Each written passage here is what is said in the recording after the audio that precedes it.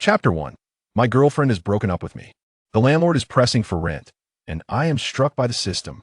Within the dimly lit confines of a cramped mobile phone repair shop, a peculiar odor of pine, resin mingled with dust permeated the air. On the workbench, an assortment of mobile phone carcasses and disassembly tools lay haphazardly strewn about, the sole illumination emanating from a precariously shaking desk lamp, casting a distorted light upon Ma Liang's pale and weary visage. "Ma Liang, let's break up." A cold female voice sliced through the air like a poisoned dagger, piercing directly into the already battered heart of Ma Liang. He abruptly lifted his head to behold the woman before him, adorned with exquisite makeup and stylish attire. Her name was Lina, his girlfriend of 3 years. At that moment, she surveyed the less than square meter shop with evident disdain, her brows furrowed as if lingering even a second longer was a form of torture. "Why?" Ma Liang's voice emerged hoarse as he set down the screwdriver, attempting to rise. "Why?" Lina scoffed as though she had heard the greatest joke, gesturing dismissively around her. "You ask me why? Ma Liang, open your eyes and take a look. Examine this wretched den of yours. Look at yourself. You reek of machine oil from head to toe. What do you have to offer me for the future?" Her words dripped with sharpness and cruelty. "My friend's boyfriend gifted her a Chanel bag today. Last week, another friend upgraded to a BMW. And what do you have? Aside from fixing these broken phones, what else can you do?" Ma Liang's lips moved, yet no retort escaped. He cherished his craft. He found pride in earning a living through his own hands, believing there was no shame in it. He longed to express that if given a bit more time, as business improved. Yet, in the face of Lina's scornful gaze, his words felt utterly feeble. "Na, don't call me Na. It makes me feel nauseous." Lina stepped back, as if trying to evade a contagion. "There's someone waiting for me downstairs, driving a BMW 5 Series 1 you've probably never seen before. This is it, Ma Liang, we no longer inhabit the same world." With that, she turned on her heel and departed, the sharp, resolute clicks of her high heels echoing against the floor. Ma Liang remained frozen, as if time had stalled, the roar of a car engine from downstairs reverberating in his ears before everything descended into silence. He slowly sank back into his chair, gazing at a photograph of the two of them on the table. In the image, Lina beamed radiantly, nestled beside him. Now, all that remained was an abyss of emptiness and derision. Bang, bang, bang. Just as Ma Liang succumbed to despair, the rolling shutter door was pounded with such force that it jolted him back to reality. "Ma Liang, open the door. I know you're in there." It was the landlord's voice. The oppressive presence of his rotund figure could be felt even through the door. A wave of dread washed over Ma Liang as he reluctantly pulled open a corner of the shutter door. Brother Wang, the landlord, a corpulent man, shoved the door wide open, his ample form squeezing into the already confined space. "Don't try to get chummy with me." Wang spat, his words punctuated by flying saliva. "Rent. It's been 3 months. If you don't pay today, you can pack your things and get out immediately." Ma Liang lowered his head, his voice barely above a whisper. "Brother Wang, please give me a few more days. I will gather the money soon." "Gather money? What do you intend to gather it with? These worthless trinkets of yours?" Wang, the hefty man, derisively kicked a box of parts on the ground. "Let me be clear. By noon tomorrow, if I don't see the money, I will toss all this rubbish out onto the street." With that harsh ultimatum, Wang turned his corpulent body and stomped away, cursing under his breath. The shop fell into a chilling silence once more. The resoluteness of his girlfriend and the landlord's relentless pressure loomed over Ma Liang like 2 insurmountable mountains, suffocating him. He felt as though his life had reached a dead end, devoid of any glimmer of hope. Why? Why was he working so hard, yet still living like a dog? A surge of overwhelming helplessness and anger surged within him. He slammed his fist down onto the workbench, causing the scattered phone parts to jingle in protest. The pain radiating from his knuckles brought him a momentary clarity, yet was swiftly overshadowed by a deeper despair. Dragging his heavy feet, he approached the back door of the shop and pushed open the creaking wooden door. Outside lay a filthy alley, cluttered with garbage bins, exuding a rancid odor. Ma Liang leaned against the wall, lighting a cheap cigarette, allowing the nicotine to numb his frayed nerves. The neon lights of the city flickered in the distance, their vibrancy starkly contrasting his desolation. Suddenly, a sharp whoosh sliced through the night sky, approaching at an unbelievable speed. Instinctively, Ma Liang looked up to see a silver point of light trailing a faint luminescence, plummeting directly toward him. What the hell? What is that? His mind blanked. Was it a drone? A meteor? With no time to ponder, survival instinct kicked in, and he dove to the side. Boom! A dull thud echoed as the object struck the ground where he had just stood, shaking the earth beneath him. Debris and dust erupted into the air. Ma Liang scrambled to his feet, trembling as he peered into the small impact crater. Inside was no fire, no explosion, just a gleaming silver briefcase, lying silently. The briefcase was crafted from a mysterious metal, its surface as smooth as a mirror, with sleek lines that exuded a sense of futuristic technology, starkly contrasting with the surrounding refuse and filth. Ma Liang was bewildered. What was this? Whose peculiar object had been discarded from above? He glanced around, finding himself utterly alone. Compelled by an inexplicable force, he summoned his courage and cautiously approached. The briefcase appeared unscathed, not a single scratch marring its surface. Hesitating briefly, he extended a trembling hand, lightly brushing against the case. A chilling, hard sensation met his fingertips. At the very moment his fingers made contact with the briefcase, ding! An emotionless mechanical voice resonated within his mind without warning. Host compatibility detected. Binding in progress. Biological information scanning. Gene sequence match 100. Ma Liang, startled, instinctively retracted his hand, casting a fearful glance around him. Who? Who is speaking? The alley lay shrouded in silence, save for the rustling of wind brushing against discarded trash bags. Binding progress. 10, 30, 70, 100. God-level repair system successfully bound. Welcome, host Ma Liang. From this moment forth, you shall be the sole user of this system. The cold, mechanical voice resonated once more, sounding far too vivid to be an illusion.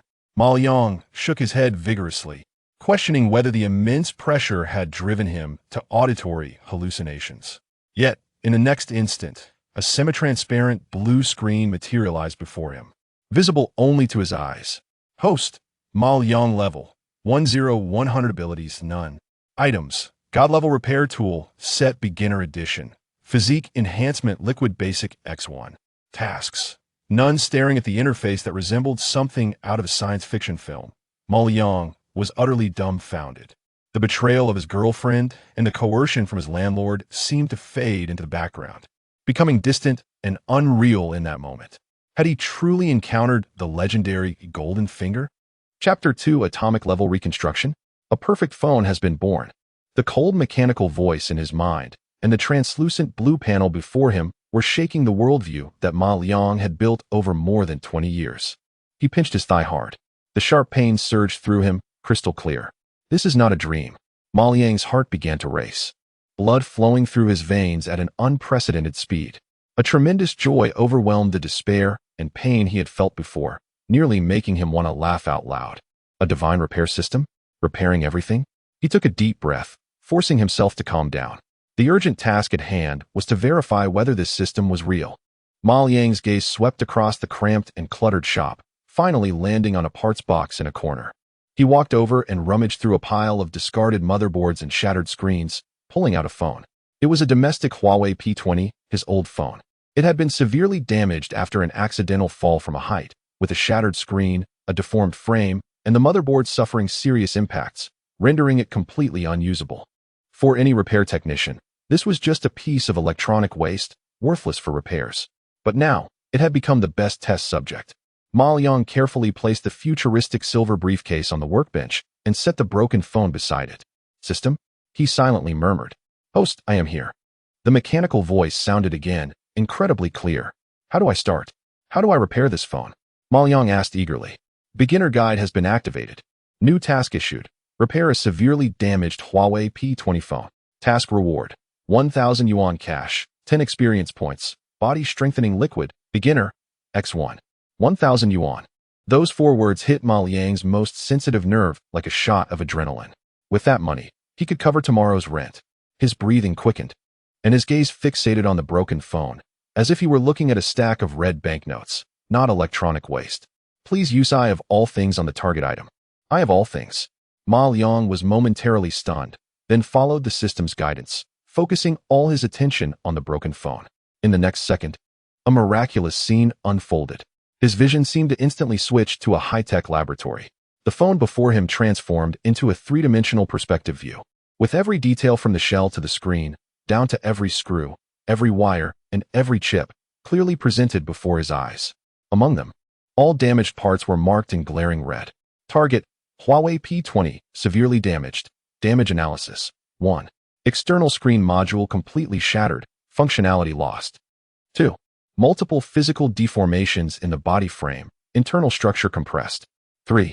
Mainboard CPU cold soldering, multiple capacitors breakdown, RF chip circuit fracture. 4. Physical damage to the battery module, posing safety risks. A series of technical terms and damage reports left Ma Liang feeling dizzy. He understood repairs himself, but could only judge that the screen and mainboard were broken and had no way to analyze the situation so intricately.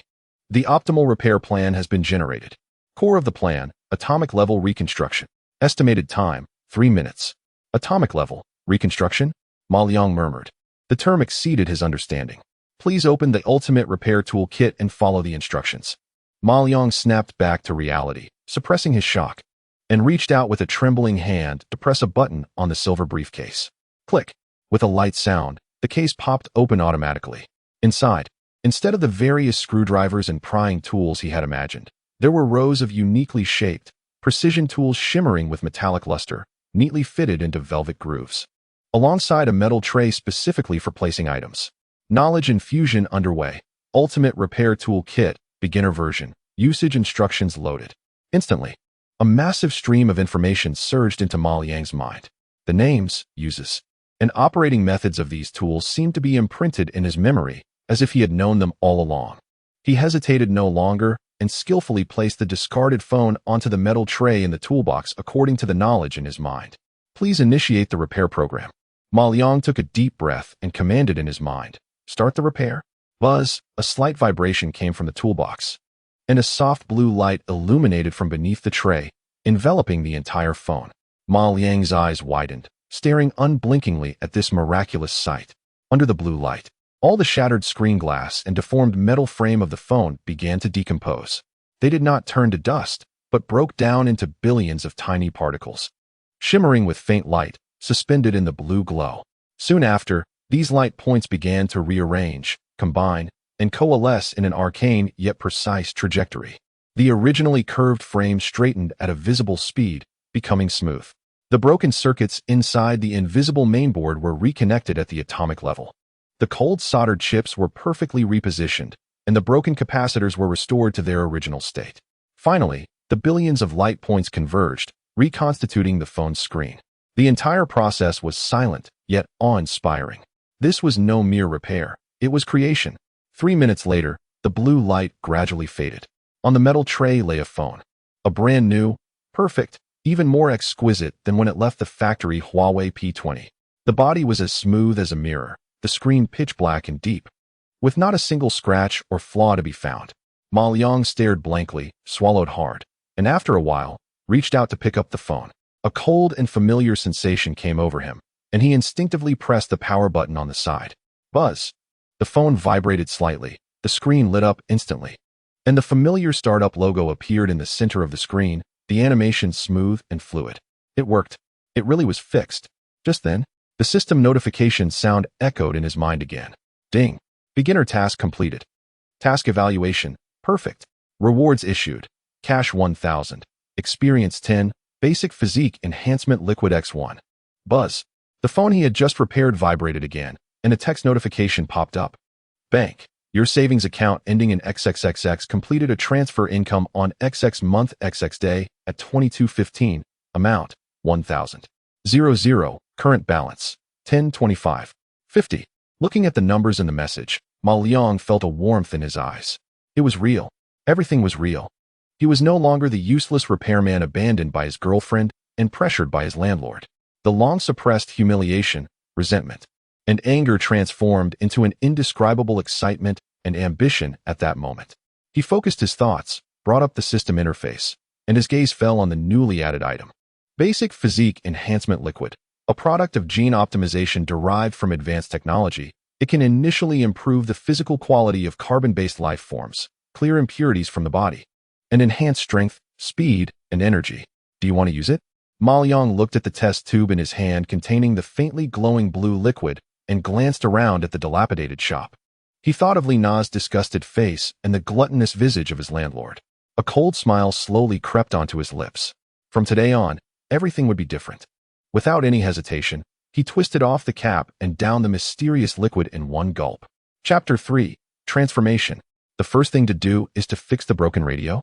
The moment the body-strengthening liquid entered his mouth, it was not the sweet taste he had imagined, but rather a cold metallic sensation. As the liquid slid down his throat, an indescribable heat surged forth, erupting like lava and instantly engulfing Ma Liang's entire body. Ugh! Ma Liang let out a muffled groan. Feeling as if every bone in his body was being shattered and reassembled, every muscle, every cell, was groaning under this overwhelming force. The pain. An unprecedented level of pain. He nearly lost control and screamed, but his strong willpower kept his teeth clenched tightly. Sweat poured down like rain, quickly soaking his clothes. A layer of black, greasy impurities, reeking of a foul odor, seeped from his pores, enveloping him completely.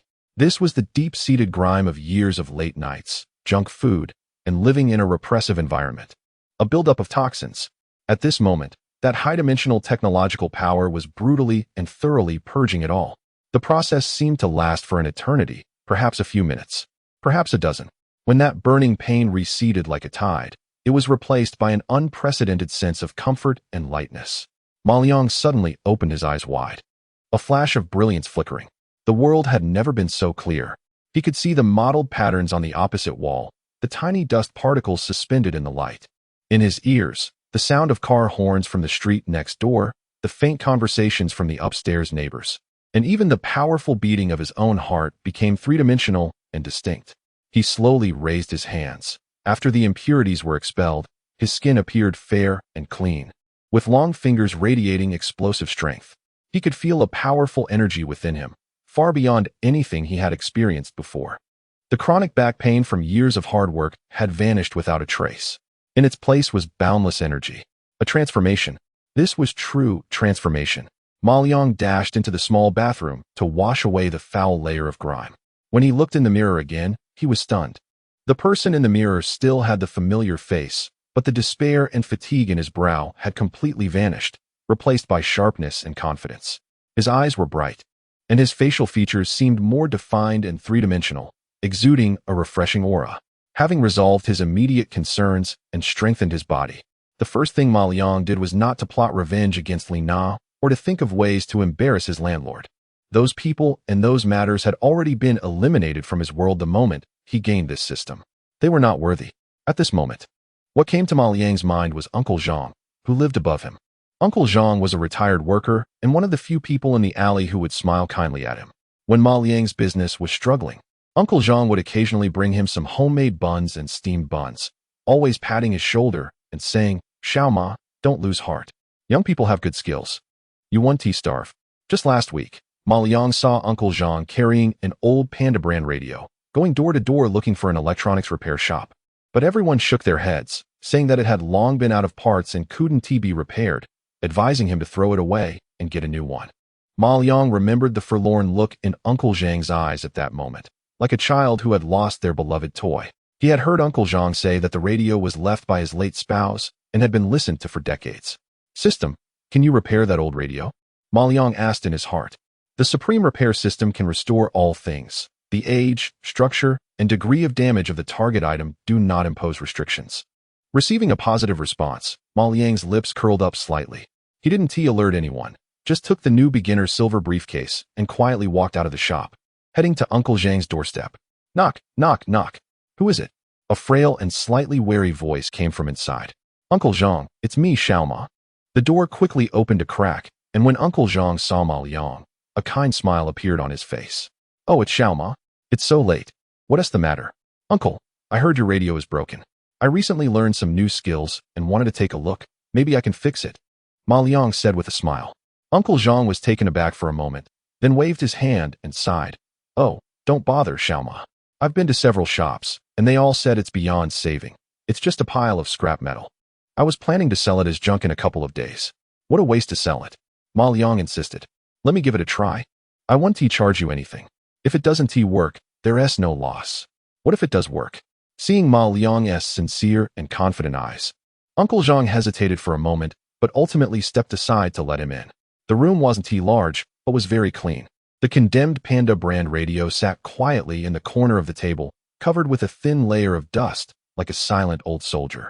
Ma Liang placed the briefcase on the floor without opening it. He simply walked up, reached out, and gently placed his hand on the radio's wooden casing. The eye of exploration activated. Instantly, in Ma Liang's vision, the old radio transformed into a precise, three-dimensional model. Target, Panda brand B802 transistor radio, severely aged. Multiple damages. Damage analysis. 1. Internal circuit board extensively corroded by moisture. 2. Multiple transistors and capacitor components aged and failed. 3. Tuning knob internal mechanical structure fractured. 4. Speaker voice coil lead oxidized and broken. Optimal repair plan generated. Core of the plan, molecular level repair and component restructuring. Indeed, the damage was more severe than anticipated. To any repair shop, it would definitely be considered junk. Ma Liang didn't take out any sci-fi tools. He simply asked Grandpa Zhang, "Do you have a screwdriver? I'd like to take a look." Grandpa Zhang fetched a set of household screwdrivers and handed them to him. Under Grandpa Zhang's watchful gaze, Ma Liang began his performance. His movements were so swift that they dazzled the eyes, yet they were filled with a rhythmic grace. The screws were removed one by one, and the old back cover was easily opened, revealing the complex and decayed circuit board inside. Grandpa Zhang only saw Ma Liang's fingers swiftly gliding over the densely packed components. Sometimes tapping, sometimes pressing, sometimes twisting. Little did he know that with each seemingly casual touch, the system was outputting imperceptible energy through Ma Liang's fingertips, conducting molecular-level repairs and reshaping on those aging components. The corroded circuit board regained its luster, the failed capacitors regained their activity, and the broken voice coil leads were seamlessly connected at the atomic level. The entire process took no more than 5 minutes. Ma Liang reattached the back cover and tightened the last screw. He picked up the power cable, plugged it into the socket, then turned to the bewildered Grandpa Zhang with a smile and turned the once-defunct knob. Zzz, a familiar sound of electricity crackled. Then, a clear, melodious female voice flowed from the long silent speaker. "Good evening, dear listeners. Welcome to the Classic Old Songs program. Now, we bring you a song." The singing was melodious, filled with a sense of nostalgia. Grandpa Zhang froze, his eyes wide open, looking incredulously at the radio that was joyfully singing, then at the calm Ma Liang. Tears welled up in the old man's eyes. He trembled as he reached out, gently caressing the warm wooden exterior of the radio, as if he were touching his lost youth and loved one. "It works. It really works." Grandpa Zhang's voice was thick with emotion and trembled. He suddenly turned his head, tightly grasping Ma Liang's hand, unable to find words in his excitement. After a moment, he finally managed to squeeze out a heartfelt compliment. "Xiaoma, your skills are truly impressive." At that moment, a sense of fulfillment surged in Ma Liang's heart, stronger than receiving money or gaining extraordinary abilities. This simple and sincere praise cleared away the last trace of gloom in his heart. He was no longer the worthless person others looked down upon. He was a top-notch repairman who could create miracles with his own hands. He looked at the excited Grandpa Zhang and broke into a brilliant and confident smile. A new life was just beginning. Chapter 4. The Rise to Fame. Fixing a radio draws a crowd. Stepping out of Grandpa Zhang's house, the night breeze brushed against Ma Liang's face, carrying a hint of coolness that felt incredibly refreshing. He returned to his dim and cramped little shop, looking at the perfectly restored Huawei P20 and the sci-fi-esque silver suitcase on the table, a slight smile unconsciously appearing on his lips. In the past, he had guarded this shop, a pile of worthless scraps, and a humble love, only to receive abandonment and humiliation in return. But now, he possessed the power to change everything. This feeling was wonderful. The next morning, the tranquility of the old alley was shattered by melodious and clear opera sounds.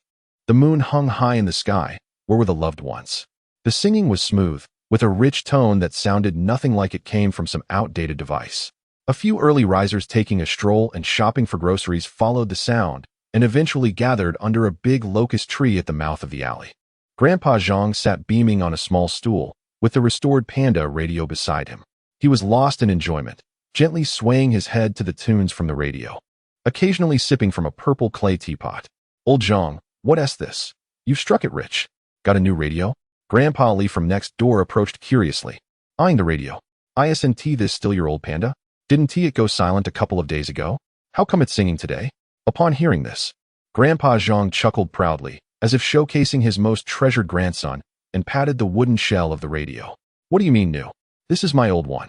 It was fixed by that young guy living downstairs. The one who runs the mobile repair shop. That young man. The quiet and honest one.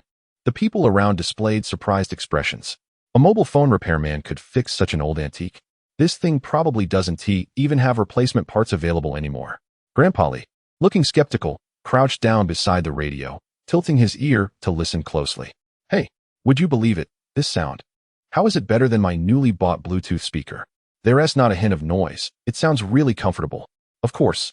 Grandpa Zhang became even more excited. He stood up, cradling the radio in his arms, and said to the crowd, let me tell you, this young man's skills are exceptional. Just listen to this sound. Clear and loud, just like when I first bought one in my youth. No, it's even better than back then. He carefully stroked the smooth surface of the radio, praising it endlessly. And look at this exterior. It used to be all scratched up, and now? It's like brand new. This isn't just repair, this is restoration. Word spread quickly, as news of the young man's ability to fix antique radios took flight throughout the entire old neighborhood. For the old neighbors who have lived here all their lives, who doesn't have a few old items that they can't bear to throw away and can't repair? Those are memories, a connection to the past. Today, Ma Liang's cell phone repair shop, usually quiet, was unexpectedly bustling. The first visitor was Aunt Wang, who lived across the street. She walked in with a dusty old Butterfly brand sewing machine, looking somewhat skeptical. Xiao Ma, I heard from old Zhang that you're quite skilled. Aunt Wang set the heavy sewing machine down with a thud. I haven't used this sewing machine in over a decade. I can't even press the pedal. Do you think it can be fixed? Ma Liang had just finished cleaning the shop and smiled when he saw Aunt Wang. Aunt, just leave it here. Let me take a look. His gaze fell on the sewing machine as he silently thought. Eye of Exploration, activate. Target, Butterfly brand J household sewing machine, severe rust. Mechanical jam. Damage analysis. Internal drive shaft rusted, shuttle structure misaligned, belt aged and broken. Optimal repair plan generated. Indeed, these were all physical issues. Can it be fixed? Aunt Wang asked nervously when she noticed Ma Liang staring at the machine without speaking. It's a small problem. Ma Liang replied confidently with a smile. You can come pick it up in the afternoon. Really, is that true? Aunt Wang could hardly believe her ears. She had approached scrap dealers before, but they all turned her down, saying it was too heavy and not worth much as scrap metal. Just as Aunt Wang left, still in disbelief, another head peeked through the door. It was Uncle Zhao, who ran a small grocery store. He walked in somewhat shyly, holding an old Phoenix brand camera that also had a vintage feel.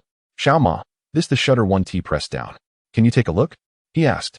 All my daughter's childhood photos were taken with this. Just put it here, Uncle Zhao, Ma Liang said. Xiao Ma, my watch isn't working. Xiao Ma, my lamp keeps flickering, can it be repaired? In an instant, Ma Liang's small shop, not even 10 square meters, turned into an exhibition of old items. Sewing machines, old cameras, watches, lamps, and even a black and white television. These seemingly worthless pieces of junk, in the eyes of others, were now cautiously brought in by their owners, each item carrying a heavy memory and hope. Ma Liang did not refuse any of them. He accepted everything without even mentioning money.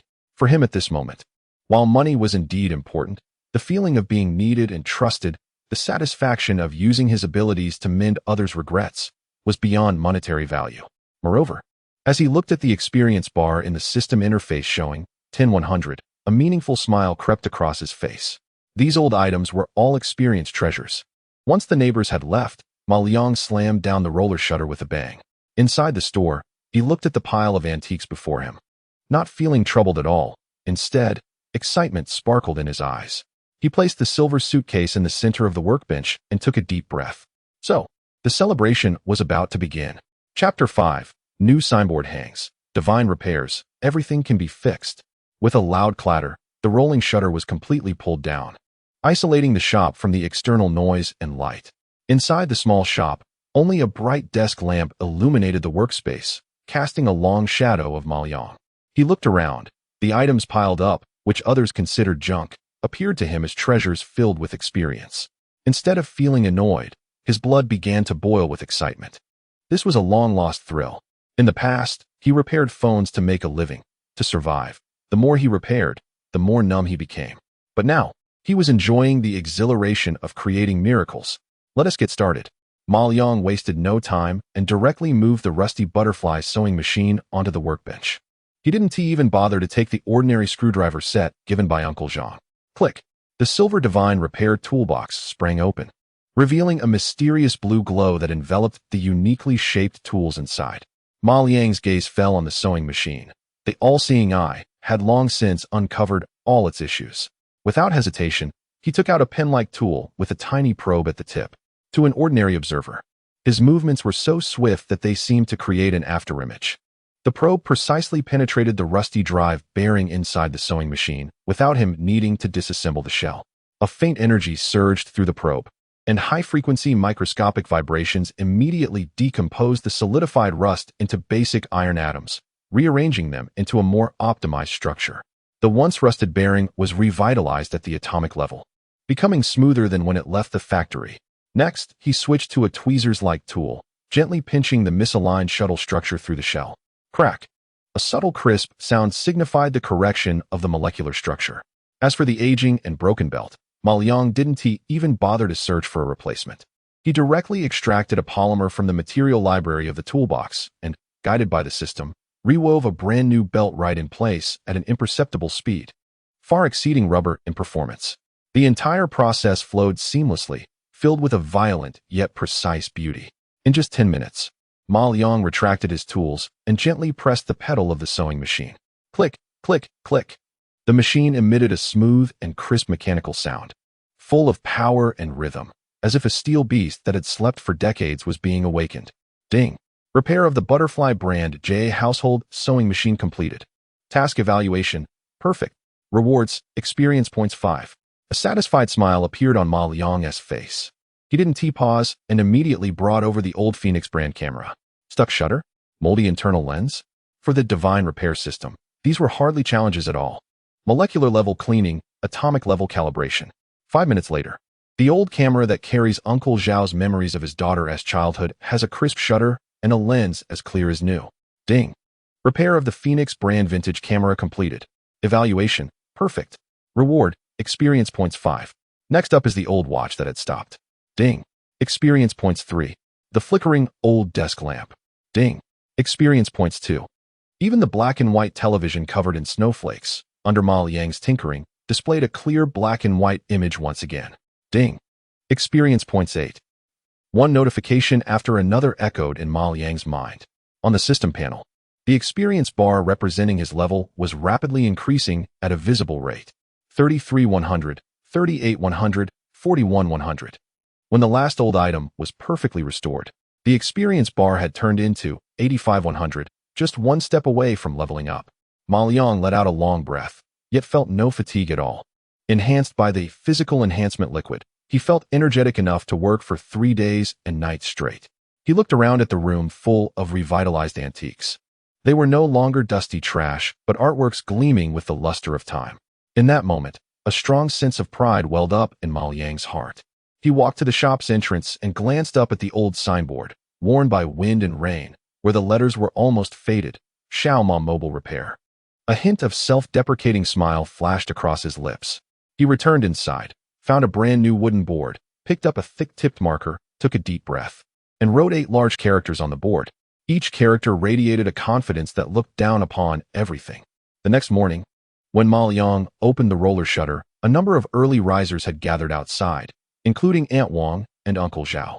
"Xiaoma, my sewing machine." Aunt Wang rushed in first, her words trailing off.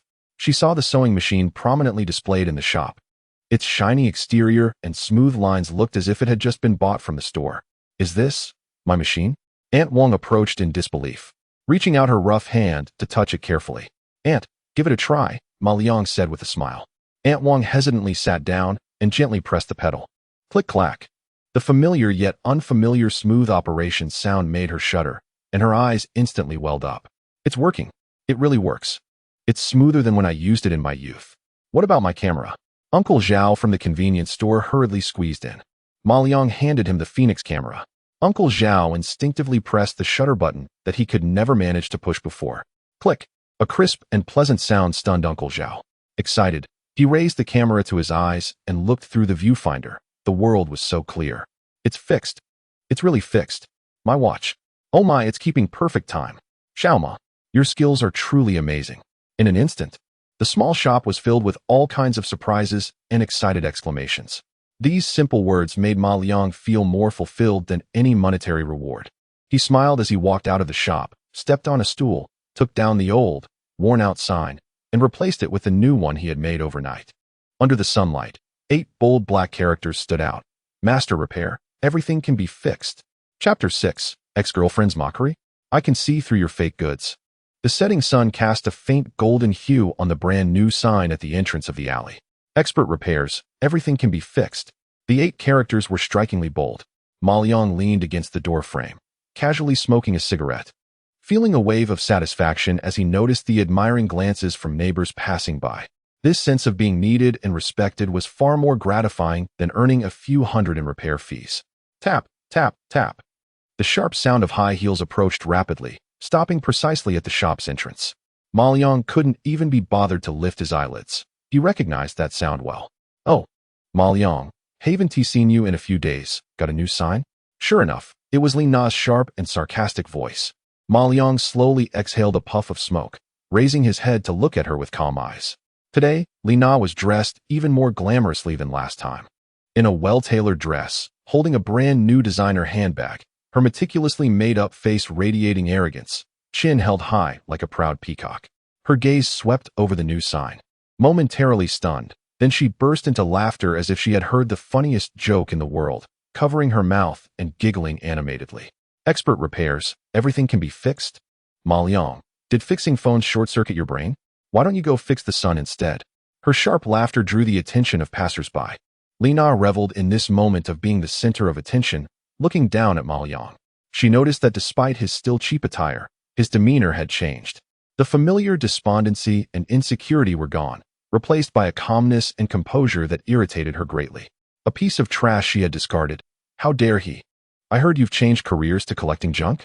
Fixing sewing machines and radios too? Li Na's tone dripped with disdain. Look at you, stuck in this dump.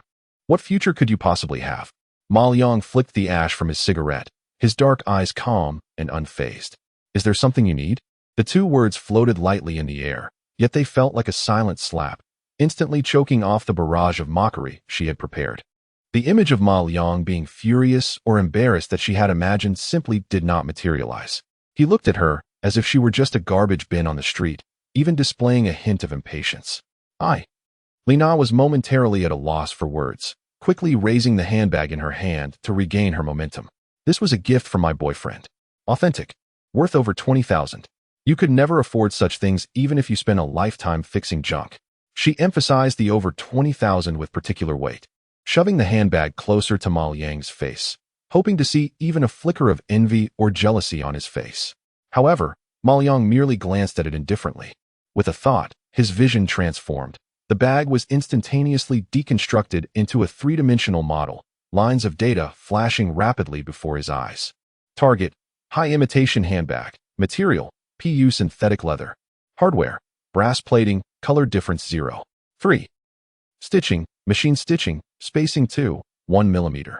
Overall evaluation, top-tier replica, market price around 800 yuan. So that's it. A faint, playful curve appeared at the corner of Ma Liang's mouth. He looked at Li Na's face, which was full of vanity, and slowly spoke. This bag is a pretty good imitation. The air seemed to freeze. The proud smile on Li Na's face instantly stiffened, like a duck with its neck grabbed. You, what nonsense are you talking? This is the real deal. I bought it at a boutique.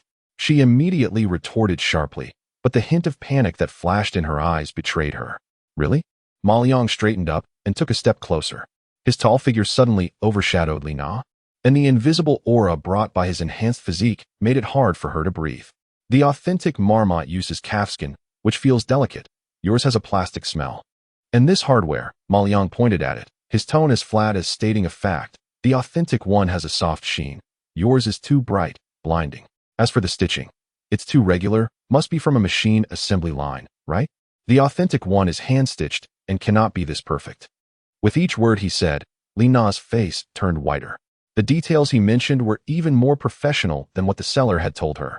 How could a phone repairman possibly know these things? You're slandering me. She still tried to be tough, but her voice had already taken on a sobbing tone. Ma Liang chuckled lightly, took a step back, leaned against the door frame again, his tone filled with unabashed mockery. Your boyfriend, who drives a luxury car, bought you this? It seems you're only worth this much. This sentence was like a poisoned dagger, piercing through the last line of defense built by Li Na's vanity. Her greatest pride was now shattered and trampled by Ma Liang. The curious and snickering gazes from the neighbors around felt like countless needles, making her cheeks burn with pain. Wait for me. Unable to stay any longer, Li Na clutched the seemingly heavy fake bag, let out a sharp scream, and awkwardly turned on her high heels to run away. Watching her flee in panic, Ma Liang showed no signs of triumph on his face. He simply calmly extinguished the cigarette, but in his hand, and tossed it into the trash can. He and she were already people from two different worlds. This low-level farce couldn't even stir a ripple in his heart. His journey was among the stars and the sea of all things. And Li Na was merely a speck of dust blown away by the wind on his path to a new life, not worth mentioning. Chapter 7, A Scrapped Hard Drive? Is this what you call repair? The farcical escape of Li Na quickly became a thing of the past, whispered about by the neighbors. Ma Liang was unfazed, leaning against the door frame with an indifferent expression, as if all that had just happened was merely shooing away a buzzing fly. His world had changed, and naturally, so had his perspective. At that moment, a ride-hailing car stopped at the entrance of the alley. A young man, wearing black-framed glasses and looking somewhat frail, got out. He was dressed in a faded plaid shirt, tightly clutching something wrapped in an anti-static bag, his face filled with anxiety and urgency. The young man glanced up at the sign of the repair shop, which promised to fix anything, a hint of doubt flashing in his eyes, but ultimately, he approached with a glimmer of hope. Excuse me, is this the repair shop? He asked uncertainly at the door. His gaze swept across the shop, landing on the old sewing machines and radios, and his hope dimmed a bit more. That's me. Ma Liang straightened up, his eyes falling on the item the young man was holding. What needs repairing? Boss, can this hard drive be fixed? The young man seemed to grasp at a lifeline as he quickly handed over the item. It was a 3.5-inch mechanical hard drive, with a Seagate label. It fell off the table the day before yesterday, and since then my computer can't read it. It keeps making a clicking noise, the young man spoke rapidly, his voice trembling slightly. I ran to several professional data recovery centers, and they all said the read-write head is damaged, and the platters might be scratched. The success rate for opening the drive is less than 30%, and the quote was at least 8,000, with no guarantee of recovering all the data. At this point, the young man's eyes were reddening. Boss, this hard drive contains all my materials from 4 years of university, as well as my graduation project, which I have to submit next week. If I lose it, I'm done for. He looked at Ma Liang, his gaze full of pleading. I saw someone recommend you on a local forum, saying your skills are extraordinary. Can you help me? Ma Liang took the hard drive, feeling its icy coldness. He didn't rush to answer, but instead weighed it in his hand. The eye of exploration activated. Instantly, the internal structure of the hard drive presented itself in his mind in a high-precision 3D model. Target, Seagate Barracuda 2 TB mechanical hard drive, severe physical damage. Damage analysis. 1. The head assembly has deformed due to impact, making contact with the platters, resulting in head damage. 2. The surface of platter 0 has micron-level scratches, with some sectors in the 0 track damaged. 3. The internal firmware area has logical errors due to abnormal power loss. Comprehensive evaluation. Given current technological capabilities, data recovery is extremely difficult, with a risk of permanent data loss. Indeed, it was badly damaged. For an ordinary data recovery center, this is indeed a top-level challenge that requires a dust-free environment to operate. A slight mistake could completely ruin the data on the hard drive. But for Ma Liang, it's not a big problem. He looked up at the visibly nervous young man and said in a calm tone, Really? The young man was so excited he nearly jumped up, his expression shifting from despair to ecstasy. Can it be fixed? The data, can it be recovered? Yes. Ma Liang nodded, as if it were a trivial matter. So, what about the cost? The young man asked cautiously, fearing an astronomical figure. Ma Liang glanced at his faded shirt and said lightly, "Are you a student?" "Yes, just graduated." 1,000. Ma Liang quoted a price. This amount wouldn't make him seem cheap, yet it was definitely within the young man's budget. 1,000. The young man was stunned, hardly believing his ears. Other data centers often quoted 8 to 10,000 without guaranteeing success, yet this mysterious boss only wanted 1,000 and said it so casually. He even doubted whether he had encountered a scammer, but thinking about how desperate he was, he gritted his teeth and pulled out his payment code from his phone. "Boss, I'll pay right away. As long as it can be fixed, 1,000 is a bargain. Pay after it's fixed." Ma Liang waved his hand and turned back to the workbench, placing the hard drive on it. He opened the silver briefcase. A soft hum sounded as the repair tray slowly rose, emitting a gentle blue glow. The young man curiously leaned over, expecting Ma Liang to take out various professional tools or even put on an anti-static suit for complex operations. However, Ma Liang simply placed the hard drive gently on the tray. Then, he took out a probe-like tool from the toolbox and lightly tapped a few specific spots through the hard drive's casing. "Start the repair program," Ma Liang silently thought. The blue light on the tray suddenly intensified, enveloping the entire hard drive. The young man felt a flash in front of his eyes, as if he saw countless tiny points of light swirling rapidly in the blue glow. In his understanding, repairing a hard drive should be a meticulous task. Yet Ma Liang's approach was straightforward to the point of being sci-fi. No disassembly, no opening of the drive. Under the power of the divine repair system, the deformed read-write head components were forcibly calibrated at the atomic level. The damaged heads were reshaped. Micrometer-level scratches on the platters were instantly smoothed over. An erroneous logic in the firmware was brutally rewritten. The entire process took less than 5 minutes. The blue light faded. The hard drive lay quietly on the tray, looking unchanged on the surface. Ma Liang picked up the hard drive and connected it to the nearby desktop computer. "Done," he said. "Good, done?" The young man was completely bewildered. "Is that it? 5 minutes? You didn't even open the casing. Is this what you call repair?" He approached the screen with extreme skepticism.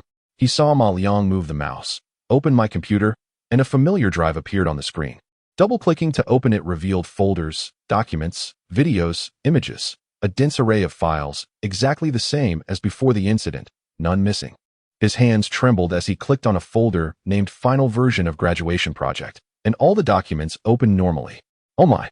The young man covered his mouth, overwhelmed with joy that left him momentarily speechless, tears instantly welling up in his eyes. He suddenly turned around, looking at the calm-faced Ma Liang, excitedly stammering. "Great, great master. Thank you so much." He pulled out his phone, flustered, ready to transfer money, even wanting to send more to express his gratitude. "It's agreed, 1,000, just 1,000. Ma Liang's voice was soft, but carried an undeniable authority.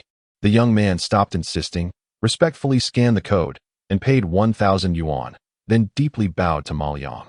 Holding the recovered hard drive as if it were a treasure, he left with endless gratitude. Ding. Seagate external hard drive repair complete. Task evaluation, perfect. Rewards, 1,000 yuan, experience points 15. Level, 1, 100. Upgrade available. The prompt sound in his mind made Ma Liang's lips curve slightly. He watched the young man almost leap away, then looked up at his sign that proclaimed masterful repairs. Everything can be fixed. This was just the beginning. Chapter 8. A Patek Philippe shattered to pieces? Can it be repaired? With his reputation solidified in the old town by fixing things for neighbors, Ma Liang's name became well known. The sign of divine repair, everything can be fixed, was no longer a subject of ridicule. Instead, it became synonymous with extraordinary skill in the eyes of the locals. However, these small jobs like repairing radios and sewing machines posed no challenge for someone with a godlike repair system like Ma Liang. He didn't even need to use his silver briefcase. All it took was activating his all-seeing exploration eye, and with a gentle swipe of his finger, he could repair items at the molecular level effortlessly. Experience points increased slowly, and more importantly, the fire within him to conquer high-level challenges remained unfulfilled. He needed a true opponent, a task that could excite both him and the system. That afternoon, Ma Liang lay bored on his chair, scrolling through news on his phone about recent developments regarding chip technology being constrained, his brow furrowed. Just then, a loud screeching of brakes shattered the tranquility of the old street. A sleek, shiny black Bentley Mulsanne slowly came to a halt in front of his dilapidated shop. The multi-million-dollar luxury car created a stark visual contrast with the weathered walls and hanging laundry around, instantly capturing the attention of all passers-by. The car door opened, and a driver in a black suit and white gloves hurriedly stepped out to open the rear door. An elderly man, dressed in a traditional Chinese tunic with a white-haired head but a vigorous demeanor, emerged from the vehicle, leaning on a fragrant wood cane. Behind him followed a young assistant carrying a briefcase, with sharp eyes.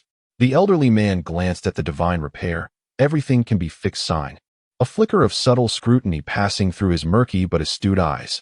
Ignoring the curious gazes of those around him, he walked straight into Ma Liang's shop. "Excuse me, which one of you is Master Ma Liang?" The elderly man's voice was loud, carrying an air of authority from years in a high position. Ma Liang put down his phone, sat up straight in his chair, and calmly regarded the visitor. "I am. What can I do for you?" His reaction was as calm as water. He was neither surprised by the luxury car nor intimidated by the man's commanding presence.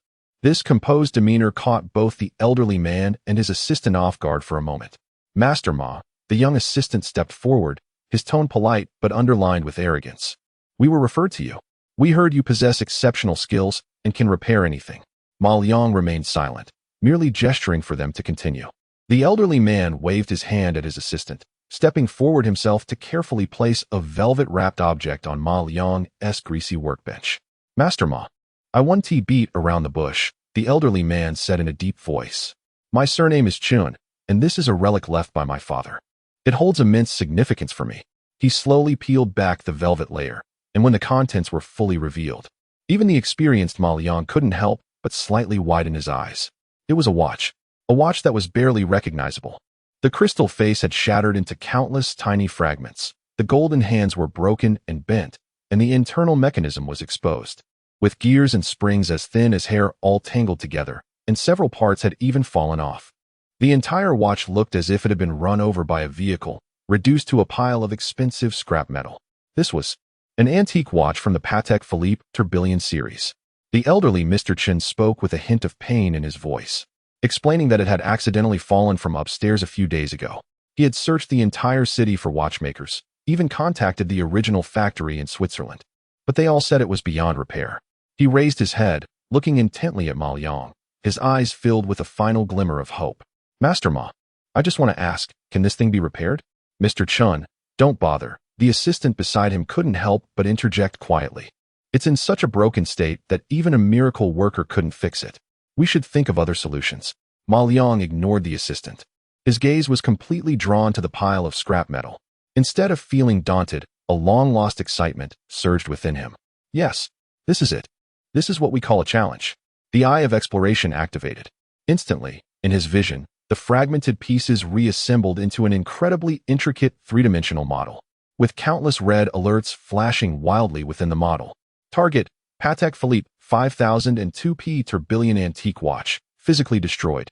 Damage analysis. 1. Sapphire crystal face, completely shattered. 2. Platinum case, severely deformed in multiple areas, internal structure damaged. 3. The movement contains 366 parts, of which 312 parts are broken, deformed, or displaced. 4. The core tourbillon frame structure has experienced a physical displacement of 0.3 millimeters and is completely ineffective. 5. The gear set for the celestial and lunar dials is jammed. Comprehensive assessment exceeds the limits of any known manual or mechanical repair techniques. Indeed, a tough nut to crack. A smile unexpectedly appeared at the corner of Ma Liang's mouth. He looked at the anxious Mr. Chun and slowly uttered one word. "Can." This word, lightly spoken, seemed to carry immense weight. Mr. Chun and his assistant's eyes widened simultaneously. You mean it can be repaired?" The assistant's voice changed pitch. His face filled with disbelief. "Leave it here." Ma Liang pointed to the table. "Come back tomorrow to pick it up." "Tomorrow?" Mr. Chun was also taken aback. "Master Ma, this is not an ordinary watch. The parts inside are thinner than hair. Just disassembling it will take several days." Ma Liang waved his hand, interrupting him. "That's their job." He pointed to the door outside. "To me, this is a minor issue." That calm confidence, that demeanor of looking down on thousands of watches, instantly subdued Mr. Chun. Having lived for most of his life and seen countless lunatics, he had never encountered a young man like Ma Liang, who, despite running a shabby shop, exuded an air of superiority. "Well, Mr. Chen took a deep breath and nodded heavily. "Then it will be up to Master Ma. As for the cost, just name your price. We'll discuss it after the repair." After Ma Liang finished speaking, he ignored them and picked up the newspaper on the table, as if those million-dollar parts were less appealing than the news on the paper. Mr. Chen stared at Ma Liang for a while, and finally signaled to his assistant. The two of them, filled with shock and confusion, exited the shop. Once back in the Bentley, the assistant still looked incredulous. "Mr. Chen, is this person reliable? I feel like he is a fraud. He claims he can fix such a complex watch in a day. Isn't that absurd?" Mr. Chen didn't respond. He gazed through the car window at the young and calm figure in the shop, his eyes sparkling with determination. "No," he slowly spoke, his voice carrying a certainty that even he found surprising. He might really be able to create a miracle. Chapter 9. The broadcast begins. All the big names online are stunned. The Bentley Mulsanne quietly drove away from the old street. Ma Liang stood at the door, watching the luxury car disappear at the end of the alley, his face showing no signs of emotion. He turned back into the shop, pulled down the roller shutter, completely isolating himself from the chaos outside. Under the dim yellow light, the pile of Patek Philippe parts, which Mr. Chen regarded as scrap metal, lay quietly on the velvet cloth, as if silently recounting its former glory and current misery. Yet in Ma Liang's eyes, a burning flame ignited. This was the challenge he sought. Fixing it would be easy, but merely fixing it quietly would be too wasteful. A bold idea began to take root in his mind. He took out the Huawei P20, which he had repaired to be smoother than a new device, and skillfully downloaded the hottest live streaming platform, SharkLive. Without hesitation, he registered an account with a simple and straightforward ID, Divine Craftsman. Next, he started the live stream, setting the title of the room to Live Broadcast, from a pile of scrap metal to an expensive watch. He did not show his face, simply using a makeshift stand to fix the phone, with the camera precisely aimed at the pile of broken parts on the workbench. As soon as the stream started, the screen was dark, with only a few scattered comments drifting by. "New streamer? What's he broadcasting? From scrap metal to a luxury watch? Clickbait," reported. "This poor picture quality. This terrible lighting, let's leave." Ma Liang completely ignored these comments, not even glancing at them. He put on a pair of thin white gloves, not for dust protection, but to add a sense of ceremony to the entire process. The dozens of viewers in the live stream then saw a pair of long, steady hands appear in front of the camera. The first thing Ma Liang did was pick up the severely deformed platinum watch case. He used no tools, just gently pressed 2 fingers on the dented area of the case. Then, before everyone's eyes, a miraculous scene unfolded. The hard platinum metal seemed to transform into soft clay, visibly and smoothly restoring itself to its original shape. The whole process took only a few seconds. The originally twisted and deformed case became perfect again, round and smooth, as if it had never been damaged. In the live stream, after a brief silence, the comments exploded. "What? Am I seeing things? What is this? Magic? Or 3D animation? It must be fake. Definitely a prepared prop. How could he possibly reshape the metal with just his hands?" Ma Liang still paid no attention. He placed the restored case aside and turned his gaze to the tiny, grain-sized movement parts. What happened next completely shattered the viewer's understanding. He extended a finger and gently pointed at the pile of parts. A gear smaller than a grain of rice slowly floated up from the pile of scrap metal, then gracefully flew to his fingertip. Telekinesis. Special effects. This must be special effects. The streamer is amazing. In order to attract traffic, CG has been fully utilized. No, wait. Look at the metallic reflections on that gear and the shadow of the host's finger. This seems to be real. The number of viewers in the live stream began to rise at an incredible speed. 100, 500, 1,000, 5,000. More and more people were drawn to this seemingly magical live stream content. Ma Liang was immersed in his own world, his hands moving so quickly that they left afterimages. The broken pointers, shattered springs, and displaced jewel bearings. In his hands, they seemed to come alive. For the broken parts, he simply twisted them gently with 2 fingers, and when he spread them apart again, they had perfectly fused, with no trace of a crack. He didn't even need a blueprint. The perfect positions of the 366 parts were already imprinted in his mind. His hands were merely executing the optimal commands provided by the system. Installation. One by one, the components were precisely reinstalled into the movement in a way that defied imagination. The tourbillon frame was recalibrated, The gear sets of the astronomical and lunar dials were restored to linkage, and each part returned seamlessly to its position. The entire process flowed like water, filled with mechanical and violent aesthetics, leaving tens of thousands of viewers in the live stream dumbfounded, forgetting to even send comments. It was unclear how much time passed, but a complex movement, akin to a work of art, was reassembled in his hands from a pile of fragments. At that moment, a user with the ID Swiss watchmaker sent a golden super rocket comment. My God, this is the Patek Philippe 5002p movement. I would swear on my 30-year career that what the host holds is definitely genuine. This kind of micromanipulation, this repair technique, is beyond what humans can do. Who is he? Who exactly is he? This comment detonated like a bomb in the live stream. Patek Philippe?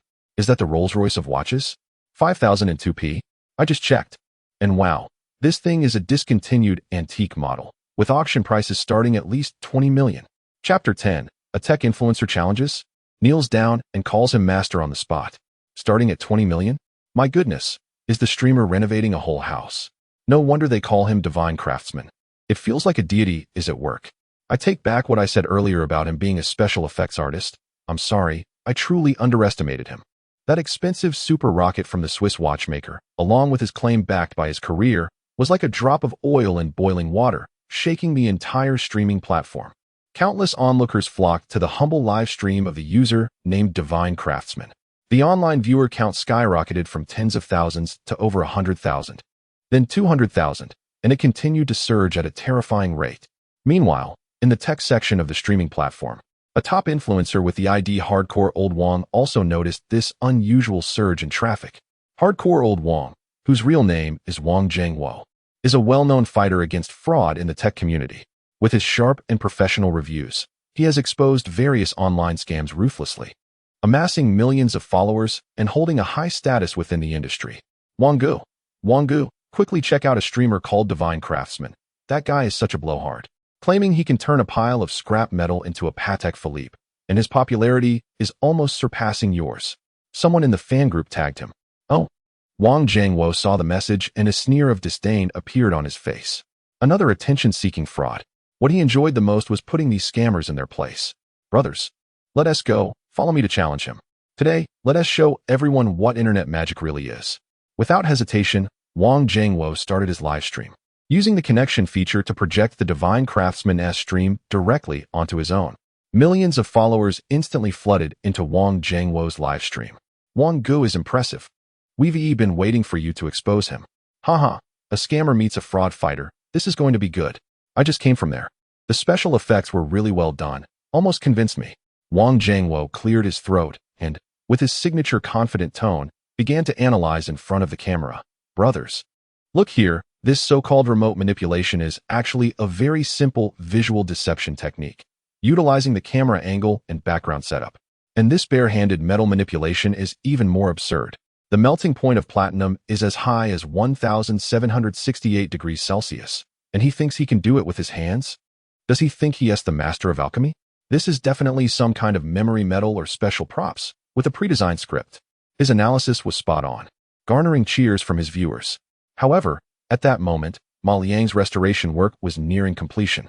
The exquisite movement was perfectly assembled, rejuvenating its vitality. Now, only the final and most challenging step remained, repairing the sapphire crystal lens that had shattered into powder. Under the watchful eyes of Wang Zhengwo and millions of viewers, Ma Liang collected the tiny shards on a piece of white paper and piled them in the center of the workbench. Here it comes, everyone, pay attention. The key to the trick is about to be revealed. Wang Zhengwo wore an expression of anticipation, and I guessed his next move would involve some chemical agent to melt the glass shards and then replace them with a pre-prepared new watch crystal. It's all a trick. However, Ma Liang's next action caused all the sarcasm that Wang Zhengwo had prepared to be swallowed back down. With his right hand, Ma Liang brought his index and middle fingers together and pointed at the pile of shards, making a gesture in the air. A faint blue light, almost imperceptible to the naked eye, flashed from his fingertips. Then, an astonishing scene unfolded that left nearly 1 million viewers in the live stream spellbound. The pile of tiny, dust-like shards, which had been still, seemed to come alive, beginning to shake violently and gather together. Under the control of an invisible force, they melted, fused, spun, and shaped themselves. Without molds, without high temperatures, right there in broad daylight. A brand new, crystal clear, flawless round watch crystal appeared out of nowhere on the workbench. Its edge gleamed. Its surface curvature was perfect, as if it were a meticulously crafted work of art from the most precise instruments in the universe. In Wang Jingwo's live stream, the barrage of comments vanished. Everyone seemed to be frozen in place, mouths agape, staring at the screen. Wang Jingwo himself was wide-eyed, his earlier confidence and disdain replaced by sheer shock and confusion. He instinctively took off his glasses, rubbed his eyes vigorously, and put them back on. The scene was still the same. The watch crystal that had appeared out of thin air lay there, as if mocking all his previous analyses. "No, it's impossible," Wang Jingwo murmured, his voice trembling. As a top-tier tech influencer, his knowledge far exceeded that of the average person.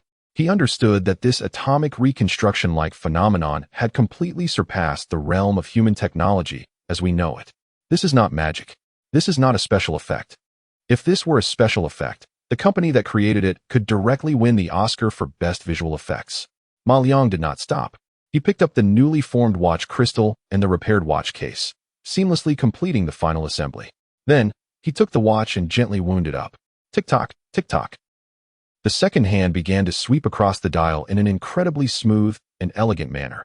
The Patek Philippe, which had been a pile of scrap metal just hours ago, was now completely revived in his hands. It was even more perfect than new. Silence. The entire internet fell into a state of dead silence at that moment. After an unknown amount of time, a trembling comment finally floated through Wang Jingwo's live stream. I seem to have witnessed a miracle. Wang Jingwo suddenly came back to his senses. He looked at the flawless watch on the screen, then glanced at the title of his live stream that was focused on debunking myths. His face instantly turned red. He took a deep breath, and then, in front of millions of fans, with trembling hands, he typed a line in the live broadcast room. "Hardcore old Wang, I take back everything I just said. I sincerely apologize to the master for my ignorance and arrogance. This is not technology. This is not magic. This is a miracle. I, Wang Jingwo, have been in technology my whole life, and today I realize what it means to have limits beyond limits and people beyond people. Master, please accept my respect." In the next moment, a super rocket was launched from Hardcore Old Wang's account. The entire internet went into a frenzy. Chapter 11: Repairing the Drone. This woman is not simple. The kneel of the Hardcore Lao Wang, along with that super rocket, completely ignited the entire network. The ID Divine Craft skyrocketed overnight from an unnoticed newcomer account to the top of the trending list on a popular platform, even making headlines across major social media. Handcrafted luxury, modern alchemy. I suspect a celestial being has descended, but I have no evidence. Various exaggerated headlines and video clips spread virally online. Even after Ma Liang's live stream ended, hundreds of thousands of viewers continued to flood into the room, madly sending bullet comments and gifs to the dark screen. However, at the storm's center, Ma Liang showed no interest at all. He calmly turned off the live stream, ignoring the instant explosion of private messages and gift notifications in the backend. For him, this live stream was merely to showcase his skills to some potential audience. Now that the bait was cast, it was just a matter of what kind of fish would come up. He carefully placed the perfectly new luxury watch back into its velvet cloth, quietly waiting for Mr. Chen to come pick it up tomorrow. The night was deep. The old street was silent. Only a few distant barks of dogs could be heard. Ma Liang yawned and was about to lower the roller shutter to rest when suddenly, a faint, rhythmic knocking echoed from outside. Knock, knock, knock. It was not the casual tapping of a neighbor or the impatient pounding of a debt collector. The sound was calm and restrained. Ma Liang's brow raised slightly. A sense of something unusual surged in his heart. He didn't immediately open the door, but walked to the side and peered through the gap in the shutter. The light at the alley's entrance was dim, and a slender figure stood quietly at the door of his shop. It was a woman. She wore a sleek black trench coat that wrapped her entire figure, and a black mask covered her face, revealing only a pair of eyes. Those eyes were bright, like stars in a cold night, calm, sharp, and even carrying a hint of maturity not typical for her age. She stood there quietly, almost merging with the darkness. If it weren't for those eyes, one could hardly detect her presence. Ma Liang's heart stirred. The fish has arrived. Without any hesitation, he pulled the roller shutter halfway up with a clang. What is it? He leaned against the doorframe, his tone calm. The woman raised her eyes, scanning him as if evaluating an item. Divine craft? Her voice was cool, like a spring in a mountain stream. Clean, but with a chill. Ma Liang shrugged noncommittally. The woman stopped wasting words and slipped through the half-open door. Once inside the shop, Ma Liang caught a faint scent mixed with gunpowder and metallic oil. This was not an ordinary woman. I watched your live stream, she stated directly, her voice devoid of any emotional fluctuation. Very impressive magic. I don't perform magic, Ma Liang replied. Is it magic? You'll find out soon. The woman said as she pulled out a silver-gray metal box from the inside of her trench coat. The box was small but appeared extremely sturdy, with no markings on the surface, only a complex electronic keypad lock. She placed the box on the greasy workbench. Making a dull thud, a faint mechanical sound was heard as the woman quickly pressed a series of complex commands on the keypad. Click. The box opened in response. Inside, there was no velvet, only black anti-static foam cushioning. In the center of the foam lay a piece of something the size of a fingernail. It was a chip, or rather, the remains of a chip. Its casing had a clear crack running diagonally through the middle, almost splitting it in two. The edges were charred, showing signs of having been burned by high temperatures. A chilling aura instantly emanated from this small chip. This thing has seen blood. What is this? Ma Liang's expression grew serious for the first time. The core processing unit of the Hummingbird. The woman's voice dropped even lower. It fell from 3,000 meters and was burned. Hummingbird? A few terms flashed through Ma Liang's mind, words he had only seen in military magazines. It was the most advanced small reconnaissance drone from a certain country, with a very high level of secrecy. I don't need you to fix it. The woman stared into Ma Liang's eyes, emphasizing each word. I need everything inside. All the data, not a single byte less. Her gaze was as sharp as an eagle's.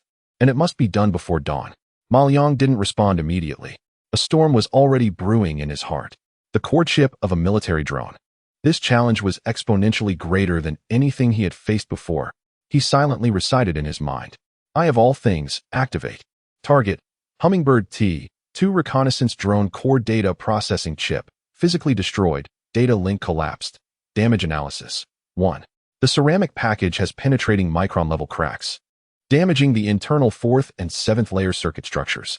2.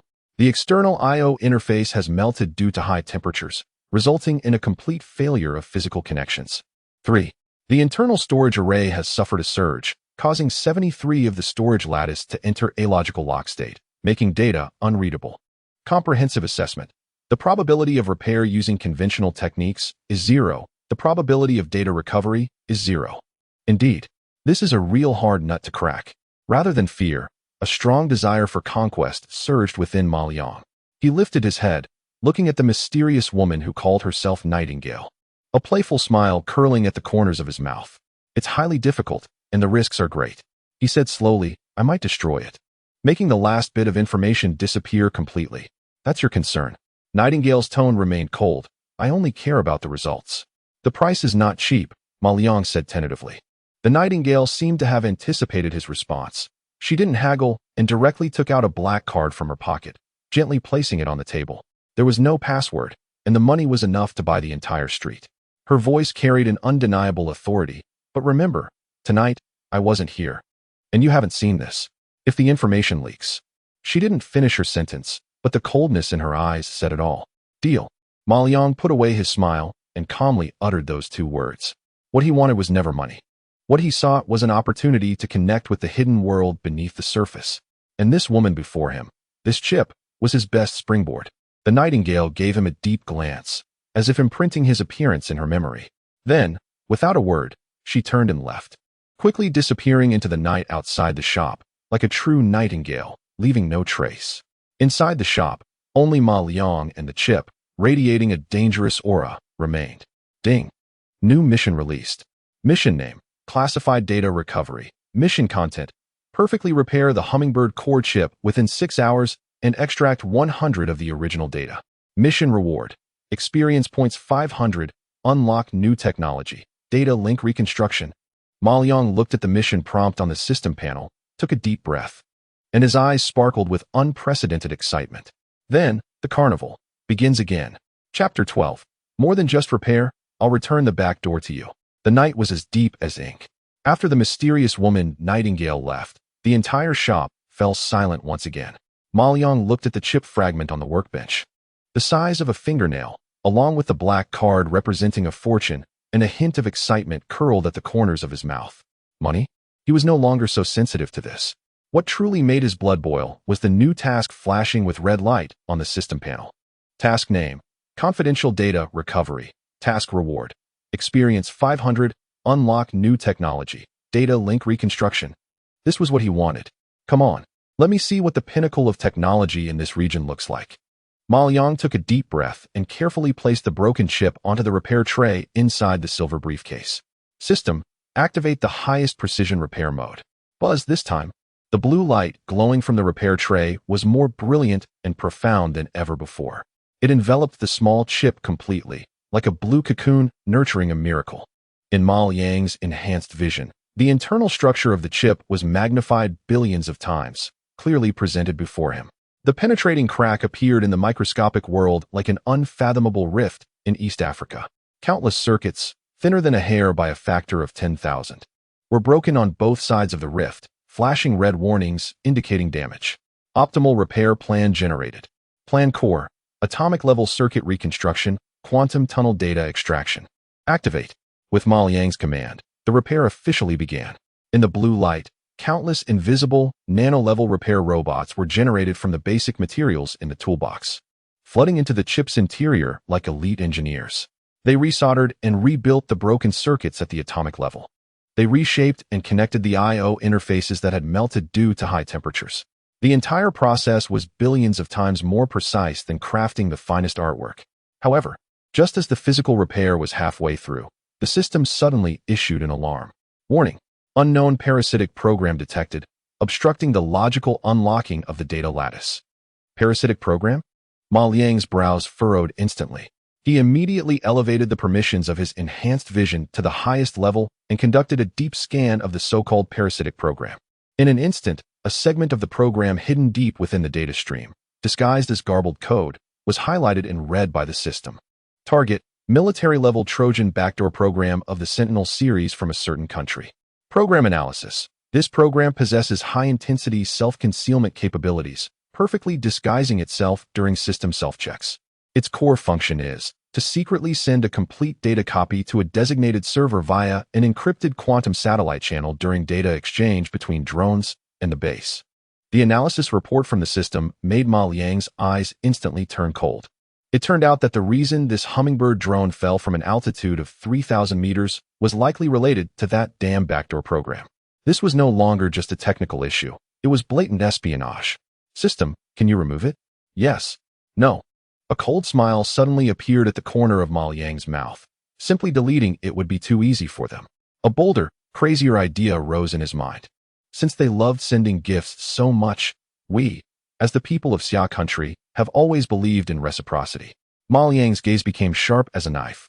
System: Use all your computing power to trace back the source of this backdoor program. I want to know where this gift was sent from. Command confirmed. Initiating data link reconstruction. Beginning reverse tracing. The newly unlocked technology was immediately put to use. In Ma Liang's mind, a vast and complex data flow map appeared in an instant. The Sentinel backdoor program slithered like a cunning snake among countless data nodes, trying to hide its tracks. However, under the tracking of the advanced maintenance system, all its disguises became useless. Layers of encryption were violently cracked. Each false jump node was directly identified. The data link was forcibly reversed. Ultimately, all lines pointed to the same endpoint. A precise satellite map emerged before Ma Liang's eyes, with a red coordinate point flashing wildly on the map. Tracking complete. Target IP address: 172.64.11. XX. Physical address: a certain country, Nevada, Area 51, Underground Level 3, Nest Data Center, Server B7. Very good. A devilish smile appeared on Ma Liang's face.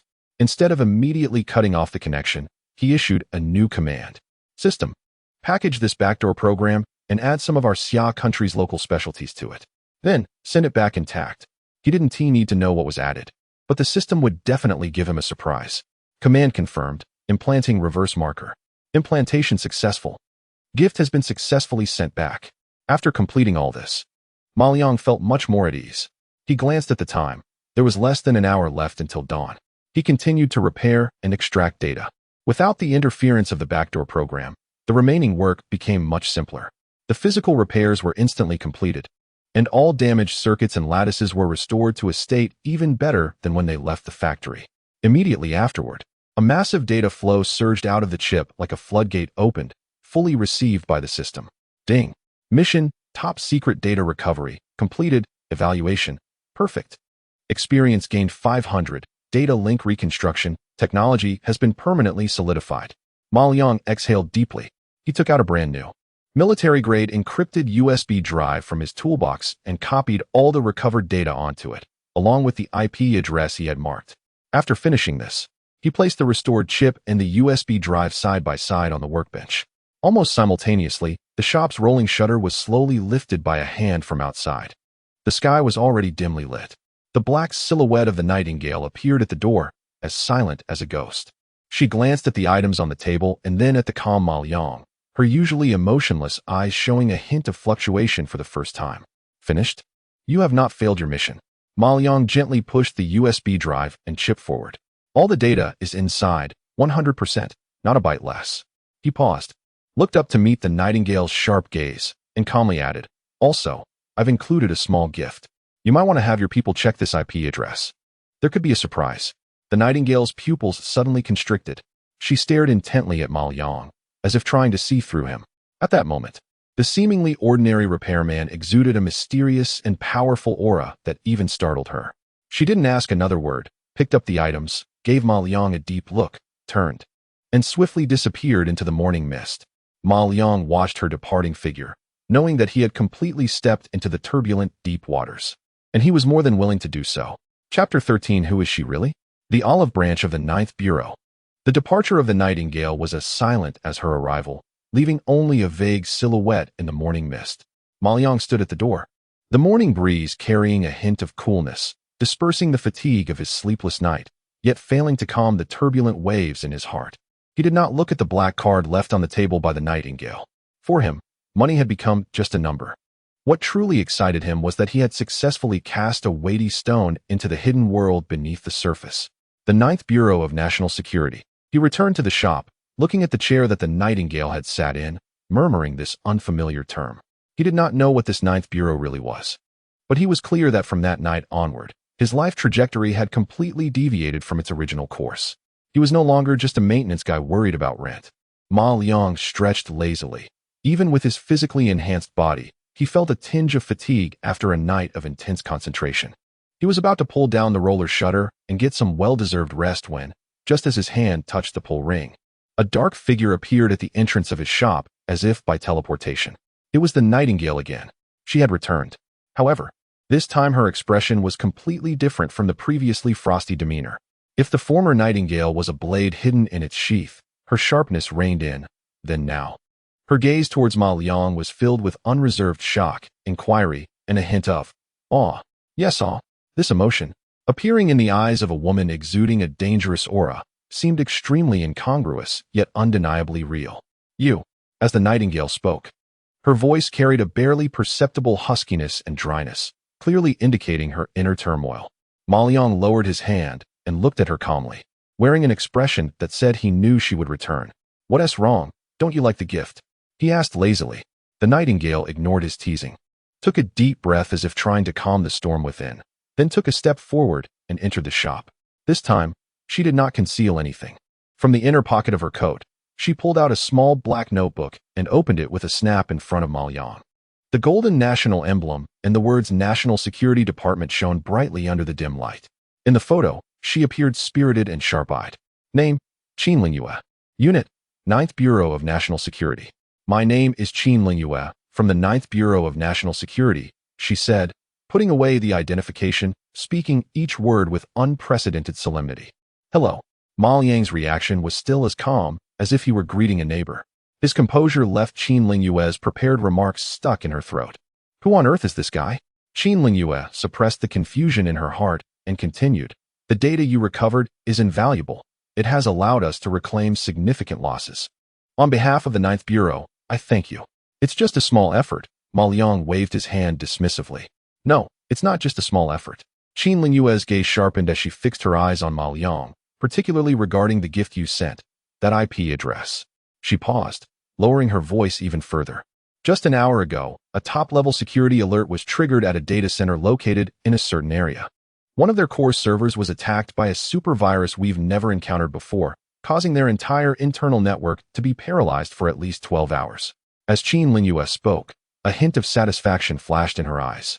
More importantly, through the local specialty you implanted, we successfully marked the opponent's network path. This has strategic significance for our future information warfare. Do you know that your one night's achievement is greater than a year's effort from our intelligence team? So that was what the system's local specialty was. Ma Liang understood in his heart, but his expression remained unperturbed. He simply said, "They shouldn't have stretched their hands so far." These plain words stirred up another wave in Qin Lingyue's heart. What kind of confidence and assurance was this? It seemed that in his eyes, the top military network of that certain country was nothing more than a malleable lump of clay. Qin Lingyue remained silent for a while, seemingly digesting the shock. After a long pause, she finally spoke again, her tone softer. "Comrade Ma Liang, your skills, your abilities, and your patriotic stance have all been recognized by the country." She did not mention recruiting Ma Liang or make any demands. Instead, she took out something that looked like a black USB drive from her pocket and placed it on Ma Liang's desk. This object was entirely black, without any interfaces. Only a small indicator light that emitted a faint green glow. "This is a single-line encrypted communicator from our 9th Bureau. Only the highest-level field personnel are qualified to use it," Qin Lingyue explained. "It cannot be tracked or eavesdropped by any technical means. Press it for 3 seconds, and you can connect to my dedicated line." She looked deeply at Ma Liang, her expression extremely serious. "We will not interfere with your life. You can continue running your shop and doing what you want. However, if you encounter any major troubles that you cannot resolve on your own, or if there is anything you need help from the national power, just use this to contact me. The country is your strongest support." After saying this, Qin Lingyue did not linger. She gave Ma Liang a solemn military salute, then turned and disappeared again into the morning light of the old street. This time, she truly left. In the shop, only Ma Liang remained, quietly looking at the small object on the table that was still flickering with a faint light. National Security 9th Bureau. Single-line encrypted communicator. The nation is your strongest support. Ma Liang picked up the cold communicator, feeling its heavy weight. He knew that this was not just a communication tool. It represented recognition, trust, and was a ticket to a higher level of the world. From this moment on, he was no longer fighting alone. Behind him stood the entire region. Chapter 14. Hackers invading? My code can be fixed too. Qin Lingyue left. The morning light streamed through the shop's glass door, casting a long beam on the floor, while the dust in the air floated slowly in the light. In Ma Liang's hand lingered the cold, hard touch of the black single-line communicator. The state is your strongest support. The weight of this phrase was far heavier than that black card that could buy the whole street. He exhaled a long, deep breath. The fatigue from a sleepless night finally washing over him. He sat down at his old computer, casually opened the browser, wanting to check the status of his live streaming account. However, before the web page could load, something strange happened. The computer screen suddenly went black with a loud snap. Immediately, a glaring red cross appeared on the network connection icon. Disconnected. It wasn't a network fluctuation or a router failure, but rather a feeling of being forcefully cut off in a more brutal manner from beyond the physical layer. Ma Liang frowned slightly. Before he could react, a grotesque white skull made of code characters abruptly appeared in the center of the black screen. Below the skull, a line of arrogant, humiliating English words jumped out letter by letter. "You messed with the wrong people, little bug. We are the Eagles, and you are just an ant we can crush anytime. Enjoy the dark. Revenge from the Eagles." And it came so quickly, so directly. The other party didn't even bother to hide their identity. Their condescending arrogance, viewing him as nothing more than an insect, almost overflowed from the screen. Interesting. Instead of feeling anger, a cold smile formed at the corners of Ma Liang's mouth. He was just wondering how to test the boundaries of his current abilities, and unexpectedly, the target was delivered right to his face. At that moment, a familiar blue panel automatically popped up in his mind. Warning: high-intensity malicious data flow intrusion detected. Current environment detected as network virtual space, meeting new feature unlock conditions. Ding. Congratulations, the host has successfully unlocked a new feature. Virtual structure repair. A new feature. Ma Liang's eyes lit up instantly. Feature description: virtual structure repair. This feature extends the application range of the Eye of Exploration from the physical world to the virtual data world. The host can scan and analyze all data structures, such as program code, viruses, firewalls, data packets, etc., and treat them as repairable items.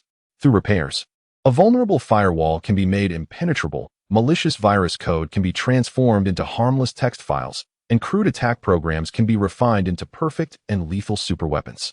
Looking at the system's description, Ma Liang's smile grew broader. So, code can be repaired? This ability is simply tailor-made for the current situation. System, scan this computer. Eye of all things, activate. Buzz. In his vision, the computer was no longer just a computer. It transformed into a complex and three-dimensional virtual city composed of countless data streams and codes. At this moment, a torrent of red data, filled with a violent and chaotic aura, surged in like a barbaric army from the outside, wreaking havoc in this city. They built a crooked, leak-ridden blockade wall at the gateway of his computer, which is the location of the firewall, also known as the skull program that locked his computer. In the eyes of Ma Liang, this god-level repairman, the hacker skills that the intruders took pride in looked like toys made of mud by a 3-year-old child, rough, simplistic, and filled with various low-level structural flaws. Truly, an ugly creation. Ma Liang couldn't help but let out a sneer. Optimal repair plan generated. Plan 1. Restore the locked operating system to a normal state. Plan 2. Repair the local firewall to a god-level guardian barrier. Plan 3. Transform the invading malicious code into an apology letter. Looking at the plans provided by the system, especially the third one, Ma Liang's expression became somewhat peculiar. No, there's no need to repair it into an apology letter. A glint of amusement flashed in Ma Liang's eyes. Disassemble their attack code intact, analyze its core logic. Then, help me repair it into a perfect creation. I want a flawless, perfect attack program. What he wanted was not defense. What he sought was to completely crush them using the very method they took the most pride in. Command confirmed. Generating perfect repair plan. Plan generated. Ma Liang extended his hand and gently placed it on the cold computer case, without striking the keyboard or entering any commands. A barely perceptible blue halo flowed from his palm into the host. In his mental world, a silent repair began. He felt as if he had become the creator of the virtual world. He grasped the grotesque skull program that locked his computer, the chaotic codes that composed it, in his hands, transformed like obedient building blocks, instantly deconstructed and restructured. Crack. In reality, the skull icon on the computer screen shattered with a sound, transforming into countless pixel dots and disappearing. The familiar desktop reappeared, and the red cross indicating a network connection changed back to the normal blue signal. The entire process took less than 3 seconds. Far away on the other side of the planet, in a dark room beneath the desert, a top hacker codenamed Phantom lounged comfortably in a chair, sipping coffee. Done. The network of that foreign bug has been completely locked down. I want to see how long it takes that group in the 9th Bureau to unravel my masterpiece. His companion nearby let out a contemptuous laugh. Phantom, you think too highly of them. Dealing with such personal computers is like using a missile to swat a mosquito. However, before his laughter could fade, the screen in front of Phantom suddenly began to flash wildly with a green prompt indicating task success, which instantly turned into a blinding blood red. Warning. Warning. Unknown super data entity invasion. The firewall has been breached. What?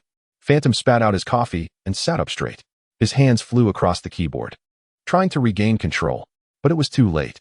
A data stream, unlike anything he had ever seen, perfectly structured and exuding an aura of destruction, surged back into their internal network through the path he had just attacked. That data stream was like the sharpest spear in the hands of a deity. The layers of firewalls they took pride in were as fragile as paper before it, being pierced through layer by layer in an instant. No, this is impossible. What kind of code is this? Phantom screamed in terror.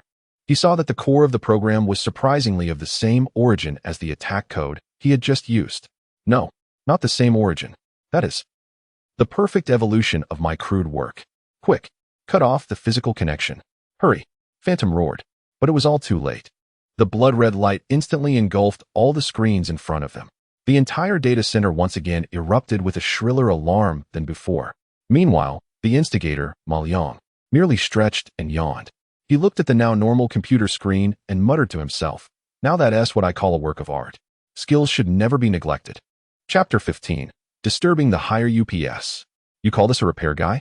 Meanwhile, in a certain secret base in the capital of a certain country, which has been erased from the map, lies the headquarters of the National Security Department's Ninth Bureau.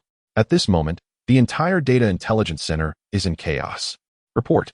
We've detected severe network fluctuations at the Nest Data Center in a certain state. Tracking the source of the fluctuations has failed. The other side has physically isolated their network. They've cut off all external connections themselves. Oh my God. According to the last information relayed by our embedded probe, the internal defense system of the Nest has been completely torn apart by a biological structure we cannot comprehend from within. They are paralyzed. One shocked report after another echoed in the command hall. Qin Lingyue stood in the center of the hall, tightly clutching the encrypted USB drive containing drone data that she had just retrieved from a colleague. Her beautiful eyes were filled with astonishment. She knew that a gift had been sent back, but she never expected the power of this gift to be like a nuclear bomb aimed at the opponent's heart. An hour ago, she was only shocked that her colleague could trace the opponent's IP. And now, the entire top military data center of the other side was rendered useless? Qin Lingyue inhaled sharply. The face of her colleague, which was rather ordinary and even a bit lazy, involuntarily flashed through her mind. A repair guy guarding a rundown shop? At that moment, a high-level communication request suddenly popped up on a huge main screen in front of the hall. Upon seeing the blood-red dragon emblem, the entire hall fell silent in an instant. Everyone instinctively stood up straight, their expressions solemn. Qin Lingyue quickly adjusted her appearance and hurried to the main communication desk to connect to the video call. On the screen appeared an elderly man in a dark green military uniform without insignia, his hair graying, but his gaze sharp as an eagle. Although he simply sat there, a powerful aura of iron-blooded decisiveness seemed to penetrate the screen, making everyone present feel breathless. Zhang Yuanchao, the supreme commander in the field of information warfare in a certain country, a true stabilizing force. Report, sir. Qin Lingyue straightened her posture and gave a standard military salute. I am already aware of the situation. General Zhang Yuanchao's voice was steady and powerful, revealing no emotion. The commotion over at the Nest is even greater than what you reported. According to reliable intelligence, their National Defense Network command system has experienced a brief disruption in the command chain. I have just one question. Zhang Yuanchao's gaze locked onto Qin Lingyue like a sharp sword. Who is the one who sent the gift? In an old street, at the Shengong repair shop, Ma Liang stretched lazily and yawned.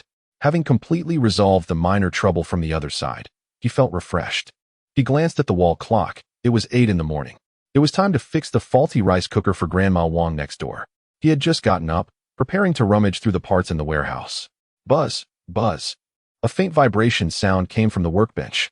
Ma Liang looked down and saw the black single-line encrypted communicator left by Qin Lingyue. The small green indicator light was blinking at a rapid frequency. Has there been a reply so soon? Ma Liang was a bit surprised. He picked up the cool little device and pressed the body as Qin Lingyue had instructed. 3 seconds later, with a soft beep, the communication was connected. Ma, Master Ma? Qin Lingyue's voice came through on the other end. However, the tone no longer carried the previous coldness and restraint. Instead, it was filled with uncontainable excitement, even tinged with a hint of trembling. It's me. Ma Liang replied. What's wrong? Is the device not working? No. It's working perfectly. Qin Lingyue almost blurted out. She seemed to realize her loss of composure and quickly took a deep breath to calm herself down, speaking in as professional a tone as possible. Mr. Ma, you might not know what your actions just now mean to us, to the entire nation. Oh, was Ma Liang's only response. On the other end, Qin Lingyue was once again caught off guard by his nonchalant attitude. Does this guy really not understand the gravity of what he just did?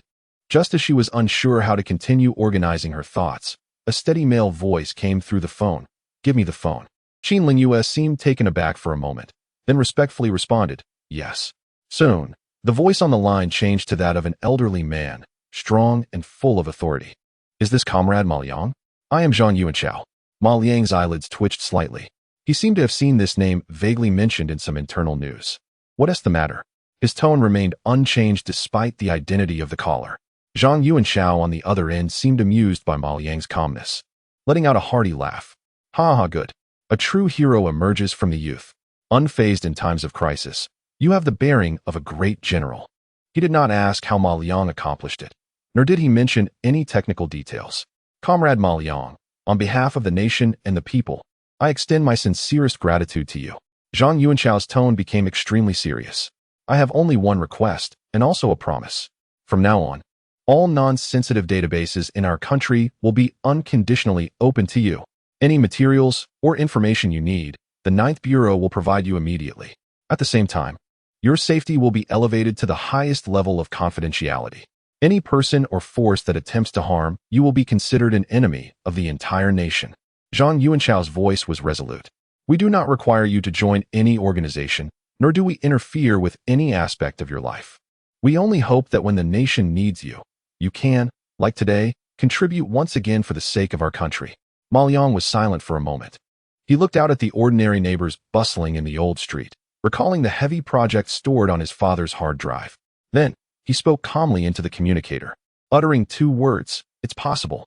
Chapter 16. The academician is stunned.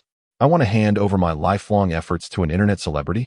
In a top-secret precision laboratory of a certain country's Academy of Sciences, the atmosphere was as oppressive as a block of solid lead.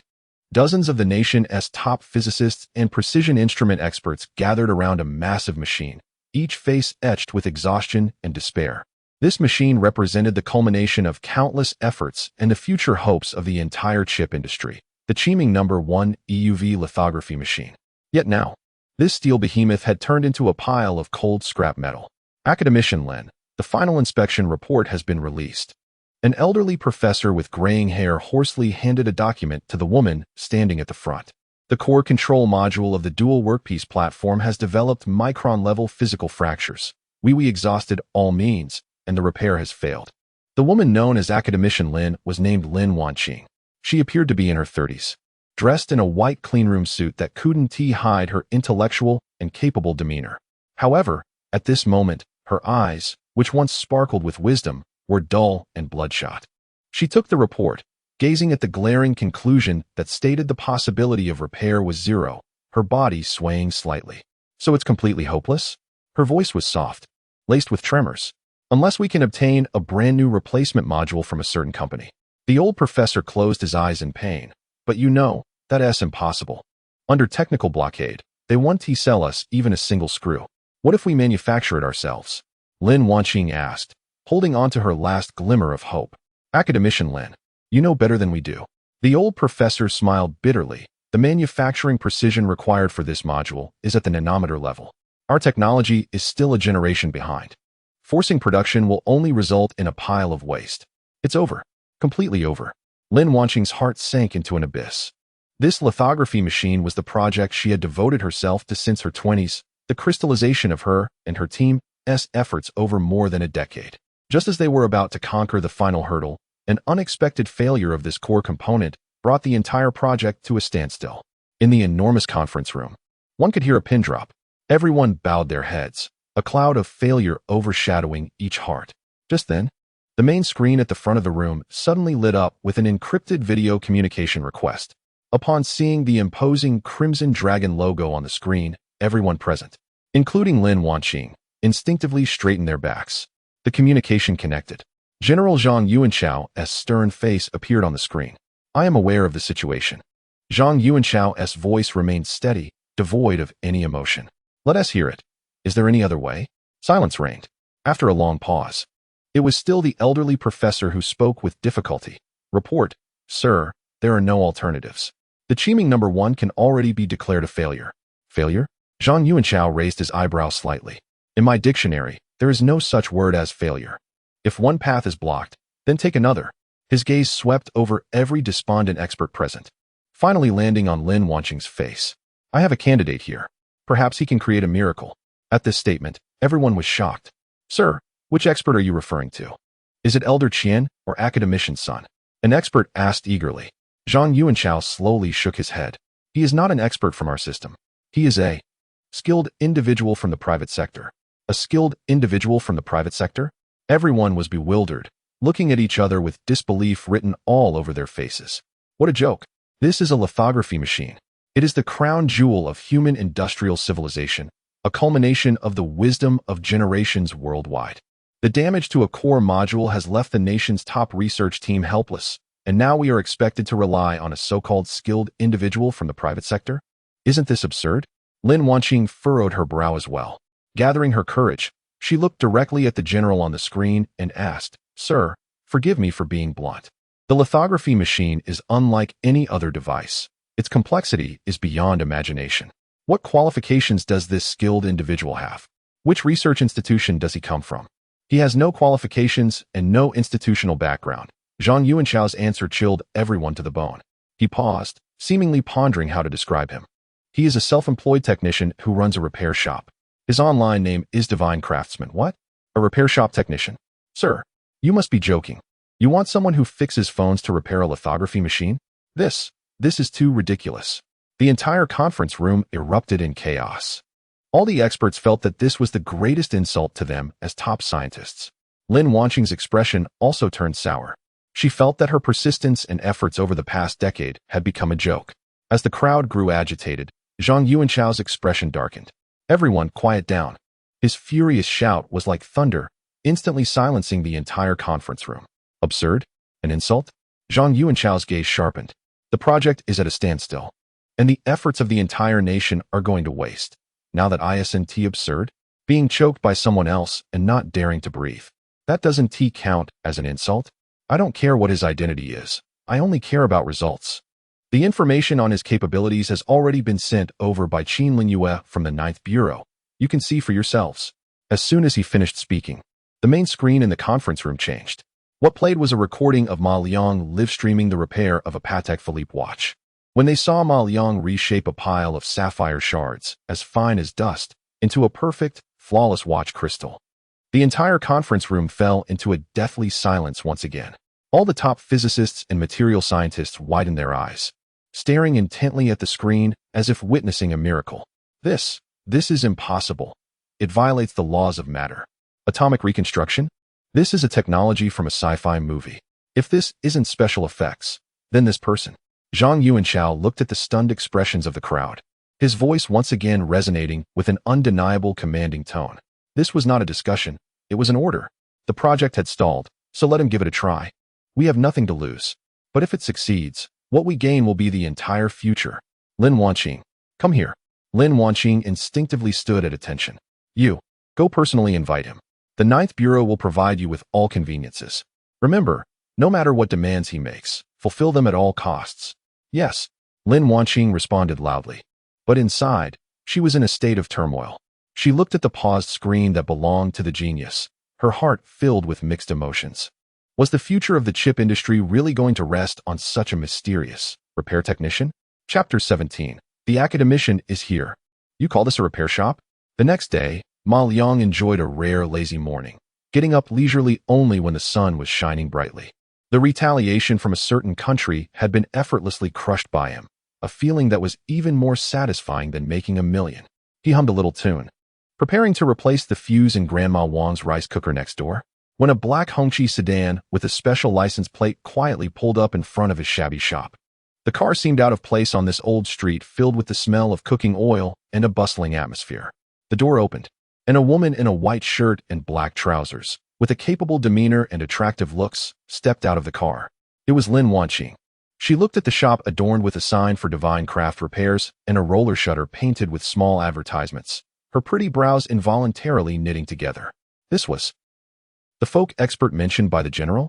If it weren't for her orders, she would have turned around and left right then. Taking a deep breath to suppress the absurdity she felt, she walked into the shop in her high heels. A strong smell of machine oil mixed with soldering greeted her. The shop was messy, filled with various disassembled electronic parts stacked on shelves. A young man in a tank top and shorts, wearing flip-flops, was fiddling with an old rice cooker using a screwdriver. Excuse me, are you Mr. Ma Liang? Lin Wanqing's voice carried a hint of detachment and scrutiny she wasn't even aware of. Ma Liang lazily glanced up at her. She looked good and had a nice presence, but her gaze felt like that of someone interrogating a suspect. That's me, he said, putting down the rice cooker. What's broken? Lin Wanqing was momentarily taken aback by his casual tone. She adjusted her breath, trying to make her voice sound serious and formal. Mr. Ma, my name is Lin Wanqing, from the Academy of Sciences. I'm here representing the country to ask you to come out of retirement and help us repair something. From the Academy of Sciences? Ma Liang raised an eyebrow. It sounded quite prestigious. What are we fixing? An aircraft carrier or a satellite? His teasing tone darkened Lin Wanqing's expression further. Suppressing her displeasure, she enunciated clearly, an EUV lithography machine. Oh, Ma Yang's reaction was as flat as if he had just heard the word washing machine. This response left Lin Wanqing's carefully prepared speech about the importance of lithography machines stuck in her throat, making her feel awkward. Do you know what a lithography machine is? She couldn't help but ask. Isn't it just a larger version of a camera used to draw on silicon wafers? Ma Liang said nonchalantly. What's wrong with it? Lin Wanqing was completely stunned. A larger version of a camera? Drawing? Was this really how one described the most brilliant gem of human industrial civilization? The analogy was crude, superficial, but it was so damn accurate, it left no room for rebuttal. She felt her worldview had been severely shaken. The control module of the core dual workpiece platform has suffered a physical break. Lin Wanqing struggled to articulate technical terms, trying to regain some semblance of control. All right, lead the way. Ma Liang wiped his hands, the sound of his flip-flops echoing as he prepared to head out. Wait, Lin Wanqing called out to him, Mr. Ma, about the compensation. Compensation? Ma Liang chuckled as if he had heard something amusing. Just give me what you think is fair. I want to be picky. Is there food? As long as lunch has meat. Lin Wanqing was left speechless, faced with this completely unconventional young man. She felt the calmness and logic she had built over more than a decade of research crumbling inch by inch. Half an hour later, a black luxury car entered an area that didn't exist on the map. After passing through 3 security checks comparable to airport screenings and a lengthy underground passage, the vehicle finally stopped in front of a heavy alloy door. Lin Wanqing led Ma Liang into the top laboratory that held the future of the nation's chip industry. In an instant, a vast space filled with futuristic technology unfolded before Ma Liang. The entire laboratory was as large as an aircraft hangar, with a spotless floor that shone brightly, and the air was filled with a unique coolness from the climate control system. In the center of the lab lay a steel giant, the Chiming No. 1 EUV lithography machine. At that moment, dozens of elderly scientists with graying hair stood around this giant. They were the nation's top scientists, each a towering figure in their field. When they saw Lin Wanqing enter with a young man dressed casually in a tank top and flip-flops, all their faces displayed the same expression Lin Wanqing had shown when she first met Ma Liang: shock, skepticism, and a hint of offended anger. Academician Lin, this is. A senior professor who had previously reported to Lin Wanqing approached, his tone filled with uncertainty. This is Mr. Ma Liang, Lin Wanqing introduced, bracing herself. Ma Liang ignored the piercing gazes around him and walked straight to the lithography machine. Unlike the experts who needed to examine complex design blueprints and data reports, he simply activated his exploration vision and leisurely circled the massive machine. In his view, every part and every circuit of the machine was clearly presented in a 3-dimensional perspective model. All the experts fixed their eyes on him, not daring to breathe. They resembled a group of drowning people, unable to resist grasping at the straw that floated by, even knowing it was just a straw. Ma Liang paused in front of the disassembled core module. He glanced at the nearly invisible micron-level crack inside, then turned back to the group of national treasure-level scientists behind him, who were tense and on edge. Then, he shrugged and spoke in a tone that everyone could hear clearly, lazily saying, "Is that it? Chapter 18, is this the problem? Just this?" These 2 words, light as a feather, struck like 2 resounding slaps on the faces of everyone in the laboratory. The air instantly froze. The group of top-level experts, who had previously held on to a glimmer of hope, now wore expressions that were nothing short of spectacular. From shock to bewilderment, then to disbelief, and finally, they all transformed into a deep-seated anger at being profoundly offended. "Young man, what did you say?" The elderly professor, Zhou Ming, who had just reported to Lin Wanqing, was trembling with rage, his old face turning a deep shade of purple. He pointed at Ma Liang, his lips quivering, almost shouting, "Do you know what this is? This is Chiming No. 1.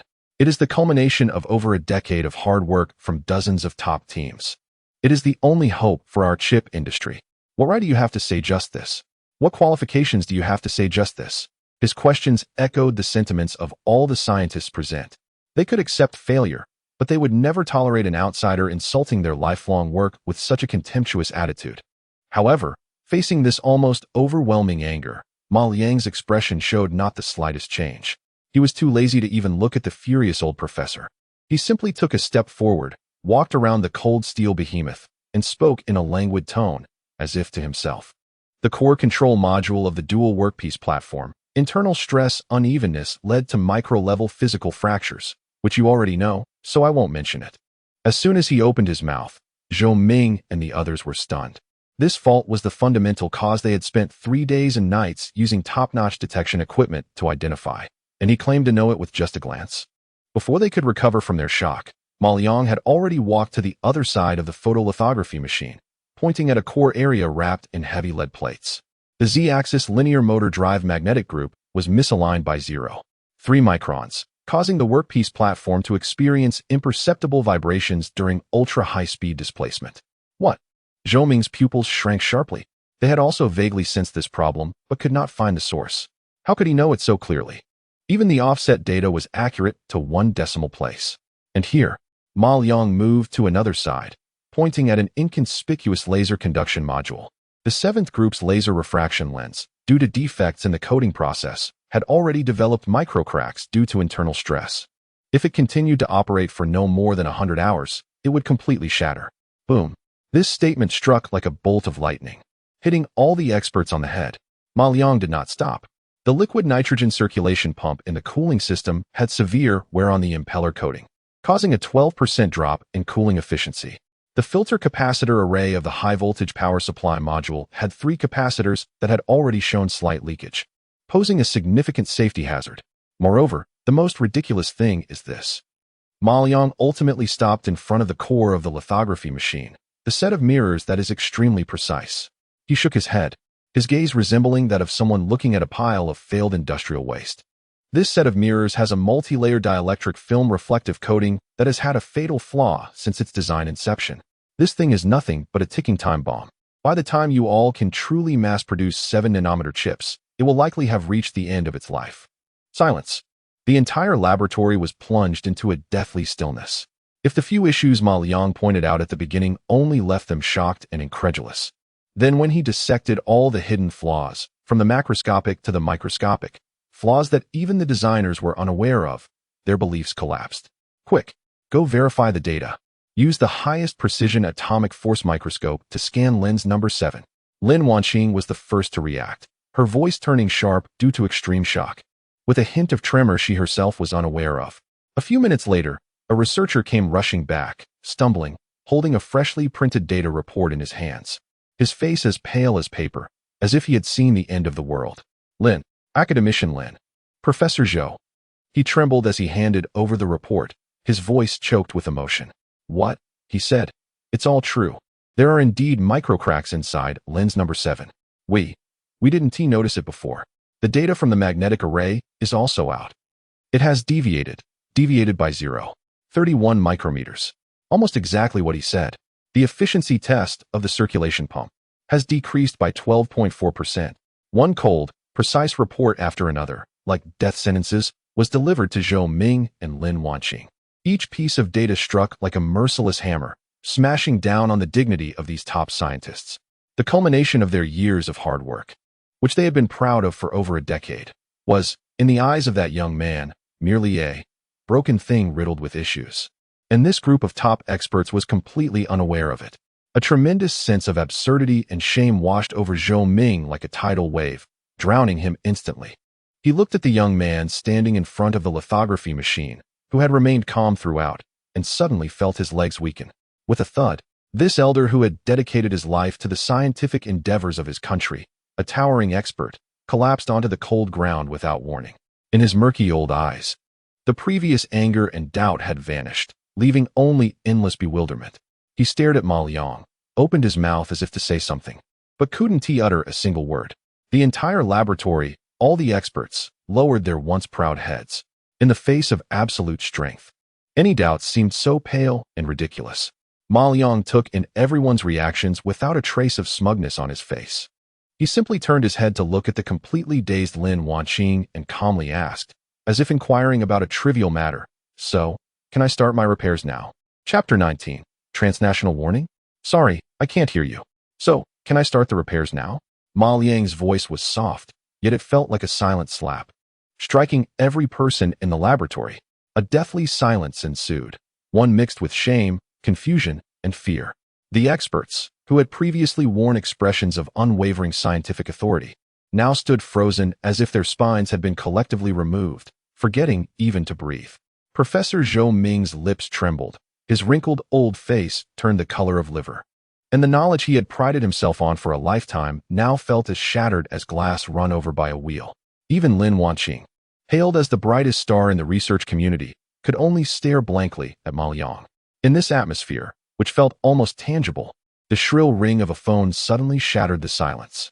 It was the red encrypted phone on the control panel. Upon seeing the special international number on the caller ID, Lin Wanqing's pale face flashed with an ominous premonition, and she quickly walked over, pressing the speakerphone button with slightly trembling hands. "This is Lin Wanqing." Her voice was a bit strained. "Dr. Lin?" A male voice filled with arrogance and anger came from the other end. "I am Hank Miller, the chief engineer of Phoenix Corporation." Hank Miller. Upon hearing this thunderous name, the expressions of Zhou Ming and the others changed instantly. The chief designer of the Qiming No. 1. A legend at the pinnacle of global precision manufacturing. Why would he call suddenly? "Mr. Miller? I don't want to hear any nonsense." Hank Miller's voice was sharp and biting like a poison knife. "I just received an alert that an ignorant fool is attempting to invade and tamper with the core system of Qiming No. 1. I order you to immediately stop this barbaric and ridiculous behavior." "An order? You will never learn to respect intellectual property." Hank's roar was filled with offended rage. "That machine is my life's work, the essence of industrial art. Your actions are criminal. I warn you for the last time. Get that clueless idiot away from my work immediately. Otherwise, I will activate the final safety protocol and remotely lock that machine, turning it into a pile of expensive scrap metal." Remote lock. Those two words struck like a thunderbolt on the heads of all the experts. It's over. They knew this wasn't an empty threat. This device must have the highest level of backdoor access from the original manufacturer. "Mr. Miller, there seems to be a misunderstanding." Lin Wanqing's voice trembled. "There is no misunderstanding." Hank interrupted her roughly. "Get the person who is touching my machine to talk to me. I want to personally tell him that he doesn't even have the qualifications to wipe the machine's exterior." Everyone's gaze instinctively focused on Ma Liang once again. In their eyes, there was fear, worry, and a hint of barely concealed schadenfreude. Looks like they've hit a brick wall this time. The main party has come knocking. However, Ma Liang still wore that expression of utter boredom on his face.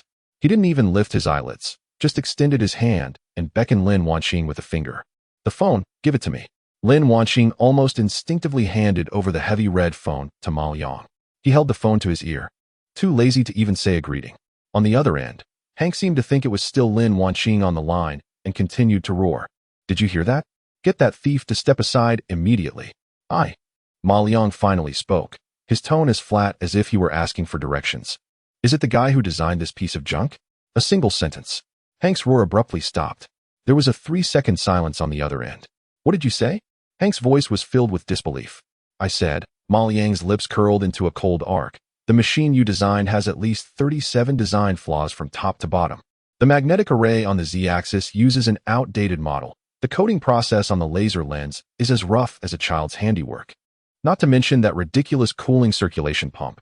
It's simply industrial waste." "You." Hank Miller seemed to have been dealt a heavy blow to the face, his breathing becoming labored.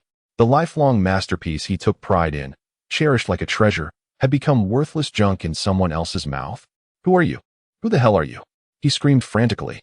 "Who I am isn't important." Ma Liang's tone revealed a hint of impatience. "What matters is that from now on, this machine is under my control." He paused and, with a tone akin to a verdict, calmly stated, "I will fix it soon, and by the way, upgrade it as well. So, don't call me again." He added, "And remember, it's my work now." With that, click. Ma Liang didn't give the other party any chance to respond, directly and decisively hanging up the phone. The entire laboratory fell silent, as if a pin drop could be heard. Everyone stared at Ma Liang with eyes wide in disbelief, as if they were looking at a deity. Crazy. This young man was absolutely insane. Not only had he belittled Hank Miller's lifelong efforts to worthlessness, but he also declared ownership in front of him. Zhou Ming's body swayed, and he slumped into the chair behind him, feeling as if his worldview had been crushed and reassembled repeatedly in just these few short minutes. Meanwhile, the instigator, Ma Liang, seemed to think he had merely done something trivial.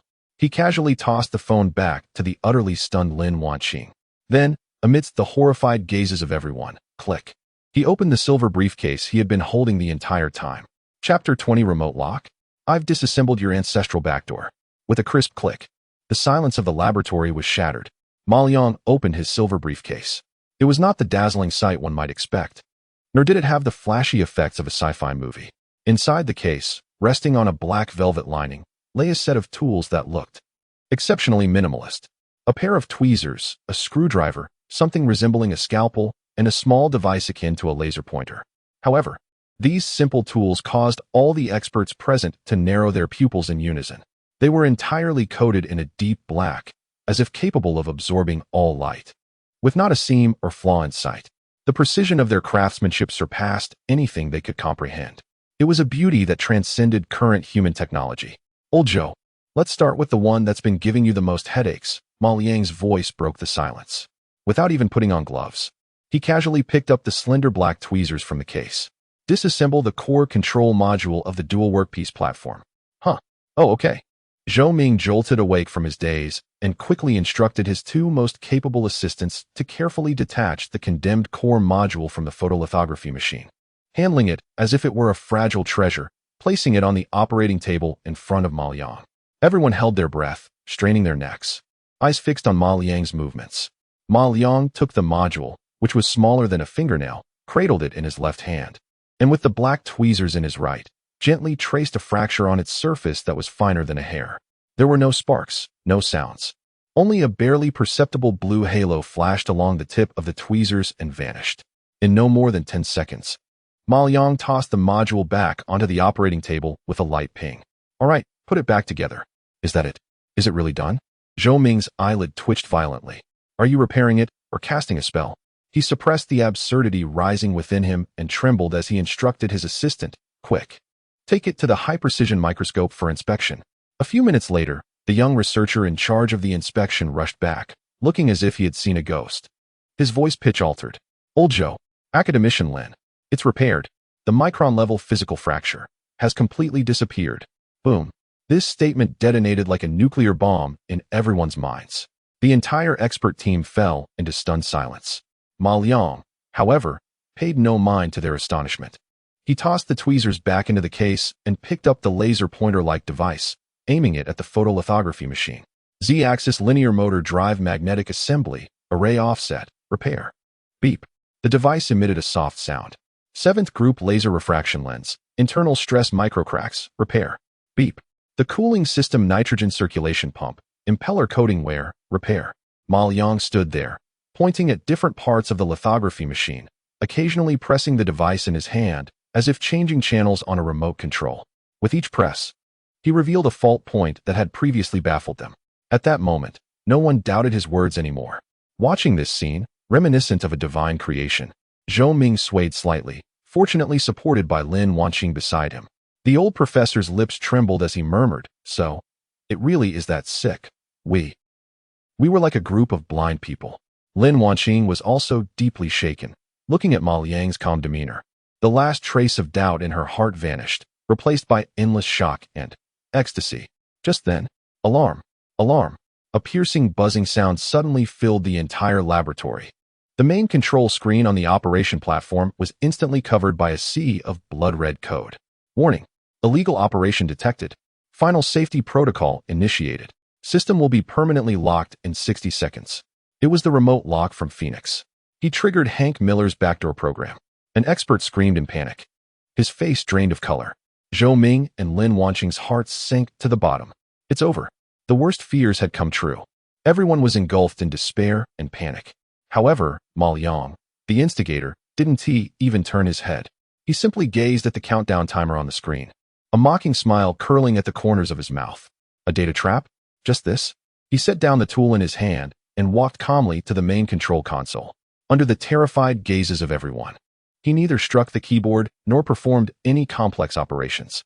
He merely extended a finger and gently tapped on the blood-red warning interface. An eerie scene unfolded. The menacing red code seemed to encounter its nemesis, instantly receding like a tide, and the screen returned to the normal deep blue standby interface. The entire process took less than a second. The remote lock? Released? No, it felt more like it was ignored. Ma Liang brushed off the dust from his hands, turned to the stunned Lin Wanqing, and said in a somewhat disdainful tone, This backdoor program is meant to cover up the defects of their product. What? Lin Wanqing instinctively asked. The core mirror assembly of this machine. You all thought it was perfect, right? Ma Liang pointed to the innermost part of the lithography machine. In fact, there is a fatal flaw in its multi-layer dielectric film reflection coating. The thermal expansion coefficients of the different layers do not match. After 10,000 hours of intense ultraviolet exposure, thermal stress accumulates to a critical point, causing microscopic delamination of the coating, which leads to a dramatic drop in reflectivity. This is a plan that is written into its very genes, destined for scrapping. The backdoor program mentioned earlier was designed to forcibly lock the machine before you could discover this issue, shifting the blame onto your violations. Ma Liang's voice echoed clearly in the laboratory.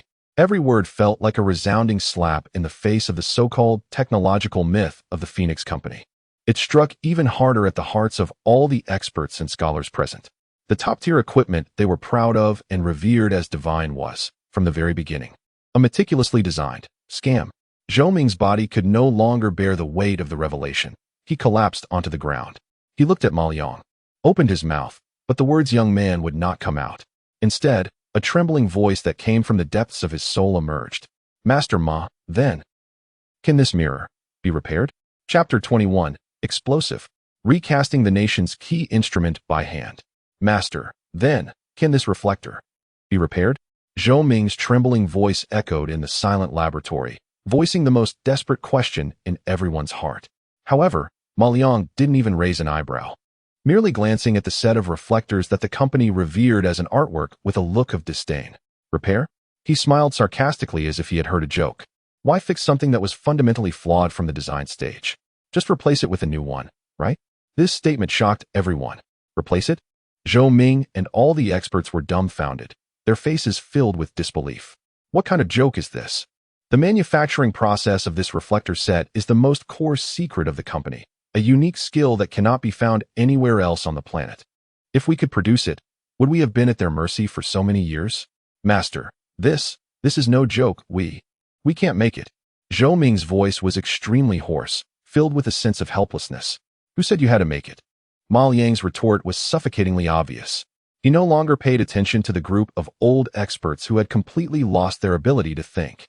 He stepped forward, ignoring all the complex fixed structures, and effortlessly pulled out the heavy reflector set, which weighed several dozen kilograms and was regarded as a sacred object. From the core position of the lithography machine, bang, he casually tossed the precision instrument, valued highly by the outside world, onto the nearby ground like a piece of scrap metal. The action was rough and devoid of any compassion. All the experts' hearts twitched violently at the dull sound. Insane. Completely insane. However, the next scene made their hearts stop entirely. Ma Liang opened his silver briefcase again. This time, he didn't take out any tools. He simply aimed the opening of the briefcase at the position where the reflector set had just been removed. Then, he extended a finger and gently pressed an inconspicuous button on the side of the briefcase. Buzz, a faint sound, as if from another dimension, echoed. A soft blue light curtain projected from the opening of the briefcase, enveloping the empty area inside the lithography machine. Then, a miracle occurred that completely shattered the worldview of all the top scientists present. Countless strands of blue light, finer than a hair, intertwined and flickered in the light curtain. A silvery substance, resembling stardust, slowly floated out from within the briefcase, merging into the light curtain. Under the guidance and shaping of those blue light beams, they began to undergo atomic-level precise reconstruction in a manner that defied all physical laws. No molds, no lathes, no traditional processing methods whatsoever. A brand new, more complex and perfect set of mirrors has formed right before everyone's eyes, coalescing from countless light points. Its surface is no longer the previous single silver white, but instead presents a deep, black color reminiscent of the universe's starry sky, covered with a layer of strange coating that seems to flow slowly and is visible to the naked eye. It is a perfect industrial artwork that transcends all known materials science. This is creation. Zhou Ming collapsed to the ground, two streams of hot tears rolling down his murky old eyes. He didn't know whether he was crying or laughing. The pinnacle of science he had pursued his entire life felt as insignificant as a grain of dust in front of this miracle. Lin Wanqing also covered her mouth tightly with her hand to avoid screaming in shock. Her body trembled violently due to extreme shock and ecstasy. She looked at Ma Liang's calm back, her eyes filled with endless admiration and awe. In less than 10 minutes, the brilliance faded. A brand new set of mirrors, completely surpassing the technological level of this era, had been perfectly installed in its designated position. It fit seamlessly, as if it were a natural part of the whole. Ma Liang clapped his hands, as if he had merely accomplished a trivial task, and turned to the completely stunned Lin Wanqing, saying, "All right, all the issues have been resolved, and I've upgraded it for you. Go ahead and start it up." "Oh, okay." Lin Wanqing, as if awakening from a dream, rushed to the main control panel, trembling hands pressing the green start button. Buzz, the steel beast awakened once again. But this time, there was none of the previous dull and obscure startup noise.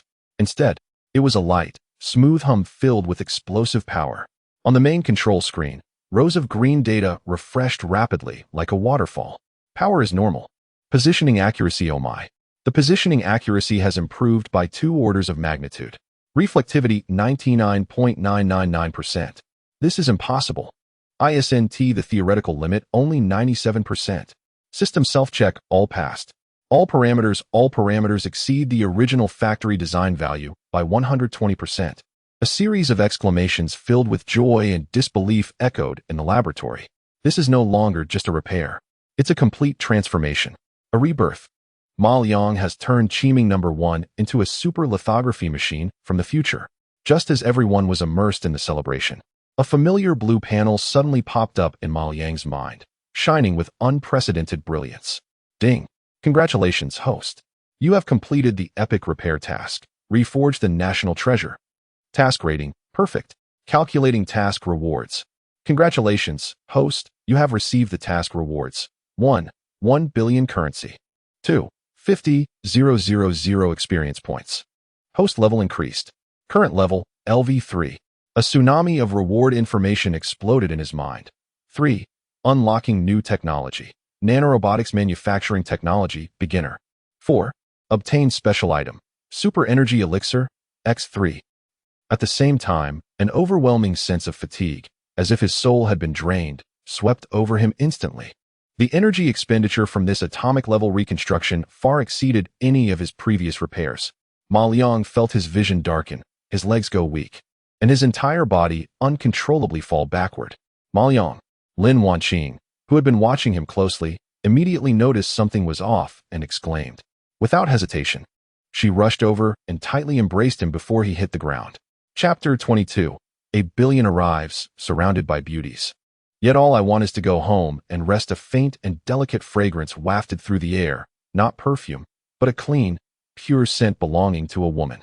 The sensation of falling was replaced by a gentle warmth. The last thought of Ma Liang lingered on Lin Wanqing's pretty face, filled with panic and concern. Meanwhile, the brilliant blue light in his mind finally dimmed, and before fading completely, a line of slightly fatigued system prompts appeared. Warning: core system energy consumption exceeded threshold. Task settlement complete. The system will enter a 3-day mandatory hibernation upgrade period. During the upgrade, all functions will be suspended. Wishing the host a pleasant life. The final words flickered like a poor signal before vanishing entirely. An overwhelming fatigue enveloped Ma Liang's consciousness like the deepest ocean. Time passed, though he couldn't tell how long. When Ma Liang regained consciousness, the first thing he noticed was a strong scent of hospital disinfectant. He slowly opened his eyes. Instead of the cracked yellow ceiling of his shabby shop, he was greeted by a pristine, flawless white ceiling. The surrounding environment was eerily quiet, only interrupted by the rhythmic beeping of precision instruments. He's awake. Mr. Ma is awake. A voice filled with surprise exclaimed. Ma Liang turned his stiff neck and saw a group of people in white coats surrounding his bed. At the forefront was an elderly man with graying hair but sharp eyes, wearing a name tag filled with titles Ma Liang couldn't comprehend but felt were impressive. "Mr. Ma, how do you feel?" The elderly man leaned closer, speaking in a tone that was both professional and somewhat inquisitive. "A bit thirsty, very tired," Ma Liang replied, finding his throat somewhat hoarse. Immediately, a glass of water at the perfect temperature was brought to his lips by a fair hand. Turning his head, he saw it was Lin Wanqing. She had changed out of her white gown into a simple shirt and trousers, yet her intellectual aura remained unchanged. However, at that moment, her face showed a hint of unmistakable fatigue and concern, with her eyes slightly red. Ma Liang took a few sips of water from her hand, soothing his throat. Feeling a bit more comfortable. Is there something wrong with my body? He asked. At this question, the elderly expert and the top doctors behind him exchanged extremely peculiar expressions. Mr. Ma, according to the data, your body has no issues at all. The elderly expert adjusted his glasses, his tone filled with confusion. Not just no problems. A younger doctor couldn't help but interject. Your heart rate, blood pressure, cellular activity. All physiological indicators are stronger than those of top athletes. It's like you're a human beast. This is unscientific. The elderly expert shot a glance at the young doctor before continuing. However, through EEG monitoring, we discovered that before your coma, your nervous system experienced an incomprehensible level of energy consumption at an astronomical scale. Logically, such consumption should have caused anyone's brain to die instantly. Yet you merely took a nap. This is a medical paradox that cannot be explained. A middle-aged man in a suit, looking refined, approached and said softly, Mr. Ma, I am a psychological health consultant dispatched by the state. My surname is Li. You have just experienced an event that could change the world, and you have endured immense mental pressure. If you don't mind, perhaps we could talk about it. It would be beneficial for your recovery. Ma Liang glanced at him, turned his head away, and closed his eyes. I'm not crazy. I'm just tired and want to sleep.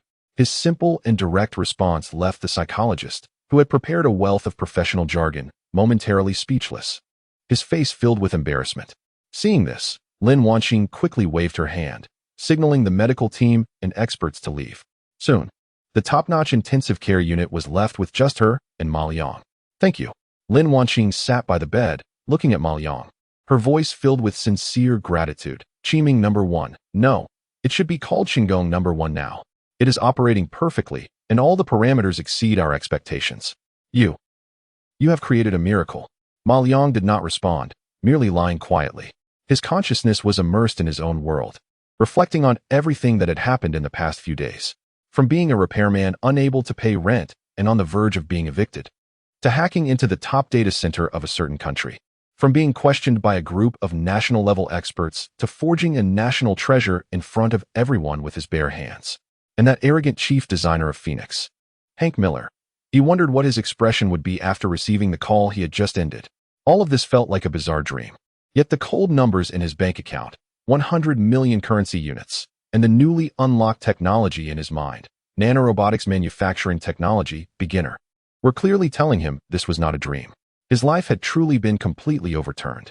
The mattress beneath him was soft and comfortable, reportedly designed according to ergonomic principles and quite expensive. The air in the room was fresh, with a constant temperature and humidity. He had the best doctors and experts in the country attending to him. But lying there, Ma Liang felt utterly uncomfortable. It was too clean, too quiet, and too unfamiliar. Suddenly, he began to miss his small, shabby repair shop. He longed for the unique smell of a mix of oil, solder, and dust that filled the shop. He missed the old, peeling recliner that creaked in protest whenever he sat down. It was only in that chair that he could feel a sense of grounded stability. There, he was neither a miraculous master nor a mysterious figure burdened with national expectations. He was just a technician named Ma Liang, someone who loved tinkering with parts. At this thought, Ma Liang suddenly opened his eyes. He sat up swiftly, completely unlike a patient who had just awakened from a deep coma. Lin Wanqing was startled and hurried forward to support him. What are you doing? The doctor said you need to rest. I'm fine. Ma Liang looked at her earnestly. I don't want to stay here. Not want to stay here? Lin Wanqing was taken aback. But this place has the best medical facilities in the country. I can't sleep. Ma Liang interrupted her, his tone carrying an undeniable resolve.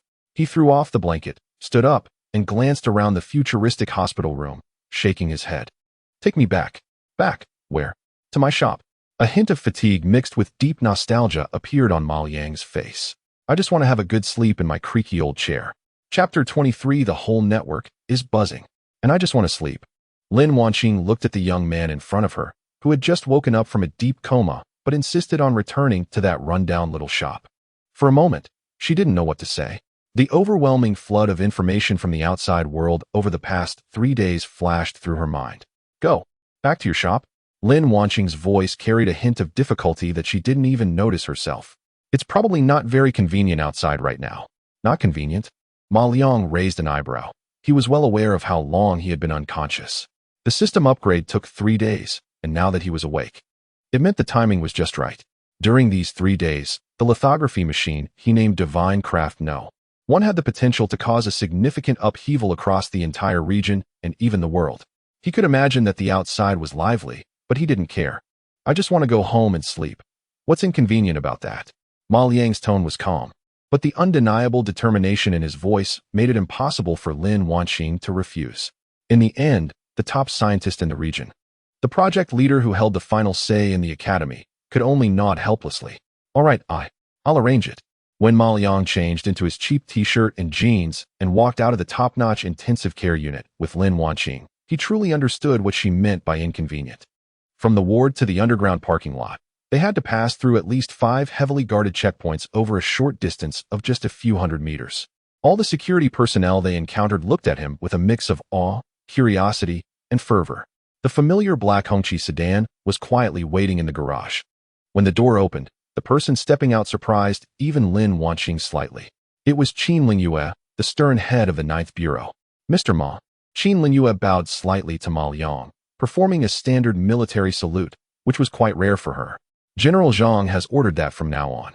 I will serve as your dedicated security liaison officer, responsible for all your external affairs and personal safety. Her gaze was sharp as a knife, scanning the surroundings. Please get in the car. We have cleared the roads for you. Ma Liang nodded, said nothing, and directly opened the car door and sat inside. Lin Wanqing also got into the car. The vehicle smoothly drove out of the secret base and merged into the city's traffic. Ma Liang leaned against the car window, watching the rapidly passing street scenes, remaining silent. Aren't you really curious about what's happening outside? Lin Wanqing looked at his calm profile and finally couldn't help but ask. During these 3 days, she had hardly slept. She had witnessed firsthand how the test data from the Divine Craft No. 1 had plunged the highest scientific circles of the region into one frenzy after another. She also witnessed firsthand how Hank Miller, the arrogant chief designer of the Phoenix Company, became frantic during a multinational video conference upon learning that his backdoor was dismantled. His technology was crushed, and his product was deemed industrial waste. So much so that he suffered a stroke and had to be carried away in an ambulance. The name Shinggong has transformed from a mysterious online ID into a code capable of shaking the global technology landscape. The world's top intelligence agencies are frantically searching for the true identity of this Shinggong. Yet, at the center of this storm, the instigator is currently acting as if nothing happened, simply wanting to go home and sleep. What is there to be curious about? Ma Liang replied nonchalantly. It's just a repair job, and then things got chaotic outside. Routine operation. Lin Wanqing felt a sharp tug at her heart. Okay, there's no way to communicate with this person using normal logic anymore. As the vehicle gradually approached the familiar old street, its speed noticeably slowed down. Even through the thick soundproof glass, Ma Liang could hear the overwhelming noise outside, like the roar of the sea. He looked up. The entire old street was congested, packed with people, journalists with cameras, internet celebrities hoisting selfie sticks, fervent fans waving banners proclaiming Shinggong YYDS, and local bystanders simply there to see the commotion. Everyone seemed to be on a pilgrimage, surrounding his small repair shop in layers. The scene was 100 times more exaggerated than any top-tier celebrity fan meeting. However, amidst this boiling sea of people, an invisible dam formed by black suits and barricades firmly held back all the fervor, keeping it 50 meters away from the shop. The personnel from the 9th Bureau formed an impenetrable wall, expressionless as they maintained order. No matter how journalists pressed for questions or how fans shouted, they stood like silent statues, unmoved. Ma Liang looked at the scene with a hint of surprise. It's the general's order. Qin Lingyue in the front row glanced at Ma Liang through the rearview mirror, her tone carrying a subtle pride. The general said that national treasures should be treated with respect. You have done so much for the country. The country will shield you from all storms. From the first day you fell unconscious, this area has been under the highest alert. Anyone attempting to approach the shop or investigate your identity has already been invited for tea by us. The general wants me to tell you that you only need to do what you want to do. The rest is up to the country. Ma Liang fell silent. He looked at the frenzied crowd outside, and then at the unyielding black wall of people. In that moment, the sense of unreality that had been floating in midair since he gained the system seemed to finally find a grounding. The protection from the country felt heavy, yet brought him an unprecedented sense of peace. The vehicle did not enter through the front gate, but instead circled around to the back alley, stopping in front of an inconspicuous back door. Qin Linyue opened the car door for him. "Mr. Ma, please take a good rest. We will handle everything outside." Ma Liang nodded, picked up his silver suitcase, and walked into the shop he had not visited for 3 days. Everything in the shop was exactly the same as when he left. The air still carried that familiar scent of mixed engine oil and dust. Closing the door, the overwhelming noise from the outside world was instantly cut off. The world became quiet all of a sudden. Ma Liang did not look at the scattered items on the workbench that were yet to be repaired, nor did he think about the extra billion in his bank account. He walked straight to the corner and heavily threw himself into the old, chipped armchair. A familiar, reassuring creak sounded. Ma Liang closed his eyes and let out a long, comfortable sigh. It felt incredibly good. The outside world had turned upside down, but all he wanted was to take a good nap in this worn-out chair. Chapter 24. Understood, completely understood. With a familiar creaking sound, Ma Liang slowly opened his eyes. There was no smell of disinfectant, no experts in white coats, and certainly no worried face of Lin Wanqing. Instead, he was greeted by the familiar scent of oil mixed with dust, along with the lazy sunlight filtering through the gaps in the worn-out curtains. He was still lying on the rickety lounge chair. This nap was the deepest and most peaceful he had since obtaining the system. The storms of the outside world and the tremors of the universe seemed unrelated to this small repair shop. He stretched lazily, his joints cracking with a series of pops, feeling an unprecedented comfort throughout his body. However, just as he was about to get up to check on Grandma Wang's rice cooker, a faint hum resonated, seemingly echoing deep within his soul. Before him, the blue screen that had been silent for 3 days reappeared, but this time, it was completely different. The previous system interface, while Sci-Fi always had a rigid and mechanical feel to it, like a preset program. In contrast, the current system interface 2.0 seemed to have come to life. The entire panel's color shifted from pure blue to a deep, profound blue, as if it contained the essence of stars and oceans. Countless tiny data streams, like a waterfall of codes, raced across the bottom of the panel, yet they did not affect the clarity and simplicity of the main interface at all. Information processing capability increased by 1,000. This was not just a number, it represented a qualitative leap. Ma Liang felt that if he were to investigate the Qiming No. 1 now, what he would see would no longer be just the fault points, but all the data that could instantly deduce every aspect of the machine's design, manufacturing, and operation. Ding. System sleep upgrade complete. System version updated to 2.0. Information processing efficiency increased by 1,000. God-level repair tool set has been upgraded. Unlock more precision tool modules for the host to explore. Ma Liang's gaze instinctively fell on the silver briefcase beside him. He sensed that the items inside had increased and had become more dangerous. However, none of this was the main focus. The real highlight was the next system prompt. Detected host level upgrade. Mental threshold reached standard. Issuing LV3 upgrade reward. Knowledge infusion. Master level materials science and precision engineering. Infusion begins. Boom. Before Ma Liang could grasp what this meant, an overwhelming torrent of information, indescribable in words, surged into his brain like a breaking dam. It was not simple memory. It was a higher dimensional understanding at the level of laws. What is the essence of materials? Atoms, electrons, quarks. How do atoms arrange to form the lattice of metals? How do the bond strengths between different elements determine the hardness, toughness, and ductility of materials? Why does superconductivity occur? At the microscopic level, what does the transition of electrons and the movement of holes in a semiconductor p-n junction look like? And what about precision engineering? How can nanometer-level processing avoid the effects of quantum tunneling? In gear transmission, how can we establish an energy loss model that delves from the macroscopic mechanical engagement down to microscopic atomic friction?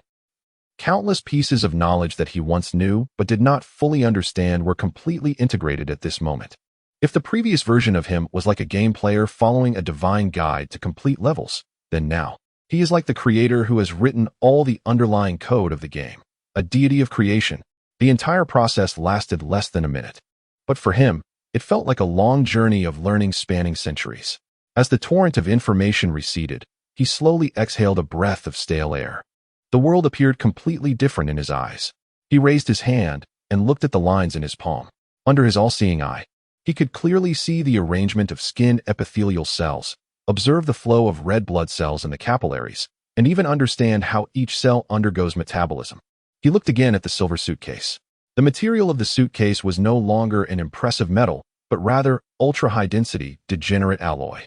He instantly understood that this alloy was formed by compressing material to nearly neutron star densities under a strong magnetic field, and then encapsulated using spatial folding technology.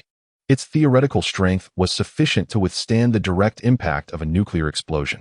He finally understood. He understood it all. He recalled the scene when he was repairing the photolithography machine. It turned out that the atomic-level reconstruction he performed on the core module of the dual workpiece platform essentially utilized infrasound resonance to induce the lattice at the fracture point, completing cold welding and recrystallization within picoseconds. As for the creation of that set of mirrors from thin air, it was achieved by extracting basic elements from the system toolbox and generating specific metal elements through controllable cold nuclear fusion, then layering the atoms into their final form using quantum printing. The design flaw in Hank Miller's proud multilayer dielectric film was due to his failure to consider that under high-energy ultraviolet light, different dielectric films would produce light pressure stress differences, which was the root cause of the coating peeling. Fool. A smile, truly stemming from confidence and a sense of control, unconsciously curved the corners of his mouth. Previously, he was merely following the system's instructions. Though he appeared arrogant on the surface, deep down, there was always a sense of insecurity, like a marionette. But now, he is the system, and the system is him. This power has thoroughly and completely become a part of him. He stood up from the recliner and walked over to the greasy workbench. On the table, there was the malfunctioning rice cooker from next door. In the past, he would only take it apart to check if any wires were loose or if any components were burned out. But now, Ma Liang looked at the unremarkable rice cooker, his eyes shining with a spark of inspiration. He picked up an ordinary screwdriver and chuckled to himself. Just fixing it is too mundane. How about giving it an upgrade while I'm at it? Chapter 25. A bowl of oil splash noodles. This is the treatment for a national hero. Ma Liang looked at the unremarkable rice cooker on the workbench, his eyes sparkling with a light called inspiration. He picked up a regular screwdriver and chuckled to himself. Just fixing it would be too dull. How about giving it an upgrade while I'm at it? Just as he was about to start modifying Grandma Wang's rice cooker, there was a soft but firm knock on the slightly worn rolling door of the shop. Ma Liang paused, his brows slightly furrowing. Who could it be at this hour? Hadn't the reporters and internet celebrities been turned away by Qin Lingyue and the others? He set down the screwdriver, walked over to the door, and peeked outside through the gap.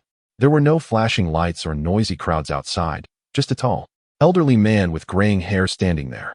The old man was dressed in a somewhat faded casual outfit, not a brand name, just an ordinary jacket, with a gentle smile on his face. If it weren't for the statue-like Qin Lingyue standing not far behind him, Ma Liang would have thought he was just an ordinary neighbor taking a stroll. But Ma Liang recognized that face. It was one he had seen on some highly confidential internal documents, and one that evoked a sense of reverence whenever Lin Wanqing and the others mentioned a certain name. Zhang Yuanchao, the legendary general at the pinnacle of the power pyramid in the country. Ma Liang hesitated for a moment, but eventually pulled open the rolling door. The creaking sound broke the tranquility of the old street. Comrade Ma Liang, I hope I'm not disturbing your rest, Zhang Yuanchao said with a warm smile. His tone like that of a grandfather next door asking his grandson if he had eaten. He was holding an old-fashioned stainless steel thermos. No, not at all. Ma Liang stepped aside to let him in. I just woke up. Zhang Yuanchao entered the small repair shop, curiously surveying his surroundings. There were none of the high-tech devices he had imagined, just mountains of unidentifiable electronic waste and a strong smell of machine oil. It was messy, but it had a lively atmosphere. This is a nice quiet place amidst the chaos, Zhang Yuanchao smiled, placing the thermos on the greasy workbench. He naturally pulled over a small stool and sat down with nimble movements, completely unnoticeable as a man nearing his 70s. I had the kitchen prepare something simple. Not sure if it suits your taste, but eat it while it's hot, he said, twisting open the lid of the thermos. A rich and overpowering aroma, mingled with garlic, spicy pepper, and hot oil, instantly filled the entire shop. It was a bowl of oil splash noodles. Thick noodles were topped with a generous layer of bright red chili flakes and chopped green onions and garlic, making it look incredibly appetizing. Ma Liang was stunned. He had imagined countless opening lines for this prominent figure's visit. It might have been an inquiry about the system's origins, a new task being assigned, or perhaps an attempt at ideological education. However, He never expected that the visitor had traveled such a long distance just to deliver him a bowl of noodles. What, don't you like noodles? Zhang Yuanchao asked, noticing his dazed expression. No, Ma Liang snapped back to reality, shook his head, pulled out a stool, and grabbed the chopsticks from the lunchbox, diving straight in. He was indeed hungry. The two of them, a general and a technician, sat in that rundown shop filled with garbage, one watching and the other eating, neither saying a word. It wasn't until Ma Liang slurped the last noodle into his mouth, not even leaving the red oil at the bottom of the bowl, that he let out a satisfied burp. When I was young, let alone oil-splashed noodles, just having a bowl of plain noodles felt like celebrating the new year, Zhang Yuanchao said, gazing at the empty lunchbox, as if lost in memories. Back then, we were truly lacking in everything: equipment, materials, and especially parts. A tiny resistor smuggled back from abroad was treated like a treasure. We would study it thoroughly and then find a way to replicate it ourselves. While others used the latest computers for modeling, we could only rely on abacuses and hand-crank calculators. A room full of experts could spend several sleepless nights. Yet their calculations were still less accurate than what the machines produced in a minute. His tone was flat, lacking accusations or complaints, simply recounting a chapter of history. The hardest part wasn't the hardship or the exhaustion. Zhang Yuanchao's gaze fell on Ma Liang's face, where a deep-seated emotion shimmered in his weathered eyes. It was being scolded and called a thief or a fraud, being told that we could never create what they had. You'd be so furious you could shake. Yet you couldn't argue back. Because we really couldn't. Ma Liang paused his eating. From the general's calm tone, he could hear the suppressed blood and tears of countless researchers from those years. So when I saw the data from Shinggong No. 1, my old comrades cried like children. Zhang Yuanchao smiled, his eyes slightly moist. The pent-up frustration of decades finally had an outlet. He didn't ask Ma Liang how he managed it, nor did he bring up any questions about the source of the technology. Instead, he looked at Ma Liang and earnestly asked one last question. Do you like doing this? He gestured to the room, full of parts and tools. Ma Liang fell silent. For the first time, someone asked him whether he liked it, rather than how much money he could make from fixing things. He lifted his head to meet Zhang Yuanchao's gaze. Without revealing the system, he finally opened up about his inner thoughts to an outsider. I do. I don't know why. I've just liked it since I was a child. Ma Liang's voice was soft, but exceptionally clear. I love taking apart these broken things and looking at the complex circuits and gears inside. I feel like they are talking to me, telling me where they are uncomfortable. Then, I fix them and hear the sound of them starting to operate again. That feeling. He scratched his head, seemingly searching for the right words. It's as if I have a little connection with this world that others don't understand. It's very reassuring. Zhang Yuanchao listened quietly, not interrupting him. When Ma Liang finished speaking, the smile on the old general's face became even more reassuring and kind. He stood up, patted Ma Liang's shoulder with considerable force. I understand. I completely understand. Keep up the good work, young man. After saying that, he didn't say much more. Picked up the empty lunchbox and turned to leave the shop. Qinlin US saluted Ma Liang once again with a standard military gesture, then silently followed him. The rolling shutter slowly descended, once again isolating Ma Liang from the outside world. Ma Liang sat in place, staring at the lunchbox that still held the residual warmth of the red oil, unable to move for a long time.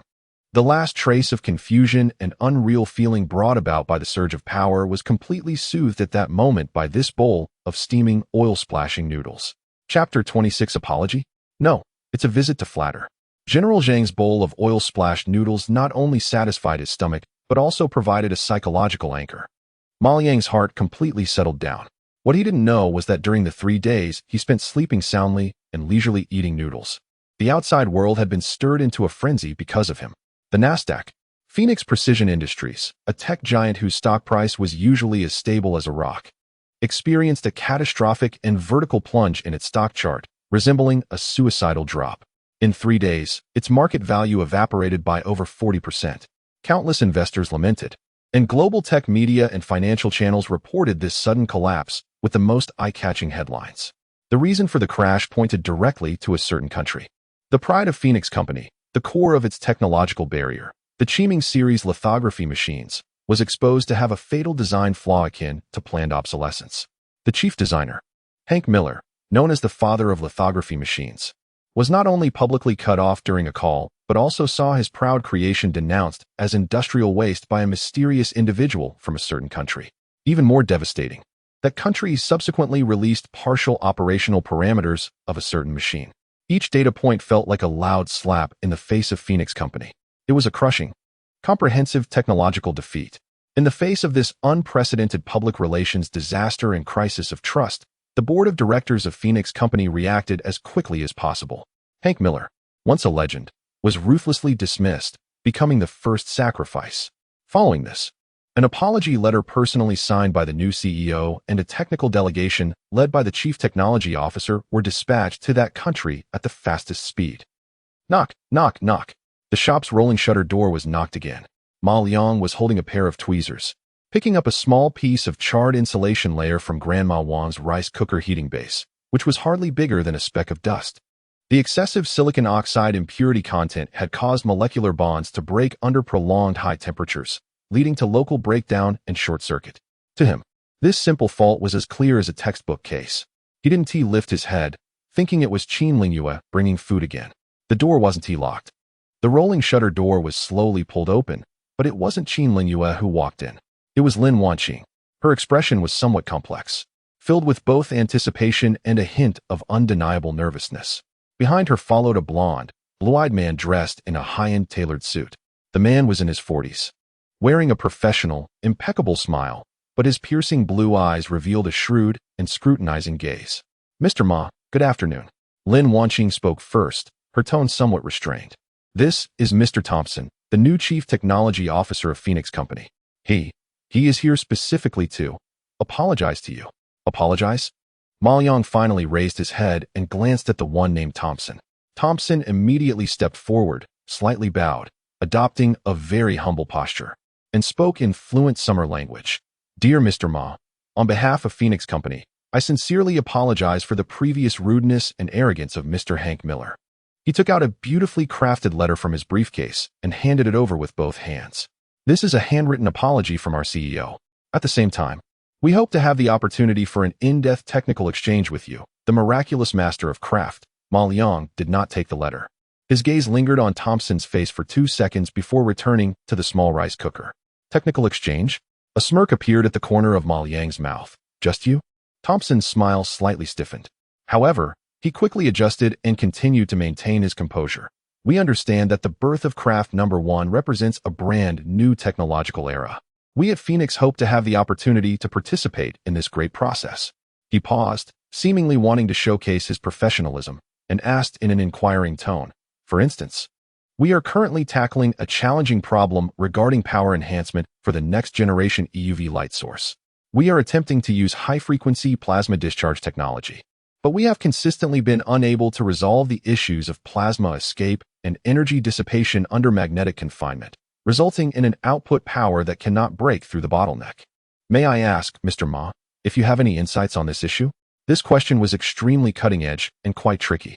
It directly pointed to the core light source technology of lithography machines, a problem that all top laboratories worldwide were striving to overcome.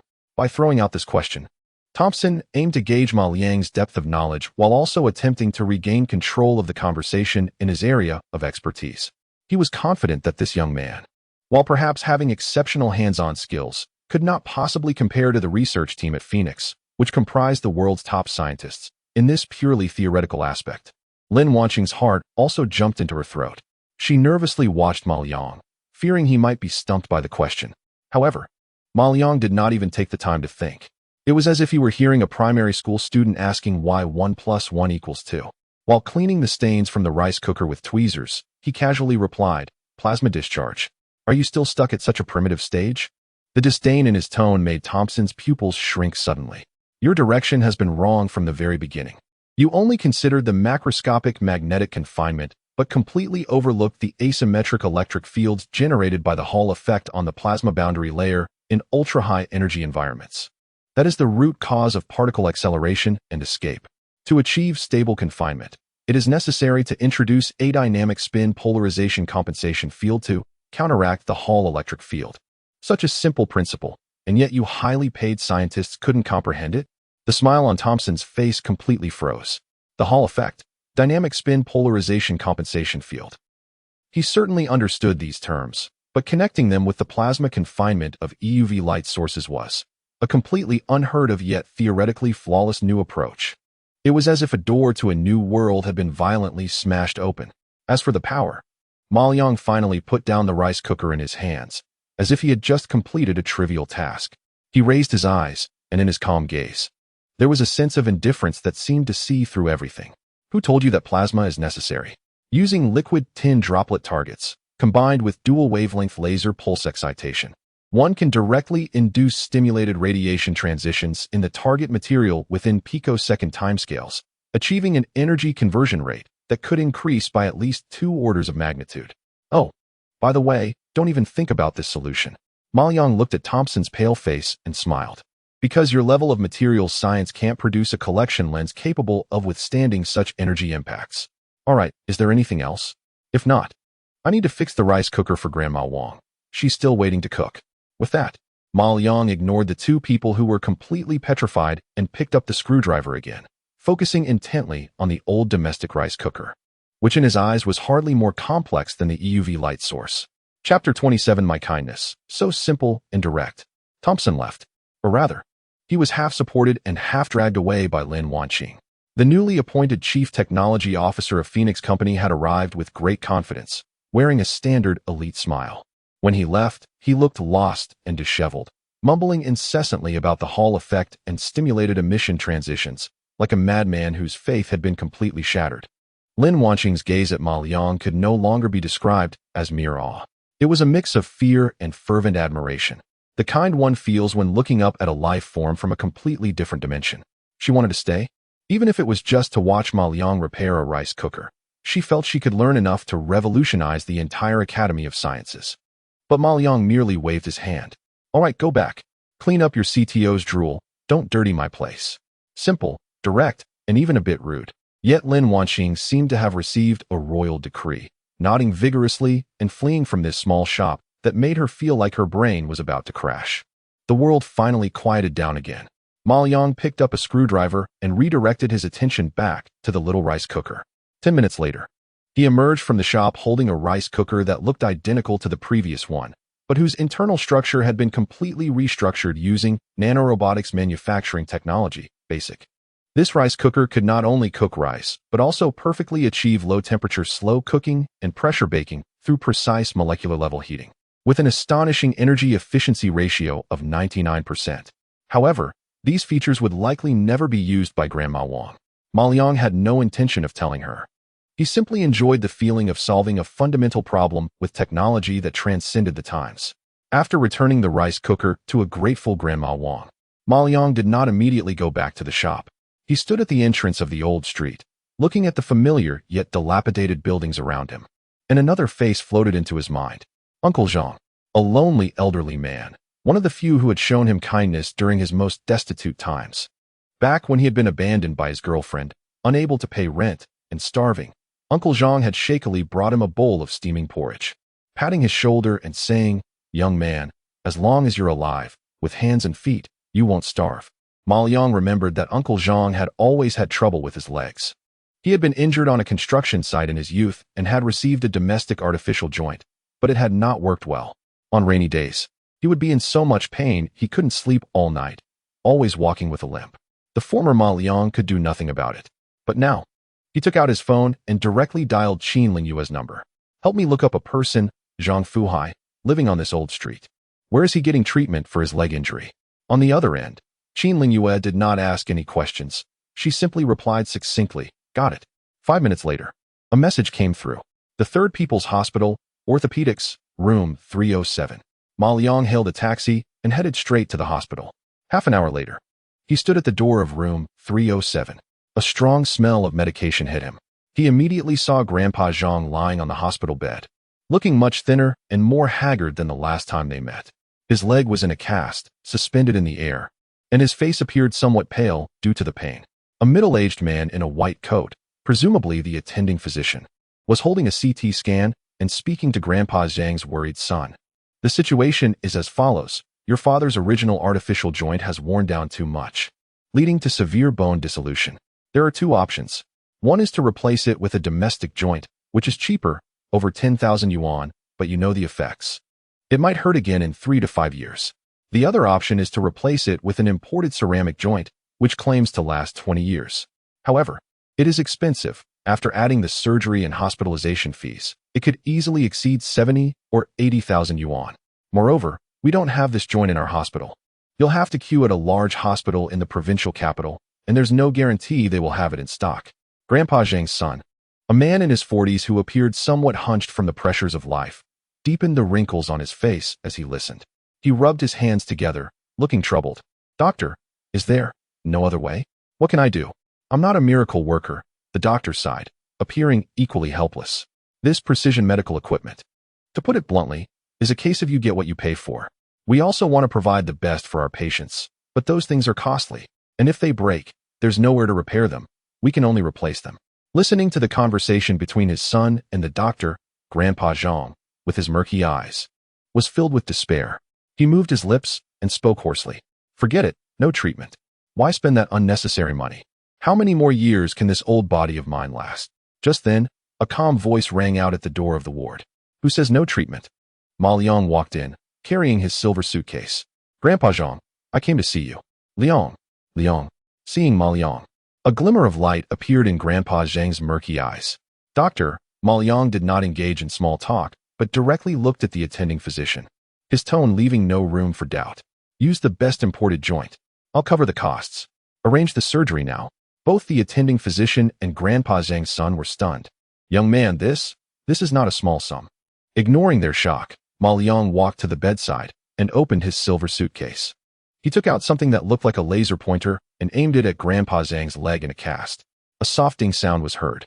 Under his probing eye, a three-dimensional model of Grandpa Zhang's leg bones, nerves, and blood vessels instantly formed in his mind.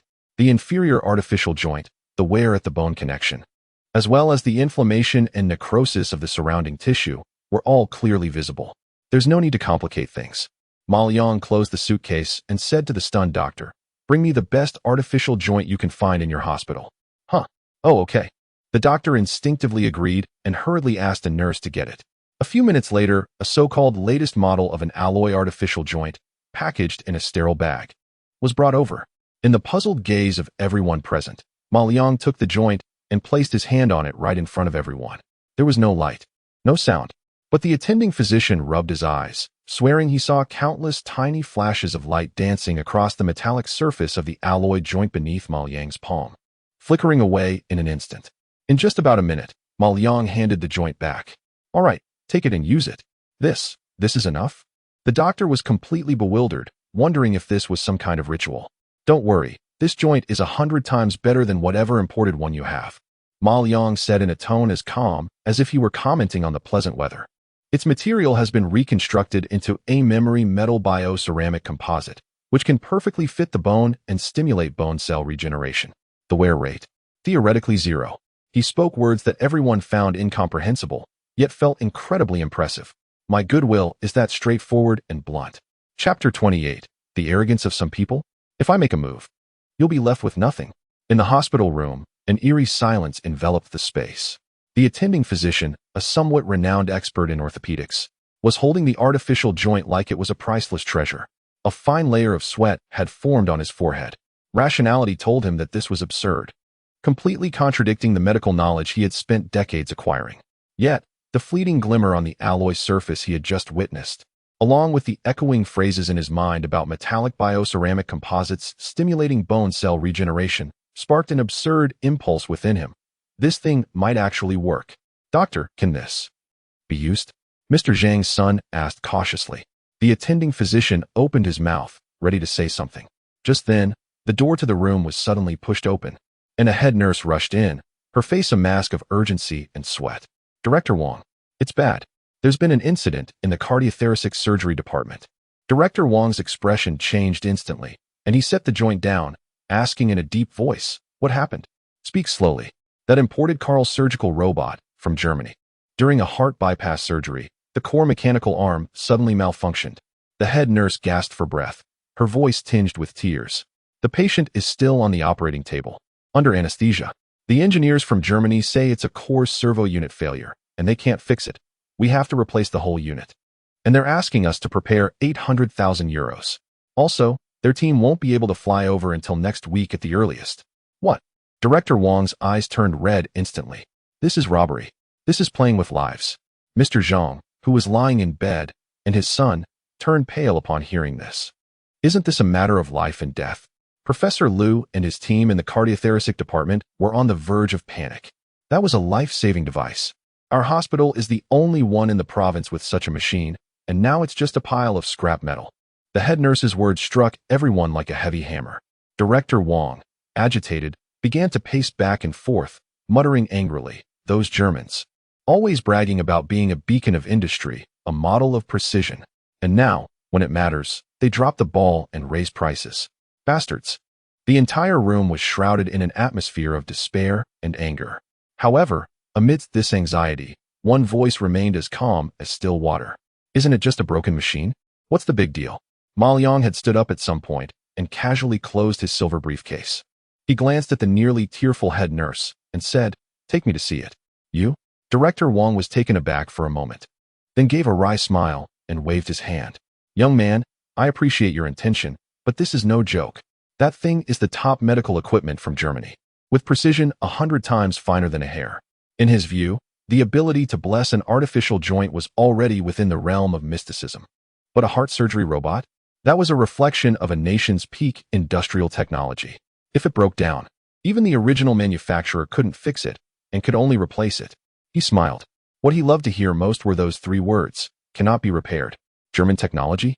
It sounded like a joke to him, and a hint of sarcasm crept onto his lips. In his eyes, they couldn't even create garbage with enough creativity. "Lead the way." His tone was light, but the undeniable aura made Director Wong and the head nurse instinctively close their mouths. For some reason, looking into the calm eyes of this young man, a trace of their overwhelming despair was suppressed. A dead horse can still be treated as a living one. "Follow me." With a gritted teeth, Director Wong turned and rushed outside. The group moved at the fastest speed through the corridor and into the surgical area. The observation room outside the sterile operating room was already packed with hospital leaders and cardiac surgery experts, each face reflecting a gravity so intense it felt like it could drip water. Through the large glass window, one could see inside the operating room, where a precisely designed white robotic arm was suspended in midair at an odd angle, seemingly powerless. The atmosphere was stifling. "Director Wong, why did you bring an outsider in?" The hospital president frowned upon seeing him. "President, this is..." Before Director Wong could explain, he had already walked straight to the control panel, completely ignoring everyone around him. His gaze swept over the still robotic arm. "Eye of Universal Exploration, activate.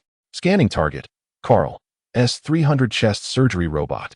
Fault analysis, end effector of arm 3, internal Helmholtz microgear set has experienced lattice fatigue fracture. Warning, this component has a design flaw. Its lifespan is programmed to be locked, classified as planned obsolescence component." Just as expected, a trace of coldness flashed in his eyes. Yet another petty trick. "Step aside." He pushed aside a technician blocking his way and directly entered the sterile operating room. "Hey, what are you doing? This is a sterile area. Stop him." Everyone gasped in shock, but his speed was faster than their reactions. Under the astonished gazes of everyone, he didn't even open his suitcase. He simply walked up to the white robotic arm, extended a hand, and gently pressed it against the joint connection that had malfunctioned. No light, no sound. Nothing happened. Just when everyone thought he had gone mad, a crisp electronic sound suddenly rang from the control panel. On the screen, the glaring red alert instantly turned green. Inside the operating room, the robotic arm that had seemingly died suddenly moved. It slowly retracted and then recalibrated its position in a visibly smoother, more stable, and more precise manner than before. The miniature surgical knife at the tip of the robotic arm emitted a cheerful and powerful hum. It was as steady as a rock welded in midair. The entire observation room fell into a dead silence in an instant. Everyone's eyes widened like saucers, and their mouths were agape enough to fit an egg. What just happened? The director rubbed his eyes, thinking he was hallucinating. Professor Liu, the chief cardiac surgeon, stared intently at the machine, which had returned to its original state, looking even better than before, trembling all over. Ma Liang simply clapped his hands as if brushing off a bit of dust. He turned and glanced at the group of elites outside the glass window, who were now completely petrified, and said, "The machine is fixed. What are you standing there for? Save lives." Chapter 29. the listening device in the shadows saving lives. Ma Liang's voice was like a stone thrown into a silent lake, instantly awakening all the petrified souls in the observation room. The chief cardiac surgeon, Professor Liu, was the first to react. In his eyes, a light of fervent admiration mixed with the relief of survival burst forth. Quick, everyone, take your positions. Prepare for surgery. With his command, the entire surgical team was activated like a finely tuned machine, moving in an orderly manner. No one questioned Ma Liang anymore, nor did anyone care about who he was or where he came from. In the face of an absolute miracle, all common sense and rules appeared powerless. The hospital director rushed up to Ma Liang in a few swift steps, his lips trembling with excitement, his usually stern face filled with an almost obsequious smile. Master Ma. No, Divine Dr. Ma. You are truly a reincarnation of Hua Tua. On behalf of all the staff and patients of our hospital, I express our utmost gratitude to you. He seemed eager to set up an altar for Ma Liang right then and there. Ma Liang merely cast him a faint glance. Is Grandpa Zhang's surgery arranged? Huh. The director was taken aback, clearly not expecting that this would be Ma Liang's concern. It's arranged. Immediately. With the best doctors. The best ward, and all expenses waived. The director promised, thumping his chest. Ma Liang nodded and didn't say another word. He picked up the silver briefcase and, under the gaze of countless eyes filled with awe, admiration, and fervor, turned and walked out of this chaotic place that could drive any medical expert insane. For him, repairing that so-called German precision instrument was no different from tightening a loose screw. In fact, it was even less interesting than upgrading the rice cooker for Grandma Wang. Meanwhile, on the other side of the planet, in a concealed intelligence command center deep underground, the atmosphere was as oppressive as a block of solid lead. A massive circular screen displayed all the publicly available information about the Xian country's godly craft number 1 and the plummeting stock price chart of the Phoenix Corporation. A stern-looking middle-aged man, codenamed Hammer, with a star on his shoulder, was tapping his finger on the cold metal table one after another. Each tap made the subordinate standing in front of him's heart twitch. Useless. A bunch of useless people. Hammer's voice was not loud, but it carried a chilling undertone. Our top commercial spies, our most elite task force, have spent hundreds of millions in resources, and what do we have to show for it? We haven't even touched a hair of that godly craft. The report tells me that the 9th Bureau of Xian country has surrounded that broken street like a steel barrel. Our people can't even get close. He picked up a report and slammed it on the table. This is the result you give me? Watching the Xian people ride on our heads and humiliate us with our own technology?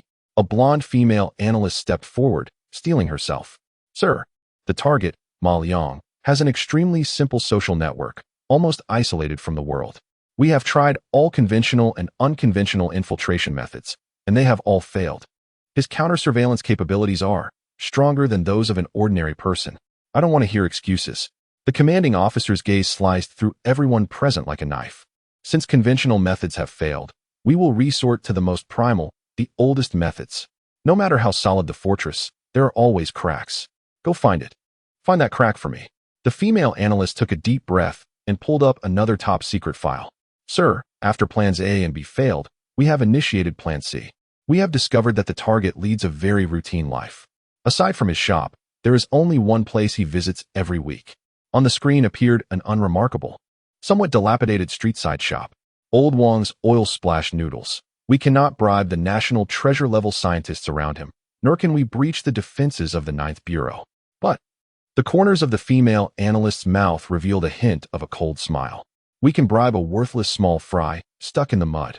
In a certain country's old city, late at night, a figure appeared stealthily at the back door of Old Wang's oil splash noodles. It was Lu San, a local thug who had been hanging around the street for years, living off petty thefts and collecting protection fees.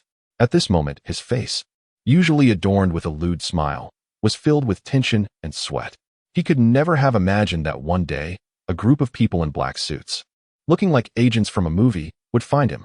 Even more unimaginable was that they only asked him to do a small task and directly deposited an amount he couldn't even count into his bank card, which had never exceeded $1,000.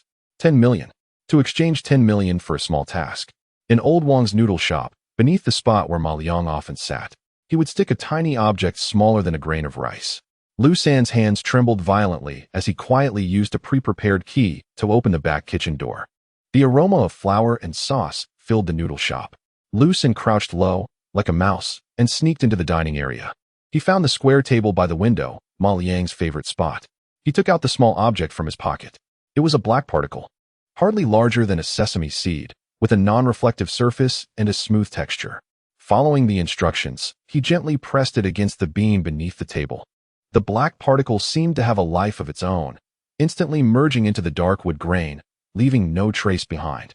After completing all of this, Lu Xan felt as if all his strength had been drained away, and his shirt was completely soaked with cold sweat. He didn't dare to stay a second longer and turned to disappear into the thick night like he was fleeing for his life. He had no idea. At the very moment he left, the miniature listening device he had installed activated quietly, its internal sensors far more precise than a strand of hair. An invisible signal penetrated the walls, traversed the night sky, and crossed thousands of kilometers to connect to a cold intelligence command center. On the screen, a green online indicator slowly illuminated. Inside the command center, there was an eerie silence. Everyone's gaze was focused on a small line of audio waves that had just started to pulse. Eyes in the shadows had opened.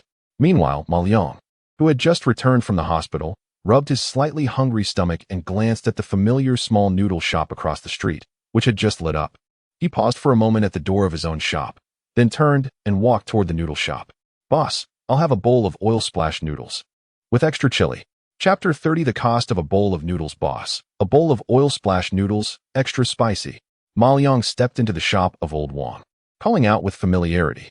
The freshly cooked noodles, drenched in sizzling hot oil, released a familiar, overpowering aroma mixed with garlic, scallions, and spice that instantly filled his nostrils, making him feel completely relaxed. Meanwhile, in a cold intelligence command center in a certain country, there was a deathly silence. Everyone's gaze was fixed on the faintly pulsing audio waveform on the circular main screen. The target has entered listening point 1. Voice recognition is in progress. Confirmed as target individual Ma Liang. Analyzing dialogue content. Ordering a bowl of oil-splashed noodles, requesting extra spice. The voice of a blonde analyst echoed throughout the command center through the microphone. General Codename Hammer watched the screen expressionlessly, his fingers rhythmically tapping on the table. To place this listening device, codenamed Dust, they had paid a hefty price, even resorting to activating a 10-year dormant line to bribe a local thug named Lu Xan. Now, it was time to reap the rewards. What they wanted to hear was not trivial chatter, but the secret hidden in Ma Liang's mind that could potentially overturn the global technological landscape. Xiaoliang, here it comes. Old Wang, the noodle shop owner, came over with a large bowl, smiling. "I heard from the neighbors that you've become a big shot. Why do you still come here for my humble noodles?" "Uncle Wang, you're too kind." Ma Liang slurped a big mouthful of noodles and said indistinctly, "Where can you find delicacies that are as satisfying as this bowl of noodles?" In the command center, simultaneous interpretation quickly translated the dialogue into English and displayed it on the screen. Hammer's brows furrowed slightly. "Another worthless small talk. Looks like you've been busy lately. Do you still have time to stroll by the river?" Old Wang casually asked while tidying up the dishes at the neighboring table. "Didn't you used to love going there after meals, saying it was peaceful?" Ma Liang finished the last bit of the red, oily soup in his bowl and contentedly burped. "Of course, why wouldn't I go?" He took out his phone, scanned to pay, and stood up from the chair. "After eating, I need to take a walk to digest. That place is indeed peaceful." Just this ordinary statement. In the intelligence command center, it was like a thunderclap that suddenly exploded. The blonde analyst's eyes lit up, and she abruptly stood up from her seat, her voice tinged with uncontrollable excitement. "Sir, the river. He has a habit of going there alone. This is a fixed behavioral pattern, a loophole we can exploit. No matter how tight the protection in the Ninth Bureau is, they can't follow him closely during his personal stroll without raising his alertness and aversion." Hammer's fingers, which had been tapping the table, stopped. A glimmer of cold, killing intent finally flashed in his hawk-like sharp eyes. "The crack has been found." He slowly opened his mouth, his voice not loud, but carrying an undeniable command. "Initiate the vulture plan. Have the leopard in the west of the city take action. Tell him I want him alive. Make it clean. Disguise it as a regular kidnapping and extortion case." "Yes, sir." The night was serene. Ma Liang walked contentedly along the path leading to the riverside. He had walked this road for many years, familiar with every brick and every streetlight here. The evening breeze gently blew away the smell of the oily noodles on him, bringing the dampness of the river and the fragrance of the grass. He enjoyed this feeling. After experiencing those thrilling scenes, This tranquil and ordinary moment belonging to a regular person made him feel incredibly at ease. His mind was operating at high speed. With his knowledge of advanced materials science, he could instantly analyze the crystal structure of silicon dioxide from a stone by the roadside. The theories of precision engineering allowed him to visualize a complete stress analysis model in his mind just by looking at the steel cables of the distant bridge. This feeling of having control over everything was wonderful. He even thought about upgrading the streetlight system to a solar energy sensing smart adjustment mode, which could save a lot of electricity. Just as he turned past a curve filled with greenery and was about to step onto the riverbank promenade, his footsteps suddenly stopped. A faint smell, mingled with cheap cigarettes, alcohol, and sweat, wafted into his nose.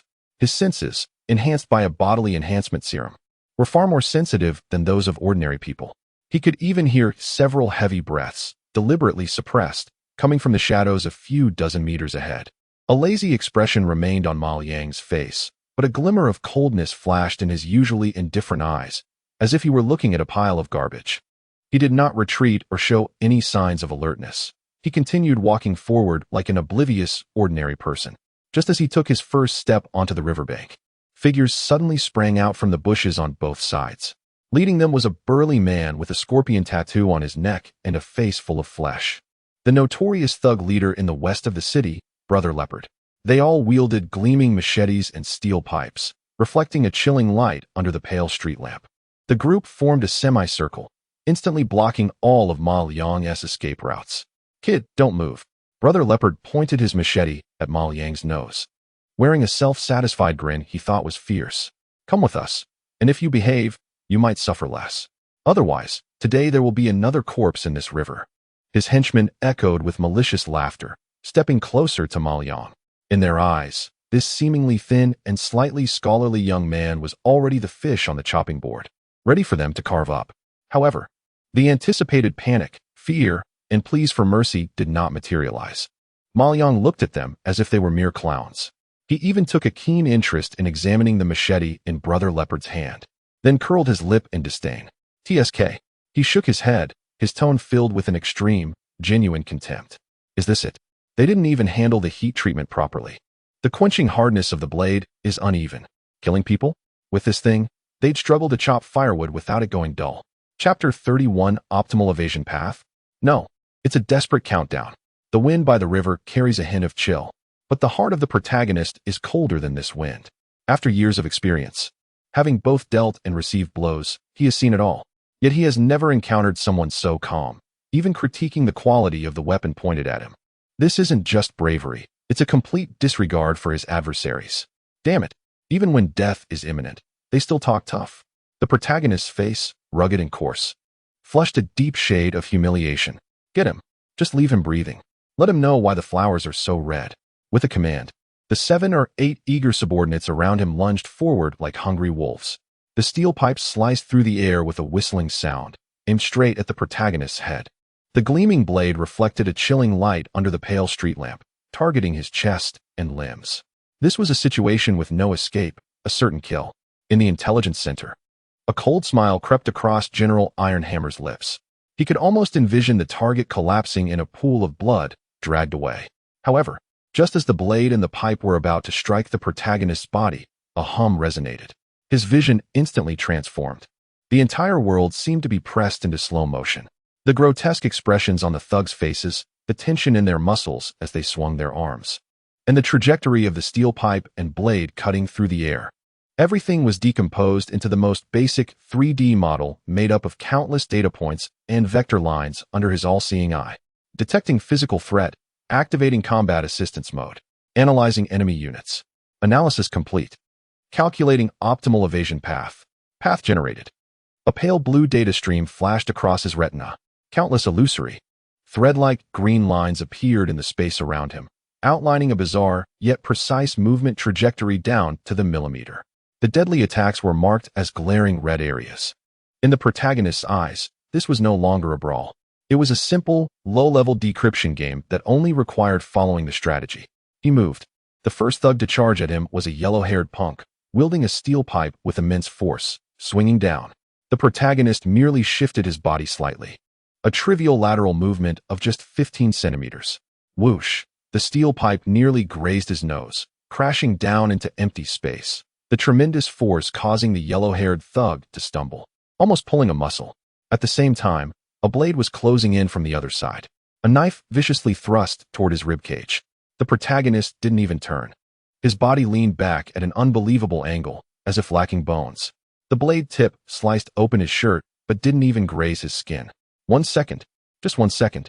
2 deadly attacks were effortlessly neutralized by Ma Liang in a manner that was almost humiliating.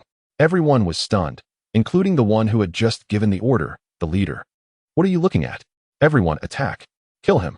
The leader's roar was somewhat empty and fierce. The remaining thugs snapped back to reality, howling as they charged forward even more frantically. The glint of knives and shadows of clubs completely engulfed Ma Liang's small figure. However, a scene that struck terror into the hearts of all the attackers unfolded. Ma Liang was like a slippery eel or a ghost without a form. He strolled leisurely through the impenetrable web of attacks. Each dodge was perfectly timed, neither too much nor too little. Steel pipes always brushed past the corners of his clothes. The blades were always a hair's breadth away from his body. Every step he took was necessary. Sometimes he advanced, sometimes he retreated, sometimes he sidestepped, and sometimes he ducked. His movements appeared slow, even somewhat lazy, yet he managed to evade all attacks. This was no longer a fight. It was a one-sided, elegant, and brutal torment. The 7 or 8 thugs, like monkeys being toyed with, exerted all their strength, but couldn't even touch the hem of his clothes. The more they fought, the more alarmed and fearful they became. The calm gaze of their opponent felt like looking at a group of lifeless objects. The sense of helplessness and fear, being completely toyed with, nearly drove them to collapse. After just over a minute, all the thugs stopped, leaning on their knees, their arms trembling around their weapons, chests heaving as they gasped for air. Sweat, mingled with fear, trickled down their foreheads. In the center of their encirclement, Ma Liang still stood quietly. Not only was he unscathed, even the frequency of his breathing showed no signs of change. He patted the torn fabric of his shirt and brushed off non-existent dust from his shoulders. Then, he raised his eyes to look at the leader, whose face had turned ashen. A playful smirk appeared at the corner of his mouth. Chapter 32. Dust in the shadows, time to scan. The game is over. Ma Liang looked at the group of thugs in front of him who had lost all their fighting spirit, his tone flat, as if stating a fact. Just then, a series of hurried and orderly footsteps echoed from both ends of the riverbank. Dozens of figures in black combat uniforms, armed with standard weapons and wearing cold masks, emerged like ghosts seeping from the darkness, silently surrounding the entire scene. Leading them was Qin Lingyue. She did not glance at the thugs sprawled on the ground, but immediately turned her gaze to Ma Liang, her eyes betraying a hint of uncontainable fear and apology. Mr. Ma, we're late. Are you all right? Ma Liang shrugged indifferently. I'm fine, just warming up. Qin Lingyue. The elite team members from the 9th Bureau behind her couldn't help but twitch their lips at this remark. Looking at the 7 or 8 professional fighters on the ground who seemed drained of all spirit, and then at this young man who appeared calm and unruffled, as if his clothes weren't even disheveled. Warming up? Is that what you call it? This is one-sided mental torture. Qin Lingyue said no more, simply gesturing to her subordinates. 2 team members immediately stepped forward, lifting the utterly terrified leopard brother off the ground as if he were a small chicken. Now tell me, who sent you? Qin's cold voice was devoid of emotion, like a frigid scalpel. Leopard brother trembled all over, wanting to talk tough. But one of the team members lightly pressed the dark muzzle of a gun against his temple. The chilling sensation of death instantly shattered all his psychological defenses. I'll talk. I'll tell everything. Leopard brother's voice was tinged with a cry, spilling out everything like bamboo shoots. It was a person from abroad who contacted me, gave me a large sum of money, and asked me to take this person, no, this esteemed individual, to an abandoned factory in the west of the city. They said they wanted him alive and asked me to disguise it as a regular kidnapping for ransom. Qin Lingyue's gaze instantly sharpened. From abroad? How did they contact you? What were they like? I don't know who they are. Leopard brother was almost in tears. It was just a single line of contact through an encrypted app, and the money was transferred from several overseas accounts. I couldn't trace the source at all. But I met the person in charge of contacting me once. He was a white guy, very tall. Qin Lingyue exchanged glances with a few teammates, all seeing a hint of understanding in each other's eyes. The intelligence agency from a certain country. Take him back for further interrogation, Qin Lingyue ordered coldly. Yes, a group of thugs, along with the fainted blonde, were quickly and efficiently taken away, leaving the riverbank seemingly untouched, except for a lingering tension in the air, as if nothing had ever happened. Qin Lingyue approached Ma Liang and reported in a low voice. Mr. Ma, the initial assessment suggests that this is a targeted operation or abduction plan against you. I apologize. Our security measures have failed, putting you in danger. Ma Liang furrowed his brows slightly. He wasn't feeling regret. Instead, he was contemplating a question. The timing of the other party was too precise. It was as if they knew he would definitely come here for a walk. His routine was simple: the store, home, and occasionally visiting a noodle shop. His whereabouts, apart from himself, were only. A thought flashed through his mind like lightning. Xiaoliang, you're here. I see you've been quite busy lately. Do you still have time to stroll by the river? After a good meal, you should take a walk to digest. That place is indeed quiet. It was that bowl of oil-splashed noodles. It was his casual conversation with Old Wang at the noodle shop. Qin Lingyue's expression turned cold. Go to Old Wang's oil-splashed noodles. Check under the table at my usual spot thoroughly. Qin Lingyue paused for a moment but quickly reacted, her gaze instantly becoming icy. She immediately issued an order through her earpiece. Team 1, target Old Wang's oil-splashed noodle shop. Conduct a detailed search. 5 minutes later, a report came through Qin Lingyue's earpiece. Report, Captain. We found a third-generation high-sensitivity vibration microphone on the beam under the table at the target location. It's very small and blends well with the wooden texture, making it extremely difficult to detect by conventional means. Preliminary analysis suggests it's standard equipment used by an intelligence agency. Qin Lingyue hung up the communication and looked up at Ma Liang. She saw him staring at the noodle shop across the street that had already turned off its lights. His expression calm, but beneath that calmness was a chilling aura that made even Qin Lingyue's heart race. Chapter 33, Recruitment? I, Ma Liang, will not be anyone's tool. Mr. Ma. Qin Lingyue was about to speak from the side. Do it according to your rules. Ma Liang's voice was calm. After saying that, he turned and walked back into his shop, shutting the darkness and noise behind him. The next morning, the old street had not fully awakened from its slumber when a low rumble of engines approached. Several black cars with special licenses quietly parked at the shop's entrance. Unlike the understated vehicles from the Ninth Bureau, these cars exuded an unmasked, bold, and heavy aura. The doors opened, and a group of people stepped out. At the forefront was a young man, around 30 years old. He wore a well-tailored dark suit, without a tie, and had casually undone the collar of his shirt, appearing both formal and a bit unruly. His features were handsome, but what stood out most were his eyes, sharp, bright, like an eagle. They held a sense of scrutiny and evaluation, as if everything in the world could be quantified and priced in his gaze. Behind him followed several equally well-dressed, assertive attendants, each carrying a metal briefcase, standing tall like a row of javelins awaiting inspection. Knock, knock, knock. The roll-up door was tapped with a steady, rhythmic force. Ma Liang was using a system-enhanced, ultra-precise electric soldering iron to repair a micro-wire on a phone motherboard, not lifting his head. The door was not locked. The roll-up door slowly opened, sunlight pouring in. The young man strode in confidently, his gaze quickly scanning the shop before finally landing on Ma Liang, who was focused on his work, his brow slightly furrowed, seemingly uncomfortable with the shabby and chaotic environment. However, he did not show it. Instead, getting straight to the point, Mr. Ma, hello? His voice, like his presence, carried an air of confidence. Let me introduce myself. I am Long Yu, the head of Longbing Industrial Group. Longbing Industrial. This name represents an absolute giant in the defense industry, controlling countless cutting-edge technologies, capable of shaking the entire sector with a mere stomp. Ma Liang paused briefly in his actions. He finally raised his head to look at the uninvited guest. Is there something you need? His tone was as flat as if he were asking a passerby the time. Long Yu seemed taken aback by the response, but quickly adjusted, a formulaic smile appearing on his face. Our group is very interested in your technology. He did not sit down to chat like General Zhang Yuanchao, nor did he apologize insincerely like Thompson from Phoenix. He approached like the most efficient businessman, getting straight to the point. We hope to officially recruit you and your technology into our Longbing industrial system. The term recruit was spoken as if it were a matter of course. We will provide you with a world-class independent laboratory located in the core area of our headquarters, with all equipment available for your selection.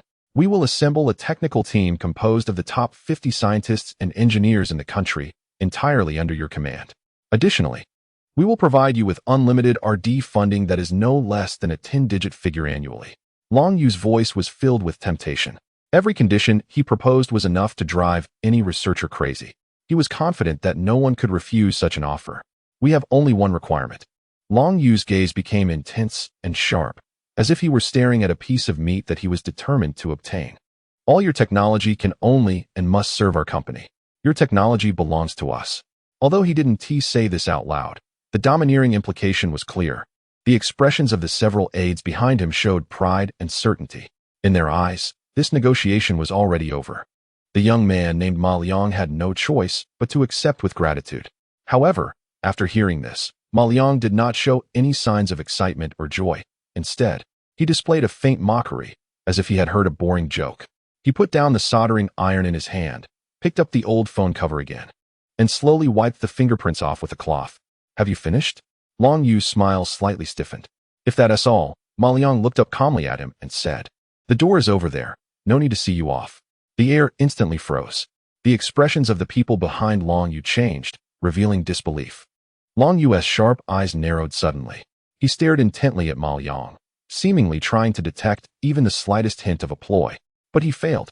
Ma Liang's gaze was as calm as a bottomless ancient well. It was an absolute indifference that didn't regard him or the enormous company he represented at all. "Mr. Ma, you may not realize what your technology means to this country." Long Yu's voice turned cold. "Such power in personal hands is very dangerous. Only within our system can it achieve its maximum value and receive the best protection." There was already a faint hint of threat in his words. Ma Liang smiled. He recalled the old general who had traveled a long distance just to bring him a bowl of oil-splashed noodles yesterday. The old man had asked him, "Do you like it?" And this person in front of him was telling him, "You should. How I use my technology and who I give it to is my business." Ma Liang reattached the clean phone cover, producing a soft click. "As for the value and protection you mentioned," he stood up and placed the repaired phone on the counter, his tone playful. "In my opinion, your company does not yet have that qualification." Chapter 34. My technology is beyond your reach. In my view, your company doesn't have that qualification. Ma Liang's voice was not loud, but each word struck like a sharp slap, harshly hitting Long Yu and the group of elites behind him. Qualification? In the entire region. Who would dare to say these two words to such a giant in the defense industry? That massive entity, representing the nation's highest military power, was actually deemed unqualified by a kid hiding in a rundown repair shop? The air seemed to be sucked out of the room in that moment. The expressions on the faces of Long Yu's entourage shifted from confidence to astonishment, then to anger, and finally settled into a feeling of absurdity, as if they were facing a madman. They almost doubted if their ears were malfunctioning. The smile on Long Yu's face completely vanished. His sharp, eagle-like eyes fixed on Ma Liang, with a cold flame slowly burning deep within his pupils. "Mr. Ma, I hope you understand what you are saying." His tone had lost its previous politeness, turning rigid and icy, carrying the anger of someone in a position of power who felt offended. "I admit, our visit today may have been a bit direct, but you must understand, the technology you possess has surpassed what an individual can control. It's like a gun without a safety, in the hands of a child. It is not only irresponsible to yourself, but also to the security of the entire nation." Long Yu's tone became increasingly aggressive. He attempted to use the weight of national duty to crush Ma Liang's seemingly ridiculous insistence. "Only we, only your company, have the capability and responsibility to harness this power. We will provide you with a laboratory, a team, and unlimited funds, not to negotiate with you, but to offer you the only correct choice." He stepped forward, his aura fully unleashed. The sense of oppression that belonged to a colossal entity's leader pressed toward Ma Liang like a solid wall. For anyone else, under such pressure, they would have likely crumbled. Legs trembling, cold sweat pouring down. However, Ma Liang just smiled. It was a genuine, unmasked, mocking smile. "That sounds wonderful." He gently placed the repaired phone on the counter, then raised his eyes to meet Long Yu's aggressive gaze, showing no sign of retreat. "National duty? To put it bluntly, aren't you just trying to turn my technology into your company's exclusive property? To make me a tool in your hands, a useful weapon?" Ma Liang's voice remained calm, yet it cut through Long Yu's grandiloquent rhetoric, revealing the core essence beneath. Long Yu's face instantly turned extremely grim. Ma Liang paid him no mind and continued. "Just a couple of days ago, an elder also came by here. He didn't talk to me about national righteousness, nor did he offer me any exorbitant conditions. He simply brought me a bowl of oil-splashed noodles that I liked, and asked if I liked this country and if I was willing to do something for it. Ma Liang's gaze swept over Long Yu's face, which was twisted with anger. He asked me, "Do you like it?" "And you," pointing at Long Yu, "told me that I should. That's the difference. My skills belong to me, and I am willing to serve this country because I was born here, grew up here, and I like the people here and the vibrant life. Therefore, they can be used to create lithography machines, break the blockade, and make our chips no longer dependent on others.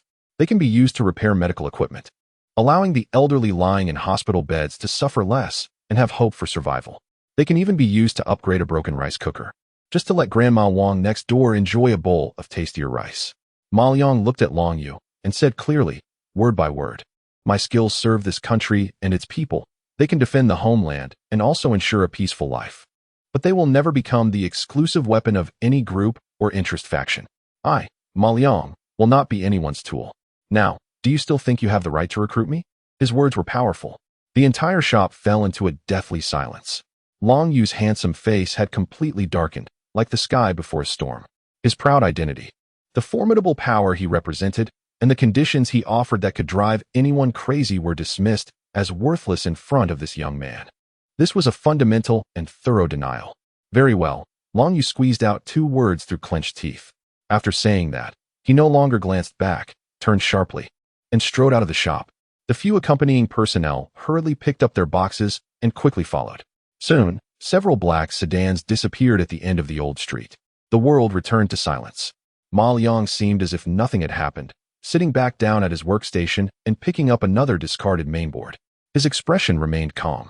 However, in his mind, a voice that had not sounded for a long time suddenly jumped out coldly. Potential threat to host detected, triggering special mission. Mission name, Dragon Soldier's Sting. Mission description, the arrogance of Dragon Soldier Industries is just the tip of the iceberg. Beneath its glamorous surface lies decayed and corrupt elements unknown to many. Some individuals have already regarded the country's critical assets as their private property. Mission objective, identify and repair the core technical flaws in the latest generation of Dragon-scale individual combat armor from Dragon Soldier Industries, and publicly expose the back doors and hidden dangers. Mission reward. Chapter 35: A phone call that topples a military giant. The convoy of Longbing Industries had vanished at the end of the old street, as if it had never existed. Yet, the few lines of cold blue text remained vividly clear in Ma Liang's mind. Task name, Stab of Longbing. Task description, the arrogance of Longbing Industries is just the tip of the iceberg. Beneath its glamorous exterior lies hidden decay and corruption. Certain individuals have come to regard national treasures as their personal property. Task objective, identify and rectify the core technical flaws in the latest generation of the Dragon Scale Series individual combat armor from Longbing Industries, and publicly expose its backdoors and risks. Ma Liang sat at his workstation, his fingers unconsciously tapping lightly on the table. His expression remained calm, but a glint of coldness, sharp as a scalpel, flickered in his deep-set eyes. Decay, corruption, personal property. The system's assessments were always straightforward, never wasting words. These words acted like a key, instantly unlocking a switch in Ma Liang's heart, connecting all his previous doubts. He finally understood where Long Yu's sense of entitlement stemmed from. It wasn't confidence from an entrepreneur about his company, but rather the absolute desire for control of a local emperor over his territory. In the eyes of Long Yu and those behind him, the so-called Longbing Industries, a national asset, had probably long ceased to belong to the nation. It was theirs. A smirk curled at the corners of Ma Liang's mouth. He despised being treated as a fool, even more so being seen as a mere tool to be manipulated. But what he could not tolerate at all was that these corrupt individuals dared to tamper with the armor meant to protect the nation, leaving behind supposed backdoors and risks. This was no longer just a technical or business issue. It was betrayal, a most vicious betrayal of the warriors who might one day don this armor to defend their homeland. Ma Liang's gaze turned icy. If it was armor, it should have no weaknesses. If it was corruption, it needed to be eradicated. He murmured to himself, as if speaking to the air, or perhaps issuing orders to the system. Repairing the dragon-scale armor? No, to Ma Liang, this was no longer a simple maintenance task. This was a cleansing of poison. But then, a problem arose. The dragon-scale individual combat armor was the most advanced and core secret product of Longbing Industries. Forget about purchasing it, Ordinary people didn't even have the chance to see it. He couldn't just storm into the headquarters of Longbing Industries to steal a set, could he? Although, it seemed like it wasn't impossible. Ma Liang's mind even began to automatically devise infiltration routes and security system bypass techniques. But soon, he shook his head, dismissing this crude and straightforward idea. Too troublesome. Moreover, it could provoke unnecessary panic. He now had a better and more direct approach. A thought surfaced in his mind. He recalled the old general sitting across from him with a bowl of oil-splashed noodles, his gaze sincere and earnest. Zhang Yuanchao, a person who truly cared about this country. Ma Liang no longer hesitated. He took out his phone and directly dialed Qin Lingyue's number. The call was almost instantly answered. Mr. Ma. Qin Lingyue's voice was always so efficient, carrying a hint of military seriousness. Please connect me to General Zhang Yuanchao. Ma Liang's tone brooked no argument. I have something very urgent to discuss with him directly. On the other end, Qin Lingyue was clearly taken aback. She understood very well the status of General Zhang, who was busy with numerous affairs and not someone who could be easily met. But she was even more aware of the weight that the name Ma Liang carried. Yes. Please hold on. Without any unnecessary questions, Qin Lingyue immediately executed the order. In less than 30 seconds, a faint crackling sound came through the phone, followed by an elderly and gentle voice filled with concern. Xiaoyang, what is the matter? Are you in trouble again? Hearing Zhang Yuanchao's voice, Ma Liang's cold gaze softened slightly. Zhang Lao, I'm not in trouble. Ma Liang's tone returned to its usual laid-back, slightly irreverent manner. I just want to borrow a toy. A toy? Zhang Yuanchao laughed on the other end, his voice booming. Huh, you have quite the appetite, huh? Go ahead. What do you have your eye on? As long as it's not a satellite, I'll find a way to get it for you. The old general's words were filled with unconditional trust and affection for Ma Liang. Ma Liang smiled, then slowly and clearly said word by word. The Dragon Scale Series individual combat armor from Longbing Industries. I need the latest model. As soon as he finished speaking, the hearty laughter on the other end abruptly stopped. The entire world seemed to fall into a dead silence, with only the faint buzzing of electricity remaining. After a long pause, Zhang Yuanchao's voice, now incredibly serious and solemn, slowly came through the receiver. Xiaoyang, do you know what you were saying? Chapter 36, Dragon Soldier Industries? In my eyes. It's sick. The other end of the phone fell into a long, dead silence. The cheerful laughter and kind concern that had been there before disappeared without a trace. Only the faint buzzing of electricity remained, like a cold, venomous snake coiling around Ma Liang's ear, bringing a suffocating sense of oppression. After a long while, Zhang Yuanchao's voice finally sounded again. It was a tone that Ma Liang had never heard before, extremely serious, even somewhat hoarse. Xiaoyang, do you know what you're saying? Each word felt as if it had been pulled from an ice cellar, carrying a bone-chilling coldness. The Dragon Scale individual combat armor. It's not a toy. It's not a product that can be displayed in a store with a price tag. It's one of the highest military secrets of the nation. The weapon and armor relied upon by the most elite special forces during the execution of the highest danger level missions. Every screw, every line of code belongs to the highest level of military confidentiality, not to mention lending it out for fun. Even the personnel responsible for transportation and storage must undergo the strictest political scrutiny, with their ancestry checked back 3 generations. Ma Liang's request was beyond bold. It was akin to asking a national monarch if he could borrow the imperial seal to use as a paperweight at home. I know. Ma Liang's response remained terrifyingly calm. He seemed completely unaffected by the immense pressure radiating from the other end of the line. I know what it is. Then why? Zhang Yuanchao's voice was filled with deep confusion and disbelief. He trusted Ma Liang. This trust had been built piece by piece through a lithography machine, a surgical robot, and the audacity to challenge the world. Yet, even so, this request had already touched the bottom line of his principles as a veteran, as a general of the Republic. Ma Liang did not answer directly. He changed the subject, his tone casual as if chatting with a neighbor. Zhang Lao, just this morning, someone from Dragon Soldier Industries came to find me. There was an obvious pause on the other end of the phone. Dragon Soldier Industries? What did they want from you? A young man named Long Yu, their person in charge. He wanted to recruit me. Leaning back in his chair and looking at the old ceiling fan, Ma Liang recounted Long Yu's words of persuasion earlier that morning in a nearly flat tone, devoid of any emotional color. From top-tier laboratories to billions in R&D funding. From the hat of national righteousness to the overtly condescending you should. He spoke very calmly. But on the other end, Zhang Yuanchao's breathing gradually became heavier. As someone who had dealt with Dragon Soldier Industries for half a lifetime, he knew too well about some of the people and matters involved. He had heard a bit about that young man Long Yu. Young and accomplished, ruthless in methods, but also arrogant to the core. Did you reject him? Zhang Yuanchao's voice regained a hint of calmness. He seemed to have guessed something. I refuse, Ma Liang said. I don't like his attitude.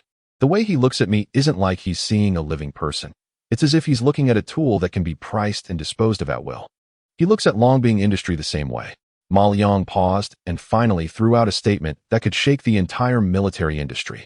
Old Zhang, I don't believe someone who treats national treasures as their private property can create armor without selfish intentions. I feel it's sick. Boom. The last 3 words exploded in Zhang Yuanchao's mind like a heavy bomb. It's sick. What a shocking and audacious evaluation. In that instant, all of Zhang Yuanchao's doubts, confusion, principles, and bottom lines were completely washed away by those 3 words. He instantly understood, completely understood, why Ma Liang would make such an unfathomable request. The arrogance of Longwei, the incorporation of Longbing Industry, and Ma Liang's astonishing claim that it's sick are interconnected by an invisible yet crystal-clear logical chain. This young man is sending the most serious and deadly warning to himself and to this country in his own way, suspecting that Longlin armor has issues. If anyone else had said this, Zhang Yuanchao would have thought they were insane and would have immediately ordered them to be restrained. Because this involves too much. The foundation of the country's most advanced armed forces would be shaken. However, the one saying this is Ma Liang, a prodigy who single-handedly repaired a lithography machine. Someone who cannot be judged by common sense. His instincts may be more precise and lethal than the most sophisticated instruments of the Ministry of Defense or the combined conclusions of hundreds of top experts. The phone on the other end fell silent again. But this time, it was not a cold depression. Instead, it was a dead silence before the storm. Ma Liang could clearly hear Zhang Yuanchao's heavy and suppressed breathing, like an old bellows. This veteran general, who had dedicated his life to the country, was engaged in an internal struggle. Finally, Xiao Liang, Zhang Yuanchao's voice rang out again, hoarse yet decisive. I need you to give me a guarantee. What guarantee? A guarantee that everything you see, hear, and do, besides me, no one else will know. I guarantee. Ma Liang's response was simple and straightforward. Good. Zhang Yuanchao took a deep breath, as if he had exhausted all his strength. I believe you. Giving you this opportunity is also giving us a chance. I will find a way to send the things to you. But only 24 hours. 24 hours later, regardless of what you discover or if you find nothing at all, it must return intact to where it belongs. Ma Liang smiled. It was a cold smile, like that of a hunter seeing its prey finally step into the trap. 24 hours? It won't take that long. Just give me 3 hours, and that will be enough. Chapter 37 Unboxing. National Treasure. The call ended, and Ma Liang casually tossed his phone onto the cluttered workbench filled with various parts, producing a soft sound. The entire repair shop fell into an absolute silence once again, quiet enough to hear the sound of a stray cat yawning outside on the old street. Ma Liang leaned back in his chair and stretched, the joints in his body cracking with a series of crisp sounds. His expression remained lazy, as if he had merely made a phone call and ordered takeout. But he knew better. From the moment Zhang Yuanchao uttered that good word, from the moment he made his bold promise of 3 hours, a storm was brewing, one that could shake the entire military-industrial sector of the nation without any visible smoke. He, Ma Liang, a mere internet repairman hiding in a rundown shop, was about to confront the colossal entity of Longbing Industries head-on. Anyone else would likely be in a state of chaos, restless and anxious. But not Ma Liang. He simply stood up, picked up a broom from the corner, and slowly began to sweep the dust and debris off the floor, as if he were preparing to welcome a particularly discerning guest rather than a national treasure. Time ticked by. The night grew deeper. The shops on the old street had long since closed, and the last bus, with its tail lights glowing, disappeared around the corner. The entire world seemed to have fallen into a deep slumber. Just then, creak, a faint sound of tires gently brushing against the ground echoed at the shop's entrance. It was very subtle and restrained. If it weren't for Ma Liang's enhanced hearing from the physical enhancement liquid, he might have thought it was just the wind blowing through a trash bin. He paused his movements, lifted his head, and looked towards the tightly closed roll-up door. Davey arrived. He didn't walk over to open the door, but returned to his workbench, picking up a discarded phone motherboard and a pair of tweezers. as if he were genuinely researching some technical problem. Knock, knock, knock. The roll-up door was tapped lightly, 3 times, neither too heavy nor too light, with a rhythmic cadence. It was the agreed-upon signal. Ma Liang didn't look up. He simply said flatly, "Not locked." The roll-up door was slowly and silently pulled open from the outside, creating a small gap. There was no blinding light, nor was there the expected presence of heavily armed soldiers, just a figure clad in black sportswear, wearing a cap that cast a shadow over their face, slipping inside. Then, the roll-up door was silently lowered again.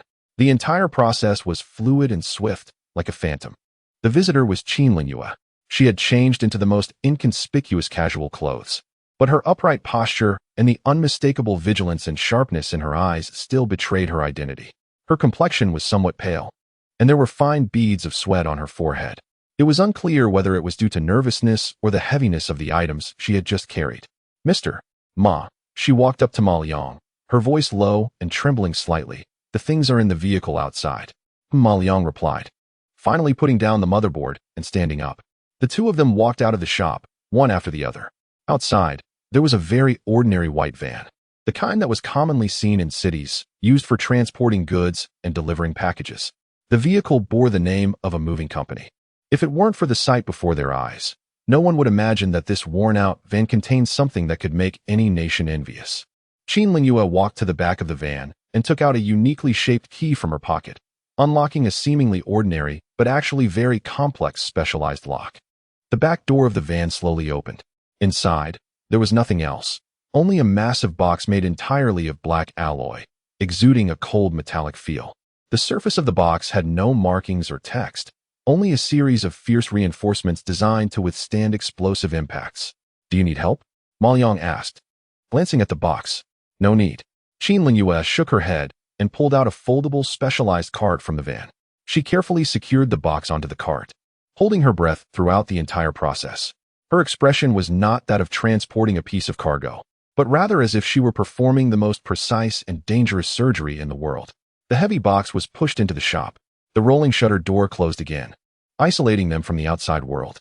Under the dim light, the black box, resembling a prehistoric beast's coffin, emanated a chilling silence and oppressive aura. "Open the box." Ma Liang's tone was firm. Qin Lingyue nodded, taking a deep breath. She walked up to the box and placed her hands in the 2 grooves on either side of the lid. Fingerprint verification, iris scan. A series of complex silent verification processes were completed in an instant. A crisp sound of a mechanical lock disengaging echoed. Then, with a slight hissing from the hydraulic mechanism, the heavy alloy lid began to rise slowly. In an instant, a humanoid steel creation, lying quietly in the black velvet lining and filled with a sense of sci-fi and violent aesthetics, appeared before them. It was a deep matte black, reminiscent of obsidian, with every joint and angle exuding strength. The smooth, muscular lines seemed to be the most perfect artwork in the world. It was Long Lin, the pinnacle of individual combat technology from the region. Even seeing it for the second time, Qin Lingyue's breath caught in her throat involuntarily. Her eyes were filled with shock, reverence, and fervor, an instinctive yearning from a soldier for the most powerful weapon. However, standing beside her, Ma Liang looked at this perfect masterpiece with no change in his expression. He simply observed quietly. In his mind, the eye of all things had already activated automatically the moment the box lid was opened. Chapter 38. This is not armor. This is a coffin.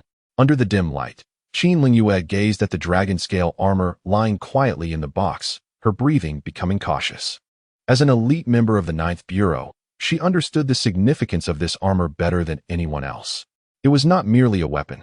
It represented decades of relentless pursuit in the field of individual combat by her nation, culminating in a brilliant technological achievement after countless resources and manpower were invested.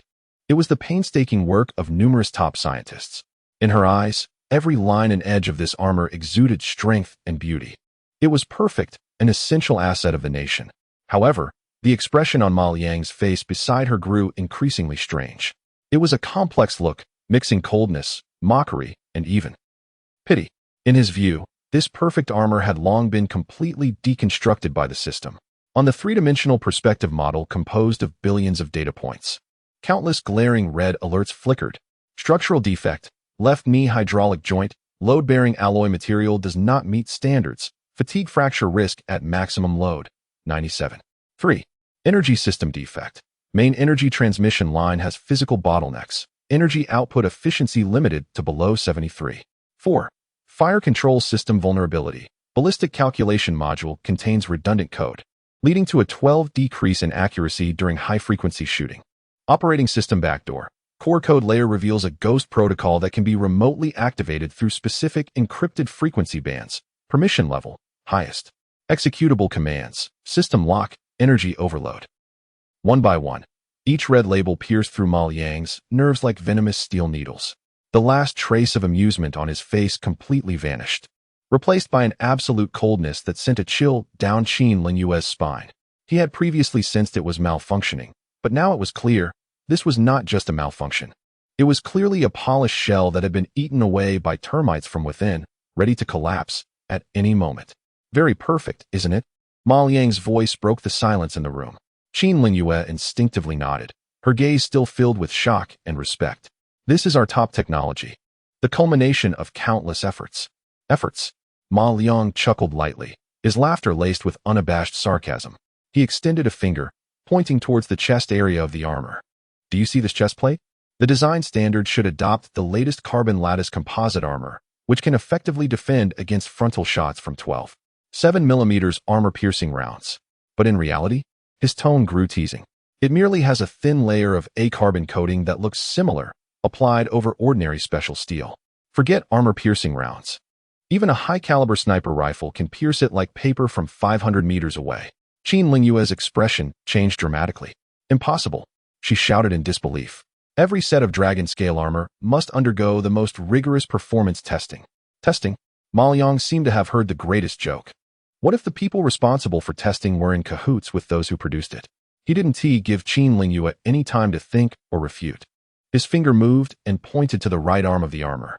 The weapon mounting interface looked standard, but its internal power supply lines had been deliberately reduced by 3. This meant it could never mount our latest developed Flame Dragon series weapons. It could only use those outdated models that were about to be phased out, which had half the power. Qin Linyue's lips began to tremble slightly, and her expression shifted from initial shock to horror. Ma Liang's finger finally landed on the Sci-Fi helmet. His voice was now devoid of any emotion. The most astonishing part is here. A backdoor had been left in its operating system. A deeply hidden backdoor that even its own firewall could not detect. On the battlefield, as long as the enemy grasped a specific activation code, they could instantly take over all permissions of this armor from 1,000 miles away. They could completely lock down the armor's system, trapping our soldiers inside, turning them into immobile iron coffins. They could even cause the armor's energy core to overload instantly. Boom. Both the person and the armor would explode into a brilliant firework display. Ma Liang slowly turned his head to look at the pale-faced, swaying Qin Linyue. He clearly enunciated each word. Do you still think this is armor meant to protect our soldiers? No. This is a meticulously designed, mobile, living coffin that could be detonated by the enemy at any time. It is also a cash machine for some people who profit immensely from cutting corners and betraying national interests. Boom.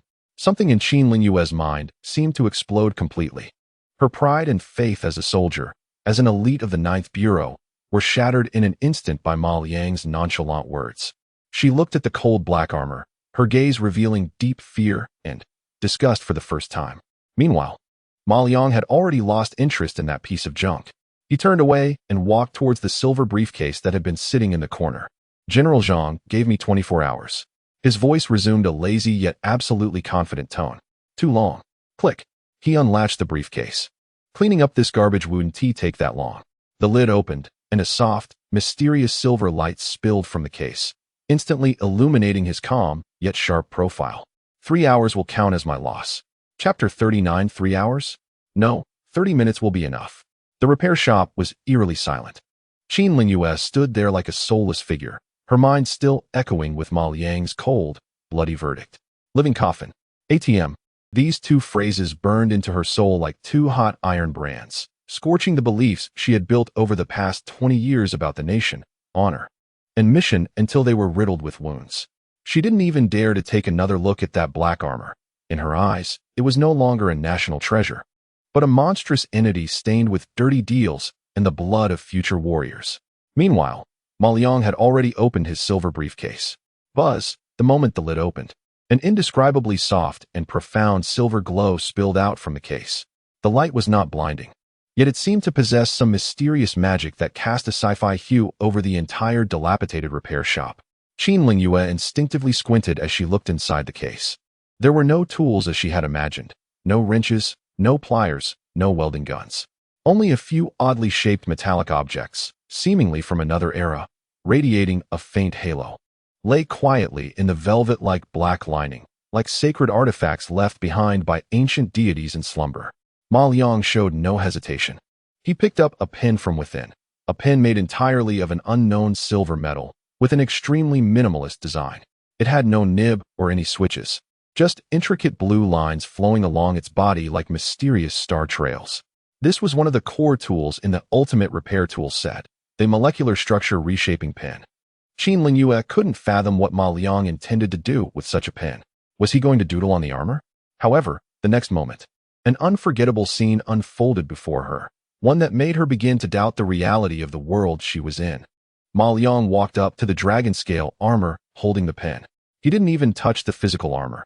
He simply aimed the pin's tip at the chest plate, which he had deemed merely ornamental, and lightly drew a line in the air.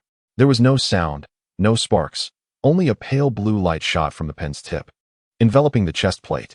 Then, to Qin Lingyue's wide-open eyes, filled with shock, the special steel plate coated with cheap carbon began to vanish. It was neither melted nor decomposed. It was as if an invisible hand was erasing it layer by layer at the most fundamental molecular level. The surface of the steel plate rippled like water disturbed by thrown pebbles, and the metal molecules that made it up silently disintegrated into their most primitive particles under that blue light. This process lasted less than 10 seconds, and the spot where the chest plate should have existed turned into a void. Qin Lingyue's breath completely halted. She felt her brain had turned into a mushy mess. Physics, materials science, and all the scientific laws she understood seemed so pale and ridiculous in front of this scene. What is this? Space technology? Or the legendary miracle? However, this is just the beginning. Ma Liang's face remained calm and composed. He turned his wrist, and the tip of the molecular structure restructuring pin lit up again. This time it was not about decomposition, but creation. Countless particles, smaller than dust and shimmering with silver light, appeared out of thin air at the location of the void armor. Guided by the blue light, they began to rapidly and orderly condense, arrange, and combine, weaving in a way that mere mortals could not comprehend on the atomic and molecular scale. Qin Lingyue seemed to see a brand new, incredibly dense, perfectly structured carbon lattice matrix being printed at a visible speed, layer by layer, with the perfect hexagonal lattice structure embodying the ultimate beauty of industry and geometry. In less than a minute, a brand new chest armor, showcasing a profound matte texture and filled with a sense of power, seamlessly integrated with the other parts of the armor. Its surface was no longer a false coating, but a true carbon lattice composite armor that seemed capable of absorbing all light. Ding! Structure repair complete. Chest armor strength increased by 420, meeting the original design standards of Dragon Scale. The cold prompt sound of the system echoed in Ma Liang's mind. He did not pause, directing the pin toward the weapon mounting interface on the right arm that had been disabled. A flash of blue light passed, and Qin Lingyue could clearly see through the metallic shell that several deliberately erased power supply lines were regenerating out of nothing. Then came the helmet. The tip of the molecular structure restructuring pin touched the temple of the helmet. This time, what emerged was not light, but blue data streams composed purely of data, almost impossible for the naked eye to capture. These data streams slithered like living serpents, instantly burrowing into the core of the armor's operating system. In Ma Liang's all-seeing eye, that deeply hidden, insidious ghost protocol was like snow exposed to sunlight, instantly washed away, decomposed, and thoroughly purified by the overwhelming blue data stream. Ding! System vulnerabilities repaired. Ghost protocol backdoor cleared. Core operating system rewritten. Running efficiency increased by 35. Firewall level upgraded to absolute security. Material repair, line reconstruction. Code purification. Though these processes sounded complex, Ma Liang executed them with astonishing fluidity. He was like an artist who had reached the divine realm, perfecting his work with the utmost final touches. Qin Lingyue had completely numbed out. She simply stared blankly, watching those deadly flaws disappear one after another. watching the armor that she once regarded as a shameful monster being reborn in a way she couldn't comprehend. 15 minutes. It only took 15 minutes. He stopped his actions and casually placed the pen, still glowing with a blue light, back into the toolbox. Then he turned around, looking at the newly revitalized dragon scale armor, and glanced at the side where Qin Lingyue had completely petrified, as if her very soul had vanished. He curled his lip, his tone filled with extreme disdain. All right, the trash has been cleared. Now, it can barely be called armor.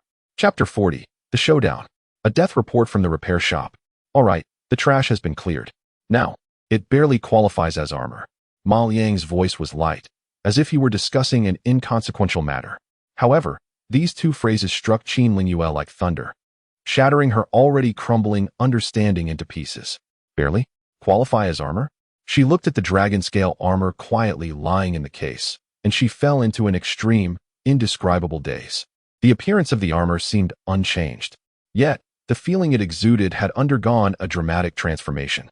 If the previous dragon scales were akin to a paper tiger, built upon countless lies and inferior materials, now it resembled a primordial beast that had awakened from slumber, truly retracting all its claws and killing intent. That repressed, profound sense of oppression, as if it could swallow everything, made Qin Lingyue feel a wave of suffocation even just by looking at it. Is this still dragon scales? No, this is a brand new creature, recreated in an almost miraculous way by the man before her within just 15 minutes. You. Qin Lingyue opened her mouth, but her dry throat could not produce a single complete syllable. She wanted to ask, what exactly is the principle behind this? She wanted to ask, what is that pen? More than anything, she wanted to ask, who exactly are you? But all her questions felt so pale and powerless after witnessing such an extraordinary scene. Ma Liang ignored her ghostly expression. He leisurely closed the silver briefcase with a crisp click, sealing that mysterious silver glow back inside. Then, he casually picked up a blank storage chip, smaller than a fingernail, from the workbench. He took the molecular structure reshaping pen again. This time, he didn't aim it at the armor, but pointed the pen tip at the tiny chip in his hand. Buzz, a beam of blue light, 100 times thinner than a hair and composed purely of data, shot out from the pen tip, precisely injecting into the chip. The entire process took less than 3 seconds. After doing all this, he tossed the chip onto the armor's chest, as if he were throwing away trash. Take this back and give it to General Zhang. Ma Liang's tone was lazy, like a foreman finishing up his work. What is this? Qin Lingyue instinctively asked, her voice hoarse. A report. Ma Liang replied. A complete death report regarding this living coffin. It contains detailed data analysis of all 117 structural defects, material vulnerabilities, and system backdoors before it was repaired. A detailed comparison of every substandard material used versus the standard materials that should have been employed in terms of performance. And the complete underlying code of the Ghost Protocol, along with a specific set of encrypted frequencies that can remotely activate it. Ma Liang raised his eyes and calmly looked at Qin Lingyue, but his gaze sent a bone-chilling cold through her. I believe that with General Zhang's connections and means, it shouldn't be difficult to track down the hidden pests in the Longbing Industrial based on the clues in this report. Tell him my work is done. How to use this report, how to turn the tables, and how to clean house is his business. Boom. Qin Lingyue's mind went blank again. A report. A death report capable of completely overturning half of the military industry in the Summer Nation. She finally understood. From the very beginning, Ma Liang wasn't simply trying to repair this armor. He was conducting the most thorough and precise surgical dissection. What he wanted was not just to give this armor a new life. He aimed to ensure that those pests who treated the nation's crucial assets as their own ATM and ladder for promotion would have no place to hide. So ruthless, so decisive. Looking at Ma Liang's calm face, an indescribable fear surged within Qin Lingyue for the first time. This man not only possessed godlike skills, but also had a heart colder than ice and sharper than a blade. Opposing him would likely be more unbearable than death. This armor. Qin Lingyue took a deep breath, forcing herself to calm down, and pointed at the completely transformed dragon scale. Asking the final question, how is its performance now? Upon hearing this, Ma Liang smirked slightly, revealing that characteristic expression tinged with disdain. It's passable. The defense of the chest armor can barely withstand continuous fire from a 20mm cannon. The output power of the energy core has increased by about 30%. And at full power, It should exceed a speed of 100 kilometers per hour. As for that backdoor. Ma Liang paused, a playful smile appearing at the corner of his mouth. I have rewritten it. Now it has become the absolute defense barrier of this armor. Any attempts to hack into it over the network will be instantly backtracked, and the opponent's CPU will be burned out directly. Qin Lingyue. She no longer knew what expression to use to face all of this. Anti-cannon? A speed of 100 kilometers? Burning CPUs in reverse? Is this what you call passable? If this is passable, then the most advanced individual power armor from the Eagle Nation isn't even worth a pile of scrap metal. Silence. Long silence. In the end, Qin Lingyue deeply bowed to Ma Liang. This time, it was not an act of submission from a subordinate to a superior. It is not a matter of courtesy from the executor to the client, but rather a deep-seated, pure awe towards an incomprehensible great power. I understand now. She straightened up, the confusion and shock in her eyes fading away. In their place was an unprecedented, cold determination burning like fire. She carefully tucked the chip, which held the storm, into her bosom. Then, with all her strength, she covered the box containing the newly emerged dragon scales and pushed it onto the cart. Throughout the process, she treated it as a sacred object that should not be desecrated. Upon reaching the door, she paused, turned her head, and took one last look at Mr. Ma. Take care, Mr. Ma. After saying this, she pulled open the rolling door and, without hesitation, pushed the cart capable of stirring up great waves, disappearing into the deep night. The shop returned to silence once again.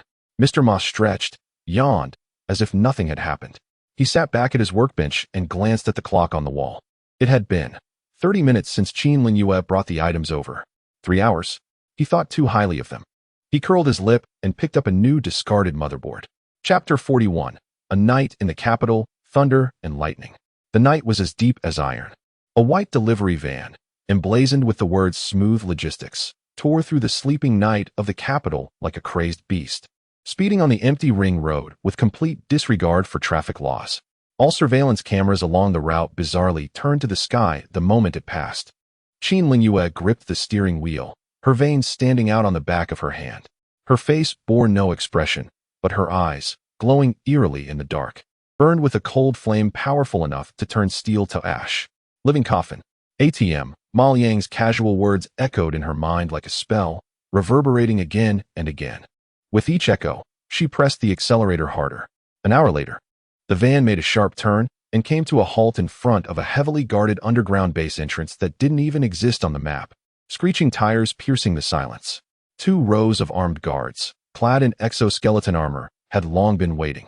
Upon seeing the reckless van, they immediately raised their weapons, but froze when they saw the icy-faced Qin Lingyue jump out from the driver's seat. Team Qin, open the door. Qin Lingyue's voice was hoarse, yet carried an undeniable command. The heavy alloy gate, several meters thick, slid open silently. Qin Lingyue drove straight into the brightly lit passage leading deep underground. 500 meters below, in a high-security command room codenamed Sword, the air was so thick it seemed like it could drip water.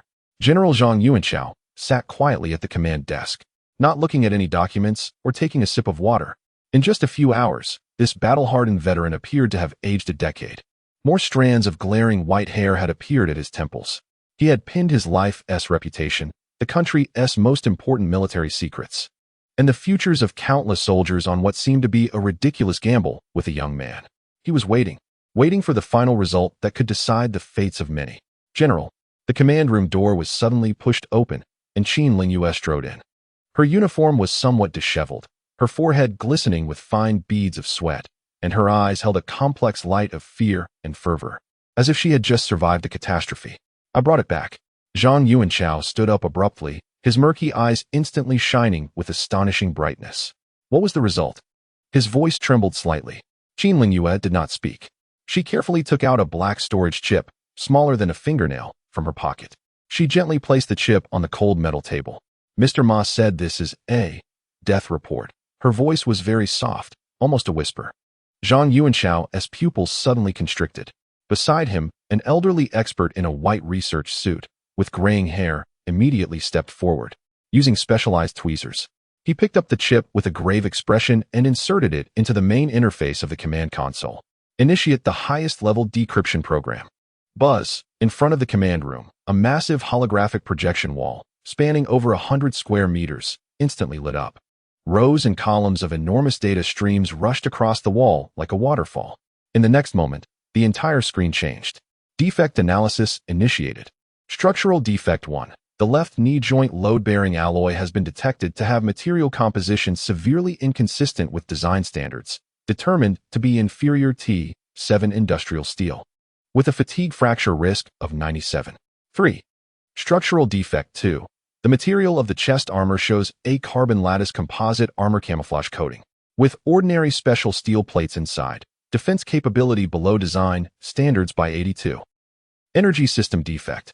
Main energy transmission line physical bottleneck. Energy output efficiency forcibly restricted. Fire control system vulnerabilities. Life support system hazards. 1, 10, 50, 117. 117 red tags representing fatal flaws pierced the three-dimensional perspective of the dragon scale armor like countless sharp blades. The command room was dead silent. Only the increasingly heavy and terrified breaths of the elderly expert remained. This is not armor. This is murder. The elderly expert pointed at the screen, trembling all over, his lips quivering, unable to complete a sentence. However, this was not the end. Detected high-level backdoor protocol. Protocol code, Phantom. Function, remote system lockdown, forced overload detonation of the energy core. On the screen, a segment of sinister and malicious low-level code was magnified and presented before everyone. Below it was a long string of encrypted communication frequencies that could directly activate it. Boom. Zhang Yuanchao's body shook violently. He reached out and braced himself against the cold table to avoid collapsing. His face, which had started out tense, turned ashen, and finally became a ghastly pale. He looked at that segment of code, and all the light in his eyes extinguished, leaving only an endless darkness and cold that could freeze hell. General, Qin Lingyue looked at him, her voice hoarse. Mr. Ma has already repaired all these defects. Repaired? The elderly expert turned back abruptly, as if hearing an unbelievable tale. 117 fatal flaws and a high-level backdoor. Not to mention repairs. Even if all the experts in the world were gathered, it would take at least 3 to 5 years just to analyze it. How could he? His words were abruptly cut off. An urgent inspection report regarding the newly developed Dragon Scale, sent by a technical team, was placed in front of Zhang Yuanchao. Chest armor material, unknown ultra-high-density carbon lattice, estimated defense, capable of withstanding continuous fire from a 20mm cannon. Energy output efficiency, increased by 33.7. System firewall level, absolutely secure. Detected unknown reverse tracking protocols. Any network intrusion will be reverse incinerated CPU? Looking at these two reports, one a death report and the other a miraculous report, Zhang Yuanchao's pale face gradually calmed down. It was the most terrifying silence before the storm. He slowly straightened up. His back remained rigid, like a spear piercing the sky. He did not roar or shout. He simply walked slowly to the command platform and picked up the red encrypted phone. His voice was calm, so calm that it carried not a trace of emotion.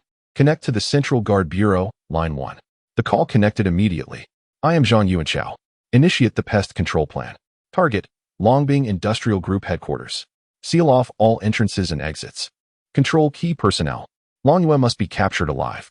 No relevant materials, not a single screw or a scrap of paper, is to be taken out.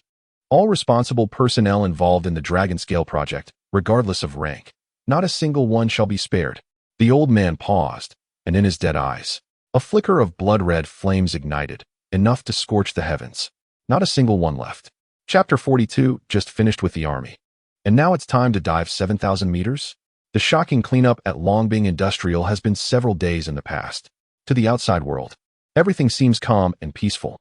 In the news, there is only a trivial brief about personnel changes at the senior management of Longbing Industrial Group, like a stone thrown into the sea, creating no ripples whatsoever. However, everyone within that circle clearly felt the magnitude of the 12-point earthquake that could be recorded in history. A colossal entity, intricately intertwined with the national military-industrial system, was uprooted overnight. From the once mighty young man Long Yu to the project leaders at various levels, and then to the heads of the inspection and testing departments, not a single one was spared. The ruthlessness of the methods and the swiftness of the actions were truly thunderous. And the instigator of this massive upheaval, Ma Liang, was currently slumped in his office chair like a boneless salted fish, listlessly picking at his fingernails. The shop's rolling shutter door was half open, and the warm afternoon sunlight streamed in at an angle, coating the dust in the air with a golden hue. The old street was bustling with people, filled with a sense of peaceful, everyday life.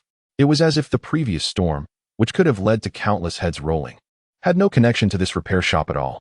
Sigh, how boring. Ma Liang yawned. After the big score at Longbing Industrial, the system rewarded him with a large amount of experience points and cash, but he couldn't feel happy about it. It felt like playing a game. Just finishing an epic dungeon, acquiring a full set of divine gear, and then falling into a state of inactivity. He even missed the days when he was stressed over a few $100s in rent. Just then, buzz. The encrypted phone provided by the 9th Bureau on the table suddenly vibrated. The caller ID was a red exclamation mark with no number.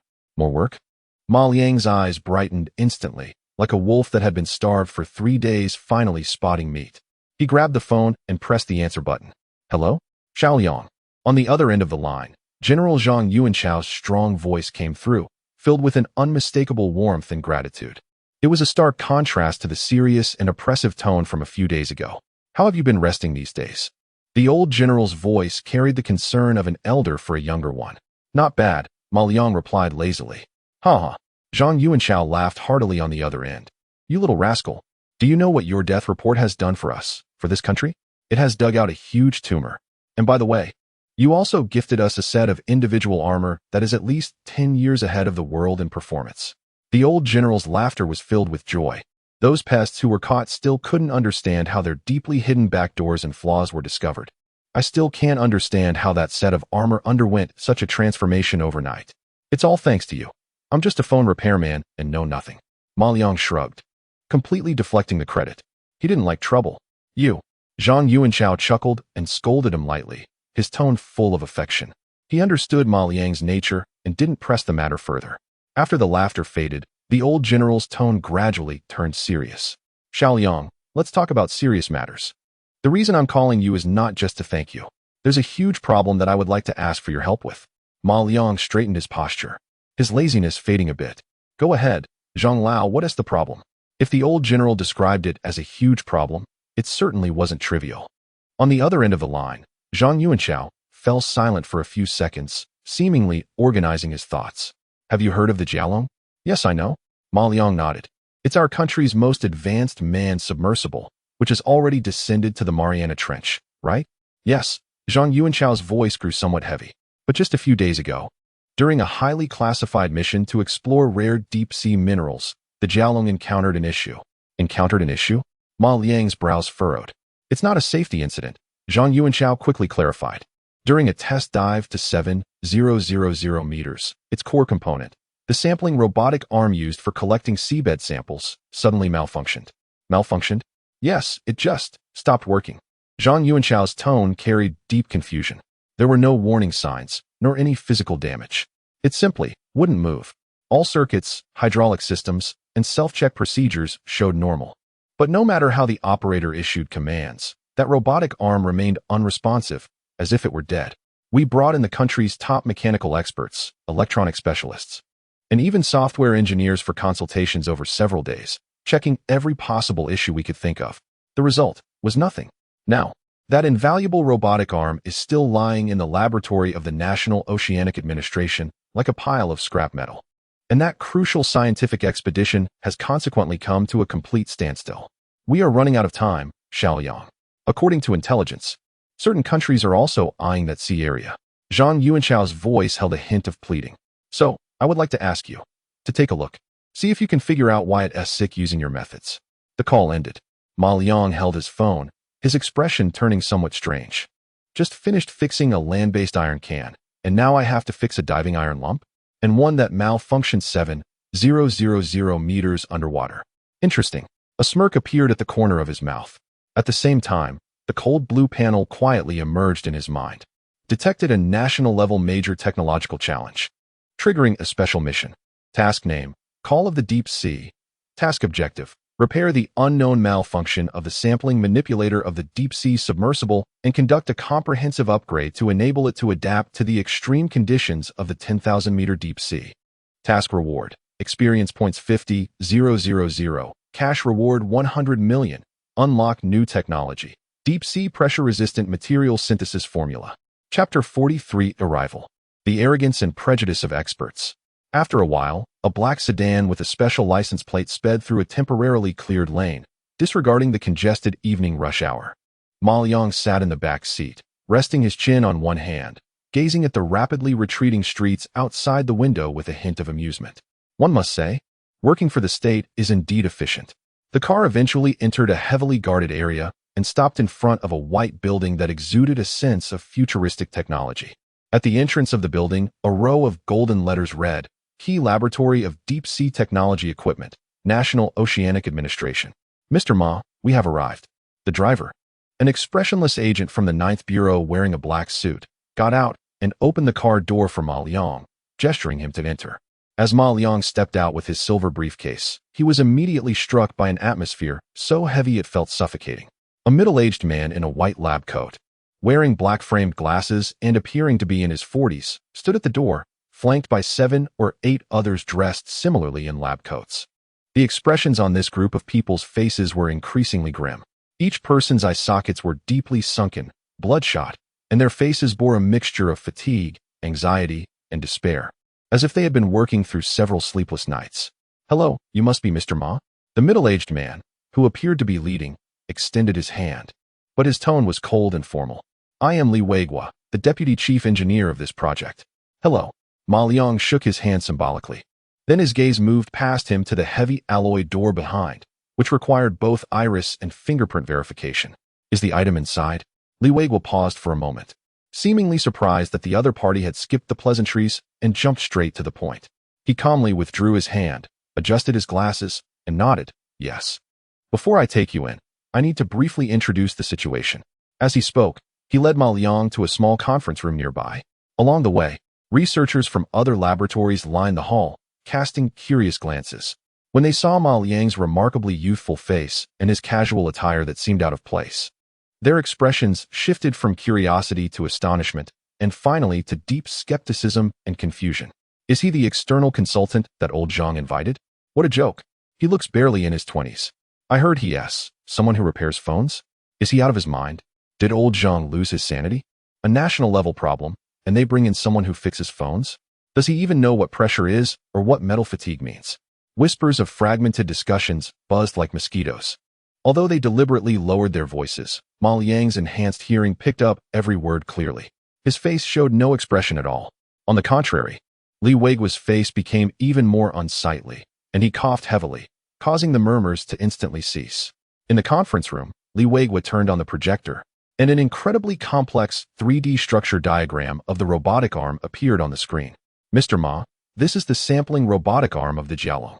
It consists of over 10,000 precision parts and utilizes the most advanced pressure-resistant materials and hydraulic technology domestically.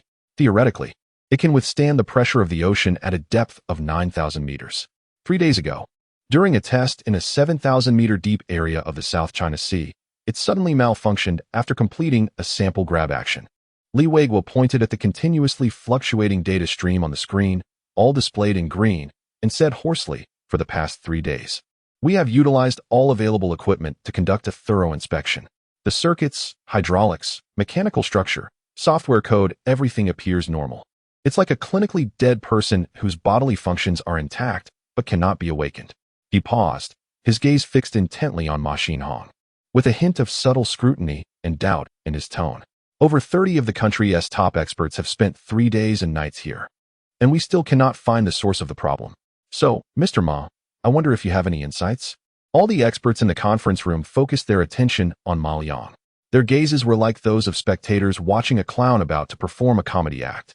However, Ma Liang's reaction left everyone stunned. He didn't even bother to look at the complex structure diagram, merely impatiently digging at his ear. All right, enough of this theoretical nonsense. He stood up and picked up the silver briefcase by his feet. What is the use of talking about it on paper? Let us go directly. Li Weiguo took a deep breath. All right. He almost squeezed the word out through clenched teeth. Chapter 44, Fixing the Phone? I will make your scientific perspective collapse completely. All right. Li Weiguo took a deep breath, forcibly suppressing the absurdity he felt inside. After all, This was arranged by General Zhang himself, so the necessary procedures had to be followed. He turned to the side, gestured politely, and his tone became formal, devoid of any emotion. "Mr. Ma, this way please." Ma Liang nodded, stepped forward, and walked straight towards the silver giant lying quietly in the center of the laboratory. He walked slowly, one step at a time. He circled around the 7-meter-long mechanical arm, taking his time. He didn't look at the densely packed parameters on the monitor beside him, which indicated normal status. Nor did he touch the folders scattered on the workbench, each half a meter thick, filled with various test reports and analysis data. He simply watched, as if admiring an ordinary industrial product. The entire laboratory was silent, the tension palpable. All the engineers held their breath, watching this unusually young external expert, curious to see what tricks he might play. Li Weiguo stood to the side, his brow furrowed. He was prepared. If Ma Liang asked any slightly unprofessional question, he would immediately point out the common errors without mercy, and politely escort him out of this sacred place. This was not a welcoming environment for outsiders. However, Ma Liang asked nothing. He stopped at an extremely complex hydraulic joint in the middle of the mechanical arm. Then, to everyone's astonishment, he reached out a hand. He gently placed his hand on the cold, metallic surface of the mechanical arm.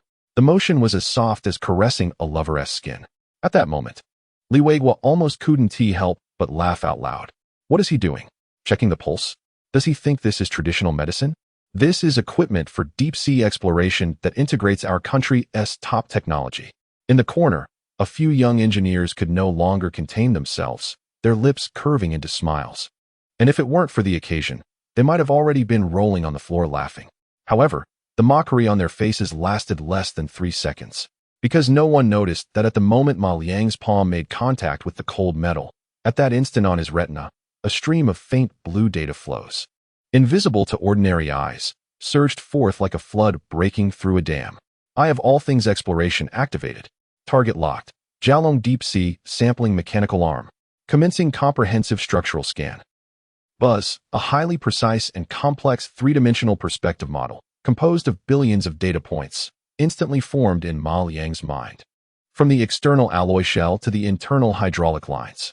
From the intricate transmission joints to every fiber thinner than a hair for signal transmission. Everything was peeled away layer by layer in his eyes, with nowhere to hide. Scanning complete. Macro structure integrity, 99.9. Circuit system check complete. No physical damage. Hydraulic system check complete. Pressure readings normal. Software self-check complete. No code conflicts or logical vulnerabilities. Everything is exactly as reported by Li Weiguo and his team after days of tireless testing.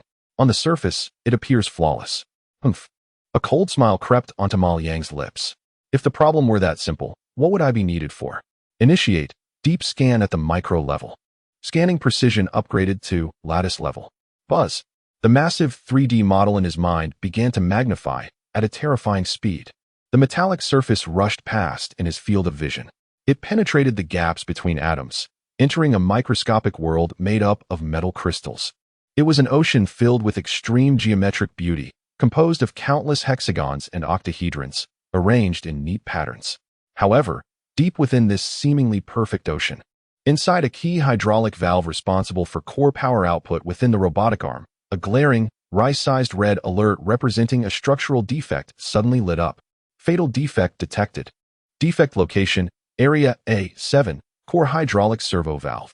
Defect description, under the ultra-high pressure environment of 7,120 meters deep. The titanium tungsten chromium memory alloy's crystal structure within this valve underwent irreversible micrometer-level plastic deformation.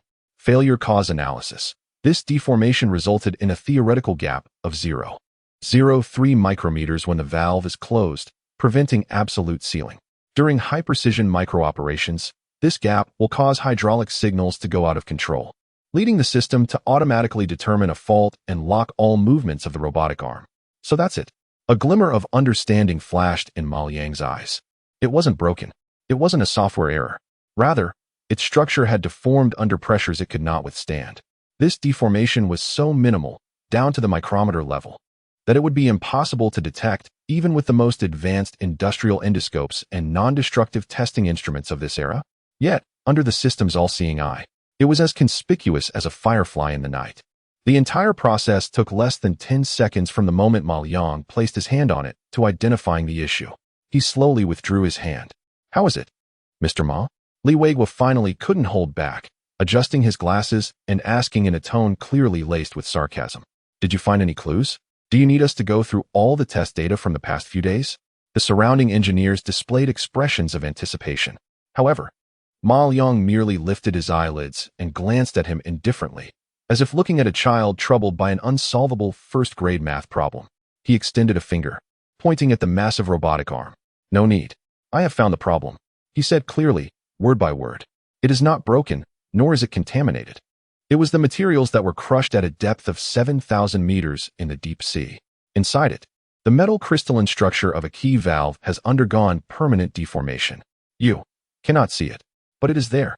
Chapter 45: Atomic Level Reconstruction. Bare-handed creation of the unseen. Silence.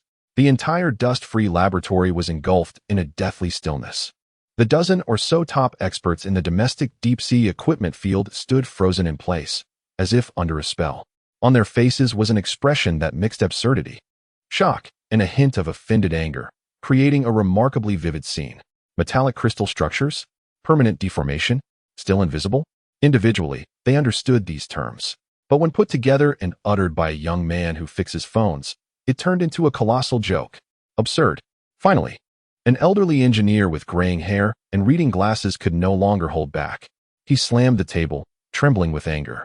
This is simply nonsense. Plastic deformation on the level of metallic lattices? Young man, do you even know what you're saying? Our most advanced electron microscopes can only observe material slices.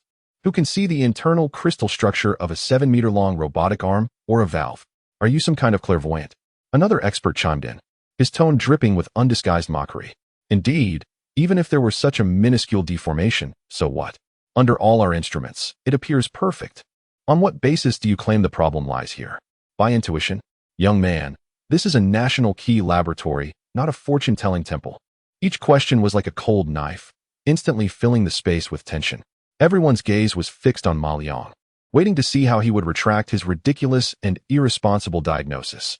However, Li Weiguo, the deputy chief engineer, did not share their anger. His brows were tightly knitted. He stared intently at Ma Liang, and in his eyes, hidden behind the lenses, was not just doubt but a deep, incomprehensible confusion. His intuition told him that this young man was not just speaking nonsense. That calmness, that confidence, did not resemble the posturing of an outsider trying to sound impressive. Mr. Ma, Li Weiguo adjusted his glasses and asked in a hoarse voice, even if we believe your diagnosis, how do you propose to repair the key valve that has undergone deformation? As soon as he spoke, the entire laboratory fell silent again. Indeed, this was the core issue. The core hydraulic servo valve was made of the nation's most advanced titanium tungsten chromium memory alloy, specifically developed to withstand high pressure in deep-sea environments. If even it had been compromised, what could replace it?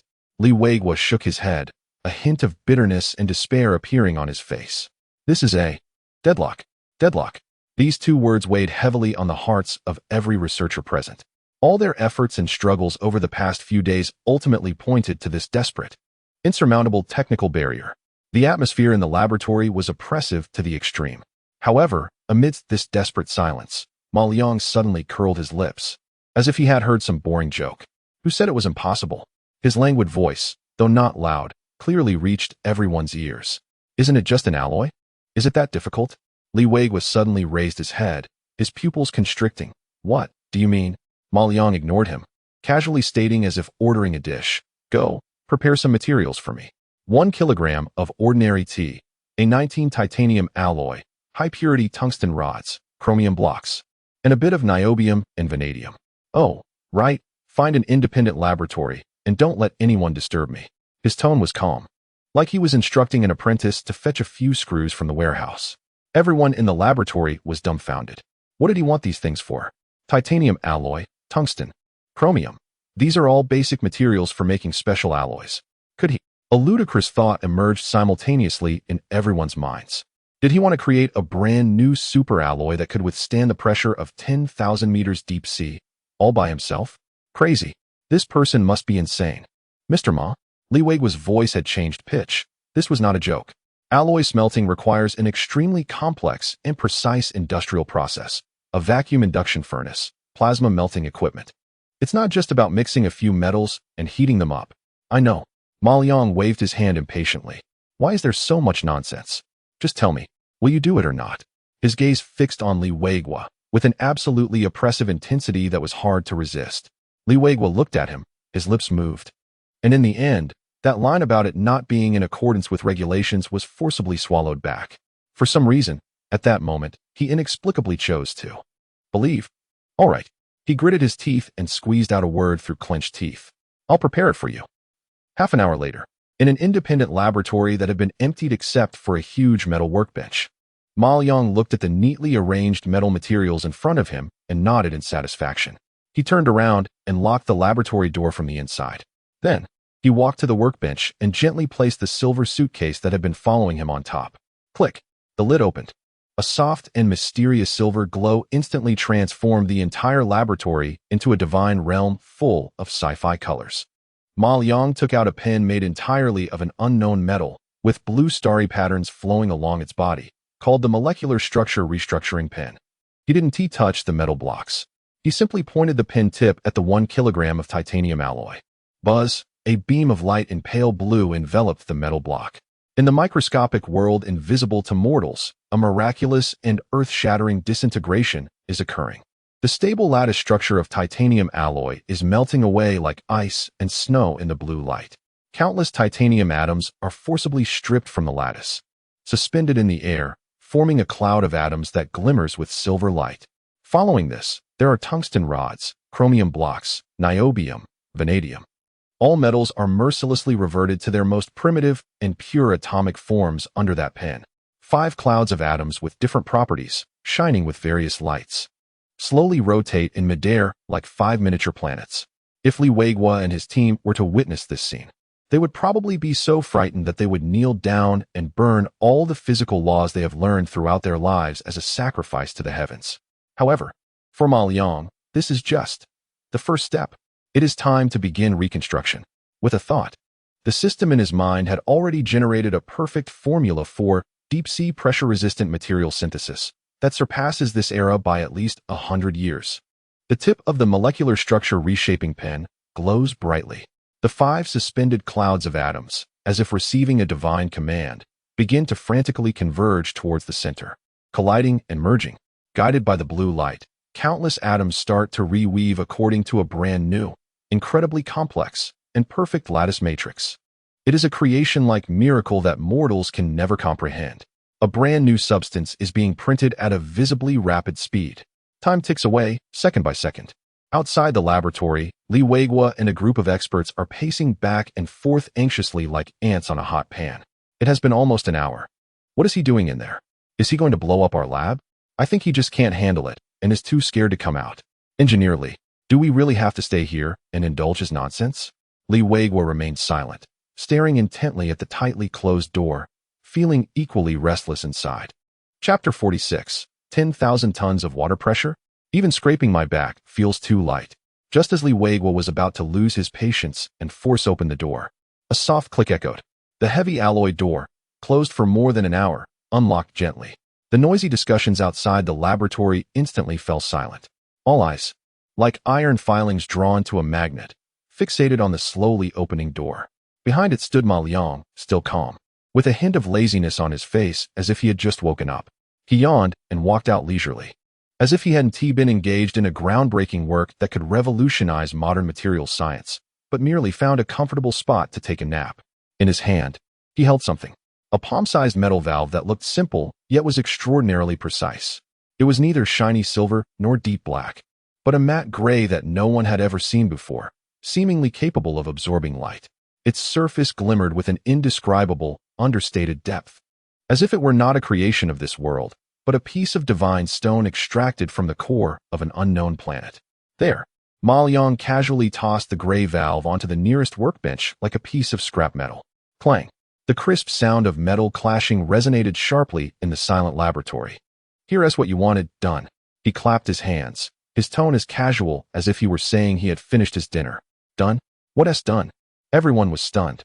The young engineers who had been whispering just moments ago widened their eyes, staring at the unremarkable gray valve on the workbench, then glancing at the pile of high-quality metal materials they had provided, which had hardly been touched. 1 hour. A heap of raw materials. And this is what you produced? Do you think this is dough making in a kitchen? And Mr. Ma, the old engineer who had first raised doubts stepped forward, adjusting his glasses, his trembling hand cautiously reaching out to touch the valve. Is this what you call a brand new alloy? His voice was filled with disbelief. Otherwise, Ma Liang shot him a glance. Did I pull it out of my pocket? Nonsense. This is simply nonsense. Another expert finally erupted, pointing at Ma Liang, his face reddening with anger. Do you think we are all fools? No vacuum melting furnace, no high-pressure forming machine, and you just rubbed out a new alloy by hand? Do you think you're a deity? Chief Engineer Li. He suddenly turned to Li Weigua. We can't let him continue this farce. This is an insult to our science. Li Weigua remained silent. His eyes were fixed intensely on the gray valve lying quietly on the table. His heart raced. Rationality told him that this was all absurd to the extreme, completely contrary to everything he understood about the laws of science. But intuition, a reverence for the unknown that comes from deep within the soul, was madly telling him. Perhaps he really did it. Isn't it nonsense? We can just try and see. Ma Liang's lazy voice interrupted everyone's argument. He lifted his chin and pointed to the end of the laboratory. Don't you have a 10,000-ton water pressure testing chamber here? Let's roll it over and press it. He curled his lip, revealing that signature expression of extreme disdain. Just right. I also want to see how sturdy this thing I casually created really is. The deep-sea pressure simulation testing chamber. This is one of the most core and awe-inspiring places in the entire base. A massive spherical pressure chamber with a diameter of over 10 meters, constructed from several layers of ultra-high-strength alloy, lay quietly in the center of the laboratory like a steel giant. It can simulate the terrifying pressure at the deepest parts of the Earth's oceans, at 11,000 meters deep in the Mariana Trench. Here, it is the hellish testing ground for all deep-sea equipment. At this moment, the laboratory was packed with people. In addition to Li Weigua and his team, even several chief engineers from other projects in the base rushed over upon hearing the news. Everyone's gaze was focused on the inside of the pressure chamber, on the small gray valve that had been carefully placed by the mechanical arm. Director Li, are we really going to test it? An engineer leaned close to Li Weigua, his voice trembling. What if? What if this thing is just a facade, collapsing under high pressure and releasing tremendous energy that could damage the sensors in the testing chamber? Li Weigua took a deep breath, a flash of gambler-like madness in his eyes. Test it. He gritted his teeth and gave the order. Activate the pressure test. Target pressure, 7,000 meters. Yes. The operator pressed the start button. Buzz. The massive pressure chamber began to emit a deep rumble, and the clear water inside was suddenly subjected to unimaginable pressure. The large display screen outside the pressure chamber showed numbers representing the water depth, which began to jump wildly. 1,000 meters, 3,000 meters, 5,000 meters. Everyone held their breath, staring intently at the structural stress diagram of the valve, relayed in real time by the sensors on the screen. Green represented everything being normal. 7,000 meters. The number stopped at the depth that caused the Jialong to falter. On the screen, the structural diagram representing the gray valve remained a reassuring, pure green. Not a scratch. Oh my. A young engineer could no longer contain his exclamation. Continue to increase the pressure. Li Weigua's voice was already trembling. Target, 10,000 meters. The design limit of the Jialong. 8,000 meters. 9,000 meters. 10,000 meters. The pressure had reached a terrifying level capable of crushing a tank into a disc in an instant. However, on the screen, that patch of green remained green, stable as a still painting. How could this be? How could this be? The old expert, who had previously questioned the young scientist, trembled with his lips, as if his soul had been drained away. Their pride, the pinnacle of titanium tungsten chromium memory alloy, had undergone irreversible lattice deformation at 7,000 meters. Yet, this object, crafted by the young man's hands, showed no signs of structural stress concentration under the pressure of 10,000 meters deep in the ocean. Everyone's mind was blank. They gazed at the structure diagram on the screen, still glowing bright green, feeling as if the scientific worldview they had built over a lifetime was being mercilessly crushed into dust at that moment. Stop, shut down. Li Weigua's voice was hoarse beyond belief. The immense pressure gradually faded away. When the mechanical arm retrieved the gray valve from the test chamber and placed it before everyone, they rushed forward as if driven mad. It looked just the same, reserved, profound, with not a single scratch on its surface, as if the catastrophic pressure test that could destroy everything was merely a gentle scraping that didn't even cause its skin to redden. The entire laboratory fell into a deathly silence. After a long while, Li Wei was slowly turned around. He deeply bowed to the young man who was about to turn and leave, with a profound respect that emanated from the depths of his soul, leaving behind only the purest and most complete awe. Chapter 47, starting from blocking all relatives. Binhai City, Ma Liang's repair shop. Several days have passed since that thrilling deep-sea journey. Li Wei's almost back-breaking bow and the starry-eyed expressions of a group of top experts did not leave much ripple in Ma Liang's heart. He just felt a bit tired. Not physically exhausted, but a kind of emptiness after overcoming a mental hurdle. He returned to his little shop, resuming his mundane life of basking in the sun and listening to the calls of vendors in the old street. It was as if everything before, saving the nation's vital equipment and hand-mixing superalloys, was just an overly vivid dream. Sigh, how boring. Ma Liang slumped in his boss chair, picking his teeth with a toothpick, staring blankly at the old ceiling fan that spun slowly above him. However, while he sought peace, trouble did not want to let him go. Early the next morning, as soon as the shop's roll-up door was halfway open, a middle-aged man with slicked-back hair, dressed in a cheap suit and looking somewhat familiar, squeezed in with a big smile on his face. Ah, is this little Liang? Do you still remember me? I'm your second cousin from your third uncle's family. The man was as enthusiastic as if he had met a long-lost son, reaching out to shake Ma Liang's hand. Ma Liang frowned slightly and discreetly avoided him. He searched his memory for a long time before finally recalling a vague impression. It seemed he had seen this person once or twice as a child, but they had never been in touch since. There's something. Oh, what are you talking about, kid? The second cousin rubbed his hands together, a flattering smile on his face. I heard you've made some success and struck it rich. I came especially to see you. As he spoke, he slyly scanned the shabby little shop that was no more than 20 square meters, his eyes filled with unmistakable doubt. Little Liang. He suddenly changed his tone, sighed. I'm a bit tight on cash lately. My nephew is going to school, and we're short on tuition.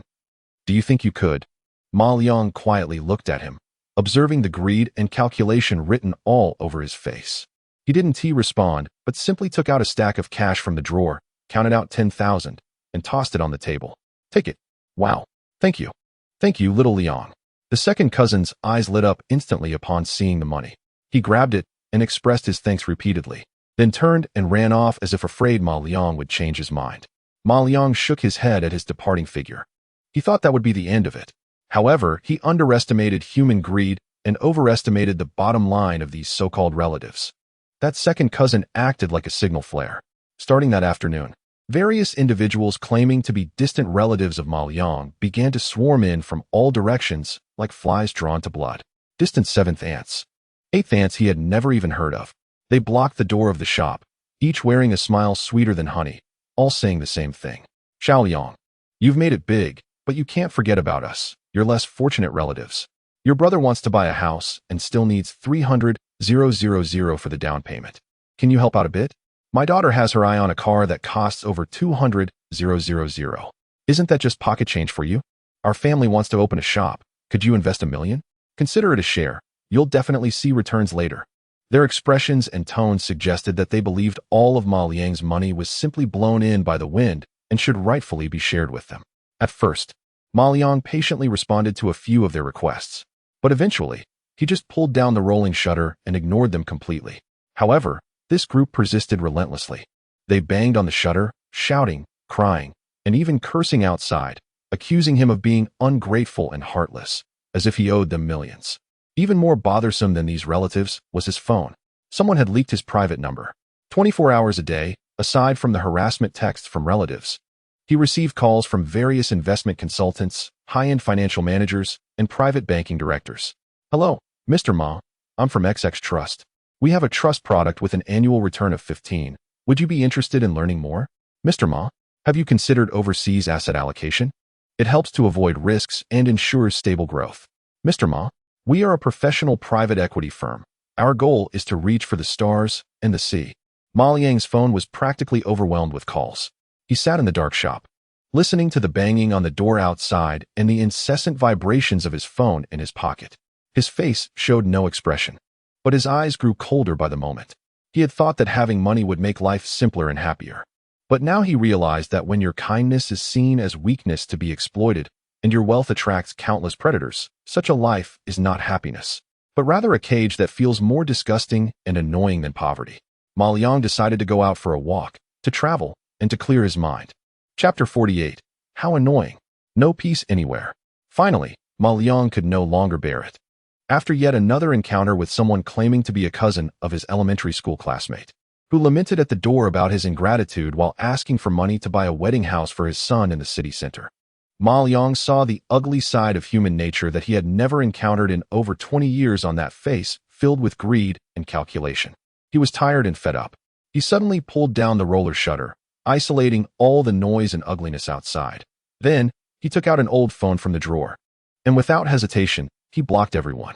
The world instantly became quiet. He didn't want to stay in this suffocating place any longer. He needed a change of environment and mood. Ma Liang quickly packed a backpack, without disturbing anyone, and bought a high-speed train ticket to a famous ancient town in the south. He wanted to find a picturesque place where no one knew him, to quietly be a real slacker for a few days. In the ancient town of Jiangnan, small bridges and flowing water, white walls and black tiles. The afternoon sun filtered through the tall sycamore leaves, casting mottled shadows on the bluestone path. Ma Liang, dressed in ordinary casual clothes and carrying a backpack, blended in with the bustling tourists, wandering aimlessly through the streets of the ancient town.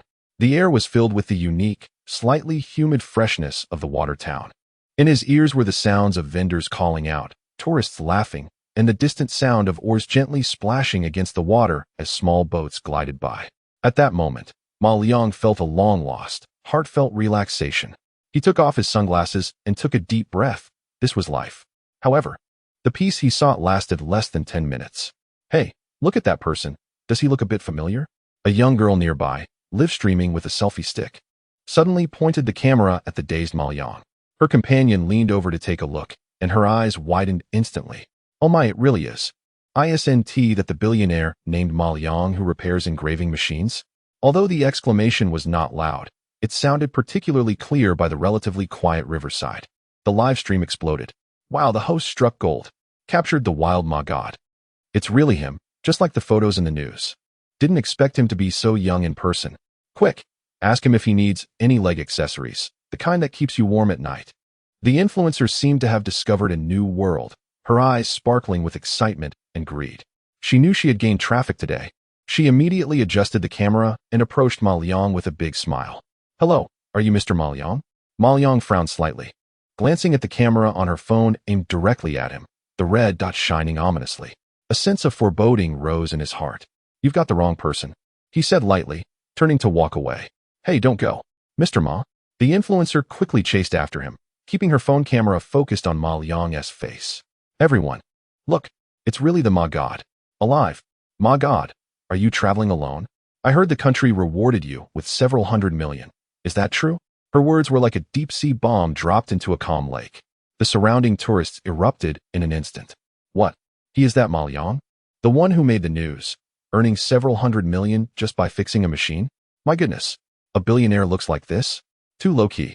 In an instant, dozens to hundreds of smartphones from all directions were aimed at Ma Liang. The flashes were like fireflies in a summer night, flickering wildly. Countless unfamiliar faces, filled with curiosity, envy, jealousy, greed. A myriad of complex emotions surrounded him. Mr. Ma, can I have your autograph? Mr. Ma, would you consider investing in our company? The returns are super high. Ma God, my daughter is seriously ill. Please, lend me $500,000 to save her. One after another, people rushed towards him like crazy. Their twisted, fervent faces resembled those relatives blocking the entrance of his shop. The last trace of calm on Ma Liang's face completely vanished. The peace and tranquility he desired were shattered in that moment. He hated this feeling. He stopped speaking and used all his strength to squeeze through the crowd, quickly making his way toward the exit of the ancient town. However, those people were like sharks sensing blood, relentlessly following behind him, especially that popular female streamer, holding a selfie stick, running while breathlessly providing live commentary. Everyone, Ma God seems unhappy. He is leaving. Let us follow him, and see what a billionaire's journey in the South is like. Ma Liang quickened his pace. He could even hear the piercing, excited screams coming from behind. Eventually, he turned into a deserted alley and, with extraordinary speed, shook off the annoying flies behind him. Leaning against the weathered wall, he gasped heavily. He took out his new phone and opened a short video app. In just a few minutes, hashtags like encounter with billionaire Ma Liang, Ma God appears in ancient town, exploring Ma Liang's private life, surged to the trending topics. The video showed his impatient face and his awkward escape from the crowd. The comments below were varied. Ha ha, look at Ma God's expression, he must be cursing inside. The troubles of the rich. Deserved it, who told him to be so rich and not hire bodyguards? Privacy? Non-existent for public figures. Ma Liang expressionlessly turned off his phone. Leaning against the cold wall, he looked up at the square, narrow sky above the alley. He finally understood. From the first day he gained the system, from the moment his name became associated with significant national projects and that huge bonus. He was no longer the ordinary repair shop owner Ma Liang who could daydream on the street. Avoidance was pointless, no matter where he runs to. As long as his face exists, the days of being scrutinized, coveted, and treated as a source of attention will never end. In his eyes, the last trace of laziness and confusion has completely faded away. What replaces it is an unprecedented, cold determination, sharp as a blade. He needs security. He needs privacy. He needs a fortress that can completely block out all the prying eyes, an absolute safe space that belongs solely to him. Chapter 49, Acquiring the Bunker. Construction of the Supreme Repair Base begins. In the shadow of the alley, Ma Liang leaned against the weathered wall and slowly exhaled a breath of stale air. The eyes that once held a hint of laziness and indifference now reflected only a cold, hard resolve, as unyielding as steel. Escape? He no longer wished to flee. Since he couldn't disperse the crowd of onlookers, then, he would build a fortress of his own, one that they could never breach, solid and unassailable. Expressionless, Ma Liang took out the red encrypted phone provided by the special bureau from his pocket. Without a moment's hesitation, he dialed the number. The call connected instantly. Xiao Yang. What's wrong? Have you run into some trouble? The familiar voice of General Zhang Yuanchao came through the line, laced with undeniable concern. Clearly, the commotion in the ancient town of Jiangnan had reached this veteran general without delay. I need a place. Ma Liang's voice was calm, devoid of any emotion, a stark, absolute calm that comes only after making a significant decision.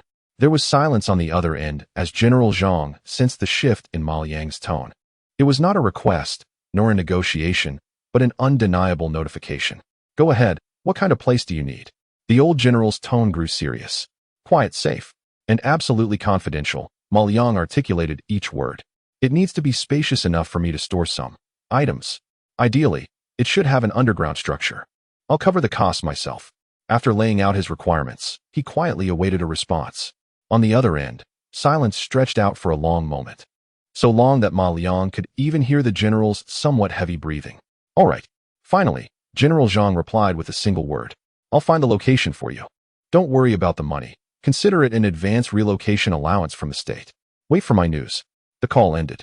Ma Liang put away the phone, lifted his head, and took one last glance at the square sky cut off by the alley, a cold smirk forming at the corner of his mouth. The efficiency of the special bureau was beyond imagination. Just one day later, a black Hongqi sedan with ordinary license plates quietly parked at the entrance of the hotel where Ma Liang was staying. The driver was a young man with a stern expression, dressed in a sharp black suit. He introduced himself as Xiao Zhou, an aide to General Zhang. Without any unnecessary chatter, he handed a brown paper bag to Ma Liang. Mr. Ma, we've found the place you requested. Here are the relevant documents. If you're satisfied, we can head over now. Ma Liang opened the paper bag to find property documents for an abandoned factory and several photos taken from different angles. In the eastern suburbs of a coastal city, there is a photograph depicting a vast area filled with gray buildings that showcase the industrial style of the last century. Tall red brick chimneys, rusted metal factory structures, and a concrete wall towering over 3 meters that encircles the entire factory area, with remnants of faded barbed wire on top. The whole complex exudes a desolate, isolated atmosphere. At the end of the document, there is a structural diagram of the underground facilities highlighted in red, supporting facilities of the original factory. Class B Civil Air Defense Project, Underground Air Raid Shelter. Depth, 15 meters underground. Structure, fully reinforced concrete. Area, approximately 3,000 square meters. Ma Liang's eyes instantly lit up. This was it. Take me there. He closed the document and said calmly. Half an hour later, a black luxury car stopped in front of a massive, rusted iron gate. Xiao Zhou got out and used a brand new key to unlock an old copper lock that was larger than a human head. With a creak, the piercing sound of metal scraping echoed in the empty suburbs, revealing a forgotten, independent world that unfolded before Ma Liang. The air was filled with a mix of fresh grass and rust, and the wind blew through the empty factory, producing a wailing sound reminiscent of a ghost's cry. It was so quiet that one could almost hear their own heartbeat. Ma Liang ignored everything around him and simply followed Xiao Zhou straight to the deepest part of the factory area, an inconspicuous place that resembled a warehouse entrance. He pushed open a heavy, dust-covered iron door, revealing a bottomless concrete staircase leading underground. A chilling breeze carrying the scent of earth rushed up to greet him. Mr. Ma, the air raid shelter is down there, Xiao Zhou said, turning on a flashlight to lead the way. Ma Liang followed him, step by step, descending further. The surroundings grew darker, and the air became increasingly oppressive, as if they were leaving the world above and entering a new, unknown realm. When they reached the bottom of the staircase, Xiao Zhou pressed an old, large switch on the wall. With a click, after a few seconds of delay, rows of explosion-proof lights hanging from the ceiling illuminated one by one, their soft, slightly yellow light instantly brightening this underground world that had been asleep for decades. Ma Liang's breath momentarily caught in his throat. Before him lay a vast underground space, so immense it was breathtaking. A height exceeding 5 meters, sturdy concrete columns arranged neatly, capable of supporting an entire mountain. The floor, walls, and ceiling were all made of raw, unadorned, heavy concrete. Standing there, it felt as if all sounds from the outside world had vanished, leaving only a profound, comforting silence. This was a perfect fortress. This was the ideal workshop of the gods. How is it, Mr. Ma? Xiao Zhou asked softly from the side. Ma Liang did not respond. He simply reached out and gently touched the cold, rough concrete pillar next to him, and a genuinely satisfied smile appeared on his face. From today onwards, this place belongs to me. Chapter 50. Me, the contractor, providing online guidance. 15 meters underground, this vast and almost luxurious 3,000 square meter subterranean space has become a kingdom for Ma Liang. He stands in the center of the empty air raid shelter, eyes closed, taking a deep breath. The air is cold, carrying a hint of stale concrete. There is no sunlight, no wind, and certainly no annoying external noise or prying eyes. Only an absolute, comforting silence surrounds him. This is it. Ma Liang opens his eyes, and in his usually lazy gaze, there shines a glimmer of ambition. A blueprint of a base, grand and intricate, filled with futuristic technology, unfolds slowly in his mind. Here will be his divine workshop. Here will be his ultimate fortress against the world. But to turn this blueprint into reality, he cannot do it alone. He needs a construction team. The best construction team in the world. Ma Liang takes out the red encrypted phone again and dials Zhang Yuanchao's number. Hello, General Zhang. Ah, Xiaoliang, are you satisfied with the place? The voice on the other end carries a hint of amusement. Satisfied, Ma Liang replies succinctly. Now, I need manpower. I need the best and most reliable construction team in the country to help me. Renovate a house. Renovate a house. Zhang Yuanchao pauses for a moment, then bursts into laughter. Your renovation must be a complete teardown and rebuild. After the laughter fades, the general's tone turns serious. No problem. I'll find someone for you. I guarantee it will be the top team in the country, tight-lipped, skilled, and with a completely clean background. They will be there in an hour. An hour later, an inconspicuous, mud-splattered construction vehicle pulls up outside the abandoned factory. 7 or 8 burly men with dark skin and sturdy build step out. Leading them is a middle-aged man in his 50s, with slightly graying hair but an exceptionally sharp gaze. His name is Wang Guoli, the head of the most mysterious and elite special engineering team under the National Construction Corporation. They have undertaken the most urgent battlefield airport repair tasks and have built the most confidential missile silos deep in the mountains. In essence, they are the special forces of the construction field. As Wang Guoli walks into the desolate factory area with a few of his most trusted disciples, a hint of confusion crosses his face. He was only told that it was a top-secret mission with a client named Ma Liang, and that they must comply with all of his requests unconditionally. As he descends the dark staircase into the vast underground air raid shelter, and sees the young client standing in the center with his hands behind his back. A flicker of surprise flashes across Wang Guoli's weathered face. "Mr. Ma?" he asks tentatively. Ma Liang turned around and nodded. "Where are the blueprints?" Wang Ligua asked directly, not one to beat around the bush. In his view, regardless of the young man's background, as long as there were blueprints and requirements, they could get to work. However, Ma Liang shook his head. "No blueprints." "What?" Wang Ligua frowned, a hint of dissatisfaction creeping into his tone. "No blueprints? What are we here for then? Just playing house?" The young engineers behind him showed expressions of disdain. They hated dealing with inexperienced clients who knew nothing and relied solely on their imagination. But in the next moment, everyone's expressions froze. Ma Liang picked up a pen. In 10 minutes, an incredibly complex, precise, and futuristic architectural model was completed. It was an underground base filled with advanced design concepts they had never seen before. Modular functional zones, hidden piping, and even clearly marked positions for oversized laboratory equipment. Wang Ligua and his team were dumbfounded. Their mouths agape, their minds blank. "Do you see clearly?" Ma Liang asked casually, as if he had merely accomplished a trivial task. "Why, yes, clearly." Wang Ligua struggled to swallow. His gaze towards Ma Liang completely transformed. From initial disdain and skepticism to deep, genuine shock and awe. "I can do this project," Wang Ligua declared with conviction, pounding his chest. Although the design was advanced, it was entirely feasible given their technical capabilities. However, he shifted his tone, pointing at the complex model. A troubled expression on his face. "Mr. Ma, this project is simply too large. With partitioning, special blast-proof walls, and the need for high-standard independent power and ventilation systems." He estimated and said solemnly, "According to our construction standards, it would take at least 6 months to complete." 6 months? Ma Liang curled his lip, displaying his signature look of disdain. "Too slow." He extended a finger. 1 month. "What?" Wang Ligua's eyes nearly bulged out. "Mr. Ma, that's impossible. Absolutely impossible. This isn't about building a straw house. Just the high-grade special concrete, from pouring to full curing to reach design strength, takes 28 days. In 1 month, we wouldn't even be able to lay the foundation." The engineers behind him shook their heads, thinking that this young man was simply dreaming. "I'll pay you 3 times. Ma Liang's voice remained calm. Wang Ligua smiled wryly and shook his head. "Mr. Ma, this isn't about money. It's about scientific principles, physical laws." Before he could finish, Ma Liang walked over to a thick half-meter concrete load-bearing wall nearby. He took out an object resembling a soldering iron from the silver briefcase. Then, amidst the horrified gazes of everyone present, he gently pressed the tip of the soldering iron against the wall. There was no loud roar, no splintering debris, just a barely noticeable sound.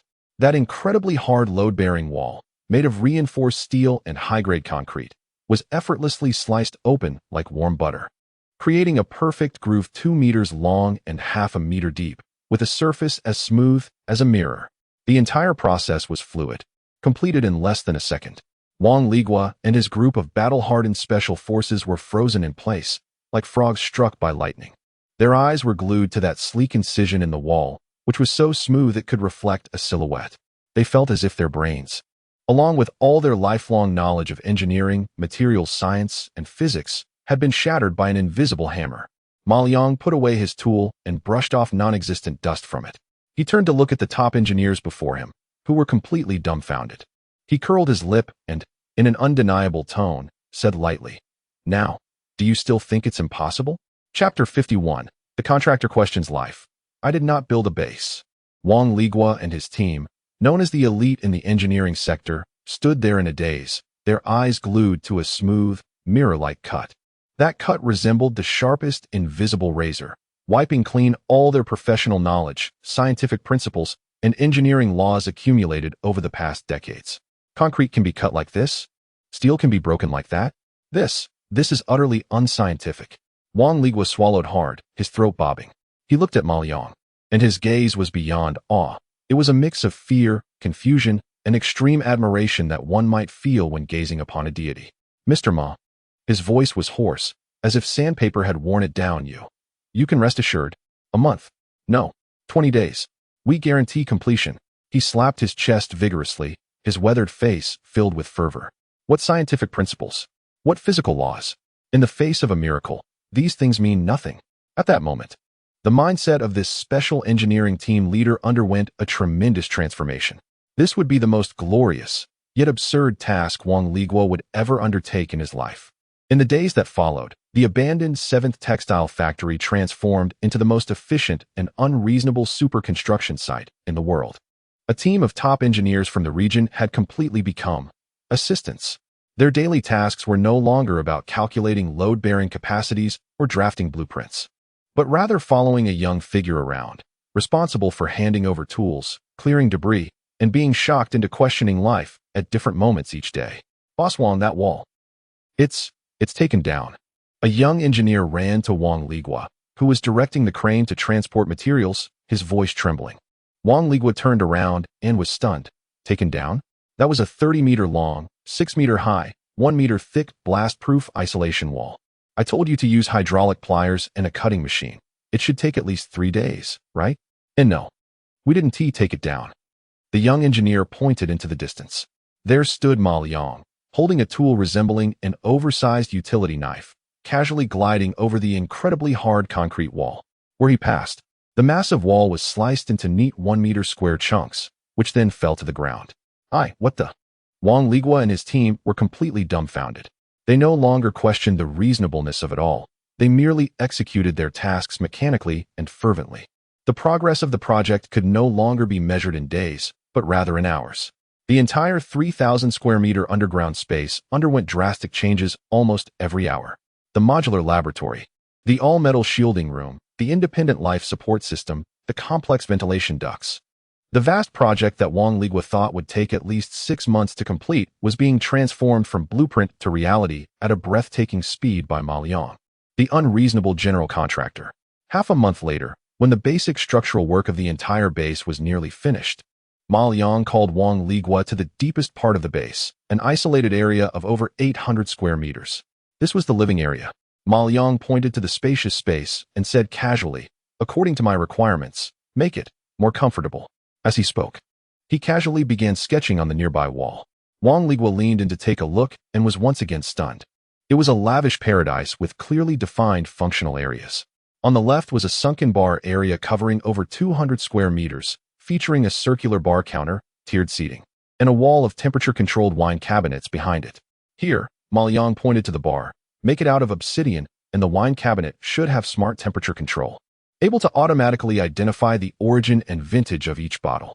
In the center was an audiovisual and esports area. Install a 180-inch ultra-fine pitch LED screen on that wall. The sofas should be fully reclining, made of Italian imported calfskin. Next to it, line up 5 of the highest spec computers in the world, with water-cooled cases and all the wiring hidden. Wang Ligua's eyelids twitched at the demands. However, it wasn't over yet. Ma Liang's finger pointed to the far right area. Here, dig a standard swimming pool that is 25 meters long and 10 meters wide. What? Wang Ligua finally couldn't help but exclaim, "Mr. Ma, this is 15 meters underground. Digging a pool. The waterproofing, circulation, filtration, and temperature control systems. The workload is equivalent to building another small base." Ma Liang glanced at him, his expression one of disbelief at Wang Ligua's astonishment. "Is there a problem?" Wang Ligua met his gaze and instantly swallowed his words. "And no problem." He gritted his teeth and said, "It was just an underground pool, right?" After half a month with this guy, he had seen all sorts of outrageous things. It was just waterproofing. Wang Ligua looked at the luxurious design on the sketch, and then at the cold, futuristic laboratories around him. Suddenly, he felt as if he understood something. This young man was building this base, partly for work, but perhaps the other half was to create an absolutely safe and comfortable paradise that could isolate him from the entire world. Chapter 52. A garden dug 15 meters underground? I burned out the contractor's CPU. Wang Ligua stared at the lavishly extravagant layout of the living area, and the string in his mind called common sense had completely snapped. 15 meters underground. Digging a swimming pool. The most outrageous project he had ever taken on was building a suspended viewing platform on the edge of a cliff. But compared to the demands of this gentleman before him, that was like child's play. "Mr. Ma," Wang Ligua wiped the cold sweat off his forehead, cautiously pointing to another massive empty area nearby. What do you plan to use this piece of land for?" He was genuinely frightened now, afraid that this gentleman would open his mouth and say he wanted to build an indoor ice skating rink here. However, Ma Liang merely stood with his hands behind his back, pacing back and forth in the cold, concrete-scented space. He stopped, furrowed his brow, and said, "This place is too lifeless." Lifeless? Wang Ligua didn't quite understand. No life. Ma Liang turned to look at Wang Ligua, his gaze as if stating a simple fact. "I want to build a garden here." A garden? Upon hearing these two words, Wang Ligua breathed a sigh of relief. Thank goodness, thank goodness. It's just a garden. So simple. Just place some flowers and plants, maybe add a layer of sod, and his landscaping team could finish it in a day. No problem. Mr. Ma, what flowers do you like? I'll have someone prepare them right away, and I guarantee it will look beautiful. Wang Ligua patted his chest confidently. However, Ma Liang curled his lip, displaying that extreme disdain that Wang Ligua was all too familiar with. Potted plants? You call that a garden? He pointed to the heavy concrete ceiling above. What I want is a garden with a sky. Install a full-spectrum ecological simulation lighting system on the ceiling with sunrises, noon, sunsets, and a starry night. Wang Ligua's smile froze on his face. Ma Liang ignored him and continued to describe his little requirements. On the ground, real sod must be laid, and a small hill must be built that can be walked on. Next to it, plant a few fruit trees, apples or peaches, ones that can bear fruit. His finger traced a winding line in the air, and there has to be water. Dig a small river. It needs to have running water, with pebbles on the bottom so that you can hear the sound of flowing water.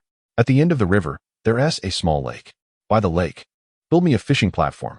A fishing platform? Wang Ligua felt his CPU starting to emit a buzzing overload sound. Mr. Ma, does this lake also need to have fish? A young engineer couldn't help but ask, trembling slightly. Of course, Ma Liang shot him a glance. If there are no fish, what am I going to fish for? Air. On the grass. Let us also add a few rabbits, and let them run around. Oh right. Let's build a bird cage and raise a few larks, so we can hear some sounds in the morning. Silence. Wang Ligua and his team of elite engineers, who had weathered many storms, were all frozen in place, as if collectively cursed to petrification. Their minds were blank. Building a base was their specialty. Constructing a laboratory was their forte. But who could tell them what the hell was going on in a top-secret base 15 meters underground, where they were digging a swimming pool, building a garden, creating an artificial sun, and raising fish, birds, and rabbits?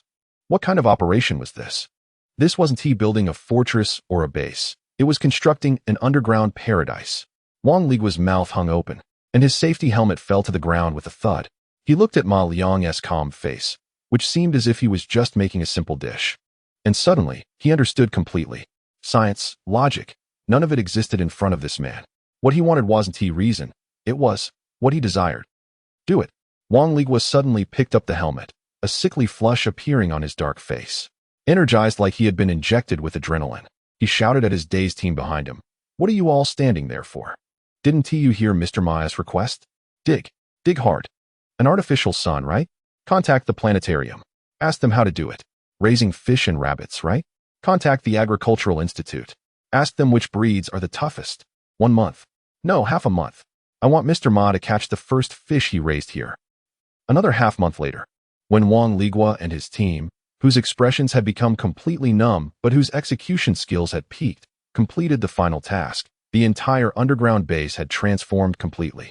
The cold laboratory was illuminated by soft, shadowless lights, and the most advanced equipment had quietly arrived through special channels, waiting patiently for its owner.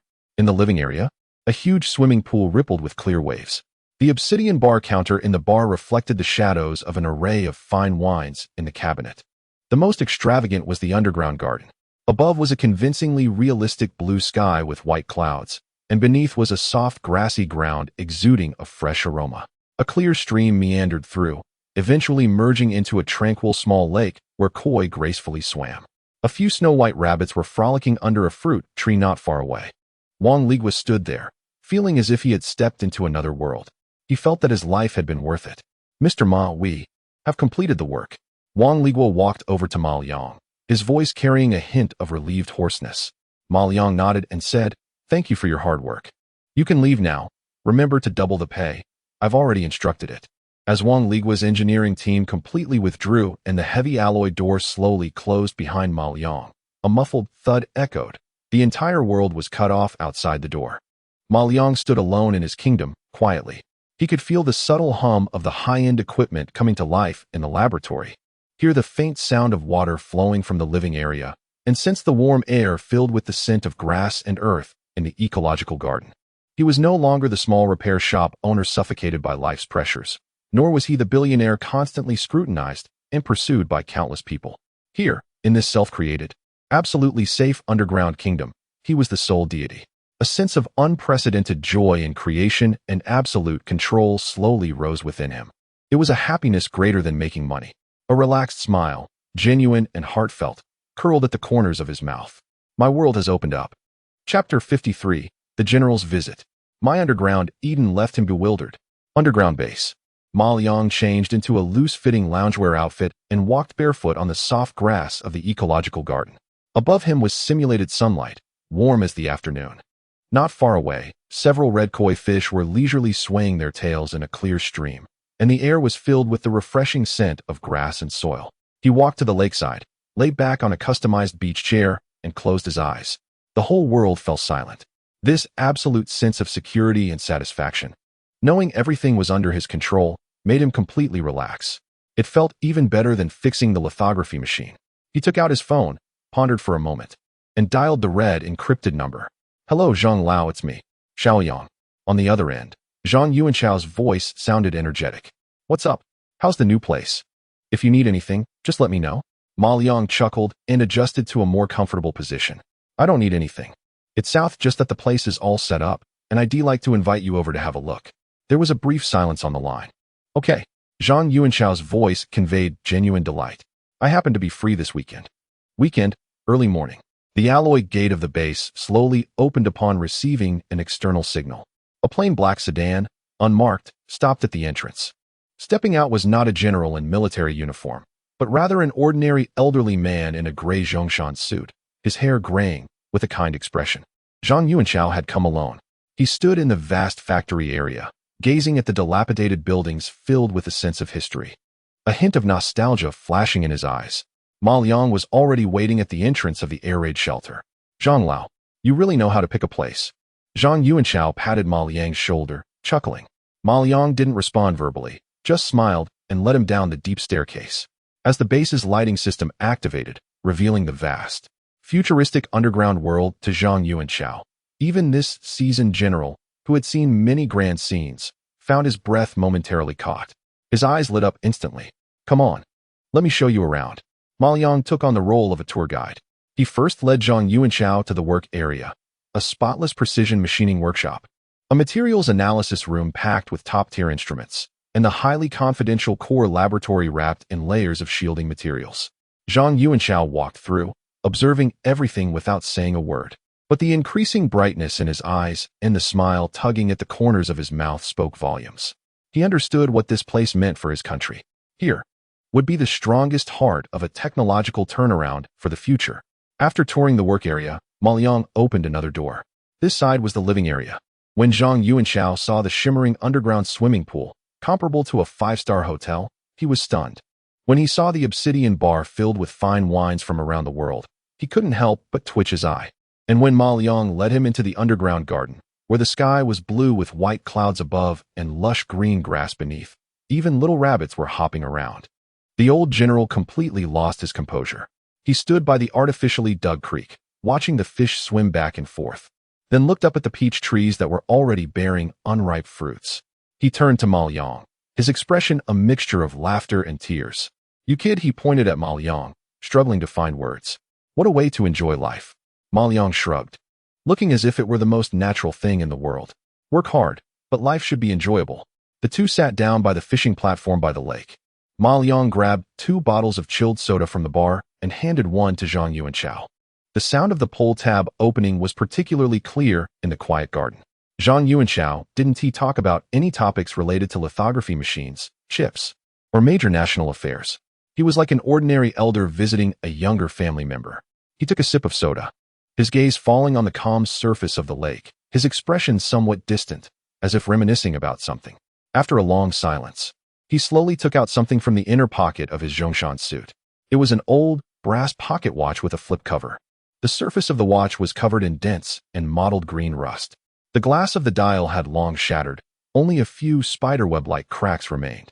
The hands inside, one long and one short, had long stopped moving, forever frozen at a specific time. Zhang Yuanchao gently stroked the cold, rough casing. His eyes became incredibly murky. It was as if through this worn pocket watch, he could see the tumultuous years of war. This belonged to my old squad leader.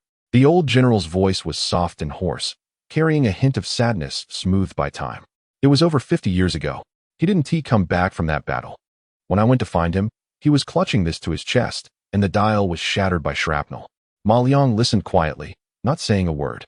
He could feel the heavy sorrow emanating from the old general, so intense it was almost suffocating. Over the years, I have sought out all the best watchmakers in the country. They all said it couldn't be repaired. The movement was completely destroyed, and the parts are nowhere to be found. It's essentially just a piece of scrap metal. Zhang Yuanchao looked up, his murky eyes revealing a hint of vulnerability that was almost pleading for the first time in front of Ma Liang. Xiaoyang, I know this isn't proper, and I shouldn't trouble you with such personal matters. But he carefully placed the rusty pocket watch, which carried his lifelong regrets, on the stone table in front of Ma Liang. I just can't accept it. I want to hear its voice again. Chapter 54, Codename Lone Wolf. Top secret intelligence from 50 years ago. On the stone table, the rusted and cracked brass pocket watch lay quietly. It resembled a veteran who had bled out on the battlefield, silently recounting a blood-soaked past that had been sealed away for half a century. Zhang Yuanchao's gaze was fixed on the watch. In his eyes, which had witnessed countless horrors and endured great storms, there was now a lingering fragility and plea that seemed about to overflow. Ma Liang looked at him. It was the first time he had seen such emotion from this iron-willed veteran. It was neither a command nor a request, but rather the last vestige of unwillingness from an old man burdened by heavy memories throughout his life. Ma Liang remained silent. He simply reached out and picked up the cold, heavy pocket watch. Its weight felt as if it carried not just brass and components, but over 50 years of regrets from an elder. I'll give it a try, Ma Liang said calmly, without making any promises or unnecessary commitments. Holding the pocket watch, he stood up and walked toward the core laboratory. Zhang Yuanchao suddenly got to his feet, his lips moving as if to say something, but in the end, he said nothing, only taking a step forward and quietly following Ma Liang. In the core laboratory, the soft, shadowless lights illuminated the space as bright as day. Ma Liang carefully placed the old pocket watch on a precisely designed, silver detection platform. Eye of all things detection, he silently invoked. Buzz, a faint blue light curtain instantly unfolded before Ma Liang. The old pocket watch was scanned in an instant, and an incredibly detailed 3D model appeared in the center of the light curtain. Lines of red data streams representing the damage status rapidly refreshed alongside. Detection object, antique mechanical pocket watch, Swiss-made. Damage level, 97, severely damaged. Core problem analysis. 1. Dial glass shattered, hence broken. 2. Internal mechanism suffered severe impact. Over 80% of gears underwent irreversible deformation. 3. Core balance while hairspring system completely collapsed. 4. Multiple components have experienced metal fatigue due to long-term oxidation, losing their original physical properties. The system's analysis results were cold and brutal. Physically, this item was beyond saving, with no value in rescue. Although Zhang Yuanchao could not see the light curtain in front of Ma Liang, watching Ma Liang's silent expression made his heart sink little by little. Was it still not possible? However, at that moment, a soft sound echoed in Ma Liang's mind. Ding! On the light curtain, a golden highlighted alert suddenly popped up. Warning, abnormal internal structure detected. Non-original design. Warning, hidden layer discovered, located inside the back cover of the pocket watch. Ma Liang's eyebrows raised slightly.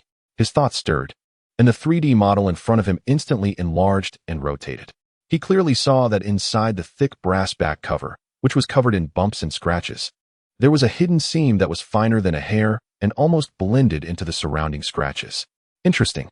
A subtle smile curved at the corner of Ma Liang's mouth. He picked up a slender metal tool resembling a probe from the tool wall beside him. Then, under Zhang Yuanchao's tense and puzzled gaze, he gently pressed the tip of the probe against the back cover of the pocket watch and lightly traced along the nearly imperceptible seam. Click! A barely noticeable crisp sound of a mechanism echoed. The tightly fitted brass back cover, which appeared to be seamless, surprisingly opened to reveal a thin layer no thicker than 2 millimeters. This, Zhang Yuanchao's eyes widened in disbelief. This pocket watch had accompanied him for over 50 years. He had examined and touched it countless times, Yet he never knew there was a mechanism hidden inside. Ma Liang ignored his shock. He carefully used a specially designed tweezer, with a tip finer than a sewing needle, to extract a piece of something from the narrow layer. It was a thin, translucent object, smaller than a fingernail, resembling a piece of plastic. It was covered in fine scratches and stains, making it almost unrecognizable. "What is this?" Zhang Yuanchao leaned closer, his voice trembling. Ma Liang did not answer. He placed the fragile plastic piece under another instrument that resembled a microscope. System: initiate molecular level repair. Clear surface physical damage. Activate microscopic data reconstruction, magnify and analyze internal information. Buzz, a soft green light shone from the top of the instrument, enveloping the small piece of film. A huge ultra-high-definition display nearby flickered. Lines of text, slightly blurred after repair and ultra-high magnification, but still recognizable, slowly appeared. It was not a complete piece of information, but rather scattered keywords, like a memo. Codename: Lone Wolf. Target: Nighthawk Plan. Location: Jinling Bell Tower, 3rd floor. Code: The wind is strong today. The swallow does not return. When these lines of text clearly appeared on the screen, a muffled gasp, as if someone had been hit hard in the chest, came from behind Ma Liang. He turned around to see Zhang Yuanchao, as if all his strength had been drained. Staggering back 2 steps, barely supporting himself against the nearby experimental table to avoid falling. His wrinkled face instantly drained of color, turning pale as paper. His eyes were fixed, unblinking, on the 2 glaring words on the screen: Lone Wolf. No, it can't be. The old general's lips trembled, and he felt as if he had fallen into an ice cave. This is impossible. His voice was hoarse, as if he were screaming. The Lone Wolf. This was his secret code name from back in the day. Aside from me and my direct superior, there shouldn't be anyone else who knows. But he has already sacrificed himself.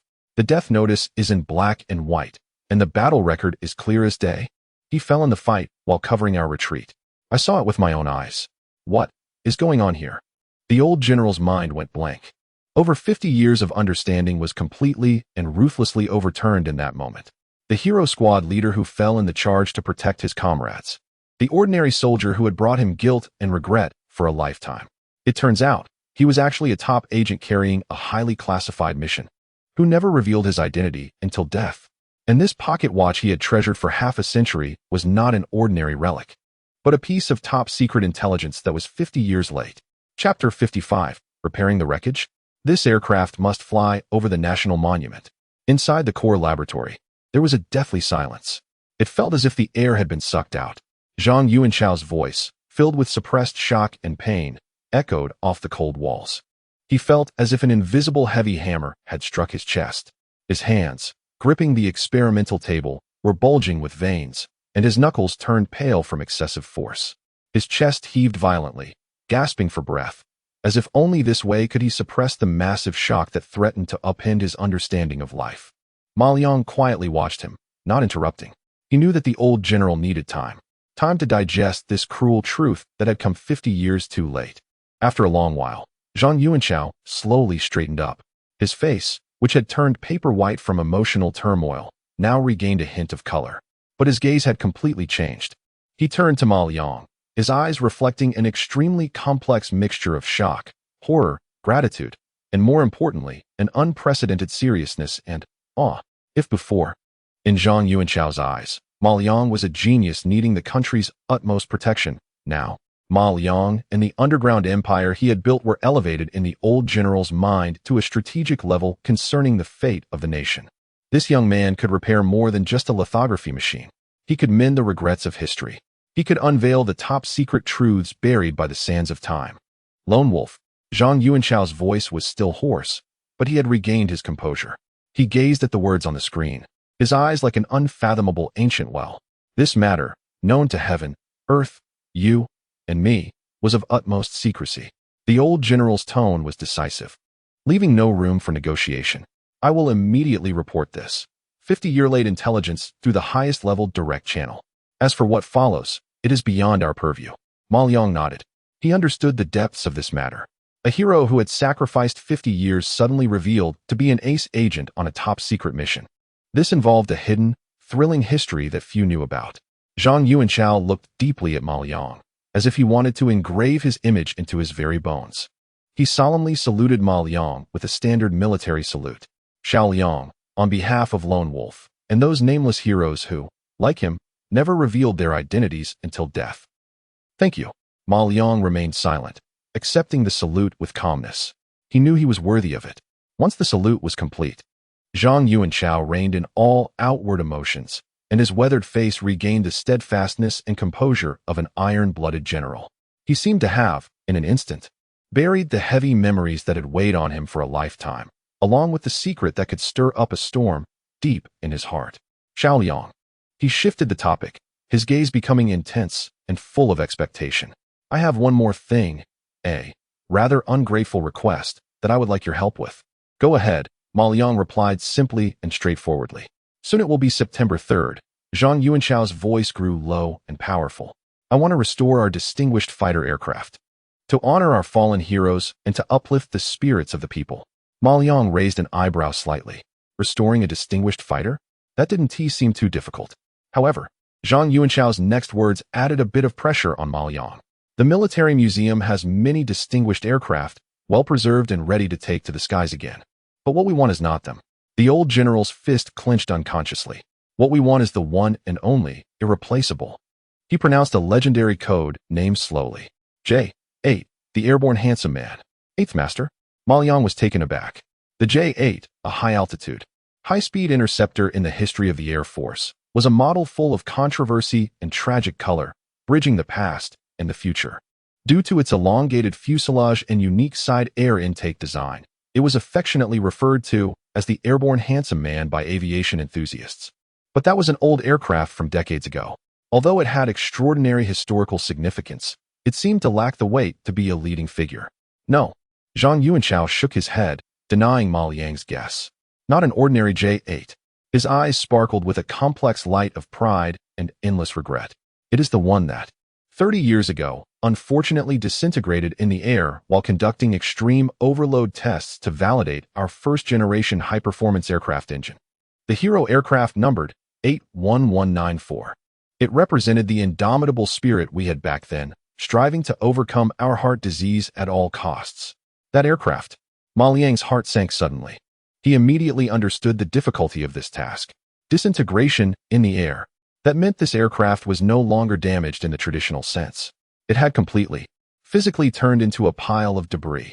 Its wreckage had only been discovered 5 years ago by an exploration team in a desolate wasteland. Zhang Yuanchao's voice carried a trace of sorrow. We mobilized all available resources to recover those fragments piece by piece. But, he smiled bitterly. That smile filled with helplessness and unwillingness. Now, it is just a pile of cold, twisted scrap metal stored in the hangar. The fuselage was shattered into dozens of pieces, with only half of each wing remaining. The most crucial prototype engine was reduced to an unrecognizable mass of metal debris.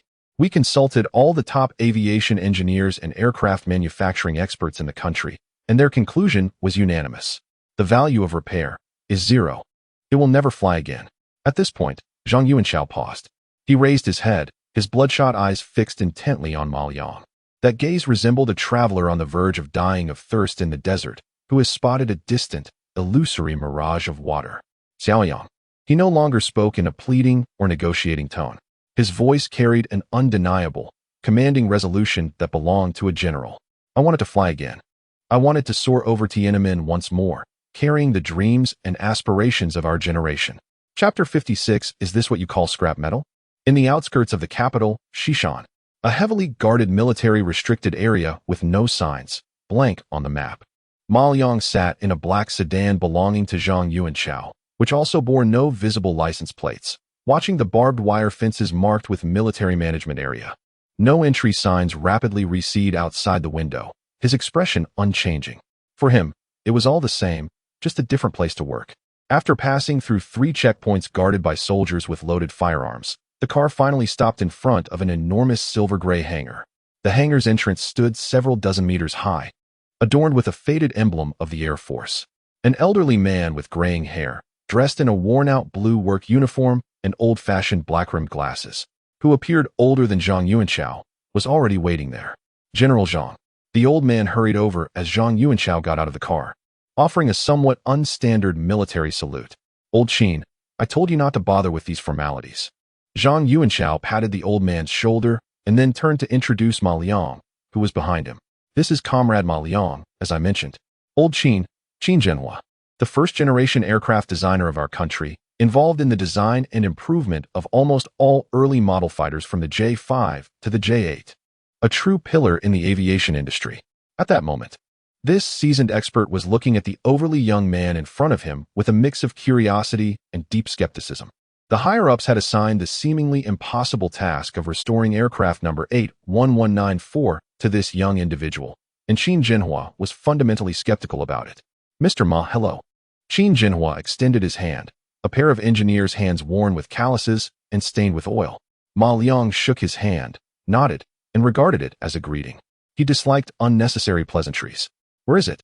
Ma Liang asked straightforwardly. Zhang Yuanchao and Qin Zhenhua exchanged a glance, both showing a hint of helplessness. Inside, follow me. Qin Zhenhua sighed, turned, and pressed a red button on the wall beside him. With a rumble, the heavy alloy door slowly opened with a painful metallic grinding sound. A cold, unique scent of metal, fuel, and the dust of time rushed toward them. The hangar was dimly lit. But when Ma Liang's gaze fell upon the center of the hangar, his pupils slightly constricted. That was not an aircraft. It was the wreckage of a dismembered steel beast. On a massive waterproof tarp covering several hundred square meters, a pile of twisted, shattered metal fragments lay quietly, completely losing their original shapes. A severely deformed nose section, almost flattened like a disc, a wing that was broken from the root, with a jagged cut, and a dozen fragments of fuselage, varying in size, resembling torn open cans. In the center lies a massive lump of metal that is completely unrecognizable, resembling a crumpled piece of waste paper. Ma Liang knows that this is the prototype engine that Zhang Yuanchao mentioned, which carried the initial dreams of the aviation pioneers of the nation. Among the countless fragments, only one relatively intact vertical tail, covered in scratches, leans against the debris. The number painted in red on it, filled with a sense of tragic grandeur, remains clearly visible, 81194. The entire hangar is eerily silent. Qin Zhenhua looks at the pile of scrap metal, and in his eyes, which have seen countless blueprints and designed numerous intricate parts, there is now only a bleak despair. Do you see it? His voice is hoarse, like a rusted blower. This is what machine number 81194 looks like now. 30 years ago, it disintegrated in midair during an extreme overload test at an altitude of 20,000 meters. We spent 5 years collecting these fragments piece by piece in the Gobi Desert. He points with a trembling finger at the wreckage. More than 90% of the airframe structure is completely destroyed. All load-bearing components have undergone permanent metal fatigue under extreme overload. Even if we were to weld them back together, they'd just be a pile of scrap metal that crumbles at the slightest touch. And that engine? A smile that is more painful than tears appears on Qin Zhenhua's face. It was the only prototype we painstakingly crafted with all our efforts back then. Many of its parts were never documented. Now that it has fallen apart like this, we can't even understand its original internal structure, let alone repair it. The elderly man, who has dedicated his life to the nation's aviation industry, slowly closes his eyes. There is no saving it. It is beyond dead. General Zhang, I know you are unwilling to accept this, and we all feel the same. But this is not something that unwillingness can resolve. Wouldn't it be better to let it rest quietly here? At least it can retain its last shred of dignity as a hero. Zhang Yuanchao's fists are clenched tightly, his nails nearly digging into his flesh. A deep, powerless sadness appears on his iron-like face. He turns to Ma Liang, seeking one last glimmer of hope from the man who has remained silent throughout. However, what he sees is a face that is calm to the point of indifference. Ma Liang walks slowly around the pile of wreckage that would leave any aviation expert in despair. He even extends his foot to gently kick a twisted piece of wing skin nearby, producing a crisp sound of scrap metal. Then, amid the astonished gazes of Qin Zhenhua and Zhang Yuanchao, Ma Liang sneers slightly, showing a signature expression of disdain as if he were looking at something utterly insignificant. He turns to the two men, who are now completely stunned, and casually asks, "Is this it? Is this what you refer to as irreparable scrap metal? Chapter 57. Is this it? You call this unrepaired?" In the hangar, the air seemed to solidify. Qin Zhenhua's wrinkled old face turned bright red. His lips trembled as he pointed at Ma Liang, unable to utter a single word for a long time. "Is this it? Scrap metal? This term pierced the heart of the old expert who had devoted his life to the aviation industry like a burning steel needle. It was an insult to aircraft 81194, and even more so, the greatest disdain towards him and all the aviation professionals of his generation. You. Qin Jinhua trembled with rage. Beside him, Zhang Yuanxiao also wore a look of shock. He knew Ma Liang was bold, but he never expected him to be this audacious. Faced with this pile of wreckage that could drive any expert to despair, he still managed to show such a disdainful expression. However, Ma Liang completely ignored their reactions. He merely glanced at the two of them and said, "I'm going to start working now. To ensure efficiency and avoid disturbances, you can go to the monitoring room." After saying this, he no longer looked at anyone and walked straight to the pile of debris, placing the silver briefcase he had kept in hand on the ground. Click. The case opened. There was no dazzling gold or sci-fi smoke, but when Qin Jinhua and Zhang Yuanxiao saw the oddly shaped tools inside the case, which gleamed with a non-earth metallic quality, their pupils involuntarily constricted. These did not seem like things humans could create. "Let's go." Old Qin, Zhang Yuanxiao took a deep breath, forcibly suppressing the turmoil in his heart, and pulled Qin Jinhua, who still wanted to say something. "We should go take a look." Next to the hangar, in an independent monitoring room separated by thick bulletproof glass, Qin Jinhua and Zhang Yuanxiao stood in front of a huge screen. The screen displayed a 360-degree high-definition view of the hangar, with the figure of the somewhat lonely young man in the center. "This is ridiculous, simply ridiculous." Qin Jinhua's anger had not subsided. What does he think this is? Fixing a bicycle? There isn't even the most basic dust-free environment and precision measuring tools. His words halted abruptly, his eyes widened in shock. On the screen, Ma Liang took out something that looked like a laser pointer from the case. He casually picked up a piece of fuselage skin that had been torn apart like twisted dough, then pointed the tip of the laser pen at a grotesque, irregular fracture formed by violent tearing. Zzz. There was no sound, no sparks, only a faint blue, gossamer-like blade of light flashed from the tip. That incredibly hard special aviation aluminum alloy was sliced through effortlessly, like soft tofu, with a smooth cut that mirrored the lights of the hangar's ceiling. Qin Jinhua's mouth slightly opened, and several other experts in the aviation field behind him instinctively leaned forward, their faces filled with incomprehensible shock. "Cold cutting? That's impossible. Even the most precise laser or water jet couldn't achieve such perfect cuts on this irregularly twisted metal without any fixed point," a young engineer murmured, feeling like the material mechanics he learned over 4 years of university had been shattered by this one cut. However, this was just the beginning. The moment that truly shattered their worldview was about to unfold. Ma Liang discarded the energy cutter and pulled out another tool from the box, a uniquely shaped small hammer. He picked up a piece of skin that had been cut flat but still had a pockmarked surface filled with countless tiny cracks. Then, under the horrified gazes of everyone in the monitoring room, he raised the hammer and gently tapped it. Thud. There was no crisp metallic sound, only a dull thump as if striking a muffled drum. The next second, a miracle occurred. The spot where the hammer struck seemed to come to life, as if that hard, cold metal had suddenly been infused with vitality. It resembled butter tossed into a furnace, or liquid mercury smoothed by an invisible hand. Those pits, those dents, those visible tiny cracks were instantly erased by a mysterious force that transcended physics, science, and all human understanding.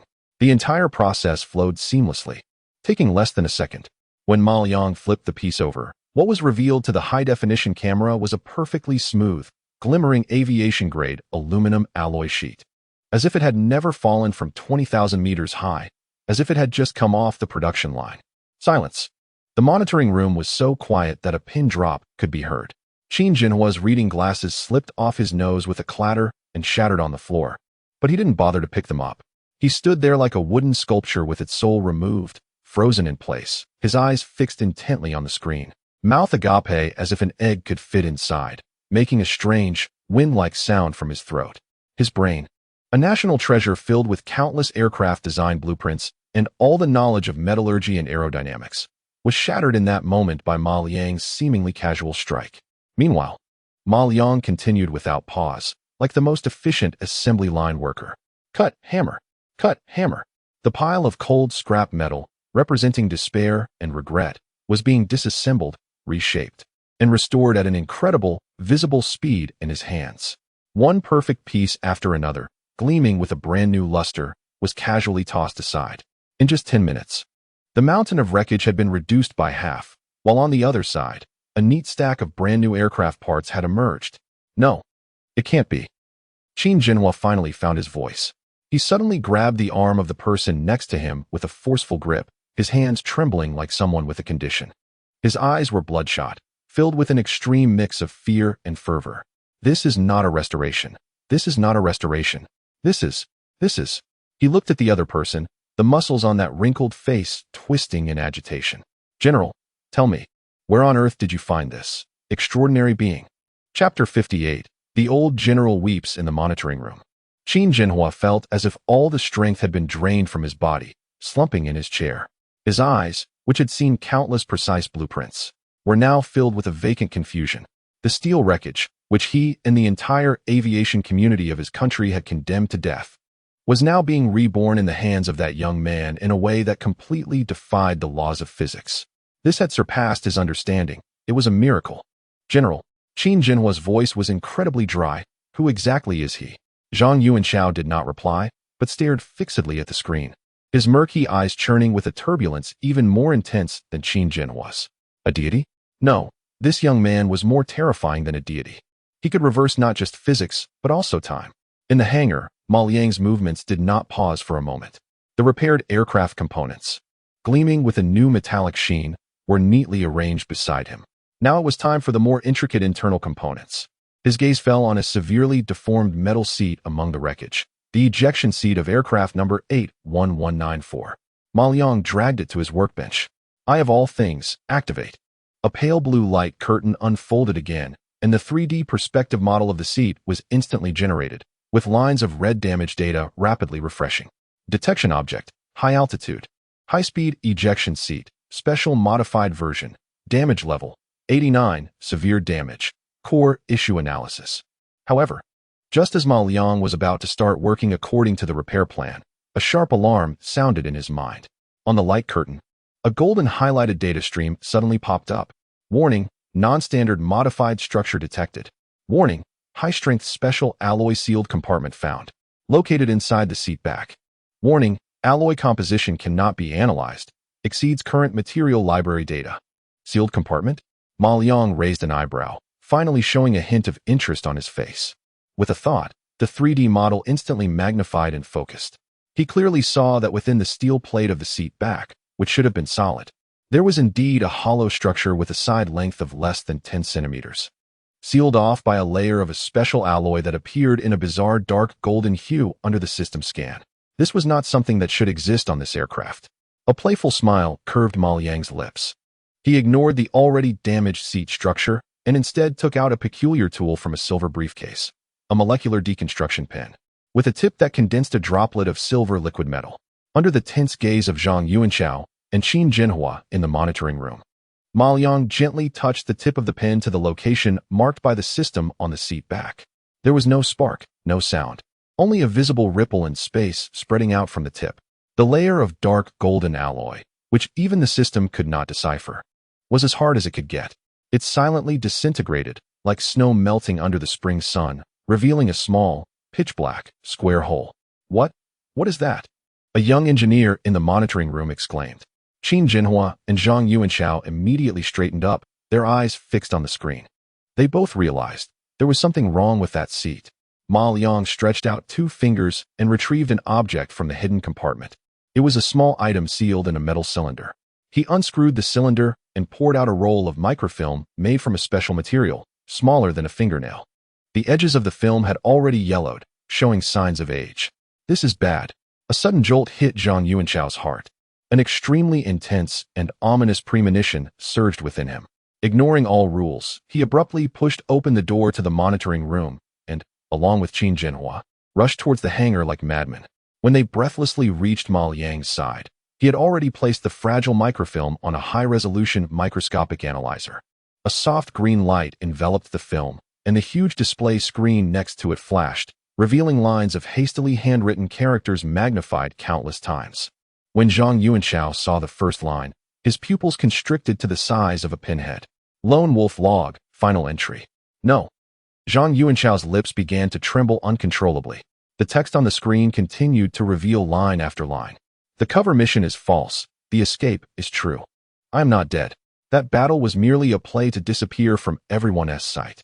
I will pilot the only J-5 fighter jet that has undergone extreme modifications, carrying out the top-secret infiltration mission codenamed Nightingale. Target: the heart of the enemy territory, Eagle Eye Phased Array Radar, Core Technical Data. This item is the key to another piece of information I left behind. If I do not return, please place it with my belongings. If the nation needs it. I hope future generations will unveil the truth. Lone Wolf, final note. Silence fell, a deafening silence where even a pin drop could be heard. Zhang Yuanchao stood there dumbfounded, staring at the glaring text on the screen that overturned all his understanding, feeling as if the sky had collapsed once again. The hero he had felt guilty about for a lifetime, the old squad leader who he had just learned was an ace agent, turned out. The sacrifice was all a facade. That battle, the brutal fight that he had remembered for 50 years, was merely a play he directed to disappear from everyone's sight. The escape. He did not die.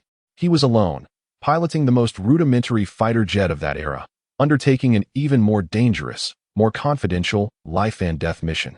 Thud. The old general could no longer hold on. His legs gave way, and he collapsed onto the cold concrete floor. On that weathered, resolute face, tears streamed down in deep lines. Chapter 59, this is a damn magical modification. On the cold cement floor, Zhang Yuanchao, the iron-blooded old general who had fought all his life, knelt there straight. Tears streamed down his weathered face, etched with the marks of time. He was not kneeling for Ma Liang, nor for anyone else. He was kneeling for the cruel truth that arrived 50 years late. He was kneeling for the old squad leader who, alone, piloted a flimsy fighter jet into the heart of the enemy territory and never returned. Qin Jinhua stood by, at a loss. He wanted to help, but felt as if his hands were heavier than 1,000 pounds at that moment. The entire hangar was enveloped in a sorrowful silence. Only Ma Liang remained. He stood there, his expression unchanged. He quietly glanced at the trembling old man on the ground before his gaze returned to the pile of cold, twisted steel wreckage. Finally, his eyes fixed on the lines of a last letter written with lives on the screen. Lone Wolf. Ma Liang softly chewed on this code filled with loneliness and resolution. He suddenly felt that merely piecing together this heap of scrap metal to make it fly again was not enough, far from enough. This was not a tribute to the hero. It was a mere perfunctory gesture. This belated respect should be louder. Ma Liang quietly mused to himself. Then, he turned around and, with an unmistakable calm tone, said to the completely dazed Qin Jinhua and the still kneeling Zhang Yuanchao, "I'm going to start now. You all leave."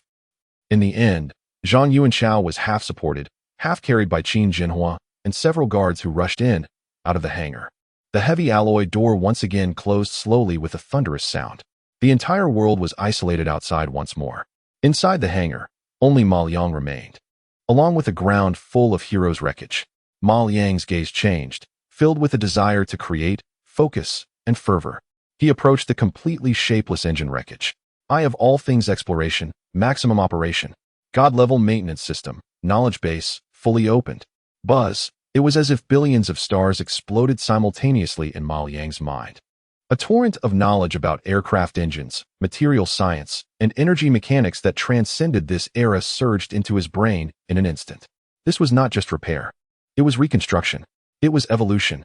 Ma Liang took out a uniquely shaped small hammer from a silver briefcase. Atomic reconstruction hammer. He looked at the metal lump, which had been pronounced dead by countless experts, then raised the hammer and gently tapped it. Bang! A muffled sound echoed. A miracle unfolded once again. But this time, it was even more incredible than the previous repair of the skin. That twisted, cold, lifeless metal, where the hammer had struck, seemed to be infused with the first spark of life from the beginning of creation. It began to melt, not in the physical sense of high-temperature melting, but a decomposition and reorganization at the atomic level. The metal seemed to come to life, transforming into a pool of silver, glowing liquid metal. Under Ma Liang's will, it began to flow, spin, and take shape. One piece, two pieces, three pieces, one after another. Perfect turbine blades shimmering with a dreamlike luster grew from the pool of liquid metal. This was not repair. This was creation from thin air. An hour later, as the last drop of liquid metal solidified, a brand new aerospace engine, filled with a sense of violent beauty, quietly hovered in midair. Its shape still resembled that of an old-fashioned turbojet engine, but inside, every blade, every bearing, every pipeline sparkled with a metallic sheen belonging to the future. Ding! Prototype engine of the Roaring Heart. Reconstruction complete. Core components made of memory titanium alloy. Turbine blades made of single crystal nanocomposite material. Performance evaluation. Maximum thrust increased by 500. Lifespan increased by 100. Reliability increased by 100. A slight smile appeared at the corner of Ma Liang's mouth. Now that was more like it. Next was the airframe. He no longer used the small hammer to tap away at it piece by piece. That was too slow. He took out a metallic sphere from the box and casually tossed it into the pile of fuselage wreckage. Buzzed, the sphere lit up, and an invisible force field instantly enveloped all the metal fragments. The twisted, broken, and shattered debris began to vibrate violently under the influence of the force field. They were disassembling. They were reassembling. They were self-repairing and self-splicing in an unimaginable way. One section, two sections. A perfectly streamlined fuselage reformed at a visible speed. The broken wing seemed to rewind time, regrowing from its root. But that wasn't all. Ma Liang's finger gently pointed in the air. System, load phantom stealth coding, material formula. Basic material library, begin synthesis. A layer of pitch black, eerily matte paint appeared out of nowhere, as if alive, evenly covering the entire surface of the fuselage. System, load eagle-eye panoramic system. The old, instrument-filled panel in the cockpit was instantly replaced by a smooth, black crystal. When the hangar doors slowly opened once again, 24 hours had passed. Zhang Yuanxiao and Qin Jinhua rushed in with a group of experts whose eyes were bloodshot from fatigue. Then, everyone froze. In the center of the hangar stood a complete, brand-new J-8 fighter jet. It still had that elongated, classically beautiful figure of an aerial handsome man. The number 81194 on the vertical tail was as red as blood. It seemed as if it had never fallen. It felt as though it had merely taken a nap here. Repaired? A young engineer murmured to himself. No. Qin Jinhua's lips trembled as he rushed forward like a madman, trembling hands brushing against the cold, pitch-black fuselage. His hand stopped at the edge of the wing. The perfect shape designed according to the latest aerodynamic principles. His gaze was fixed on the engine, the glowing nozzle flickering. He felt as if he had been struck by lightning. This is not a repair. Qin Jinhua suddenly turned to look at Ma Liang. His eyes filled with the fury of someone confronting a devil. What have you done to it? His voice became sharp and distorted from extreme shock and fear. This aerodynamic shape, this air intake, and this coating, this is stealth material. And this engine, its structure, my God, this is not a turbojet at all. This is not a repair. Qin Jinhua, a towering figure who had dedicated his life to his country, completely lost his composure at this moment. He pointed at the steel monster draped in the guise of a J-8, using all his strength to scream out. This is a complete modification. Chapter 60. If you don't fly, there are plenty of people who will. The near-hysterical shout from Qin Jinhua echoed repeatedly in the vast hangar. This is utterly insane. He was gripped by a profound fear and fervor that seemed to seize his very soul. He circled around the monstrous aircraft, cloaked in the guise of a J-8, touching and observing it over and over, muttering incomprehensible technical jargon that only he could hear. Variable cycle engine, adaptive intake. Is this wing shape actively morphing? My goodness. The group of experts behind him were equally frantic. They resembled the most devout of worshippers, witnessing a divine miracle. Each one rushed forward, their faces twisted with a mix of awe, obsession, and disbelief. Only Zhang Yuanxiao remained still, his gaze transcending the aircraft that seemed to have traveled from the future and the now completely deranged experts.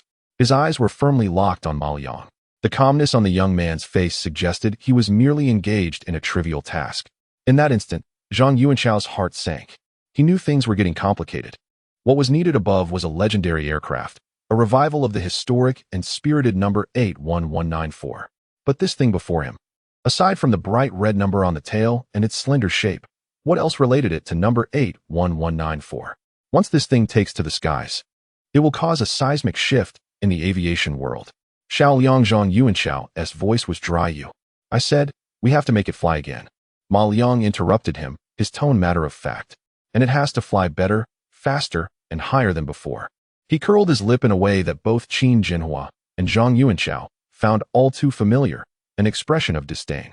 Otherwise, it would be a disservice to it. Zhang Yuanshao was left speechless. Just then, a steady, powerful sound of footsteps approached the hangar door. A tall man in a dark green flight suit, with sharp features and eagle-like eyes, strode in confidently. Two equally competent ground crew members followed him. Li Jinghua, the most elite test pilot currently active in the Air Force. He had flown over 30 different aircraft and handled more than 50 airborne emergencies. Nicknamed the Aerial Scalpel, he was known for his boldness, meticulousness, and comprehensive skills. He was the strongest ace selected by the military for this politically significant test flight mission. Report. Li Jinghua stood in front of Zhang Yuanshao, performing a standard salute. Test pilot Li Jinghua, reporting for duty. Please give instructions. His voice was loud and powerful, filled with the absolute confidence of a soldier. Zhang Yuanshao snapped back to reality, returned the salute, and managed a somewhat forced smile. Comrade Jinghua, thank you for your hard work. He turned to the side and pointed at the completely black aircraft behind him. This is your mission. Li Jinghua's gaze swept over. When he recognized the long aircraft that was both familiar and unfamiliar, his brow furrowed slightly. As a top test pilot, he immediately noticed something was off with this plane. It was too new. Moreover, the matte black coating that seemed to absorb all light, along with the aerodynamic details that were completely different from his memory of the J-8, made him feel an inexplicable oddity. General, this. He was about to ask, but beside him, Qin Jinhua rushed over like he had found a lifeline, grabbing his arm. Shaoli, you came at the right time. Hurry, come look at this. Old Qin was flushed with excitement. Look at this engine. And this cockpit. This is simply a work of art. Li Jinghua was utterly confused. Old Qin, slow down. What is going on? This aircraft, number 81194. Wasn't it just supposed to be repaired? Repaired? Qin Jinhua laughed as if hearing a huge joke. This is not just a repair. This is a complete transformation. This is rebirth. The more he listened, the tighter Li Jinghua's brow furrowed. He was a military professional known for his rigorousness, and he disliked this kind of exaggerated emotional description. He broke free from Qin Jinhua's grip and walked up to the black aircraft, starting a thorough inspection with his remarkably trained eyes. As he examined it, his expression changed. The more he looked, the darker his expression became. When he saw the engine nozzle that was completely beyond his understanding, his face was almost dripping with seriousness. General, Li Jinghua suddenly turned around. His gaze fixed on Zhang Yuanshao, his tone icy and serious. Forgive me for saying this, but where is the wind tunnel test report for this aircraft? Where is its structural strength analysis? And where is the ground test data for this engine I have never seen before? His series of questions instantly cooled the fervor of all the experts present. Yes, this thing looked impressive, but was it safe? Could it fly? Zhang Yuanshao's lips moved, but he couldn't utter a word. Reports? Data? Where could those be? This aircraft transformed from a pile of scrap metal to its current state in less than 24 hours. Li Jinghua's expression was filled with disappointment. He turned his head, and his gaze landed on the young man who had appeared indifferent throughout, standing there as if he didn't care. So, this is the chief engineer you mentioned? His tone was laced with undisguised disdain and skepticism. That's me. Ma Liang raised his eyelids slightly. You made it like this? Li Jinghua's tone carried an air of questioning. Is there a problem? Ma Liang retorted. A big problem. Li Jinghua raised his voice sharply. Young man, I don't care what flashy tricks you use to piece this together. But do you know that test flying is no joke? It can cost lives. You have no data. And you want me to take this unidentified antique modified aircraft into the sky? Are you joking with my life? His voice echoed in the hangar, firm and resolute. This is a responsibility of a top pilot for his own life, as well as for national assets. However, in the face of his furious questioning, which felt almost like an accusation, Ma Liang merely curled his lips. He looked at Li Jinghua's face, flushed with anger, and with an expression as if he were looking at a foolish troublemaker, he calmly uttered a sentence. You don't want to fly? There are plenty of people who will. Chapter 61. Let me show you what violent aesthetics are. You're not flying? There are plenty of people who will. Ma Liang's light and airy response, as if he were commenting on the nice weather, instantly ignited the frozen atmosphere. What did you say? Li Jinghua abruptly turned his head, his sharp eyes locking onto Ma Liang like an eagle. A fierce aura, one born from the blood and carnage of elite pilots, erupted in an instant. If it were any ordinary person being stared at like that, they would likely buckle at the knees and kneel on the ground. However, Ma Liang merely scratched his ear. His face showed not a hint of extra expression. I said, if you're not flying, get lost. Ma Liang's tone remained calm. Don't waste my time here. You. Li Jinghua's chest heaved with anger, his fists cracking ominously. Li Jinghua, the air surgeon of the National Air Force, a prodigy, had never endured such humiliation. Just as he was about to explode, enough? A low growl filled with immense authority came from the side. It was Zhang Yuanchao. The old general's face was a deep shade of displeasure. He quickly stepped between the two, first glaring at Ma Liang with a warning look. Then he turned to Li Jinghua. Li Jinghua, I ask you, what is your duty? Li Jinghua snapped to attention, instinctively answering loudly, to obey orders and conduct test flights for the country. Good. Zhang Yuanchao nodded, pointing at the dark, beast-like aircraft. Now I command you. Immediately board this aircraft for a test flight. This is an order. Li Jinghua's body stiffened. A flicker of struggle and pain crossed his face. He glanced at Zhang Yuanchao, who looked resolute, then at the young man who had maintained a nonchalant expression throughout. Finally, his gaze fell upon the aircraft, which he was about to gamble his life on. After a long moment, he took a deep breath, and a determined and tragic glint shone in his eagle-like eyes. Yes, I will ensure the mission is accomplished. With that, he no longer looked at anyone, striding heavily toward what he viewed as an iron coffin. Qin Jinhua and others quickly surrounded him. Xiao Li, don't worry, this cockpit. Step aside. Li Jinghua's voice was cold, devoid of any emotion. He pushed everyone away and efficiently climbed up the ladder. However, when he sat in the futuristic cockpit, he was taken aback. It was gone. The dense array of mechanical dials he was so familiar with that he could touch them with his eyes closed, the intricate physical switches and buttons, were all missing. In their place was a massive, pitch-black, integrated LCD display. It was filled with an extreme sense of cold, simplified technology. This, Li Jinghua swallowed hard. At that moment, a lazy young man's voice came through his flight helmet. Put on the helmet and connect to the neural interaction system. It was Ma Liang. He had somehow already taken his seat at the main control station in the tower. Li Jinghua instinctively operated according to his instructions. Buzz, the helmet successfully connected to the cockpit. The next second, the huge black screen before him lit up instantly. Countless light blue, Sci-Fi-esque data streams refreshed rapidly on the screen like a waterfall, then stabilized. Engine status, fuel status, aerodynamic posture, weapon system. All the data was presented in a clear, intuitive, three-dimensional model that he had never seen before. Start the engine. Ma Liang's voice sounded again. Li Jinghua instinctively reached out his hand, ready to press the red start button from memory, but found nothing. The blue button on the throttle. Ma Liang said bluntly. Li Jinghua's face instantly flushed red. Gritting his teeth, he placed his hand on the cold, delicate throttle and pressed the softly glowing blue button. Buzz. There was no piercing ignition roar like that of a traditional turbojet engine, nor any unnecessary vibrations. Only one sound. A deep rumble. Like a monstrous beast awakening from the depths of hell. Boom. The entire hangar trembled slightly with the roar filled with an endless sense of power. Li Jinghua's expression changed in an instant. This sound. No, it was completely wrong. He had flown the most advanced fighter jets of Xia country and even the entire world. He had heard the sounds of all types of aircraft engines. But none could compare to this one. It was not the sound of mechanical operation. It was power. A pure, violently compressed roar of strength. You can taxi out. Ma Liang's voice remained calm. Li Jinghua mechanically controlled the aircraft, taxiing out of the hangar to the end of the long runway. He looked at the boundless blue sky before him, feeling as if he were dreaming. 81194, requesting takeoff. 81194, you are cleared for takeoff. Li Jinghua took a deep breath, his expression becoming extremely serious. The hand gripping the throttle bulged with veins due to the force. Here we go. Life or death hinges on this. He suddenly pushed the throttle all the way forward. The next second, a terrifying, violent sensation that could shatter the soul pressed him firmly into the seat. The entire world before him blurred. The Black J-8 fighter jet did not taxi. It didn't even perform the most basic taxiing action. It shot upward like a projectile fired from an electromagnetic cannon. Amidst the terrifying roar of the engine, the entire aircraft almost took off at a horrifying angle of 70 degrees to the ground, straight into the clouds. My goodness. In the cockpit, when Li Jinghua finally regained his composure from the terrifying overload, he looked at the altimeter and airspeed indicator on the heads-up display, which were fluctuating at an incomprehensible speed.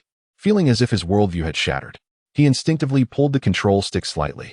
The black beast effortlessly traced a perfect arc in the sky, moving with an unparalleled smoothness and grace. The sense of control, seamlessly integrated with the machine, was even smoother and more intense than any fifth-generation aircraft he had ever flown. What the hell? Li Zhenghua gazed out at the clouds rushing past him and felt the heart of the machine continuously delivering terrifying power. He could no longer hold back.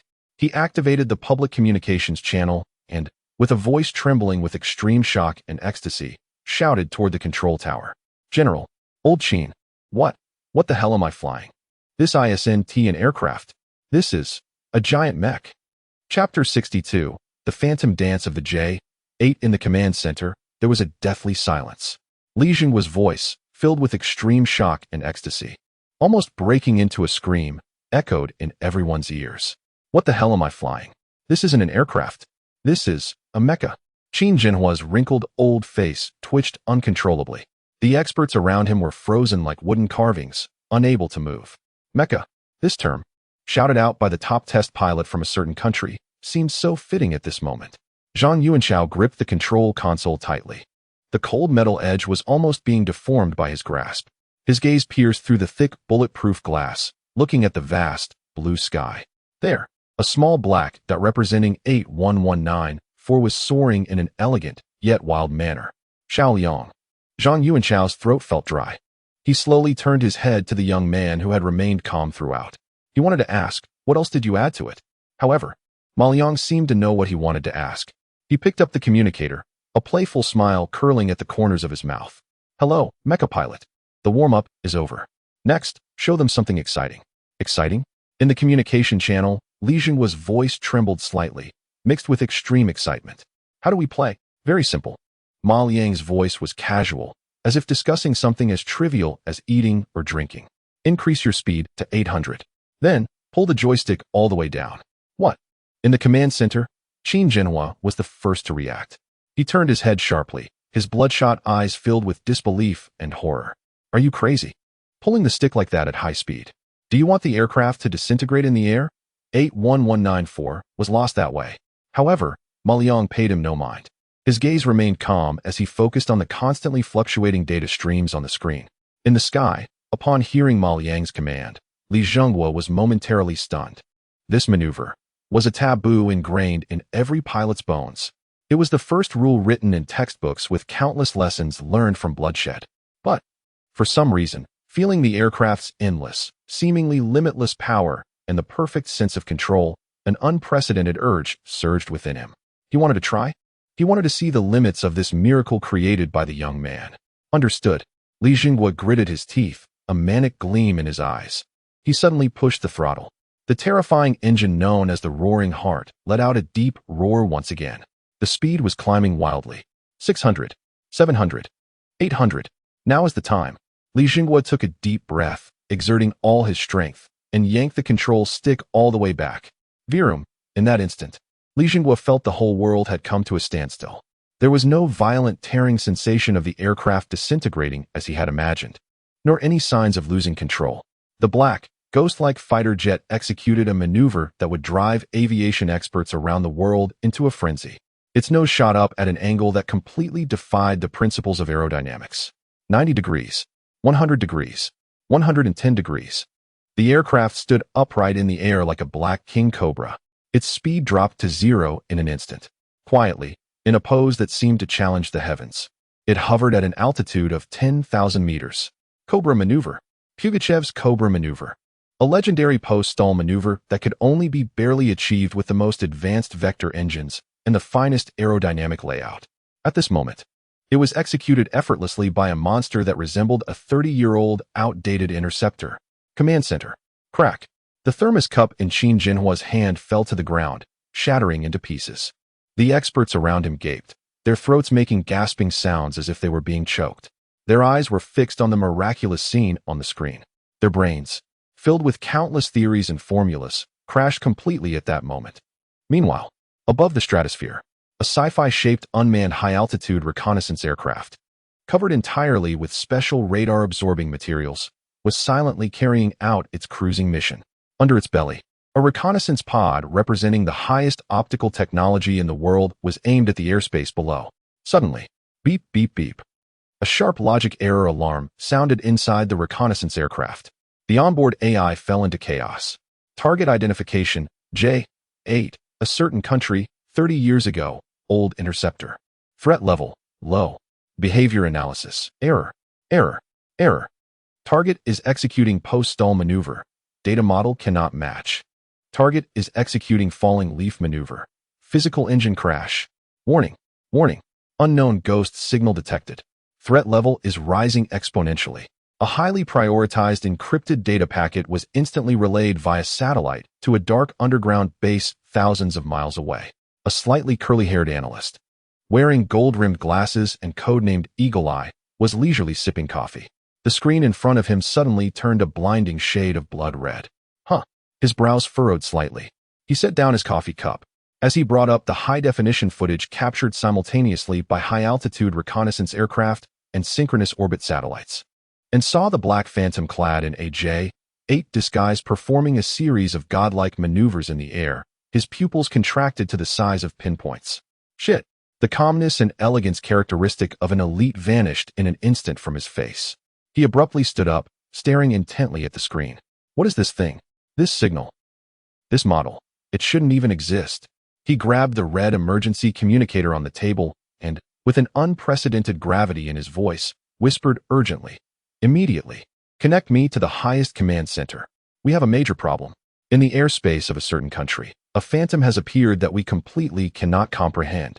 Chapter 63. The final note in the depths of the Gobi in the command center, the echo of a certain iconic battle cry, filled the air. But no one paid attention to the dark figure in the sky that was showcasing a violent aesthetic. Everyone's gaze was focused on Zhang Yuanchao. The old general ignored everyone. He was fixated on the large screen displaying the contents of a miniature film. This item is the key to unlocking another piece of information I left behind. If I do not return, please place it with my belongings. Belongings. Key. A flash of realization struck Zhang Yuanchao, as if a lightning bolt had shattered a 50-year-old dust. He remembered. The key, the belongings. So that's what it meant. Back up. Zhang Yuanchao suddenly turned around, his bloodshot eyes igniting with fierce determination. His voice was hoarse, but held an undeniable authority. Immediately. Prepare a special aircraft to head northwest. Hurry. 3 hours later. Northwest. An endless expanse of Gobi Desert, with yellow sand swirling in the air and winds howling like tormented spirits. A military transport aircraft, battling severe turbulence, landed on a makeshift runway that had long been half buried by sand. Zhang Yuanchao was the first to rush down the ramp, followed by a team of fully armed Special Forces soldiers. What lay before them was an abandoned base long forgotten by the world. Dilapidated barbed wire, crumbling barracks, and a rusted flagpole creaking mournfully in the wind. It was desolate, like a massive grave. "General, the records indicate this is the place," a guard confirmed while holding an electronic map. Zhang Yuanchao remained silent. He relied on that haunting memory. Stepping forward toward the most unassuming warehouse at the heart of the base. "Blow it open," Zhang Yuanchao commanded, pointing at the iron door secured with a massive old brass lock, issuing the simplest and most direct order. "Understood." 2 guards stepped forward and forcefully dismantled the lock using brute strength. Creak. The heavy iron door slowly swung open. A musty smell mixed with dry dust, a scent of time, hit them. The warehouse was empty. The only item in the center was a military box covered in a thick layer of dust. Zhang Yuanchao walked over slowly. He extended a trembling hand and gently brushed the dust off the box. It was an ordinary olive green tin box, unsecured. Zhang Yuanchao took a deep breath and then carefully opened the lid. Inside the box, there were no classified documents or earth-shattering weapons as he had imagined. Only a neatly folded, blood-stained old flight jacket. Beside the jacket lay a roll of blueprints tightly wrapped in oilcloth and a letter that had long since yellowed. Zhang Yuanchao did not look at the blueprints. He trembled as he picked up the letter. The envelope had no signature. Only 3 hasty words written in what appeared to be blood. For Zhang Yuanchao. The old general's eyes instantly turned red. He tore open the envelope. Inside was only a thin sheet of paper. The handwriting was somewhat blurred, yet still conveyed strong emotions. "Yuanchao, my brother. By the time you see this letter, I will probably have turned into a pile of real bones. I succeeded. I got the items. They are in the lining of this uniform. It's the radar identification code of the enemy aircraft, along with technical data on their next-generation high-altitude reconnaissance aircraft. But I can't go back. My identity has been exposed, and they have blocked all routes. I barely escaped back here, but I have reached my limit. Don't come looking for me. I don't want you to see me in this terrible state. Take these items and create better planes for us. Go tell them. The airspace of our nation cannot be casually spied upon by any small-time characters. Take a look for me on that day. Lone Wolf's final note. The letter slipped from Zhang Yuanchao's feeble hands. He slowly turned around, his gaze falling on the darkest corner of the warehouse. There, leaning against the wall, was a long-dried skeleton. It was still dressed in a faded pilot's uniform. In its arms, it tightly held a bulletless Type 54 pistol. The hollow skull still proudly faced forward, as if gazing in the direction of home.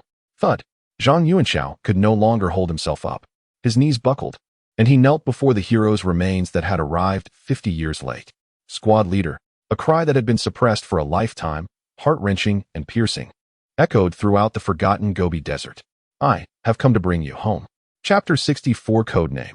Phantom J. Thousands of miles away. In a secret base deep underground hundreds of meters.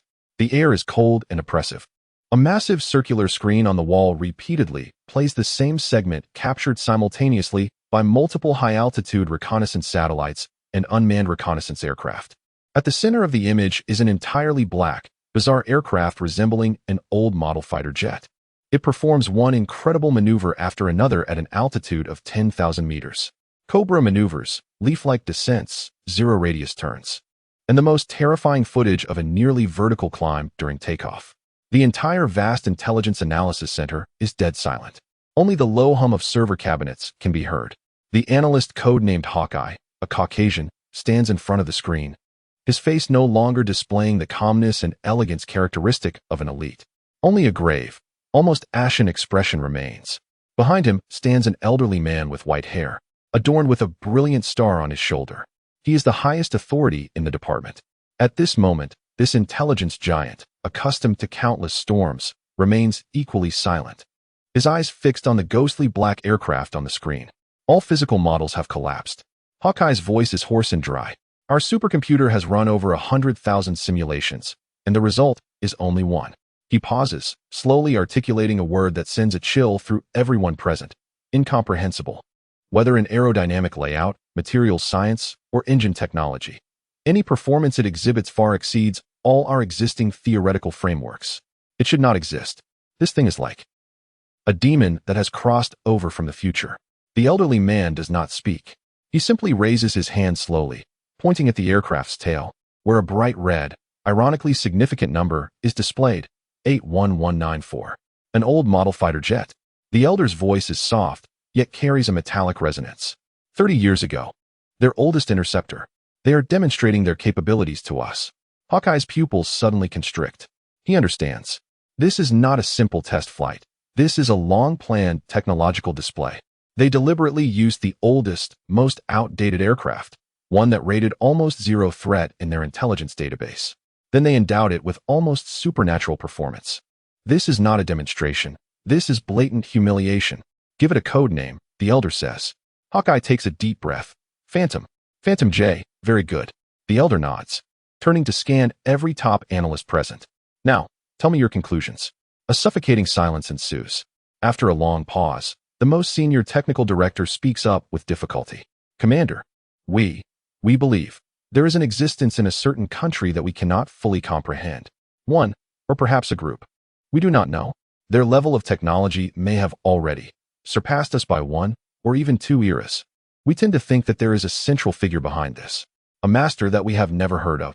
Master? The old man chewed on the word, a cold sneer appearing at the corners of his mouth. Indeed, only a master could create such artwork. The intelligence officer interjected. Commander, we have checked, and that country is about to hold an unprecedented military parade. The Phantom J will almost certainly participate. A military parade. A glint of dangerous light flashed in the old man's eyes. A showcase of the master's works? Very interesting. He slowly walked to the main control panel of the command center. Extending his withered finger, he pressed the red communication button for the highest authority. Order. Activate the plan. Since this master enjoys showcasing his works to the world, we will assist him. A cruel smile appeared on the old man's face. He did not question it. He simply stood at attention. Yes, Commander. A war, at this moment, officially commenced. Chapter 65. The delayed metal at a military airport in the western suburbs of the capital. The atmosphere was somber. A military green transport plane slowly landed on the runway, its massive turbine engines kicking up clouds of dust. The cabin door opened, and Zhang Yuanchao changed into a brand-new, crisp general's uniform adorned with numerous medals. The sorrow and fragility he had shown in the Gobi Desert were gone, replaced by the iron-blooded solemnity of a soldier. Behind him were two Special Forces soldiers in white gloves, carrying a coffin draped in a bright red flag, along with a spotless military green metal marching box. At the foot of the stairs, a row of elderly men, each wearing brilliant stars on their shoulders, stood silently at attention. Their gazes were fixed on the flag, their expressions reflecting the same deep pain and reverence. Ma Liang stood at the back of the crowd. He was not wearing any formal attire, just a plain t-shirt and jeans. In this sea of dark green and military stars, he felt out of place. Yet, no one paid him any mind, nor did anyone have the right to question him. Ma Liang's calm gaze swept over the pillars of the nation, finally resting on the small box wrapped in the flag. The lone wolf, the one who had asked him to look after the future in a farewell letter. The one who had turned into a skeleton facing home in a corner of the Gobi. He had returned, in this way 50 years late, to the land he had protected with his life. Something in Ma Liang's heart seemed to have been gently stirred. It was a feeling he had never experienced before, strange, yet not unwelcome. A small-scale but high-profile farewell ceremony was held at a designated location. There were no media, no reporters. Those present were the true core of the military and technology sectors of the nation. The remains of the lone wolf were buried alongside his blood-stained flight jacket. The gravestone bore no name, only a bright red code and an image of a soaring aircraft. After the ceremony, Zhang Yuanchao approached Ma Liang, who had been standing at a distance like an outsider. "Come with me," the old general said calmly. Ma Liang nodded. In a top-secret meeting room, only Zhang Yuanchao and Ma Liang were present. The old general personally poured a cup of tea for Ma Liang, then retrieved a red document marked with the highest level of confidentiality from a briefcase secured with a password lock, along with a small black identification booklet. He gently pushed these items across the table to Ma Liang. "Xiao Liang," Zhang Yuanchao's gaze was unusually serious. "From now on, you are no longer the small business owner of a phone repair shop. On behalf of the highest level, I officially confer upon you the title of Special Technical Advisor of the nation." Ma Liang raised his eyebrows slightly. He picked up the black identification booklet and opened it. Inside was his photo, along with a line of embossed gold lettering. "Special Technical Advisor, Ma Liang, Authority, Highest Level. This identity means you can mobilize all the resources we can provide you." Zhang Yuanchao's voice was deep and powerful. "Manpower, materials, financial resources, intelligence, whatever you need, as long as we have it. Your every request will be regarded as a top command, executed immediately." Ma Liang closed the credential book, his expression still calm and undisturbed. It seemed that this overwhelming power, which could make anyone ecstatic, felt as ordinary to him as receiving a new meal card. "What about the mission?" Ma Liang asked. He was more concerned about this. A hint of appreciative bitterness appeared on Zhang Yuanchao's face. This young man is always so direct. "The task is heavy." The old general's expression darkened. "In less than a month, it will be the Grand Military Parade on September 3rd. This is our best opportunity to showcase our strength to the world. It will also be a tough battle." The corners of Ma Liang's mouth curled into a playful arc. "Oh, someone wants to stir things up? Not just wanting to." A cold glint flashed in Zhang Yuanchao's eyes.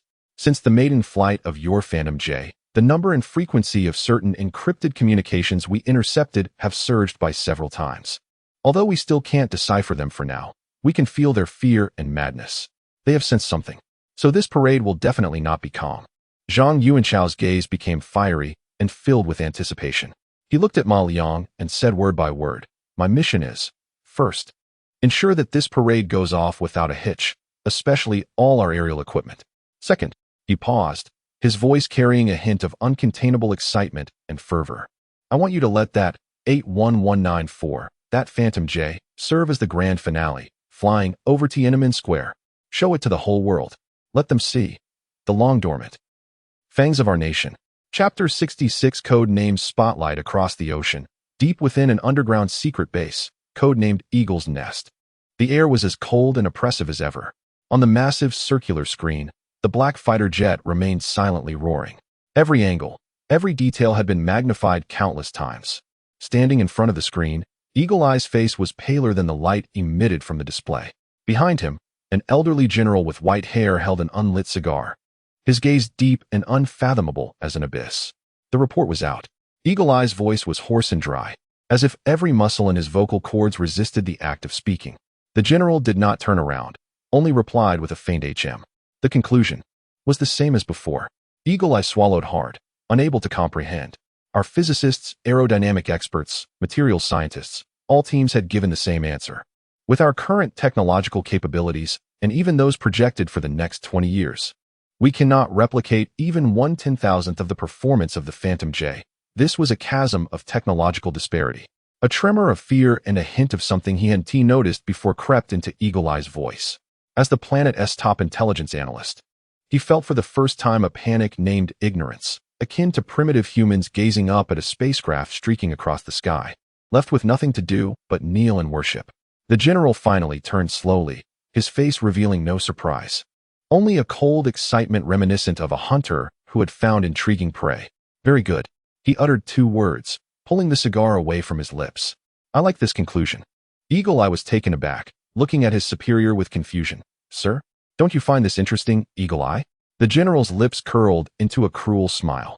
A master hidden behind the scenes, a genius capable of overturning existing physical laws. He was like an artist wielding the brush of the divine, eager to showcase his masterpiece to the world. And we? The general's gaze fell on the motionless Phantom J on the screen, which was the best audience for him. Eagle Eye's pupils slightly contracted, as if he understood something. Sir, you mean? September 3rd, the general said coolly. A perfect stage.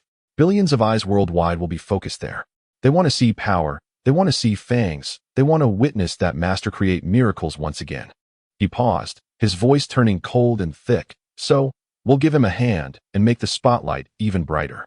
The general walked to the main control console, where his red button awaited, quietly emanating an ominous glow. He did not press it. Instead, he gently tapped the cold surface of the control panel with his finger. Initiate the spotlight plan. He gave the order. Spotlight. Eagle Eye mulled over the code name. Yes, Spotlight. A predator's smile appeared on the general's face. We will not shoot it down. Shooting it down would only acknowledge its strength, turning that master into a tragic hero. What we need to do is simple, in front of the whole world. Destroy his exhibition. A chilling sense of foreboding rose in the back of Eagle Eye. He understood completely. This was 100 times, 1,000 times more malicious than simply shooting down the Phantom J with a missile. It wasn't about physical destruction. It was a massacre of the spirit. Your plan is. Eagle Eye's voice became incredibly serious. People from that country value their reputation. The general said slowly. They see this as a declaration of national fortune. Imagine, under the global live broadcast, their most advanced early warning aircraft's radar signal suddenly turning to static, those fighter jets. Even that Phantom J. The general spread his arms wide, as if embracing the impending spectacle. Their confidence, their pride, that fang they were just about to reveal, would be completely shattered at that moment. The entire command center was eerily silent. Only the general's voice echoed like a devil's whisper. Eagle Eye took a deep breath. He knew how crazy and difficult this plan was. Achieving this under the tightest defense system of that country was nearly an impossible task. Commander, this requires our top-tier forces. I know. The general nodded. He walked back to Eagle Eye's side and patted his shoulder. So, go awaken her. Eagle Eye's body stiffened suddenly. He looked up. His eyes filled with shock. Commander, are you sure? Activate Nighthawk. This is our deepest infiltration, our most valuable trump card. Is it worth it for a spotlight plan? The general smiled. He gazed into Eagle Eye's eyes, speaking each word deliberately. A master who can elevate a country's technological level by decades out of thin air. Don't you think? There's nothing more worthwhile than pulling him down from his pedestal and stepping into the mud. Eagle Eye fell silent. After a long pause, he snapped to attention. Yes, Commander. He turned and walked toward his encrypted terminal, bringing up a top-secret file with the highest level of access. The file was blank, containing only a code name and a status. Code name, Nighthawk. Status, asleep. Eagle Eye extended his finger and slowly typed a line on the activation command. For the master, present, the stage. The spotlight has been turned on. Chapter 67 The Assistant from the Iceberg in the Outskirts, at a confidential special technology research institute. The security level here is higher than any place that Ma Liang has been to before. Guards are stationed every few steps. And the air is filled with a sense of seriousness and confidentiality. Ma Liang is sitting in a laboratory, feeling quite bored. He is holding a high-precision ion engraving knife from his toolbox, etching something on a piece of ordinary titanium alloy. It's not a complex circuit or a piece of advanced technology.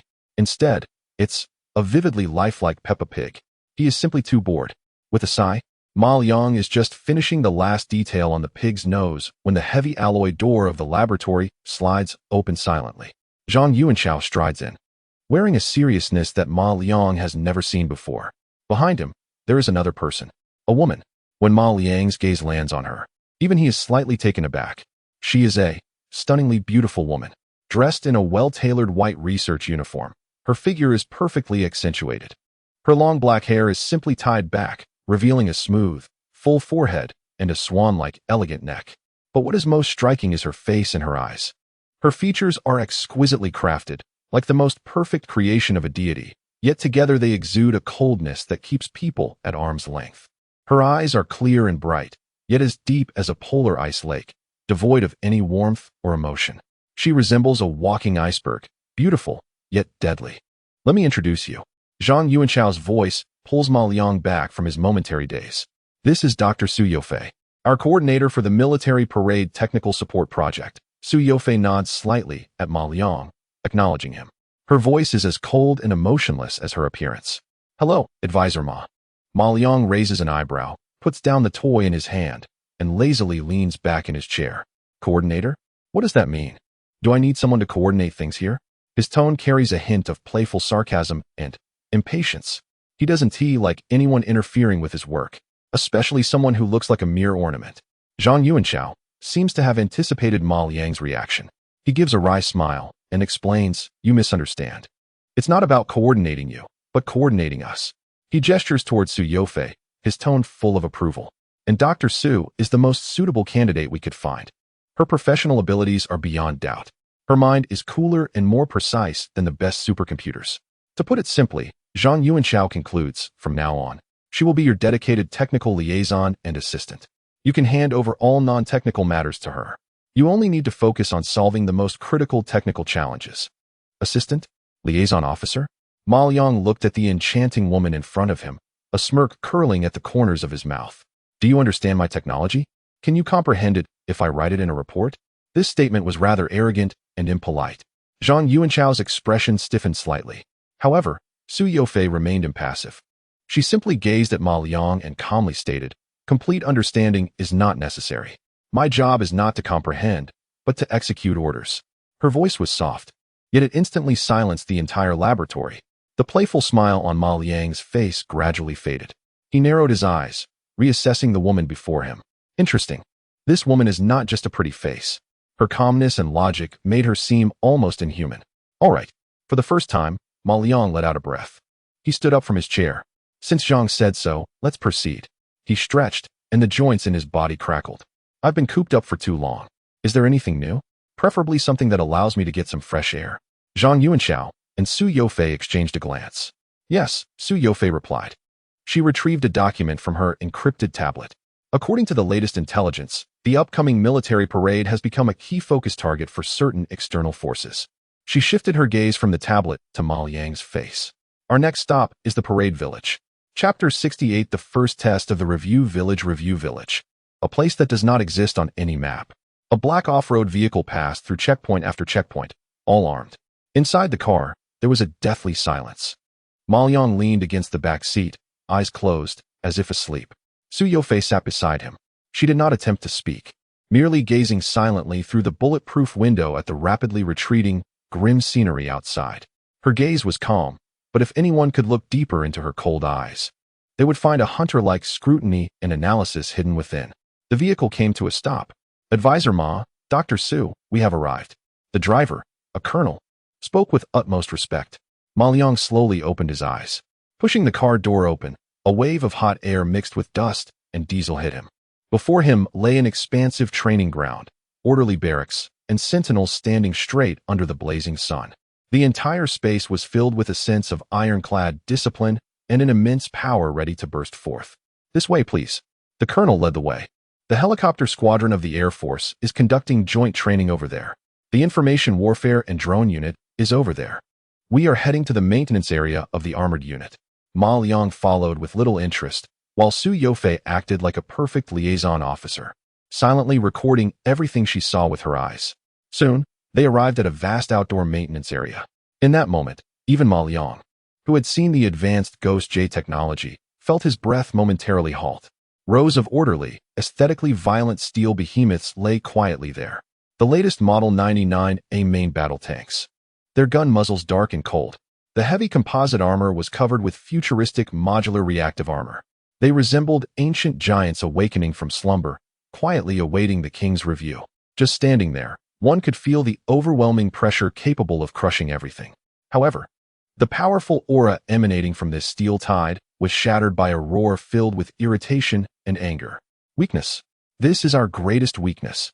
A middle-aged man in camouflage uniform, with the rank of colonel on his shoulders, was pointing at a 99A tank, shouting at a group of technical officers nearby.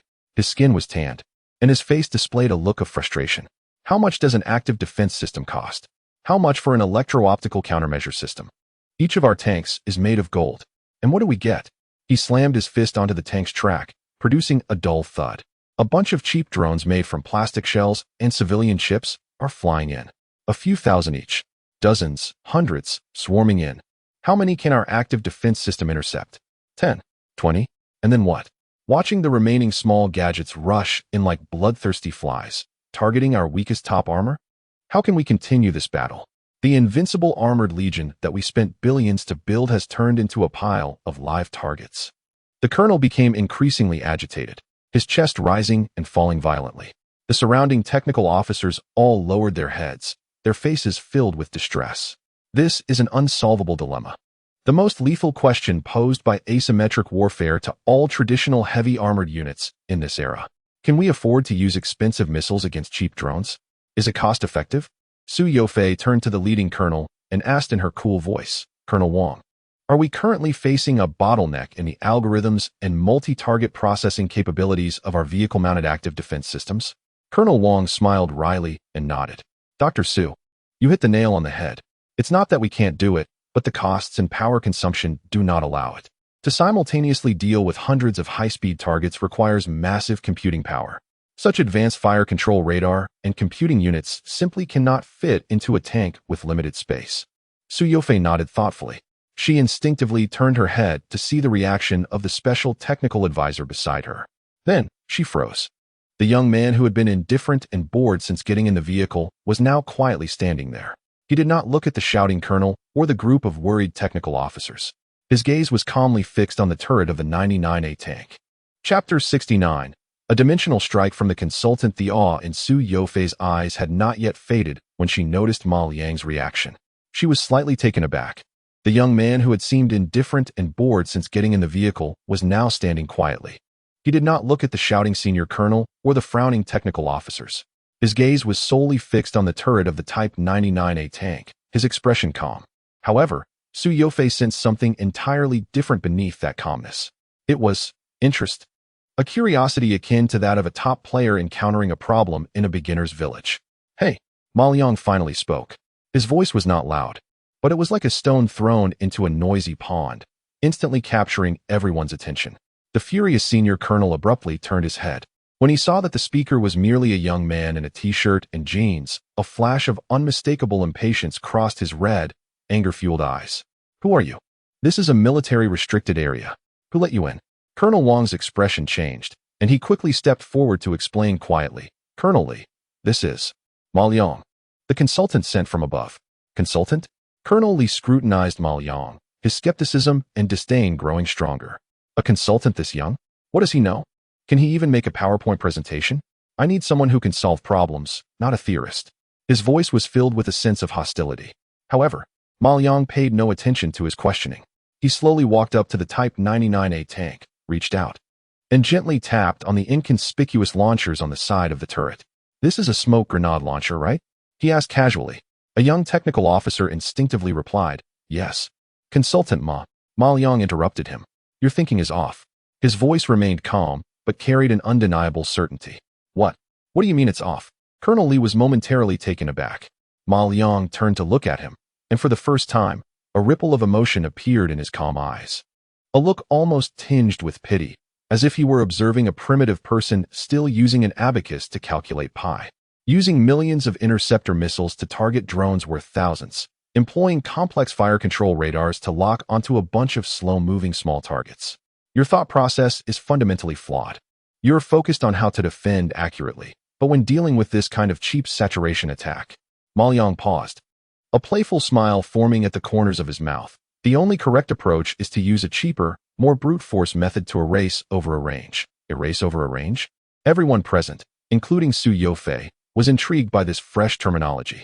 Colonel Li frowned and asked in a deep voice, "What does that mean?" Ma Liang did not answer. He simply turned to Colonel Wang and asked, "Is my box here?" "Why, yes, it's here." Colonel Wang hurriedly signaled for the silver briefcase to be brought over. Ma Liang received the case. "Now, give me a smoke grenade." Although Colonel Li was confused, he waved his hand. Soon, a military-green 76mm smoke bomb was handed to Ma Liang. Under the curious, puzzled, and bewildered gazes of everyone, Ma Liang crouched down. He opened the silver briefcase. With a soft click, the case opened, revealing rows of oddly shaped precision tools that glimmered with a bluish light. Ma Liang casually picked up a tool that resembled a scalpel. Then, in front of everyone, he began to disassemble the smoke bomb. His movements were as swift as a phantom, flowing like water, infused with an indescribable sense of rhythm. The sturdy metal shell was easily cut open. The smoke-generating agent was carefully extracted, and the complex fuse structure was systematically dismantled. If the esteemed experts were here, they would surely recognize this as a level of repair technique that transcended human understanding. What is he doing? Has he gone mad? Modifying ammunition on his own? The technical officers whispered among themselves. Colonel Li fixed his gaze on Ma Liang's hands, his expression shifting unpredictably. Only Su Yofei remained transfixed, watching every move Ma Liang made. Her clear eyes sparkling with growing brightness, curiosity, shock, and a hint of fervor that she didn't even realize she felt. She understood. Ma Liang wasn't destroying. He was creating.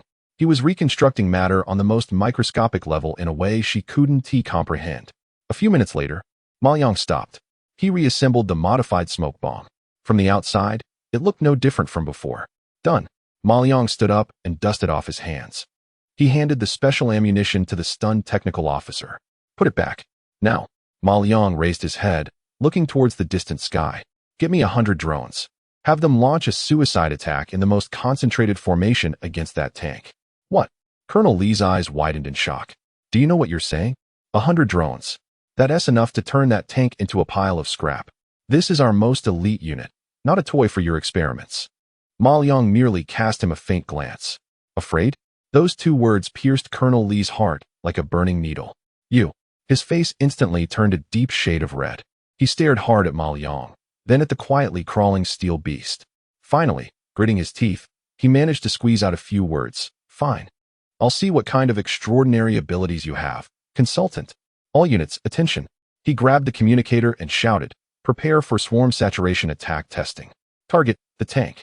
Chapter 70 Metal Storm Swarm Saturation Attack Test. Target, 101. When Colonel Li issued this crazy order in a near shout, the air in the entire maintenance area froze. All the technical officers showed expressions of shock. Crazy. This new advisor has lost his mind. Their Colonel Li has gone mad too. Using 100 attack drones armed with high-explosive warheads to strike a stationary, unprotected 99A? This is not a test. It's a public execution of a national treasure worth millions. Colonel, think twice. This is too risky. Someone couldn't help but voice their objections. However, Colonel Li just glared back with bloodshot eyes. His chest heaved violently, filled with anger and unwillingness, but more so with the mindset of a desperate gambler pushed to the edge. He had been tormented by this question for far too long. The helplessness of watching his proud steel force rendered powerless against cheap asymmetric strikes was driving him insane. Now, this young man, who seemed to have appeared out of nowhere, was telling him in a near-insulting manner that he could solve it. Fine, let him solve it. Either he creates a miracle, or he uses this heap of scrap metal to slap all the bureaucrats who engage in formalism right in the face. Execute the order. Colonel Li's voice was unquestionable. Yes. A resolute response came from the communicator. In the distance, a buzzing sound like a hornet's nest being disturbed approached. Visible to the naked eye, a massive swarm composed of countless black dots was rising from the horizon. They blotted out the sun, casting a moving shadow over the ground. 100. Exactly 100 specially modified high-speed attack drones. They had no complex aerodynamic layouts, no expensive electronic equipment, only the simplest power systems and warheads filled with high-energy explosives. Their sole purpose was to take the enemy down in the cheapest way possible. Buzz, buzz, buzz. The spine-chilling noise grew nearer. In the maintenance area, everyone's hearts were in their throats. A few young technicians even closed their eyes in despair. They seemed to envision that imposing 99A would be completely overwhelmed, torn apart, and turned into a towering inferno by this swarm of death in the next moment. However, amidst the tension and fear that seemed ready to swallow them whole, there were two exceptions. One was Su Yofei. She stood there, her stunning, icy face showing no sign of tension. A fervent light sparkled in her cold eyes, an ultimate expectation of witnessing an unknown miracle. She fixed her gaze on Ma Liang's profile, hoping to catch even the slightest hint of a flaw on his face. But there was none. The other was Ma Liang. He still looked utterly bored, as if the overwhelming attack before him, which would send any military commander into a panic, was no different from watching a dull third-rate movie. He even yawned. Target in attack range. A cold alert echoed from the communicator. Colonel Lee's fist tightened instantly, his nails digging deep into his palm. Now's the time. Ma Liang finally made his move. He simply said into the communicator, "Fire." Boom. A muffled sound echoed. The modified 76mm smoke shell was launched. It didn't soar into the sky. Instead, it fell in a very low parabolic arc, landing about 30 meters in front of the tank. Then, poof, a faint sound, almost imperceptible, as the shell burst open. There was no billowing smoke, nor any acrid smell. Only a gray substance, resembling mist, began to spread from the shell, expanding at a speed that completely defied the laws of physics. 1 second, 2 seconds, 3 seconds. A massive gray hemispherical fog cloud with a radius of over 100 meters instantly formed, perfectly enveloping the 99A tank. And at that moment, a swarm of death drones dove right in. Then, a bizarre scene unfolded. There were no explosions, no flames, not even a sound of impact. The drones, diving at high speed, seemed to lose power the moment they touched the gray mist. Their wings went rigid, propellers stopped spinning, and the indicator lights on their bodies all went dark. They lost all power and control, just like toys that had suddenly run out of batteries. With a crackle, 100 drones fell straight from the sky, turning into a heap of scrap metal. The entire process took less than 5 seconds. Silence. The entire maintenance area fell into a deathly quiet. Colonel Lee's mouth fell open. He stared at the gray mist slowly dissipating, then glanced at the intact steel beast lying quietly at the center of the fog. Finally, his gaze landed on the scattered wreckage of the drones. His mind went completely blank. What is this? A hallucination? What just happened? Electromagnetic pulse? A young technical officer stammered, voicing the most plausible guess. Impossible. A more senior expert immediately countered. Such a large area and such high-intensity directional EMP would require astronomical amounts of energy. Don't even think about fitting it into a 76mm shell. Even a heavy truck couldn't haul that kind of energy module. So what was it? No one could provide an answer. All the technical officers turned to the instigator, the young man with a calm expression, their eyes filled with awe. Ma Liang ignored their shocked gazes, a familiar, playful smile curling at the corners of his mouth. At the back of the crowd, Su Yofei's clear and cold, beautiful eyes were shining with an unprecedented brilliance. She understood. That was not an EMP. It was a concept she had only seen in cutting-edge theoretical papers, self-organizing micro-attack clusters. The gray mist was not gas at all. It was a metallic cloud composed of billions of nanorobots. The moment they were released, they actively sought out and attacked all high-frequency electronic signal sources within range, physically destroying the target's core chip and power system in an instant. This was no longer technology of this era. Su Yofei looked at Ma Liang, who was teasing Colonel Lee with an easy smile, her heart racing uncontrollably. Who is this man? And what other secrets does he hide that could overturn the world? Chapter 71. The most perfect infiltration. The eerie gray mist was slowly dissipating, revealing the unscathed steel giant and the wreckage of drones surrounding it. The entire outdoor maintenance area was deathly silent. Colonel Lee stood there in shock, his sun-darkened face frozen in an expression resembling solidified lava. Shock, horror, and an incomprehensible fervor surging from the depths of his soul. He slowly turned his head, his gaze landing on the young man who had remained calm throughout. The arrogance and skepticism of the seasoned veteran had long vanished, replaced by a near-pilgrimage-like reverence. "Ma. Advisor Ma." Colonel Lee's throat was parched, struggling to force out a few words. "What? What is that?" Ma Liang glanced at him, a hint of amusement curling at the corners of his mouth. "Said it. Range erased," he replied casually. "Drown them with something cheaper and more abundant than drones." "Nanobots?" A voice emerged from the back of the crowd. It was Su Yofei, cool and melodious, yet with a barely perceptible tremor. She slowly stepped out from among the petrified technical officers, her cold, beautiful eyes radiating an unprecedented brilliance. She stared at Ma Liang as if he were a living deity. Ma Liang raised an eyebrow slightly. Su Yofei took a deep breath, forcing down her wildly beating heart. She struggled to keep her voice steady. "I've only seen it in some cutting-edge theoretical speculations. I thought that technology wouldn't appear for at least another 50 years. Ma Liang smiled noncommittally. He put away the silver briefcase and said to Colonel Lee, who was still in a state of shock, "The formula will be sent to you by my technical liaison officer afterward." With that, he ignored everyone else and turned to walk towards the black SUV. "Wait, Advisor Ma." Colonel Lee finally snapped back to reality. He rushed forward, his face filled with excitement and eagerness.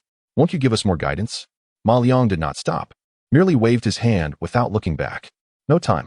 Your toys are too outdated. I have more important matters to attend to." His voice was not loud, yet it struck like an invisible hammer on the hearts of every self-proclaimed elite in the military industry present. Outdated? The 99A, a land battle king that made the entire Western world wary, was just an outdated toy in the mouth of this young man. This arrogance, this hubris, at this moment. No one found it jarring. They only felt it was a matter of course. Su Yofei sat alone in the independent information processing room assigned to her. It had the highest authority, directly connected to the entire C4I command system of the military parade village, facilitating her role as a technical liaison officer to coordinate various technical units. In front of her was a massive tactical data screen displaying a dense stream of information. From airborne early warning aircraft to every radar station on the ground, all data was aggregated, analyzed, and processed here. This was the central nervous system of the entire parade information system. Su Yofei watched quietly. Her expression lacked the shock and fervor she had shown earlier when facing Ma Liang. Instead, it was cold and focused, like a top-tier hunter observing its prey. She slowly raised her right hand and gently touched her petite earlobe. The seemingly ordinary diamond stud glimmered with a barely perceptible bluish hue under the lighting. Command confirmation, Spotlight plan. Phase 1. Target system, certain country, Parade Village, C4I command system. Mission, implant, Whispers of the Night Hawk. Her fingertips seamlessly integrated with the operation terminal before her. There were no alarms, no unusual data fluctuations, and the firewall felt non-existent. Su Yofei's fingers danced swiftly across the virtual keyboard, her movements elegant and composed, as if she were performing a splendid piece of music. Yet each keystroke was a precise and lethal penetration. She did not destroy any existing code, nor did she leave any trace that could be tracked. Instead, she found the most inconspicuous redundant channel in the vast sea of underlying code and inserted a piece of information so small it was almost negligible. It wasn't a virus or a Trojan. It resembled a tiny, unremarkable echo. It would lie quietly there, continuously self-replicating and self-hiding with the normal operation of the entire system, like a perfect mimic organism, merging with the whole ecosystem. Until it received the only activation signal from thousands of miles away, it would awaken in an instant, gently instructing the entire system to make a small, harmless mistake. For instance, causing a radar glitch of 0.1 seconds in the early warning aircraft, creating a trivial delay in the drone's data link, making the ghostly aircraft experience a 1 in 10,000 instability in its fuel supply system at a critical moment. One tiny error after another would accumulate into a perfect disaster, a grand technical scandal meticulously prepared for that master. Drip. The final character was inputted. Su Yofei slowly withdrew her hand. She picked up the cup of coffee that had long since gone cold and took a gentle sip. Her gaze passed through the large floor-to-ceiling window, looking out at the cold steel and discipline outside. A subtle, unnoticed, cruel smile curled at the corners of her iceberg-like face. "Master," she whispered in a voice only she could hear, "your stage is set. I hope your performance will be spectacular enough." Chapter 72. The uncontrollable fog. The night was deep. The independent information processing room of Su Yofei was still brightly lit. She stood quietly in front of the huge floor-to-ceiling window, holding a cup of coffee that had long lost its warmth. Outside, the parade village was a dazzling spectacle, yet heavily guarded. The steel tide lay silently in the light, exuding a cold, killing intent. Her expression remained as frosty and distant as ever, yet in her breathtakingly beautiful eyes, there flickered a unique satisfaction and anticipation, akin to that of a hunter who had set a trap. The whispers of the night hawk had perfectly merged into the bloodline of this vast and intricate war machine. Silent and untraceable, all she needed to do was wait for the signal from across the ocean, and wait to present the most grand technological funeral for that mysterious master under the world's gaze. Ding! A soft sound came from the personal terminal on her wrist. It was an encrypted email. Nano Metal Cloud formula received. Li Zhenghua. The sender was the armored division colonel who had been so arrogant during the day. Yet his tone was now exceedingly respectful. Su Yofei merely glanced at it before deleting the email. Her gaze turned toward the direction of another brightly lit independent studio in the distance, and a meaningful smile curved her lips. Master, your first creation is impressive. However, I am more eager to see it shatter on stage. Meanwhile, Ma Liang stepped out of the studio filled with various cutting-edge equipment. A hint of fatigue was evident on his face. Even with the enhancement of the physical conditioning liquid, the continuous high-intensity work had left him feeling mentally weary. Advisor Ma. A rapid footstep followed him. Colonel Li quickly caught up. His dark face no longer bore any trace of the arrogance from earlier, replaced by a fervent admiration akin to that of a student meeting a teacher. Advisor Ma, I have a few questions regarding the application of that field constraint material. No time. Ma Liang waved his hand without turning back, his tone flat. If you have questions, ask my liaison officer. She understands. Colonel Li respectfully halted, giving a standard military salute to Ma Liang's back. A black Special Operations SUV quietly awaited at the roadside. Colonel Wang personally opened the car door for Ma Liang. Advisor Ma, I'll take you back to the #1 guest house. Ma Liang nodded and got in. The car slowly started, merging into the heavily monitored main road of the parade village. Outside the car window, rows of patrolling soldiers marched in unison, while distant searchlights pierced the night sky like swords, shattering the darkness. This was the most heavily fortified area in the entire region, where not even a fly could enter. Leaning back in the rear seat, Ma Liang closed his eyes, yet his mind raced. From Phantom J to Metal Storm, every move of the system felt like it was opening a door to a new world, allowing him a glimpse of the tip of the technological iceberg that transcended this era. This thrilled him, but also brought an unprecedented pressure. He knew he had been pushed to the front lines of an invisible war. The enemies he faced were no longer the petty thugs on the streets, but the most advanced technological forces on the planet and those intelligence giants hidden behind the scenes with their far-reaching influence. Virum, the off-road vehicle smoothly passed through the last checkpoint of the parade village and entered a relatively secluded military road. Tall poplar trees flanked the road, rustling in the night breeze. The driver was an experienced special reconnaissance soldier, his hands firmly gripping the steering wheel, his vigilant eyes scanning everything around him. Suddenly, as the vehicle rounded a bend, a blinding high-beam light suddenly flashed from a side road ahead. Squeal! A jarring screech of tires grinding against the pavement echoed as a heavy dump truck, like a rampaging steel beast, completely ignored the stop sign at the intersection and barreled out at a near-manic speed. Its front had been severely deformed, and the brakes were evidently completely malfunctioning. Watch out! The driver's pupils constricted to pinpoints. He instinctively screamed, using all his strength to jerk the steering wheel hard to the left. The off-road vehicle let out a painful groan, narrowly avoiding a head-on collision with the truck. However, it was all too late. That massive truck bed, carrying an unmatched terrifying kinetic energy, crashed violently into the rear side of the off-road vehicle. Boom! A deafening roar. The black Special Operations vehicle was sent flying like a soda can kicked by a giant, instantly tossed into the air. The vehicle rolled in midair, disintegrating, with countless parts and shards of glass shooting out in all directions. Finally, with a thud, a fireball crashed heavily into the ditch by the roadside, igniting a raging fire, illuminating the terrified, twisted face of the out-of-control truck driver and the chaotic scene of death. In the information processing room, Su Yofei was about to pick up her coffee. On a secondary screen in front of her, a high-privilege monitoring program she had personally coded suddenly popped up a blood-red alert box. On the screen, a green dot representing Ma Liang extinguished in an instant less than 5 kilometers from the parade village. It transformed into a blinding red skull. Clatter. The exquisite bone china coffee cup in Su Yofei's hand slipped and shattered on the polished floor. For the first time, cracks appeared in her eternally icy expression. Her cold, beautiful eyes filled with disbelief and a hint of panic that even Xian-Ti noticed. This was not her plan, nor the script of the spotlight. Her plan was humiliation, a psychological massacre. But this was the most brutal and direct physical obliteration. Who disrupted the chessboard? Su Yofei's body trembled slightly. She suddenly raised her hand, touching the cold earring on her earlobe. The night remained deep, but she knew that from this moment on, the game had completely spiraled out of control. Chapter 73. The burning wreckage roaring flames, like a greedy orange beast, frantically devoured the completely twisted and deformed black SUV. Thick smoke billowed, and the acrid smell of burnt material permeated the cold night air. The heavy truck that caused the accident was tilted nearby, its massive front end unrecognizable. Inside the cabin, the driver's eyes were wide open, his face frozen in the last moment of terror and despair. His chest was pinned by the deformed steering wheel, stained crimson, clearly indicating that survival was impossible. Cough, cough, cough. Amid the burning wreckage of the SUV, a hand suddenly emerged from a gap in a mangled door.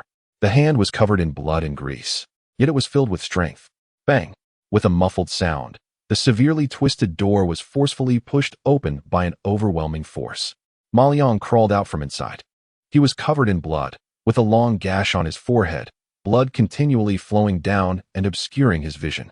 His clothes were torn and tattered by shards of glass. Looking utterly disheveled, pain, excruciating pain radiated from every corner of his body.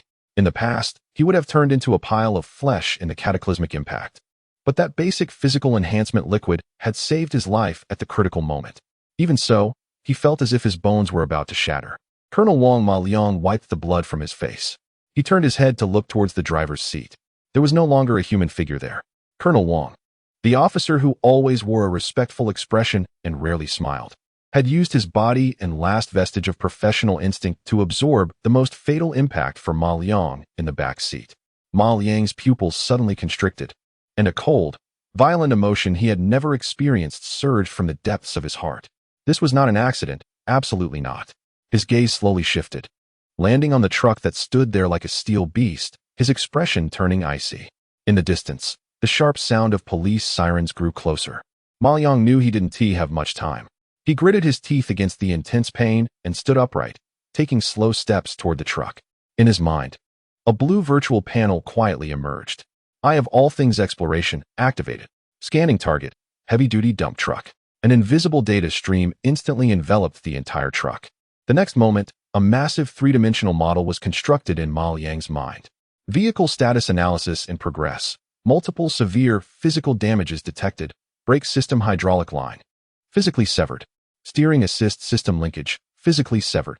All signs pointed to a tragic vehicle accident caused by a seemingly ordinary loss of control. However, there was no expression on Ma Liang's face. He commanded a deeper scan, focusing on the electronic control unit.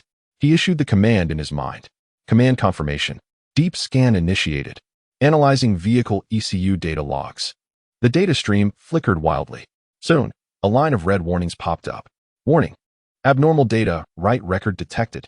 Before the incident, the vehicle's intelligent assistance driving system was forcibly taken over by an unknown command, executing malicious instructions for full throttle, brake lock, and steering lock. Indeed, Ma Liang's fist clenched tightly, his nails digging deep into his palm. This was not an accident. It was a premeditated murder. Trace the source of the command. Ma Liang's voice squeezed out through gritted teeth. Tracing data source. Source. The origin is a non-factory external signal hijacking module. The system instantly marked a red dot on the 3D model. The location was behind a panel beneath the steering wheel in the cabin.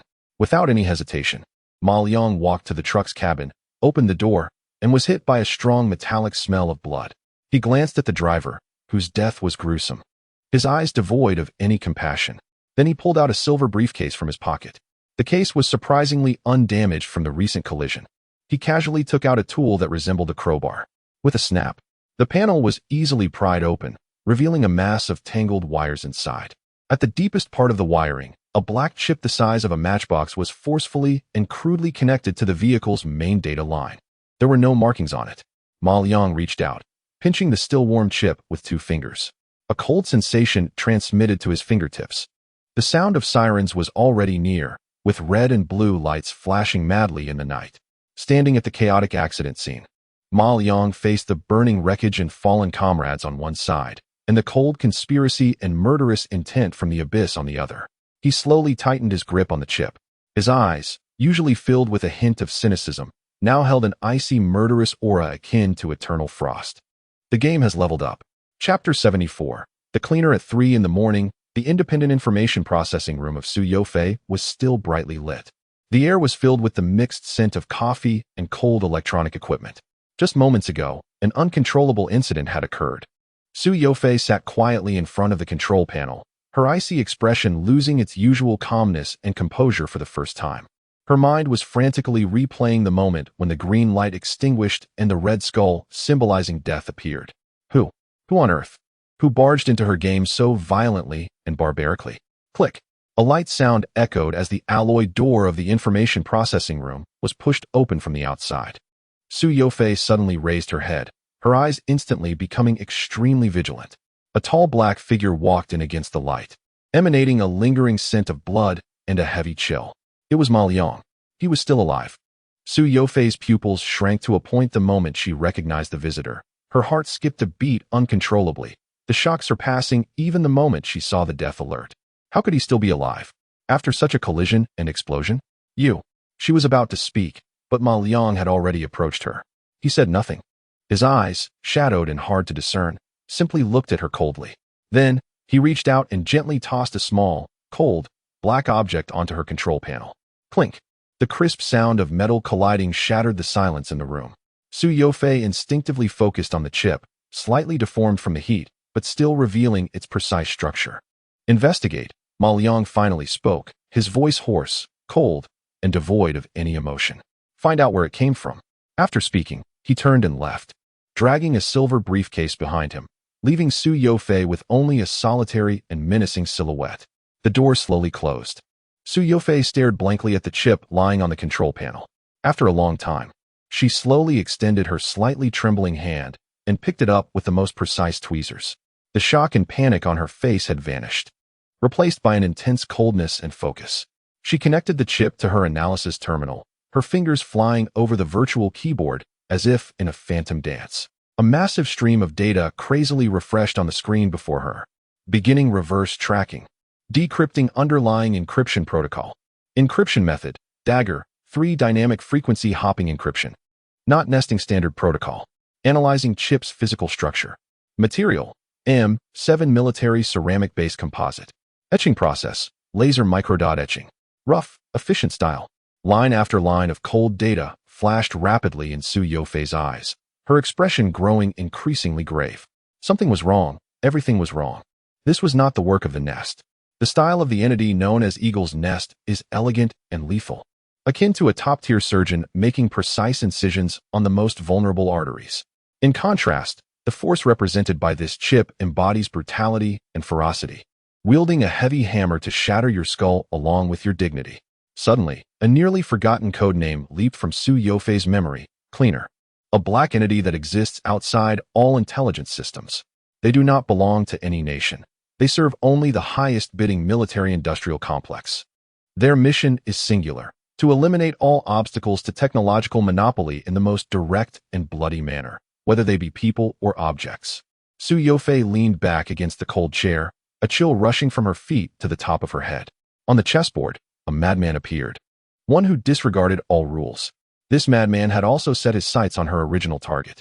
Across the ocean, in a windowless room illuminated by cold white light, a massive screen displayed all high-definition analyses of a brutal car crash, alongside a final report marked in blood-red font. Mission assessment, failure. Target, Ma Liang, confirmed alive. The room was deathly silent, broken only by the monotonous hum of server cooling fans. After a long pause, a hoarse voice echoed in the room, waste. The voice was filled with unmasked cruelty and disappointment. A perfect collision, capable of turning a main battle tank into scrap metal, failed to kill a mere flesh-and-blood individual? Another equally cold voice responded, "We underestimated the target's individual survival capabilities. Intelligence indicates that he has undergone some form of biological enhancement that we cannot comprehend. Conventional physical elimination may be ineffective against him." Silence fell once more in the room. The hoarse voice seemed to be contemplating. A few seconds later, it spoke again, its tone colder and more ominous. "Since conventional methods are ineffective, let's change our approach." A master? Still just a person. Then initiate the Wither Plan. Chapter 75. Iron Wall Plan. It was almost dawn, but the command center of the entire parade village was shrouded in clouds even darker than night. An assassination attempt on a special technical advisor, a bloody security breach, felt like a resounding slap in the face of every responsible individual. In the highest-level confidential meeting room, the air was so cold it could freeze. Colonel Lee stood there, his back straight, but his bloodshot eyes were filled with uncontrollable anger and self-reproach. Colonel Wong, that humble and dedicated colleague, had sacrificed his life less than 5 kilometers from the parade village, dying silently and in a most humiliating manner. At the head of the conference table sat an elderly man with graying hair, still standing tall like a spear. He wore an old military uniform devoid of any insignia, his face etched with the lines of time, yet his eyes were sharp as a hawk's. He was Zhang Yuanchao, the true highest decision-maker of this parade. He quietly stared at the freshly printed accident report, already stained with blood, without uttering a word, but the pressure in the room was so low it felt suffocating. After a long pause, he slowly raised his head, his gaze sweeping over everyone present. A tiny remote-controlled chip, his voice calm and devoid of any emotion, sent a chill down everyone's spine, reaching from the base of their spine to the crown of their heads. "It cost us an excellent comrade, and nearly took away a national asset capable of changing the future." He paused, his eyes turning incredibly cold. "Is this the security system we take pride in? A sieve that can't even guard its own doorstep?" No one dared to speak. Colonel Lee clenched his fists tightly, his nails digging into his palms. "I don't care who the enemy is." Zhang Yuanchao slowly stood up, exuding an aura of iron-blooded ruthlessness. A presence only a soldier who has walked through mountains of corpses and seas of blood could possess. "I only know that I do not wish to see such an event happen again." From now on, he issued orders in an undeniable tone, launching the Iron Wall Plan. Iron Wall. The officers present jolted in shock. All Corps personnel vehicles involved in the parade must undergo the highest level of security upgrades before the parade officially begins. I want them to become true mobile fortresses. Don't even mention remote-controlled trucks. Even cruise missiles must ensure the survival of those inside. The order was given. But a more practical question lay before everyone. Who would do it? Who could complete such a massive project in such a short time? Colonel Lee suddenly lifted his head. The image of a young yet proud figure and a miraculous silver briefcase flashing through his mind. "Report," he said loudly. "I recommend Ma Liang." "Advisor Ma?" Zhang Yuanchao glanced at him, his eyes filled with meaning. "He is exactly what I want." Ma Liang's independent studio underwent a transformation overnight. No longer just a simple laboratory, but a heavily fortified military stronghold. 3 security lines were established around the studio, with armed special forces soldiers stationed every few steps, their vigilant eyes scanning every corner of the surroundings. Heavy transport trucks with special licenses roared in, loaded with various unheard-of special alloys, composite armor, and precision electronic components. These were the highest classified materials hidden away, now flowing into this small studio as if they were free. Inside the studio, Ma Liang stood in front of a black custom command vehicle. Thanks to the system's extraordinary healing ability, his injuries had mostly healed, but his face remained somewhat pale, with eyes as cold as an unmelting piece of ancient ice. The death of Colonel Wong, the blazing fire, felt like a poisonous thorn deeply embedded in his heart. Anger needed an outlet, and now, the plan named Steel Great Wall was his best means of expression. He was determined to use his own hands to create an impregnable steel wall that no enemy's scheme could surpass. He opened the silver briefcase. Ding! High-intensity repair demand detected. Temporary mission issued. Steel Great Wall. Mission objective: complete the super security upgrades for all designated vehicles before the parade begins. Mission reward: to be determined based on final completion level. Ma Liang looked at the massive command vehicle. Eye of all things exploration. Activate. Instantly. The entire vehicle was completely disassembled in his mind, transforming into a blue 3D blueprint composed of countless data streams. Every structural weakness, Every defensive blind spot was clearly exposed before him. A cold smile appeared at the corners of Ma Yang's mouth. Bring it on. Let me see what tricks you rats hiding in the gutters can still play. He picked up a tool glowing with a ghostly blue light and walked towards the steel giant waiting for its transformation. Chapter 76. Silent Venom Across the Ocean. In a pure white room without windows, the cold electronic light illuminated every speck of dust floating in the air. On the massive circular screen, the blood-red font labeled Mission Assessment, Failure, stood out glaringly. The room was dead silent. Only the monotonous hum of the server's cooling fan could be heard, as if playing a mournful tune for a disgraceful defeat. A consultant. The electronically processed hoarse voice finally spoke again, suppressing an anger that was about to erupt like a volcano. You used a heavily loaded heavy truck, employing a perfectly calculated impact from our top-notch precision to deal with a flesh-and-blood being. And then you tell me he survived? Another equally cold and emotionless voice replied, yes. Our intelligence had a critical deviation. The target, Ma Yang, is not an ordinary technician. He is more like a monster. Conventional physical eradication methods have lost their meaning against him. The word monster seemed to freeze the air in the room. After a long pause, the hoarse voice spoke again, devoid of anger, replaced by a chilling coldness. Since a hammer couldn't break his skull, then, let's change our approach. Use poison. The quietest kind of poison, something that can bypass his monstrous body's defenses and directly destroy his nerves. Didn't our friends just deliver a batch of new toys? In a nondescript industrial warehouse in a certain region, the air was thick with the acrid smell of oil and metal. A middle-aged man, slightly overweight and dressed in blue work clothes, stood nervously in a corner of the warehouse. Beads of cold sweat covered his forehead as his hands instinctively wiped against his oil-stained trousers. Opposite him stood a man who seemed to have emerged from the shadows. Dressed in a sharply tailored black suit, he wore an expressionless white mask on his face. This batch of goods is to be sent to the military parade village, the middle-aged man stammered, his voice trembling. The security check is of the highest level. I know, the masked man replied in a flat, hoarse tone. That's why I need you.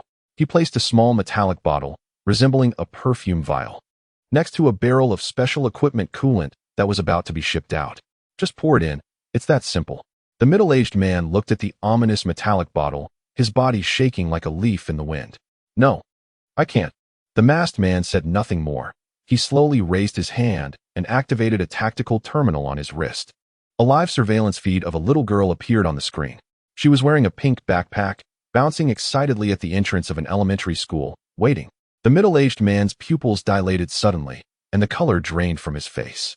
In Ma Yang's independent studio, there was a scene of bustling activity. Yet this fervor was accompanied by a chilling silence. No one spoke loudly. Only the faint hum of various high-precision equipment in operation and the sizzling sounds of metal being cut and welded could be heard. The Steel Great Wall project had been fully launched. Ma Yang stood at the center of this massive and intricate engineering endeavor, like a cold ruler commanding these avant-garde tools, transforming the cold steel into indestructible mobile fortresses. His concentration had reached its peak, and the death of Colonel Wong, along with the blazing fire, left him with only one thought: arm these iron lumps to the teeth. Arm them down to every molecule. Advisor Ma. Colonel Lee hurried in, directing several soldiers to move in a few barrels of materials that had just passed the highest level of security checks. The latest batch of special cooling liquid has arrived, specifically for the active electromagnetic barrier system you are installing. This system has extremely high power and generates significant heat, necessitating this top-grade coolant. Without turning his head, Ma Yang merely responded with an mm. His entire focus was immersed in the complex web of energy circuits before him. Buzz, buzz. The electromagnetic barrier system he had just completed welding on the core module suddenly emitted a faint alarm. On the control panel, a red temperature warning light began to flash. Overheating. Ma Yang furrowed his brow, set down his tools, and turned towards the barrel of coolant that had just been delivered. He had no doubts. Here, in the heart of the most heavily fortified defense area, anything broad and had undergone the strictest inspections in the world. He opened the barrel lid, and a faint, characteristic fragrance of chemicals wafted out. The liquid was clear and transparent, with a slight viscosity, appearing completely normal. He rolled up his sleeves, extended his hand, and reached towards the cold liquid. Chapter 77. An unexpected fire alarmed. The barrel of specialized coolant sat quietly there. The lid had been unscrewed, and a faint, distinctive chemical fragrance wafted through the air. The liquid was clear and transparent, glimmering with a slight viscous sheen under the cold light of the studio. It looked perfect and harmless. Colonel Lee stood nearby, a hint of nervous anticipation on his face. All he wanted was to see Ma Liang use it to activate the active electromagnetic barrier system capable of overturning modern warfare rules. Ma Liang stood by the barrel, rolling up his sleeves to reveal a muscular arm marked with fine scars. He reached out, his fingertips just a few centimeters from the cool surface of the liquid. Meanwhile, in the independent information processing room, Su Yofei sat at her control panel. The air was cold and quiet. In front of her were dozens of secondary screens, all displaying a massive flow of data from various corners of the parade village: personnel movements, vehicle trajectories, material lists, security logs. Her main focus remained on the black chip from the scavenger. She was trying to extract the last bit of useful information from the burnt data remnants.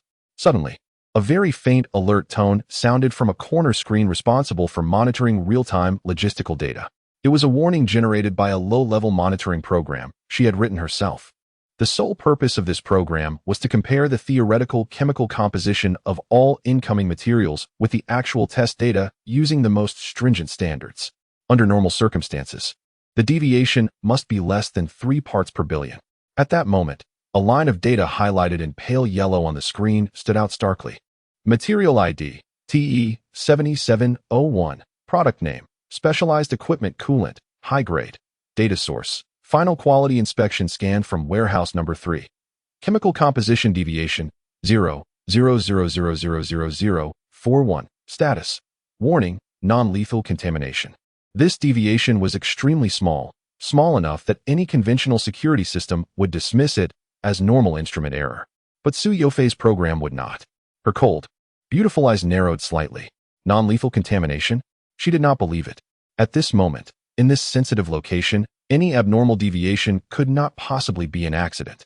Her slender fingers gently tapped the keyboard, instantly bringing up the detailed composition chart of the coolant.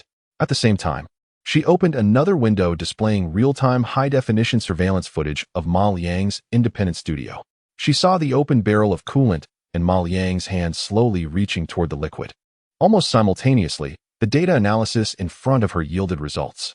That 0.0000041 deviation was neither an impurity nor a contaminant. It was an extraordinarily bizarre organic macromolecular chain. It perfectly mimicked the molecular structure of a stabilizer in the coolant, fooling all spectral scans. However, within it lies a segment that can decompose and reassemble into a potent neurotoxin the moment it comes into contact with human skin. A devil's code. Su Yofei's pupils suddenly shrank to the most dangerous point. A phone call. There is no time. Her brain made a judgment in 0.01 seconds. For the first time, a crack of anxiety appeared on her eternally unchanging iceberg-like face. Her 10 fingers transformed into a white phantom, frantically dancing on the virtual keyboard. Request: remote access to the A7 district fire system. Insufficient permissions. Force override. Activate iceberg highest protocol. Permission confirmed. Warning: you are about to trigger the highest level of fire alarm. This action is irreversible and will be recorded at the highest level. Su Yofei did not hesitate for a moment and slammed down the last key. Confirm. In the studio, Ma Liang's fingertips were about to touch the clear, cold liquid. Suddenly, woo woo woo. A heart-wrenching, piercing alarm sounded abruptly throughout the entire studio without any warning. It was the highest-level fire alarm. The sound was sharp enough to pierce through eardrums. On the ceiling of the studio, all the red alarm lights began to flash wildly, casting everyone's faces in an ominous blood-red hue. What is happening? Colonel Lee was startled by this sudden turn of events, trembling all over. A fire. Where's the fire? He looked around in panic. But there was no smoke, no flames, nothing at all. Crash. In the next second, all the high-pressure fire sprinklers on the ceiling were instantly activated. Cold water mixed with powerful fire-retardant foam poured down like a sudden torrential rain. In an instant, everyone who had tea reacted was drenched like a wet chicken. What the hell? What is going on? Quick! Protect the equipment. Several technicians instinctively shouted, rushing towards the precision instruments. The entire studio was in chaos. Only Ma Liang remained standing in place, maintaining that reaching posture, completely still. He let the cold firewater drench him from head to toe. His movement paused less than a centimeter from the barrel of cooling liquid. His eyes narrowed slightly, his face showing no panic or shock, only a cold vigilance. As if a beast had sensed the scent of a trap. An accident? A fire alarm? At the moment he was about to touch the barrel of cooling liquid just delivered, there are no such coincidences in this world. He slowly withdrew his hand, his gaze fixed on the barrel of cooling liquid, now foaming from the torrential firewater. Eye of all-seeing exploration. Activate. In an instant, the world before him transformed once again into an ocean composed of countless streams of blue data. His gaze penetrated through the plastic barrel, through the clear liquid, reaching its core molecular level. Then, he saw it, hidden among countless normal molecular chains, like the tentacles of a demon, ugly, ferocious, and deadly. Warning. Unknown high-risk organic compound detected. Structure analysis in progress. Analysis complete. Named, withering, 7 contact, type neurotoxin. Characteristics, strong camouflage, high permeability. Begins irreversible neuronal collapse 0. 3 seconds after skin contact. Note, the silent kiss of death. Boom. Ma Liang's pupils shrank to the size of the most dangerous needle tip. A chill surged from his spine straight to the top of his head. Chapter 78. Silent killing intent. The piercing sound of the fire alarm continued to echo frantically. As cold firefighting water mixed with white flame-retardant foam poured down from the ceiling like a torrential rain, turning the high-tech studio into a chaotic mess in an instant. Shut it off. Damn it, shut it off. Device number 3. Device number 3 isn't waterproof. A few young technicians shouted frantically in the icy water curtain, trying to salvage those invaluable precision instruments. Colonel Lee stood in the midst of the chaos, drenched, his dark face filled with anger. He couldn't understand what was happening. There was no fire, no thick smoke. How the hell was this fire alarm triggered? Amidst this almost hysterical chaos, there was only one exception, Ma Liang. He stood there quietly, letting the cold water wash over him, motionless like an emotionless statue, his pupils reflecting the molecular world that had been completely deconstructed by the system. Name, withering, 7 contact neurotoxin. Note, the silent kiss of death. These cold blue characters pierced deep into his mind like venomous ice needles, sending a chilling sensation from his tailbone straight to the crown of his head. So close, just a centimeter away, his hand would have touched that silent death, and within 0.3 seconds, he would have turned into a cold corpse with completely disintegrated nerves. Trucks, deadly poison. The enemy's methods were becoming increasingly ruthless and unpredictable, like venomous snakes hiding in the shadows, striking with the most unexpected and lethal poison. Passive defense was no longer enough. Ma Liang slowly raised his head. The playful glint in his eyes washed away by the cold water had been replaced by an abyss-like coldness and a burgeoning killing intent. Finally, the piercing alarm stopped, and the torrential rain above abruptly ceased, plunging the entire studio into a quiet, dripping silence. What is going on? Security Center, give me an explanation. Colonel Lee wiped the water off his face and roared angrily into the communicator. He turned his head, intending to check on Ma Liang, only to find that Ma Liang had already moved. He stepped forward, slowly approaching the barrel half submerged in foam and water. The barrel had been knocked over by the impact of the firefighting water, and the clear liquid mixed with white foam flowed across the floor. Advisor Mayu. Colonel Lee began to speak, but was stopped by a cold glance from Ma Liang. What kind of gaze was that? Cold and sharp. It made even Colonel Lee, a veteran who had seen real battle, feel a hint of trepidation. Ma Liang said nothing. He simply crouched down, observing the messy liquid on the ground, unnoticed by everyone. His left hand, which had been in his pocket, quietly pulled out a silver metal tube the size of a fingernail. He took out a super micro high seal sampler from the advanced repair toolkit. With a gentle movement of his finger, a hollow probe, thinner than a hair, extended from the tip of the metal tube. Pretending to inspect the damage to the ground equipment, he carefully inserted the nearly invisible probe into a small puddle of concentrated liquid that had not yet been fully diluted by foam. Ding! Sample collection complete. Automatically entering storage mode. A cold prompt resonated in his mind. Ma Liang slowly stood up, putting the sampler, loaded with the most malicious intent in the world, back into his pocket. His expression returned to its usual calm, as if the momentary killing intent had been nothing but an illusion shared by everyone. It seemed that today's work could not be completed. He said to the pale-faced Colonel Lee in a nonchalant tone, "Clean this place up, especially the waste liquids, and dispose of them with the highest safety standards. I'm a bit tired, and will head back to rest." After saying that, he ignored everyone else's reactions and turned to drag the still shiny silver briefcase toward the studio's door. He needed a quiet place to think carefully about how to return this gift intact, or even double it, to those friends hiding in the darkness. Chapter 79: The support of a national hero in the highest security conference room. The air felt as if all warmth had been drained, leaving only a suffocating coldness and oppression. Colonel Lee stood there straight like a statue caught in wrongdoing, his head bowed, not daring to meet the eyes of the elderly man in the main seat. The top-secret report that had just been submitted lay quietly in the center of the conference table, with several shocking red characters on it. Withered, 7 type. Contact neurotoxin. Like an invisible sharp knife, stabbing the hearts of every senior officer present. This was the second assassination attempt against Ma Liang, each one more insidious and malicious than the last. This was no simple security failure. It was an unprecedented disgrace. The expressionless face of Zhang Yuanchao, lined with the ravages of time, remained silent as he stared at the report. But the pressure in the conference room was so low it was almost suffocating.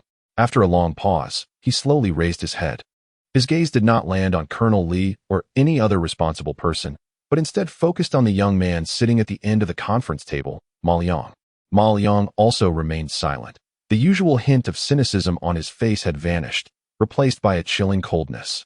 As if the sudden downpour of firefighting water had not only extinguished an invisible flame, but also quenched the last flicker of warmth in his heart. Trucks, toxins. Zhang Yuanchao finally spoke, his voice hoarse yet calm, like an ancient glacier crashing down upon everyone's hearts. What will the next attack be? Bacteria in your food, or miniature missiles flying through your window? He looked at Ma Liang, enunciating each word. They want your life, at any cost. Colonel Lee's body trembled suddenly, his head bowing even lower. General, shut up. Zhang Yuanchao coldly interrupted him. His gaze remained fixed on Ma Liang. His eagle-like eyes filled with not only seething anger, but also a slight hint of fear and an undeniable resolve. Passive defense was no longer effective. Zhang Yuanchao gradually stood up, his not-so-tall frame bursting forth with an overwhelming aura of iron-blooded determination. We cannot block all the loopholes. The enemy will always find unexpected gaps. Therefore, he lightly tapped the table with his fist, rather than building a thicker shell for you. It is better for you to become the sharpest thorn. A thorn that pierces the throat of any venomous snake daring to approach you. The entire conference room fell into a deathly silence, all the officers gazing in shock at the elder. From now on, Zhang Yuanchao issued his command, his voice ringing like steel clashing. The Blade Special Operations Unit from the Parade Village is entirely under your command. They will be your shadow, your shield. Their lives are your lives. Before his words faded, another heavy hammer fell. At the same time, the Dragon 2 Special Materials Warehouse is open to you without restrictions. Zhang Yuanchao's eyes burned with a nearly insane fire. I don't care what you want to create, whether it's an exoskeleton armor for individual soldiers or self-defense artillery capable of taking down flies. I just need you to stay alive. Materials, equipment, personnel, budget, there are no limits. Go all out. I want you to use the most advanced technology in the world to forge armor that even gods and demons cannot destroy. Do you understand? The last sentence was almost a shout, making the entire room hum. Ma Liang finally raised his head. For the first time, his cold eyes collided with Zhang Yuanchao's gaze. He saw the old man's unwavering determination and the heavy expectations weighing upon him. After a long moment, he slowly nodded. He didn't say thank you or make any grand declarations. He simply uttered 3 words in a hoarse voice. Got it. Those 3 words carried more weight than any promise. The meeting concluded, and Ma Liang was the first to exit the conference room. In the corridor outside, 12 soldiers dressed in black combat uniforms, faces painted with camouflage, and exuding a strong aura of menace, stood silently like 12 statues. Each of their gazes was sharp as drawn blades. As Ma Liang emerged, the towering captain at the forefront stepped forward and saluted sharply. Advisor Ma, Captain Lei Zhan of the Blade Team, reporting for duty. From this moment on, we are your first line of defense, and also your last. Lei Zhan's voice was deep and powerful, each word forged like steel. Ma Liang looked at them, at these elite warriors of the region. The icy block in his heart seemed to show signs of thawing, but in its place arose an even more intense and colder killing intent. He slowly clenched his fist. Let's go. It's time to get to work. Chapter 80. Absolute domain. In the cold metallic corridor, the heavy and oppressive footsteps of several individuals echoed. Colonel Lee walked at the front, his back straight. But the tension in his side profile betrayed his inner unrest. Ma Liang followed behind, his hands in his pockets, appearing like a detached tourist. Meanwhile, Lei Zhan and his 11 elite team members moved like 12 silent phantoms, perfectly surrounding Ma Liang at the core. Their footsteps were almost inaudible, but the cold, killing intent emanating from them felt tangible, causing the surrounding air to drop several degrees. They arrived. Colonel Lee stopped in front of a massive alloy door, as heavy as a bank vault. He turned around, forcing a hint of confidence onto his face, and said to Ma Liang, "Advisor Ma, this is the highest security underground strategic reserve, codenamed the Crypt. It is entirely embedded 50 meters underground, with a ceiling made of 5 meters of special reinforced concrete and 1 meter of composite steel plate, theoretically capable of withstanding tactical nuclear weapons close-range airbursts."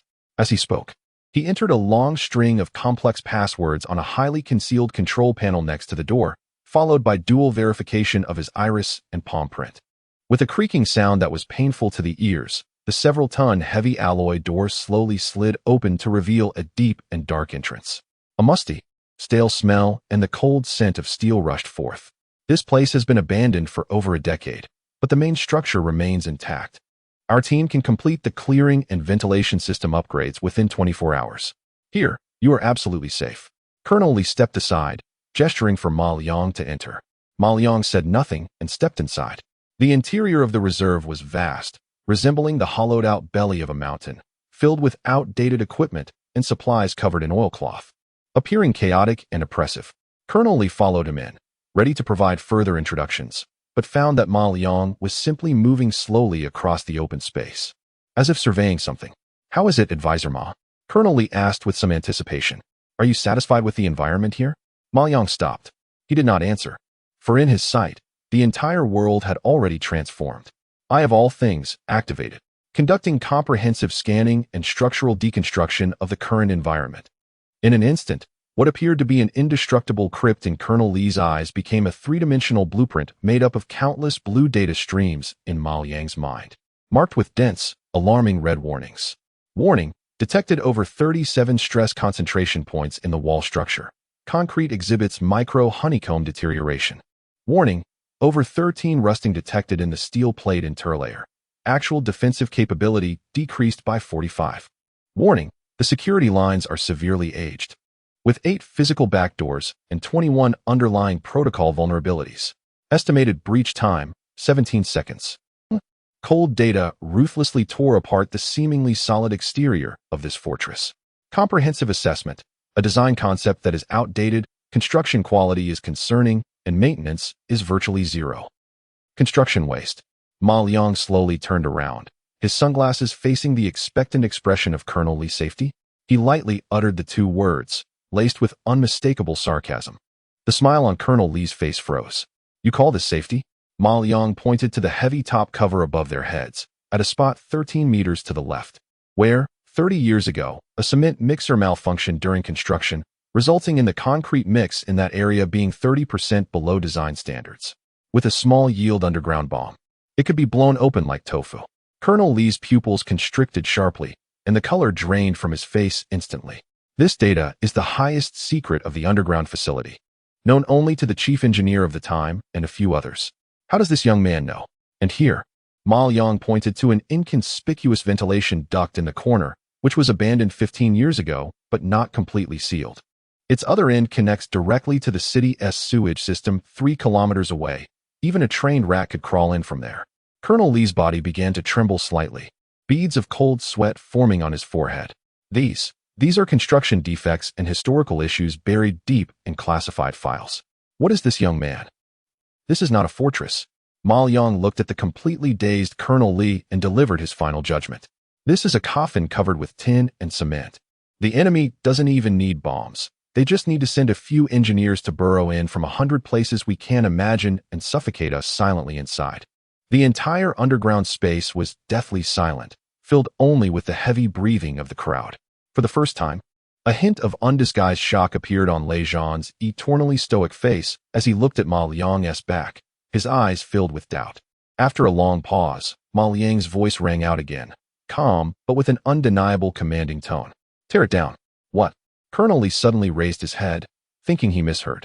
Ma Liang slowly removed his sunglasses, revealing a pair of cold, emotionless eyes. I said. He repeated word for word, "Tear it down for me, as quickly as possible. Clear out everything I can see and hear. Walls, floors, ceilings, ducts, everything. I need a clean space to build my own things." Chapter 81. Steel Rebirth. The order was given without any explanation or discussion. Colonel Lee looked at Ma Liang's eyes, which were devoid of any human emotion, and swallowed all his questions. He took a deep breath, turned around, and issued a command to the group of engineers behind him. A command that he himself found utterly insane. Demolish. Tear down everything that can be seen here. Clear it out. With a dull roar, a heavy inner wall made of special steel plates was forcefully ripped open by hydraulic demolition tools, creating a massive opening.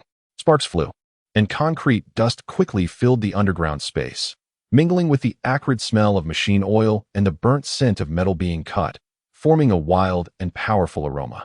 The elite engineers from the inspection village showcased their terrifying execution ability. Upon receiving the simple and brutal command, they moved like a pack of activated war machines, efficient, cold, and precise. The cutting machines emitted a piercing shriek, while the jackhammers roared deafeningly. Abandoned pipes, old cables, and thick partition walls were ruthlessly torn apart and dismantled by these steel beasts. The entire underground storage facility resembled a giant creature being frantically devoured by countless piranhas, its flesh and innards being rapidly stripped away, leaving only a bare skeleton. Colonel Lee stood at the entrance, watching the scene of destruction unfold before him, his mouth twitching involuntarily. He still could not understand, but he chose to obey. He glanced back at the young man standing in the shadows not far away, Ma Liang. He did not participate in the frenzied demolition, nor did he issue any specific instructions. He simply stood quietly with his hands in his pockets, like an outsider, an indifferent observer. Yet Colonel Lee could clearly feel that this seemingly calm young man was the true center of the storm. Ma Liang's gaze was not on the flying sparks or the busy figures. His entire world was once again occupied by a massive blue virtual panel. On the panel, the underground fortress, completely deconstructed by the probing eyes of all things, slowly rotated in an incredibly intricate three-dimensional model. Subject modification requirements detected. God-level maintenance task updated. Task name: Absolute Fortress. Task objective: utilize existing resources to create a personal safety shelter that theoretically cannot be breached by any known means. Task hint: safety comes not only from thickness, but from absolute control. In Ma Liang's eyes, countless data streams flickered wildly as detailed information about the special materials from the Lanya warehouse was systematically recorded, analyzed, and matched. Material ID: LY073. Name: Amorphous Tungsten Titanium Memory Alloy. Properties: high strength, high toughness, 99 absorption rate of electromagnetic waves.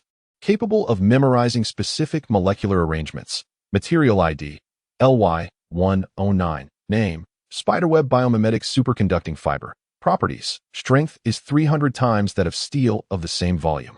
Can be used as a medium for high-density energy and data transmission. One after another, these terrifying materials, which only existed in the theoretical realm of the highest laboratories in a certain country, were being recombined and designed in an unimaginable way in Ma Liang's mind. A brand new fortress blueprint was being generated at a visible speed. This was not just simple reinforcement. It was a rebirth that was transformative. 3 hours later, the dismantling work was completed, and the entire underground space turned into a vast emptiness, leaving only the concrete shell of 4 walls and a ceiling, clean, rough, like a newborn world waiting to be endowed with a soul by the divine. Advisor Ma and Colonel Lee approached, their voices tinged with fatigue. Everything has been cleared out. Next, Ma Liang finally moved. He stepped out of the shadows and walked to the center of the massive, empty shell. He opened the silver briefcase that had never left his side and took out a tool resembling a laser pointer. The first step was to slowly raise his hand and point the tool's tip at the rough concrete wall, giving it a new skin. After saying that, he pressed the switch. Buzz! A beam of ethereal blue light shot out from the tool's tip, silently. Where the blue beam passed, an entire piece of LY073 amorphous alloy plate, just unloaded from a heavy transport vehicle and shimmering with a dark golden luster, was silently melted as if it were butter. Then, as if it had come to life, it transformed into a liquid metal flow, covering the rough concrete wall seamlessly, smooth as a mirror, leaving not even a molecular gap. Instantly, the entire wall became a black metallic mirror radiating a cold and deathly aura. Colonel Lee and all the engineers behind him were stunned, watching the scene that completely defied the laws of physics, their throats dry, their minds blank. What technology is this? What kind of tool is this? Is this something humanity can achieve? Only Lejean, standing aside, had his rock-like face suddenly tense, his pupils constricting as he looked at Ma Liang's back. At the young man, using miraculous means to forge the first layer of skin for this fortress. He suddenly understood what General Zhang meant by becoming the sharpest thorn. Chapter 82. Who is the prey? In just 2 days, a fortress that theoretically should not exist has risen from the ground. No, more accurately, it has silently grown out from beneath the earth. When the heavy door, cast from LY-073 amorphous memory alloy, slid open inward without a sound under the dual verification of Ma Liang's palm print and iris, Colonel Lee and Lejean, standing outside, felt as if their breaths had stopped. What lay before them was no longer the empty, rough concrete shell, but a sci-fi world filled with a sense of futurism and cold, killing intent. The walls, floors, and ceilings were all covered with a smooth, mirror-like black alloy. There were no visible light fixtures, yet the entire space was evenly illuminated by a soft and bright, white light emanating from the walls themselves. There were no ventilation ducts, but the air was incredibly fresh, with constant temperature and humidity, as if they were in the most advanced dust-free laboratory. Countless nearly invisible spider web-like bionic superconducting fibers were embedded deep within the walls like a neural network. They were the blood vessels of this fortress and its nerves, transmitting both energy and data. In the center of the fortress stood a multifunctional workbench crafted by Ma Liang himself, on which lay a silver briefcase and some oddly shaped, yet exquisitely designed tools. This was no longer a simple workshop or shelter. It was an absolutely private, absolutely secure, and absolutely controlled realm of steel. Come in, Ma Liang's voice came from within, calm but carrying an undeniable authority. Colonel Lee and Lejean exchanged glances, seeing the uncontainable shock in each other's eyes. They stepped inside, and the heavy alloy door closed silently behind them, completely isolating this place from the outside world. Ma. Advisor Ma. Colonel Lee looked at the miraculous scene before him, momentarily at a loss for words. This only took 2 days? 2 days is already quite slow. Ma Liang did not turn around. His gaze was fixed on a virtual 3D model made of light on the workbench, displaying the molecular structure of the withered, 7 toxin he had previously collected. Speak, what is it? His tone was cold, as if indifferent to everything outside. Lejean stepped forward, his voice low. Old General Zhang asked me to bring the latest intelligence, top secret. He activated a special tactical terminal on his wrist, projecting an encrypted beam that formed a clear image in midair. A grotesque and sci-fi main battle tank appeared in the projection. Its turret featured an unprecedented flat, unmanned design, and the entire chassis was covered with armor resembling dragon scales, exuding a sense of ferocious power. Long Xiang, the 4th-generation main battle tank, Colonel Lee introduced from the side, his voice tinged with uncontrollable pride. We developed it entirely independently, and it took 8 years of secret research. Its performance completely surpasses all currently active main battle tanks. Before his words fell, the projection switched, revealing a more agile infantry fighting vehicle with sleek aesthetics and several quadrupedal combat robots, swift and agile like cheetahs. White Tiger heavy infantry fighting vehicle. Howling Sky multipurpose combat machine wolf. These are the surprises we are preparing to unveil to the world for the first time at this parade. They have underestimated us over the years.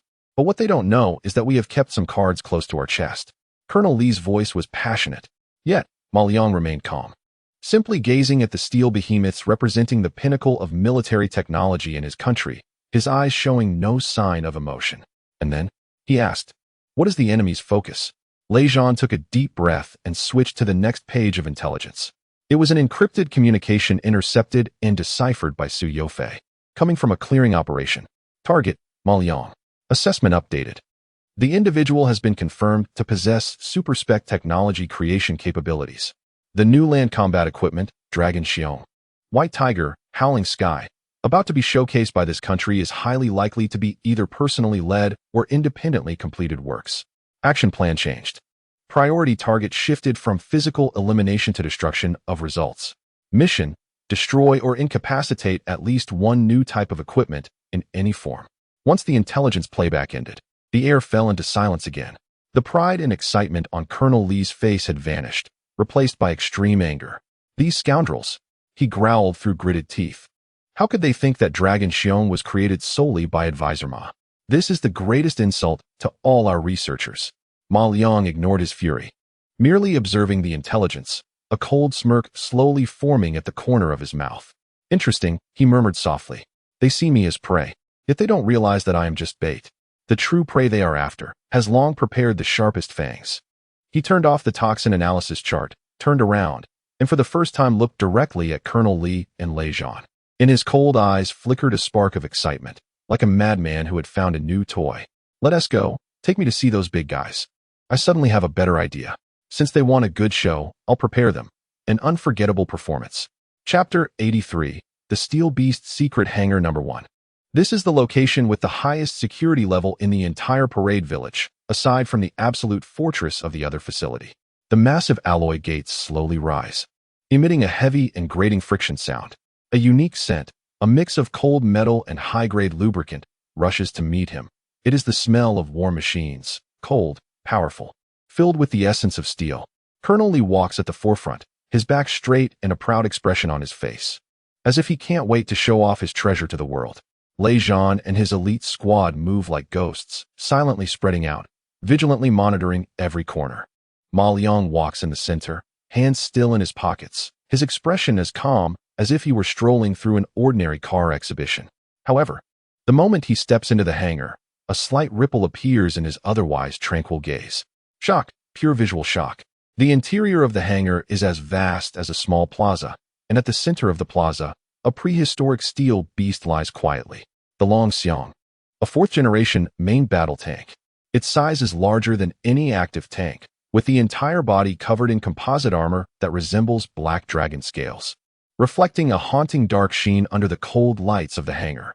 The most striking feature is its unmanned turret, which completely overturns traditional design, flat, low profile, filled with a sci-fi and deadly aesthetic. A thick and long main cannon stands like a spear ready to pierce the sky, quietly pointing forward. What do you think? Colonel Lee approaches Ma Liang, his voice brimming with pride, as if presenting a treasure. This is the king of our army's future. Ma Liang remains silent, slowly circling the steel giant. His eyes narrow slightly, as if trying to see through the heavy armor, to penetrate the complex network of circuits and parts within it. Good design, he finally says after a while. Modular armor, fully electric drive. And this? He extends his hand, pointing at a seemingly unremarkable large panel behind the turret. This is its true soul. Colonel Lee's eyes light up. Advisor Ma, Kenai? This is not an ordinary storage compartment. He steps forward and operates a discrete mechanism. With a soft mechanical unlocking sound, the large panel silently flips up, revealing neatly arranged launch units inside like a beehive. The Long Xiong is not just a tank. Colonel Lee's voice carries a hint of fervor. It is also a mobile drone combat platform. Inside here, he points to the hive-like units. It can carry at least 6 different types of drones for various combat missions. There are the Eagle Eyes for high-altitude reconnaissance, the Hummingbirds for low-altitude infiltration and decapitation, and then this. A cruel smile appears on his face, the Worker Bee suicide drone, loaded with high-energy explosives, specifically designed for mutual destruction with the enemy. A Long Xiong is like a small army corps. Ma Liang looked at the hive filled with the aura of death and finally nodded sincerely. A brilliant idea. He admitted that these military research personnel, whom he had never encountered before, were just as intelligent and crazy as he was. His gaze fell on the other 2 main characters beside Long Xiong, a more agile and streamlined White Tiger heavy infantry fighting vehicle, and 4 steel hunting dogs, Shao Tian multi-purpose combat machines, guarding its sides. Their design perfectly mimicked a poised wolf, with metallic muscles radiating explosive power and strong, agile limbs. Their heads lacked features, only a cold face made up of various composite sensors, emitting a red glow. On their backs, they were equipped with specially modified high-rate machine guns. This thing, Ma Liang was completely captivated by these steel wolves. Lei Zhan, who had been silent, finally spoke, his voice deep and powerful. We have tested it. Its mobility and reaction speed are over 3 times that of human soldiers, capable of high-speed running and jumping in any complex terrain. The weapon station on its back is directly linked to its visual system, ensuring that once locked on, it hits the target. In urban combat, a single Shao Tian can easily suppress a squad of regular infantry. It is a true battlefield scourge. Colonel Li seemed to validate Lei Zhan's words as he issued a command through the communicator. Activate one Shao Tian for routine maneuvering and shooting tests. Yes. As soon as the words were spoken, the cold red sensor on the nearest machine wolf suddenly lit up. With a faint hum of electricity, it came to life. It slowly straightened its body, moving so smoothly it resembled a beast awakening from slumber rather than a machine. It twisted its metallic neck, seemingly adjusting to its body. Then, whoosh, without any warning, its figure vanished from its original spot, turning into a black flash as it raced wildly through the empty hangar. Its speed was astonishing, and its movements were incredibly agile. Sharp turns, jumps, side slips. Every action carried a beastly grace and lethal efficiency. At the far end of the hangar, a humanoid target slowly rose. The rapidly moving Shao Tian raised its electromagnetic machine gun sharply. Tat, tat, tat, tat. A series of short, dull explosions sounded. A fist-sized hole was instantly blasted into the chest area of the distant target.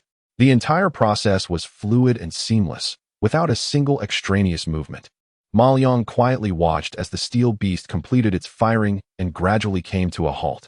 The spark of excitement reignited in his cold eyes.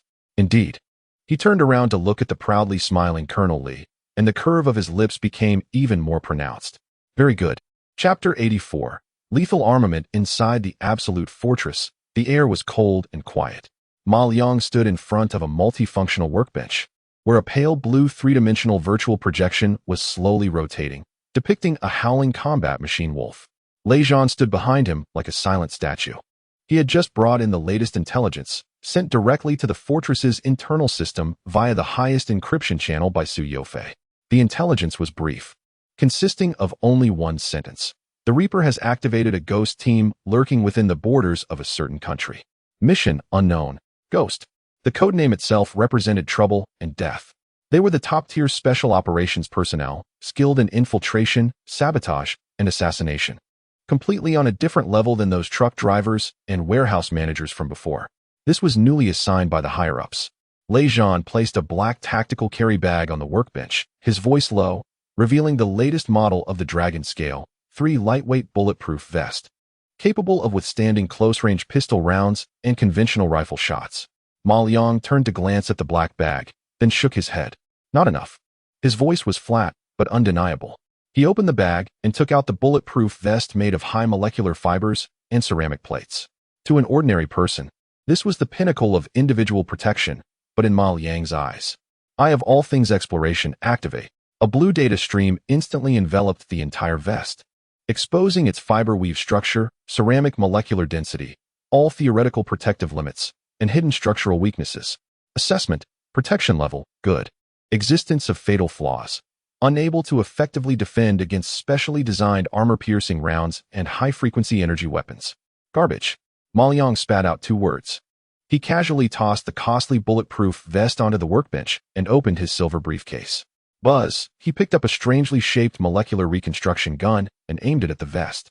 Under the eerie blue light, the vest and the black alloy ingot silently melted, disintegrating into a mass of primordial molecular cloud suspended in midair. Then, under Ma Liang's mental control, the spiderweb-like fibers seemed to come to life, rapidly merging into the molecular cloud to weave and reconstruct. In just a few seconds, the light faded, revealing a brand new garment on the workbench. It looked like an ordinary black athletic tank top, lightweight, soft, without any hard texture. However, Lei Zhan's pupils suddenly constricted to the size of pinpoints after just one glance. He could sense that the seemingly ordinary tank top contained a terrifying defensive power that made even him feel a sense of dread. Ma Liang did not stop.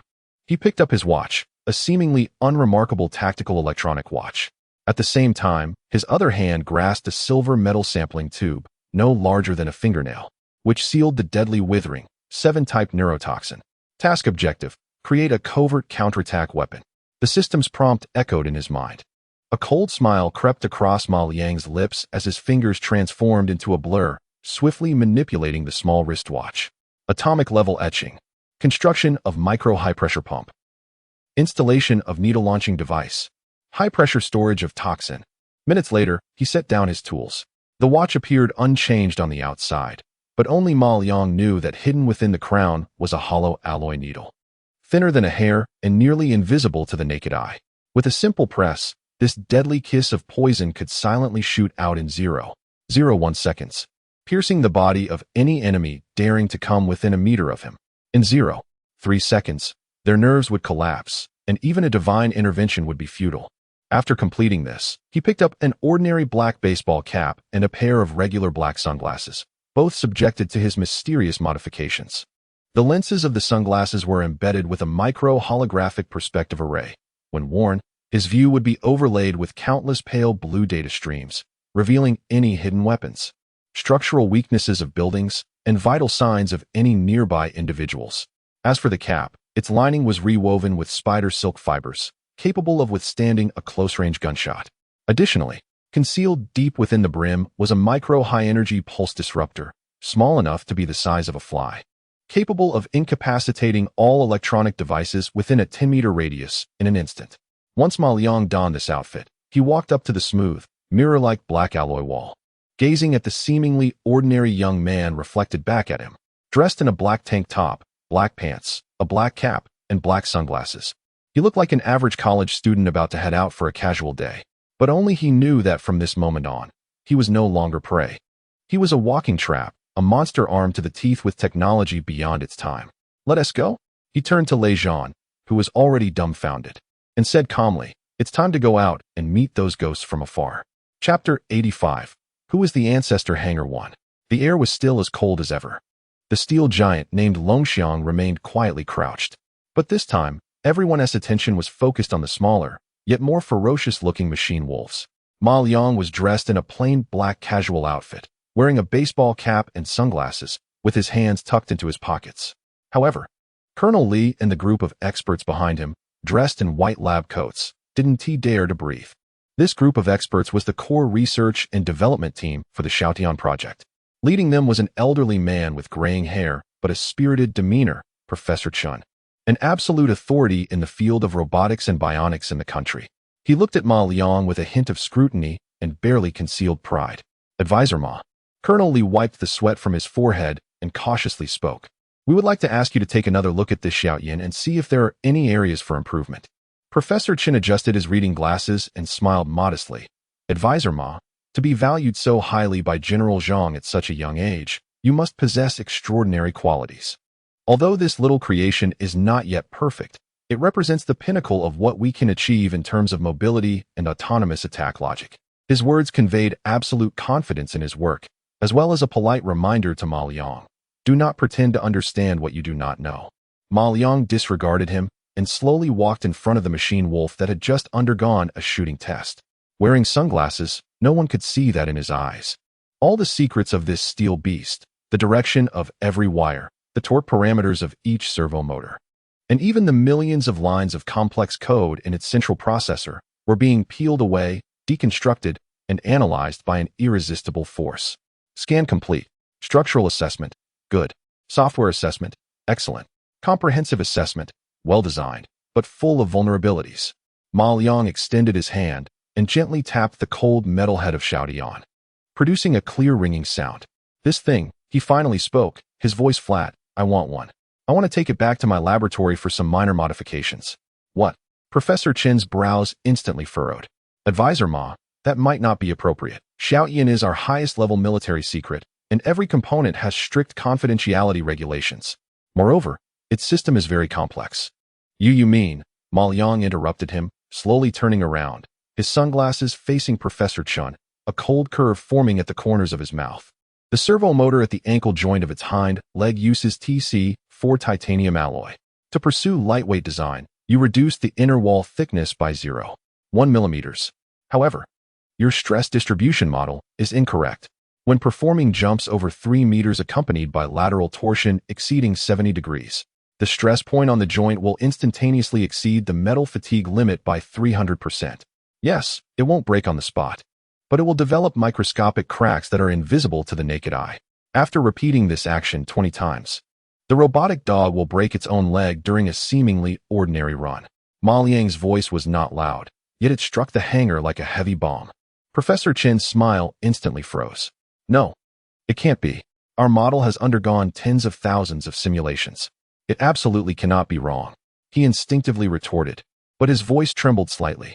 Behind him, a young engineer was already pale and rapidly operating the tactical tablet, inputting the astonishing parameters just reported by Ma Liang, remodeling and recalculating. Furthermore, Ma Liang didn't give him any chance to catch his breath. He pointed to the cold sensor face of the robotic dog, saying, "Your threat recognition algorithm has a fatal logical blind spot. It prioritizes high-speed and high-heat targets. But what if it's an object coated with infrared suppression, made of non-metallic materials, approaching from below at a speed of less than 5 meters per second? For instance, a ceramic dagger. Its reaction would be delayed by 0.2 seconds. That's enough time to sever the exposed main power line beneath its neck. Boom. If what just happened was a bomb, now it was a mental nuclear explosion." Professor Chin's body jolted as if all his strength had been drained. The thing he had dedicated his life to, the pride of his hard work, was pointed out by a young man with a casual tone to have 2 fatal flaws that could be instantly lethal on the battlefield. This was no longer a technical issue. It was a dimensional strike. Professor Chun, the young engineer operating the tablet, looked up, his voice trembling with a hint of tears and indescribable fear. What he said is all correct. The model shows the ankle joint will really break. Thud. Professor Chin took a step back and collapsed onto the ground. He looked at Ma Liang, his gaze akin to that of a monster. "No, a deity. Who exactly are you?" he asked hoarsely. Ma Liang slowly removed his sunglasses, revealing his cold and profound eyes. He looked at the utterly dazed Professor Chun and the engineers who seemed frozen in awe. Turning around, he patted the cold robotic dog beside him. "This one belongs to me. Give me 3 hours. I will show you what a true battlefield killing machine looks like." Chapter 86. This is the art of killing inside the absolute fortress. The atmosphere was as oppressive as the depths of the ocean. The combat machine, codenamed Howling Sky, was carefully lifted in by 2 engineers and placed in the center of the vast, black space, resembling a sacrificial offering. Professor Chun and his team followed in. Their faces remained pale, their eyes hollow, like a group of soulless walking corpses. Yet, hidden deep within those voids was an irrepressible desire and a fervor akin to pilgrimage. They wanted to see. They had to witness with their own eyes how this young man, who claimed to be the ancestor, would create a miracle. Colonel Li and Lei Zhan stood at the edge of the corner. They chose to be silent witnesses, observing this historic moment that was destined to be recorded in the highest confidential archives of the nation. 3 hours passed. Ma Liang glanced at the timer made of light on the wall and then opened the silver briefcase. Buzz, a soft white light illuminated, revealing a row of uniquely shaped tools, imbued with a sense of futuristic technology, quietly resting on the black velvet lining. Professor Chin's pupils constricted sharply. With just a glance, he knew these tools did not belong to this era, nor to any known physical system of humanity. Ma Liang did not take a wrench or a screwdriver. He picked up an unusual tool that resembled a combination of a scalpel and an electric soldering iron. It was the molecular sequence reconstruction pin from the Divine Level Repair Toolkit. He walked up to Howling Sky. For the first step, he gently touched the tip of the pin, glowing with a ghostly blue light. To the ankle joint of the hind leg, which he had asserted had a fatal flaw, there were no sparks, no sound. In the horrified gazes of everyone present, that hard joint made of TC4 titanium alloy silently melted away like a candle licked by flames, transforming into a small mass of liquid metal suspended in midair. This is, a young engineer couldn't help but exclaim, but was quickly silenced by Professor Chun, who clamped a hand over his mouth. Professor Chin's body trembled violently, his eyes wide like copper bells, fearful of missing any detail. Ma Liang's expression remained unchanged. With his other hand, he retrieved a piece of dark matter the size of a fingernail from the toolbox's material library. It was a type of super-dense memory tungsten steel awarded by the system, with a strength and toughness 100 times that of titanium alloy. He tossed the small piece of dark matter into the mass of liquid metal and then lightly drew with the reconstruction pen. It was as if an invisible mold instantly took shape. The liquid metal rapidly cooled, solidified, and reshaped. A brand new joint appeared before them, its color deeper, its lines smoother, exuding a primal sense of power. Perfect, with not a single flaw, as if it had grown there naturally. Then came the second step. Ma Liang switched to another tool, an information imprint module resembling a magnifying glass. He aimed it at the sensor face of the machine, and then millions of newly optimized and rewritten lines of attack and evasion logic flowed like an invisible torrent of data into the central processor of the machine. There were no physical connections, no data interfaces. Branding, covering, rewriting. The sensor, which had originally emitted a red glow, flickered and then turned a chilling abyss-like blue. Finally, he activated the reconstruction pin once more, but this time, he aimed it at the machine's four metallic claws. He melted the tips of the claws and then added a super-hard crystal material called obsidian to the material library, reshaping, stretching, and polishing. With a sizzling sound, the originally blunt metallic claws were forcibly elongated and thinned, transforming into four blades shimmering with a deadly black, cold light. Each one resembled the sharpest obsidian dagger, sending chills down the spine. After completing all of this, he clapped his hands and turned to glance at the timer. 2 hours and 50 minutes, finished ahead of schedule. He looked at the petrified Professor Chun and his team and said calmly, "Now, you can test it out." Professor Chin's lips trembled as he cautiously approached and picked up the control terminal. Taking a deep breath, he pressed the extreme maneuver command he had just used for simulation, 3-meter jump with 70-degree lateral twist. A suicidal move capable of breaking the legs of the original machine. Upon issuing the command, the newly born steel beast's ice blue eyes suddenly brightened. Whoosh! It moved. Fast. Faster than imaginable. Its figure transformed into a black afterimage, leaping high and executing a twist that was almost impossible for the human eye to capture. Then, with a sound as soft as a cat landing, it stood firmly in place, motionless, perfect, fluid, exuding a violent yet elegant beauty. Gulps were heard around the room. Someone swallowed hard.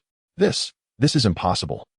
Professor Chin muttered to himself. This completely contradicted everything he knew about material mechanics and kinematics. However, he merely snapped his fingers. He pointed to a 5-centimeter thick special steel plate in the corner, used for testing armor protection. "Go, say hello to Professor Chun and his team." Once the command was given, a flash of killing intent gleamed in the steel beast's ice-blue eyes. How? A low roar that seemed to come from hell erupted from its speaker. Its body instantly crouched low, its hind legs exerted force. Like a black cannonball, it shot toward the hard steel plate, instead of using its head to collide. At the moment of proximity, the newly modified obsidian claw slashed forward. Screech! An extremely piercing, tooth-grinding, tearing sound resonated throughout the fortress. Time seemed to freeze at that moment. Everyone widened their eyes, staring at the incredible scene. The special steel plate, thick enough to withstand direct hits from armor-piercing rounds, was surprisingly split in half by the black claws as if it were a thin sheet of paper. The cut was smooth as a mirror. Due to the intense friction, it even glowed with a bright red light. Chapter 87. The hunt begins. The severed piece of special steel plate glowed with a fierce red light at the cut, resembling a grotesque scar imprinted on everyone's retinas. Inside the absolute fortress, there was a deathly silence. The air seemed to have been torn apart by that black claw mark, becoming thick and stagnant.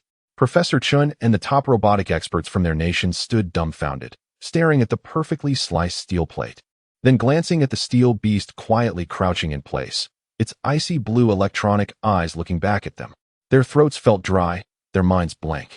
All their pride and knowledge were crushed in that moment. The creature before them, radiating a cold, killing intent, had no relation to their original creation. It was an entirely new species, a work of art born for slaughter. Gulp. Professor Chin struggled to swallow, trembling as he got back on his feet. He looked at Ma Liang's back, his eyes devoid of any scrutiny or restraint, replaced by a sense of awe and fervor akin to facing an unknown deity. "And Mr. Ma." He barely managed to utter something, but Ma Liang suddenly raised a hand, signaling for silence. Almost simultaneously, a faint sound, audible only to Ma Liang, echoed in his mind from the system panel. On the fortress walls, the previously soft white light sources instantly transformed into a three-dimensional structural diagram covering the entire underground space. In one corner of the diagram, several small red dots, representing high-heat life forms, were stealthily moving through an abandoned underground sewage pipe, approaching the fortress's foundation with remarkable speed and efficiency. Their movements were professional and synchronized, like a group of trained worker ants quietly gnawing at the heel of a giant. Warning: unknown unit invasion detected. Quantity: 3. Path: C7 area underground sewage pipe. Threat assessment. Hi. The phantoms have arrived. Ma Liang observed the moving red dots with no sign of surprise or anxiety, instead revealing a hint of a playful smile. Like a hunter who had patiently awaited the moment his prey stepped into the trap he had set. He shifted his gaze from the virtual map to the steel beast that had just completed its performance. It seems your first practical test has come sooner than I anticipated. Ma Liang's voice was soft, almost to himself. The steel beast appeared to understand his words. Its icy blue electronic eyes flickered, and a low growl emanated from its vocalizer, filled with suppressed excitement and longing. It could hardly wait to taste blood. Go. Ma Liang did not issue any complex commands. He simply waved his hand casually, as if letting his pet dog out to play. The guest, please leave. Roar. Command confirmed. The steel beast's icy blue eyes flashed with murderous intent. It showed no hesitation. Its body instantly crouching low, the muscles in its limbs tightening like alloys. In the next moment, its entire body transformed into a black lightning bolt, almost impossible to capture with the naked eye, rushing towards an inconspicuous corner deep within the fortress. In the horrified gaze of Professor Chun and others, the smooth, mirror-like black alloy floor in that corner silently slid open, revealing a bottomless vertical passage leading to the underground pipeline. The steel beast showed no sign of slowing down, plunging headfirst into the profound darkness and disappearing in an instant. The entire process was silent. Underground sewage pipeline, C7 zone. Dark, damp, with a foul stench of rust and aged grime permeating the air. Three figures dressed in black, tight-fitting combat suits slid silently along the inner walls of the pipeline like the most agile lizards. They were the elite ghost team under the cleansers. Each one was a battle-hardened infiltration expert. The word failure did not exist in their vocabulary. The captain made a hand gesture, and the three of them stopped simultaneously. He took out a mini detector from his tactical vest. On the screen, the energy response indicating their target, the underground fortress, was already within reach. A cruel smile curled at the corners of his mouth. What absolute fortress! What genius of that nation! In front of them, they were nothing but an eggshell waiting to be crushed. Just as he was about to give the order to move forward, suddenly, click. A sound, extremely faint yet exceptionally clear in the dead silence of the pipeline, came from the deeper darkness ahead. It did not sound like human footsteps or dripping water. It resembled the sound of some beast's claws lightly touching the concrete floor. The bodies of the three ghost team members tensed instantly, like three bows pulled to the limit. The confidence and smirks on their faces vanished, replaced by a beast-like vigilance. The captain slowly raised his hand and activated the night vision on his tactical helmet. A ghostly green world instantly appeared before his eyes. He held his breath and directed his gaze towards the darkness from which the sound originated. At the end of the pipeline, it was empty, nothing there. Was it an illusion? He frowned, just as he thought he was too tense. He saw it. In the very center of the pipeline, in the deepest darkness, 2 points of icy blue light suddenly illuminated without warning. They were not the indicators of any known equipment nor the beam of a flashlight. They were a pair of eyes that did not belong to any human, filled with absolute coldness, cruelty, and endless killing intent. Then, a menacing, agile, metallic figure slowly emerged from the darkness. The captain's pupils shrank to the size of the most dangerous pinprick. A chill originating from the depths of his soul swept over him like the most vicious curse, engulfing his entire being in an instant. What is this thing? Chapter 88. The Butcher in the Dark. Those 2 points of ice blue light resembled ghostly flames ignited in the deepest darkness. The leading ghost captain, a battle-hardened infiltration expert with blood on his hands, felt his blood freeze the moment he saw those eyes. His mind screamed in madness, every cell trembling with fear. Those were not human eyes, nor were they the eyes of any known creature. They embodied a pure, untainted will to kill. Open fire. He squeezed the command from his throat with all his strength. Without a moment's hesitation, the other 2 team members reacted with extreme speed. Rat-a-tat-tat-tat-tat. 3 specially modified assault rifles equipped with silencers unleashed deadly tongues of fire simultaneously. Countless high-velocity special alloy bullets formed a tightly woven net of death, instantly enveloping the steel silhouette that emerged from the darkness. Clang, clang, clang. The harsh sound of metal colliding echoed in the narrow pipeline. Sparks flew. However, the scene that sent chills down the spines of the 3 ghost team members unfolded. The bullets, powerful enough to easily pierce the side armor of conventional infantry fighting vehicles, bounced off the creature's body as if they had struck an immovable mountain, leaving deep, grotesque scratches on the walls of the pipeline. And that creature? It didn't even flinch. It simply stood there, allowing the bullet storm to wash over its metal body, which was imbued with a violent aesthetic, while those ice-blue electronic eyes didn't even flicker. Fear. An indescribable, primal fear gripped the hearts of the three top assassins in an instant. Withdraw. The captain barely had the chance to utter the command when the creature moved. Without warning, its crouched body transformed into a streak of black lightning. Not a description, but true lightning. So fast that human dynamic vision couldn't possibly capture it. The team member on the far left, whose pupils had just dilated to the extreme from fear, hadn't even had time to react. A black shadow flashed past him. Swoosh, a sound as subtle as fabric being torn apart. The team member's body stiffened abruptly. His expression froze, and then his upper body, along with the weapon in his hand, slowly slid down from his waist. The cut was smooth as a mirror. It wasn't until his cold corpse thudded to the ground, producing a muffled sound, that warm blood gushed forth, staining the filthy floor red. One strike, instant kill. The creature. The remaining team member completely collapsed. He let out a piercing scream, yanked a high-explosive stun grenade from his tactical belt, pulled the pin, and hurled it towards that black shadow. However, the steel beast's reaction was even faster. At the moment the stun grenade was released, its 4 obsidian claws shot out violently, piercing deeply into the top of the pipe. The entire body clung to the ceiling like an anti-gravity spider, silently avoiding the explosion's radius. Boom! A violent explosion unleashed a terrifying shockwave within the narrow pipe. One team member was hurled by the blast, crashing heavily against the wall. Before he could catch his breath, he felt darkness above him. He looked up in terror, meeting a pair of cold, emotionless blue eyes. The steel beast, like the grim reaper descending from hell, leaped down from the ceiling. Thud! The black claws, wielding unmatched power, pierced through his tactical helmet, crushing his head as if it were a watermelon, completely obliterating it. Red and white splattered across the cold metallic claw. In less than 3 seconds, 2 battle-hardened members fell dead. Inside the pipe, only the team leader remained. He leaned against the cold wall, gasping for breath, watching the steel demon slowly approach him. The monster paused, tilting its metallic head as if admiring the despair etched on his face.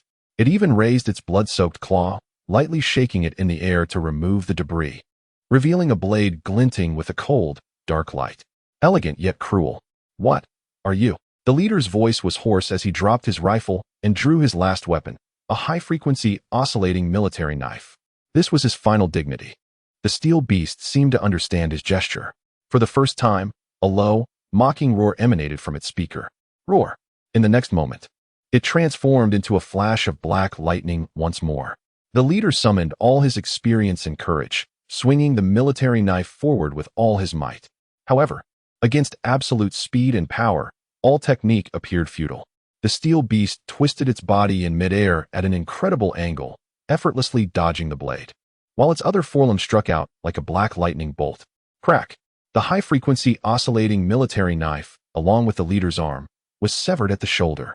Pain surged through him, and he let out a muffled groan. But he had no chance to make another sound. The cold steel beast was already in front of him, its ice-blue eyes mere inches away. It opened its metal maw filled with countless sharp teeth. Crack! The world instantly plunged into darkness. Inside the absolute fortress, Ma Liang watched the 3 red dots representing the invaders on the light screen extinguish one after another within 30 seconds. The entire process was clean and swift, without a single unnecessary movement. This was the art of slaughter he had personally crafted. Chapter 89. A decoy strategy inside the absolute fortress. There was a deathly silence, as quiet as a grave. The massive screen on the wall continued to display the bloody and brief massacre.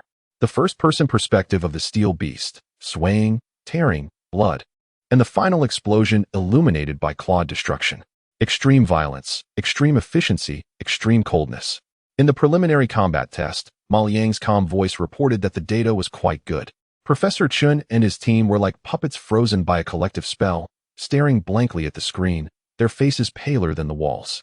Their proud creation had transformed in less than 3 hours into a killing machine from hell, all at the hands of this young man.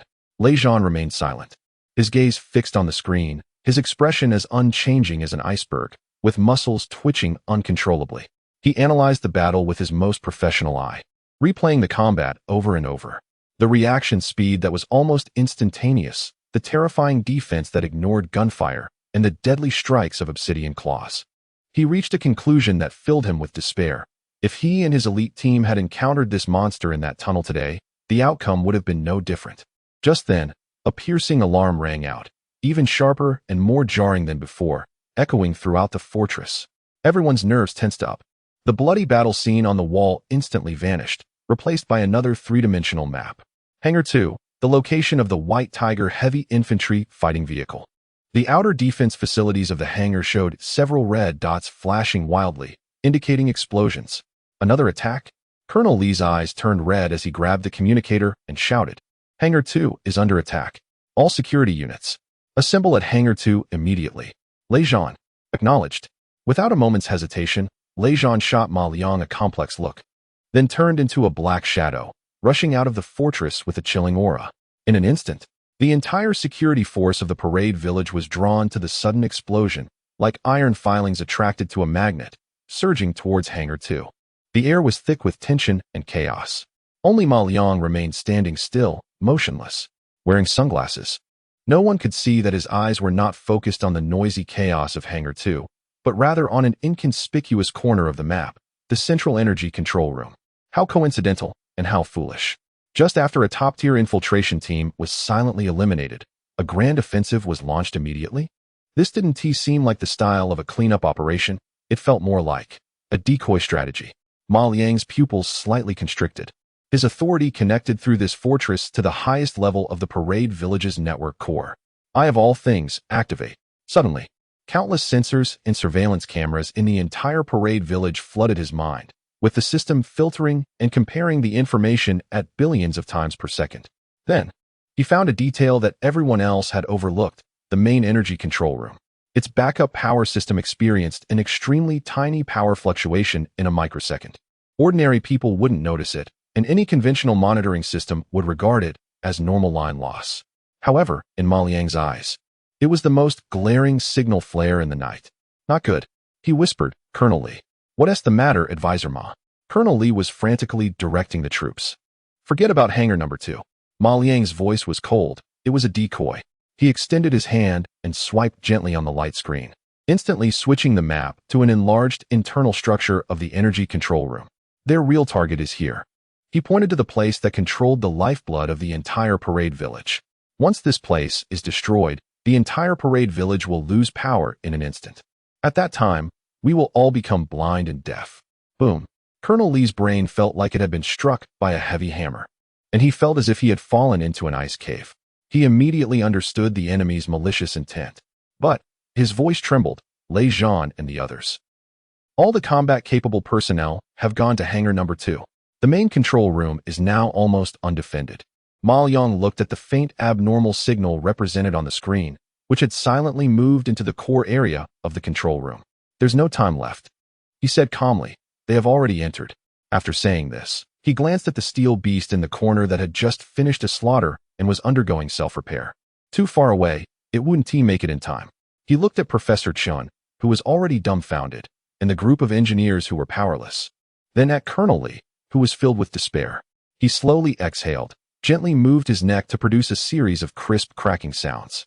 He raised his hand to adjust the black baseball cap on his head and pushed his black sunglasses up on his nose. Feeling the cold yet reliable sensation of the black vest on his body and the watch on his wrist that concealed the kiss of death. "You all stay here." He turned around and said to the completely dazed crowd, "Don't go anywhere." "Advisor Ma, what are you going to do?" Colonel Lee looked at Ma Liang as if he were a stranger. Ma Liang's lips curled into a cold arc. He turned around, walking alone toward the heavy alloy door. "I'm going to greet these guests who like to take shortcuts." Chapter 90, the final card. Boom. The heavy alloy door representing absolute safety slowly opened. Ma Liang stepped out alone, leaving all his astonishment, shock, and worries behind. Inside the fortress, Major Lee reached out his hand, seemingly trying to grasp something, but only caught a breath of cold air. The energy control room. The door was ajar, with a narrow gap revealing the flickering lights of instruments inside. Ma Liang stopped in his tracks. He leaned against the cold wall, listening intently. Holographic perspective array activated. Data streams refreshed rapidly on the lenses of his sunglasses. The walls became transparent as glass to his eyes. Inside the control room, two red human silhouettes clearly emerged. They moved with professionalism and speed. One was installing a cube-shaped device beneath the main control console, which displayed a countdown in red digits. The other stood with his back to the door, armed, vigilant of his surroundings. They had no electronic communication devices on them, clean to a terrifying degree. They were top-tier assassins. Ma Liang took a deep breath, the cold air filling his lungs. He slowly raised his right hand and pressed it against the unremarkable electronic watch on his wrist. Click, a soft unlocking sound. The control room door was locked from the outside by an invisible force. The assassin installing the bomb halted abruptly. He looked up and exchanged a wary glance with his partner. Someone was outside. The guard assassin lowered his voice, using a rare Eastern European dialect. However, before he finished speaking, bang, a loud noise. The observation window made of bulletproof glass on the side of the control room was violently struck by a fire extinguisher flying from the end of the corridor. The glass instantly filled with spiderweb-like cracks. The attention of both assassins was immediately drawn to it. Now, Ma Liang's figure darted out from behind the door like a ghost. His target was not the guard assassin, but the one installing the bomb. Capture the leader first. However, he underestimated his opponent's reaction speed. The guard assassin didn't even turn around. His body was like a tightly drawn bow, suddenly twisting for an elbow strike. At the same time, a strangely designed large-caliber handgun in his hand spat fire. Bang! The muffled gunshot exploded in the confined space. Ma Liang's pupils constricted sharply. Too fast. He barely managed to tilt his body slightly. A terrifying force crashed into his left chest. Uffed. That dragon-scale vest made of spider silk fibers and ultra-dense memory tungsten steel, capable of withstanding close-range shots from conventional rifles, was violently torn open by the specially designed bullet. Although the bullet was deflected, the horrifying impact still caused a sharp pain in his chest, leaving him momentarily breathless. Damn! Ma Liang couldn't help but curse under his breath. Warning, high-hardness armor-piercing projectile detected. Defense module damaged by 37%. The system's alert sounded cold and harsh. Before he could catch his breath, another assassin had given up on planting the bomb. He lunged forward silently like a cheetah. A black military dagger glinted with deadly light as it slashed toward Ma Liang's neck. Ma Liang's body was still in excruciating pain. He suddenly leaned back. Whoosh! The cold blade grazed the tip of his nose, slicing off his baseball cap from his head. The hat flipped in the air, a gaping tear splitting it open, revealing the severed precision circuitry inside. The high-energy pulse disruptor was destroyed. Ma Liang's heart sank. He staggered, losing his balance. A cruel smile flashed in the assassin's eyes. With a flick of his wrist, the dagger lunged out again, quick and merciless. Thud! The sound of the blade piercing flesh echoed. Ma Liang grunted as the dagger slashed deeply into his left arm, exposing bone. Blood gushed out instantly, staining his black sleeve. Agonizing pain surged over him like a tide, causing his vision to darken. He finally experienced the fragility and helplessness that belonged to mortals. He stumbled back, his back crashing heavily against the cold control panel, nearly losing his footing. The two assassins slowly closed in, step by step, like wolves toying with their prey. They wore victorious smiles on their faces. It was over. This mysterious target was nothing special after all. However, they didn't see that the young man leaning against the control panel, head lowered and panting heavily, appeared to have completely lost the ability to resist. His right hand gently pressed on the blood-stained crown of his wristwatch. Tick! A faint sound, almost imperceptible, then the world fell silent. The gun-wielding assassin in front suddenly froze, the smile on his face stiffening. He looked down in disbelief at his chest, where there was nothing.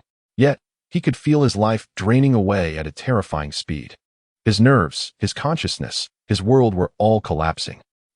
He opened his mouth to say something, but only emitted an unintelligible growl. Then, thud, he fell straight down, dead, in a baffling manner. The remaining knife-wielding assassin was completely stunned. The sneer on his face turned into sheer terror. He looked at his fallen comrade, then glanced at Ma Liang, who was slowly raising his head. The eyes behind the sunglasses coldly stared at him, as if looking at a dead man. Devil, that word surfaced in his mind once again. Boom! At that moment, the locked door of the control room was violently smashed open from the outside by an overwhelming force. Lei Zhan's towering figure charged in, exuding an immense killing intent. The killer's psychological defenses completely collapsed.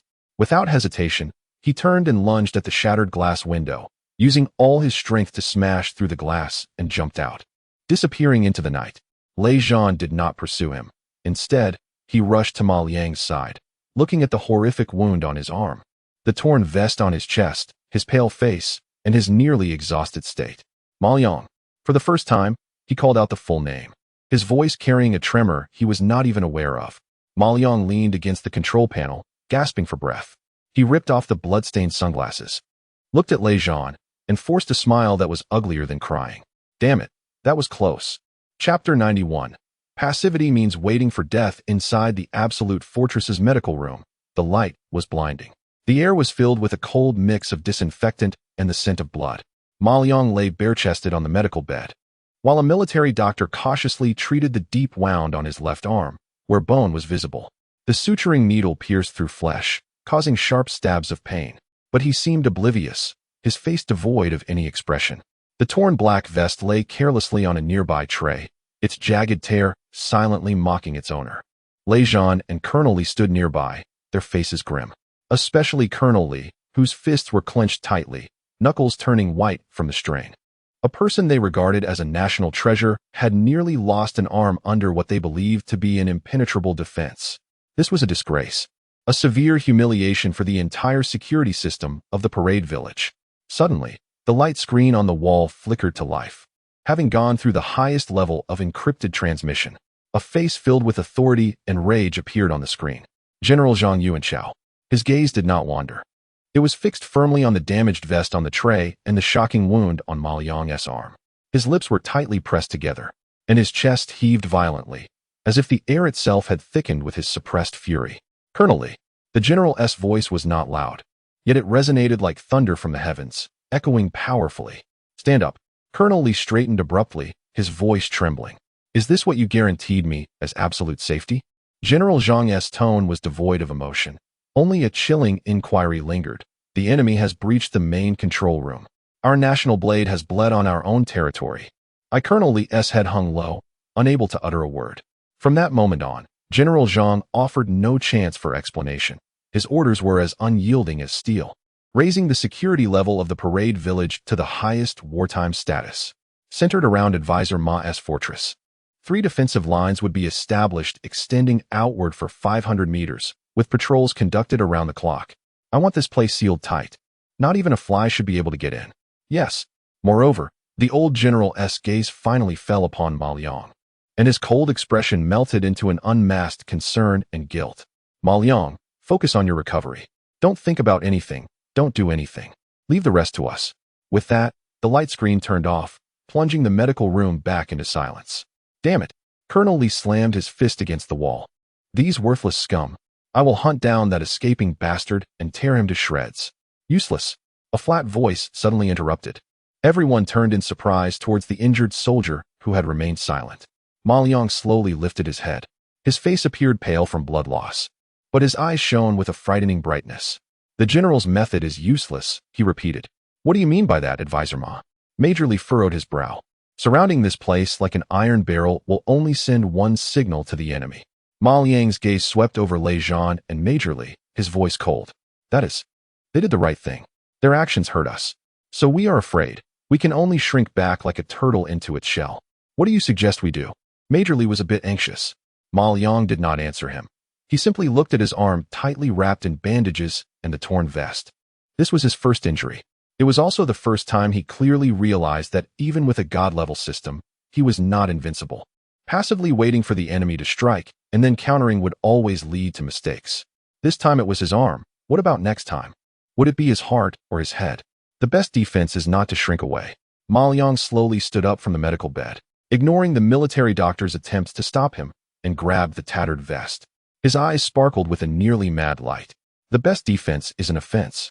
It is about making the enemy fear you, making them dare not target you again. It is about instilling fear in them at the mere mention of your name. After saying this, he paid no attention to the stunned crowd and walked straight toward the medical room's door. Where are you going? Your injury, Major Li shouted. Back to my fortress. Ma Liang's footsteps did not pause at all, His voice came from outside the door, cold and resolute. To upgrade my fangs. Boom. The heavy alloy door slowly closed behind him, completely isolating him from the outside world. Absolute silence, absolute privacy. Here was his true world. Ma Liang threw the torn vest, the hat with a cut, and the blood-stained glasses onto the cold workbench, as if paying tribute to the failure he had just experienced. Warning: Dragon Scale Protection Module severely damaged, structural strength decreased by 73%. Warning: Micro High-Energy Pulse Disruptor has been destroyed. Warning: Holographic Perspective Array Lens has developed cracks. Performance decreased by 41%. A series of cold red warnings flickered across the system panel in his mind. Trash. All of it is trash. Ma Liang let out a low growl, his eyes filled with ferocity. He opened the silver briefcase. Buzz. He picked up the molecular reconstruction gun and aimed it at the tattered vest. Under the eerie blue beam, that once proud super armor, along with a larger piece of ultra-dense tungsten steel on the workbench, was decomposed into the most primitive molecular cloud. This time, he no longer pursued simple defense. System optimization in progress. Integrating kinetic sensing feedback module. Integrating surface microarc force field. Structural reconstruction initiated. Under his mental control, the molecular cloud surged, weaved, and compressed madly. A brand new black vest slowly took shape. It was lighter and thinner than before, and on its surface, a layer of faint, electric blue patterns flowed gently. Ma Liang did not stop. He threw the broken hat and glasses into the disintegration beam. This time, he did not recreate a hat. Instead, he integrated all functionalities: holographic projection, thermal sensing, data analysis, and micro-EMP interference into a pair of lenses that looked no different from ordinary sunglasses. Finally, there was the tactical watch that turned the tide for him. He opened the crown, and the needle thinner than a hair had vanished. With a cold smirk, he retrieved a new type of neurotoxin made from a mixture of 3 different poisons from the material library and recreated a darker-colored needle. No, it wasn't just one. He used atomic-level etching technology to build a miniature launch device inside the watch, resembling a revolver cylinder. 6 shots. It could fire 6 times in succession. After completing all of this, Ma Liang put on his gear again. He walked up to the smooth, mirror-like black alloy wall and looked at his reflection. He was still that slightly thin young man. However, as he slowly raised his head, the cold reflection behind the sunglasses revealed the icy and menacing visage of the entire steel fortress. He gently clenched his fist, feeling the boiling power within him stirred by anger. Now, he murmured to himself, a trace of cruel amusement in his voice. The hunt had just begun. Chapter 92. Rehearsal Battlefield 3 days later. Review Village, Central Rehearsal Ground. On the vast square, a massive flow of steel slowly moved across. The synchronized tracks grinding against the ground, producing a dull, heart-pounding roar. Thousands of soldiers formed a square formation, marching with powerful steps, their shouts echoing through the sky. Everything appeared so orderly, filled with strength and majesty. A specially modified high-mobility command vehicle quietly parked in the best viewing position of the observation platform. Inside the vehicle, however, the atmosphere was starkly different from the fervor outside, as cold as the deep sea. Colonel Li and Lei Zhan stood on either side, like 2 guardian deities, their expressions solemn as they gazed out the window. Ma Liang sat in the central commander's seat, still dressed in his simple black casual outfit, wearing a seemingly ordinary pair of black sunglasses. His wound had been stitched up, and the newly healed skin was a light pink, but the scar remained, like a metal permanently etched on his arm. He didn't look at the imposing tank formations or pay attention to the fighter jets soaring overhead. His gaze, through the lenses equipped with countless advanced technologies, was scanning the entire rehearsal scene in a way beyond human comprehension. In his vision, the real world was covered by numerous light blue data streams. Every person's heartbeat, body temperature, emotional fluctuations, every vehicle's engine temperature, metal stress. Even the movement trajectories of every speck of dust in the air were all analyzed, quantified, and modeled. The entire rehearsal ground, in his eyes, was a vast, transparent sand table. They will come. Ma Liang spoke lightly, breaking the silence in the vehicle. We have set a comprehensive trap, Colonel Li said in a deep voice. Over the past few days, he had turned the entire review village upside down, raising security levels to unprecedented heights. Ma Liang smiled noncommittally. A comprehensive trap? In the face of absolute infiltration technology, any conventional defense was utterly meaningless. Just like himself, if he wanted, he could silently infiltrate here as well. Time is running out. Ma Liang's fingers lightly tapped on the armrest of the seat, producing a rhythmic sound. Once the parade is over, I will leave. They only have this last chance, so they will stop at nothing. Lei Zhan's gaze sharpened, his grip on the gun tightening. Ma Liang's attention suddenly fixed. His vision pierced through the bustling crowd. Over the roaring tanks, finally locking onto the rooftop of an abandoned building 3 kilometers away. There was an extremely faint, almost negligible abnormal heat source, 0.3 degrees Celsius higher than the surrounding environment.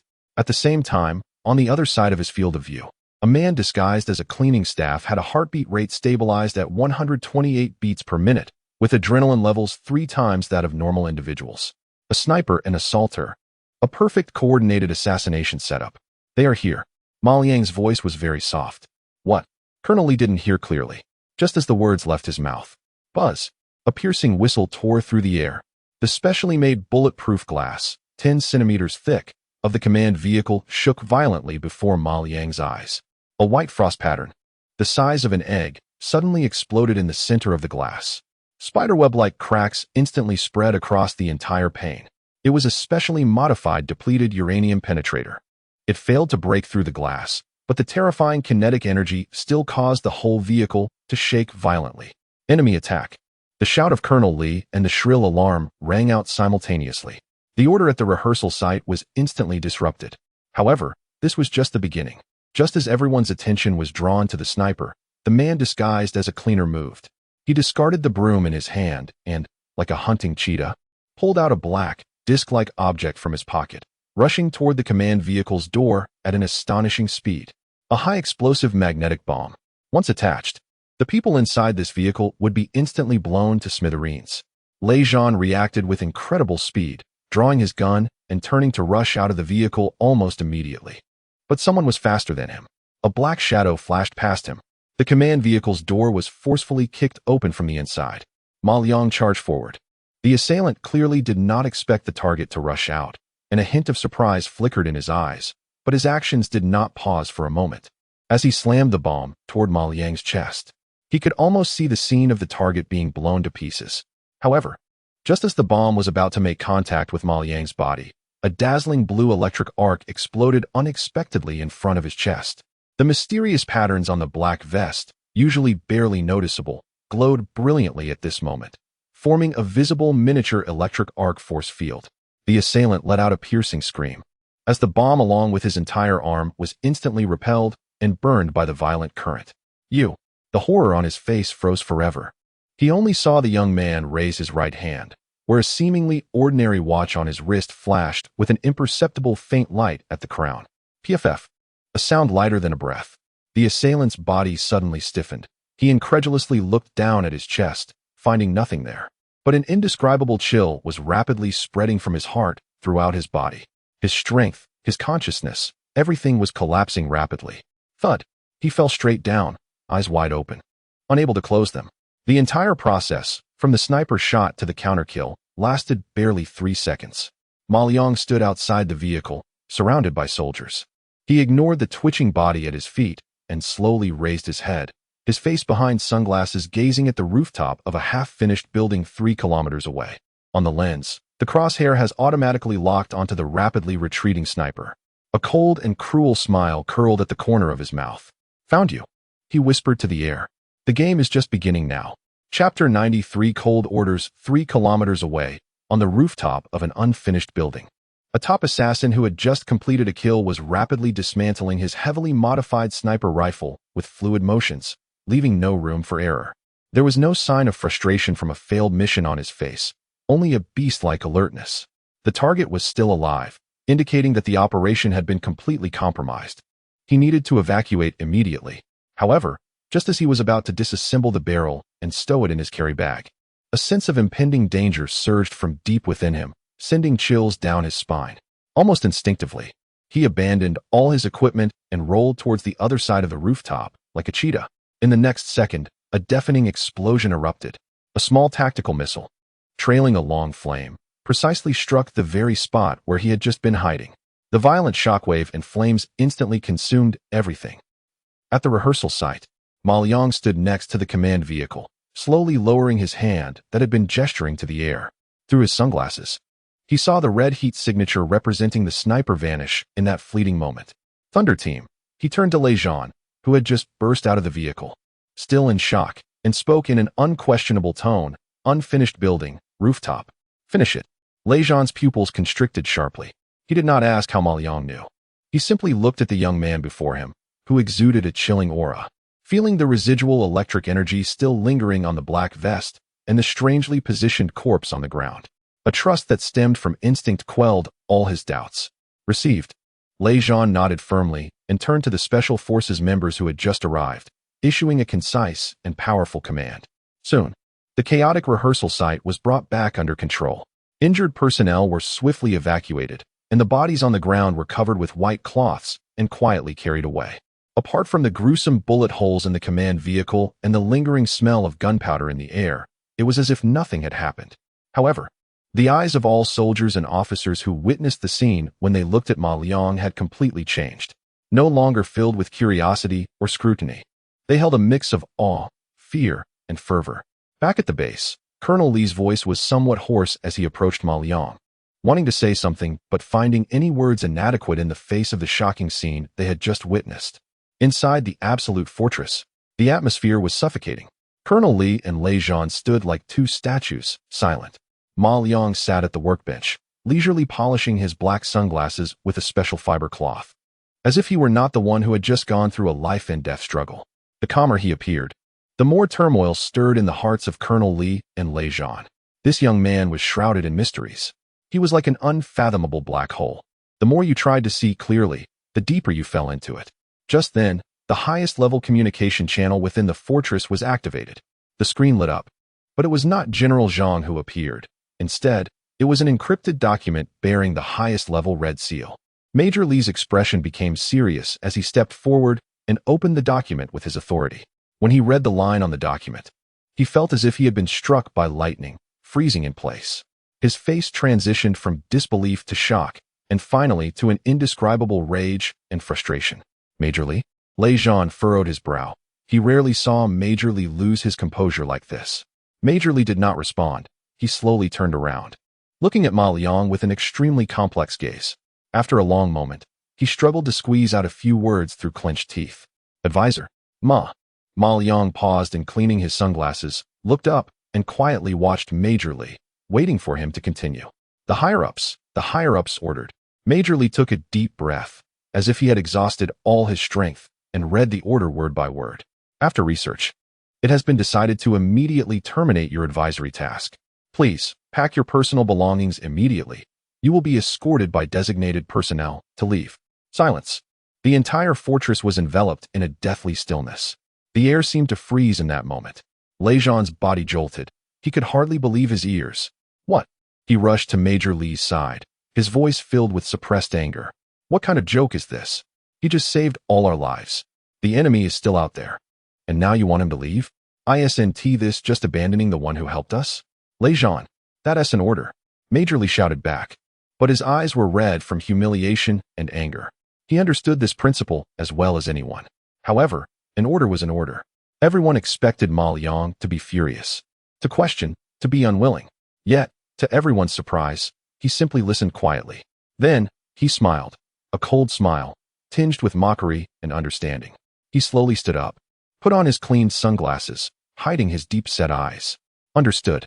He uttered 3 words calmly, as if he had just received a notice to go to the cafeteria for a meal. He did not pack anything because all his belongings were in that silver suitcase. He picked it up and walked straight towards the heavy alloy door. Ma Liang. Lejean couldn't help but shout, his fists clenched tightly. Ma Liang paused for a moment. He did not turn around, but left behind a thought-provoking statement. Sometimes, passively waiting is the most dangerous. After saying that, he no longer lingered. With a rumble, the door slowly opened, then closed behind him. Chapter 94. Outside the chessboard. With a rumble, the heavy alloy door slowly closed behind Ma Liang. That somewhat frail figure, along with the silver suitcase, vanished into the last sliver of light from the gap of the door. Inside the absolute fortress, a suffocating silence engulfed the space. Damn it!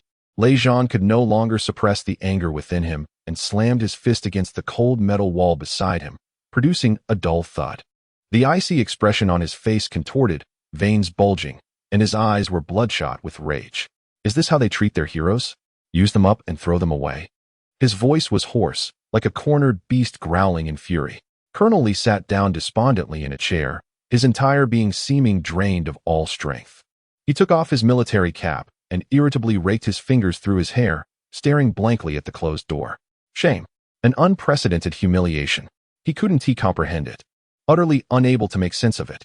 The order from above came so suddenly, so inhumanely, like a cold knife ruthlessly stabbing into their hearts. At that moment, a series of urgent beeping sounds came from the tactical terminal on Colonel Lee's wrist. It wasn't encrypted communication, but a news alert from the external public network. He instinctively clicked it open. In the next second, his pupils constricted to the size of pinheads. Several sensationalized headlines, bolded for emphasis, struck him like heavy blows to the face. Breaking. Mysterious advisor airdrops into the parade village. Military's top secrets may be leaked. From mechanic to national blade. Deep dive into the shocking scam behind Master Ma. Insiders reveal security flaws in the parade village. The so-called fortress may become the biggest joke. Beneath each report were thousands of inciting, unsightly comments and curses. Doubts, ridicule, anger. An invisible storm of public opinion was sweeping across the entire network at a terrifying speed. So this is how it is. Colonel Lee's lips trembled as he finally understood the reason behind that cold order. What's wrong? Lejean noticed his odd behavior and furrowed his brows as he approached. Colonel Lee did not answer, merely turning the terminal screen towards him. After just one glance, Lejean's face, which had been twisted in anger moments ago, instantly turned icy, his eyes filled with a chilling, murderous intent. Seventh lesson. He squeezed those 3 words through clenched teeth. Only they had the ability to launch such a precise and vicious war of public opinion in such a short time.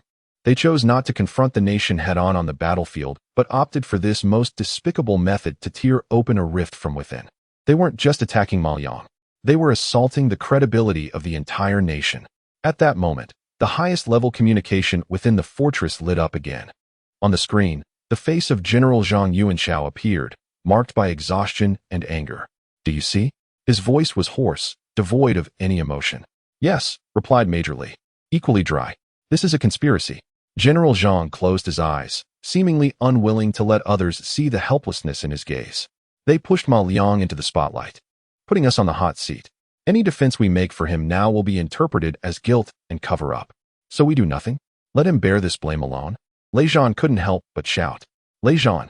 General Zhang opened his eyes suddenly, his voice booming with authority. Do you think I want this? Do you think I am not angry? But now we must stay calm. The overall situation matters. Letting him leave is the best protection for him. At least, he is away from the center of this vortex, and the enemy's attention will temporarily shift away from him. There was a deep sense of powerlessness in the general's voice. We have been outmaneuvered. The screen went dark. Inside the fortress, silence reigned once more. Lejean fell silent, staring at the shallow dent he had made in the wall, his expression incredibly complex. Yes, protection. But did that guy need their protection? He recalled Ma Liang's calm gaze when he left and that poignant remark. Sometimes, waiting passively is the most dangerous.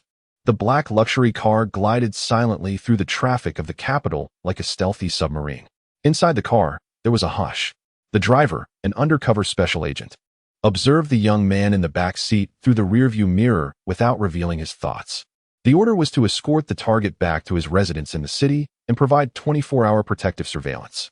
Yet, he sensed no frustration of being expelled from this young man, nor a hint of anger. He sat calmly in the back, holding a silver briefcase, his indifferent gaze fixed on the rapidly retreating scenery outside. That calmness was, in itself, the most unsettling power. Ma Liang was indeed very calm. He even found it somewhat amusing. They took his sharpest knife away from the enemy's heart and wrapped it in a layer of cotton called protection, hiding it in what they believed to be a safe place. This was their way of handling things. He understood, but did not agree. Because the enemy would not stop due to your retreat, they would only press further. The more you try to protect something, the more they will find ways to destroy it.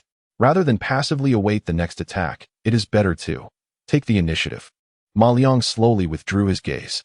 He no longer looked at the scenery outside, but took out his phone. The screen lit up. It displayed not the overwhelming negative news, but an enlarged satellite map. At the center of the map was an island city locked by a red crosshair, Sakura Country, Tokyo. The corners of Ma Liang's mouth curled into a cold and cruel arc. You want to invite me off the chessboard? Good. Then I'll overturn your chessboard. Chapter 95. Strike on Tokyo. The black red flag sedan glided silently through the traffic of the capital, resembling a silent submarine. Inside the car, there was a stillness. The driver, an undercover special agent, observed the young man in the back seat through the rearview mirror with a calm demeanor. The order was to escort the target back to their residence in the city and conduct protective surveillance for 24 hours. However, he sensed neither frustration nor anger emanating from the young man. Instead, he sat quietly in the back seat, holding a silver briefcase in one hand and a phone in the other, his eyes focused intently on the screen. That calmness itself was a deeply unsettling power. Ma Liang's gaze slowly swept over the glaring headlines of several reports. Breaking, mysterious advisor lands at the military parade village. Top military secrets at risk of exposure? From mechanic to national blade? In-depth investigation into the shocking scam behind Master Ma. His fingers gently scrolled, reading the inflammatory, unsightly comments and curses below. It was like watching a joke that had nothing to do with him. Public opinion? Rumors? This method forced the top echelons of the nation to react, effectively removing his sharpest weapon from the heart of the matter. One must admit, this tactic was both clever and malicious. It struck precisely at the two most sensitive points for the nation, stability and face. Any true insider, facing the dual pressure from the highest levels and surging public sentiment, would likely have no choice but to exit in shame. However, they had miscalculated one thing. Ma Liang had never been a part of the system. He was a player with extraordinary skills, a madman who didn't play by the rules. He was more accustomed to solving problems in his own way. At that moment, the familiar blue screen quietly emerged in his mind. Ding! Detected significant changes in the external environment of the host. Crisis level elevated. Detected strong willingness for counterattack from the host. Temporary mission has been modified. New mission issued. Take the initiative. Mission objective. Proceed to the core of the enemy's information warfare, Sakura Country, Tokyo, Chiyoda District, and completely dismantle their 7th section, depriving them of the ability to conduct psychological warfare against us. Mission suggestion. Use their methods against them. To eradicate, one must remove the roots. Mission reward. Depends on the level of destruction caused. Mimicry. The corners of Ma Liang's eyebrows lifted slightly. The cold curve at the corner of his mouth became increasingly pronounced. The system always understood him well. He slowly put away his phone, raised his head, and spoke to the driver in the front seat with an undeniable calmness. Stop the car. The driver paused for a moment, looking at him through the rearview mirror. Mr. Ma, we haven't reached your residence yet. I said, stop the car. Ma Liang repeated calmly. But the invisible pressure made the specially trained driver break out in a cold sweat. The driver instinctively pressed the brake pedal. The vehicle slowly came to a stop by the roadside. Ma Liang did not get out. He simply took out his phone and dialed an encrypted number. This number was given to him by Zhang Yuanchao along with a black identification booklet, a genuine emergency contact channel independent of all conventional systems. The phone rang once before being answered. There was no sound on the other end, just a dead silence, as if waiting for instructions. I need to go to a place, Ma Liang said succinctly. Location, came the cold, machine-like response from the other side. Sakura Country, Tokyo. There was a 3-second silence, seemingly shocked by the crazy destination. But eventually, the cold voice responded, permission verification in progress. Verified. Please provide a location that cannot be traced. Someone will pick you up in an hour. That's unnecessary. Ma Liang glanced out the window.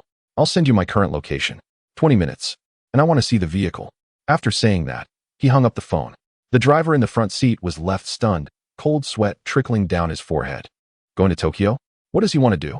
Ma Liang opened the car door, grabbed his silver suitcase, and got out. He looked back at the driver and said, my mission is over. So is yours. Go back. With that, he turned and disappeared into the crowd by the roadside. 20 minutes later, at the other end of the city, an abandoned freight dock. A black van with no license plates silently stopped in front of Ma Liang like a ghost. The door slid open. A man in a black trench coat and sunglasses stepped out, exuding a much colder and sharper aura than Lei Zhan and the others.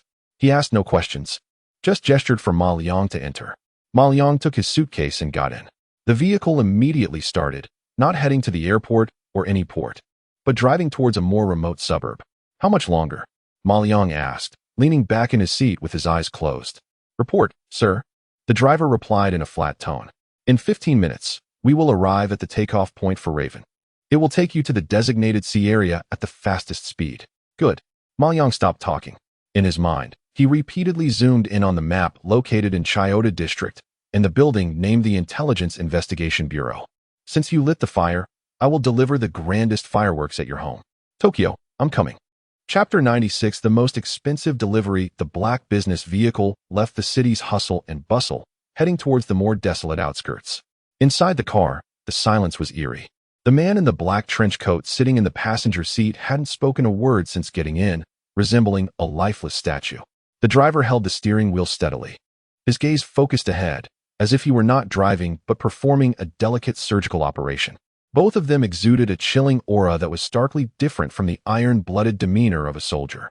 It was the scent of shadows that walk in the absence of sunlight. Ma Yang leaned back in the rear seat, eyes closed, holding the silver briefcase. He didn't ask where they were going or who these people were. When he made that phone call, he had already chosen to step out of the chessboard, playing the game by his own rules. And these individuals were the first pieces he had selected. 15 minutes later, the vehicle slowly came to a stop deep within an abandoned container port. The sea breeze carried a salty dampness, stirring up the dust on the ground. The man in the black trench coat was the first to exit, opening the car door. "Sir, we've arrived." Ma Yang opened his eyes and stepped out of the car. Not far away, in a cleared area, a peculiar, completely black aircraft was quietly parked. It lacked the traditional wings of an airplane and the rotors of a helicopter. The entire fuselage presented a sci-fi flat, streamlined shape, covered with a matte coating capable of absorbing radar waves, resembling a black shadow from another dimension under the faint moonlight. "Crow," the driver approached and introduced in an emotionless tone, a stealth transport aircraft capable of silent subsurface navigation, which can deliver you to any corner of East Asia within 40 minutes. Ma Yang's gaze scanned the aircraft named Crow, eye of all things exploration. In an instant, the three-dimensional structure diagram of this aircraft, representing the pinnacle of the nation's individual stealth technology, unfolded completely in his mind. Every component, every line, was crystal clear. "Well designed," Ma Yang commented lightly, "though the energy conversion efficiency is a bit low, and the generator structure could be optimized further for stability." The driver and the man in the black trench coat both stiffened momentarily. The sunglasses on their faces couldn't conceal their shock at that moment. The core parameters of Crow were the nation's top secrets. This young man, just by taking a glance, pointed out two technical bottlenecks that even the chief designer was still grappling with. Ma Yang ignored their astonishment. He carried the briefcase and walked straight up the gangway of Crow. The cabin was small, with only one fixed seat and some basic maintenance equipment. Ma Yang sat down, placing the briefcase on his lap. Buzz, the cabin door closed silently, isolating him from the outside world. There were no violent jolts, nor the roar of engines. Ma Ching only felt his body gently lifted by a soft force. Through the small porthole, he could see the ground rapidly receding. The Crow blended into the deep night like a true ghost. The 40-minute journey was tedious and long. However, Ma Yang did not waste a single second. Countless streams of data flashed rapidly across his modified sunglasses. Mission objective: Cherry Blossom Country, Tokyo, Chiyoda District, Intelligence Investigation Bureau building. Target building structure diagram. Loading complete. Security system deployment diagram. Loading complete. Internal network physical topology. Loading complete. Server physical location of network psychological warfare center. Locked. A remarkably detailed three-dimensional diagram of the building, precise down to every cable and camera, slowly rotated in Ma Yang's mind. Information warfare? That was merely a facade. The real core was the hardware and data supporting this information battle. To eradicate the roots, one must cut the grass at the base. Since they liked to kill with keyboards and codes, then he would smash their keyboards and format their servers. In the most physical way possible, Ma Yang opened the silver briefcase on his lap.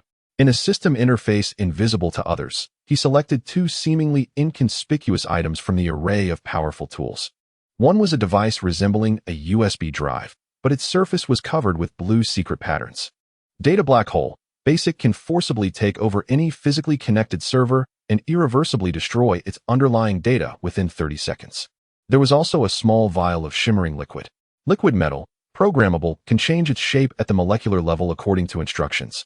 simulating any physical form such as keys or access cards. After completing all this, Ma Liang slowly closed the briefcase. He was neither a spy nor an assassin. He was just a repairman, a concerned citizen here to help fix the servers on the other side. Beep. A red light illuminated in the cabin, and the cold electronic synthesized voice sounded again. Arrived at the designated airspace above the sea, ready for deployment.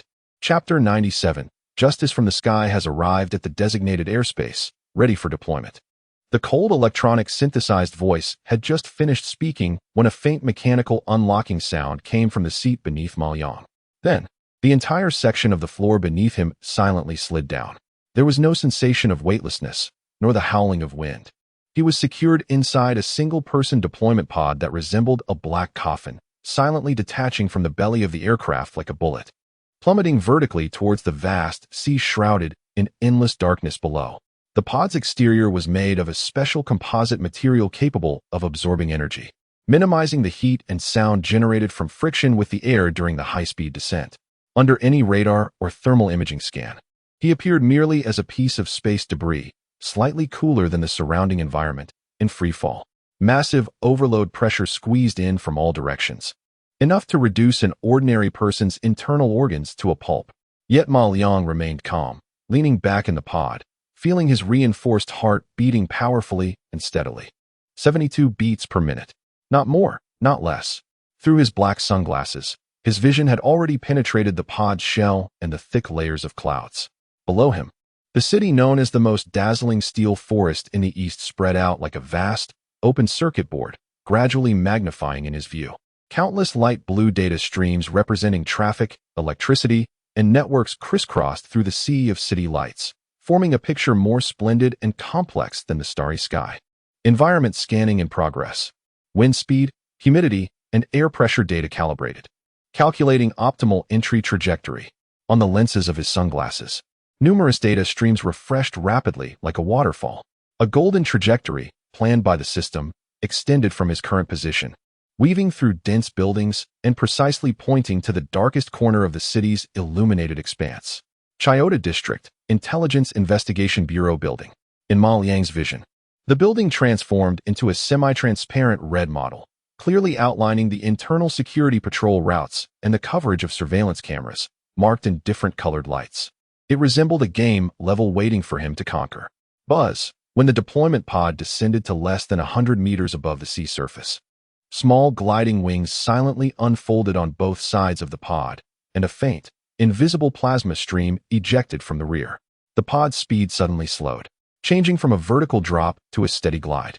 It moved like a true night owl, making no sound, skimming closely over the cold sea surface, silently gliding towards the brightly lit coastline. Tokyo, Shinjuku District. In a dark and damp alley, the air was filled with a strange mixture of the scent of rotting garbage and cheap ramen broth. At the end of the alley, there was a gap between two skyscrapers that was forever shrouded in darkness, untouched by sunlight. Just then, a black shadow descended from the sky without warning. It made no sound, like a leaf blown off by the wind, gently landing in a corner piled with discarded cardboard boxes. It was a black single-person drop pod. Its matte surface blended perfectly into the surrounding darkness. With a hiss, the pod's door slowly opened, releasing a cold white mist. A figure emerged, holding a silver suitcase. He was dressed in a spotless black casual outfit, and even his hairstyle was perfectly in place. He glanced back at the drop pod and lightly touched its surface with his fingertip. Recovery command confirmed. The state-of-the-art pod silently shrank and morphed, like melting wax. Within seconds, ultimately transforming into a piece of garbage. He casually tossed it into the nearby trash bin, just like discarding an empty drink bottle. Standing at the mouth of the alley, he felt the pulse of this unfamiliar city. In the distance, the sharp wail of an ambulance pierced the air, while neon signs above flickered in bizarre colors. A few drunken office workers staggered past the street corner, mumbling curses. No one noticed the unexpected guest in this dim corner. He adjusted his sunglasses, and on the lenses, a red building model representing his final target quietly blinked. A cold smile curled at the corners of his mouth. He was not here for a vacation. He was here to deliver a package that the entire nation could not afford to receive, the most expensive delivery. With the suitcase in hand, he stepped forward, strolling leisurely out of the back alley and merging into the ceaseless crowd of the city. like a drop of water merging into the ocean. And this drop of water carried a deadly poison. Chapter 98. The Maintenance Guy's Knocking Style, Tokyo, Shinjuku. The night was as dark as ink, and the neon lights cast a strange purplish-red hue across the sky.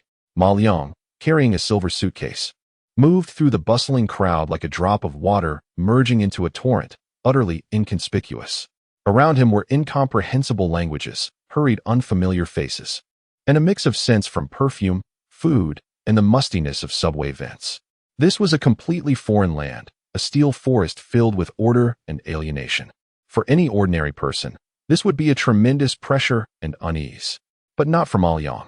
The black sunglasses on his face reflected a waterfall of data silently flowing across the lenses. Real-time environmental language translation module activated. City traffic network data loading. Navigation route planning. Destination, Chiyoda District, Wonchome, Uchiyama. In an instant, all the noisy conversations around him and the flickering signs at the roadside were clearly annotated in the familiar square characters within his view. The entire Tokyo, in his eyes, transformed into an open-world game that had been completely localized. He didn't call for a ride.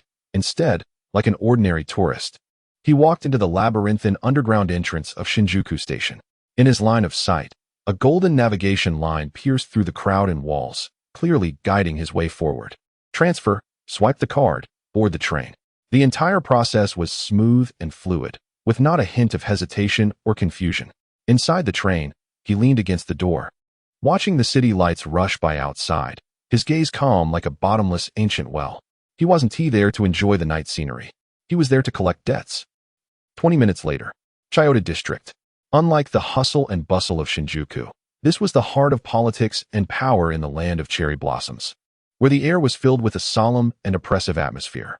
Tall, silent government buildings lined the streets, and black sedans passed quietly, with pedestrians dressed in suits, hurrying along. Ma Liang emerged from the subway station and immediately spotted the modern building made entirely of black glass walls, prominently marked by the system not far away. The headquarters of the Intelligence Investigation Bureau. It loomed like a steel beast crouching in the night, silent yet filled with lethal danger. Surrounding the building were visible and invisible surveillance cameras, with every person entering needing to undergo strict identity verification and security checks. This was one of the most fortified barriers in the land of cherry blossoms. Ma Liang didn't rush closer. He walked into a 24-hour convenience store across the street, bought a can of hot coffee, and leaned against the railing at the store's entrance, quietly watching the building. Like an ordinary person waiting for a friend to finish work. On his sunglasses, a three-dimensional perspective view of the building was slowly rotating. The patrol routes of the security personnel, shift change times, blind spots of surveillance cameras. All the data has been analyzed and quantified by the system, ultimately assembling into precise time windows down to the second. He is waiting for an opportunity. Or rather, waiting for a key. 10 minutes later, a person dressed in gray work clothes, looking like a cleaner from the building's management, pushed a garbage cart out through a side door. A set of keys hung from his waist, along with a white ID card. This is the one. Ma Liang twisted open his coffee and leisurely took a sip. Then, he casually tossed the half-empty coffee can into the nearby trash bin and walked toward the cleaner. He showed no signs of aggression, his steps calm, like a passerby taking a stroll after a meal. The two brushed past each other, the distance barely half a meter. Target ID card data scanning. Data copy complete. Information writing to liquid metal. In the fleeting moment of their intersection, no one noticed that Ma Liang's hand, tucked in his pocket, gently pressed a small glass vial with his thumb. The liquid inside, resembling mercury, surged and morphed instantly. When he withdrew his hand from his pocket, his fingertips bore a brand new white ID card, identical to the one at the cleaner's waist, glistening with a fresh plastic sheen. Even the photo and name on it were perfectly replicated. Ma Liang did not look back. He circled the block, walking leisurely as if digesting his meal. 5 minutes later, when he returned to the side door of the building, it was precisely during the brief 15-second vacuum period calculated by the system. When the surveillance camera shifted and the patrol handover occurred, he approached the door calmly and gently swiped the freshly printed ID card on the card reader. Beep. A soft sound echoed. The red light on the card reader turned green. The heavy electronic lock emitted a faint click as it unlocked. Ma Liang pushed the door open and stepped inside, allowing the door to close silently behind him. He had entered, like an employee returning home. He walked into the secret heart of the nation. The maintenance worker, who had just been furious about the injustice of serving the country's interests, was now transformed into the coldest ghost walking within the enemy's ranks. His purpose was simple: I come to dismantle your house. Chapter 99, Phantom Walk. Click. The heavy electronic door closed silently behind him, completely isolating him from the outside world. Cold, lifeless. This was a corridor illuminated by white lights, casting no shadows. The smooth floor reflected his figure, and the air was filled with the temperature-controlled atmosphere carrying a hint of disinfectant from the central air conditioning system. This was the heart of the enemy. Holding the silver briefcase, Ma Liang moved forward without the slightest pause, like an employee just clocking in, leisurely making his way deeper into the corridor. His movements were composed, unlike those of an intruder. Monitoring evasion A37 in progress. Please turn left in 3 seconds. Patrol personnel approaching 12 meters ahead. Please enter the right storage room. Patrol personnel have passed. On the lenses of his sunglasses, pale blue data streams and golden navigation routes transformed this impregnable fortress into a playground completely open to him. Every camera's scanning angle, every patrol personnel's movement trajectory, was precisely calculated by the system, mapping out an absolutely safe green path for him. He moved like a ghost walking through a waterfall of data, perfectly blending into the operational rhythm of the building, drawing no one's attention. Soon, he arrived at a fork in the corridor. The golden navigation line pointed straight ahead to an electronic door made of frosted glass, with a red indicator light above it, signifying a higher-level access area. He swiped the forged janitor ID card on the reader. Beep beep. The reader emitted a harsh warning sound, and the red light blinked more urgently.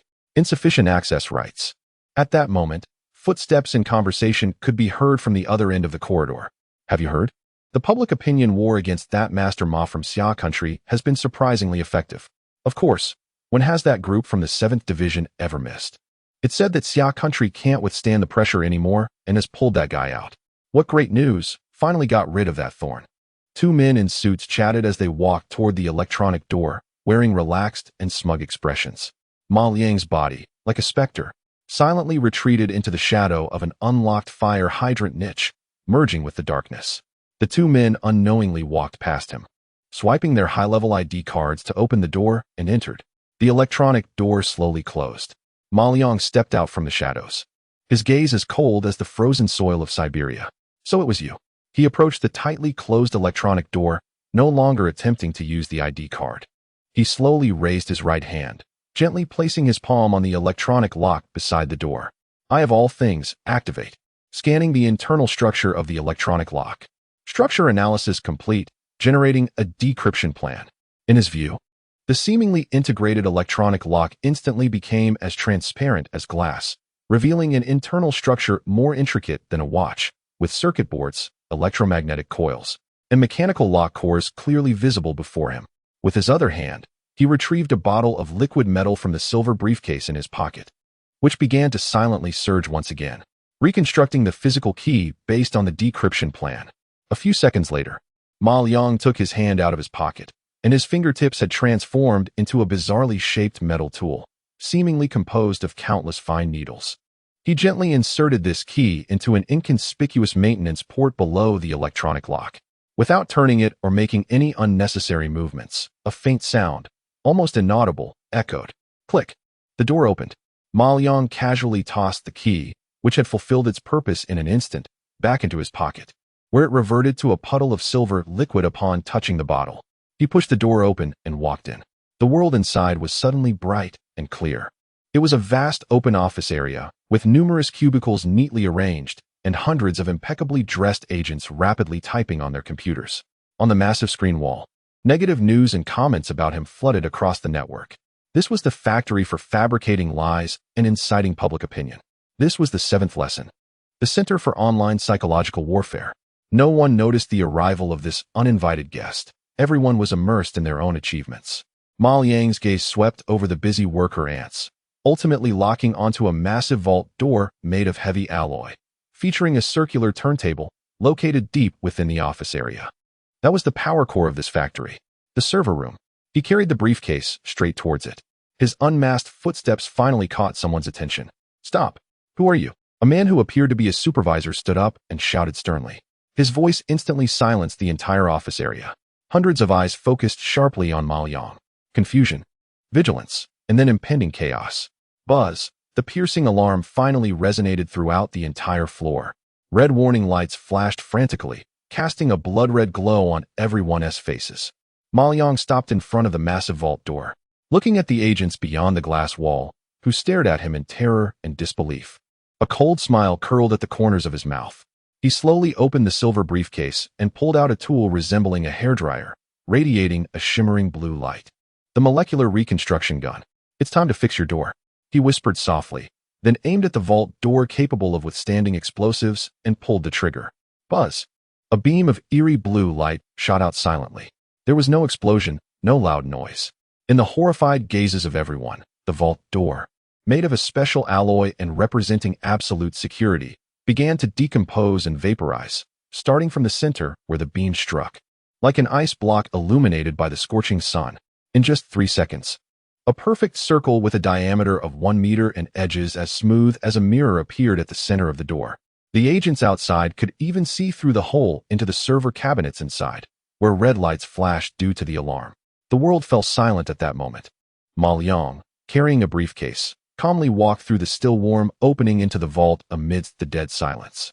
Now, he looked at the servers storing countless dirty secrets and murmured to himself. Begin formatting. Chapter 100. Maintenance list inside the server room. The red warning lights flashed wildly, illuminating the rows of cold cabinets as if they were in hell. The piercing alarm sound was enough to shatter the eardrums of an ordinary person. But Ma Liang seemed oblivious.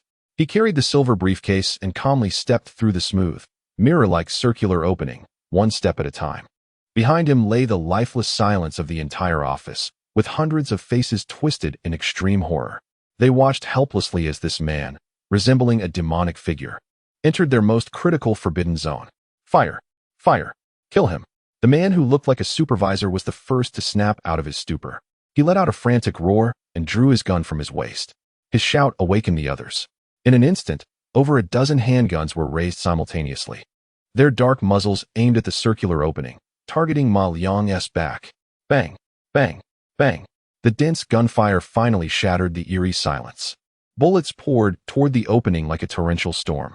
However, Ma Liang didn't even turn around. He stood before the main server cabinet, as if those bullets capable of tearing through steel were nothing more than bothersome mosquitoes. He slowly bent down and took out a small device resembling a USB drive, glowing with blue mystical patterns. Data black hole, basic, found it. His gaze fell upon an inconspicuous physical interface beneath the main server cabinet. It was the bus for data exchanged throughout the entire room. He reached out his hand, ready to insert the data black hole. Just then, the supervisor outside seemed to sense his intention, and the color drained from his face, leaving it pale as ash. No, stop him. Quickly stop him, he yelled frantically, rushing toward the opening. He knew what was inside. It was the culmination of the entire department's efforts over decades. It was all the ammunition for their invisible wars. If those things were lost, he couldn't bear to think further. It was too late. Ma Liang's voice was soft, but clearly pierced through the gunfire and alarms, reaching everyone's ears. Click. A light sound. The data black hole was securely inserted into the interface. System alert. Forcefully taking over the target server, initiating the underlying data destruction program. Countdown 30 seconds. Ma Liang straightened up and turned around, for the first time looking directly at the terrified, desperate faces outside the door. His face still bore the ordinary black sunglasses, revealing no emotion. Buzz, an invisible wave suddenly spread out from the data black hole. All the server cabinets, which had been flashing red warning lights, transformed in that moment, with all indicators turning into an eerie, deep blue, signifying death. The blue lights spread like a virus, racing along cables and buses, rapidly enveloping every corner of the server room at a visible speed. The buzzing sound that signified high-speed data processing in the room began to become chaotic, sharp, and ultimately ceased. It was as if a person's heart had been instantly crushed. Silence. A silence more complete and unsettling than before. All the indicator lights on the servers extinguished. 30 seconds. Even less than 30 seconds. This place had turned into a cold grave made of expensive metals and silicon chips. All data, all secrets, all sins were completely erased at the most fundamental physical level in just a few seconds. Irreversible. Unrepairable. Ah! The supervisor let out a beast-like wail, his eyes bloodshot, completely losing his sanity. He rushed in through the opening with a gun aimed at Ma Liang's head. Ready to pull the trigger. Ma Liang merely watched him quietly.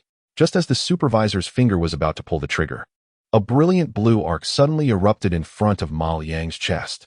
The seemingly ordinary black vest lit up with blue patterns, forming a visible micro-force field. The handgun in the supervisor's hand, along with his gripping hand, was struck by an invisible hammer, instantly flying out of his grasp, his wrist twisting unnaturally. He screamed and was knocked back, crashing heavily against the cold cabinet, losing consciousness. The remaining agents blocking the doorway were left dumbfounded. They stared at the man surrounded by blue arcs, his cold sunglasses and gun feeling like a heavy weight that they no longer had the courage to lift. Ma Liang removed the now completed data black hole and casually tossed it back into the suitcase. Then, he picked up the case and stepped toward the opening. A soft sound, lighter than a breath. The two agents in front suddenly stiffened, their faces frozen in fear. They looked down in disbelief, but found nothing. The next moment, they collapsed. Losing consciousness, the watch on Ma Liang's wrist flickered with a barely noticeable glimmer. He didn't kill anyone. He just let them sleep for a while. He passed through the opening and entered the chaotic office. He walked past those agents slumped on the ground or cowering in corners, his pace steady. The alarm continued to blare piercingly. The red warning lights stretched his shadow long on the wall. He resembled a king surveying his territory, cold yet commanding absolute authority. Only when he reached the office's main entrance did he stop, glance back at the chaos he had created, as if admiring his own masterpiece. He gently pushed up the sunglasses on his nose, murmuring to himself with a hint of mocking amusement. The repairs are complete. Remember to leave a 5-star review. Chapter 101. Tokyo Storm. Ma Liang pushed open the office door. Behind him, there was a piercing alarm and chaos everywhere. He didn't look back. Like an ordinary employee just getting off work, he calmly walked into the empty corridor and pressed the down button for the elevator. Ding! The elevator doors slowly opened. He picked up the silver briefcase and stepped inside. Just as the doors were about to close, he could see at the end of the corridor a large number of special response team members in black combat uniforms, armed with assault rifles, surging in like a tide. Fear and rage were etched on their faces. The elevator doors silently closed, completely isolating the noise and confusion outside. On the smooth metal door, Ma Liang's face, wearing sunglasses, was reflected, calm and indifferent.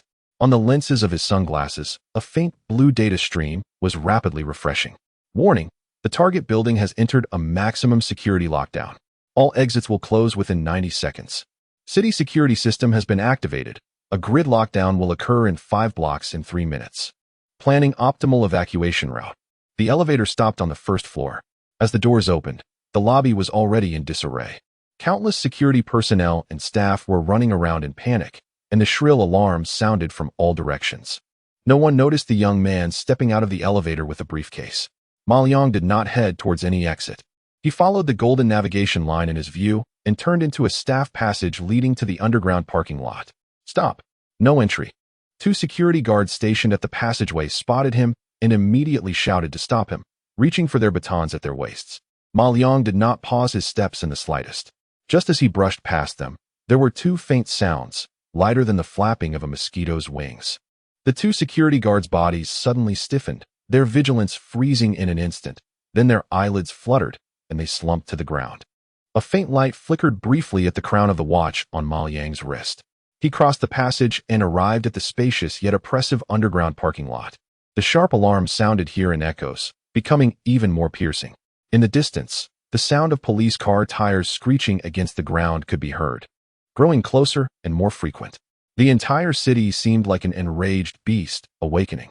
In a certain country south military parade village, within an absolute fortress, the atmosphere was so oppressive it felt like it could drip with water.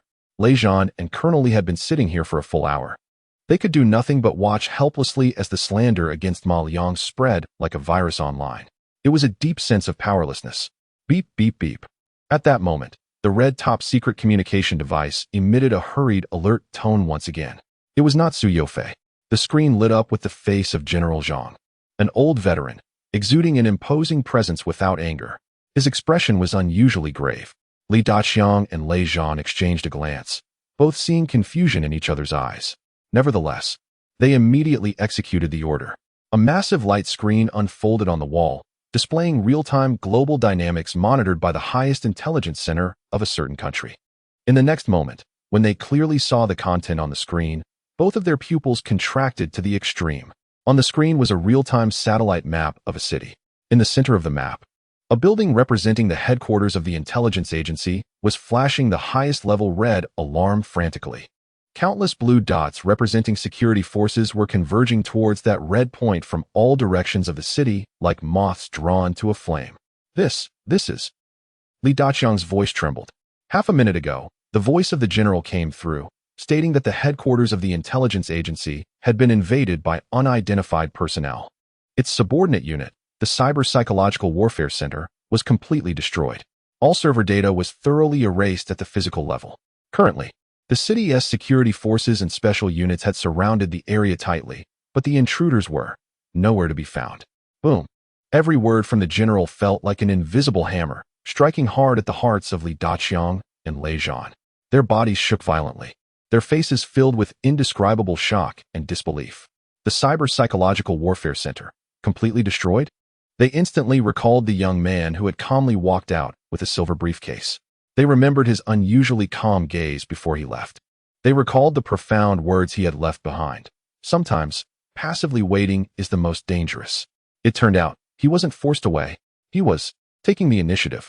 Alone, with just a briefcase, he charged into the enemy's stronghold, stirring up a tremendous storm in the heart of the most fortified area. This madman. Lei Zhan's lips trembled slightly, and for the first time, a complex mix of fervor and awe appeared on his icy face.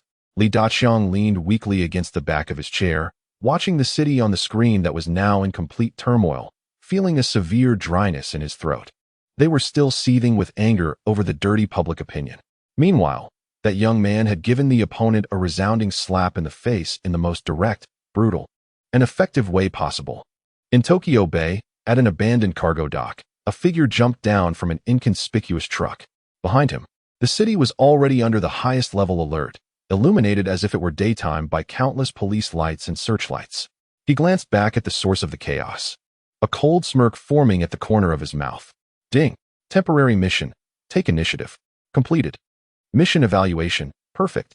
Reward settlement in progress. Reward 1. Experience points 5,000. Reward 2. Cash 10,000,000 yuan. Reward 3. System toolbox upgrade permission activated. Buzz. A faint vibration of air resonated in the night sky above. The pitch-black raven hovered silently like a ghost, lowering its gangway. Ma Liang, holding his silver briefcase, ascended step by step. Now, he looked down at the city engulfed in immense panic and chaos, murmuring to himself, "The game has only just begun." Chapter 102. The General's decision. The pitch-black transport aircraft, resembling a shadow merging with the night, ascended silently, changing direction and rapidly returning along the route it had come. Inside the cabin, Ma Liang leaned back in his seat, taking one last glance through the small window at the city below, engulfed in chaos and panic. Countless police lights flashed like erratic pulses, wildly flickering within the city's veins. The piercing sound of alarms seemed to penetrate the cabin walls, reaching his ears even at high altitude. He had ignited this storm. Yet, he was merely a passerby. Ma Liang withdrew his gaze, no longer paying attention to the raging waves behind him. He focused entirely on the familiar blue screen in his mind. Ding. Temporary task. Take the initiative. Completed. Task evaluation. Perfect. Task reward settlement in progress. Reward 1. Experience points 5,000. Reward 2. Cash 10,000,000. Reward 3. System toolbox upgrade permission activated. He bypassed the experience and cash rewards, his eyes locking onto the last line of text. System toolbox upgrade permission. This was the greatest gain from his trip to Tokyo. Would you like to use the upgrade permission immediately? The system's cold prompt echoed in his mind. Yes. Without hesitation, Ma Liang placed the silver briefcase he had been holding on his lap. At the moment he confirmed, the seemingly ordinary metal case suddenly glowed with a faint blue light. Countless invisible mysterious patterns seemed to come alive, rapidly flowing and rearranging across the surface of the case. A barely audible vibration, as if from another dimension, emanated from within the case. Ma Liang could feel the weight and internal structure of the case undergoing some unfathomable change. It was no longer just a simple container. It was evolving. System Toolbox Upgrade Module Loading. Please choose one of the following 3 upgrade directions. 3 brand new screens popped up in Ma Liang's mind, resembling a skill tree in a game. Option 1, Microfactory Module. Description: unlock the ability to create basic materials. Can consume basic atoms from the material library to perform additive manufacturing on specified items, generating ultra-high precision parts not exceeding 1 cubic centimeter from thin air. Note: this module will significantly increase the energy consumption of the toolbox. Option 2, High Energy Core. Description: generate an independent, controllable micro-high-energy reaction core within the toolbox. Can provide nearly unlimited energy support for all system tools and can serve as an independent external energy output. Initial output power, 100 kilowatts. Option 3, Remote Operation Unit. Description: unlock the use of microdrone swarms. Through the eye of all things, remote control can be achieved, executing various tasks such as reconnaissance, transportation, and precision operations. Initial operational radius, 5 kilometers. Ma Liang's gaze slowly swept over the 3 options. Each option represented a terrifying capability that could potentially disrupt the existing technological landscape. The microfactory meant he could create precision parts that were blocked by technology from scratch. The remote operation unit meant he could operate like a true ghost, controlling worker bees to accomplish impossible tasks from 1,000 miles away. However, his gaze ultimately settled on the second option, the high-energy power core. Energy. This is the cornerstone of all cutting-edge technology and the lifeblood of any industrial system, from mobile phones to aircraft carriers, and even the lithography machines that are still regarded as insurmountable barriers. All bottlenecks ultimately point to energy, whether it's energy conversion efficiency or output power. With it, all the godlike tools in his hands would no longer have any endurance concerns. More importantly, he could provide an unprecedented, powerful heart for those national heavyweights that truly require massive energy support. I choose the high-energy power core. Ma Liang made his decision in his heart. Choice confirmed. High-energy power core module is integrating. The silver briefcase on his legs suddenly glowed brightly. The metal shell in the center of the case retracted like melting liquid, and a spherical core emitting a soft white light slowly rose from inside the case, then quietly sank back, perfectly merging with the toolbox. The glow on the surface of the case gradually faded, returning to its original unadorned metallic texture. But Ma Liang knew it was different now. From this moment on, what he carried was no longer a toolbox, but a walking miniature nuclear power station. In the military parade village of a certain country, within an absolute fortress, Colonel Li and Lei Zhan stood like 2 petrified statues, staring intensely at the screen showing a city engulfed in chaos, their minds blank. It wasn't until the deep voice of General Zhang Yuanchao came through the communicator that they were pulled back from their shock. Li Daqiang, Lei Zhan. Yes. The 2 instinctively straightened their bodies, their voices trembling without them even realizing it. Regarding Ma Liang, General Zhang's tone carried an unprecedented complexity, a mix of shock, fear, and a hint of helplessness, as if to say, we all misjudged him. We thought he was a sharp scalpel that needed our protection. But now it seems, he is not a scalpel. The old general paused, seemingly searching for the right word. He is a strategic cruise missile whose trajectory we cannot predict and whose power we cannot estimate. The Adam's apple of Lei Zhan rolled up and down, reminding him of Ma Liang's calm gaze when he left. The resentment he felt from being abandoned had long been replaced by a sense of awe. Like looking up at a towering mountain, he whispered, General, we were still angry about the dirty water thrown at us online. I didn't expect that he directly took down the factory that was spreading the rumors. Indeed, Colonel Li replied with a bitter smile. I have never seen such a way of solving problems in my life. Therefore, we need to reassess his position. The voice of General Zhang instantly became serious and resolute. From now on, eliminate all negative information about him online, at all costs. Any media and accounts that incite trouble, I want them all shut down. Also, immediately elevate his confidentiality level to the highest. All actions related to him will be personally managed by me. He is not our pawn, nor our weapon. He is our trump card. The communication ended. Inside the fortress, silence returned. Lei Zhan and Colonel Li exchanged glances, each seeing a sense of relief and unprecedented anticipation in the other's eyes. The storm had already begun to brew. and the young man who stirred the storm was on his way home. This time, no one could stop him. Chapter 103. Undercurrents in a secret emergency command center located 7 floors underground. The atmosphere was as tense as the deep sea ice. Unlike the ruins above that had been physically formatted, this place still operated efficiently and coldly. However, every staff member wore a look of terror and silence, as if doomsday had arrived. A man dressed in a black suit, with meticulously styled hair and sharp eyes like an eagle, stood quietly in front of a large display screen. His name was Kuroda Ryuichi, the deputy director of the intelligence agency and the direct superior of the completely destroyed 7th Division. On the screen, a surveillance video that had undergone numerous technical repairs played in a loop, yet remained unclear. A man carrying a silver briefcase calmly walked through the door and, in an incomprehensible manner, melted through the vault, then, within 30 seconds, turned the hard work of the entire 7th Division into a pile of scrap metal. Bang! Kuroda Ryuichi slammed his fist on the cold metal table. Baka! His low growl echoed like a wounded beast roaring. One person, just one person, destroyed our most proud network barrier. Can anyone tell me how this happened? Behind him stood several lucky survivors from the 7th Division who had escaped from above, all with heads bowed, their bodies trembling violently with fear, none daring to speak. Shame. An unprecedented shame. Just moments ago, they had been celebrating their success in a public opinion battle against a master from a neighboring country. In the blink of an eye, their adversary had come crashing into their home in a way they could never have imagined, flipping their tables. This was not revenge. This was a crushing defeat.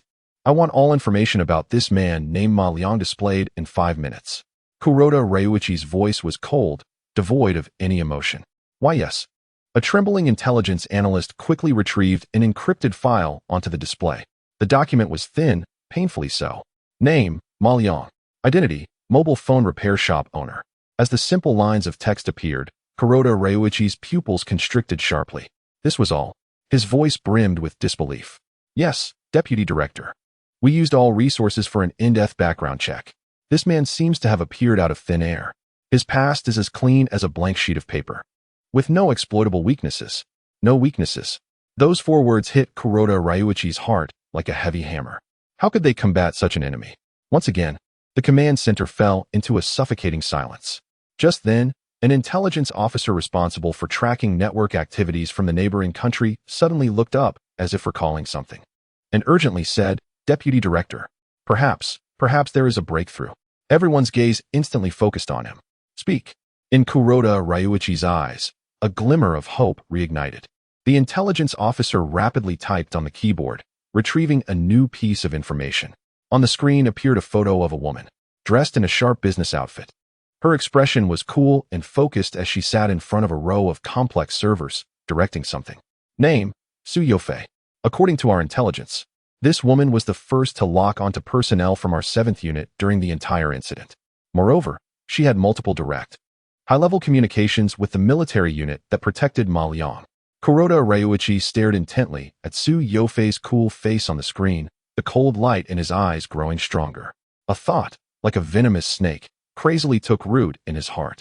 A man, especially a young and powerful man like Ma Liang, can have no past, no family. But he cannot be devoid of desire. It is impossible to have no woman. Heh. Kuroda Ryuichi's lips suddenly curled into a cruel and twisted smile. So that's it. He muttered to himself like a madman who had discovered a new continent. We cannot deal with that devil, but we can break his most beautiful wings hidden behind him. A pathological sense of vengeful pleasure flickered in his eyes. The devil can bleed too, especially when watching his woman die before him. He suddenly turned around and issued a cold command to a shadow behind him, who had remained silent and exuded a strong scent of blood. Onikiri. The shadow slightly bowed. Activate the highest level overseas operation plan. Target, a certain country, capital city. Su Yofei. Kuroda Ryuichi's voice was like a curse from hell. I don't care what method you use, sneaking in, assassination, or kidnapping. I want her to completely disappear from this world. I want that man named Ma Liang to know the consequences of angering the great cherry blossom empire. Yes, the shadow named Onikiri replied in a low voice, then silently retreated into the deeper darkness. Meanwhile, Su Yofei was rubbing her slightly swollen temples, picking up a cup of coffee that had gone cold, and taking a harsh sip. She had been working here for over 36 consecutive hours. Yet, involuntarily, the image of a figure carrying a silver suitcase, calmly walking out of the absolute fortress, floated into her mind. And last night's shocking Tokyo storm. That guy really is a madman who plays by his own rules. Little did she know, a deadly crisis was quietly enveloping her like an invisible black net. Approaching from the distant shores of the East China Sea. Chapter 104. An unwanted expression. The turmoil in Tokyo has stirred invisible waves internationally. However, within the isolated stronghold of the Parade Village, an unusually calm period has arrived. Ma Liang has returned, quietly, just as he left. Aside from a few people like Zhang Yuanchao, Colonel Li, and Lei Zhan, no one knows what kind of earth-shattering storm this young man has just stirred in a steel metropolis on the other side of the world. To ease the tension that has built up over the past few days, and to conduct a special ideological mobilization, General Zhang Yuanchao has approved a collective activity, watching a movie. It is a newly released war blockbuster set against that painful historical backdrop, titled Nanjing, a photo album. Inside the small screening room of the stronghold, the lights are dim. The huge screen displays scenes of war, with explosions and gunfire, pulling everyone back to that era of humiliation and resistance. The air is thick with a stifling, heavy atmosphere. Ma Liang sits in the back, lazily leaning against the chair. He has little interest in such collective activities, but since it was arranged by General Zhang, he feels he can't refuse. After all, having just caused such a significant disturbance outside, he ought to give the old general some respect. His gaze sweeps across the room in the dim light. In the front row, Colonel Li's dark face is tightly set, illuminated by the fiery glow on the screen, his fists clenched tightly, the veins on the back of his hands bulging. Next to him, Lei Zhan, the usually cold and unyielding Special Forces leader, has reddened eyes, his chest slightly heaving with heavy breaths. The surrounding technical officers and soldiers are all gritting their teeth, their faces marked with sorrow and humiliation. This is a fundamental and sincere emotional resonance, a collective memory etched in the bones of this nation. Ma Liang retracts his gaze, instinctively glancing at the figure sitting not far from him, slightly in front. Su Yofei.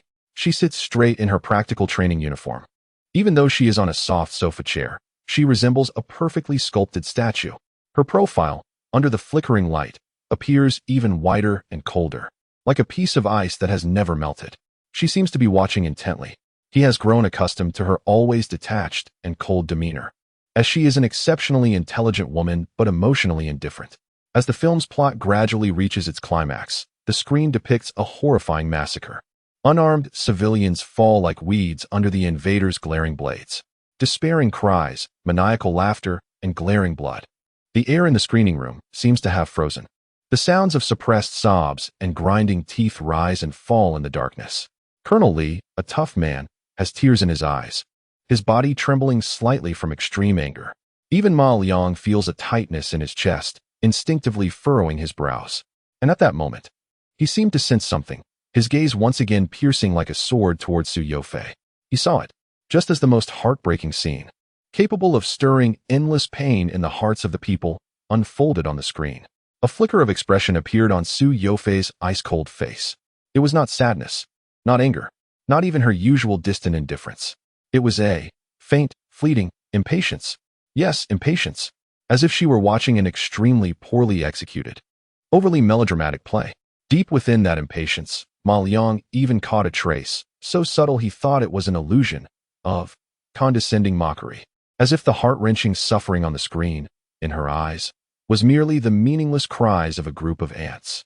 This expression lasted for less than half a second, so quick that no one could notice. In the next moment, her face returned to its icy calmness. But Ma Liang saw it. Clearly. Boom. A thunderclap exploded in Ma Liang's mind. Something was off. This was far from right. A person can be indifferent, can lack compassion. But in the face of such a shared scar of an entire nation, a citizen of that nation should never, and could never, show such an expression. That was not the gaze of a compatriot regarding a historical tragedy. That was the gaze of an outsider, looking down on a farce that had nothing to do with them. The hint of laziness and boredom on Ma Liang's face vanished in an instant. He leaned back in his chair, his body remained still, but his eyes became incredibly deep and sharp. He began to reassess this woman. Every detail of her appearance, every word she spoke, every action she took replayed swiftly in his mind, analyzing and reassembling. Her perfection, her efficiency, her calmness, her genius. And that perfect flawlessness of her coldness. Perhaps that coldness was not a personality trait at all, but rather the most perfect mask to cover everything.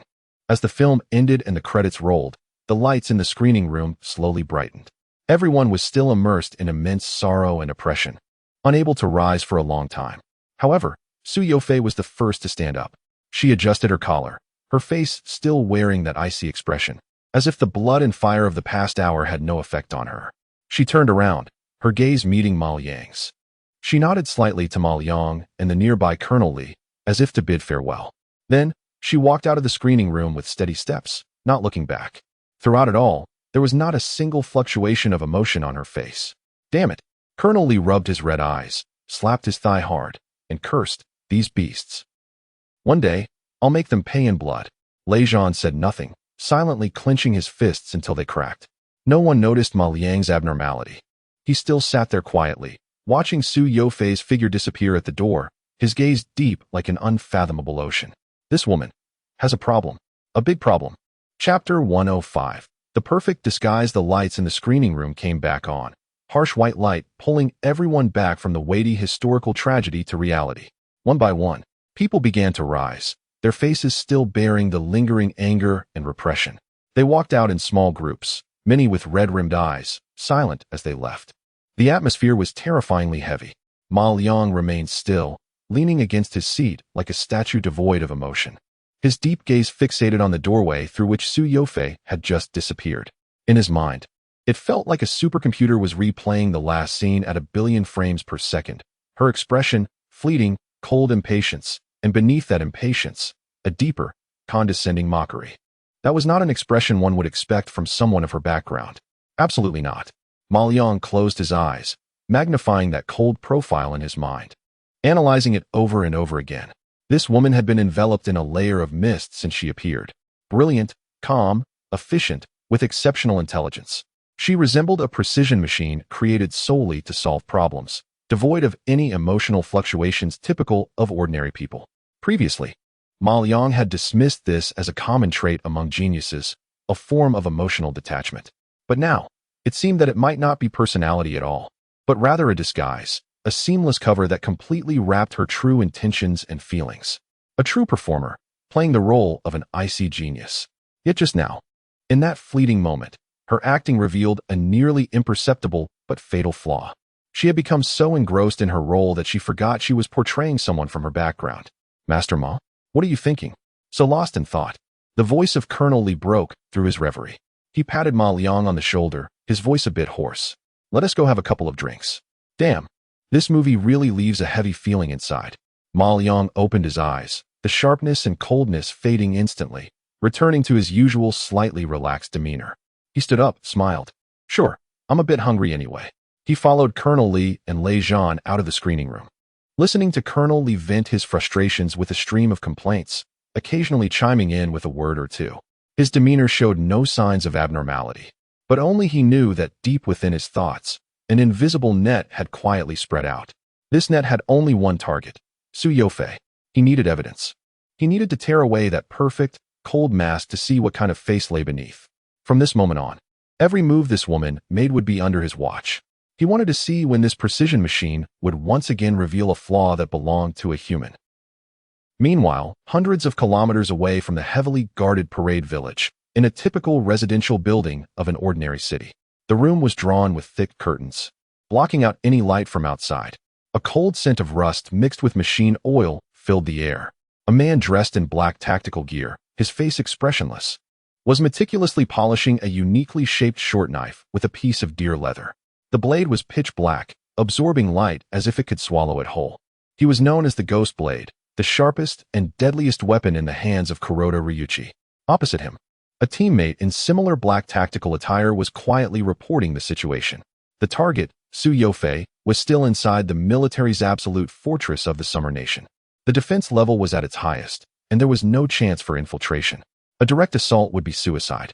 The Ghost Blade continued to wipe the knife without pausing, his voice emerging like a cold, hoarse metallic rasp from his throat. "Then let her come out on her own." The teammate hesitated for a moment, but, according to intelligence, The project she is responsible for is central to the upcoming parade. She can't leave before the task is completed. Then give her a reason she must leave. The ghost blade slowly raised his head, his eyes devoid of any human emotion, reflecting a beast-like calmness and cruelty. The cybersecurity of the Summer Nation was not impenetrable. They had too many bloated and outdated state-owned enterprises. Those were their weak points. A cold smile crept across his lips.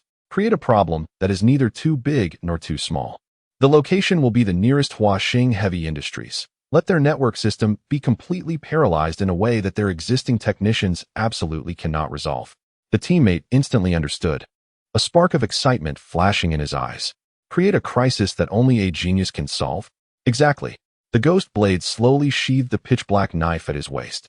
When their technicians are at a loss, and the entire production line of Huaxing Heavy Industries comes to a halt due to network issues, the pressure will naturally fall on that absolute fortress. What will they do? They will dispatch their top experts to resolve the issue. And that expert will be our target, Su Yofei. The ghost blade stood up and walked to the window, gently lifting a corner of the curtain to look toward the direction of the parade village. In his eyes flickered the determined glint of a hunter spotting its prey. Notify everyone to be ready. On the way to Huaxing Heavy Industries, choose the cleanest spot. When she steps out of that shell, that road will be her burial ground. Understood, the teammate replied in a low voice, then quietly slipped out of the room like a ghost. The room returned to silence once more. A deadly trap aimed at Su Yofei had begun to take shape. At this moment within the absolute fortress, besides Ma Liang, no one knows that a storm is about to descend. Nor does anyone realize that the flawless genius expert in their eyes may be hiding a chasm more terrifying than the storm itself. Chapter 106. The distress call from Huaxing Heavy Industry inside the absolute fortress. There was a stillness in the air, reminiscent of the calm before a storm, mixed with the cold scent of metal and coolant. Ma Liang sat in front of the control console, his eyes seemingly fixated on the rapidly refreshing data streams. Yet there was no focus in his pupils. Replaying in his mind was the cold and impatient profile of Su Yofei from yesterday in the screening room.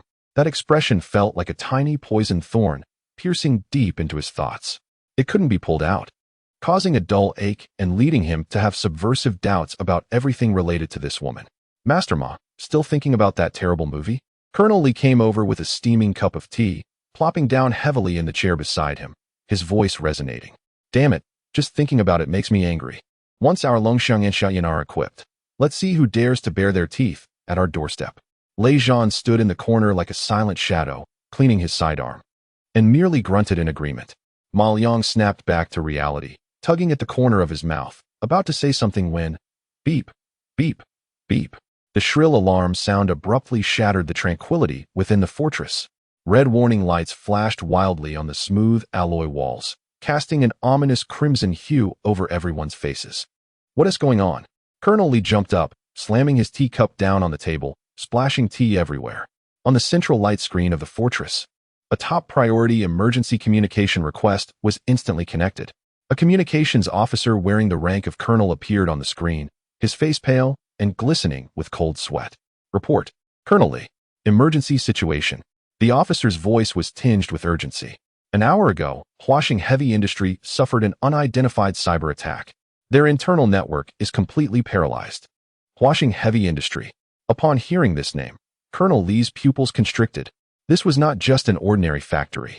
It was one of the most important military-civilian dual-use heavy equipment manufacturing bases in the country, responsible for a large number of parade equipment's post-support and parts production.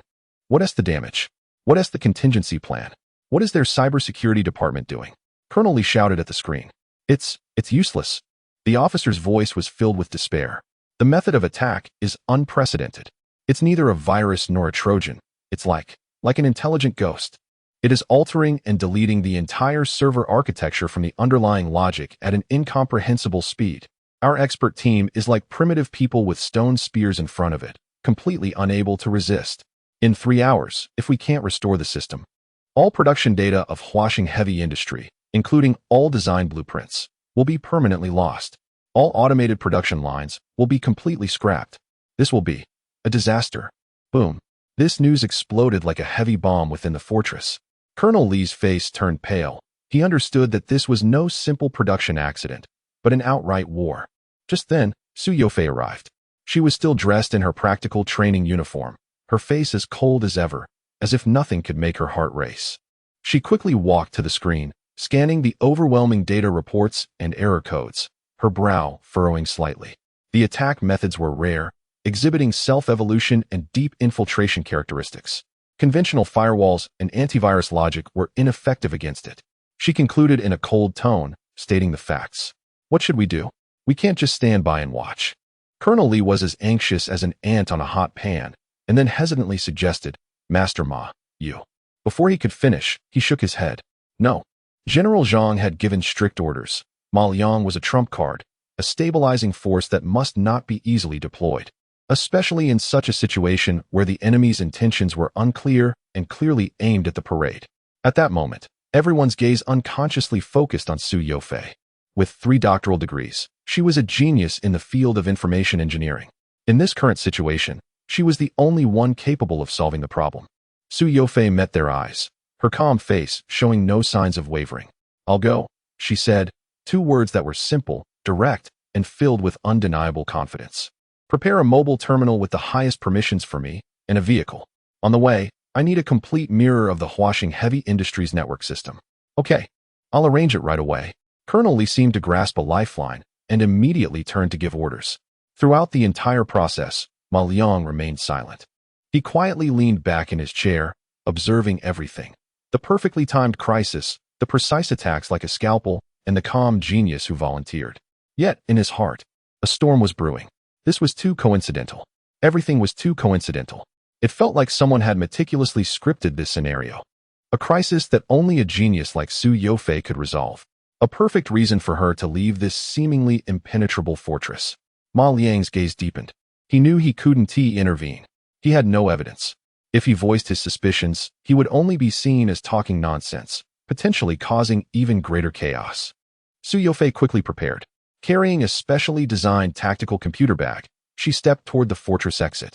As she passed by Ma Liang, she paused for a moment, her cold gaze sweeping over him, seemingly puzzled by his silence. Is there a problem? She asked. Ma Liang looked up, meeting her gaze, and suddenly revealed a meaningful smile. It's nothing, he said slowly. I just think the outside world is dangerous, Colonel Su. Some problems can't just be resolved by typing on a keyboard. Su Yofei furrowed her brows again, seemingly unable to grasp the deeper meaning behind Ma Liang's words.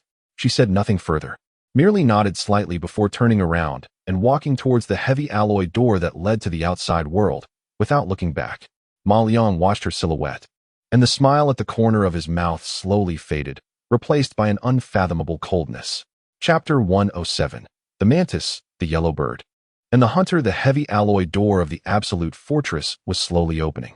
Outside, a black special anti-explosion off-road vehicle was quietly waiting, like a steel beast lurking in the shadows. Su Yofei, carrying her tactical laptop bag and dressed in a sharp military uniform, still wore her usual icy expression. She was ready to set off. Colonel Su, please be careful on the way. Colonel Lee, following behind, continued to express his concerns. We have cleared all suspicious vehicles along the route, and the security level has been raised to the highest. However, since the enemy can attack Huaxing Heavy Industries using such methods, we cannot rule out the possibility of further actions. Anxiety was written all over his face. The crisis at Huaxing Heavy Industries hung over everyone like the sword of Damocles, and Su Yofei was currently their only hope to dismantle that sword. Understood. Su Yofei merely nodded lightly, her steps not slowing at all. In the corner, Lei Zhan stopped cleaning his sidearm and silently observed the scene, his gaze sharp as a knife. The atmosphere within the fortress had become incredibly tense due to this sudden incident. Only Ma Liang remained unaffected. Leaning against the control console chair, his posture unchanged, he even wore a hint of nonchalance on his face. He watched the cold and resolute figure about to step out the door, his eyes deep and inscrutable, leaving no one knowing what he was thinking. Wait. Just as Su Yofei was about to step out the door, Ma Liang's slightly hoarse voice suddenly echoed in the quiet fortress. Everyone's movements paused. Colonel Lee and Lei Zhan turned around abruptly, looking at Ma Liang in confusion. Su Yofei also stopped, turning back, her cold eyes now showing a hint of clear curiosity as she looked at the man who had been silent. Ma Liang slowly stood up from his chair, stretched his neck, and made a slight cracking sound. He didn't look at Colonel Lee or Lei Zhan, but but directly fixed his gaze on Su Yofei's face. "I will go with you," he said, his tone as flat as if he were discussing what to have for dinner. Boom. This statement was even more shocking than the previous urgent alert. "No." Colonel Li immediately jumped out to oppose, without a second thought. "Master Ma, absolutely not. What is your status? General Zhang has given a death order. You cannot leave the fortress even a step. No one knows what the situation outside is like. It's too dangerous." Lei Zhan frowned as well. Although he didn't speak, the disapproval in his gaze said it all. To send the nation's trump card to be a bodyguard for an expert? This was simply absurd. Ma Liang, however, seemed to ignore Colonel Li's words. He just stared at Su Yofei, a playful smile curling at the corner of his mouth. "What? Afraid that my presence will hinder you?" This remark seemed abrupt. But to Su Yofei, it felt laden with meaning. Her brows furrowed slightly tighter, barely perceptibly. Ma Liang walked straight up to Su Yofei, less than half a meter apart. In the air, it felt as if invisible sparks were colliding. One was as cold as a mountain, the other as deep as the sea. Yet, in Ma Liang's heart, there was a calculated chill. What organization? Putting on such a grand show, just to give you the deepest undercover ace. A reasonable excuse to go out and connect with them for intelligence? Very well. I'll see for myself who this big fish is actually meeting. The mantis stalks the cicada, unaware of the oriole behind. I want to see who will be the final oriole. He thought he had seen through everything. Yet, he did not realize that in the deeper darkness, there was a knife named Ghost Cut, waiting to prey on the mantis. He thought he was the hunter capturing the traitor. Instead, by a twist of fate, he became the sole and strongest guardian of that traitor. "My safety does not require your responsibility." Su Yofei met Ma Liang's gaze, her voice still icy. "No." Ma Liang shook his head, the smile at the corner of his mouth growing wider. "I am not responsible for your safety. I am here to ensure that my mission will not encounter any accidents due to the foolishness or betrayal of certain individuals." After saying this, he no longer gave anyone a chance to respond, grabbing his silver briefcase and being the first to walk out of the door that symbolized absolute safety. The sunlight shone on him, casting a long, elongated shadow. Su Yofei stood in place, watching his back, and for the first time, a complex ripple emerged in her calm, clear eyes, one that she herself had not yet noticed. Colonel Li and Lei Zhan exchanged a glance, ultimately sighing helplessly. "Lei Zhan, take the best of Sharp Blade and follow. No matter what, ensure the safety of the two advisors." Yes, a deadly escort mission and a journey filled with hidden agendas had begun. Chapter 108. Deadly Companions. The heavy sound of the alloy door scraping against the ground echoed within the absolute fortress. Outside, blinding sunlight surged in, illuminating the dust particles suspended in the air. A fully black, rugged special explosive-proof off-road vehicle stood silently at the entrance like a silent steel beast. Ma Liang, holding his silver briefcase, expressionless, was the first to step out. He did not look back. Su Yofei followed closely behind, her cold face revealing no emotion. "Lei Zhan," the voice of Colonel Li rang out from behind, filled with an uncontrollable anxiety. "Take the elite team of Sharp Blade. 3 vehicles for escort. Maintain combat formation. I authorize you to open fire without warning on any target approaching within 100 meters of the convoy." "Understood." In the corner, Lei Zhan responded in a low voice, then issued a series of concise tactical commands into his earpiece. Soon, 2 other vehicles of the same model emerged from the shadows, forming a standard triangular attack and defense formation with the vehicle Ma Liang was in. The doors closed. The world instantly fell silent. The interior of the vehicle was spacious, but the air felt stifling. Ma Liang and Su Yofei sat on opposite sides of the back row, separated by enough space for 2 more people. Neither spoke. Ma Liang lazily leaned back in his seat, resting his head against the window, his gaze seemingly fixed on the rapidly retreating scenery outside. However, 99% of his attention was focused on the woman beside him. What was hidden behind this cold mask? He was genuinely curious. Su Yofei completely ignored Ma Liang's scrutiny. She opened the tactical computer on her lap, her long, fair fingers flying across the keyboard, lines of code rapidly refreshing on the screen, incomprehensible to an ordinary person. She seemed fully immersed in her work. "Your presence is unnecessary." Suddenly, Su Yofei spoke. Her voice was as cold as her demeanor, lacking any warmth. Her gaze never leaving the screen. "An ineffective bystander only adds pressure to the security team and decreases the overall efficiency of the mission." Hearing this, a slight smile curled at the corners of Ma Liang's mouth, hinting at amusement. He turned his head to look at Su Yofei's perfect profile. Is that so? I actually think my presence can at least ensure that some people's performance won't go too overboard. Su Yofei paused her typing for a brief moment. She finally raised her head, her cold eyes meeting Ma Liang's for the first time. I don't understand what you mean. You will understand. Ma Liang smiled, leaning his head back against the window again. Falling silent, he was waiting for this fish to reveal its flaws. He believed that no matter how skilled an actor was, there would always be a curtain call, and he would be the best audience. Meanwhile, 30 kilometers away from the convoy, beneath an abandoned overpass, a man dressed in black tactical gear was meticulously cleaning a pitch-black short knife with a piece of deer hide. He was known as Ghost Cutter. The target had departed and was expected to reach the designated ambush point in 15 minutes. A voice, cold and devoid of emotion, came from the shadows behind him. The convoy was the highest-level wartime escort formation, composed of 3 special armored vehicles capable of withstanding 20mm armor-piercing rounds. A direct assault would result in significant casualties for us. Ghost Cutter continued to wipe the knife without pausing. What I need is not a direct assault. His voice was hoarse, like 2 rusty metal plates grinding against each other. What I need is an accident from which there is absolutely no escape. He slowly raised his head, his eyes reflecting a calm and ruthless demeanor akin to that of a beast. Prepare the heavy trucks in positions 1 and 2. I want this bridge to collapse as they pass. As for the target, he glanced at the tablet handed to him by a team member, which displayed photos of Su Yofei and Ma Liang. That woman must die. Understood. The team member replied in a low voice before retreating into the deeper shadows. Ghost Cutter stood up, slowly sheathing the pitch-black knife at his waist. He gazed in the direction of the approaching convoy, a cold curve forming at the corner of his mouth. The hunt was about to begin. Buzz. The convoy traveled steadily along the expressway leading to the suburbs. On either side of the road were neatly arranged green belts, and beyond that, rows of factories and high-rise buildings. Everything appeared to be perfectly normal. The atmosphere inside the vehicle remained cold and oppressive.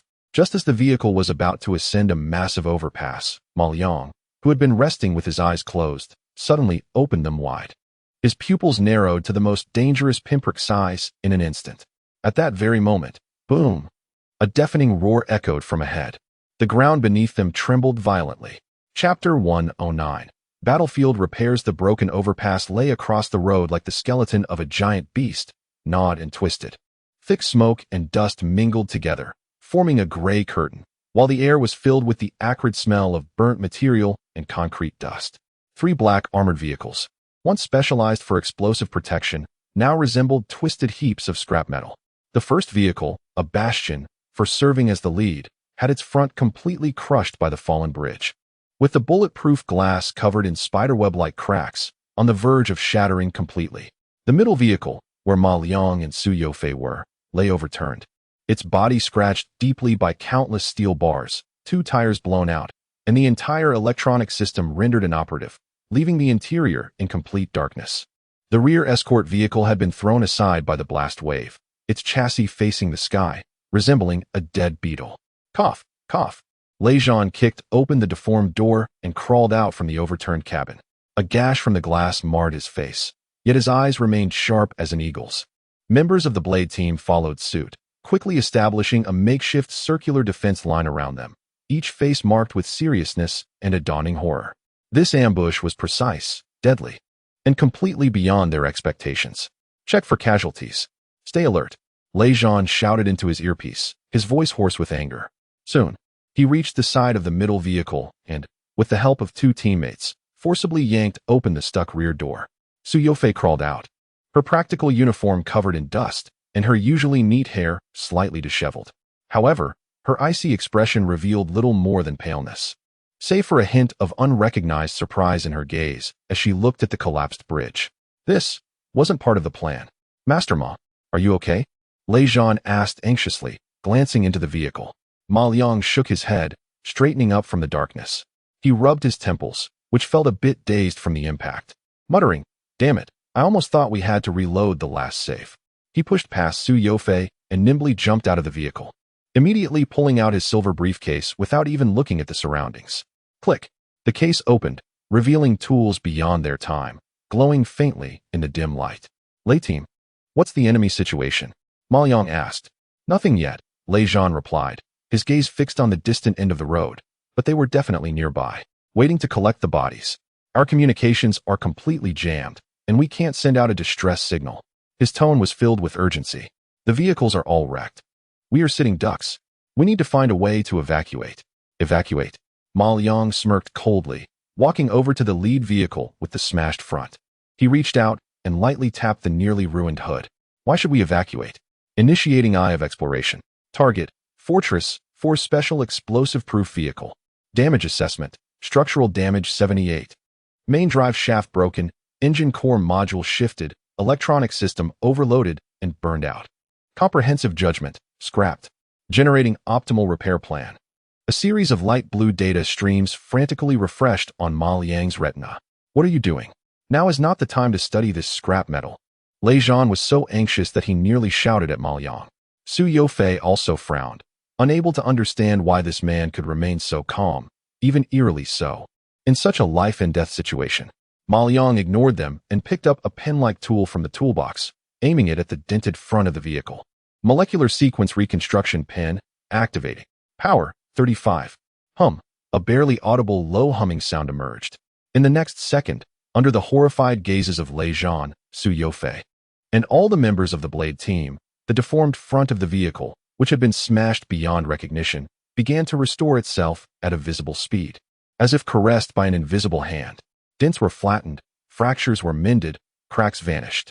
The entire process was silent, eerie, yet filled with an indescribable aesthetic of violence. It was like a reverse shot from a movie. No, it was even more bizarre than that. This is... Lei Zhan's eyes nearly popped out as he pointed at the steel beast that was self-repairing, stuttering, and unable to utter a single word. Ma Liang did not pause. He moved like an elegant conductor, wielding various tools and gliding between the 3 wrecked vehicles. He placed a palm-sized block on the chassis of the overturned vehicle, and it was gently righted by an invisible force. He inserted several thin metal needles into the burned circuit board, and in the next second, the vehicle's warning lights flickered back to life. The entire process was fluid and swift, dazzling to behold. In less than 5 minutes, the 3 vehicles that had been completely scrapped were restored to pristine condition. Not a scratch remaining, as if they had just rolled off the assembly line. Done. Ma Liang put away his tools, closed the toolbox, and dusted off his hands. He opened the door of the middle vehicle and turned to the now completely stunned crowd, saying, "What are you all staring at? Get in the car, let's go." Chapter 110, The Miracle of the Death Road Silence. The scene was deathly quiet. Only the slightly buzzing sound of the damaged lead vehicle's engine could be heard. As it struggled to recover, Lei Zhan and his Blade team members stood frozen in place like wooden figures, their expressions beyond mere shock. 5 minutes. In less than 5 minutes, 3 special bomb-proof vehicles, which they had thought were nothing more than scrap metal, weighing over 10 tons each, had come back to life? No, it was more than just coming back to life. This was rebirth. From structural physical damage to burnt core electronic components, they had been perfectly restored in a way they could never have imagined even in their dreams. Even better than before. Lei Zhan could clearly feel that the engine, which had just been on the verge of death, was now emitting a deep and powerful roar, like an ancient giant awakened, filled with explosive strength. Su Yofei said nothing. She simply stood there, and in her usually cold eyes, a massive wave of emotion surged once again. Her super-high intelligence and her proud logical analytical ability seemed pale and ridiculous in the face of the unbelievable scene before her. Ma Liang seemed oblivious to the ghostly expressions on everyone's faces. He opened the car door, glanced back at the still dazed crowd, and impatiently urged, "Get in the car, what are you waiting for? Are you waiting for them to send another shell our way?" This remark was like a bucket of cold water, instantly waking everyone from their shock. Lei Zhan suddenly jolted, glancing at the collapsed bridge in the distance, his confusion replaced by the decisiveness and ruthlessness of a soldier. "Get in. Quickly. Everyone get in," he shouted into his earpiece, then rushed to the driver's seat himself. This time, he didn't let his subordinates drive the escort vehicle. He wanted to personally experience just how powerful this restored steel beast was. The efficiency of the Blade team members was extremely high, and within seconds, everyone was in position. The doors closed. Virum. Lei Zhan slammed the accelerator, and the engine emitted a sound that was completely different from before, deep and ferocious. The entire vehicle shot forward like an arrow released from a bow. The immense force pushed everyone inside the car back instinctively. Damn it. Lejean felt the overwhelming power surging through the steering wheel and couldn't help but curse under his breath. This was no longer a fortress-type vehicle. This was practically a supercar disguised in an armored shell. The convoy raced along the open road at a speed far exceeding before. Inside the cabin, the atmosphere remained terrifyingly oppressive. Su Yofei reopened her tactical computer, but her gaze never focused on the screen. Her peripheral vision uncontrollably drifted time and again towards the man sitting beside her, who was closing his eyes as if nothing had happened. Just then, a sound erupted. Boom, boom, boom. A roar louder than thunder, filled with ferocity and wildness, came rapidly from the back of the convoy. What was that sound? The driver of the last vehicle instinctively glanced at the rearview mirror. Just a quick look, and his pupils dilated to the size of needles in alarm. Captain, behind us. 2 heavy trucks. His voice, filled with sheer terror, became sharp and distorted over the communication channel. Lejean abruptly turned to the rearview mirror. He saw 2 massive heavy trucks, almost like small mountains, roaring towards them at a nearly insane speed. 2 steel behemoths born for slaughter and collision. Damn it, they've gone mad. Lejean shouted furiously, yanking the steering wheel. But it was too late. The leftmost steel beast, like a fired cannonball, slammed hard into the rear of the trailing vehicle. Bang! A deafening sound of metal crashing. The more than 10-ton armored vehicle, in the face of this brutal force, was like a toy tossed aside, instantly losing control and crashing into the roadside guardrail. Then, the 2 heavy trucks, without the slightest pause, one on the left and one on the right, immediately pinned the main vehicle where Lejean was, right in the middle. They moved like 2 prehistoric sharks, perfectly coordinated, using their massive bodies covered in steel plates to begin the most savage and primal act of crushing and colliding with their prey in the middle. Bang! Bang! Each impact on the vehicle produced a painful metallic distortion sound, shaking violently, as if it would fall apart at any moment. This was a senseless and pure display of brute force and mass. Su Yofei's face turned pale. She gripped the overhead handle tightly, the tremendous impact almost making it impossible for her to remain seated. Amidst this wild symphony of steel collisions, Ma Liang showed no panic on his face. Instead, he watched with interest the 2 steel beasts continually crashing into them, a cold, theatrical smile creeping onto his lips. Lei's calm voice clearly reached Lejean's ears, who was already drenched in sweat at the driver's seat. I'll take over. Chapter 111. You call this driving? Let me take the wheel. The 3 words Ma Liang were spoken plainly, yet they detonated like a heavy bomb in the violently shaking cabin. Lejean's sweat-drenched face displayed a look of confusion and absurdity for the first time. What kind of joke is this? Outside, 2 crazed steel beasts were engaged in a deadly collision, and the vehicle could be crushed into a heap of scrap metal at any moment. He, Lejean, the captain of the top special operations unit in Xia country, possessed the highest-level tactical driving license, yet at this moment, he felt like he was steering a small boat on the verge of capsizing. You, a technician for laser engraving machines, want to drive? Ma, now is not the time. Before Lejean could finish his sentence, a hand violently interrupted him. Ma Liang leaned over and grabbed the steering wheel. His movement was as quick as lightning, leaving Lejean no chance to react.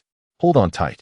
Ma Liang's voice retained its lazy tone, but the moment his hand gripped the steering wheel, his entire aura transformed instantly.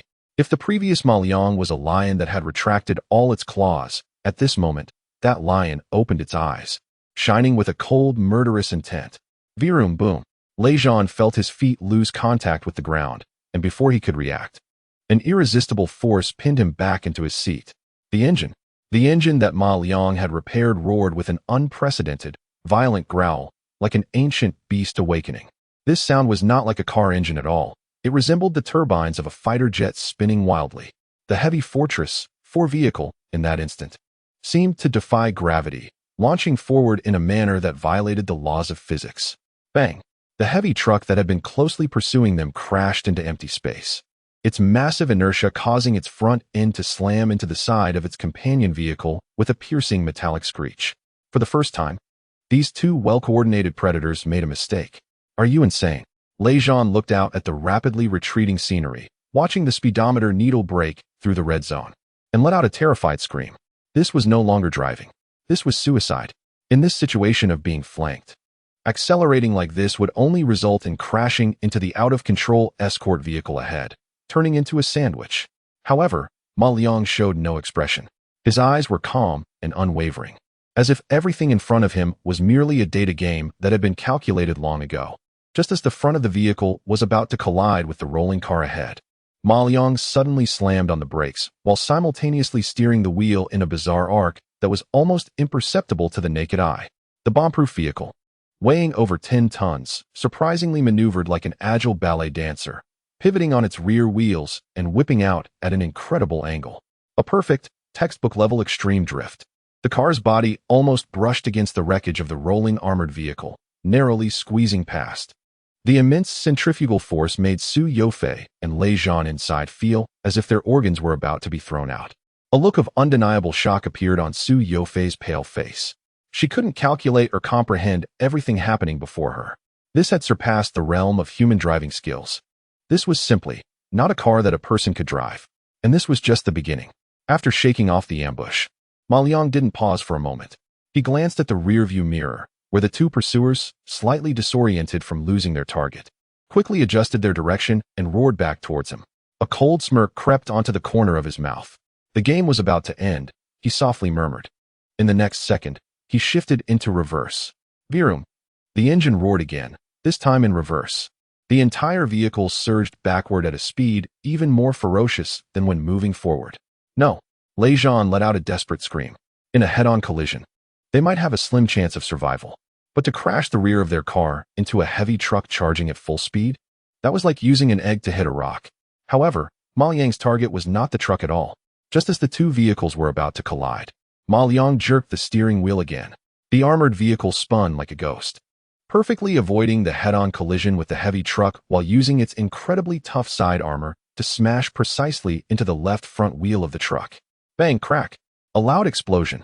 The truck's tire burst in an instant, the rim deformed, and the entire front of the truck suddenly swerved to the left. At speeds exceeding 120 kilometers per hour, any loss of control and direction is fatal.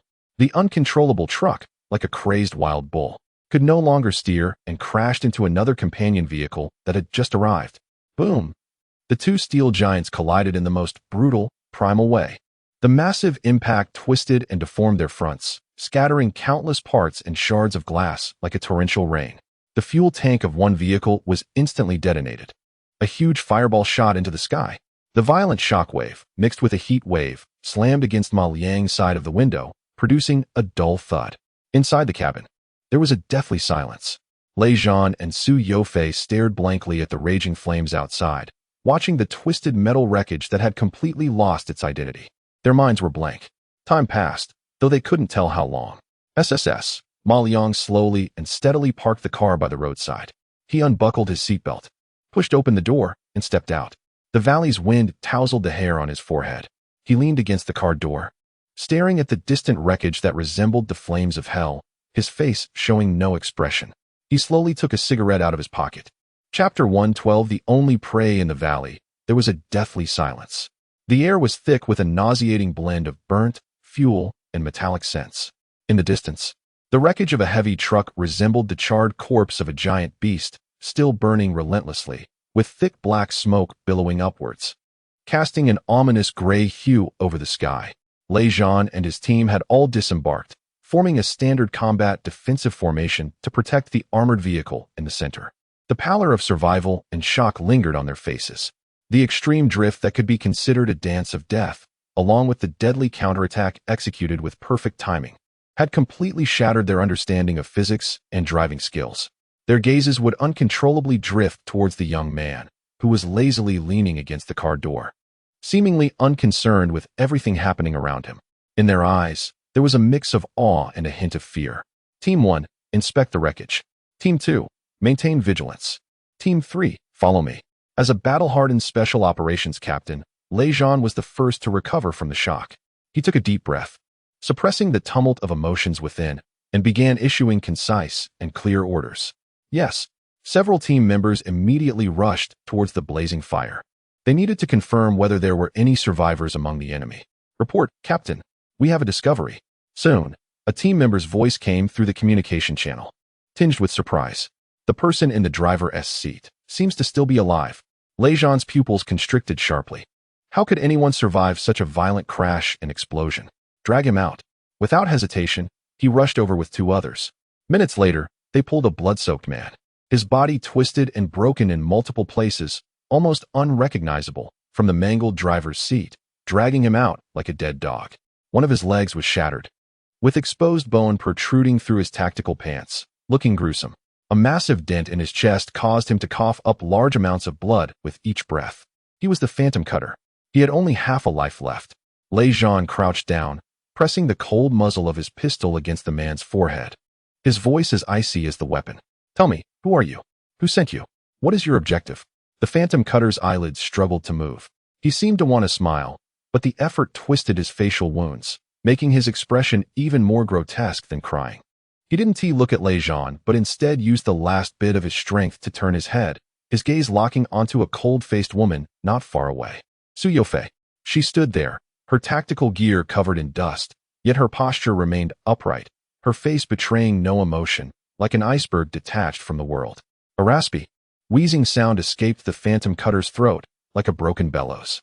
He coughed up a mouthful of blood mixed with internal fragments, and in a contemptuous and hoarse tone, he said intermittently, "Su Yufei, you are lucky." A glint of madness and unwillingness to accept failure flashed in his eyes. After speaking, he weakly lifted his intact hand towards Su Yufei, then let it fall heavily. Boom. This statement made Su Yufei's mind roar louder than any explosion before. The surrounding members of the team were all stunned, instinctively looking in the direction indicated by the fallen figure, their gazes landing squarely on Su Yufei. Shock and confusion filled everyone's eyes. The target is Colonel Su? Why? Leijon's heart also skipped a beat, and he immediately reacted, wanting to ask more questions. But it was too late. He saw the corner of the fallen figure's mouth curl into a strange and relieved smile, and then he suddenly gritted his teeth. Crack! The sound of teeth shattering echoed. The next second, a stream of dark blood oozed from the corner of his mouth. His body convulsed sharply, and then those eyes, which had been flashing with madness, completely lost their luster. He took his own life. Damn it! Leijon cursed under his breath and reached out to check the fallen figure's carotid artery, then stood up in disgust.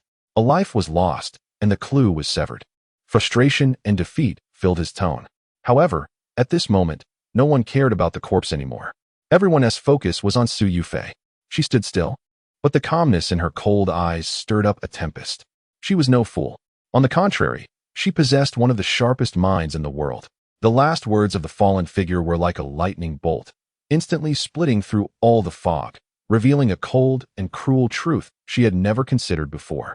The cyber attack on Huaxing Heavy Industries was a bait, a perfect bait designed specifically to lure her out from the absolute fortress, the safest place. The collapsed overpass, the rampaging heavy truck. Everything was not aimed at Ma Liang. This meticulously planned, cost-no-object series of murders had only one target from beginning to end. Her. She, codenamed Night Eagle, the deepest undercover ace agent, had thought herself the hunter on the chessboard. Yet unknowingly, she had become prey on another group of madmen's chessboard. If today, Ma Liang hadn't taken a whim and forced her to come out in such an almost humiliating way, what would the consequences have been?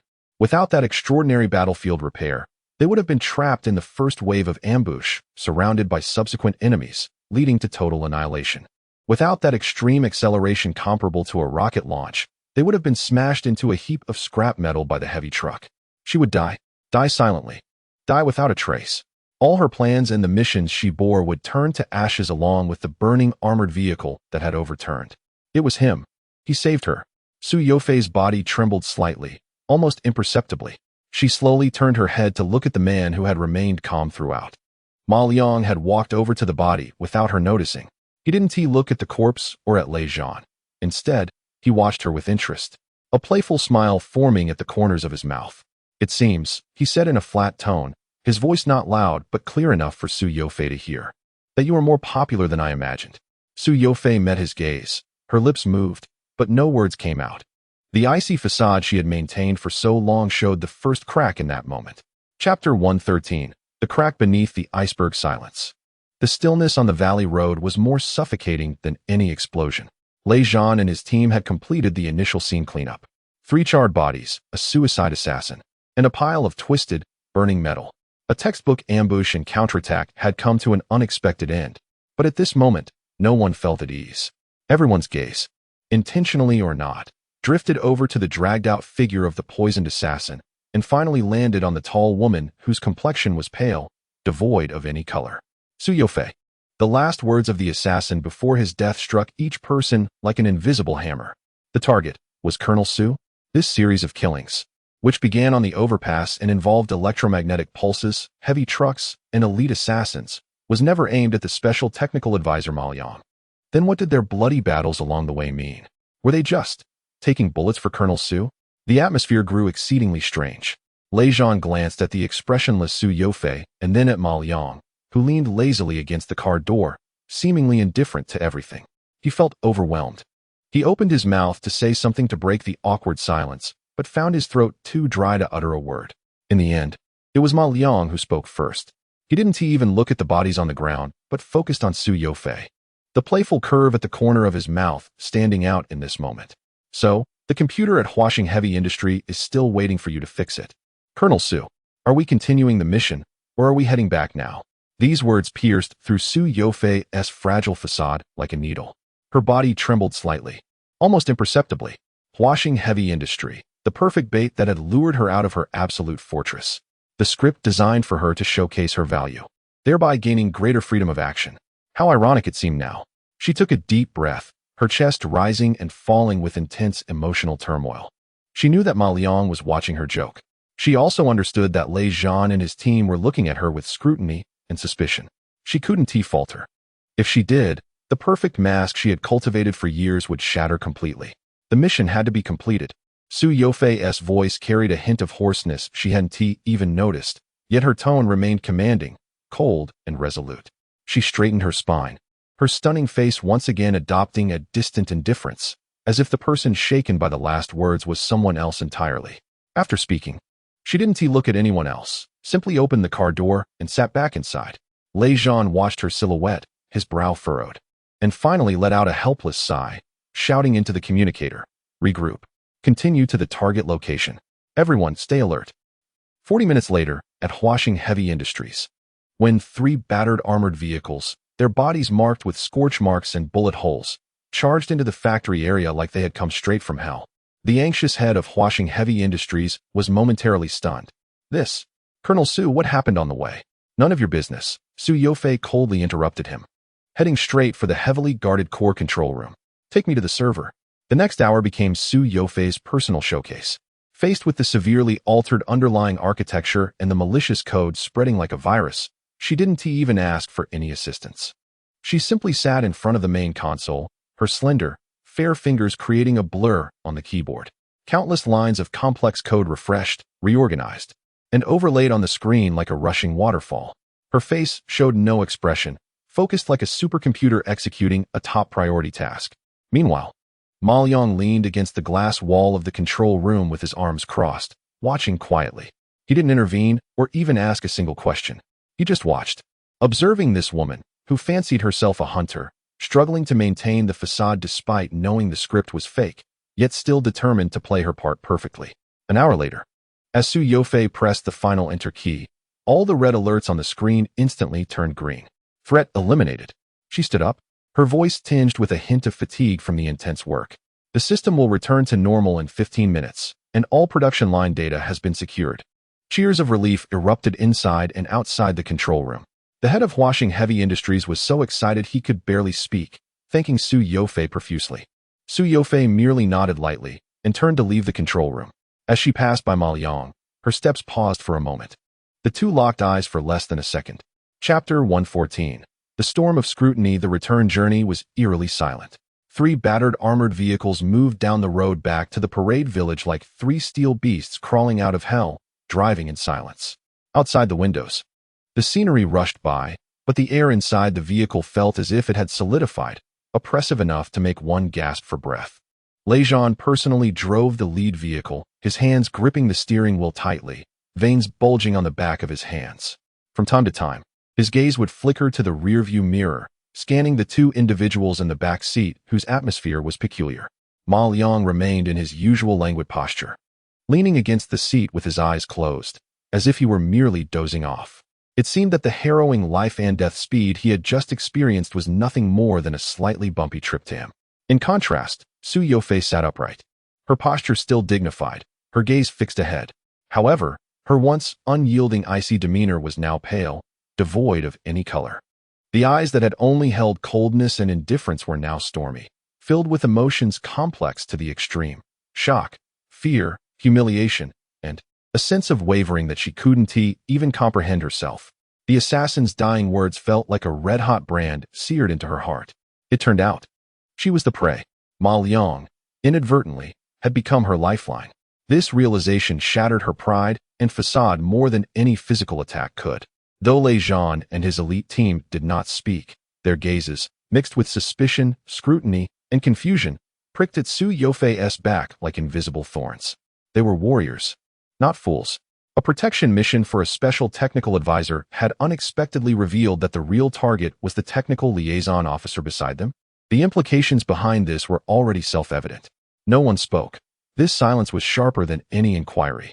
As the three battered armored vehicles slowly entered the heavily guarded parade village, Colonel Li, who had been waiting there, wore an expression dark enough to almost drip water. He hurried forward, his eyes narrowing sharply at the grotesque bullet holes and charred impact marks on the vehicle's body.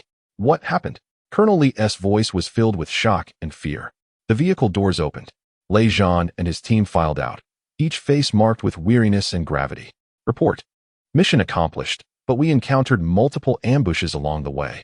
Lei Zhan stood at attention, reporting in a deep voice.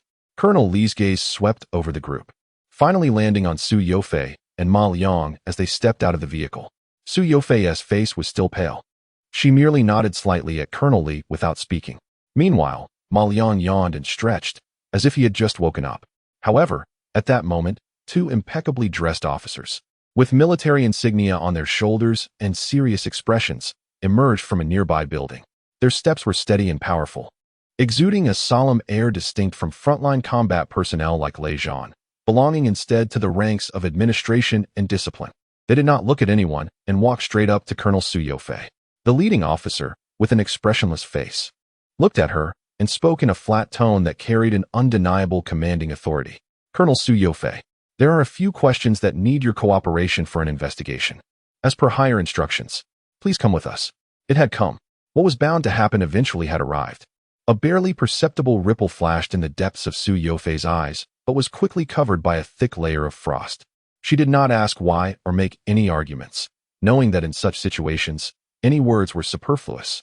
Yes, she answered calmly with a single word, her voice devoid of any emotion. Colonel Li was taken aback, opening his mouth as he looked at the two officers, then at the composed Su Yofei, momentarily at a loss for words. The atmosphere in the room instantly dropped to freezing point. Meanwhile, Ma Liang, arms crossed, watched the scene with great interest, a faint, almost amused smile playing at the corners of his mouth. Colonel Li glanced at Ma Liang, seeking help from this inscrutable advisor, hoping he would say something. Ma Liang, sensing his gaze, lazily spoke up, his voice low yet clear enough for everyone to hear. Colonel Li, don't be nervous. It's just tea, not the gallows. He paused, his gaze falling on Su Yofei's back as she prepared to turn away, adding leisurely, however, this cup of tea might be a bit hot. Su Yofei's footsteps halted abruptly. She did not turn around, but her straight posture seemed a bit desolate at that moment. Then, without further delay, she followed the two officers into the imposing building, the heavy doors slowly closing behind them. Advisor Ma, what? Colonel Li couldn't help but ask. What is going on? Colonel Su. Ma Liang did not respond. He simply put on his high-tech sunglasses again and turned towards his own stronghold, leaving behind a meaningful silhouette. Chapter 115. The game in the interrogation room. It was cold. This was the only feeling the interrogation room gave off. There were no windows. The walls were made of sound-absorbing gray material, and a glaring, incandescent light overhead illuminated everything in the room without mercy. A cold steel table and two chairs occupied the space. Su Yofei sat in one of the chairs. Across from her sat an ordinary-looking middle-aged man, dressed in plain clothes without any insignia, his face kind, and even carrying a scholarly elegance. However, he was the military's top interrogation expert, codenamed Hound. It was said that no lie could withstand more than 10 minutes in his presence. An hour had passed since Su Yofei was brought in. Hound had not asked any questions. He simply watched her quietly, occasionally flipping through a thin file in his hands that represented the highest level of secrecy. The oppressive silence itself was a powerful weapon. It could make a person's psychological defenses crumble under the weight of unspoken waiting. But Su Yofei did not falter. She sat there quietly, her back straight, hands resting calmly on her knees, her gaze fixed steadily on the tabletop, as if everything before her was of no concern. Her heart rate had remained at a steady 65 beats per minute since she sat down, a state of absolute calm achieved only through rigorous training. In her isolated predicament, she bore the mental pressure like a tsunami, yet her exterior remained an unshakable iceberg. Finally, Hound set the file down. "Colonel Su Yofei," he began, his voice gentle. "Like an old friend chatting, we have checked your background. It is impeccable." Su Yofei remained silent, her eyelashes barely fluttering. "So, I am curious," Hound continued, his tone still mild but his gaze sharpening like a knife. "Why have you become the target of Kirishima, the top assassin from the land of cherry blossoms?" Here it was, the core question. Su Yofei slowly lifted her head, her cold eyes locking onto Hound's for the first time. "I don't know." Her response was crisp and devoid of any emotion. "Don't know?" Hound chuckled. "Colonel Su, we are both intelligent people. So let us not waste time with such remarks. Kirishima, the sharpest blade of the intelligence agency in the land of cherry blossoms, never targeted the nameless. His targets were either generals who could change the tide of battle or scientists who could alter the fate of the nation." He leaned slightly forward, articulating each word. "Why are you on his list?" The air in the interrogation room seemed to be sucked out at that moment. Su Yofei's face still wore its icy expression. She seemed to be contemplating, or perhaps simply engaging in a silent stare with him. After a long pause, she finally spoke again, her voice cold and her logic as clear as a supercomputer. "I cannot answer a question based on a false premise." "Oh," Hound raised an eyebrow, revealing a look of interest. "The target of Ghost Cut is me, and that is a fact, but the reason you inferred is incorrect." Su Yofei said calmly.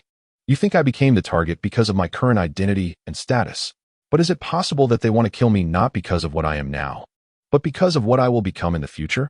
The hunter's pupils slightly constricted. "My specialty is artificial intelligence and information engineering." Su Yofei spoke at a steady pace, but each word carried an undeniable power. 3 months ago, I submitted a plan draft called Dome to the General Equipment Department. It was a theoretical model for constructing a national-level proactive defense AI. If this model could be realized, our country would have a Skynet capable of self-learning, self-evolving, and anticipating, intercepting, and countering any known cyber attacks globally. For the first time, a kind of genius-level arrogance, almost dismissive of everything, appeared on her face. "This model is at least 15 years ahead of the West. The confidentiality level of the draft is top secret.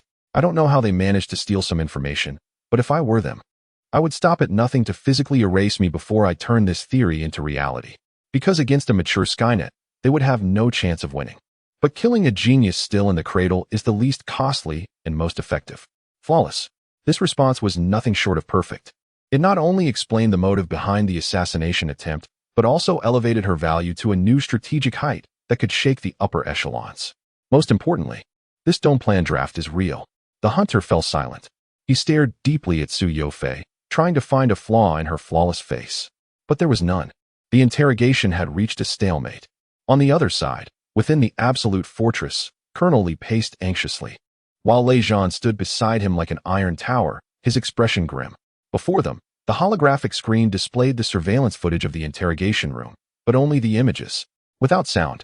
It had been 2 hours. What on earth is happening? On what basis are they interrogating Colonel Su? Just because of a word from that assassin? Colonel Li couldn't help but roar. Ma Liang sat lazily on the sofa, playing with a metal part, not even lifting his eyelids. "What is the rush? The tea hasn't even gone cold." "Advisor Ma." Colonel Li was about to go crazy. "How can you not be worried at all at a time like this?" "Worried about what?" Ma Liang finally raised his head and glanced at him. "Worried that she can't hold up? Or worried that she really is an insider?" Colonel Li was momentarily at a loss for words. Ma Liang tossed the part on the table, stood up, and walked to the screen. He stared at the cold, proud, yet composed figure on the screen for a full half-minute. Everyone thought he was observing Su Yofei's expression, but what he was looking at was her ear. The diamond earrings, sparkling with fragmented light under the illumination, caught everyone's attention. "Colonel Li," Ma Liang suddenly spoke, his voice not loud, yet it instantly silenced the entire room. What's going on? Can you find out what brand of earrings Colonel Sue is wearing and when she bought them? Colonel Lee was taken aback. Earrings. Advisor Ma, is this really the right time to discuss that? A genius who could control his emotions with pinpoint precision, Ma Liang's lips curled into a playful smile. His gaze like a scalpel, precisely landing on those earrings. Do you think she would wear something completely useless as a decoration? Chapter 116. The Invisible Flaw Earrings? Colonel Lee's eyes nearly popped out as he looked at Ma Liang in disbelief, as if he were hearing a fantastical tale. Advisor Ma, are you joking? What time is it now? The person sitting in the interrogation room might be the deepest mole we've unearthed in decades, or perhaps a genius poised to change the fate of the nation. You want me to check her earrings? His voice was filled with anxiety and confusion. Beside him, Lei Zhan remained silent, but his sharp, hawk-like gaze was fixed tightly on Ma Liang, clearly unable to comprehend the significance of this instruction either. Ma Liang was too lazy to explain much. He simply cast a faint glance at Colonel Lee, his tone as calm as if discussing the weather. A woman who can control her heartbeat to a steady 65 beats per minute, an elite who wouldn't even twitch an eyebrow during a life-or-death ambush. A genius who has rationality and efficiency etched into her very bones. Ma Liang's gaze returned to the screen, to that figure sitting still like an ice sculpture. You tell me, is she really wearing that thing just for looks? With that one sentence, the command center of the absolute fortress fell silent. Colonel Lee opened his mouth but couldn't utter a word. Yes. Who is Su Yofei? She is a woman who lives like a precision instrument. On her, you see no excess, whether in emotion or in objects. Decorations? The very term is a complete mismatch when applied to her. I understand. Sweat beaded on Colonel Lee's forehead as he no longer held any doubts. He immediately grabbed the encrypted phone beside him and issued a command in a low voice.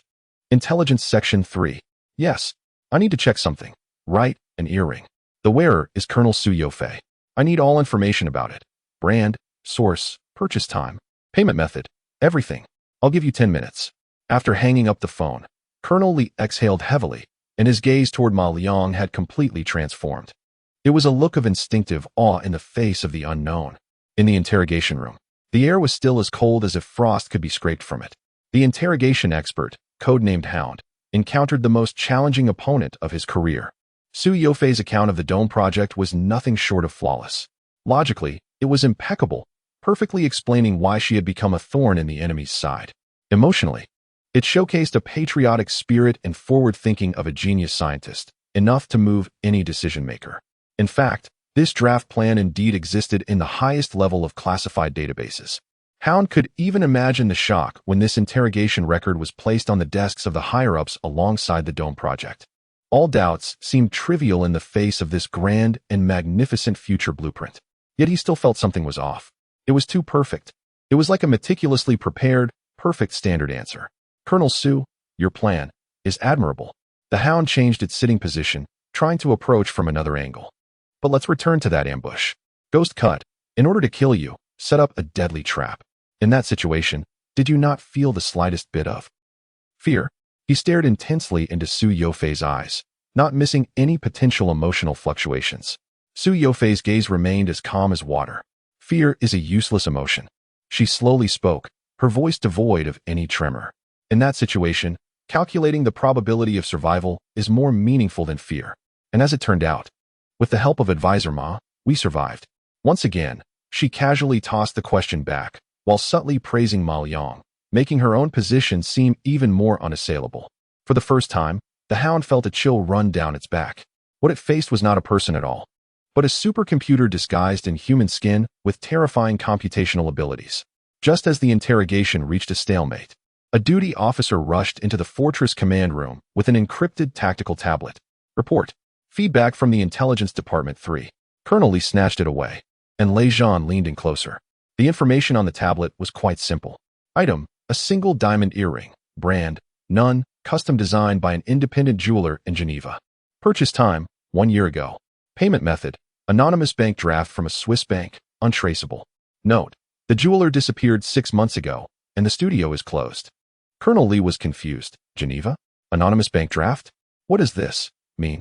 Does it imply something expensive? He instinctively guessed. Ma Liang stood up from the sofa and took the tablet.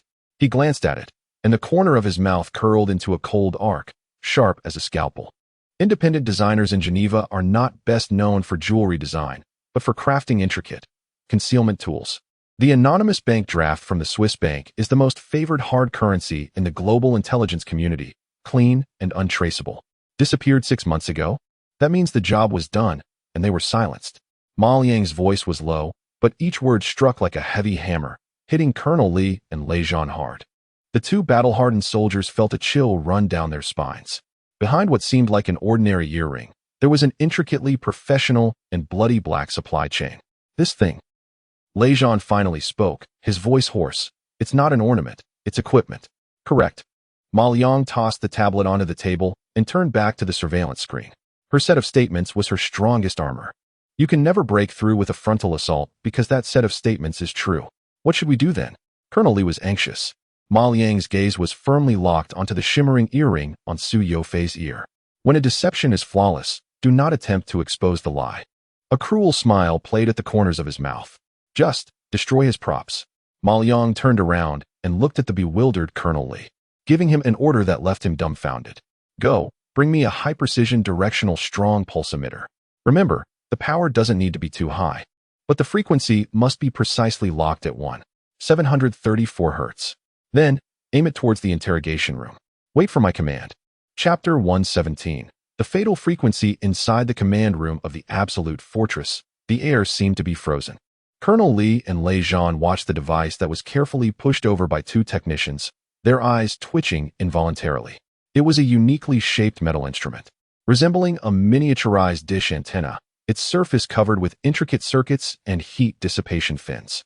The focusing core at the front emitted a faint blue light, exuding a sense of science fiction. A high-precision, directed strong pulse emitter. One of the top non-lethal interference devices in the military industry. Advisor Ma. Colonel Li's Adam's apple moved up and down, his voice a bit dry. Are we really going to use this? If the frequency is even slightly off, even by a 10,000th, it could cause irreversible damage to the human brain. This is no joke. This device was originally intended to precisely destroy the enemy's most sophisticated electronic chips on the battlefield, not to be aimed at our own people in an interrogation room. Don't worry. Ma Liang didn't even glance at the instrument, his gaze fixed intently on the surveillance screen, on the woman sitting still like an ice sculpture. I'm not so bored as to attack someone's brain. His tone was as flat as if he were discussing something trivial. I just want to confiscate her toys. Confiscate toys? Colonel Li and Lei Zhan exchanged glances, both seeing deep confusion and puzzlement in each other's eyes. But they didn't ask further. During this time, Ma Liang had established a nearly blind trust in their hearts through actions that exceeded their imagination. This young man never did anything without confidence. Frequency calibration, 734 Hz. Confirmed. Energy output power locked at 17, confirmed. Target coordinates locked, interrogation room. Position 371, confirmed. The technician's voice rang out meticulously. Ma Liang picked up the cup of tea on the table, now cold, and gently blew on it, seemingly waiting for the perfect moment. In the interrogation room, the interrogation expert codenamed Hound felt his temples throbbing. He had been in the industry for 20 years, having interrogated countless tough nuts. From fearless international mercenaries to steadfast spies from enemy nations, he had ways to pry open their mouths.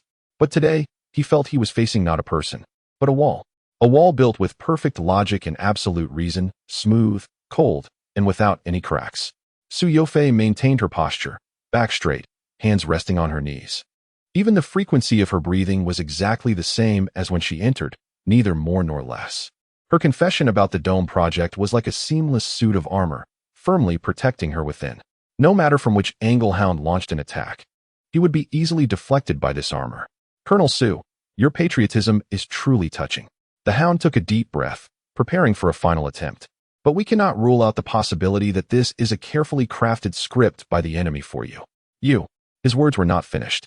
Suddenly, without any warning, a change occurred. Su Yofei, who had been sitting quietly across from him, suddenly froze, her expression as unchanging as an iceberg. Her pupils, without any external stimulus, shrank abruptly to the size of a pinprick. It was an unmistakable shock that came from deep within. Immediately after, she instinctively raised her right hand and pressed it against her left ear. The diamond earring, which had been shimmering under the light, seemed to transform into a red-hot branding iron at that moment. A barely audible sound, so faint that even the hound did not hear it, emanated from within the earring. Then, the brilliant diamond's light faded at a visible speed, finally extinguishing completely, turning into an ordinary gray stone.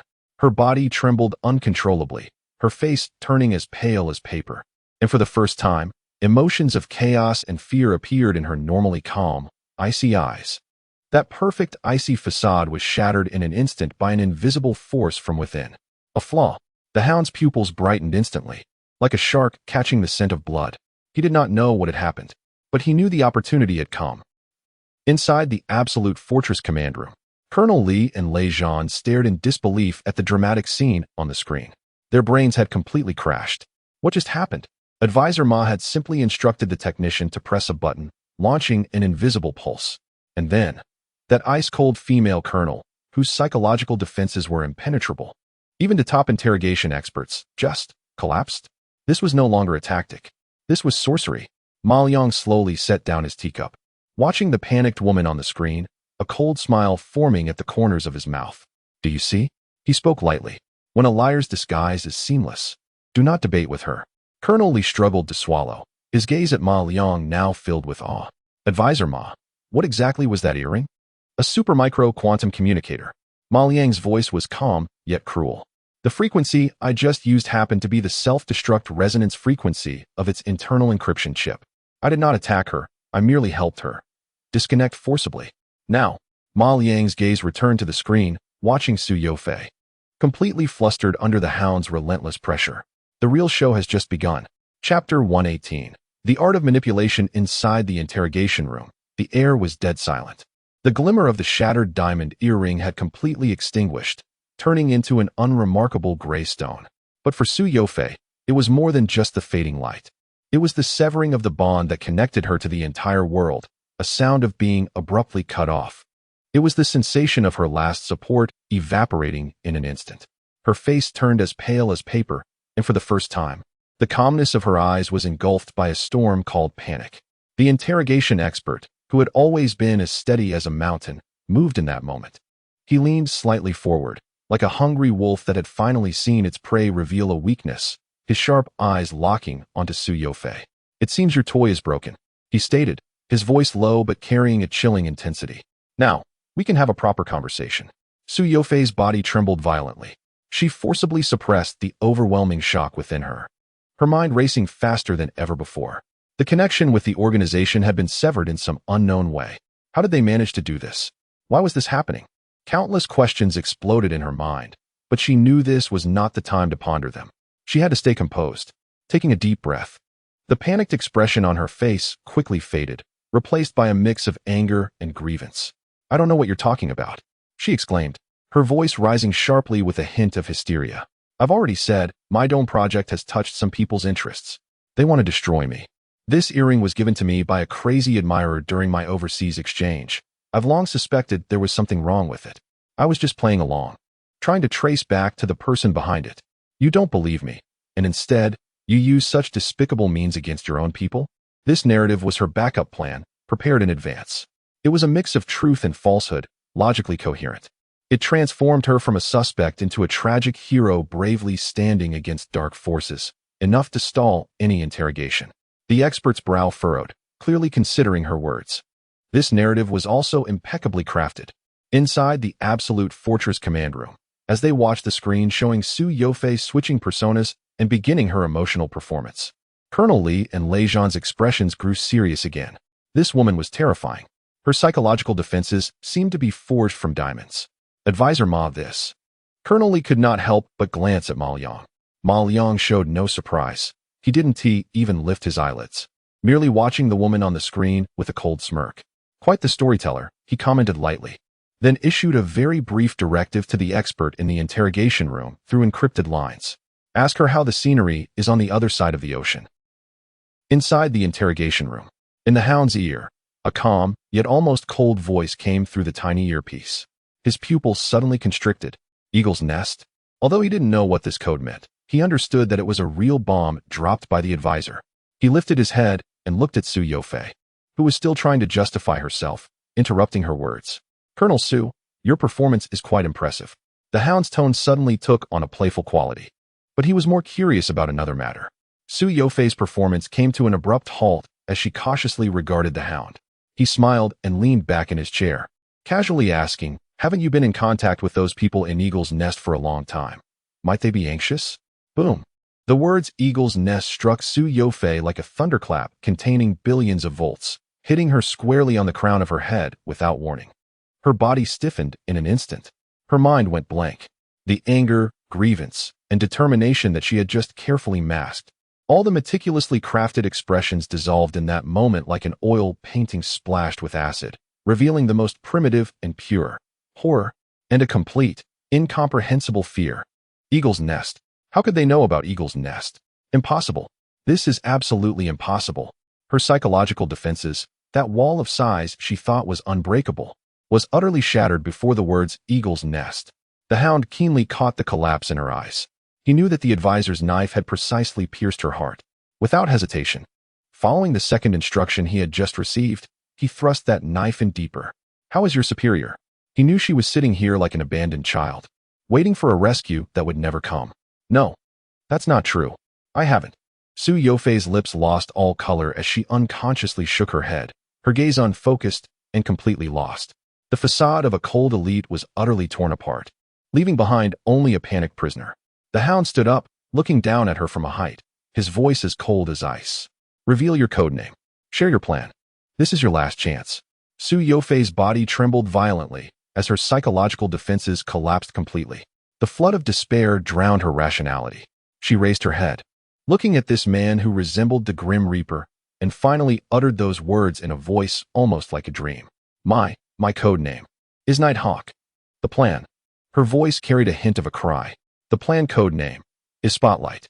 Chapter 119. The Spotlight Conspiracy in the Interrogation Room. Su Yofei's voice was like a delirium, hollow and fragmented. The thunder named Eagle's Nest completely shattered the last line of defense she had built with absolute rationality and perfect logic. Under the cold gaze of the interrogation expert, she resembled a puppet drained of all strength, beginning to narrate in an almost bizarrely numb tone the malicious plan that could plunge the entire nation into an abyss. Inside the Absolute Fortress command room, Colonel Li and Lei Zhan stared at the screen, forgetting even to breathe. They heard Su Yofei say that she had utilized her highest authority to implant a dormant code named Nighthawk into the C4I command system at the heart of the parade village. This code lay in wait like a ghost in the heart of the nation, silent and still, awaiting a grand summons. The core of the Spotlight plan was not physical destruction. Su Yofei's voice was soft and ethereal, yet it pierced into the ears of everyone in the command room like poisoned steel needles. Physical destruction would only make the master a hero. The general said that what needed to be done was to destroy him in front of the whole world. Cold sweat had gathered into streams on Colonel Li's forehead, sliding down his cheeks, but he remained oblivious. Lei Zhan's fists were clenched tightly, his knuckles turning white from the exertion. Veins bulged on his muscular arms like coiling dragons. On the day of the parade, under the gaze of a global live broadcast, Nighthawk would be activated.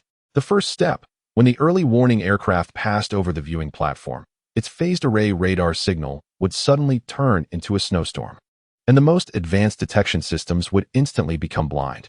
The second step, the following sword drone formation would collectively lose control while flying over Chang'an Street, crashing into each other like a swarm of headless flies falling from the sky. Finally, the most critical step. Su Yofei's voice paused, as if recounting this event was draining her last bit of sanity.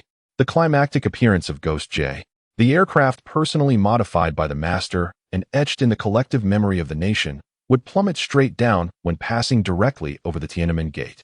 Like a discarded stone. Boom. It felt as if countless bombs detonated simultaneously in Colonel Li and Lei Zhan's minds. A chilling sensation shot up from their tailbones to the crowns of their heads, making their limbs cold and stiff. The imagery. They couldn't even dare to imagine it. It would not be an accident. It would be a funeral for national fortune.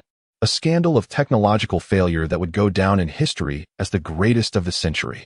The confidence and pride that had just been ignited within the entire nation would be shattered in that moment. This was 1,000 times more malicious than shooting down Ghost J with 100 missiles. Madmen, a bunch of complete lunatics.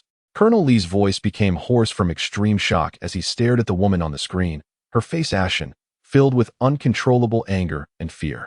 Lejean remained silent, slowly unclenching his tightly held fist, then turned his head to look at the young man who had maintained a calm demeanor throughout, his eyes mixed with shock, dread, and profound awe. Ma Liang. If it weren't for his extraordinary skills that saw through Su Yofei's perfect disguise, if it weren't for him destroying that earring with a deadly frequency, if it weren't for his insight into the eagle's nest, the consequences would have been unimaginable. In that moment, the trust in Ma Liang from both Colonel Li and Lejean transcended into a nearly blind faith. This young man was not just a technical genius. He was the unwavering support of the nation. Ma Liang sensed their gazes but paid no mind. He simply picked up the cup of tea that had long gone cold and took a gentle sip. As if the earlier conversation had been nothing but a tedious third-rate script. He slowly stood up and walked to the enormous floor-to-ceiling window, gazing at the heavily guarded parade village outside. Let us pass this statement up unchanged. His voice remained flat. I believe someone will want to know this story more than we do. Colonel Li suddenly snapped back to reality and rushed to the encrypted communication station, sending this intelligence that could stir up massive waves through the highest level of secure transmission. Half an hour later, on the other end of the video communication, General Zhang Yuanchao's face was shrouded in shadows as he quietly listened to Colonel Li's trembling report, remaining silent. The elderly figure on the screen resembled a silent statue. Time ticked by slowly. The command room was eerily quiet, filled only with the heavy, suppressed breaths of the others. After a long while, the general finally spoke, his voice hoarse yet undeniably authoritative. Colonel Li, stand at attention. Colonel Li snapped to attention. I order a temporary halt to all interrogations of Su Yofei. Halting the interrogation, both Colonel Li and Lejean were taken aback. The general ignored their confusion and continued with a second command that left them wide-eyed. Transfer the prisoner Su Yofei immediately to Absolute Fortress, under the full custody of Special Technical Advisor Ma Liang. Until the conclusion of the parade, her personal safety and daily living will be entirely the responsibility of Advisor Ma. No one is allowed to contact her without my written order. Handing over an ace spy codenamed Nighthawk to Ma Liang for custody? What kind of operation is this? Before they could process it, the general's gaze pierced through the screen, seemingly landing directly on Ma Liang. Xiaoma. Ma Liang turned around, calmly meeting the elderly man's eyes on the screen. I know you have many methods. The general's voice carried a hint of unmistakable fatigue and determination. Use your way to restore C4I. Make good use of her to deal with the eagle's nest. The communication was abruptly cut off. Chapter 120. Scorched Earth Plan. The heavy gate of the Absolute Fortress, gleaming with a metallic cold light, silently slid open to both sides. Outside stood two fully armed Special Forces operatives, their expressions tense, flanking a pale-faced individual, Su Yofei, who was handcuffed with a specially designed restraint ring. Inside, Ma Liang stood casually with his hands in his pockets, wearing an indifferent expression. Lejean was half a step behind Ma Liang, looking at the woman who once fought alongside him but was now reduced to a prisoner with a complex gaze. One of the escorting soldiers stepped forward, ready to hand over the prisoner. At that moment, Su Yofei, who had remained silent, suddenly lifted her head. Her once cold eyes now burned with a mixture of unwillingness, fear, and the last flicker of rationality. She looked past everyone, locking her gaze firmly on Ma Liang's face. Before you lock me away as if I'm worthless, don't you want to hear about my first deal? Her voice was hoarse, but each word was exceptionally clear. Lejean's brow furrowed instantly, about to reprimand her. However, Ma Liang raised his hand, indicating for him to hold back.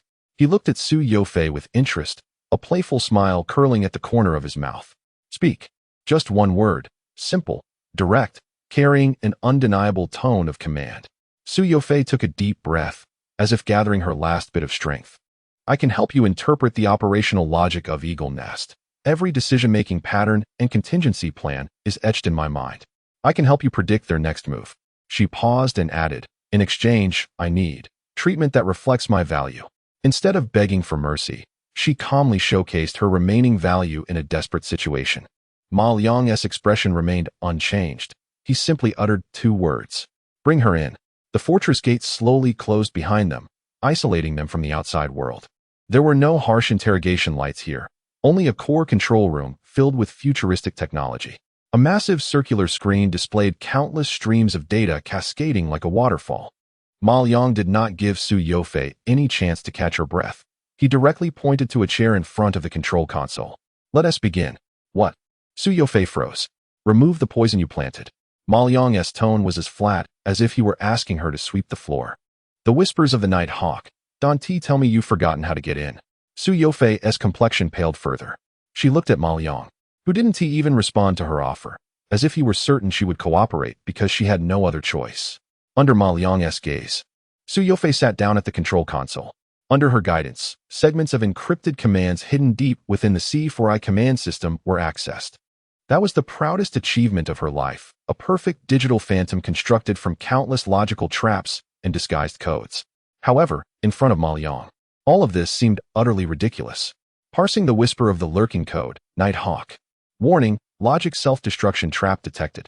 Bypassing underlying protocols. Core contamination module located. Initiating forced extraction. Su Yofei's role was merely to provide an entry point. The real operation was being conducted by Ma Liang in a way she could not comprehend at all. She watched as Ma Liang bypassed all the defenses she had designed over 3 months in less than 10 minutes, reaching the core directly. Finally, with a snap of his fingers, a line of green characters appeared in the center of the circular main screen, declaring victory. Threat eliminated. System integrity 100.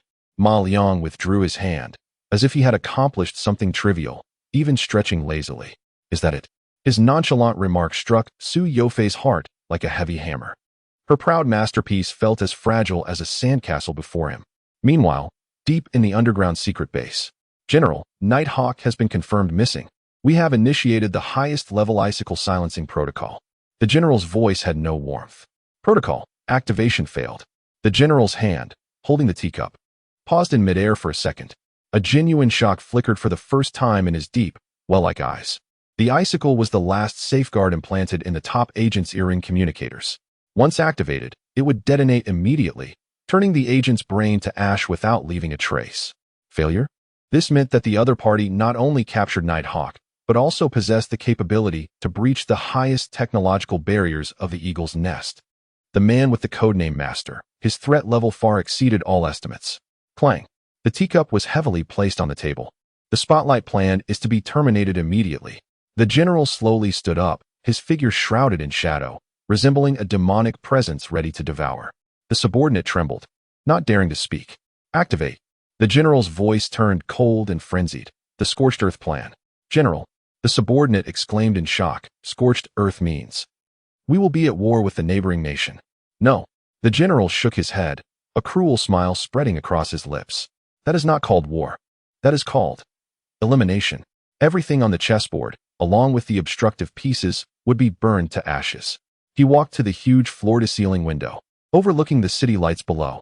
I want that place, along with the Master inside and Night Hawk, to be completely erased from the map. Chapter 121. Divine Punishment. In the core control room of the Absolute Fortress, the atmosphere was so oppressive it felt as if one could wring water from it. Colonel Li and Lei Zhan stood to the side, their faces pale. The conspiracy surrounding the spotlight that they had just pried from Su Yofei felt like a massive boulder weighing heavily on their hearts, leaving them with a lingering sense of dread. Su Yofei had been released from her restraints, but her range of movement was limited to the chair in front of the control console. She resembled an eagle stripped of all its talents, though her posture remained proud. The coldness in her gaze that once overlooked everything had vanished, replaced by a calmness akin to dead ashes. All right, now, tell me everything you know about the Eagle's Nest. Colonel Li's voice was hoarse as he tried to regain control of the situation. However, Su Yofei merely raised her eyelids to glance at him, her eyes carrying a hint of barely perceptible sarcasm, before she lowered her head again and fell silent. You. Colonel Li felt a surge of anger. Just then, Ma Liang, who had been lounging on the sofa with his eyes closed, suddenly opened them. He did not look at Colonel Li or Su Yofei, but lazily yawned as if just waking up. Enough, Colonel Li, don't strain yourself, he said, standing up and walking to the control console, looking down at the silent woman. Let her take a break, after all. She just finished her report and must be quite tired. These light words made Su Yofei's body tremble imperceptibly.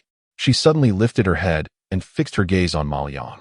From his face, she saw no anger, no fear, and not even a trace of tension. What he displayed was merely a near-boredom calmness.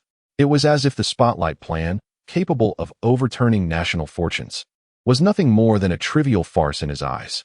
You think this is over? Su Yofei finally spoke, her voice dry and hoarse, tinged with a self-mocking smile. You think that because the spotlight plan has failed and I've been captured, they will just let it go? Lei Zhan frowned and coldly replied, what else could happen? Your greatest trump card has already fallen. What waves do you expect to make? Trump card? Su Yofei laughed, a somewhat desolate smile. In the dictionary of the Eagle's Nest, there are no trump cards, only pawns.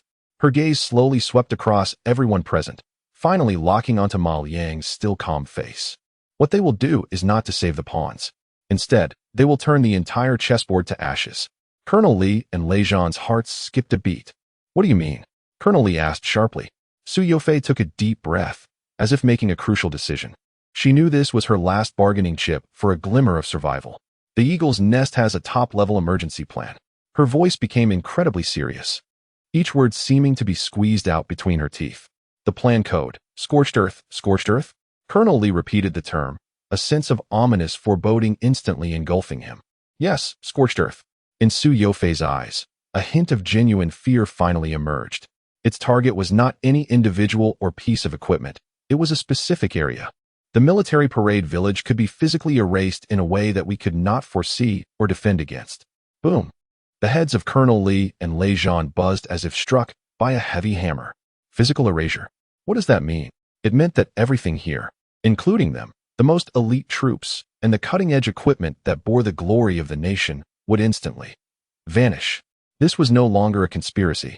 This was a blatant act of war. Impossible. Have they gone mad? Colonel Li's voice became sharp with extreme shock. This was the heartland of the nation. To dare to do this was to declare an all-out war on us. That was why they would use a method that was unforeseen and undefendable. Su Yofei coldly interrupted him, describing an attack that seemed accidental, one for which no evidence could be found, yet could achieve strategic objectives. A perfect strike. The command room fell into a deathly silence. The color drained from Colonel Li and Lei Zhan's faces, leaving only the pallor of despair before disaster struck. They were soldiers and understood too well the devastating consequences that such an attack would bring. However, amidst this suffocating despair, Ma Liang moved. He slowly walked to the enormous circular screen, which displayed a three-dimensional strategic map of the entire military parade village. He extended his finger and gently traced over the map, calmly examining each area and every defensive node. There was no fear, no despair on his face, not even a hint of gravity. Instead, a glimmer of cold excitement flickered in his deep-set eyes, as if he had finally encountered an opponent of equal strength. Interesting. He spoke softly, his voice like a thunderclap that shattered the room's despair. Finally, something challenging has come. Colonel Li and Lei Zhan stared dumbfounded at Ma Liang's back, their minds completely unable to process the situation. This young man, facing a threat capable of annihilating everything, he was excited? Why should we trust you? Lei Zhan finally regained his voice from the shock, staring intently at Su Yofei. Is this just another lie you fabricated to save yourself? Believe it or not, it's up to you. Su Yofei's tone regained some calmness. Ma Liang turned around, interrupting their argument. What is the specific execution plan for the scorched earth strategy? His question cut straight to the core. Su Yofei met his gaze and slowly shook his head. A hint of helplessness flashed in her faded eyes. I don't know. Such a high-level plan is only clear to the general himself. I only know. She paused for a moment, and in a voice that was almost a whisper, she uttered the word that made the air feel frozen. Its operation code is called Divine Punishment. Chapter 122, The Gaze from Space, Divine Retribution. When these words escaped Su Yofei's lips, the already oppressive air in the command room of the Absolute Fortress seemed to be instantly drained, becoming thin and cold. The faces of Colonel Li and Lei Zhan could no longer be described as pale. It was a profound fear and helplessness, emanating from the depths of their souls, in the face of the unknown and an unstoppable natural disaster. Do you not know the specific execution method? Colonel Li's voice was dry, clinging to the last shred of hope as he pressed for answers. Su Yofei slowly shook her head, a hint of self-mockery flashing in her lifeless gray eyes. Only the general has the authority for the scorched earth plan. I do not even have the qualification to know about it. She had completely exhausted her last value. The clues had come to an end here. Despair began to spread in the command room like a tide. Colonel Li instinctively looked towards Ma Liang, the only hope they had left. However, Ma Liang stood there quietly, his expression unreadable, as if lost in thought. Useless.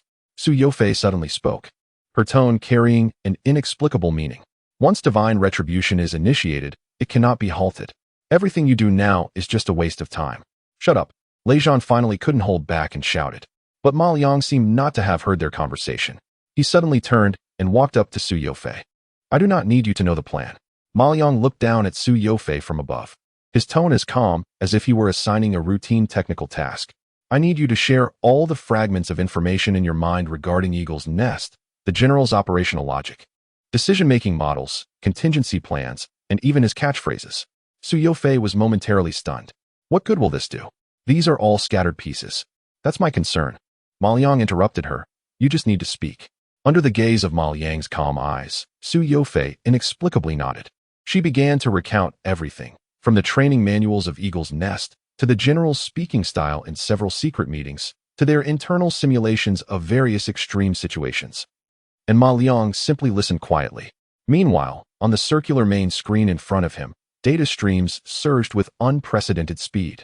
Vast amounts of information were being parsed, reorganized, modeled, and simulated beyond imagination. The entire computational core of the Absolute Fortress had now become Ma Liang's external brain. One possibility after another, based on the General's behavioral logic, was generated and then dismissed. Ground assault? Impossible. Biological attack? Too risky, prone to losing control. Network paralysis? The Spotlight plan had already failed. The same tricks wouldn't be used a second time. Time ticked away, second by second. Colonel Li and Lei Zhan were so tense that their palms were sweaty. They couldn't understand the rapidly flashing data on the screen, but they could feel the suffocating pressure of racing against time. Finally, when Su Yofei mentioned something about the General's favorite, the Staff of God, all the data streams on the screen suddenly halted. In the next moment, a brand new simulation result instantly occupied the entire main screen. On the screen, the map of the nation was quickly magnified, the perspective continually rising, passing through the atmosphere and entering the cold, silent universe. A red warning box locked onto an object in low Earth orbit, marked as a decommissioned weather satellite. Rows of cold, calculated data were clearly presented before everyone. Target, K-11 decommissioned weather satellite. Status, communication failure, disguised. Orbital correction command confirmed. Estimated maneuver time, 72 hours 00 minutes 0 seconds later. Impact point coordinates, longitude XXX, latitude XXX, Absolute Fortress. Estimated impact speed, 1 kilometer s. Boom. It felt like something exploded in Li's mind. 1 kilometer s. That was more than 20 times faster than a bullet. At this speed, the energy released by a small satellite crashing to the ground would be comparable to that of a tactical nuclear weapon. This is divine punishment, an unstoppable physical erasure from space. It's over. Colonel Li's lips lost all color, his body swayed slightly, and he murmured, this speed. Our missile defense systems cannot intercept, not even lock on. Lei Zhan's body was as stiff as a statue. As a frontline special operations commander, he understood better than anyone what that number meant. It meant that in 72 hours, they, along with the military parade village that carried the hopes of the nation, would be cleanly erased from the map. Despair, utter despair, enveloped the entire command room like an impenetrable net. Just then, a harsh communication ring sounded. It was an urgent message from General Zhang. Colonel Li tremblingly connected the video call. On the screen, General Zhang's face was unprecedentedly serious and fatigued. He had just received news. The general's voice was hoarse and heavy. We have issued a warning through the highest diplomatic channels. The response from the other side is that it is an unavoidable, regrettable accident, and they have even prepared a formal expression of condolences for our nation in advance. This sentence became the last straw that broke the camel's back. Rogues. Shameless. They have blocked all retaliatory measures from the nation. You can't launch missiles at their homeland just because of an out-of-control satellite, right? That would be equivalent to actively provoking a full-scale war. The command room fell into complete silence. Everyone was engulfed by an overwhelming sense of helplessness. Chapter 123.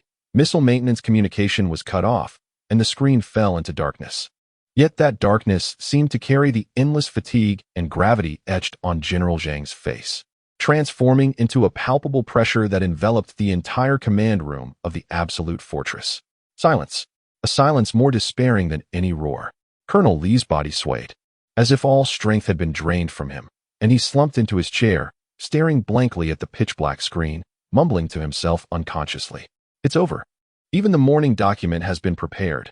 It's over. He was a battle-hardened colonel, having witnessed countless storms, but this time, he felt true helplessness for the first time. This was not war. If it were war, he would lead his soldiers into battle without hesitation, even to the last man. But this was not. This was a meticulously packaged execution disguised as an accident, an irresistible decree from space. They couldn't even find a decent reason for counterattack. Lejean stood there like a statue cast in iron.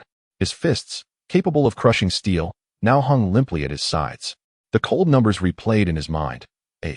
1 kilometers per second. Any defense was just a joke in the face of this number. In 72 hours, everything here, all of them, would be wiped clean from this world without a trace. Even Su Yofei, who had always seemed like an outsider, now showed a flicker of uncertainty on her ashen face. Her gaze swept over the slumped Colonel Li, the stone-like Lejean, and finally landed on the young man who had remained eerily calm throughout. She understood the terror of the heavenly punishment plan better than anyone. It was the general's proudest and most insane masterpiece. A deadlock set with overt strategies that could not be cracked. However, amidst the silence completely consumed by despair, a lazy voice suddenly broke through. Isn't it just a broken piece of iron that fell from the sky? Ma Liang had somehow poured himself another cup of tea, blowing on the non-existent steam. His tone as casual, as if discussing what to have for dinner. As for everyone looking like they were attending a funeral, his words struck like a thunderclap, instantly cleaving through the thick clouds of despair in the command room. Colonel Li shot his head up, Lejean's stiff body instantly turned. And even Su Yofei looked at Ma Liang with an incredulous gaze, as if she couldn't believe what she was hearing. He has gone mad. This young man must be insane. That was comparable to a tactical nuclear strike. How could he refer to it as a broken piece of iron? Advisor Ma. Colonel Li's voice was hoarse with excitement. This was no joke. None of our missile defense systems can intercept it. We can't even lock onto it. Who said anything about intercepting? Ma Liang put down his teacup and walked gracefully to the enormous circular screen. He extended his finger and gently tapped on the satellite icon, representing death. This thing flies fast because it stands on the shoulders of giants, accelerated by the gravity of the entire planet. He paused for a moment, then shifted his tone. Our missiles can't catch up to it, not because our missiles are inadequate, but because its starting point is too high. Ma Liang turned around to look at the completely bewildered crowd, a cold smile curling at the corners of his mouth. So, all we need to do is raise the starting point of our missiles a little, right? Colonel Li and Lejean exchanged glances, their brains completely malfunctioning. Raise the starting point of the missiles? What does that mean? Advisor Ma, do you mean? Lejean struggled to speak, trying to grasp the logic in those words. We don't have the capability to launch missiles into outer space within 72 hours. Who said anything about launching them into outer space? Ma Liang gave him a look as if he were an idiot, then walked up to Colonel Li and extended his hand. Bring me the biggest and most powerful one you have here, the big guy. The big guy? Colonel Li was taken aback. Dongfeng. Ma Liang uttered 2 words indifferently. Boom. A buzzing sound echoed in the heads of Colonel Li and Lejean. Dongfeng. That is the strategic deterrent force of the country. What do you need the Dongfeng for? Colonel Li's voice trembled. What for? Ma Liang smiled, a hint of terrifying madness in his expression. Of course, to give it a small upgrade. He scanned the room and finally fixed his gaze on the cold screen. Its engine isn't powerful enough, it doesn't fly high enough. So I'll replace it with a stronger engine. Its fuel isn't good enough, it doesn't fly far enough, so I'll replace it with a more potent fuel. Its chip is too dumb, it doesn't calculate fast enough, so I'll give it a smarter brain. Ma Liang's voice was not loud, but each word hit the hearts of the crowd like a heavy hammer. In short, I want to conduct a thorough, from the atomic level, overhaul. The command room fell silent. Colonel Li, Lejean, and even Su Yofei looked at Ma Liang as if he were a monster. Overhaul? A missile? A strategic Dongfeng missile? This is no longer madness. This is a myth. At that moment, the pitch-black screen suddenly lit up again. General Zhang Yuanchao's bloodshot face reappeared on the screen. Clearly, he had heard every word of the previous conversation. His gaze penetrated the screen, locking onto Ma Liang. In his deep eyes burned a flame of hope birthed from despair. I give you permission. The general's voice was hoarse, but carried a decisive resolution. I don't care what methods you use. In 72 hours, I want to see that damn satellite fall from the sky. Chapter 124. 72 hours countdown as General Zhang Yuanshao's bloodshot face disappeared from the screen. The air in the entire command room of the Absolute Fortress seemed to be completely drained. Colonel Li's breath was heavy, like an old bellows. As he looked at Ma Liang, his lips moving for a long time without a single word escaping. Permission. The general had given him permission. A permission to mobilize the East Wind. A permission to treat the nation's critical assets like scrap metal, to repair and modify them at will. This was no longer trust. It was a gamble on the brink of national disaster. A reckless gamble that placed the future of the entire nation on the shoulders of a young man in his 20s. What are you still dawdling for? Ma Liang glanced at the petrified Colonel Li and Lei Zhan. Are you waiting for pie to fall from the sky? Or for that satellite to make a turn by itself? His voice was not loud, but it struck like a heavy hammer, jolting the two dazed soldiers awake. I will arrange it immediately. Colonel Li sprang up from his chair, as if injected with adrenaline, rushing towards the communication station. His voice trembling slightly with extreme excitement and tension. Connect to the highest command center of the Strategic Missile Forces. Order, Dongfeng 41. Immediately relocate to the underground hangar number 0 of the parade village. Repeat. This is not a drill. This is not a drill. Hanging up the communication. Colonel Li's back was already drenched in cold sweat. Lei Zhan quickly walked up to Ma Liang, his eyes filled with unprecedented seriousness and a barely perceptible fervor. Advisor Ma, what do we need our sharp blades for? No need. Ma Liang waved his hand, telling him to let his soldiers get a good night's sleep and recharge. Half an hour later, in the deepest part of the parade village, in the highest security hangar number 0. This was a massive underground space capable of accommodating an entire destroyer, with a dome nearly 100 meters high, brightly lit as if it were daytime. Accompanied by a heavy metallic grinding sound that was almost unbearable, a thick alloy gate several meters wide slowly opened. A 16-wheeled, super-heavy transport vehicle, resembling a prehistoric beast, gradually drove into the center of the hangar. On it lay a massive object, entirely black, shimmering with a cold metallic luster. The Dongfeng 41, the nation's top strategic deterrent force, capable of instilling fear in any enemy. It lay there silently, like a sleeping black dragon, its cold shell hiding a terrifying power capable of destruction. Colonel Li, Lei Zhan, and dozens of top missile experts who had rushed over held their breaths, standing at a distance, gazing at this national treasure with a near-reverent expression. In their eyes, it was sacred, inviolable. However, Ma Liang simply put his hands in his pockets and lazily walked around the giant, as if browsing for vegetables at a market. TSK. He stopped, reached out his hand, and tapped on the cold missile shell, producing a dull thud. The design was decent, but the materials were subpar, and the structure was overly redundant, much like a clumsy metal behemoth. His understated comment nearly made the missile experts in the distance have their eyes pop out.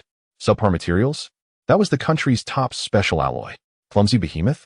This was the greatest insult to a national treasure. An elderly expert with graying hair trembled with anger, ready to confront him, but was firmly held back by Colonel Li. Director Chun, don't be impulsive. This is a general's order. Colonel Li lowered his voice, filled with helplessness. Ma Liang completely ignored the expert's reactions. He stood in front of the missile, and in his dark eyes, a stream of bluish data flashed by. Eye of all things, activate. Target, DF-41 Intercontinental Ballistic Missile. Conducting comprehensive scan. Buzz. In Ma Liang's vision, the massive missile instantly became transparent, revealing its complex internal structure in a clear, three-dimensional holographic model. Dense pipelines, precision control modules, and at the core, the solid-fuel rocket engine that represented the pinnacle of the country's industrial capabilities. Scan complete. Analysis results. Overall design is excellent, but limited by fundamental materials science and microelectronics technology. The following repair points exist. 1. Propulsion system. Engine combustion efficiency is low. Energy conversion rate is only 73. 4. With a potential improvement of 17. 2. Fuel system. Propellant energy density is insufficient, limiting endurance. 3. Guidance system. Core chip computational power is lacking, with a 0.3-second delay in trajectory correction. 4. Airframe structure. Alloy material strength is insufficient. A series of shortcomings lined up in Ma Liang's mind. For the experts, each of these flaws represented fields they had dedicated their lives to and were now difficult to improve upon. All right, I found the issues. Ma Liang withdrew his gaze, and said calmly. Then, under the astonished stares of everyone, he walked over to a plain silver briefcase that had been sitting on the ground. With a click, the case opened. There were no dazzling lights or sci-fi effects, just a neatly arranged set of seemingly ordinary maintenance tools. Ma Liang picked up a tool that resembled a screwdriver. He approached the missile's midsection, in front of a cover plate covered with maintenance bolts. Ma, consultant, what are you doing? The elderly expert named Chun could no longer hold back. He broke free from Colonel Li and rushed over, his face filled with terror. That was the core ignition controller of the engine. You can't. Before he could finish his sentence, he witnessed a scene that would be etched in his memory for a lifetime. Ma Liang gently placed the tip of the screwdriver against one of the specially designed alloy bolts.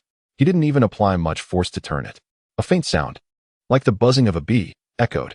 The bolt, which required a specialized hydraulic wrench and several minutes to unscrew, silently withdrew as if it were melting butter. 1, 2, 3. In less than 10 seconds, all the bolts on the heavy maintenance cover fell off automatically. Ma Liang casually lifted the cover and tossed it aside, revealing a complex network of circuits and modules inside, resembling a work of art. The entire hangar was eerily silent. Everyone stared in astonishment at this supernatural scene. As if frozen in place, Ma Liang ignored their reactions and reached into the intricate module, effortlessly retrieving a core controller as if picking an apple, and tossed it to Chief Engineer Chun, who was completely stunned. Here, this thing is useless now. Then, he looked at the opening he had created, clapped his hands, and spoke in a tone as if discussing a trivial matter. All right, step 1. Let's dig out this feeble heart. Chapter 125. A pair of hands that overturned physics in Hangar 0. The sound of a needle dropping could be heard. Everyone's gaze was fixated on the warm core controller instinctively cradled in Chief Engineer Chen's arms. This treasure, representing the pinnacle of the microelectronics industry of the country, was casually sentenced to death by that young man with the words garbage. Chief Engineer Chen's lips trembled as he wanted to refute, to shout in anger, to tell this clueless young man that what he held was the result of a decade of hard work by countless researchers. But he couldn't utter a single word. Everything happening before him had completely shattered his proud scientific worldview. That young man, with what seemed like an ordinary screwdriver, disregarded the principles of mechanics and material structures, dismantling a maintenance cover that would take a whole team half an hour with specialized hydraulic tools in just 10 seconds. Ma Liang ignored the group of experts behind him who were already experiencing a collapse of their worldview. He reached back into the unremarkable silver briefcase, and this time, he pulled out a tool with an even more peculiar design. It resembled a pen, made entirely of an unknown silver metal. But at the tip was not a pen nib, but a tiny multifaceted crystal almost invisible to the naked eye. He inserted this pen into the opening of the missile engine's core controller that he had emptied. A buzz, more subtle than before, almost non-existent, emitted. The tip of the pen, that tiny crystal, suddenly lit up, projecting a pale blue beam of light. The beam intertwined, folded, and solidified in the air. Countless energy lines, thinner than a hair, appeared out of nowhere, rapidly forming a complex structure in that small space. It seemed as if countless invisible atoms in the air were forcibly captured, reorganized, and arranged by an unseen force. What? What is that? A young expert could no longer contain his shock and exclaimed, "Holographic projection? No. I can sense the energy fluctuations. My God." Another expert stared at his tactical tablet, where the energy sensor readings had gone off the charts. Chief Engineer Chun felt a chill run through him. He had spent his entire life dealing with blueprints, data, and components. He knew how many processes were needed to create a controller, how many types of precision machines were required, and how strict the cleanroom conditions had to be. But now, this young man was creating something out of thin air in this vast hangar, right in front of everyone. Ma Liang's movements were fluid, showing no signs of pause. His wrist was as steady as a mechanical arm fixed on a base, as the pen of creation, under his control, sketched a miraculous picture capable of overturning the entire modern industrial system in a matter of minutes. As the last energy conduit was completed, all lights suddenly converged. A brand new, deep blue crystalline core controller, flowing with a faint halo on its surface, quietly floated in the gap. It was only a third the size of the previous one, yet the precision, power, and perfection it radiated sent a shiver through the souls of all the experts present. Done. Ma Liang retracted his tools and clapped his hands, as if he had merely completed an insignificant puzzle. He turned around to look at the completely petrified Chief Engineer Chun and pointed at the old controller in his arms. Do you see this? This is the difference. Yours has a reaction delay of 0.3 seconds. Mine has no delay. No delay. These simple 4 words struck Chief Engineer Chun like a thunderbolt. As the chief designer of the missile guidance system, he understood better than anyone what zero delay meant. It meant that this missile would no longer be a lifeless object requiring trajectory calculations. It would possess life? No. Impossible. This violates quantum laws. Chief Engineer Chen's voice was dry, as if he were mumbling in a dream. Ma Liang couldn't be bothered to explain.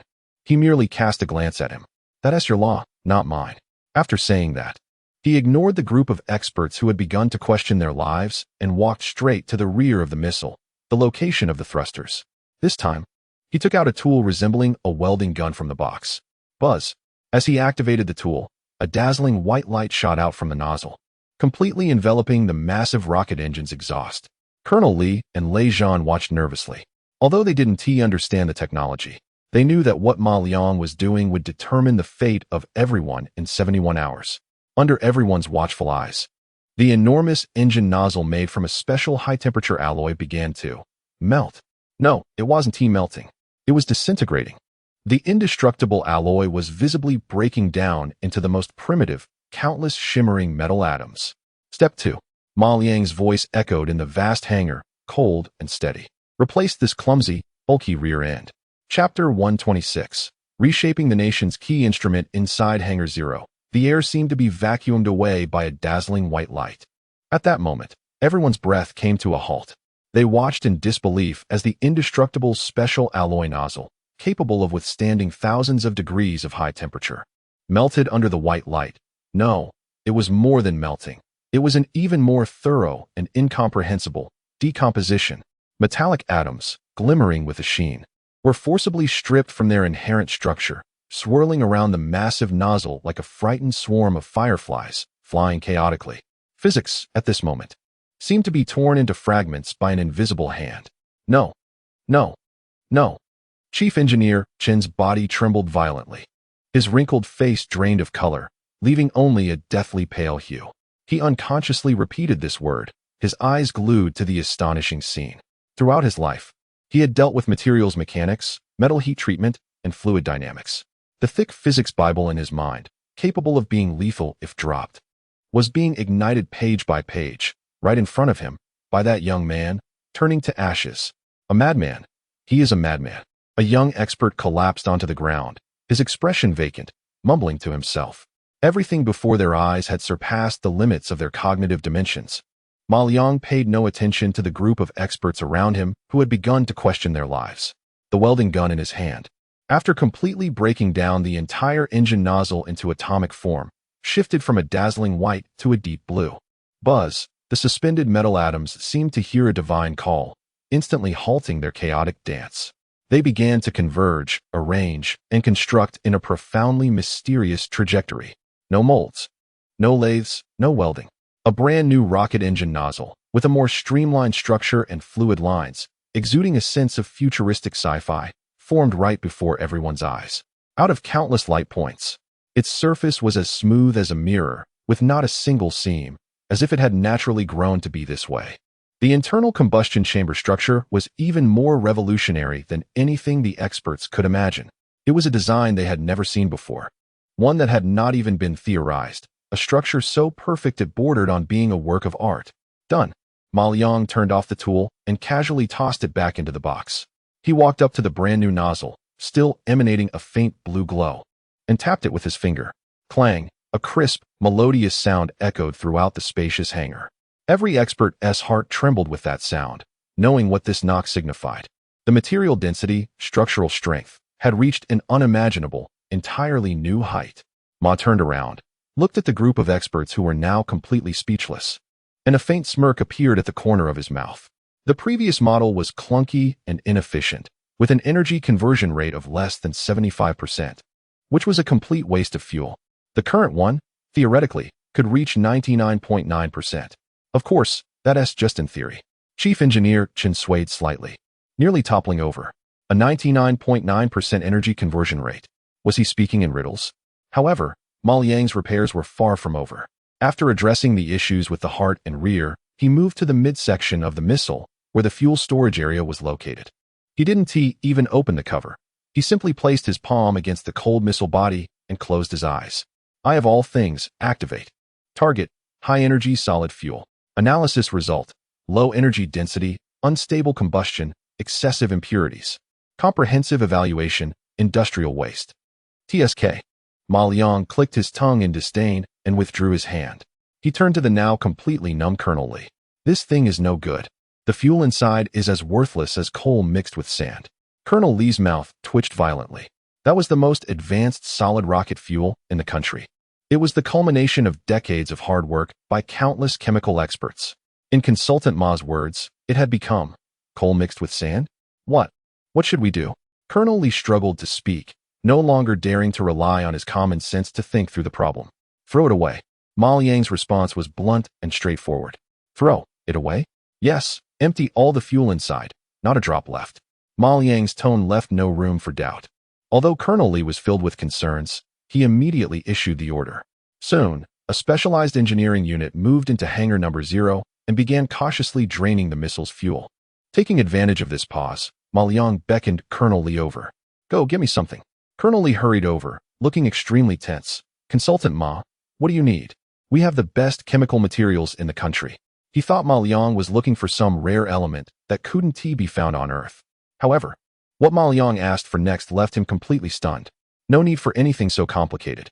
Ma Liang counted on his fingers and said slowly, "Get me a truckload of the most ordinary sand, and a few tons of the most ordinary scrap iron.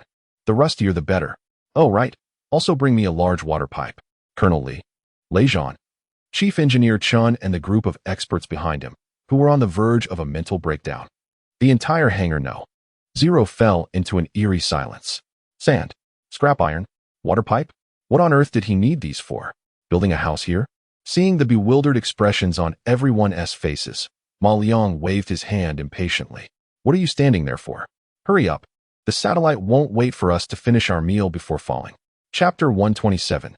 This is not scientific. This is very unconventional inside hangar number 0. There was a deathly silence. Everyone's minds were completely stalled due to the absurd request made by the advisor. Sand, scrap metal, tap water. Colonel Lee's lips trembled for a long time as he looked at the calm, yet indifferent face of the advisor, struggling to find the right words. Advisor, are you sure? These are the things you want? He pointed to the Dongfeng 41, the pinnacle of national technological achievement, quietly resting on the transport vehicle. We are supposed to modify a national treasure, not just playing around with cement. Lejean's expression was also filled with struggle and confusion. He even instinctively rubbed his ears, doubting if he had misheard. Meanwhile, the group of missile experts led by Chief Engineer Chen looked at the advisor with eyes that were no longer filled with shock or doubt. Instead, they gazed at him as one would at a madman or a lunatic. If Colonel Lee hadn't been holding him back, Chief Engineer Chen might have rushed over, ready to crack open the young man's head with his old slide rule that he had carried for 40 years, just to see what was inside. Do I need to repeat myself?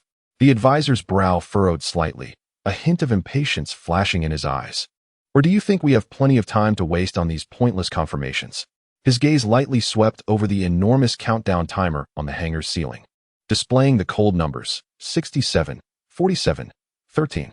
The chilling digits felt like a bucket of ice-cold water, instantly waking everyone up. Colonel Lee's body shuddered. He glanced at the countdown, then at the advisor's emotionless eyes, and finally gritted his teeth. It was a gamble. At this point, there was no turning back. What are you still standing there for? Colonel Lee suddenly turned around and shouted at the group of stunned soldiers and engineers behind him. Get whatever the advisor wants. Now. Immediately. The order was executed in an almost absurd manner. 30 minutes later, the most bizarre scene in the military history of the nation unfolded inside hangar number 0. A heavy truck rumbled in, backing up in front of a group of top experts and generals, and dumped a load of the most ordinary yellow construction sand onto the mirror-like floor, stirring up a cloud of dust. Following that, another truck brought in a pile of rusty scrap metal, some even covered in oil, clattering as it was dropped beside the sand. Finally, a thick fire hose was dragged in, and once the valve was opened, clear tap water gushed out, quickly soaking the sand and scrap metal together. Sand, scrap metal, muddy water. These three items appeared brazenly next to the national treasure, the Dongfeng 41. The scene was filled with a strong sense of dissonance that was almost mind-boggling. Chief Engineer Chen looked at the pile of garbage in front of him, trembling with anger, feeling as if his heart condition was about to act up. This was a desecration of science. This was an insult to the nation's crucial technology. Nonsense. It was simply absurd. Unable to contain himself any longer, he pointed at Ma Liang's back and shouted at Colonel Li. Colonel Li, are you just going to let him do this? He is destroying our last hope. However, Colonel Li merely closed his eyes, his face filled with pain and determination. He did not trust Ma Liang. He trusted General Zhang's judgment. Ma Liang ignored the argument behind him and quietly gazed at the pile of raw materials. Then, he opened the silver briefcase again. This time, he took out not a tool, but a metal sphere the size of a fist, its surface covered with unknown runes. High-energy core activate.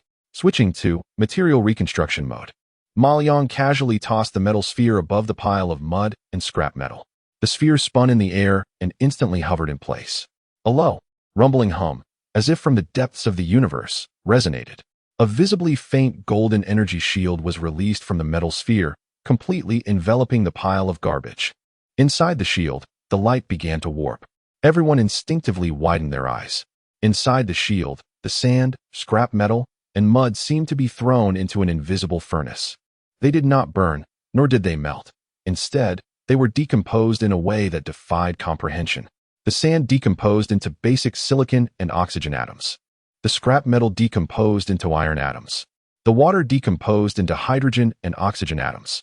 Billions of atoms of different elements transformed into a colorful, swirling atomic nebula. Physics, at that moment, was utterly and irrationally crushed into dust. My goodness, what is this? The group of experts sounded like ducks with their necks squeezed, emitting incomprehensible moans. Their worldview was being mercilessly trampled by that small metal sphere, again and again. Chief Engineer Chen felt as if struck by lightning, frozen in place. His murky old eyes reflecting the dazzling atomic nebula, filled with utter, incomprehensible fear and awe. Ma Liang's expression remained calm. His eyes flickered with a dark blue stream of data. Atomic level reconstruction, activate. Generating target material, ultra-high density, degenerate state aggregate fuel. The atomic nebula within the energy shield began to move more violently. They no longer rolled chaotically but followed some supreme law, starting a frenzied, yet perfectly ordered reorganization. Under the horrified gaze of everyone, the colorful atomic nebula began to rapidly collapse towards the center, coalescing. Finally, all the light faded away. The energy shield dissipated.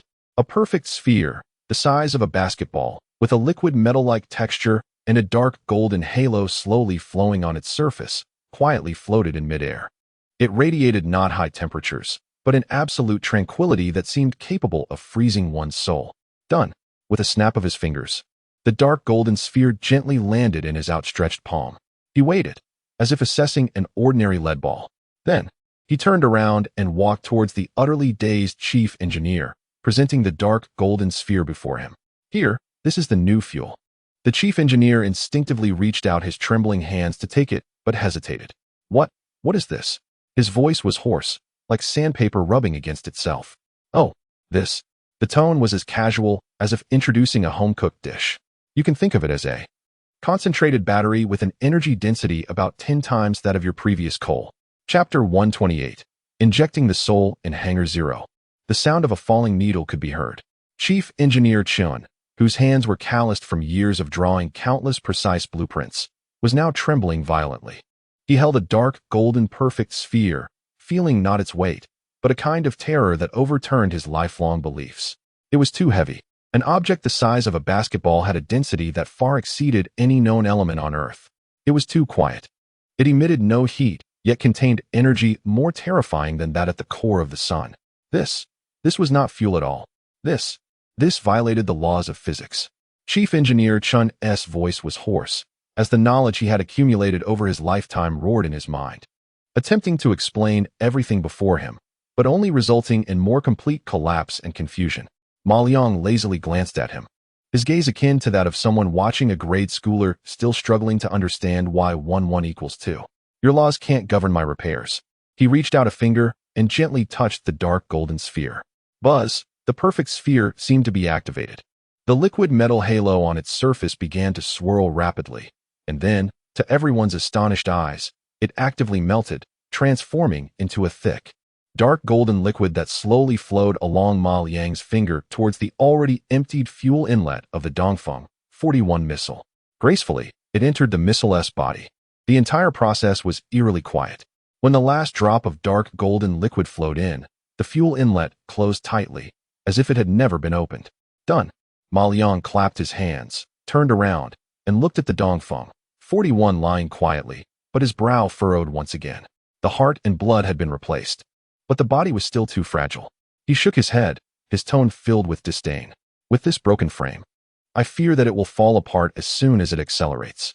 Hiss. The group of experts, who had just recovered from the shock of atomic reconstruction, gasped again. Broken frame? That was a special alloy shell capable of withstanding temperatures over 1,000 degrees and resisting several times atmospheric pressure. However, before they could voice their doubts, Ma Liang had already walked back to the dreaded silver briefcase. This time, he pulled out something that resembled a paint roller. He approached the missile and gently rolled the roller across the dark shell. There was no paint, no coating. Where the roller passed, the originally dark missile shell rippled like visible water waves. Immediately after, an even more incredible scene unfolded. The surface of the missile, that hard special alloy, began to undulate slightly, as if it had living skin. Its molecular structure was being forcibly disrupted in an incomprehensible manner, then undergoing a denser, more robust reorganization. What is he doing? He is reinforcing the lattice structure of the material? No, this can't be. A materials science expert stared intently at his testing panel, where the readings had turned into a meaningless jumble of numbers. The density is increasing. My goodness. Chief Engineer Chun was at a loss for words. He could only watch blankly. He watched as the young man casually pushed a roller back and forth on the surface of the national treasure, as if painting a fence in his own yard. With each movement of Ma Liang, the color of the Dongfeng 41's shell deepened. It was an extreme black that could swallow all light. Colonel Li and Lei Zhan stood at a distance, nervously sweating in their palms. They couldn't understand the complex data, but they could clearly feel that the temperament of the missile was undergoing a tremendous transformation. If the previous Dongfeng 41 was a sleeping, awe-inspiring black dragon, now it resembled a leviathan from another dimension, lurking in the shadows, ready to deliver a fatal blow at any moment. A void leviathan. Beep. The blood-red countdown on the hangar dome mercilessly ticked down. 59, 59, 59. There were less than 60 hours left. The oppressive atmosphere tightened everyone's hearts. All right. Just then, Ma Liang stopped his movements and casually tossed the roller back into the box. He walked up to the now completely transformed missile, extended his hand, and gently patted the extreme darkness. No sound was made. His palms seemed to be completely engulfed by that darkness. Heart, blood, bones, skin, all repaired. Ma Liang turned around, surveying the experts who were utterly dazed, as if their worldview had been crushed and rubbed into the ground, a faint smile curving at the corners of his mouth. Now, this toy could finally be used. His gaze landed on the enormous screen displaying the countdown, and a cold, chilling glint flashed in his eyes. Next, it was time to send a special delivery to that arrogant fellow in the sky. Chapter 129. My missile, my decision, all right. Now, let's set this thing up and prepare for launch. As this seemingly casual remark from Ma Liang echoed in the silent Hangar 0, the first to react was not Colonel Li, nor was it Lei Zhan, but the already battered Chief Engineer Chun, whose spirit had been crushed by reality. Launch. The old expert's voice turned sharp with extreme shock, like a cat that had just been stepped on. He rushed in front of Ma Liang, his eyes red and fixed on him, no longer filled with the anger and doubt from before, but rather in near-pleading terror. Advisor Ma. No. Mr. Ma, this can't be done. Chief Engineer Chen spoke rapidly, like a barrage of firecrackers, spitting saliva onto Ma Liang's face. The launch of the Dongfeng 41 follows a complete and non-negotiable procedure. We need to transport the missile vertically to the underground launch silo, conduct a system self-check lasting 8 hours, followed by fuel activation tests, and then receive authorization from the Strategic Command Center, Space Monitoring Center, and the highest command simultaneously, inputting 3 different keys to unlock the launch procedure. This entire process, even under the best circumstances, takes at least 20 hours. Right now. Before he could finish, Ma Liang impatiently interrupted him. 20 hours? Ma Liang dug at his ears, his expression as if he had just heard the funniest joke of the century. You mean to say we're going to wait here for 20 hours? And then let a satellite up there decide on a comfortable position to drop on our heads? Aye. Chief Engineer Chun was left speechless, his face flushed. He wanted to say rules are rules, but in front of that blood-red countdown, any rules seemed utterly powerless. Colonel Lee's face also grew extremely serious. He walked over quickly and said in a deep voice, Advisor Ma, what Chief Engineer Chen said is a fact. The launch procedure is the last line of defense to ensure everything goes perfectly, especially the step of transporting to the launch silo, which absolutely cannot be skipped. This is a maintenance hangar and does not meet launch conditions at all. Lejean nodded in agreement, adding, yes. The structural integrity here cannot withstand the immense thrust and high temperatures generated during missile ignition. What they said was an unbreakable truth in this world. It was a rule derived from countless calculations and experiments, earned with blood and lives. However, for Ma Liang, truth was meant to be trampled. A launch silo? Ma Liang glanced at them with a smirk that didn't hide his mockery. Who said I need that clunky, outdated relic? Here, we launch. He pointed to the ground beneath his feet, then to the thick alloy dome overhead, his tone calm, yet filled with undeniable dominance. The hangar fell into a dead silence once more. Everyone looked at Ma Liang as if he were insane. Launching an intercontinental ballistic missile in a maintenance hangar? This was no longer madness. This was suicide. Chief Engineer Chen's lips trembled as he wanted to say, this will blow the entire parade village to the sky. However, Ma Liang didn't give them a chance to continue talking. He didn't approach any control panel or take out any communication devices. He simply stood in front of the completely black, seemingly void-like new Dongfeng 41, slowly closing his eyes. Advanced maintenance system, accessing. Target, Dongfeng 41, maintenance version. Skipping all pre-verification processes. Directly entering launch procedure. In the next second, Ma Liang suddenly opened his eyes. A deep hum, as if resonating from the heartbeat of a waking dragon, emanated from the still missile. Then, under the horrified gaze of everyone, the massive object lying on the 16-wheeled heavy transport vehicle lit up with dark golden energy patterns. It moved. A young expert screamed in shock. The hydraulic supports of the transport vehicle activated, slowly and steadily lifting the missile up. Booming sounds, and excruciating metallic friction echoed above. Everyone looked up in horror.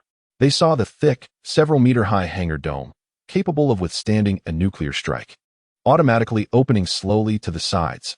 Brilliant sunlight streamed into this top-secret underground space for the first time, illuminating the slowly rising, pitch-black weapon with a sacred yet cold texture. Impossible.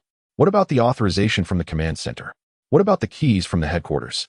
Chief Engineer Chen watched this scene, which completely violated all military regulations. As if struck by lightning, murmuring to himself. His beliefs, his pride, his scientific worldview were utterly shattered and trampled into the mud at that moment. Lieutenant Colonel Lee and Lei Zhan were equally paralyzed, their hands and feet icy. They were soldiers, and they understood better than anyone what this bypassing of all oversight and procedures meant. This was no longer just a weapon. This was a divine scepter belonging solely to Ma Liang. Finally, the new Dongfeng 41 stood perfectly upright at a 90-degree angle, silently positioned in the center of the hangar. Its extremely dark warhead pointed towards the sky. Ma Liang raised his head, his gaze seemingly piercing through the atmosphere, making distant contact with the impending satellite of judgment that would arrive in 72 hours. His face showed no emotion. In a tone as cold as ice, devoid of any human sentiment, he slowly uttered 2 words. Ignite. Chapter 130. This is my missile launch. When these 2 words were uttered from Ma Liang's mouth in a completely emotionless tone, it felt as if the disaster activation button had been pressed for the entire facility. No. Chief Engineer Chun let out the most sorrowful and desperate roar of his life, his body seemingly drained of all strength, collapsing limply to the ground. It's over. Everything is over. In his mind, filled with countless formulas and data, he could already vividly envision the scenes to come. The missile, infused with an unknown terrifying energy, would release a temperature and shockwave capable of melting everything at the moment of ignition. This enclosed underground facility would turn into the most efficient pressure cooker, and every piece of equipment, including the national treasure itself, would be instantaneously vaporized within 0.01 seconds. Get down. Lei Zhan reacted the fastest. instinctively roaring as he tried to push Lieutenant Colonel Lee to the ground. However, it was too late for the anticipated deafening explosion, the world-ending flames. The roar loud enough to rupture eardrums. None of it happened. Instead, there was a profound silence, an absolute silence more terrifying than death itself. A faint hum, almost imperceptible, as if coming from another dimension, emanated from the tail of the new Dongfeng 41. There was no flame, no thick smoke. What erupted from the massive, artfully reshaped rocket nozzle crafted by Ma Liang was not any form of flame, but a column of pure, exquisitely condensed, dark golden energy, perfectly straight. A beam of light. It existed quietly, yet it seemed to warp even the light around it. In the dazed and bewildered gazes of everyone present, that several-ton heavy object was gently and steadily lifted by the silent beam of light, without the slightest tremor, like a black obelisk suspended in midair, beginning to rise slowly in a manner that defied all mechanical principles. This, Lieutenant Colonel Lee maintained his forward-leaning posture, frozen in place. He opened his mouth, but could not make a sound. For the first time, a look of sheer horror, as if he had seen a ghost, appeared on Leijon's usually stern face. Meanwhile, the collapsed chief engineer Chen abruptly raised his head, staring at the missile ascending silently. At the scientifically impossible dark golden beam of light, at the undamaged ground, his mind crashed completely. Physics, Newton, Einstein, all the scientific laws he had believed in, studied, and taken pride in throughout his life were, at that moment, ruthlessly shattered by that silent beam of light. Boom. When the tail of the missile finally detached from the ground, the dark golden beam of light seemed to have finally broken free from its last constraint, and the missile's ascent speed suddenly accelerated. It was not a gradual increase, but a teleportation-like, abrupt explosion from 1 to 100. Whoosh! The pitch-black void Leviathan appeared in everyone's sight, transforming into a vertical black streak that shot upwards at a speed almost impossible to capture with the naked eye.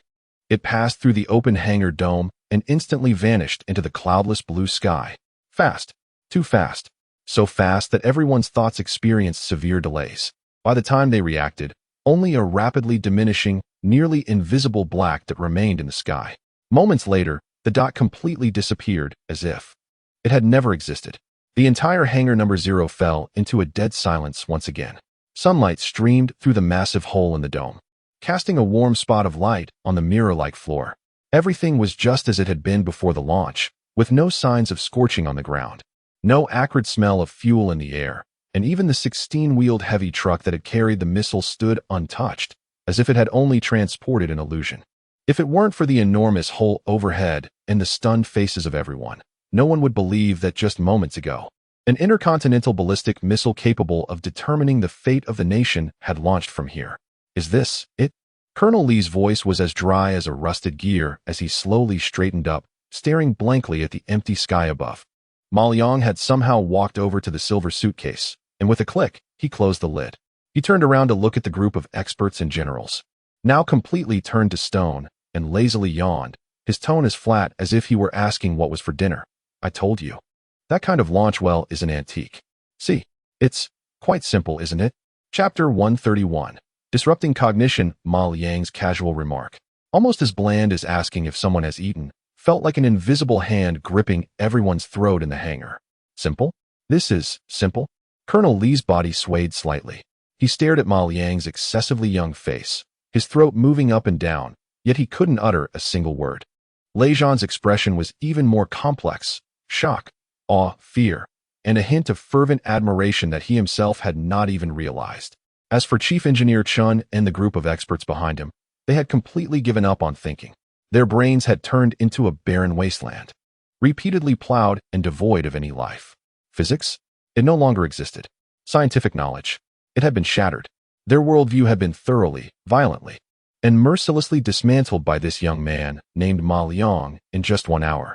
Stop standing there like fools. Ma Liang glanced at the group who had become like living sculptures, appearing somewhat disinterested. The real show had just begun.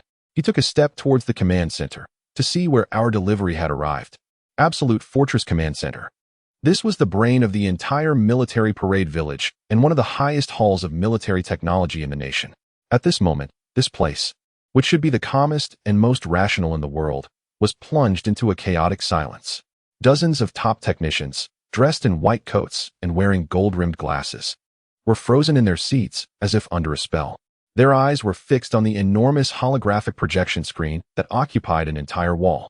On the screen, a line of shocking, blinding red was piercing vertically into the deep space at an angle that defied all laws of astrophysics. Beep, beep, beep.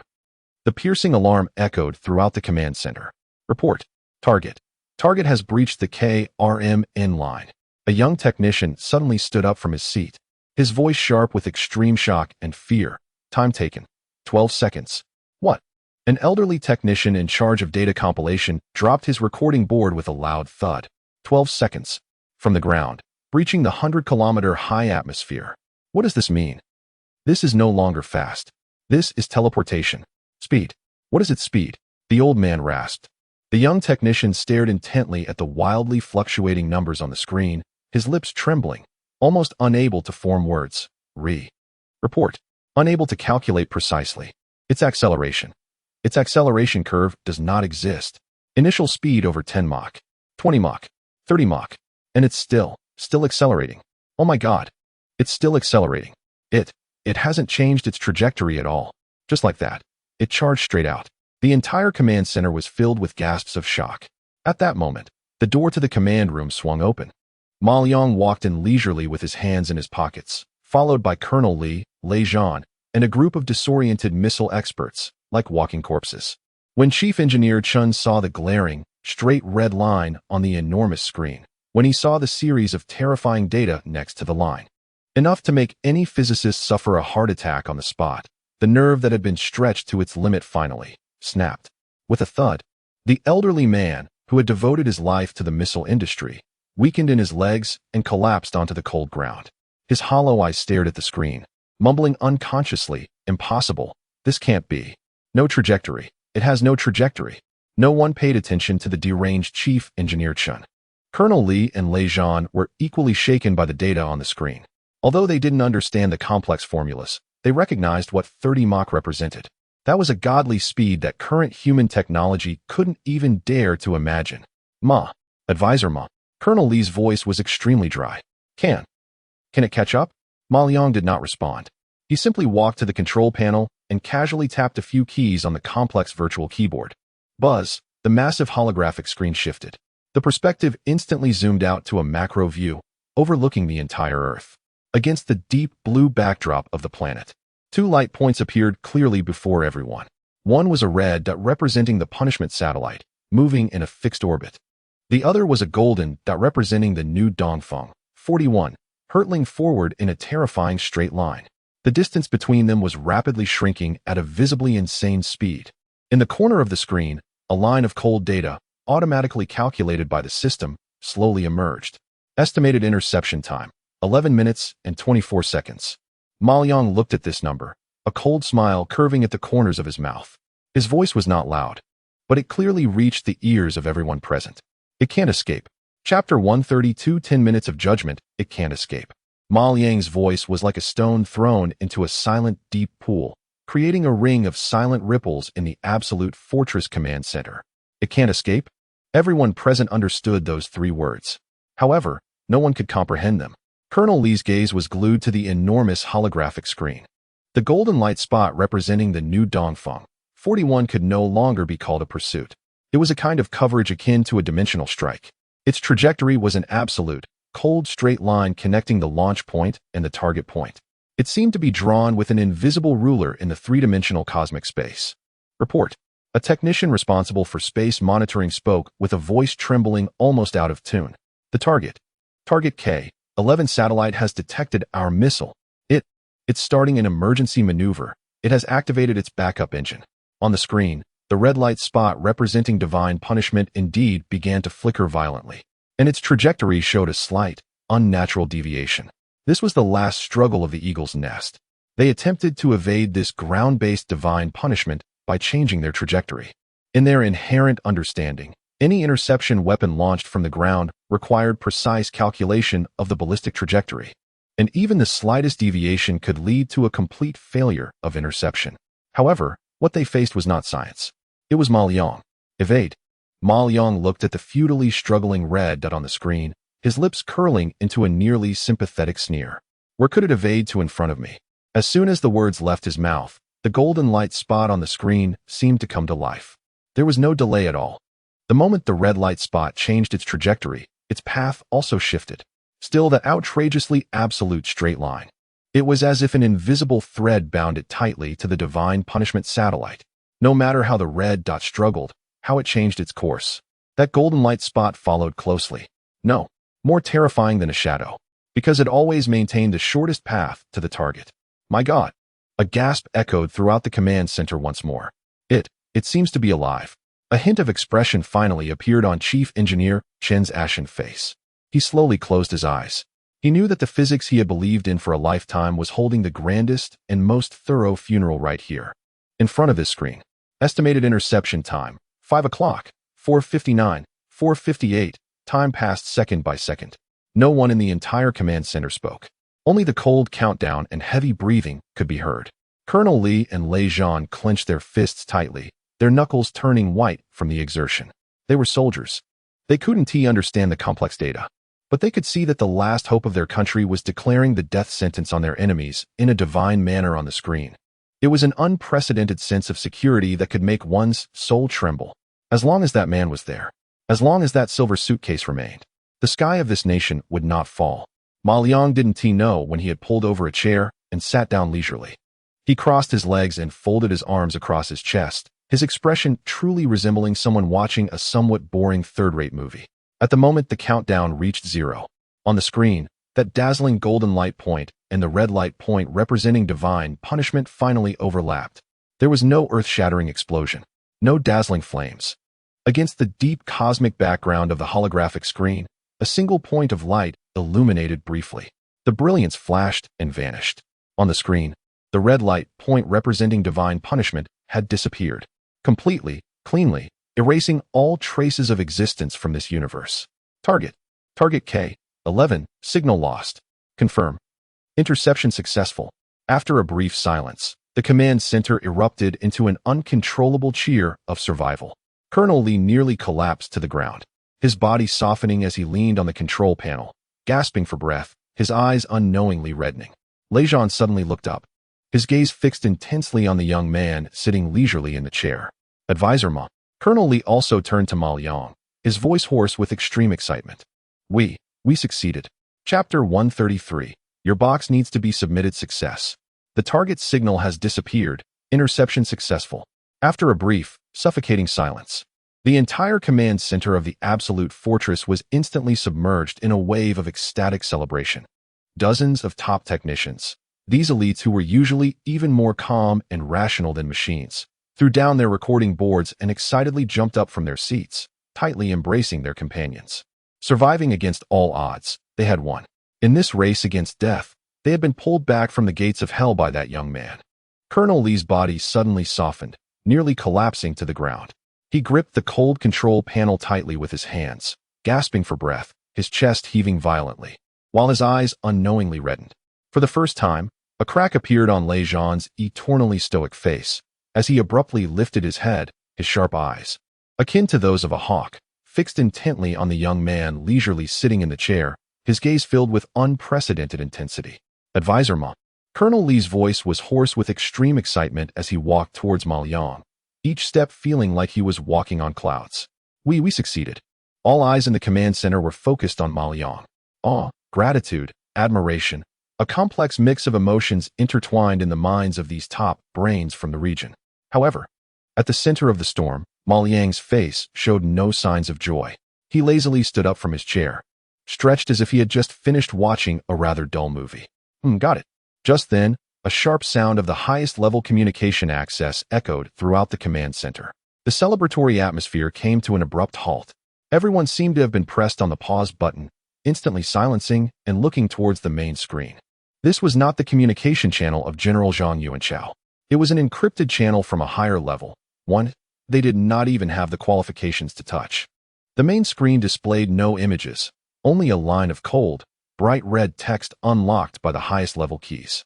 Order: the Heaven's Punishment incident has ended. Relevant personnel remain on standby, and all information must be sealed. An immediate special investigation team for the Heaven's Punishment incident will be established, led by Deputy Minister Zhao Weigua from the General Equipment Department, and will arrive at the parade village within 1 hour, fully responsible for subsequent matters. Core investigation subject, Ma Liang. Boom. This line of text was like a bucket of ice water from Siberia, drenching everyone in the command center and extinguishing their fervor. The atmosphere instantly dropped from a boiling point to freezing. An investigation team? Investigating what? Colonel Li was the first to react, and the excitement on his face instantly faded, replaced by deep confusion and disbelief. Advisor Ma is a hero. He saved everyone. Why investigate him? Lei Zhan's brows furrowed tightly, a chilling aura emanating uncontrollably from him. However, an order is an order. The line of bright red characters represents the highest will of the nation, and it brooks no doubt. The experts and technicians who had just regarded Ma Liang as a deity now looked at him with changed expressions. Awe remained, but it was tinged with fear and detachment. They finally realized the power that Ma Liang displayed could indeed save them, but this power, which completely surpassed their understanding and could neither be comprehended nor controlled, itself posed the greatest instability factor. In less than an hour, a deep gray aircraft with no markings roared down the independent runway of the military parade village. The cabin door opened, and a tall major general, bearing a shining star on his shoulder, descended the stairs, flanked by a fully armed escort. He appeared to be around 50 years old, with a stern face and sharp eyes, and his military uniform was impeccably neat, showing no wrinkles whatsoever. He was Zhao Weigua, the Deputy Minister of the General Equipment Department, a representative of the military's conservative faction, known for his strict adherence to rules and regulations. Zhao Weigua ignored the welcoming gestures from Colonel Li and Lei Zhan, not even sparing them a glance. He strode directly into the command center of the absolute fortress. The moment he stepped through the door, an invisible, cold, and oppressive aura instantly enveloped the entire space. Everyone instinctively straightened their backs, not daring to breathe. Zhao Weigua's gaze was like the most precise radar, sweeping across the room before finally locking onto a young man standing in the crowd who seemed somewhat out of place. He walked step by step towards Ma Liang, coming within 3 meters of him. One represented the loyal defender of the national enforcement system, embodying order and rules. The other was an absolute variable that broke all rules and could not be defined. It felt as though the air itself had solidified at that moment. Are you Ma Liang? Zhao Weigua's voice, like his demeanor, was cold and devoid of emotion. Ma Liang barely lifted his eyelids, merely responding with a faint grunt. Zhao Weigua did not seem surprised or angry at this attitude. He continued to scrutinize Ma Liang with the gaze of one inspecting an object, finally resting his eyes on the ordinary silver briefcase at Ma Liang's feet. I am Zhao Weigua, the head of the Special Investigation Team for the Heaven's Punishment incident. He made a brief self-introduction and then, without any preamble, directly stated the first and most crucial purpose of his visit. According to orders, Zhao Weigua said, looking at Ma Liang, enunciating each word clearly, your briefcase needs to be surrendered. Chapter 134, want to touch my things? That box of yours needs to be surrendered. When Zhao Weigua's cold, emotionless statement, as if merely stating a fact, echoed in the silent command center, the air seemed to be sucked out. Time nearly froze at that moment. Colonel Li's face lost all color in an instant. He had just come back to his senses from the euphoria of surviving a disaster, and hadn't he even had the chance to express a complete thanks to Ma Liang before this icy water from the highest level doused him from head to toe. Surrender? Surrender that box. What a joke. That is Ma Liang's life. Lei Zhan's body instantly tensed up. His hand, which had just relaxed, instinctively gripped the handle of his sidearm again, his eagle-like eyes locking onto Zhao Weigua and the guards behind him. A cold, palpable aura of killing intent radiated from the captain of this elite unit. In the command center, the technicians and experts who had just been celebrating were now silent as tombs. They looked at Zhao Weigua and then at Ma Liang, their expressions filled with complex emotions, awe, fear, and a hint of inevitability.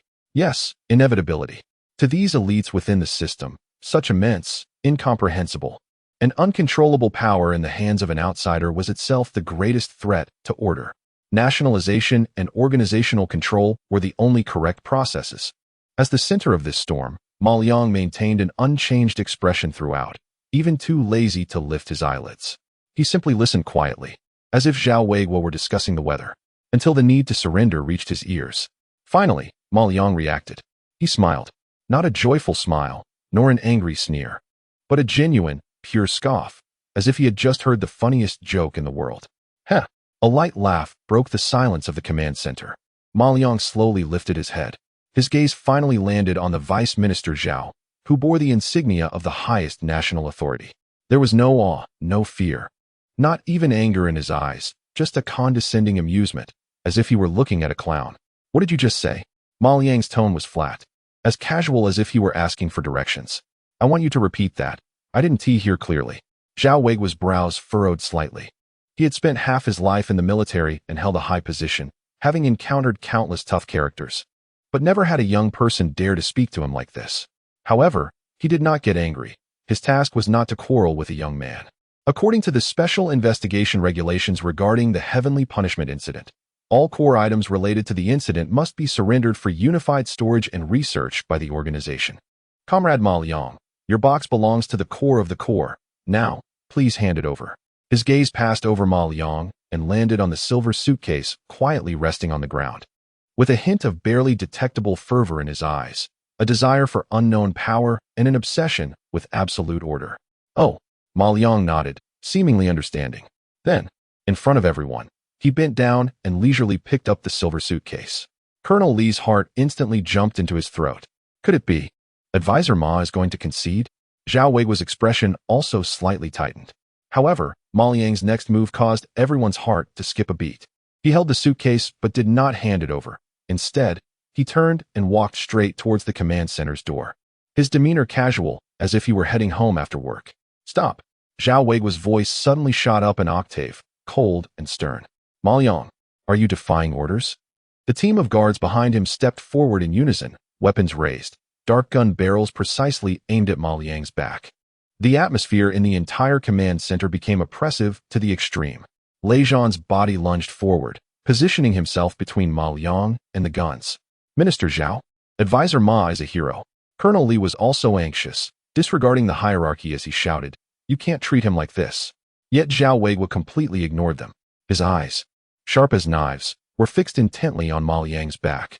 Ma Liang halted his steps, but did not turn around. Defying orders? He seemed to have heard a novel term. Chuckling lightly once more. Minister Zhao, is it? He finally slowly turned around. As his gaze swept over the guns aimed at him, a chilling glint flickered in his pitch-black eyes, enough to send shivers down one's spine. First, you need to understand one thing. I am not under your command, nor anyone else's. I am here to help you solve problems, not to follow your orders.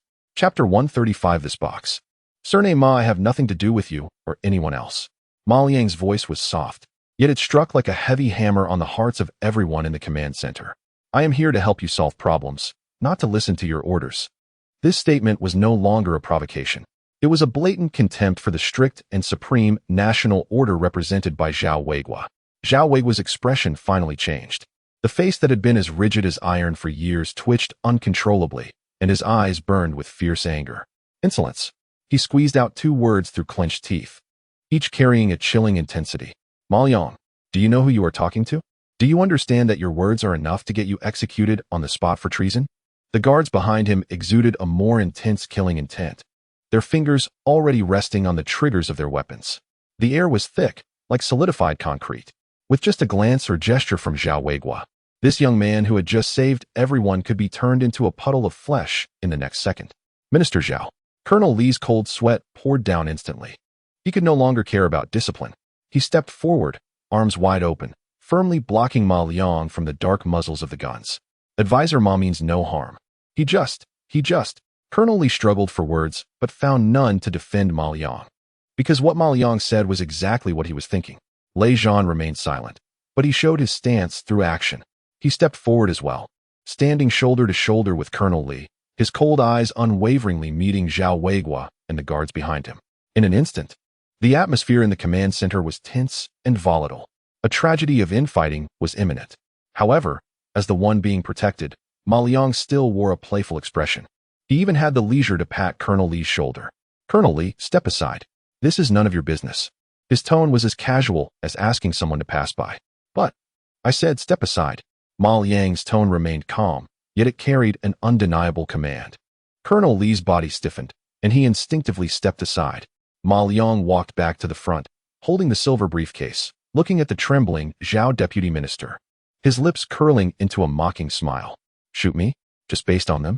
Ma Liang's gaze swept over the guns aimed at him, his eyes as if looking at a pile of rusty scrap metal. Minister Zhao, I advise you to think it over carefully.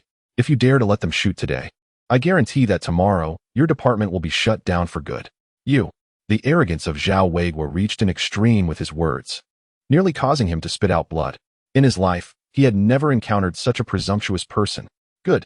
Zhao Weiguo laughed in anger, realizing that without using coercive measures, this person would not cooperate.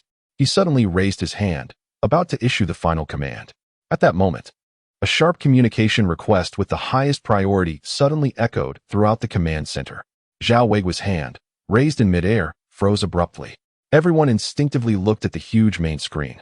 On the screen, there was no complicated verification process. General Zhang Yuanchao's face, marked with fatigue yet still sharp as an eagle, instantly occupied the entire image. His background appeared to be a more core operations command room connected to the highest command. Zhang Yuanchao's gaze seemed to penetrate the screen, sweeping across the entire command center with a mountain-like pressure.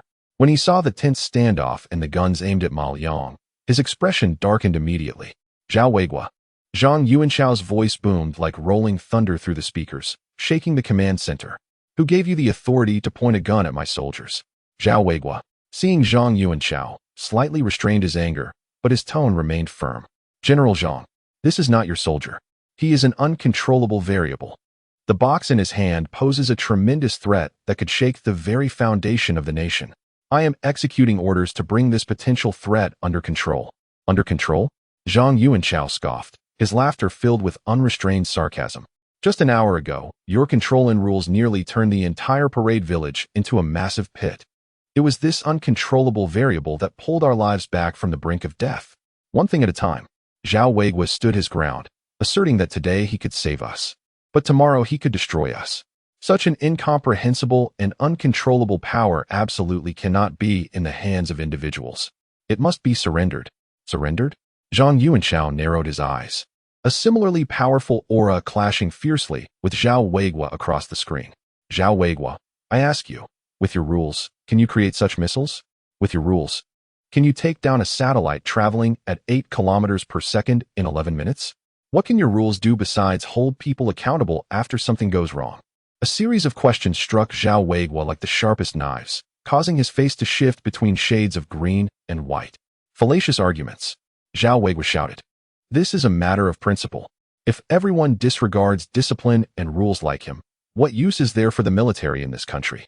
What use is there for us? The ones maintaining order. Maintaining order? Zhang Yuanchao took a deep breath, as if making a significant decision. His gaze shifted away from the angry face of Zhao Weiguo and slowly landed on Ma Liang, his expression becoming incredibly complex. Finally, he looked back at Zhao Weiguo, his voice taking on an unprecedented seriousness. Zhao Weiguo, I will say this one last time. Ma Liang is a consultant I approved under immense pressure. I take full responsibility for all his actions. That box belongs to him, and no one is allowed to touch it.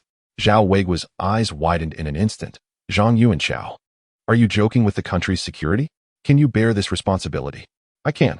The two definitive words from Zhang Yuanchao made the entire command center silent as a pin could drop. He looked at Zhao Weiguo on the screen, speaking slowly and deliberately, wagering his entire political career. I, Zhang Yuanchao, guarantee this with my reputation and my political life. Ma Liang, and everything about him, is temporarily backed by me. If any issues arise in the future, I will be the first to face a military tribunal. Chapter 136. My guarantee. Is it enough? All right. Zhao Weiguo laughed in anger. He stared fiercely at Zhang Yuanchao, like a cornered beast. Zhang Yuanchao, you will regret this. History will prove you wrong. That is my concern, Zhang Yuanchao replied coldly, devoid of any emotion. He looked at the iron-faced figure on the screen and, with deliberate clarity, placed an unprecedented bet on his entire political career. I, Zhang Yuanchao, guarantee with my political life and my reputation. Ma Liang and everything about him will be under my endorsement. If any issues arise in the future, I will be the first to face the military tribunal. As his words fell, the command center fell into an eerie silence. Colonel Li and Lei Zhan looked at the old man on the screen, their eyes instantly reddening. They understood the weight of those words. This meant that Zhang Yuanchao had tied all his glory and future to Maoliang. If one thrived, they all thrived. If one suffered, they all suffered. Zhao Weiguo's chest heaved violently, and his heavy breathing echoed painfully in the stillness of the command center. He knew he could no longer shake Zhang Yuanchao's decision. Forcing the issue would only spark an internal conflict that no one could bear the consequences of. The anger churned in his chest, but ultimately turned into a cold, reluctant suppression. He slowly lowered the hand he had raised. The guards behind him also stepped back quietly, relieved, and sheathed their weapons. The tense atmosphere finally eased. But everyone knew this was only temporary. The conflict remained unresolved. Zhao Weiguo took a deep breath, forcibly suppressing the anger within him. His sharp gaze fell once again on Maoliang, resembling a wolf locking onto its prey. Good. Zhao Weiguo squeezed out a word between his teeth. General Zhang, since you are willing to guarantee for him, I can temporarily refrain from confiscating this core item. His tone suddenly shifted. However, to ensure that this core item and its holder do not pose a potential threat to national security, I demand the immediate establishment of a special technical observation group. From now on, Maoliang will be under 24-hour, uninterrupted full process accompanying observation. All his actions must be within our sight. This is my bottom line. Upon hearing this, Colonel Li's expression changed again. This was merely a different form of surveillance. However, Zhang Yuanchao on the screen nodded slowly after a few seconds of silence. All right. He had obtained what he wanted most, to protect Maoliang and the box. As for this accompanying observation, he believed it would not be a problem for Maoliang at all. In fact, he even had a faint sense of expectation. He looked forward to seeing how this unruly young man would deal with the group Zhao Weiguo sent. With Zhang Yuanchao's permission, Zhao Weiguo's cold expression finally softened slightly. Although he did not obtain the box, he had at least successfully driven a nail into Maoliang's side. He took a deep look at the young man, his gaze filled with scrutiny, warning, and a hint of deep-seated, hunter-like interest. Then he suddenly swung his arm, turned around, and strode out of the command center with his team of guards without looking back. A high-stakes confrontation that could shake the upper echelons came to an eerie conclusion in this manner. Inside the command center, the oppressive atmosphere gradually dissipated. Everyone's gaze instinctively refocused on the young man who had seemed to be watching a show all along. He yawned, holding his precious box, as if everything that had just happened had nothing to do with him. Observation group. He glanced towards the door of the command center, the corners of his mouth curling into a playful smile. I hope they can keep up with my pace. Chapter 137. The flies arrived. Zhao Weiguo arrived with an oppressive, cold atmosphere that dissipated just as quickly. When his figure, along with the group of fierce-looking guards, completely disappeared outside the command center's main door, the tension in the entire space snapped like a taut string. Li, the principal, let out a long, deep sigh. Feeling as if he had just been pulled from deep water, his military uniform completely soaked with cold sweat. Next to him, Lei Zhan relaxed slightly, finally lowering the hand that had been gripping the handle of his weapon. The relief of surviving mixed with future concerns, creating an incredibly strange atmosphere in the command center. Everyone's gaze uncontrollably focused once again on the sole center of attention, Maoliang. He still stood there, holding a plain silver briefcase, with a playful expression that hadn't changed. As if the intense confrontation that could have shaken the military's upper echelons was merely a boring and somewhat ridiculous farce to him. Consultant. Li's throat moved as he swallowed, taking a few unsteady steps towards Maoliang. His eyes were filled with complexity, gratitude, awe, fear, and more than anything, a deep-seated worry. That, Minister Zhao He, the observation group. Li's words seemed to stumble as he struggled to recover from the recent shock. Lei Zhan approached as well, remaining silent, but his hawk-like eyes were equally filled with seriousness. They both understood that someone like Zhao Weiguo would never let things slide. The so-called continuous observation was, in plain terms, a form of monitored surveillance. From now on, Maoliang would be surrounded by Zhao Weiguo's eyes and ears. Oh, that? Maoliang finally suppressed his smile, glancing casually towards the door, his tone as indifferent as discussing what to have for dinner. Just a bunch of flies, buzzing around. A bit annoying. Flies? Li and Lei exchanged glances, both seeing a hint of bitter amusement in each other's eyes. Only this individual before them could describe a special technical observation group personally ordered by the Deputy Minister of the General Equipment Department as flies. At that moment, the main screen displayed General Zhang Yuanchao's weary face, which came into focus again. The standoff was over, but he hadn't logged off yet. His gaze pierced through the screen, landing on Li and Lei. Lei, Zhang Yuanchao's voice carried undeniable authority. Yes, sir. The two instinctively stood up straight, saluting. You are to cooperate with Zhao Weigua's observation group, Zhang Yuanchao said slowly. Li's expression shifted slightly, about to say something, but was cut off by Zhang Yuanchao's next words. However, Zhang Yuanchao's tone grew heavier. Your core task is only one. His gaze turned towards Ma Yang. Ensure the absolute safety of consultant Ma and his peace of mind. Peace of mind. Colonel Li was taken aback for a moment, but he quickly understood the deeper meaning behind the words. Cooperation was merely a facade, a show for Zhao Weigua. The real core was to unconditionally stand by Ma Yang's side. Yes, we will ensure the mission is completed. Colonel Li and Lei Zhan shouted in unison, their voices carrying a hint of relieved excitement. Zhang Yuanchao nodded, his gaze finally landing on Ma Yang. The expression in his eyes was complex. There was admiration, helplessness, and even a glimmer of expectation that he himself was unaware of. He said nothing more, just looked deeply at Ma Yang, and then the communication signal was cut off. The enormous screen going dark. In the command center, the last remnants of pressure from the highest level dissipated. Ma Yang had no interest in all of this. He stretched lazily, his bones cracking with a series of pops. All right, all done, and the day has broken. He picked up his bag and walked towards the door, his demeanor as relaxed as if he were heading out for breakfast. Colonel Li, find me a quiet place to sleep. Remember, don't let those. Ma Yang paused, seemingly searching for the right word. Don't let those nuisances bother me. As soon as he finished speaking, a buzzing sound erupted. The encrypted communicator in Colonel Li's pocket suddenly vibrated, and he instinctively answered it. A cold, emotionless voice reported from the other end. Report to Colonel Li. The Special Technical Observation Group has arrived. The leader, an academician from the Academy of Sciences, Professor Qian Lacun, a top physicist in the country. The deputy leader, Colonel Zhou Tai, a senior engineer from the General Equipment Department. There are 12 members, covering fields such as materials science, aerodynamics, information engineering, and quantum physics, all of whom are top experts in the country. They request to make immediate contact with advisor Ma Liang for their first engagement. Colonel Li's hand holding the communicator suddenly stiffened, and his expression darkened more than the bottom of a pot. He looked up at Ma Liang, who had already reached the door, his voice dry. Advisor Ma, I'm afraid you won't be able to sleep for the time being. Those nuisances are already at the door. Chapter 138 First contact. The group of flies had already arrived at the door. Colonel Li's voice was dry and hoarse, tinged with a noticeable sense of despair.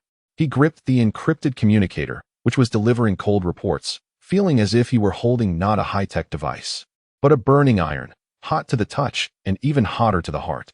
Ma Liang, who had just taken a step forward, paused. He slowly turned half his body, and on his slightly fatigued face from staying up late, a genuine impatience finally surfaced, a pure, visceral disgust, akin to discovering a dead fly in a bowl just as you were about to enjoy a delicious meal. So soon? His brows furrowed. Before he could finish his thought, the heavy alloy door of the command center silently slid open, and a line of people filed in.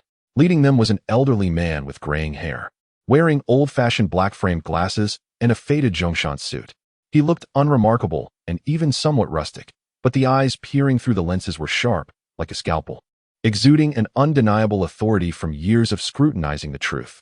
An academician from the Academy of Sciences, a towering figure in the physics community, Qian Lacun. Beside him stood a middle-aged officer in a neatly pressed colonel's uniform, with a stern expression and eagle-like eyes, Colonel Zhou Tai, a senior engineer from the General Armament Department. He was Zhao Weigua's most loyal supporter and his sharpest weapon. Following them were 12 men and women of varying ages and distinct temperaments. Some wore disheveled lab coats, while others were impeccably dressed in suits, but every pair of eyes conveyed a shared sense of scrutiny and arrogance characteristic of top elites. Materials science, aerodynamics, information engineering, quantum physics. Each of these individuals could be considered a national treasure-level expert, capable of drawing the attention of top laboratories abroad. The smartest minds in the nation. The Special Technical Observation Group mentioned by Zhao Weigua and the flies in Ma Liang's eyes. As this group of flies entered, the atmosphere in the command center became oppressive once again. Their gazes seemed to carry an invisible stance, precisely and collectively landing on the young man holding a silver briefcase, filled with curiosity, scrutiny, doubt, confusion, and a fervent desire to dissect him like a pathologist examining a rare specimen. You must be Comrade Ma Yang, the leading figure. Academician Qian LeCun adjusted his glasses and was the first to speak. His voice was hoarse yet resonant, carrying the condescension of an old-school scholar. I am Qian LeCun, the head of this observation group. He ignored Colonel Li and Lei Zhan beside him, walking straight up to Ma Yang. We mean no harm. We simply have some academic questions we wish to discuss with you. He paused, his sharp eyes fixed intently on Ma Yang, as if he wanted to see through him entirely. For example, the missile you modified, its propulsion method completely defies any known physical laws, especially that silent thrust existing in the form of a pure energy beam. What is its energy conversion efficiency? What is the theoretical basis of the application? Is it based on energy extraction from extra dimensions in string theory? Or is it about the orderly utilization of vacuum zero-point energy? A series of technical terms, so specialized that they could make 99 of those present faint on the spot, flowed effortlessly from his lips. This was not an inquiry. It was an examination. A direct academic challenge from a top scholar to a self-taught amateur. Colonel Zhou Tai behind him wore a barely perceptible smirk, while the group of experts eagerly watched Ma Yang, waiting for him to make a fool of himself. However, Ma Yang's reaction disappointed everyone. He didn't even raise an eyelid, simply yawning widely. That sound was loud, prolonged, filled with a soul-deep weariness. He rubbed his eyes and finally glanced at the esteemed figure before him. Are you done? He asked. Qian LeCun's expression stiffened slightly. If you're done, step aside, Ma Yang said in a tone as flat as if he were ordering a waiter to move out of the way. I'm going to sleep. Impudent. A sharp rebuke suddenly rang out. Colonel Zhou Tai stepped forward, blocking Qian LeCun. His stern face flushed red with anger. Ma Yang, what kind of attitude is this? Standing before you is Qian, who has dedicated his life to the nation, a pillar of the country. Your task is to cooperate with our work unconditionally. Answer Qian's question immediately. His voice was powerful, carrying the unique authority and pressure of a soldier. Cooperate? Ma Yang finally smiled. He looked at the self-righteous Colonel Zhou Tai with the gaze of someone observing a not-so-bright fool. Who gave you your task? Zhao Weiguo? He stepped forward, holding his suitcase. Colonel Zhou Tai instinctively straightened his chest, trying to overwhelm him with his presence. However, when Ma Yang's dark eyes locked onto him up close, an indescribable, chilling sensation shot from Zhou's tailbone to the crown of his head. He felt he was facing not a young man, but a prehistoric beast awakened from slumber, ready to devour. Listen carefully. Ma Yang's voice was soft, yet clearly reached everyone present. I'll say this one last time. His gaze slowly swept over Qian LeCun, then Zhou Tai, and the 12 experts with varied expressions. First, I want to sleep. Second, if anyone dares to disturb me before I wake up. He paused, a malicious grin forming on his lips that sent chills through everyone. I will dismantle the power supply system of this base and make each of you an electric shaver from its parts. Do you understand? After saying this, he ignored the group of national pillars who were now completely frozen in place and brushed past the fuming Qian LeCun. He approached the utterly dumbfounded Colonel Li and pointed towards the door. Lead the way. Chapter 139, The Most Expensive Guardian. When Ma Yang's light, emotionless words fell. Colonel Li's body seemed to be implanted with an irresistible program, instinctively making a gesture of invitation. He didn't even dare to take another look at the group of petrified top-tier experts behind him. All he wanted now was to leave this troublesome place immediately with this esteemed guest. Lei Zhan followed expressionlessly, one on each side, like two loyal guards, protecting Ma Yang and the silver suitcase in the middle. The three of them walked away under the gaze of dozens of complex eyes in the command center. It wasn't until the heavy alloy door slowly closed behind them that the tension in the command center finally snapped. Unbelievable, simply unbelievable. Colonel Zhou Tai's stern face turned the color of liver due to extreme anger and humiliation. He slammed his fist onto the control panel beside him. An undisciplined wild kid. How dare he be so arrogant? Old Qian, we can't let this go? He turned his head to look at the elderly man who had been silent the entire time. However, the expression on academician Qian LeCun's face was not the anger he had imagined. The towering figure in the physics community was staring intently at the direction of the door, and in his eyes, peering through his reading glasses, burned not rage, but a kind of fervor akin to madness upon discovering a new world or witnessing a miracle. Physical laws, propulsion methods, energy conversion. Qian LeCun mumbled unconsciously. He suddenly pushed up the glasses on his nose, and a terrifying brilliance erupted in his murky eyes. Go. He waved his hand, his voice hoarse, yet carrying an undeniable command. Follow them. In the independent dormitory area of the military village. This was prepared for the highest-level guests and experts, with a serene environment and strict security. Ma Liang was assigned the best suite. Advisor Ma, you. Please rest well. Colonel Li stood at the door, watching Ma Liang swagger into the room with the suitcase, his expression more miserable than crying. If you need anything, just call me anytime. Ma Liang responded with a grunt, not even looking back. With a bang, the door was slammed shut without any courtesy. Colonel Li opened his mouth, but in the end, it turned into a long sigh. Just as he was about to turn and leave, a scene that made his scalp tingle caught his eye in the corner. At the end of the corridor, academician Qian LeCun, accompanied by Colonel Zhou Tai and 12 top experts, was quietly approaching like a group of ghosts. Qian, old Qian. Colonel Li felt his tongue knotting. However, Qian LeCun completely ignored him. The old man's gaze was fixed intensely on the tightly closed door of Ma Liang's room, as if he were looking at some unparalleled treasure. He stopped about 10 meters away from the door. Then, he made a move that almost made Colonel Li and Lei Zhan's eyes pop out. He pulled out something from a black canvas bag he was carrying. A tablet? No, it wasn't an ordinary tablet. The moment the screen lit up, it displayed numerous complex spectral analysis curves and energy fluctuation models that Colonel Li couldn't comprehend at all. Xiao Wang, set up the portable quantum entanglement detector. Qian LeCun ordered without turning around. Xiao Li, conduct a microparticle scan, aim it at that room, and crank the power to the maximum. Colonel Zhou, monitor with the thermal imaging device 24 hours a day. Report any temperature change exceeding 0.01 degrees Celsius immediately. And you, old Lu, where's your ultra-sensitive audio pickup? Pointed at the door crack. I want to hear his breathing while he sleeps. I need to analyze the frequency and depth of each breath.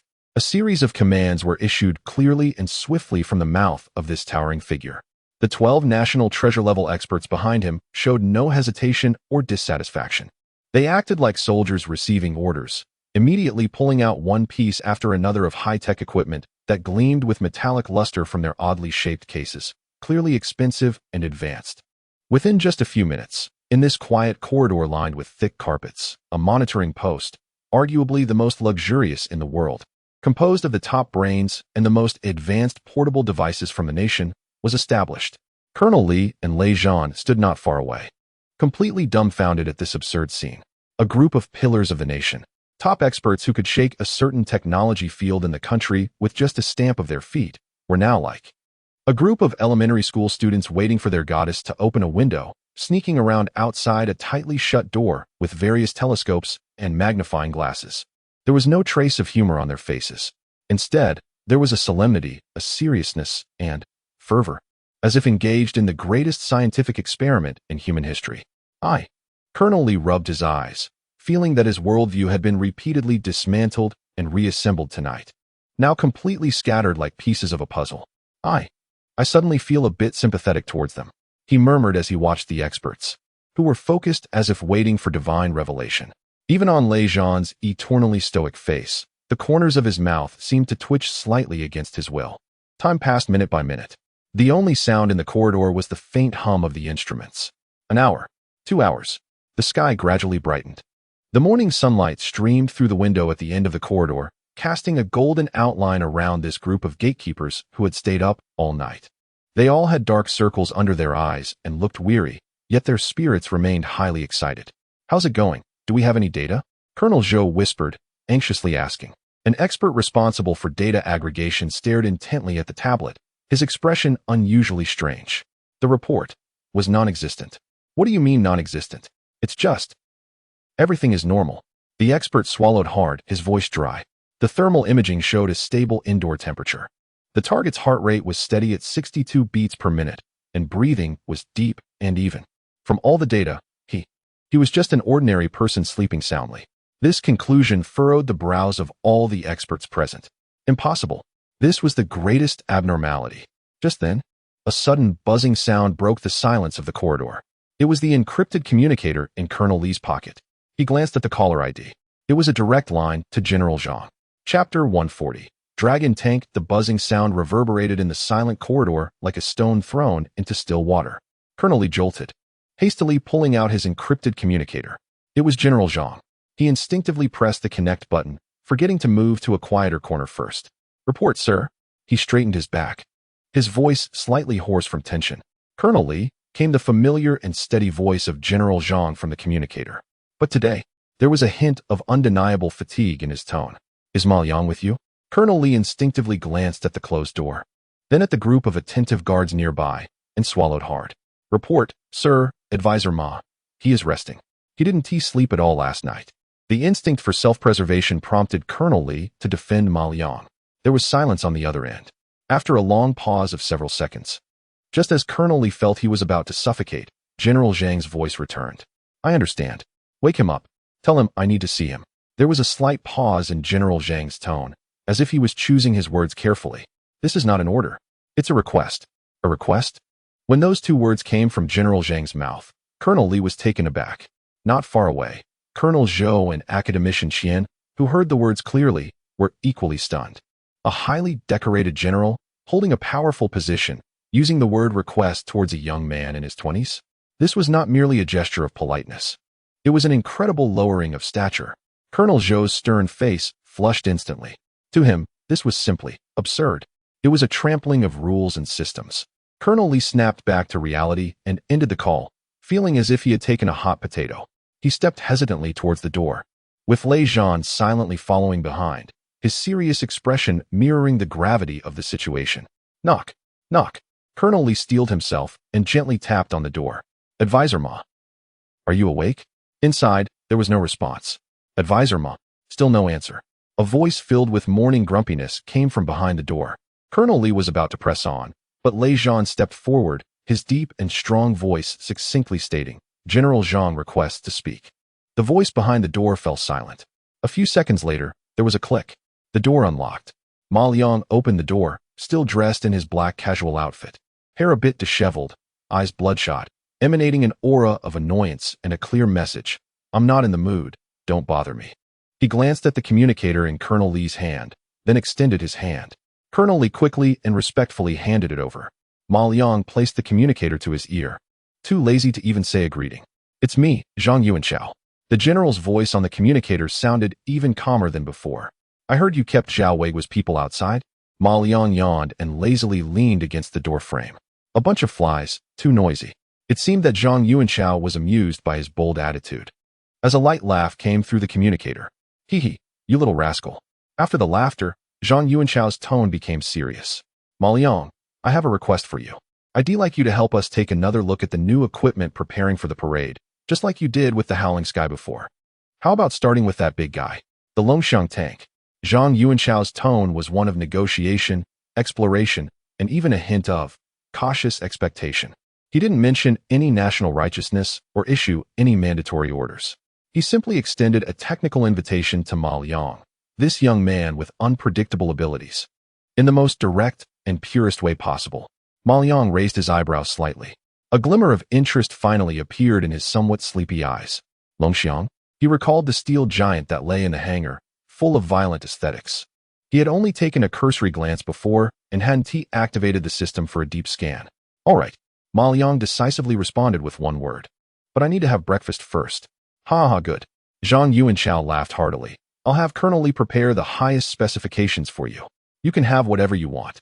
The communication ended. Ma Liang casually tossed the communicator back to Colonel Li. Then, for the first time, his gaze fell upon the special technical observation group, standing like wooden stakes not far away. He looked at the pale-faced Colonel Zhou Tai, the fervent-eyed academician Qian Lakun, and the 12 top experts whose faces were filled with shock and disbelief. A playful smile slowly appeared at the corner of Ma Liang's mouth. He pointed towards the end of the corridor, in the direction of Hangar 1. "What are you standing there for? Keep up. Today, I'll take you to witness what truly defines the nation's heavy weaponry." Chapter 141. Who says tanks can't drift? Secret Hangar 1. As the massive alloy gate once again emitted a heavy grinding sound and slowly rose, a familiar scent, a mix of cold metal and high-grade lubricant, rushed forward. The Longxiang main battle tank, a steel giant from the future, lay quietly there. Its size was immense, and its black dragon-scale composite armor reflected a chilling, dark sheen under the cold light. Colonel Li and Lei Zhan followed Ma Liang closely, their expressions solemn. Behind them, at a greater distance, academician Qian Likun, Colonel Zhou Tai, and 12 experts representing the pinnacle of the nation's scientific community entered as well, their expressions a complex mix of fatigue from being dragged out of bed, reluctance to be there, and an overwhelming curiosity to witness whether this young man was merely putting on a show or truly possessed extraordinary abilities. It was the one. Ma Liang approached the steel beast and gently patted its cold armor, his posture casual, as if he were petting a beloved animal. Eye of all things, initiating. Scanning target. 4th generation main battle tank Longxiang. Scanning. Structural analysis. Power system analysis. Fire control system analysis. A pale blue data stream flashed across Ma Liang's retina, revealing the future king of the army from the outside in, stripping every screw and core power unit bare. Comprehensive assessment. Design concept is advanced, materials are solid, overall performance is excellent, capable of overwhelming any contemporary main battle tank. Potential for optimization, 37. Core defect. Poor compatibility between power output and chassis transmission system, excessive energy redundancy, significant waste in maneuverability. A very good piece of work. Ma Liang walked around the tank and nodded, giving a relatively fair assessment similar to the last time. This evaluation slightly relieved Colonel Li, who had been following closely. However, before he could fully relax, a cold, mocking voice came from the expert team. It was Colonel Zhou Tai.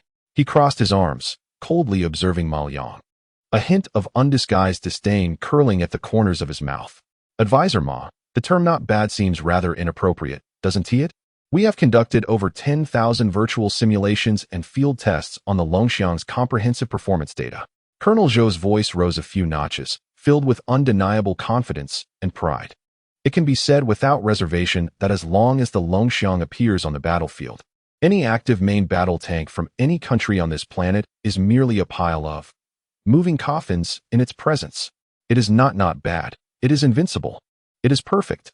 It is the ultimate form of land warfare. Colonel Zhou's voice was powerful and resonant. The experts behind him, though silent, already conveyed everything with their restrained yet proud expressions. This was the culmination of their hard work, the highest manifestation of their wisdom. They would not allow anyone to evaluate it in a flippant tone. The atmosphere in the hangar instantly became tense. However, in the face of such a seemingly provocative declaration, Ma Liang's response was merely a smile. He turned around and looked at the proudly smug Colonel Zhou Tai, his gaze reminiscent of a little student who had just learned that 1 + 1 = 2 and was eager to show off. Ultimate form? Perfect? Ma Liang shook his head. The regret and disappointment in his tone were palpable. I wonder if you could broaden your perspective a bit. What do you mean? Zhou Tai's brows furrowed into a knot. The meaning is, Ma Liang walked to the side of the Longxiang and pointed at the massive walking system made up of countless load-bearing wheels and tracks. It was too clumsy. Its strength was merely a superficial display of data, a barbaric accumulation of power and defense. Its mobility, in my opinion, was nothing short of a disaster. Ma Liang's words detonated like a deep-water bomb among the crowd. Nonsense. Colonel Zhou Tai was immediately enraged. Its mobility was twice that of active tanks. Is that a disaster? Yes, it is indeed a disaster. Ma Liang nodded, his expression incredibly serious. Because it could only run in a straight line and turn awkwardly. He looked at the furious Zhou Tai and then at the incredulous experts, suddenly breaking into a grin. That smile was filled with a mischievous, playful air. Let me ask you a question. Have you ever thought about letting a 60-ton tank on the battlefield drift like a race car? Silence. An eerie silence. In that instant, it felt as if the air in the entire hangar had solidified. Colonel Li's mouth slowly opened, wide enough to fit an egg. Even the perpetually stoic Lei Zhan showed a crack in his icy demeanor. The group of national treasure-level experts behind academician Qian Likun first froze collectively, then erupted into a series of suppressed, rising, derisive laughs. Drift? Has he gone mad? A 60-ton tank drifting? Does he even understand physics? Does he know what centripetal force is? This is the funniest joke I've heard this year. Is he here to entertain us? Absurd. Utterly absurd. Colonel Zhou Tai was so furious he trembled all over, pointing at Ma Liang, anger turning to mockery. Ma Liang, I take back what I said before. You're not just being mysterious. You're a complete madman who knows nothing. Only one person, academician Qian Likun, reacted differently. This towering figure in the field of physics from the summer country froze at the mention of the word drift. The fervor in his murky eyes once again blazed fiercely. He pushed up his reading glasses on the bridge of his nose and fixed his gaze on Ma Liang, his voice hoarse but tinged with a barely perceptible tremor. You mean? To change the differential on both sides of the tracks instantly through a vector thrust engine and an independent electronic torque distribution system, allowing the vehicle to achieve controllable lateral sliding? This series of technical terms, incomprehensible to an ordinary person, silenced the laughter around them. All the experts looked at Qian LeCun as if he were a monster, and then at Ma Liang, whose expression conveyed that he had finally hit the nail on the head. Ma Liang snapped his fingers. That's pretty much it, he observed Qian LeCun, who had completely fallen into a frenzied state of thought, along with the group of stunned experts, and the malicious curve at the corners of his mouth grew wider, reminiscent of a master. So, who says tanks can't drift? The only reason they can't is that the ones who built them are you. Chapter 142. The gamble from the Colonel. The reason it cannot be done is simply because the ones who created it are you. When this seemingly casual statement, as if merely stating an objective fact, fell into the ears of everyone in the hangar, the tension in the entire space, which had been strained due to shock, completely snapped. The impact of this statement was greater than 100 nonsensical remarks. You cannot do it. Ma Liang, a roar, suppressed to the limit and seemingly squeezed out from his chest, erupted. Colonel Zhou Tai's cold face had turned a shade of deep red due to extreme anger and humiliation. His eyes were bloodshot, glaring at Ma Liang as if he wanted to swallow him whole. You are insulting. Colonel Zhou Tai's voice trembled slightly with excitement. But he still stood tall, each word seeming to burst forth through clenched teeth. He took a deep breath, scanning everyone present, finally locking his gaze back on Ma Liang's face, which wore a playful smile. I, Zhou Tai, senior engineer of the General Equipment Department, with the rank of colonel. Today, here in front of General Zhang, in front of Qian Lao and all my colleagues, I declare. His voice suddenly rose, filled with a determination akin to burning bridges. If you can make this Long Xiang, this 60-ton steel behemoth, perform that ridiculous and absurd drift you speak of, I, Colonel Zhou Tai abruptly paused, using all his strength to shout the words that gambled his entire life's glory. In front of everyone, I will kneel, bow my head. Boom. This statement was like a thunderclap, exploding in everyone's minds. Colonel Li's face turned pale in an instant. He wanted to speak up to stop it, but found his throat gripped by an invisible hand, unable to utter a single word. This was no longer a technical debate. This was a gamble on life, betting the entire dignity and future of a colonel officer, a senior engineer of a nation. The group of experts who had been sneering before could no longer find humor in the situation. They looked at the seemingly crazed Zhou Tai, their expressions incredibly complex. They thought Zhou Tai was being impulsive, yet they also felt an immense sense of relief. The entire hangar was dead silent. Everyone's gaze focused on the one and only center of the storm, Ma Liang. However, in the face of this all-or-nothing, tragically colored declaration, Ma Liang's reaction was merely to scratch his ear. His look of boredom seemed to suggest that what he had just heard was not a person's dignity and future, but rather a somewhat annoying noise. He didn't even glance at Zhou Tai. His gaze shifted to the now completely stunned Colonel Li, the playful curve at the corner of his mouth widening slightly. Colonel Li, did you hear that? Everyone present, you all heard it, right? Ma Liang lazily pointed in the direction of Zhou Tai. This was something he had said himself. If he ended up losing and tried to play tricks, it wouldn't be a pretty sight. His nonchalant tone, as if discussing the weather, completely shattered the last bit of rationality in Colonel Zhou Tai. I, Zhou Tai, keep my word. Absolutely no regrets. He shouted in anger. All right. Ma Liang finally nodded, his relaxed demeanor suggesting he was merely accepting a boring bet. He no longer paid attention to anyone else. He turned and walked over to the silver suitcase that had been at his feet the whole time. Under the gaze of dozens of eyes in the room, he slowly squatted down. Click. A faint sound. The suitcase opened. In that moment, everyone's breath seemed to stop, especially academician Qian LeCun and the 12 top experts behind him. Their eyes widened like bells, staring unblinkingly at the open suitcase. They saw that the inside of the suitcase was not filled with various precision tools as they had imagined, but rather a soft, deep blue glow that seemed to contain the essence of the universe's stars. The glow was so profound and mysterious that it felt as if one glance could pull their souls in. Then, Ma Liang extended his hand and slowly took out an object from the glow. It was an incredibly futuristic-looking tool, resembling a high-tech pen or a precise instrument. The tool was a dark silver color, with intricate blue energy patterns visibly flowing across its surface. It rested silently in Ma Liang's hand. No sound, no heat, yet everyone felt an overwhelming, soul-chilling sense of power emanating from it, transcending time. This is... Academician Qian Lakun's lips trembled as he adjusted his glasses, a mad flame of truth burning in his murky eyes like never before. Ma Liang ignored their astonishment. Holding the uniquely shaped tool, he walked straight to the side of the Longxiang tank. He disregarded the impenetrable dragon-scale armor and the complex fire control system. He simply squatted down, aiming the tool at the massive, cumbersome walking system made up of numerous load wheels and tracks. Listen carefully. Without turning back, he said to the group that had become completely petrified, I will demonstrate only once. Pay attention. The moment he finished speaking, he pressed the switch on the tool. Z, a barely perceptible sound, like the cutting of space-time. The blue drill, composed entirely of pure energy, effortlessly penetrated the Longxiang tank's incredibly sturdy chassis armor made of special alloys, as if a hot knife were slicing through butter. Chapter 143.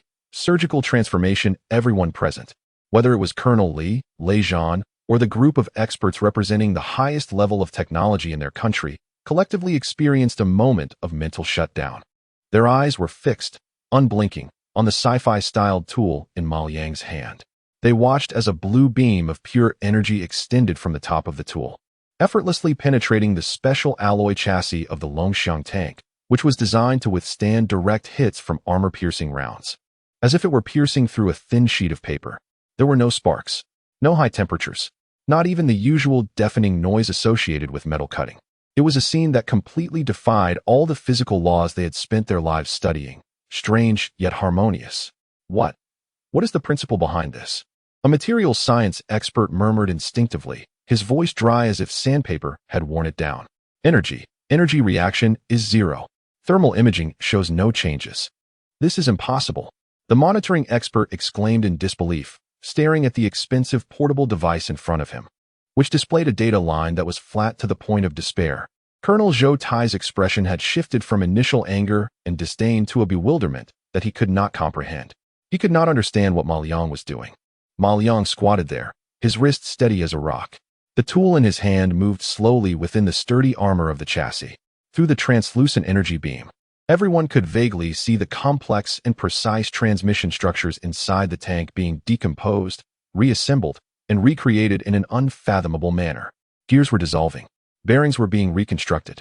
Countless tiny particles, glowing blue, swirled rapidly in that confined space, like a group of highly intelligent nanobots executing commands. This was not maintenance. It was not a modification. It was creation. Academician Qian Lakun, a towering figure in the field of physics, had completely shed all his pretensions and authority.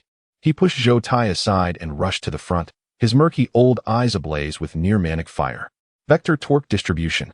He is constructing an independent vector torque distribution system on site. No, wait. He is also reconstructing the material structure of the differential. My God, this atomic arrangement. It actually allows the metal to maintain toughness while achieving diamond-like strength. Qian Lakun shouted a series of professional terms in a disjointed manner that left others baffled. His body trembled violently with extreme excitement. He felt that the proud scientific system he had built over a lifetime was ruthlessly crushed by the mysterious methods displayed by this young man, only to be rebuilt in an even more magnificent and grand way. This was the truth. Compared to Qian Lakun's frenzy, Colonel Zhou Tai's complexion had changed from a purplish hue to a deathly pale, as if he were lifeless. He was not a fool. Although he couldn't comprehend Ma Liang's specific operations, he could see the expression on academician Qian Lakun's face, which was one of rapture, as if he were in the presence of a deity. He could feel the looks of sympathy and pity from his colleagues, who had been mocking just moments ago. A chilling sensation surged from the soles of his feet to the crown of his head. It seemed he was really about to lose. The entire process was shockingly fast, taking only about 10 minutes. Ma Liang stood up and put away his tools. With a soft sound, the blue energy beam vanished. The entrance on the sturdy chassis of the tank, which had been penetrated by the beam, actually healed slowly and perfectly in front of everyone's eyes, as if it were alive. The surface was smooth and new, showing no signs of having been altered. Ma Liang tossed the tools back into the silver briefcase and shut it with a snap. He brushed the dust off his hands, as if he had merely completed a trivial task.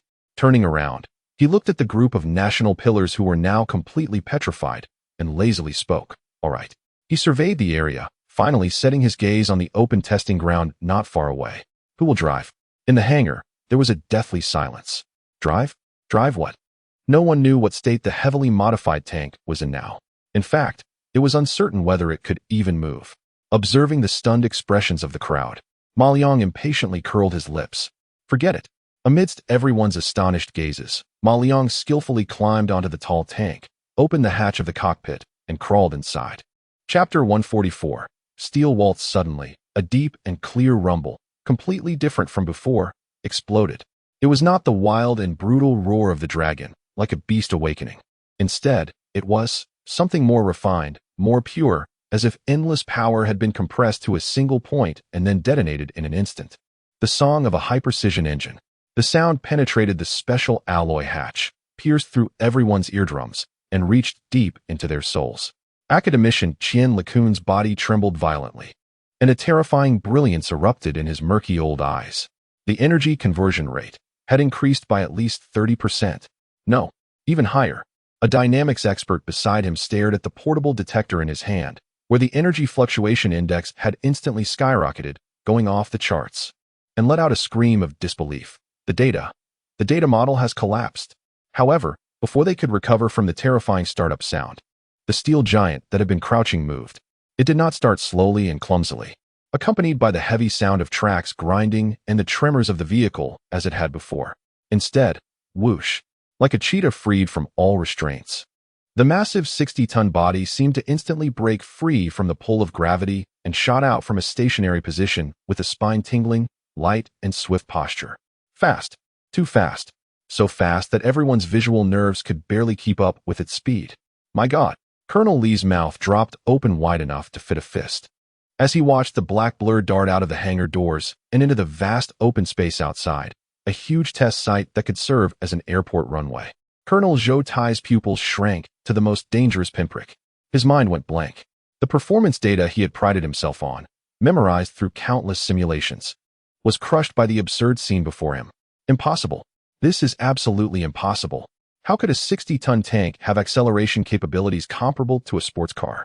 He must be crazy. This world has gone mad. On the test site, after showcasing its terrifying starting ability, the steel giant did not stop. Its speed continued to soar wildly and endlessly. 100 kilometers per hour, 120 kilometers per hour, 150 kilometers per hour. Insane. Insane. He really has gone mad. An aerodynamics expert looked at the number on the speedometer, which was enough to make any tank designer around the world faint, and let out a desperate scream. At this speed, any turning action would snap the tracks. The vehicle would be torn apart by the immense centrifugal force. He was committing suicide. However, before he could finish his words, the astonishing scene occurred. All eyes were on the vehicle racing wildly on the test track. The massive machine approaching a sharp turn at the edge of the venue. Instead of slowing down, it accelerated once again, just when everyone thought it would crash uncontrollably into the protective wall in the distance. A sharp, piercing sound of metal scraping against the ground echoed through the air. Instinctively, everyone closed their eyes. However, the anticipated thunderous crash did not come.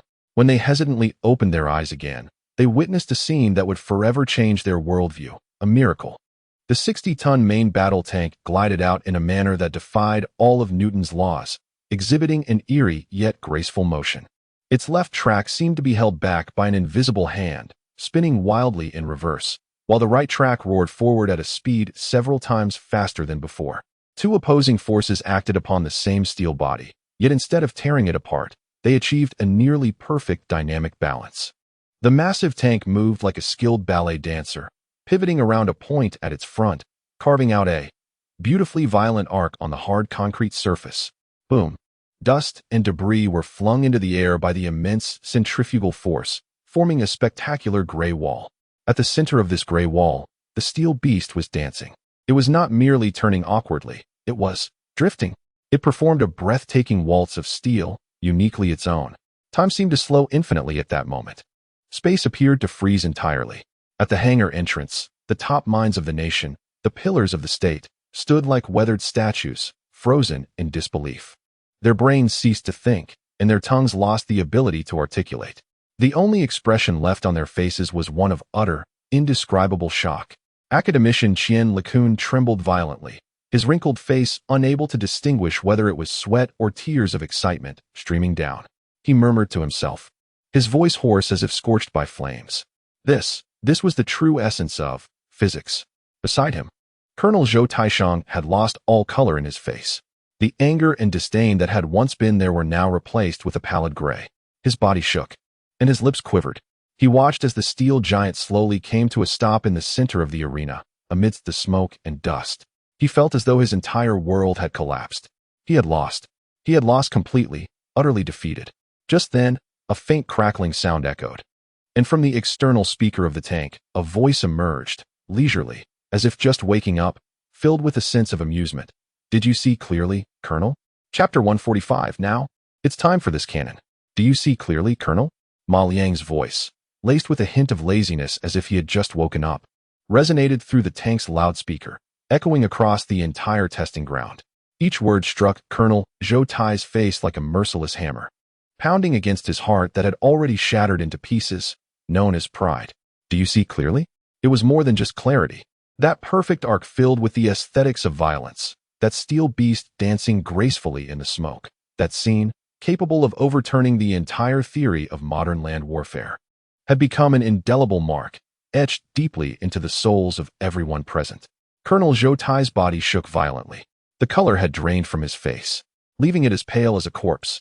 His lips trembled, trying to say something, but no words came out. Defeated thoroughly, utterly humiliated. He lost his expertise as a senior engineer, lost the dignity of a colonel officer, lost all the recognition and glory he had built over half a lifetime. A hoarse, broken syllable finally escaped from Colonel Zhou Tai's throat. His gaze swept over the complex emotions reflected in the eyes around him. Sympathy, pity, schadenfreude. But more than anything, a sense of inevitability. Yes, inevitability. In the face of absolute, godlike power, any doubt or resistance seemed so laughable and pale. Colonel Zhou Tai slowly closed his eyes. When he opened them again, the once sharp gaze now held only a dead, gray stillness. He was a soldier, and soldiers must act on their words. He straightened his slightly hunched back, summoning the last of his strength to take a heavy step towards the slowly approaching, godlike tank. 1 step, 2 steps. He reached the entrance of the hangar, standing before everyone. Then, under the gaze of dozens of eyes, his legs slowly bent. He wanted to kneel. He intended to fulfill his promise, to end this absurd wager in the most humiliating way. However, just as his knees were about to touch the cold, hard concrete floor, click. The tank's cockpit door swung open from the inside. Ma Liang's slender figure leaped down from the towering tank, moving as gracefully as a cat. He didn't even glance at Zhou Tai, merely uttering in a faint tone, as if talking to himself. Don't. The voice was soft, yet it carried an irresistible command that froze Zhou Tai's body, poised to kneel in midair. Zhou Tai looked up, his lifeless gray face filled with confusion. He saw Ma Liang's slightly impatient expression, and in his dark eyes, he perceived a pure, heartfelt disdain. I have a bit of a cleanliness obsession. Ma Liang casually dug at his ear and lazily said, I hate it when others kneel before me. Your knees aren't that precious yet. If you dirty my place, I still have to find someone to clean it up, which is a hassle. Boom. These light remarks, as if discussing what to have for dinner, are more piercing than vicious curses. Not letting him kneel is not out of mercy or forgiveness, but out of disdain. It's because Zhou Tai's dignity makes his kneeling worthless in Ma Liang's eyes, even seen as dirty. Pooh! Colonel Zhou Tai could no longer suppress the boiling blood in his chest, and spat out a mouthful of fresh blood, collapsing straight backward. Colonel Zhou. A few experts nearby hurriedly supported him, and the scene immediately descended into chaos. Ma Liang had no interest in this farce. He didn't even have the desire to glance at the unconscious Zhou Tai again. He simply turned around and directed his gaze back at the steel giant that he had modified. He walked around the tank again, his eyes as if admiring a piece of art he had crafted himself, quite satisfied. At this moment, academician Chien LeCun had slightly regained his composure from the initial shock. He hurried to Ma Liang's side, his wrinkled old face sporting an almost flattering and eager smile. Mr. Advisor, that vector torque distribution, that independent electronic control system. How did you manage to do it? His voice trembled with excitement, and his murky old eyes were filled with a thirst for truth. However, Ma Liang seemed not to hear. He stopped in front of the tank's turret, extended his hand, and gently knocked on the thick, fearsome 125mm main gun. Dong dong. The sound was muffled. Ma Liang's brow furrowed slightly. He turned to look at the expectant Qian LeCun and the experts who had gathered around, not daring to breathe, and suddenly asked, "This thing still needs to be loaded with shells?" An expert responsible for the fire control system instinctively answered somewhat proudly, "Report, Mr. Advisor. The Longxiang uses the most advanced rear compartment automatic loading system, with a loading speed more than twice that of traditional tanks." Oh, Ma Liang nodded. Then he said something that made everyone's heartbeat, which had just calmed down, suddenly stop again. "It's still too primitive. What I mean is..." He pointed at the dark cannon barrel, a malicious smile creeping onto his lips that sent chills down everyone's spine. "Who says firing a cannon has to use shells?" Chapter 146. Is this what you call a main gun? Who says firing must involve shells? When Ma Liang casually mentioned this, as if discussing the weather, the silence in front of the hangar felt like time had been pressed on pause. The top minds of the nation, who had just barely pulled themselves out of the miraculous shock brought on by the term tank drifting, found their brains collectively crashing once again. The fire control expert, who had just been immensely proud of the advanced automatic loading system, now saw the color drain from his face faster than when Colonel Zhou Tai had fainted. His lips trembled, opening and closing, but no meaningful syllables came out. Firing without shells? What does that even mean? Can it still be called a gun? This was not just a challenge to their expertise. It was a challenge to the most basic common sense they had built their entire understanding of the world upon since birth. Absurd. A specialist muttered under his breath. But this time, his voice lacked the previous disdain and mockery, replaced by a profound fear that arose from witnessing something utterly incomprehensible and unimaginable. The entire testing ground was deathly silent. Only the wind blew across the barren ground, stirring a few fallen leaves and producing a faint rustling sound. The silence was broken by Qian LeCun, the towering figure in the field of physics in his nation. His wrinkled old face showed no hint of normal human emotion. His eyes were fixed intensely on Ma Liang, burning with a madness that was palpable through his glasses. Electric. Electromagnetic. His voice was hoarse and dry, trembling with a force he was not even aware of. You want to switch from chemical propulsion to electromagnetic propulsion by generating a super high-intensity linear magnetic field inside the barrel, accelerating specially designed metal projectiles to terrifying initial speeds several times, even dozens of times the speed of sound. No, that's not right. Qian LeCun shook his head violently, as if rejecting his own hypothesis. His wide eyes fixated on the massive tank. You're not trying to use an electromagnetic cannon. You are trying to. Qian LeCun's breathing quickened, and a fervent excitement and admiration, as if witnessing a divine revelation, spread across his flushed old face. You want to create, not an electromagnetic cannon, but a plasma cannon. Boom. When the words plasma cannon were nearly shouted from the lips of this esteemed figure in physics, the surrounding experts collectively shuddered. Their gazes towards Ma Liang had transformed. No longer were they looking at a mere amateur or a madman. However, in the face of Qian Liqian's nearly insane and audacious speculation, Ma Liang's reaction was merely a slight curl of his lips. He turned and walked back to his silver briefcase, which seemed to hold a world within it. Click. The case was opened once again. The familiar, deep blue aura, as if containing the stars of the universe, was once more revealed to everyone. This time, what Ma Liang took out was no longer the precision tool akin to a surgical scalpel. Instead, it was a fist-sized, rhombus-shaped core made entirely of an unknown, translucent blue crystal. The core hovered silently above his palm. Inside it, countless tiny flashes of lightning seemed to flicker and flow, radiating an immense, pure, primal sense of energy that made everyone present feel as if their souls were trembling. That was a high-energy power core. Holding that energy core, Ma Liang climbed back onto the turret of the tank. He pulled open the ammunition hatch cover at the back of the turret, ignoring the neatly arranged 125mm armor-piercing shells inside, which represented the crystallization of modern industry. He simply placed the flickering blue core gently inside. Buzz, a faint sound, as if coming from the heavens. The blue core, upon contact with the rear of the cannon's chamber, seamlessly merged into the solid metal like a drop of water into the ocean. Immediately, countless visible blue energy lines, like living creatures, surged along the barrel towards the muzzle, spreading wildly. They were reconstructing. They were creating. They were transforming this cold weapon of war, forged by humanity's most advanced metallurgical technology, into a brand new energy container that transcended this era.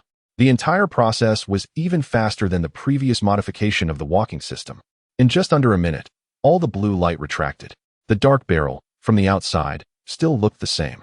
But everyone knew that inside, a monumental change had occurred, one that could rewrite the history of human warfare.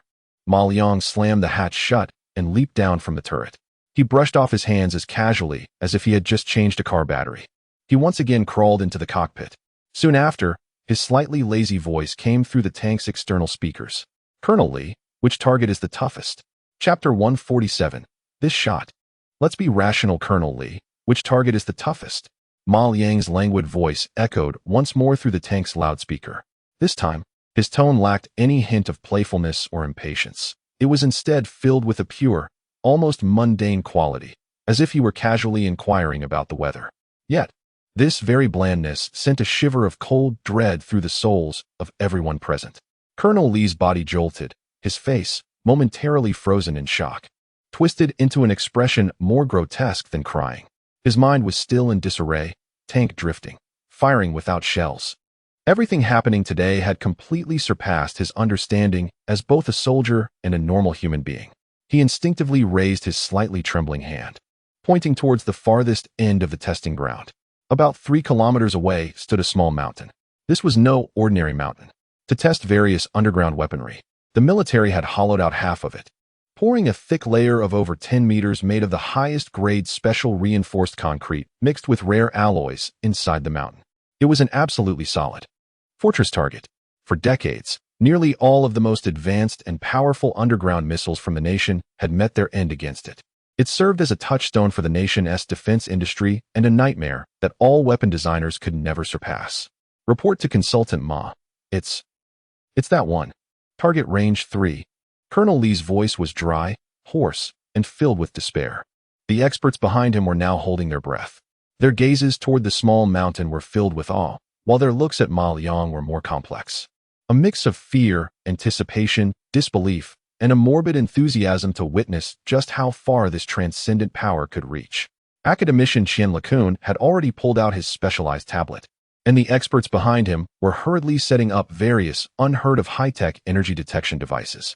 They were determined to record this moment that would be etched into human history.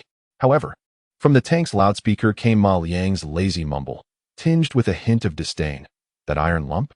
Too small. It's such a hassle to aim at. What? Everyone was stunned.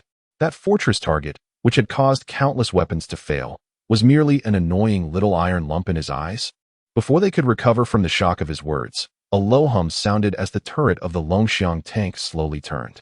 The dark muzzle was aimed 3 kilometers away, but it didn't target the concrete fortress embedded halfway up the mountain. Instead, it slowly elevated, raised higher, and finally pointed precisely at the mountaintop above the fortress target. In front of the hangar, everyone's minds collectively crashed once again. What is he planning to do? He's not aiming at the target? He's going to shoot at the mountain? Has he lost his mind? Just when everyone thought they might be hallucinating, Ma Liang's disturbingly calm voice echoed through the entire testing ground once again via the loudspeaker. Let's do it this way. It's simpler. As soon as the words fell, the cannon fired. There was no sound, no flames, not even the slightest recoil. A beam of blue-white light, indescribable by any language, pure and distilled to the extreme, as if compressing the starlight of the entire universe, flashed from the dark cannon barrel. It appeared so abruptly, yet so understandably. It tore through the air, disregarding distance, leaving an eternal, brilliant afterimage on everyone's retinas. Then, in less than 1,000th of a second, it accurately struck the mountain peak 3 kilometers away. In an instant, nothing happened. The anticipated earth-shattering explosion did not occur, nor did the expected tremors. The entire world seemed to have been muted, enveloped in a deathly silence. However, the next second, a miracle occurred. That towering peak, standing for centuries, that solid mountain which had witnessed countless weapon tests, it Vanished. Yes, it disappeared. Not shattered, not collapsed, but starting from the summit. The hard rock, the dense forest, everything was instantaneously disassembled, vaporized, and annihilated in that blue-white light, as if an invisible divine hand had forcibly erased it from this canvas of reality. Silent and without a trace, the upper half of the mountain simply vanished before everyone's eyes, leaving only a smooth, terrifyingly huge platform that looked as if it had been cut by a mirror. The indestructible concrete fortress that had originally been embedded halfway up the mountain was now left alone, exposed on the newly formed giant platform, appearing so small, so laughable. After more than 10 seconds, a violent shockwave, mixed with terrifying heat and the aura of destruction, finally swept across the 3 kilometers. The delayed thunder roared explosively in everyone's ears. The pillars of the nation were blown about by this gale, struggling to stay upright. The expensive, high-tech instruments representing the pinnacle of technology were instantly overwhelmed, screens flashing, sparks flying, and emitting plumes of black smoke, completely rendered useless. But no one cared about these things. Everyone stood like statues weathered for 1,000 years, staring up at the distant, abruptly flattened mountain peak, gazing at the bizarre sky that had turned colorful and dazzling, like the aurora, due to the air being instantaneously ionized. Their minds lost the ability to think, and their tongues lost the ability to form words. Only one expression remained on their faces, an extreme, indescribable shock and fear. Academician Qian Lacun's body trembled violently, and it was impossible to tell whether the liquid streaming down his wrinkled face was sweat or tears of excitement. He murmured to himself, his voice hoarse as if it had been scorched by flames, divine punishment. Meanwhile, Colonel Li and Lei Zhan standing beside him looked ashen. Just then, a voice came from the external speaker of the tank, belonging to Ma Liang. It was a somewhat lazy tone, as if he had just completed a trivial task, filled with innocence. Oh dear, it seems I might have exerted a bit too much effort. Chapter 148. I'm about to give up. Oh no, it seems I might have overdone it a bit.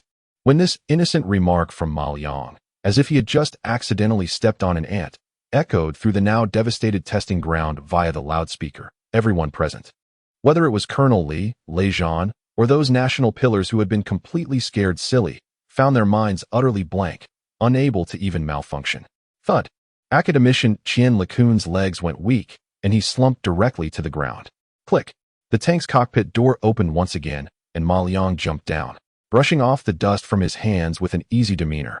He ignored the statuesque figures around him, let out a long yawn, and rubbed his bloodshot eyes.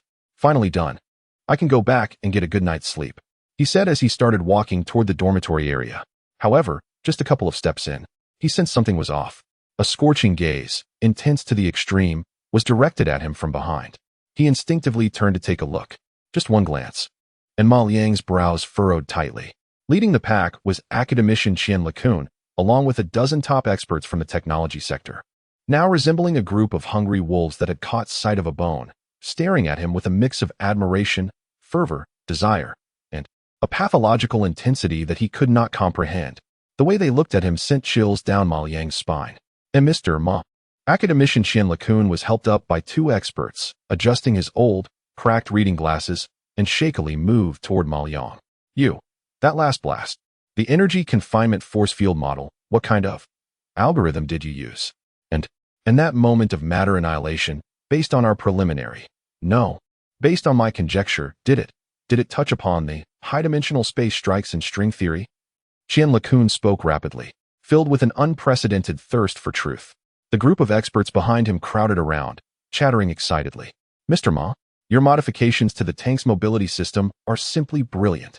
Could you give us a basic design blueprint? Just a glimpse. We promise not to share it. And that high-energy core. My goodness. Such a perfect energy structure. How did you achieve that? What is its theoretical basis? Mr. Ma, these national treasures, who had previously held themselves in high esteem, were now utterly transformed into the most fervent fans. No, they were even more terrifying than mere fans. They resembled a group of believers who had witnessed the arrival of a true deity. Ma Liang's expression darkened further. Step aside. He squeezed out 2 words through clenched teeth. However, the group of experts, completely lost in a state of frenzy, didn't hear him at all. They continued to surround him tightly, each one stretching their necks, their eyes filled with a fervent desire to dissect Ma Yang's brain and see what it contained. "I'll say it again, step aside." Ma Yang's voice turned cold. The icy aura emanating from him finally made the frenzied experts calm down a bit. They instinctively parted to create a path. With a grim face, Ma Yang said nothing as he grabbed his silver briefcase and quickly headed towards the dormitory. However, as he walked, the group followed closely behind. He quickened his pace, and they matched him, maintaining an eerie distance of about 3 meters. Ma Yang suddenly stopped. The group behind him also halted in perfect unison. The corner of Ma Yang's eye twitched violently. He felt less like a technical consultant and more like a little rabbit being stalked by a pack of hungry wolves.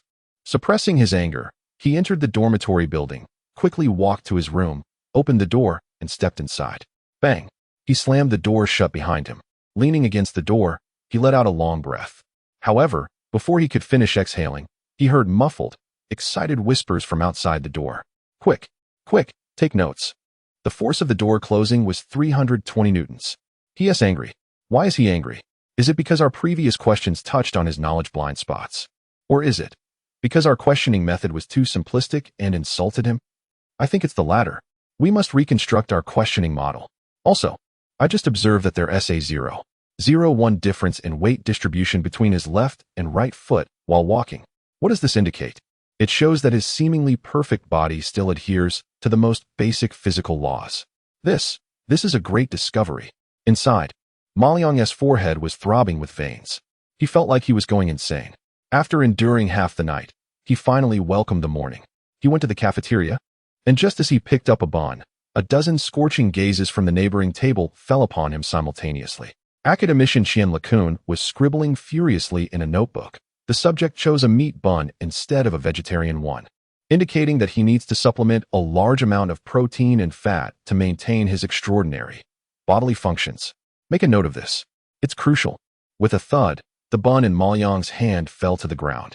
He went to the restroom, and just as he stood at the urinal, he overheard a heated debate outside the stall. We should apply to collect a urine sample from the subject. By analyzing the trace elements, we might be able to reverse engineer his metabolic processes. No, that is too invasive. I believe we should approach this from a more macro perspective. For instance, analyzing the fluid dynamics model of each time he flushes. Ma Liang's body stiffened. He felt like he wasn't here to use the restroom. He was here to provide research material for a group of perverts. Finally, when Ma Liang walked out of the dormitory building with a dark expression, ready to find a place to breathe, that group of persistent spirits silently surrounded him once again. "Advisor Ma, about. Enough." Ma Liang abruptly stopped and turned around. A cold roar, suppressed to the limit, erupted from his mouth. "I'm here to help you solve problems." Ma Liang's voice was flat and calm. "I did not come here to be your monkey, your test subject, or a tool for you to satisfy your ridiculous curiosity." He glanced around at this group of stunned pillars of the nation, the corners of his mouth curling into a cold, mocking arc. "From now on, don't follow me, and don't ask me any more stupid questions." Ma Liang's gaze finally landed on the shocked and fearful face of academician Qian Lacun. "Otherwise, I'll leave this wretched place. Whoever wants to stay can stay. What you do with your junk, whether it flies into the sky or burrows into the ground, has nothing to do with me. I'm done." Chapter 149 this time. "The price is different, sir. I'm not serving anymore." As this cold, disdainful remark filled with undisguised disgust and sarcasm echoed across the desolate ruins, time seemed to freeze. The face of academician Qian Lacun, flushed with fervor, instantly turned pale. The group of national treasure-level experts behind him wore expressions like frozen mimes, shifting from extreme enthusiasm to sheer shock and panic in an instant. They finally realized how foolish and fatal a mistake they had made. "Advisor Ma." Colonel Li was the first to react. His heart nearly stopped beating at that moment. A bone-chilling fear surged from his feet to the top of his head. He understood better than anyone present what it meant when Ma Liang threw down the challenge. It was not just losing a technical advisor. It meant that the glimmer of hope the country had just glimpsed, the broad avenue leading to a future that transcended all existing technological systems, would be abruptly closed before their eyes. "Advisor Ma, please don't be angry. Calm down." Colonel Li almost stumbled as he rushed in front of Ma Liang, incoherently trying to explain that academician Qian and the others, they meant no harm. They were just academics, single-minded in their approach. However, Ma Liang couldn't even be bothered to look at him. His expression had completely cooled, a weariness emanating from the depths of his soul. He picked up his silver briefcase and turned to leave without a moment's hesitation. Each step felt like a heavy hammer, striking hard at the hearts of Colonel Lee and everyone present. It's over. This was the only thought in everyone's mind. Just at this critical moment, buzz, a hurried, almost life-threatening vibration sounded from Colonel Lee's pocket. It was the secure line from General Zhang Yuanchao. Colonel Lee fumbled to pull out the communicator, his fingers trembling as he pressed the answer button. The next second, General Zhang's weary yet imposing face appeared on the small screen. What is the situation? I heard, oh no. General Zhang's words were cut short. He had clearly learned about the situation through some channels. When he saw Ma Liang's resolute figure leaving, the old general, who remained unflinching in the face of disaster, changed color dramatically. Colonel Lee, give the communicator to Advisor Ma. Hurry. General Zhang's voice was filled with unprecedented urgency and a hint of uncontainable panic. Yes. Colonel Lee held the communicator and once again caught up with Ma Liang, almost pleadingly saying, Advisor Ma. General Zhang's call. Ma Liang's steps finally halted, but he did not turn around or reach out to take it. Tell him what I said. Ma Liang's voice was as cold as ice. He had already given face once. Now, there was none left. On the other end of the screen, General Zhang clearly heard this. A trace of bitterness and helplessness flashed across the old general's face. He took a deep breath, as if he had made an extremely difficult decision. Then, through the speaker, his voice came through clearly. In that voice, there was no trace of the general's authority, no hint of a superior's commanding tone. Instead, it was almost equal, even. In a very humble negotiating tone. Comrade Ma Liang. He no longer used the official-sounding title of advisor. I know you have been wronged. On their behalf, I apologize to you. As soon as these words were spoken, the group of experts behind him, especially academician Qian Lacun, trembled all over, their faces showing deep shame. To have a battle-hardened founding general apologize to this group of old men? Ma Liang still did not turn around, only sneered coldly. If apologies were useful, why would we need fists?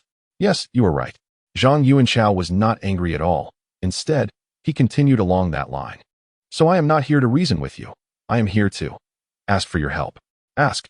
When this word came out of Zhang Yuanchao's mouth, Major Li's eyes nearly bulged out. He felt his worldview being pressed to the ground and rubbed repeatedly. The chief had just personally issued the directive. Zhang Yuanchao's voice became extremely serious. He had looked at the Longxiang test report and hoped to invite you, through a technical invitation, to continue evaluating and optimizing the remaining core equipment for the parade. Not interested. Ma Liang's response was simple, direct, and left no room for negotiation. He was tired of being treated as a tool, only to be regarded like a rare animal after being used. I said, I'm not interested in your scrap metal. The Zhang Yuanchao on the screen seemed to have anticipated this reaction. The old general's face showed no surprise. He just fell silent for a moment, then slowly threw out his last, and most lethal, trump card. I know you are not interested in money, nor do you care for fame or status. Zhang Yuanchao's voice, through the speaker, carried a strange, almost penetrating power. So, this time, the reward is different. Besides what you deserve, there is one more thing. The old general paused. Each word seemed to be precisely calculated, striking Ma Liang's most sensitive nerve. A piece of metal. A sample of unknown metal from outer space. The moment the words unknown metal sample reached Ma Liang's ears, his foot, which was about to step forward again, suddenly froze in midair. Ma Liang's pupils, in an unnoticed moment, sharply contracted. Finally, he slowly turned around. The cold, impatient expression on his face had disappeared, replaced by an unprecedented, slightly amused calm. His gaze passed over Colonel Lee and landed precisely on that small communication screen, fixing on Zhang Yuanchao's face, which appeared calm, but was actually tense to the extreme. Oh, Chapter 150. Your sincerity, I see it. Oh, a meaningful smile curved at the corner of Ma Liang's mouth. Interesting. How unknown is it? When Ma Liang's seemingly plain, yet slightly evaluative and playful words were clearly transmitted through the communicator to the other end of the screen.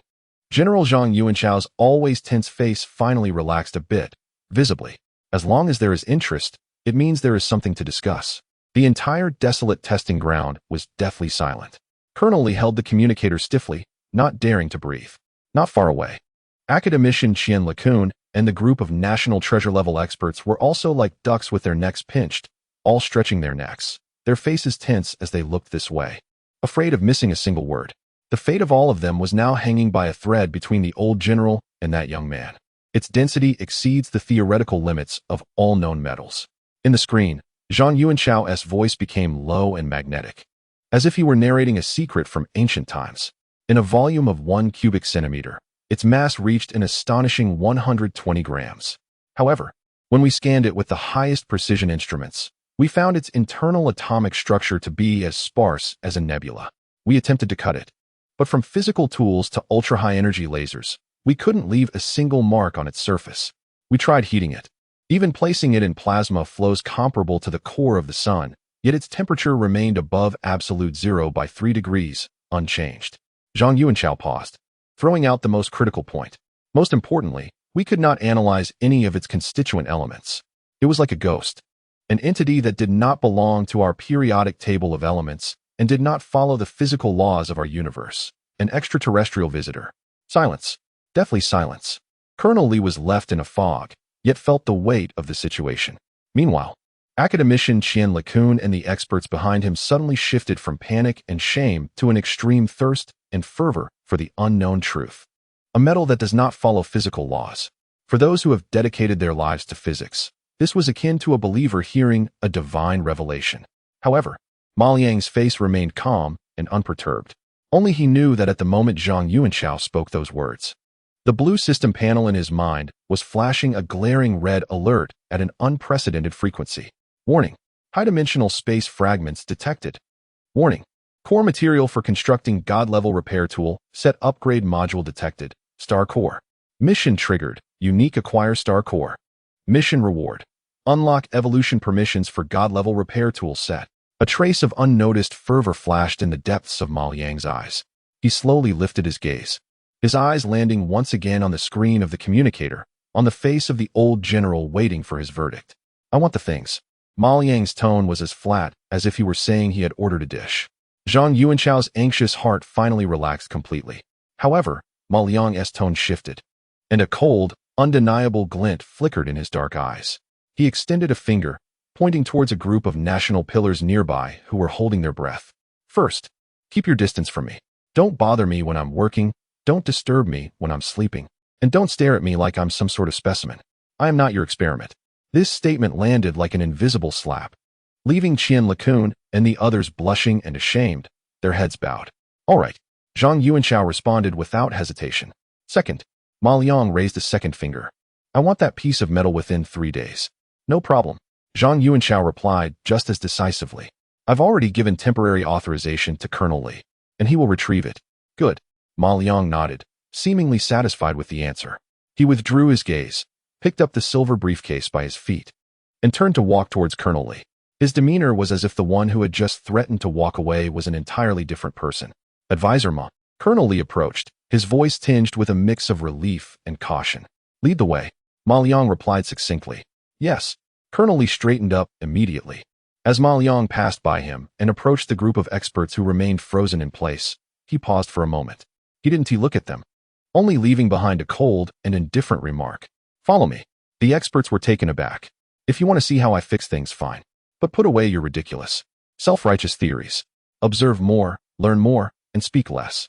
Next time, if anyone asks me about energy conversion efficiency or force field model algorithms or any other foolish questions. A malicious smile curled at the corners of Ma Liang's mouth. I'll have him rebuild the mountain I flattened with his own hands. Chapter 151. The dark sword unsheathed. Colonel Li led the way ahead. His steps hurried, yet his posture remained straight. Behind him followed an exceptionally peculiar group.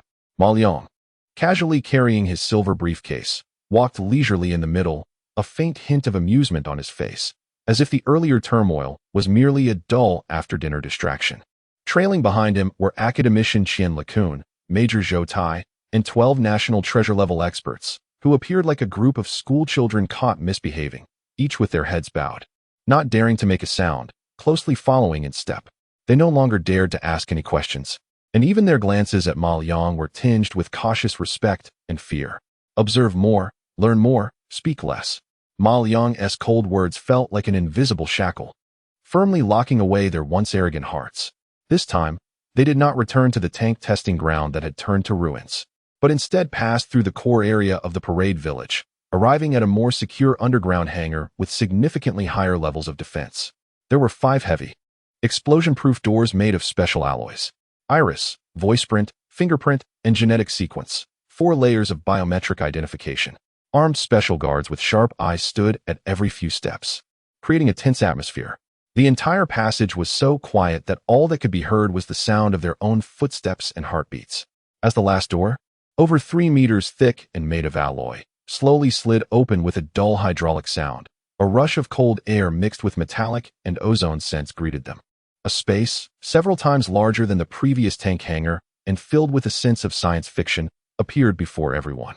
At the center of this space stood a craft so breathtaking that anyone who saw it would instantly hold their breath, as if it had flown straight out of a science fiction movie. It was entirely black, but not in a monotonous way. It was a matte black that absorbed all surrounding light, reminiscent of a black hole. Its shape completely overturned everyone's understanding of traditional aircraft. Lacking conventional wings and tail fins, the entire body presented a flat, sharp-edged diamond structure, resembling an ancient mythical black blade magnified to the extreme. The surface of the craft showed no visible rivets, smooth as a piece of solid obsidian, exuding an indescribably cold and deadly beauty. The dark sword. Colonel Lee's voice carried an unmistakable pride and excitement. This is our nation's highest secret and most advanced aviation project, Dark Sword, a hypersonic reconnaissance strike unmanned aerial vehicle, codenamed GGXX. At that moment, an elderly man in a white research suit, his hair gray, yet his spirit lively, hurried over from the other side of the hangar. He was the chief designer of the Dark Sword project, Academician Liu Genoa. Advisor Ma. Hello. The enthusiasm of Academician Liu stands in stark contrast to the arrogance previously displayed by Qian LeCun and others. As soon as he arrived, he tightly grasped Ma Liang's hand, his eyes sparkling with unabashed excitement and anticipation. I looked at the transformation report of Longxiang. No, that can no longer be called a transformation. It is a miracle. A true miracle. Academician Liu is clearly a technology enthusiast, and once he starts speaking, he can't stop. He pulled Ma Liang over to the dark blade, which resembled a black phantom, his face beaming with pride like a father introducing his most outstanding child. Advisor Ma, look. This is the culmination of all our efforts in the aviation industry, a decade of hard work, resulting in the most perfect masterpiece. Its fuselage is made of our latest developed Xuanwu 7 radar, absorbing composite material, paired with a unique flying wing layout, with a radar cross-section of less than 0.001 square meters, making it harder to detect than a bird. Its Lingyu 9 combined cycle engine allows it to cruise at over 10 Mach at an altitude of 30,000 meters from our base. Within 40 minutes, its blade can hover over any target on Earth. Its intelligent flight control system even possesses preliminary battlefield situational prediction capabilities. Academician Liu was enthusiastically introducing, and behind him, Qian LeCun and others wore proud expressions as if they were sharing in the glory. The Longxiang tank represents the pinnacle of land combat, and this dark blade is the sharpest sword of Damocles hanging over the skies of the nation. They were all waiting for Ma Liang's evaluation. Would he, like with the Longxiang, scornfully point out a list of flaws they couldn't comprehend? Or, everyone instinctively held their breath. Ma Liang remained silent. He simply raised his head and quietly gazed at the Black Reaper before him, filled with an aesthetic of violence. In his eyes, the 3D perspective of this drone had already been constructed on the blue system panel. Every part, every wire, every structure was clearly presented in his mind with atomic-level precision. 1 second, 2 seconds, 10 seconds. Time seemed to freeze. The smile on Academician Liu's face gradually turned a bit anxious, just when everyone's hearts were in their throats. Ma Liang finally spoke. A perfect masterpiece. He gently nodded, echoing Academician Liu's earlier words, his tone carrying a hint of sincere admiration. It's not just close to perfection. It is, in itself, a perfect masterpiece. Boom. This statement exploded like thunder in everyone's minds. Academician Liu was stunned. Qian LeCun was stunned. Colonel Li and Lei Zhan were also stunned. They had thought of countless possibilities, but none had expected Ma Liang to give such high praise, even one might say, unreserved admiration. Its aerodynamic layout is not only for stealth and speed. Ma Liang's voice carried a calmness as if he could see through everything. This is truly a genius-level energy management solution. by utilizing the shock waves generated during hypersonic flight. A layer of plasma is formed on the surface of the aircraft to insulate against heat. This design is simply insane, yet you actually made it a reality. And this flying wing layout, which can seamlessly switch aerodynamic focal points in both subsonic and hypersonic environments, is perfectly balanced with just over a dozen control surfaces. The person who designed this flight control system is a genius. Every word from Ma Liang struck precisely at the hearts of academician Liu and all the aviation experts present. These are all the most core, proud, and confidential designs of the Dark Sword. Yet Ma Liang, after just under a minute of observation, casually articulated all of this. Academician Liu was so excited that he was trembling all over. He felt he had found a kindred spirit. Yes, Consultant Ma, you are absolutely right. You have achieved the pinnacle of the existing technological system. Ma Liang interrupted him, providing the final and most authoritative conclusion. On a scale of 100, I give this drone 99 points. It is the first thing I have seen here that truly deserves the title of national treasure. Chapter 152, the 1-point deduction. 99 points. When Ma Liang announced this score and presented a perfect piece of art worthy of such an unprecedented high praise. The entire underground hangar fell into a strange, euphoric silence. Academician Liu Jinhua, the elderly man who had devoted 10 years of his life to the Dark Sword project, stood frozen in place. His lips trembled slightly, and his eyes, clouded with excitement, quickly misted over. Understanding. He had never imagined that he would hear such precise, profound, and incisive praise from anyone in his lifetime.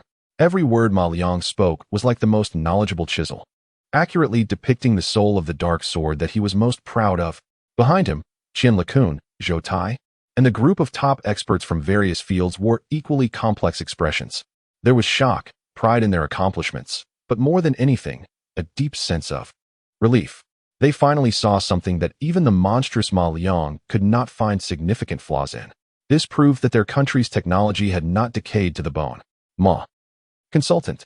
Academician Liu Jinhua took a deep breath, finally calming his heart that seemed ready to leap out of his chest.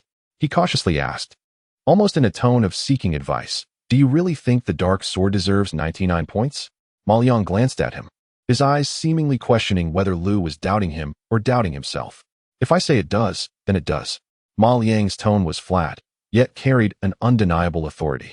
Receiving a positive response, Liu Jinhua could no longer contain the smile on his face, his excitement turning his face red.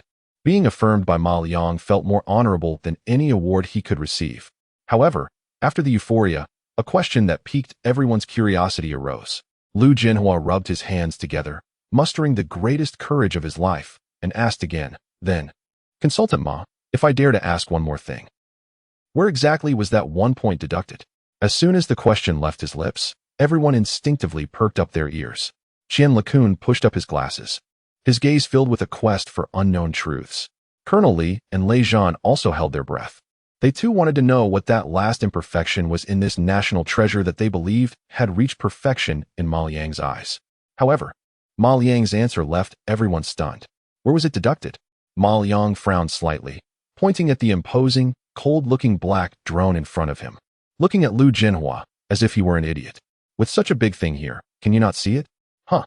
Liu Jinhua was completely taken aback, instinctively responding. I can see it. Yes, Ma Liang nodded, a smirk of undisguised sarcasm playing at the corners of his mouth. You can see it. This is its biggest problem. Boom. This statement struck all the aviation experts present like a bolt from the blue. Can you see? Is it a problem? What kind of logic is this? Liu Jinhua's face instantly turned pale, and he hurriedly defended. Advisor Ma, the stealth performance of the Dark Sword refers to radar stealth and infrared stealth. Its radar cross-section is even smaller than that of a bird.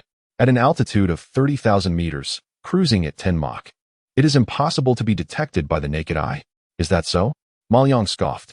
What if the opponent's early warning aircraft predicted your flight path in advance and dispatched 2 fighter jets to wait for you in the sky? What if the opponent's satellite is not using radar, but is tracking you with high-resolution optical lenses? Your so-called stealth is merely covering your ears and believing that the whole world has gone blind. To put it bluntly, this thing is just a toy used to bully the blind and deaf. Ma Liang's words grew harsher and more cutting with each passing moment.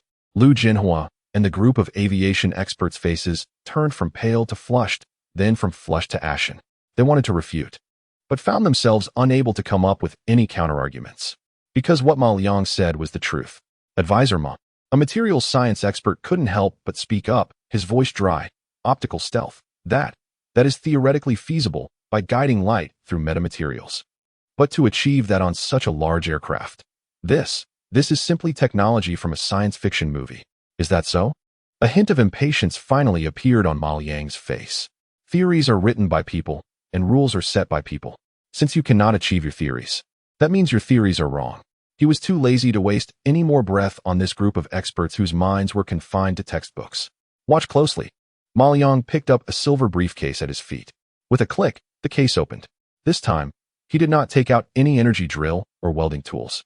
Instead, he pulled out an object that resembled an oversized, sci-fi-inspired cordless polisher. The object was made entirely of dark silver metal, with a circular disc at the front measuring about 30 centimeters in diameter, covered with tiny particles so fine that they were almost indistinguishable to the naked eye, resembling stars. Since you can't do it, Ma Liang said as he walked up to the dark sword's sleek, obsidian-like fuselage with the strange tool in hand. Let's see how I can turn it into a truly perfect masterpiece. As the words fell, he pressed the switch on the tool. There was no ear-piercing roar, only a low, almost imperceptible vibration that seemed to come from the depths of the universe. The dark silver disc instantly lit up with a soft, moonlight-like white halo. Ma Liang gently pressed the glowing disc against the body of the dark sword, and then began to move it slowly and steadily. Wherever he went, the deep, matte black surface, which absorbed all light, showed no signs of scratches, nor did the color change in the slightest. However, everyone present felt an inexplicable, heart-pounding change. Oh my! Academician Qian LeCun stared intently at the portable material analyzer in front of him, looking as if he had seen a ghost. On the screen, countless lines of data refreshed furiously like a waterfall, ultimately converging into a conclusion that made his very soul tremble. He was reconstructing the carbon fiber lattice structure of the surface at the atomic level. He was on-site creating a type of artificial optical metamaterial that could perfectly guide visible light, making it bypass the body.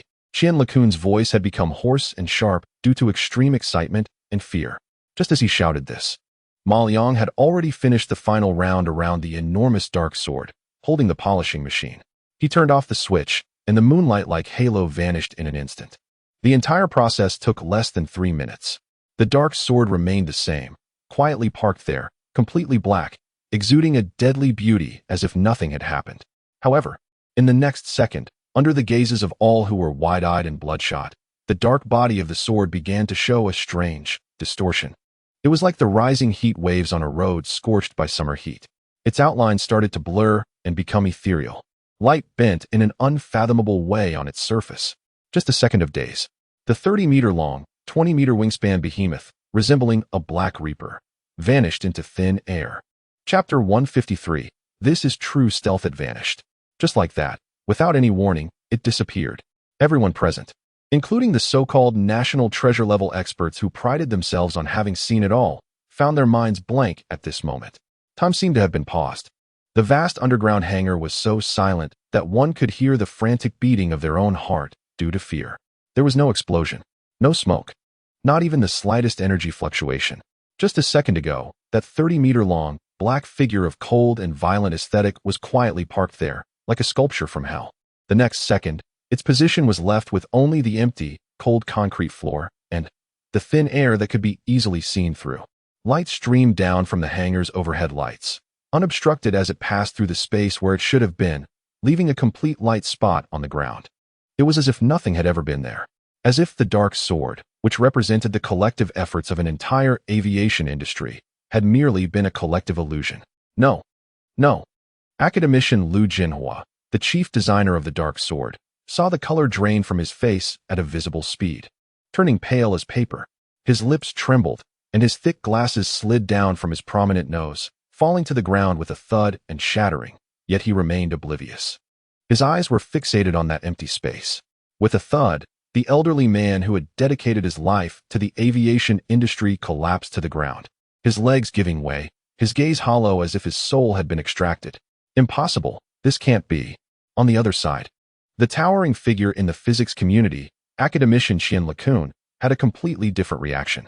He did not break down, but the expression on his face was more terrifying than a breakdown. Metamaterials, optical metamaterials. A hoarse, dreamlike voice emerged from Qian LeCun's throat. He hadn't merely made light bend around it. No. It was even more horrifying. He had reconstructed the microscopic structure of the material's surface at the atomic level, turning each atom into a perfect light trap that absorbed all incident light from every angle, and without any energy dissipation. It wasn't invisible. Qian LeCun suddenly lifted his head, his bloodshot eyes burning with a flame called fear. It had been deleted from our retinal definition. On a physical level, this statement struck like a bolt of black lightning, awakening all the experts present who were frozen in shock. An expert in materials science rolled his eyes back and fell straight backward, only to be hurriedly caught by those next to him. An authority in aerodynamics was frantically rubbing his eyes, as if trying to claw his eyeballs out of their sockets. In this almost maddening silence, a lazy voice, laced with a hint of amusement, suddenly broke through. How is it? Ma Liang casually held the tool, which resembled a polisher, in his hand. He even yawned and glanced at Lu Jinhua, who was slumped on the ground. Now, it's 100 points, right? His voice was not loud, but it struck each person's heart like a heavy hammer. He smirked, raised the dark silver tool in his hand, and gently pressed a switch against the empty air. Buzz, still that low, barely audible vibration. The next second, a miracle happened once again. The empty space began to distort slightly, as if the air were being scorched by high temperatures. Light began to gather in a strange manner, and a blurred, illusory outline emerged from nothingness, shifting from faint to deep. In just a second of daze, the sleek, entirely black, and deadly beautiful dark sword drone reappeared, intact and quietly, in its original position, as if it had never left. This time, even Colonel Li and Lei Zhan, who had witnessed the most miracles, could no longer hold back and let out a suppressed exclamation. Meanwhile, Lu Jinhua, who was slumped on the ground, felt the emptiness in his eyes instantly replaced by a euphoric joy of survival upon seeing his beloved creation restored. However, he did not rush to embrace his work. He struggled to get up from the ground. Then, this elderly man with white hair, who held a monumental status in the aviation field, tidied up his disheveled clothes. He walked up to Ma Liang. Under the incredulous gazes of everyone, he bowed deeply, bending at a 90-degree angle to this young man who was only as old as his grandson. Teacher. He exerted all his strength to squeeze these two words from his throat. Please continue, to guide our work. Chapter 154, The Issue of a Rod, Mr. Ma. The voice of academician Lu Jinhua came from the heart, exerting all his strength to address, like a deep-water bomb, exploding in the silent hangar. Everyone was stunned, their souls shaken by those two words. Teacher? A national treasure-level chief designer who dedicated his life to the aviation industry actually showed such respect to a young man in his 20s, calling him teacher? This was no longer a matter of respect. It was a posture, almost akin to seeking enlightenment. Colonel Li and Lei Zhan exchanged glances, both seeing an indescribable shock and a sense of inevitability in each other's eyes. Indeed, the ability to make the dark sword vanish into thin air and then reappear was a feat that transcended mere technology. What did it matter to call him teacher? The atmosphere in the hangar became incredibly strange. The experts who had previously looked on with scrutiny, doubt, and even a hint of disdain now regarded Ma Liang with only awe and fear. They were no longer the lofty authorities, and Ma Liang was no longer the maintenance worker needing their inspection. The status of both sides had undergone a dramatic reversal the moment the dark sword vanished and reappeared. Ma Liang seemed completely unfazed by this commotion. He didn't even bother to assist Lu Jinhua. He merely tossed the dark silver tool in his hand idly, returning it to his pocket as if he had just completed a trivial task. He glanced around the scene and was about to leave with his suitcase. He was tired. Even with his physically enhanced body, he felt a bit mentally fatigued after continuous high-intensity repairs. All he wanted was to go back and sleep soundly. However, Colonel Li suddenly stepped in front of him. Consultant. The way Colonel Li addressed him had quietly changed from Comrade Ma Liang to the respectful Consultant Ma. His face bore a hint of urgency, a plea, and an unmistakable difficulty to articulate. Ma Liang raised an eyebrow, his tone carrying a hint of impatience. Is there something else? Yes, there is something incredibly important. Colonel Lee instinctively bent slightly at the waist, lowering his voice as if afraid of disturbing something. Consultant Ma, I know you've worked hard, but there's a task that's 10 times more urgent and 100 times more important than the Dark Sword project. And it requires you. More urgent and important than repairing a 5th generation. No, even a 6th generation drone? A look of interest finally appeared on Ma Liang's face. What is it? Colonel Lee glanced at the many ears around them, his expression troubled. It's not convenient to discuss here. Ma Liang paused for a moment. Fine. He nodded, picking up the silver suitcase from the ground. He was curious to see what kind of dilemma could make this group so anxious. 15 minutes later, a red car with a special license plate sped out of the underground base and entered a more heavily guarded area. Inside the car, Colonel Lee sat upright, several times wanting to speak but not knowing where to start. Ma Liang leaned back in the rear seat, eyes closed, as if dozing. Go ahead, what's the matter? He suddenly broke the silence in the car. Colonel Lee shuddered slightly and quickly said, Advisor Ma, it's about a critically important grand ceremony that will take place in front of the entire world. A ceremony? Yes. Colonel Lee's expression became extremely serious. This ceremony concerns the face and dignity of our entire nation, and there must not be any mistakes. However, we are now facing a seemingly small but unsolvable problem. Ma Liang opened his eyes and glanced at him. Get to the point. Colonel Lee took a deep breath, as if organizing his words. Our honor guard needs to hold up a flag representing our highest honor for a long time during the ceremony. However, according to the precise forecast from the meteorological department, at a critical moment on the day of the ceremony, there will be a powerful directional airflow in the square where the ceremony will be held. Colonel Lee did not use the word wind but opted for the more technical term directional airflow. This airflow will exert an extremely terrifying and chaotic tearing force on the flag. Our simulations indicate that the peak of this force is strong enough to instantly tear a strong man in half. We have tried every method, selected the strongest soldiers from the entire army, and used the most durable specially made flagpoles, but all have failed. In the face of such force, the human body is too fragile. This is not a problem that can be solved with willpower. It is a physical deadlock. A deep sense of helplessness was evident in Colonel Lee's voice. That flag is our symbol. It must, and has to, fly high against the strongest airflow on that day. In that position, and remain completely still. But right now, we cannot achieve that. All our experts say this goes against the laws of physics. It is the limit of human capability. So, Colonel Lee raised his head and looked at Ma Liang with an almost pleading gaze. We can only ask you, an expert who doesn't adhere to the laws of physics, to give it a try. After listening, Ma Liang showed little expression. Against the laws of physics? Human limits? The corners of his mouth curled slightly, revealing a playful smile. Interesting. He closed his eyes again and said lightly, Then let us see where your limits truly lie. Chapter 155. The problem lies not in the wind, but in the review village at training ground number 3. The atmosphere was not filled with the sci-fi aura and solemnity of a hangar, but rather an open outdoor space, with precise cue markings drawn on the ground in white lines.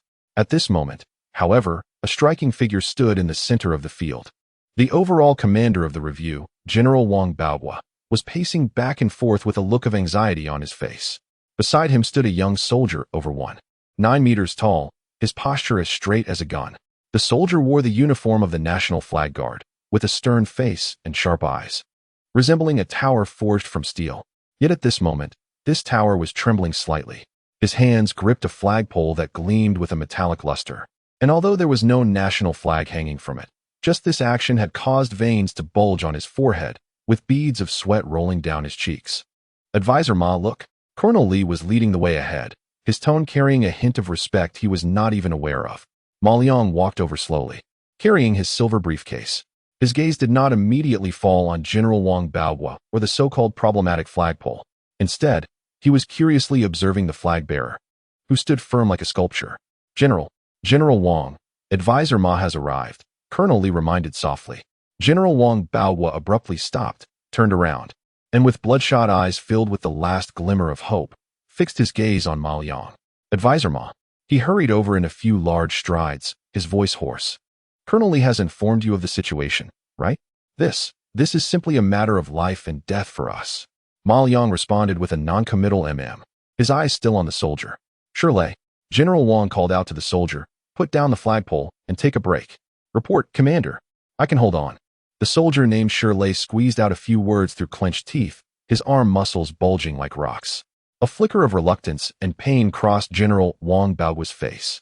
Advisor Ma, you see this. This is our military's top flag bearer. Both his physical fitness and willpower are among the best. But even he cannot withstand the simulated gusts of wind at level 8 for more than 3 minutes. When that flag unfurls, the instantaneous pull from the wind will exceed 100 pounds.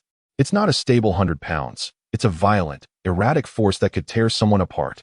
General Wang pointed to Shirley's arm, which was starting to spasm from overexertion, his voice tinged with despair. We've tried every method. We even considered adding an exoskeleton under the uniform, but that would completely ruin the aesthetics and coordination of the movements. It's simply impossible. This is no longer a technical issue. This is a physical limit. It's a natural force that the human body cannot withstand. The despair from the office was magnified tenfold on the training ground, because the person who is suffering is right in front of them. However, Ma Liang's face remains calm and composed. He finally withdraws his gaze and slowly walks up to the soldier. Beep. Target scanning initiated. Target, flagpole of the honor guard. Material, special stainless steel. Length, 2.88 meters. Weight, 5.1 kilograms. Internal structure, solid. Overall evaluation, an incredibly sturdy. Metal rod. Target, flag bearer Shirley. Physiological data scanning. Warning, target's shoulder, waist, and arm muscle groups are at 92% of their maximum load. Warning, target's right hand shows signs of capillary rupture. Warning, the torque applied to the target's spine has exceeded the safety threshold. Lines of data flashed rapidly through Ma Liang's mind. He reached out his hand, ignoring the astonished expressions of Wang Baogua and Colonel Li, and gently tapped on the cold flagpole. Thunk. A dull, rhythmless sound. Ma Liang withdrew his hand and finally turned to look at Wang Baogua, who was filled with anticipation. The issue is not with the person, nor with the wind. His voice was not loud, yet it made everyone's heart skip a beat. The problem lies with this pole. Wang Baogua was taken aback and quickly explained. Advisor Ma, there is absolutely nothing wrong with this flagpole. We made it from the best special stainless steel, molded in one piece. It can withstand winds of level 8, and it wouldn't even bend if you hit it against a tank. I know, Ma Liang nodded. He looked at Wang Baogua, the corner of his mouth curling into a familiar, slightly mocking smile. The issue is that it's too rigid. Too rigid? Wang Baogua was completely confused. He felt his brain was struggling to keep up with Ma Liang's line of thought. Shouldn't a flagpole be better if it's harder? Hardness signifies indestructibility and represents the dignity of the nation. If you use an absolutely rigid metal rod to counteract a 100-kilogram violent pulling force, where will that force go? Ma Liang extended a finger and pointed at the soldier named Shirley. It will be transmitted 100%, no, 120% to this person. The pole itself does not relieve any of the force. Instead, it becomes a perfect lever that amplifies the wind's power and applies it harshly onto his bones and muscles. You're not just making him hold the national flag against the wind. You're making him use his own flesh and blood to engage in a tug of war against a metal rod and a level 8 wind. Tell me, how long can he hold on? Ma Liang's words hit like a bolt from the blue, leaving Wang Baogua and the surrounding technical advisors stunned. Yes, they had only considered that the flagpole needed to be strong enough, but they had never thought that such strength itself posed an insurmountable force transmission problem. So, what should we do? Wang Baogua asked hoarsely. Should we use something softer? If it's softer, the flag would have been blown away long ago. Ma Liang let out a scoff, too lazy to explain further. He succinctly told Shirley, let go. Although Shirley didn't understand, he instinctively obeyed the command. Ma Liang took the heavy flagpole with one hand and waited a bit. With a click, he placed the silver briefcase on the ground and opened it. Chapter 156. The true anchor. The moment the box was opened, everyone's gaze was instinctively drawn to it. They expected to see some sci-fi energy tool or a complex modification device. However, this time, what Ma Liang took out from the box made everyone furrow their brows. It was not a complete tool, but rather a pile of parts. A collection of components that looked incredibly precise, yet left people completely baffled. There were several dark golden rings of various sizes, resembling gyroscopes. There was a section that looked like some kind of biological spine, made of countless tiny silver metal pieces layered together to form a flexible bearing. And there was a core component, about the size of a fist. Its surface covered with blue energy patterns, resembling a heart. Individually, these items looked like props from a sci-fi movie, but together, they left people utterly confused about their purpose. What is this? A technical advisor following Wang Baoguo couldn't help but mutter softly. What is he trying to do? Add a gyroscope to the flagpole? This idea seemed somewhat plausible. Using the gyroscopic stability to counteract external torque is basic physics. But the problem is, how could a mere gyroscope withstand the violent pulling force of over 100 pounds generated by an 8th grade wind? It would require a gyroscope with a terrifying weight and rotation speed.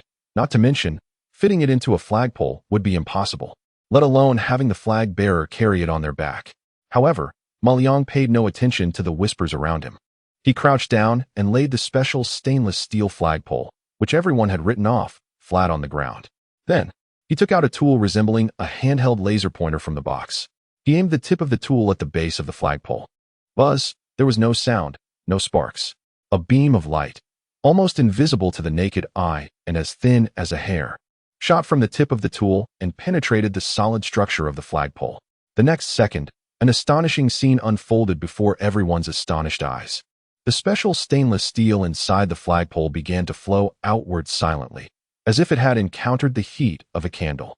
Streams of bright silver, liquid-like metal slowly oozed from a small hole at the bottom of the flagpole, quickly cooling on the ground and solidifying into irregular metal clumps.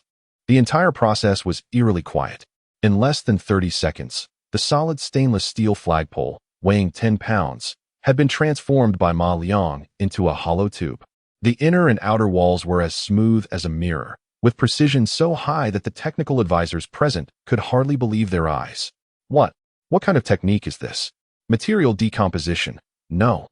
It is a precise stripping at the molecular level.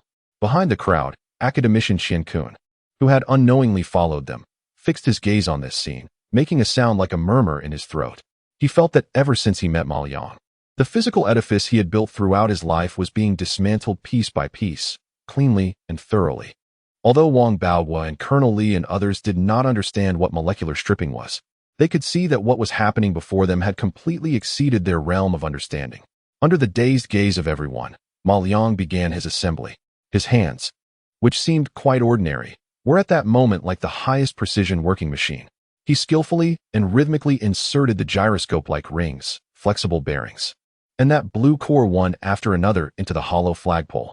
Finally, he picked up a piece of metal that had flowed out of the flagpole and gently illuminated it with a laser-like tool, causing the metal to melt instantly, perfectly sealing the opening at the bottom of the flagpole. The entire process, from hollowing out to completion of assembly, took no more than 3 minutes.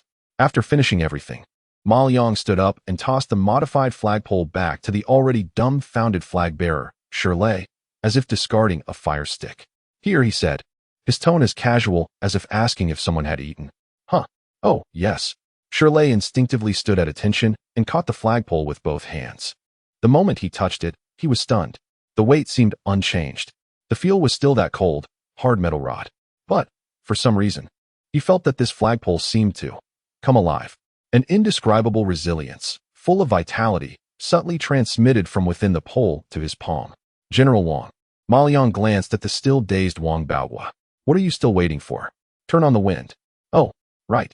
Turn on the wind. Quick. Wang Baoguo, as if waking from a dream, shouted hoarsely at the control personnel on the sidelines. Set the wind power to maximum. Level 9. He had gone mad.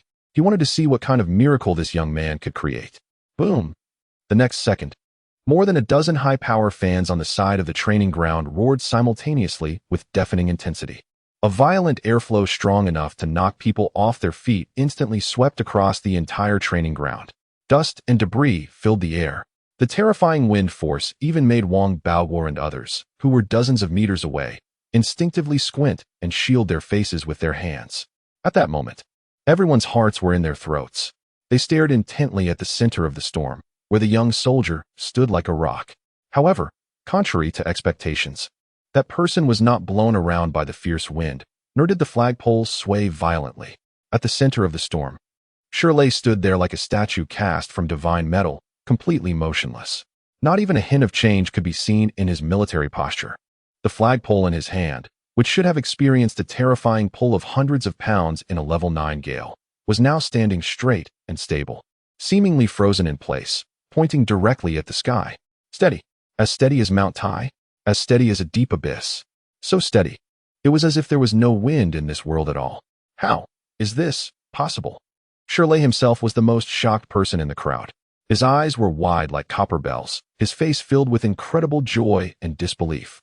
What kind of magical pole is this? My goodness. General Wang Baohua, a veteran who had spent his life in the military, remained unshaken even in the face of great danger, now had his mouth agape enough to fit an egg inside. He stumbled forward, disregarding the fierce wind that could sting the skin, extending his trembling hand to touch the flagpole. It was cold and hard, yet he felt not the slightest vibration. The wind seemed to bypass it entirely. He abruptly turned his head, looking at the young man with his hands in his pockets and an expression that said, "What's the big deal? What is the principle behind this?" Ma Liang yawned lazily and replied, "There's no principle. It feels the wind coming from the left, so it pushes a little to the right. It feels the wind coming from above, so it pushes a little downwards. It reacts as quickly as the wind, exerting as much force as the wind does. It plays with the wind on its own, no need for you to manage it." Ma Liang glanced at the flagpole that stood firm like an old dog in the gale, a mischievous smile appearing at the corner of his mouth. If it had to be named, let us call it the fully automatic anti-physical inertia counteracting intelligent flagpole. Or you could call it the true stabilizing needle of the sea. Chapter 157, The Calm Before the Storm, a global focus in the highest specification suite of the military review village. Ma Liang finally obtained what he desired. It was a fist-sized irregular metal piece, placed inside a specially designed magnetic levitation inert gas container.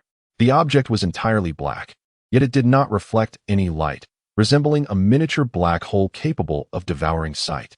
When Colonel Li, in an unprecedentedly respectful manner, personally handed the container to Ma Liang and carefully exited, closing the door behind him, the entire world was effectively shut out for Ma Liang.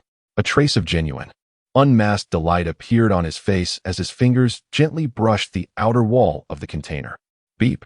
High-dimensional space fragments detected. Core of star remains. Core material confirmed. Meets the evolution conditions for the God-level repair tool set. God-level repair tool set evolution permission granted. Shall we proceed with the evolution immediately? In his mind, the familiar blue panel was now occupied by a series of dazzling golden texts, radiating an unprecedented joy akin to a celebration. A satisfied smile curved at the corners of Ma Liang's mouth. Meanwhile, as the slumbering giant of the East was about to reveal its latest and sharpest fangs to the world, all eyes on the planet had already focused on this ancient land. In the deepest part of the Strategic Intelligence Center, the atmosphere was as oppressive as the sea before a storm. A massive circular screen was divided into dozens of images. There were high-resolution satellite cloud maps, constantly fluctuating data streams, and several blurry photos of the military review village obtained through various secret channels. A four-star general stood before the screen with a grim expression, his eagle-like eyes fixed intently on the central area marked as the highest threat level. What exactly do we know? His cold voice echoed in the silent command center. An intelligence analysis supervisor immediately stood up, reporting in a dry voice. Based on our analysis of the size of the military review village's hangars and runway specifications, as well as recent clues revealed by official media, we have made a preliminary judgment. He pressed a button, and a CG model of a futuristic flying wing bomber appeared on the screen. There is an 85% likelihood that they will officially unveil their H-20 strategic stealth bomber. Its emergence will mean that our B-2 stealth bomber will no longer be the only product of its kind on this planet. Additionally, we have reason to believe that their J-20 fighter jet has also undergone significant upgrades. As the four-star general listened to the report, his expression did not improve in the slightest. Instead, it grew even darker. Is that all? Yes, General. The analyst lowered his head. This is already the boldest prediction we can make based on the existing intelligence. At the other end of the world, in a studio, a blonde host is facing the camera with a professional smile. Welcome back to the Global Perspective Program. Today we have the renowned military strategy expert, retired General Michael Robbins with us. General, the world is watching the grand military parade of a certain country that will begin in just a few hours.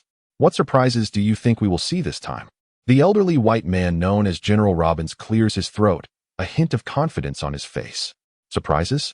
Anna, I think it would be more accurate to describe it as expected. He speaks confidently to the camera. Undoubtedly, they will showcase their proud aircraft carrier fleet and the combat-ready J-20 aircraft. Perhaps, just as predicted, that mysterious H-20 bomber will make a grand appearance as the highlight. This is all to show the world, especially us, their strength. However, General Robbins shifts his tone, a subtle smirk on his lips. Everyone must understand that modern warfare is not about one or two flashy weapons. It's about the entire operational system, intelligence support, logistical guarantees, and decades of accumulated combat experience. What they are showcasing is merely a carefully choreographed, expensive fireworks display. It's spectacular, but it won't fundamentally change the global strategic landscape. The host nods. So you mean we shouldn't be overly anxious about it? Of course, General Robbins replies confidently with a smile. We should remain vigilant. But there is no need for fear, because we have already seen through their script. In a command center of the same country, a large screen is broadcasting this interview in real time. Generals like Zhang Yuanchao and Wang Bao will watch the confident General Robbins on the screen, their faces expressionless. Until Robbins finishes the line about their script being seen through, Wang Bao can no longer hold back and lets out a faint, pitying scoff. Script? He turns to Zhang Yuanchao, whose bloodshot eyes are filled with an indescribable mix of excitement, fervor, and anticipation. Old Zhang, what do you think? When they see a 60-ton tank drifting down Chang'an Avenue, when they see our main guns firing without needing shells, when they discover our most advanced combat drones disappearing physically right under their noses, will they still think they have seen through our script? Zhang Yuanchao does not answer. He slowly picks up the teacup on the table and gently blows on the floating tea leaves. Then, a deep and meaningful smile curves at the corner of his mouth. Let them watch. This feast has just begun. Chapter 158. This is the true divine tool. The night deepened. The entire parade village was brightly lit, with countless people making the final push for the grand ceremony that would take place in just a few hours. The air was thick with a unique atmosphere filled with tension, excitement, and anticipation, reminiscent of the calm before a storm. However, none of this concerned Ma Liang, who was in the highest standard suite. His world, at this moment, was solely focused on the small black metal block hovering in inert gas before him. The core of star remains, a fragment from a higher dimensional space. A visitor from beyond the universe that does not adhere to the physical laws of this realm. A genuine sense of joy and anticipation was evident on Ma Liang's face. He could even feel the seemingly ordinary silver suitcase at his feet emitting a barely audible, desire-filled hum. It was as if a wanderer was about to see their homeland. The evolution permission for the divine repair tool set has been activated. Core material star remains has been confirmed. Warning: the evolution process is irreversible and cannot be interrupted. Do you wish to begin evolution immediately? In his mind, the familiar blue panel was now filled with a series of glaring, molten gold letters. Start. Ma Liang's response came without any hesitation. With the command of his mind, the specially designed magnetic levitation container silently opened with a slight depressurization sound. The pitch-black core of star remains, which absorbed all light, slowly floated out of the container, quietly hovering in midair. It remained there silently, but seemed to subtly distort the dimensions of the entire room. Ma Liang did not touch it. He simply crouched down, extended his hand, and with a click, opened the silver suitcase at his feet. The moment the suitcase opened, an invisible, yet immensely powerful gravitational force suddenly erupted from within. The hovering core of star remains showed no signs of struggle. Instead, with a sense of urgency to return home, it transformed into an almost imperceptible black light and instantly vanished into the profound depths of the suitcase. In the next second, a transformation occurred. A deep, soul-shaking hum resonated from inside the suitcase. The once smooth, mirror-like dark silver surface of the box began to illuminate with intricate golden patterns, resembling a spider's web. These patterns were neither printed nor engraved.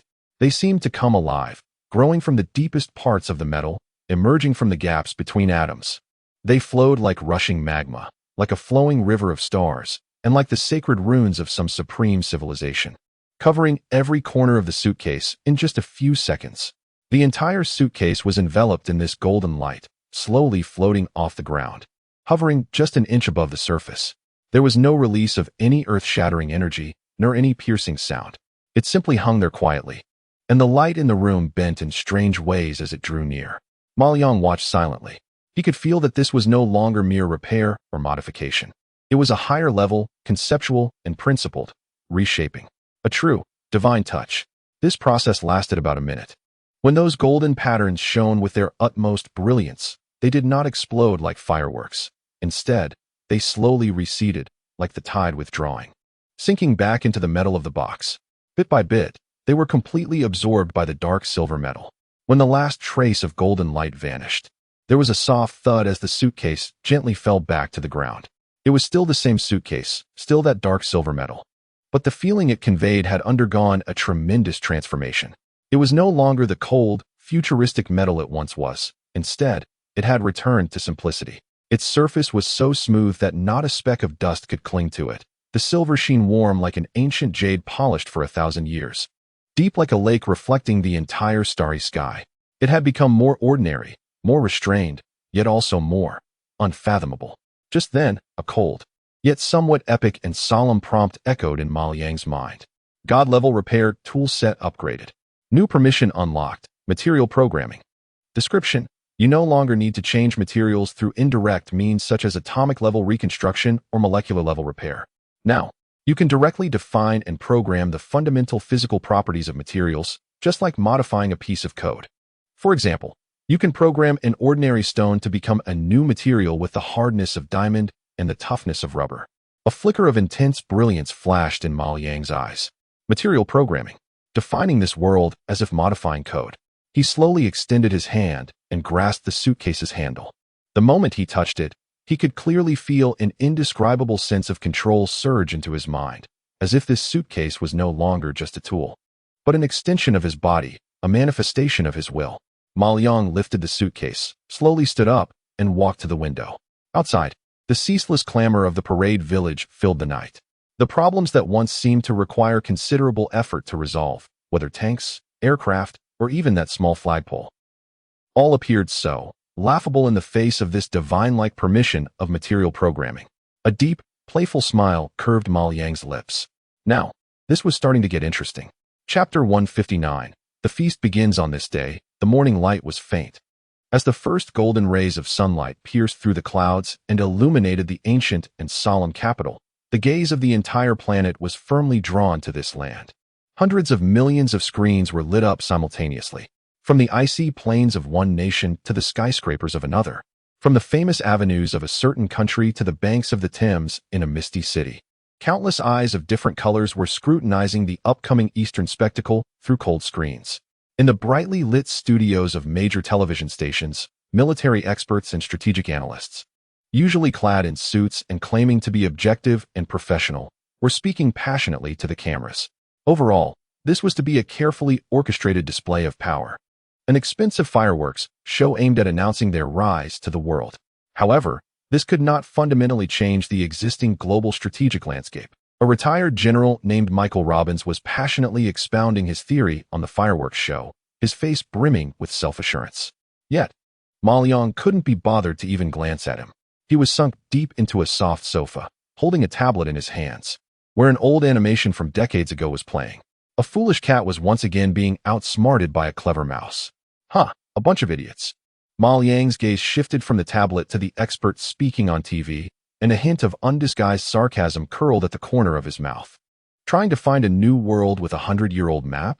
He yawned and casually grabbed an apple from the table, taking a crunching bite.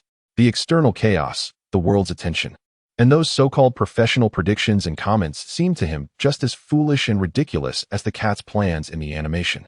At that moment, at the center of the crowd, a man with iconic golden hair and a ridiculously long red tie was being surrounded like a star. He was the current president of a certain federation. Mr. President, your judgment is always so precise, a gentleman from a certain country said with a slight bow, almost in a flattering tone. As you said, this is merely a meticulously staged performance to mask their inherent weaknesses. Yes, they always like to confuse their opponents with overwhelming numbers. A lady from the banks of the Rhine elegantly echoed, but in the face of true top-tier technology, quantity means nothing. The president of the Federation laughed exaggeratedly at these compliments, drawing the attention of those around him. Technology? My dear, you overestimate them. He waved his arms dramatically, in a tone familiar to the world, saying, trust me, no one understands technology better than I do. Their tanks, I bet.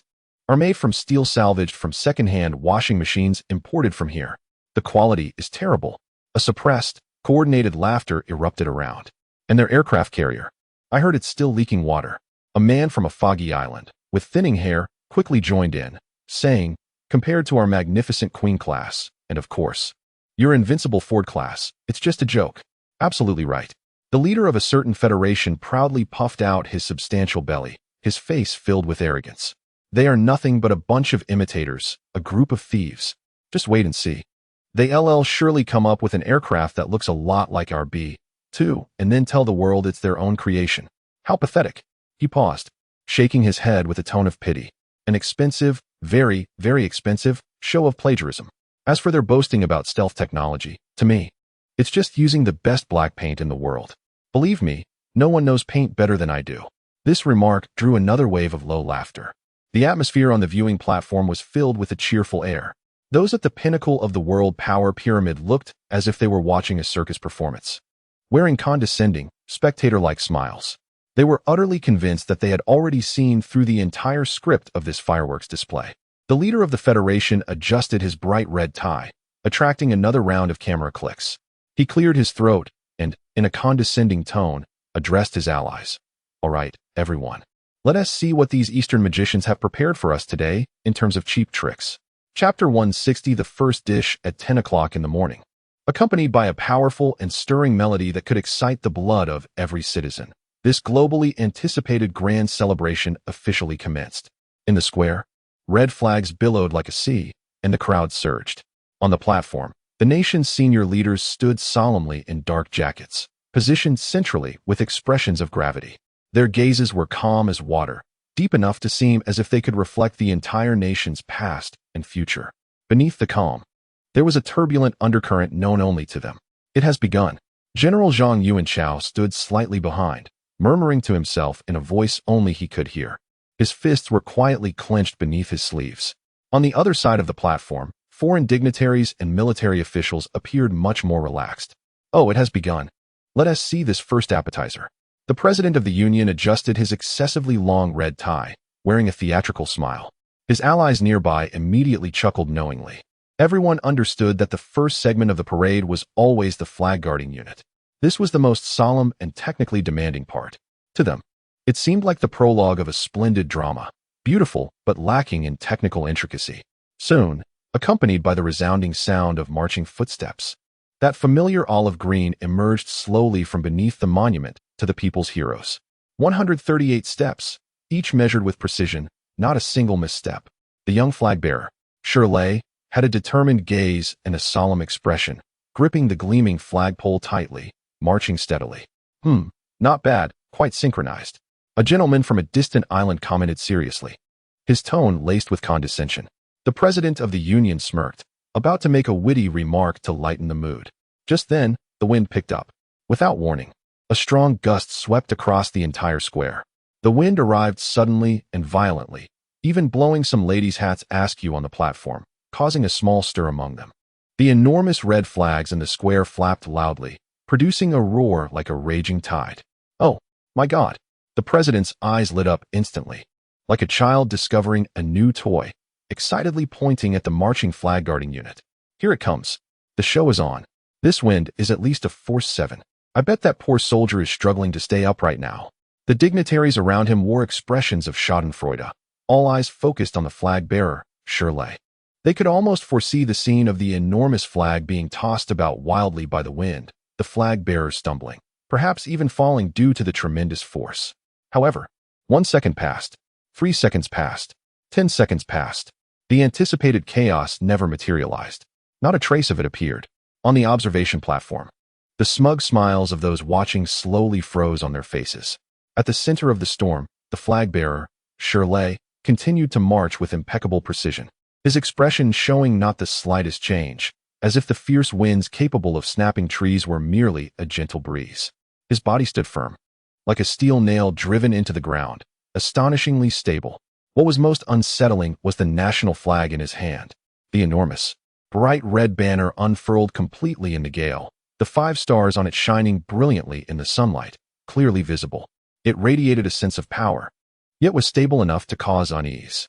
It was as if even the fierce winds were tamed before it. What was happening? The gentleman from the land of the roosters had completely lost his smile, replaced by deep confusion. Why was his arm not trembling? A lady from the banks of the Rhine also realized the blind spot. Under such violent winds, that soldier's arm showed not a single bulging vein. This was beyond mere willpower. This defied physics. Something was off in the military officer section of the observation platform. A gray-haired four-star general from a powerful nation suddenly raised his binoculars. Through the lens, Shirley's young and resolute face was magnified dozens of times. His gaze was calm, his breathing steady. The corners of his mouth were tightly pressed, yet showed no distortion from resisting immense force. He was in a state of absolute relaxation. Damn! A curse involuntarily escaped from the old general's throat.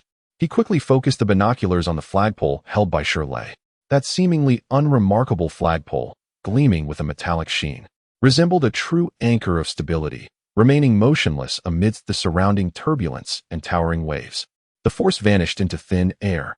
An unprecedented, absurd chill crawled up the old general's spine, reaching the top of his head. Beside him, military officers from various powerful nations had long abandoned their spectator expressions. They stared intently at the flag that remained still in the raging wind, their eyes filled with shock and bewilderment they had never experienced throughout their military careers. They couldn't understand.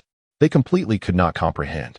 This banquet had just begun with the first course, and yet they were already choked into silence. Chapter 161. The President knows best about magnets. The wind continued to howl. However, the splash of red on Tiananmen Square seemed frozen in time, unmoving. This bizarre scene cast a thick shadow over the hearts of everyone on the viewing platform. After a brief, suffocating prologue, the real tide began. Step, step, step. The synchronized footsteps, as if controlled by a supercomputer, resonated like war drums, pounding in every person's heart. The first marching unit appeared. Now approaching us is the army formation. They are dressed in the new starry sky camouflage combat uniforms, which can adapt to the majority of our country's terrain and possess excellent concealment capabilities under various optical reconnaissance methods. The official commentator's passionate, yet steady voice spread through every corner of the square, reaching billions of screens worldwide. On the viewing platform, a four-star general from the Eagle Federation had lifted his binoculars again, but this time, his hands were not as steady as before. In the lens, there was no longer the slightly bulky olive green of the Soviet era. Instead, it was replaced by a digital camouflage full of sharpness and a sense of lethal intent. The soldiers were equipped with well-designed modular tactical vests and protective gear, exuding modernity and a sense of combat readiness. What caused the old general's pupils to contract the most was the weapon in their hands. It was a brand-new assault rifle. Smooth in design and full of ergonomic beauty. QBZ 191, the old general almost instinctively muttered this code. As an opponent, he had studied all the public information about this gun, but when he saw thousands of such new killing machines forming a uniform steel array, exuding a palpable aura of danger as they approached, the visual impact still made his heart race. This was not just a change of equipment. This was a transformation, a complete overhaul from combat concepts to individual gear. Their helmets, the communication modules were built in with night vision device interfaces. The tactical vests were quick release and even had reserved data connection ports. The military officials beside him had long put away their disdain, each with a solemn expression, rapidly recording every detail. However, in another part of the political area, the atmosphere seemed somewhat comical. The president of the Eagle Federation seemed to have finally regained his composure from the cognitive shock brought by the earlier flagpole. He needed a reasonable explanation. An explanation that could maintain his all-knowing image. I got it. He suddenly slapped his thigh, his voice startling the allies around him. What, Mr. President? What have you figured out? A gentleman from the Galactic rooster country hurriedly leaned over, curiosity written all over his face. That flagpole. The president's face once again displayed that confident smile of someone who feels in control of everything. He mysteriously lowered his voice and said to those around him, a trick. A very simple but impressive Eastern trick.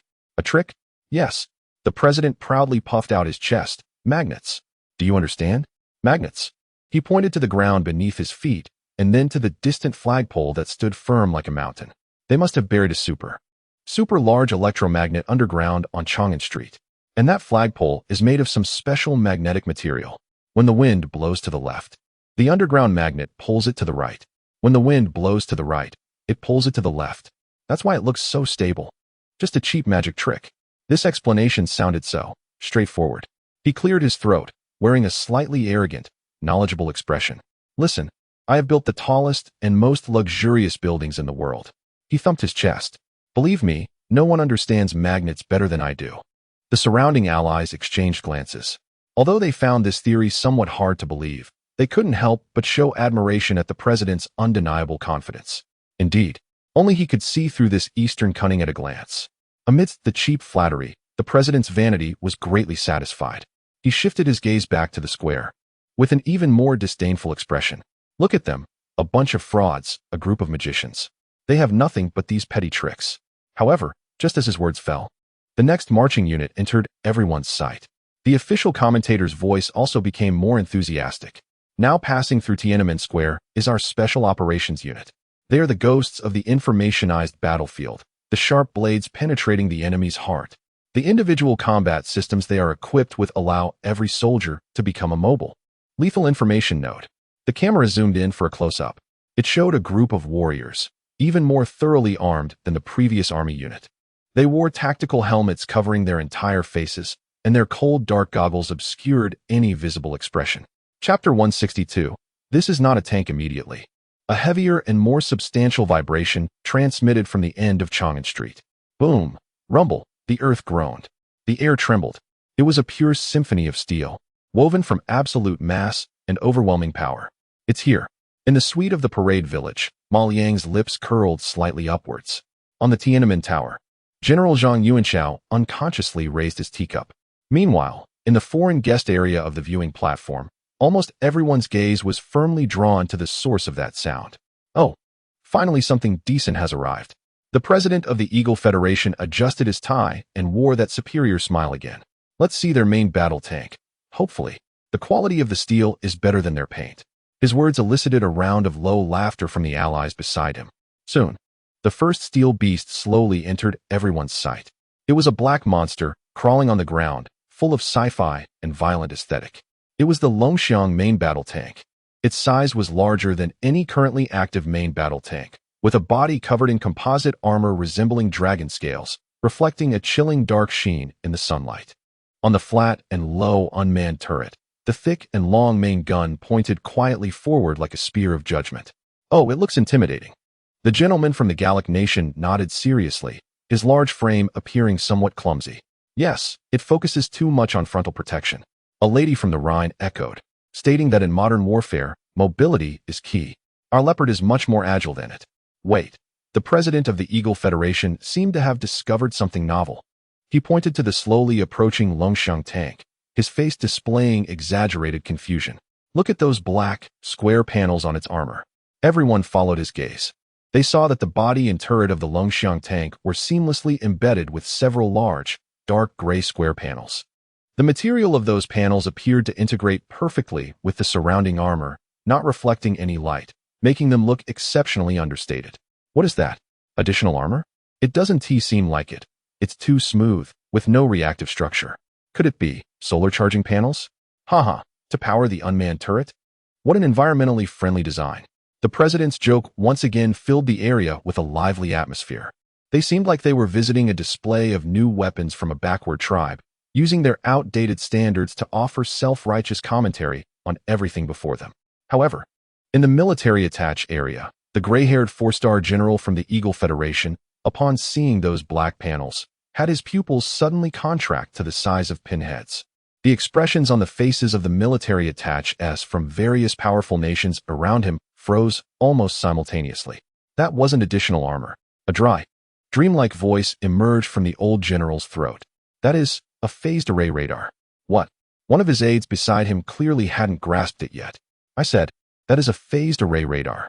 The old general's voice suddenly rose, filled with a hint of incredulous shock from all sides. The vehicle's sides, the turret's sides. They installed a set of Aegis system on a tank. This statement was like dropping a nuclear bomb on a calm lake. The entire military attach area fell into dead silence in an instant. Aegis. That is the core of the area air defense system installed on 10,000-ton destroyers. They crammed this thing into a tank. What are these madmen trying to do? Just then, the The passionate voice of the female commentator resonated through the broadcast, clearly reaching everyone's ears. Approaching us now is the Longxiang Heavy Composite Combat Unit. Longxiang is not a traditional main battle tank. It is equipped with 4 large multifunctional phased array radars, possessing 360-degree battlefield situational awareness capabilities, capable of simultaneously detecting and tracking hundreds of targets from both ground and air. It is the battlefield brain of our digital composite combat system. The commentator paused, seemingly allowing the world to digest the information.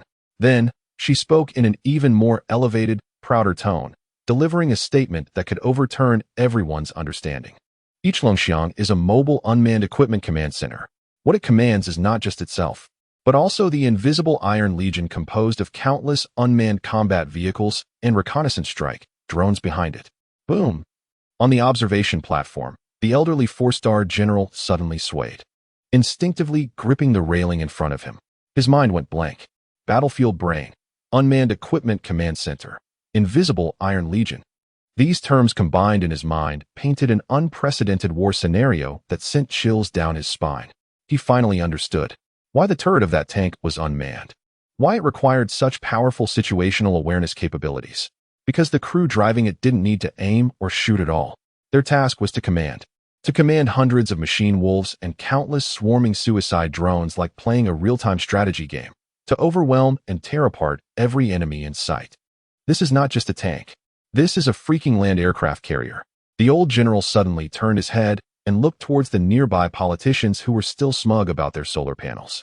His eyes were filled with an unprecedented compassion. You know nothing of true power. Chapter 163. The Unmanned Legion. The voice of the female commentator, high-pitched and passionate, resonated through the loudspeakers scattered across the square, reaching every corner and echoing around the world. Behind the Longxiang Heavy Synthetic Combat Unit, followed by the Unmanned Legion. These words seemed to carry a certain magic. On the viewing platform, the president of the Eagle Federation had just felt a hint of absurdity and displeasure at the concept of a land aircraft carrier and was about to make a witty remark to lighten the mood. However, in the next moment, all his words were caught in his throat. At the end of Chang'an Street, behind a row of Longxiang tanks resembling prehistoric beasts, a wave of black surged forth. The first sight that caught the eye was dozens of steel hounds running with a wild and powerful grace. The howling multi-purpose combat machine wolves. Their figures had only been seen by a handful of people during internal tests in the hangar. And now, for the first time, they presented their cold and deadly forms to the world. They did not emit the deafening roar typical of traditional tracked vehicles, but rather a faint buzzing sound, akin to the surge of electricity. Agile on 4 legs, they moved forward with an almost perfect, synchronized pace. Their metallic muscles exuded explosive power, and the cold face composed of composite sensors emanated a faint red glow, reminiscent of the gaze of hellhounds. Oh God, it's a machine dog. The gentleman from the Galactic Rooster Nation couldn't help but exclaim softly. They even brought this out for the parade. Isn't this the brainchild of a company from Boston? It looks even more terrifying. The lady from the Rhine furrowed her brow, but what was the point? For battlefield reconnaissance? The president of the Eagle Federation curled his lip, his face returning to that familiar arrogance. Just a toy, a flashy little gadget. On a real battlefield, a single bullet could turn it into a pile of scrap metal. Trust me, no one understands machine dogs better than I do. However, as soon as he finished speaking, the sight that followed the formation of the howling machine wolves made his smile slowly freeze once again. It was dozens of more agile, streamlined, white tiger heavy infantry fighting vehicles. They too moved silently, gliding like ghosts across the ground of Chang'an Street. Further back were smaller, but more numerous unmanned tanks, their gun muzzles also exuding a cold killing intent. Behind them were unmanned rocket launchers equipped with dense launching nests. A massive steel tide composed of unmanned equipment surged into everyone's view in a nearly silent, suffocating manner. At that moment, Tiananmen Square echoed only with the stirring military music and the commentator's voice, almost devoid of any other noise. Everyone was left speechless, stunned by this surreal scene before them. Wait. On the viewing platform, someone finally noticed a chilling detail. Why is there not a single person in those vehicles? Yes. No drivers, no gunners, no commanders. The hatches of those armored vehicles are all tightly sealed. They resemble a ghostly legion crawling out of a grave. advancing in perfect unison under the control of some unknown will. What? What is happening? Is it remote-controlled? Impossible. With such a massive scale and such a complex formation, how could it be done remotely? How many operators would that require? What about signal delays? Just as everyone was engulfed in confusion and shock, the voice of the female commentator on site, like an oracle, provided the answer. What everyone is witnessing now is the latest formation of the ground forces and the world's first, a heavy unmanned combined combat brigade. From the Howling Sky combat machine wolves to the White Tiger infantry fighting vehicles, and then to unmanned tanks and unmanned rocket artillery. Here, you can't see a single soldier. They are the true, invisible legion. All their actions are directed and coordinated in real time by the battlefield AI core of the Dragon Xiong combat unit in the front. They share the same brain, the same vision. They are fearless, tireless, and absolutely obedient. Their existence will completely redefine the future of land warfare. Boom! Every word from the commentator was like a heavy bomb, exploding in everyone's mind. On the viewing platform, the faces of the politicians were visibly losing color at an alarming rate.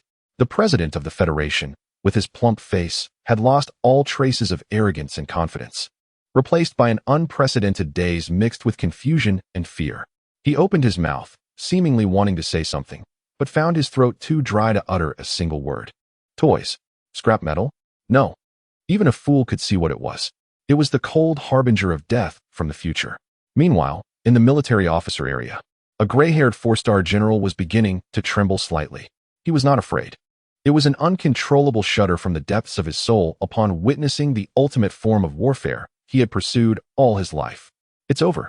The old general unconsciously uttered 2 words. His aide, pale-faced, asked, "General, what is over?" The old general did not look at him. His murky eyes were fixed on the silent yet endlessly murderous tide of steel, his voice hoarse like 2 pieces of sandpaper rubbing together. The traditional mode of warfare is over. The courage, will, and sacrifice of soldiers, these things we once took pride in, will become utterly meaningless in front of them. You cannot intimidate them, cannot incite them, nor can you make them feel exhausted and fearful. This is not called war. The old general slowly closed his eyes, cold sweat trickling down his deep wrinkles. This is called formatting, with absolute, cold, and inhuman calculation. Everything on the battlefield that is considered an enemy can be completely eliminated, just like deleting a segment of erroneous code. Chapter 164. The global silence in a studio labeled as global observation. The atmosphere was tense despite the bright lights. The cold yet proud voice of the state commentator echoed through every corner of the room, delivering a message of unwavering obedience and fearlessness. The host, an experienced blonde woman, gripped her cue cards tightly, her fingers turning pale from the pressure. Beside her, retired 4-star General Michael Robbins, who had been passionately critiquing the impractical design of a certain tank moments ago, now sat in complete silence. His mouth was slightly agape, and his weathered face reflected a bewilderment he had never experienced in his military career. "General?" The host struggled to find her voice. "What do you think about this invisible legion?" Robbins moved his lips, but uttered no sound. His gaze was fixed on the screen, where a silent tide of mechanical wolves and armored vehicles surged forward. What could he possibly say? When the very nature of warfare is torn apart and reassembled into a monstrous form you cannot recognize, what can you say except to remain silent? Their coordination. Robbins finally managed to produce a dry, scratchy sound. Their movements, there is no signal delay. This ISNT remote control, it's AI. He spoke the most terrifying answer, as if to himself or to the world. A unified, powerful battlefield AI that we cannot even imagine. Oh my, the host instinctively covered her mouth. Not even divine intervention could stop them. Robbins slowly leaned back in his chair, as if all his strength had been drained. He closed his eyes and murmured, "We are still debating whether to authorize fire on drones." Meanwhile, they have already handed the entire battlefield over to machines. In another studio, this time at a media outlet in a major city, the usual cacophony was replaced by an eerie silence. The so-called military experts, who could once argue passionately about a topic, now sat in rapt attention, their eyes glued to the large screen. The massive, silent drone army moved through the square with an impeccable formation. The host, known for his loud voice and exaggerated gestures, was now frozen in place like a statue. The expression on his face was a comical mix of shock, confusion, and fear. Just minutes ago, He had been ridiculing the local tanks as oversized targets. Now, reality has dealt him a resounding slap, enough to make his soul leave his body. This must be fake, right? An expert beside him finally stammered out a sentence, suggesting it was computer-generated effects, right? Specially made CG animation. This notion felt like a lifeline. Everyone in the studio instinctively nodded, their faces showing a look of understanding. However, on the screen, the camera zoomed in on a close-up. The metal tracks of an unmanned vehicle rolled over the ground, and every link of the track, every rotation. And the clear imprints left on the ground were so real, it was despairing. The atmosphere in the studio, which had just become lively, once again fell dead. It's over. The host, known for his loud voice, slumped in his chair, lost and disheartened. He unconsciously repeated a word. It's over. All over. In Tokyo, at the NHK News studio, the atmosphere was stifling. The special guest, a former Self-Defense Forces Chief of Staff, Mr. Sudo Kazuo, known for his meticulousness, was frantically scribbling something in his notebook. His forehead was already covered in fine beads of cold sweat. Mr. Sudo, the host's voice trembled. What does this mean? Mr. Sudo paused his writing. He looked up at the host, his wrinkled face displaying an unprecedented seriousness. This means, he articulated slowly, that the traditional defense system has become meaningless overnight. Our proud coastal defense, our carefully constructed fortresses, stand like toys made of sand in front of such a tireless, death-defying steel army. He took a deep breath, lowering his voice even further. What is more frightening is the cost. Training a qualified soldier takes 20 years, while producing one of these machines may only take 20 days. When the cost of war becomes negligible, the button for war becomes lighter. At this point, he slowly closed his eyes. A brand new, cold, inhumane era of war has arrived.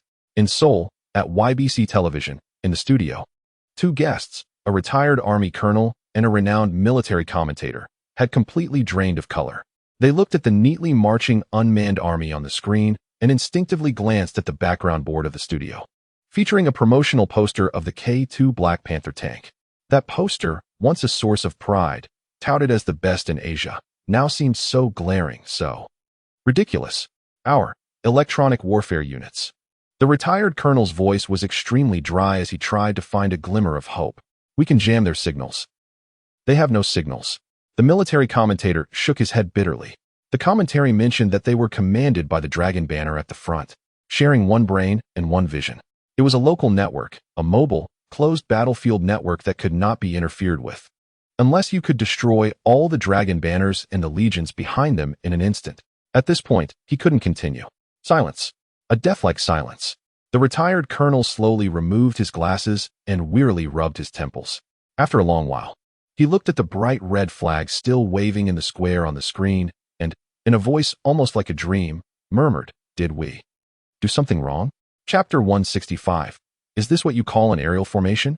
The irrefutable truth. On the observation platform, a four-star general from a certain federation stood there as if he had lost his soul, murmuring to himself. The entire military attach area behind him had fallen silent. A mix of fear from technological obsolescence and despair from being left behind by the times swept through everyone's hearts like a Siberian cold wave. The shock from the ground equipment formation had yet to subside.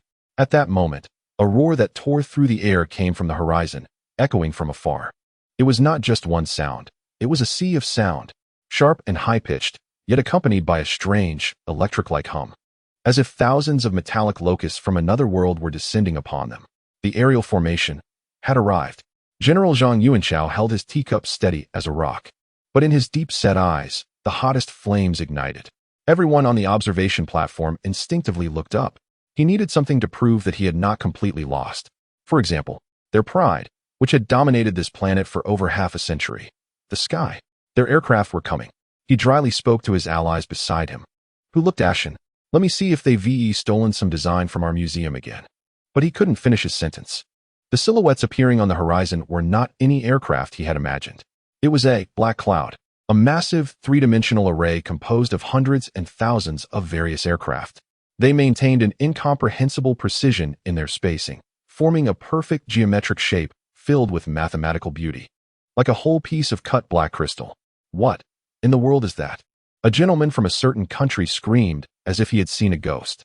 Leading the charge were dozens of flat, aggressive drone models. Above and to the sides of them were hundreds of smaller winged drones. And in the middle of the entire array were many oddly shaped aircraft, whose aerodynamic layouts were completely unrecognizable. They had no cockpits. They moved in perfect unison, as if controlled by an invisible giant hand, executing all sorts of unbelievable coordinated maneuvers in the air. A swarm. It was a drone swarm. In the military attach area, the white-haired general squeezed out a few dry words from his throat. His aide turned pale. "General, this scale, this level of coordination, it's impossible. Our locust program is still in the laboratory." Laboratory? A trace of a bitter smile appeared on the old general's face. "Child, while you were still in the lab figuring out how to make a bullet, others had already aimed a Gatling gun at your forehead." Just then, the second wave of roars followed closely behind. A formation consisting of dozens of sleek, futuristic new fighter jets zipped past beneath the dark cloud of drones at high speed. Their fuselages were painted in low-visibility navy gray, with twin engines, single seats, and an impressive wingspan that exuded power. J-35, an intelligence officer exclaimed its code name. Their new generation of carrier-based aircraft. Finally something normal has arrived seeing this familiar and logical equipment. The politicians in the viewing area seemed to grasp a lifeline and collectively sighed in relief. "Look, I told you. Isn't this just our version of a certain advanced fighter? Just a twin-engine variant." Plagiarism. Shameful plagiarism. He seemed to regain his confidence, his voice growing louder. However, this time, even his most loyal allies did not echo him, because right behind the J-35 formation was the ultimate nightmare that made them all feel their hearts sink. J-20. It's the J-20. But, wait, its cockpit. Why? That familiar canard layout, that futuristic diamond-shaped fuselage. It was the most advanced stealth fighter of a certain nation. However, unlike everyone's perception, the J-20 formation that appeared this time had cockpits that were noticeably longer than the usual J-20. That was a twin-seat version. A twin seat? Are they using a trainer for the parade? But the veteran general in the military attach area, upon seeing that tandem cockpit, was struck as if by lightning. He thought of a possibility that sent chills down his spine. No, not a trainer. The old general's voice had taken on a sobbing tone. The second seat is not for a trainer. It's for the commander. Just as his words fell, the clear, steady voice of the commentator, filled with endless pride, provided the final answer. Flying over the square now is the latest variant of our J-20-foot Dragon fighter, the world's first twin-seat stealth fighter. Its rear cockpit is not for flight training, but carries an air combat commander. He will directly command our aerial, unmanned legion through advanced data links. Boom! The elderly four-star general stared blankly at the sky. He finally understood. On the ground, there are dragons commanding the unmanned armored legion. In the sky, there are twin dragons directing the swarm of drones. Land, sea, air, sky, electricity, and networks. An invisible net has quietly spread, and they are the fish in the net. It's over. The old general slowly closed his eyes. Chapter 166, 81194. Please return. The sky seemed to fall into a brief silence after the J-20s soared past the vast swarm of drones. On the observation platform, there was a deathly hush. The gray-haired four-star general of the Eagle Federation slowly closed his eyes, then opened them again. His face bore an expression of deep, unfathomable exhaustion, as if all pride and awareness had been utterly crushed. It was over. This was the only word in his mind. From land to sky, from concepts to equipment. This was no longer a gap in generations. This was species isolation. Beside him, the president, whose face was usually marked by exaggerated confidence, now showed no expression at all. He stood there like a comical wax figure, rigid and half-open mouth, seemingly wanting to say something, but unable to produce any sound. At that moment, the calm and solemn voice of the live commentator once again echoed through the broadcast. Ladies and gentlemen, esteemed guests. Next, we will witness the most special formation of this aerial display. It will be led by a heroic fighter jet that carries our glory and dreams, our tragic yet unyielding spirit, guiding our latest fighter jet formation to accept the inspection of our nation and people. The final formation? A heroic fighter jet? Foreign dignitaries and military attachés on the platform instinctively raised their heads, their eyes filled with confusion. What else could they possibly present? The president of the Eagle Federation seemed to have finally found a crack of air to breathe. He coughed a couple of times, forcing a sneer onto his face. and whispered to his already dazed allies, "Did you see that? The nostalgia card. They've run out of tricks. They must have dragged out ancient artifacts from the museum to make up the numbers, using sentiment to cover their shortage of advanced fighter jets." Truly a pathetic display of Eastern wisdom. A few officials beside him managed to squeeze out forced smiles, as if they had grasped onto a last lifeline. Yes, it must be so. The military parade was ultimately a performance. Meanwhile, far away on overseas military forums, the atmosphere suddenly became lively. Haha. The people of the summer country are starting to showcase their nostalgia. Let me guess, is it the J7 or J8? Maybe the MiG-15? What a brilliant idea to use a pile of scrap metal as the finale. Mocking comments spread wildly across the internet. Just then, at the horizon's edge, a solitary yet familiar figure appeared. It had a sleek fuselage, air intakes on both sides, and a sharp shock cone at the nose. Its contours, filled with a classical sense of brutal beauty, bore the mark of the last century. The J-8, the aerial beauty. It quietly led several of the latest J-20S twin Dragon fighters in a solemn V-shaped formation, flying steadily towards Tiananmen Square. Under the sunlight, the vintage Air Force paint scheme on its fuselage and the bright red number sprayed on the vertical tail were clearly visible. 81,194. At that moment, countless spectators in the square who saw this number on the big screen, especially the older veterans and experts, instantly welled up with tears. On the platform, General Zhang Yuanshao's hand holding the teacup trembled violently, spilling hot tea onto the back of his hand, yet he was completely unaware. His eyes were fixed on the increasingly approaching silhouette, his lips trembling fiercely. It was him. The hero who sacrificed himself 30 years ago for the country and the aviation industry at an altitude of 10,000 meters. He has returned. On the viewing platform, the president of the Eagle Federation had a smile stretched to its limits. Look, it's really the J-8, an antique from 50 years ago. My goodness, they actually brought this kind of thing to participate in the parade. I thought it was the grand finale, but it turns out to be a comedy. He laughed uproariously, as if trying to laugh away all the fear and humiliation he had endured earlier. However, just as his laughter reached its peak, an unexpected change occurred. The aircraft, which everyone deemed an antique and a mere formality, suddenly moved at the moment it was about to reach directly above the square. Without any warning, its previously steady flight posture was instantly replaced by an indescribable, extreme violence. Buzz, a strange roar, as if from the depths of hell, erupted from that old turbojet engine. The next second, under the horrified gaze of billions around the world, this slender aerial beauty violently ascended towards the sky at an almost 90-degree angle, completely defying the laws of aerodynamics. The speed was astonishing. The posture was fierce. It looked less like an aircraft and more like a projectile shot out by an electromagnetic cannon. Boom!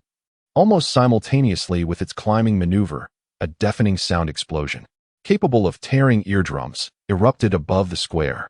A massive and perfect sound barrier cloud, resembling an angel's halo, instantly formed and then rapidly expanded. The entire sky seemed to tremble with the impact of this sound. On the viewing platform, all laughter abruptly ceased. The president of the Eagle Federation, whose face was contorted in a maniacal laugh, looked as if he had been slapped hard by an invisible hand, his features frozen in shock. In the military attach area, an elderly four-star general dropped his binoculars to the ground with a clatter. He slumped into his chair as if his spine had been pulled out. His eyes fixed on the J-8, which had transformed into a black, instantly disappearing above the clouds, mumbling incoherently. Vertical, climbing, in an instant. Supersonic. What? What kind of monster is that? Its thrust-to-weight ratio exceeds that of a certain advanced fighter. No. Far exceeds. At this moment, this battle-hardened veteran general finds that all his lifelong knowledge of aerodynamics is shattered in the most brutal and unreasonable way by that old aircraft. And at this moment, high above 10,000 meters, in the cockpit of aircraft A1194, test pilot Li Zhenghua is pinned to his seat by the terrifying overload. He watches the speedometer on the dashboard instantly break through 2 Mach, feeling the furious yet stable power of this steel giant beneath him, with tears in his eyes. He opens the military communication channel and, with a voice filled with suppressed excitement and reverence, gently yet clearly reports to the blue sky he once fought for, sacrificed for, and loved. 81194, please return to base. Mission accomplished. Chapter 167. It has disappeared. high above 10,000 meters. The sound of a mission completed 30 years late still echoes in the hearts of every citizen of the Summer Nation. On the podium, the atmosphere cannot be described as merely frozen. It is a kind of dead silence close to a vacuum.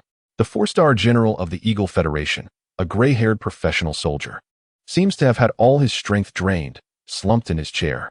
His brain, a supercomputer filled with countless military theories and equipment data, has completely crashed due to overload.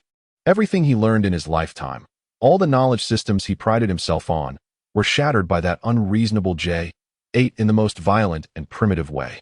Thrust-to-weight ratio surpassing that of certain advanced aircraft? No, it was not just a matter of thrust-to-weight ratio. It was a kind of power philosophy he could not comprehend, a new one from another dimension. Beside him, the president, whose face was once filled with arrogance and prejudice, now bore only a blank expression of confusion. He resembled a broken marionette, his mouth moving unconsciously, yet no sound came out. Meanwhile, in an ordinary apartment in the suburbs of the capital, Ma Liang yawned as he walked out of the bathroom. He glanced at the clock on the wall, then casually picked up the remote control and turned on the huge LCD television in the living room. The screen displayed the final stages of a military parade live broadcast. "Oh, it's the big finale," Ma Liang muttered to himself, then sank into the soft sofa. On the screen, a brand new, unprecedented aerial formation was slowly approaching from the edge of the skyline. It was a pure, black phantom composed of death and aesthetics. Ma Liang looked at the leading black drone, filled with smooth and lethal sci-fi lines, and nodded in satisfaction. This thing looks great on camera." Tiananmen Square. When that black phantom appeared in everyone's sight, the world, just stalled by the 81194 aircraft, seemed to be plunged into a deeper dimension once again. Now, approaching us is the final aerial formation of this military parade. They are the ultimate trump card guarding our future skies. Codename, Dark Sword. The commentator's voice trembled with an unprecedented sense of reverence. Dark Sword. It is a creation that cannot be defined by the standards of any existing aircraft. It is entirely black, its surface covered with an eerie coating that seems to absorb all light. Its aerodynamic layout perfectly combines high speed, stealth, and super maneuverability. The lines so fluid that they appear to have been sculpted not by engineers, but by a top artist with the wildest imagination. Before it, all previously seen aircraft, including the J-20S, instantly seemed outdated. It is a design aesthetic from the future, a dimensional strike in beauty. My goodness. The four-star general, slumped in his chair, suddenly straightened up. A flicker of the analytical and evaluative fire characteristic of a soldier reignited in his murky eyes. But this time, the flame was tinged with more fear. It's just a flashy design. Stealth drones, we had those 20 years ago. They look cool, but on a real battlefield, His words once again trailed off, as the announcer's voice rang out with an undeniable tone that declared the final judgment. Now, the leading drone, codenamed Dark Sword, has received its orders. It will conduct a special technical demonstration over Tiananmen Square. Special demonstration? Everyone's hearts jumped into their throats. What more could there be? What are you still hiding? Under the focus of billions of eyes from around the world, and under the watchful gaze of countless representatives of the highest power on this planet, the drone, hovering above the square like a black reaper, suddenly vanished.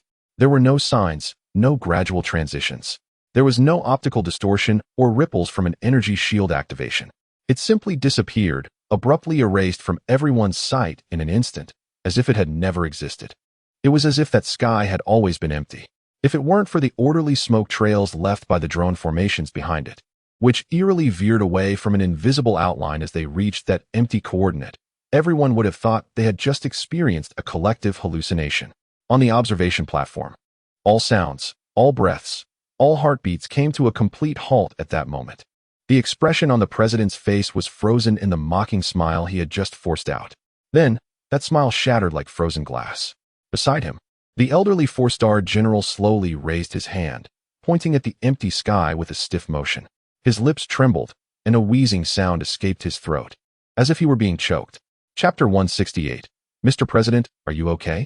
Huh. The throat of the four-star general from the Eagle Federation emitted a sound like that of a broken wind instrument. He stiffly raised his hand, pointing at the empty sky, his fingertips losing color from excessive force, trembling violently. He wanted to say something. He wanted to mention optical camouflage, wanted to talk about plasma stealth. to use any high-tech terminology stored in his mind to explain the unbelievable scene before him. But he couldn't utter a word. Time, at that moment, seemed to stretch to its limits. The entire viewing platform fell into a silence deeper than death. The sound of the wind vanished. The heartbeat ceased. The distant, still stirring military music felt like it came from another world, becoming distant and unreal. The smile on the face of the Eagle Federation's president completely froze. It was an extremely twisted expression, a mix of astonishment and fear, resembling a poorly made clown mask. His eyes were fixed on the empty sky.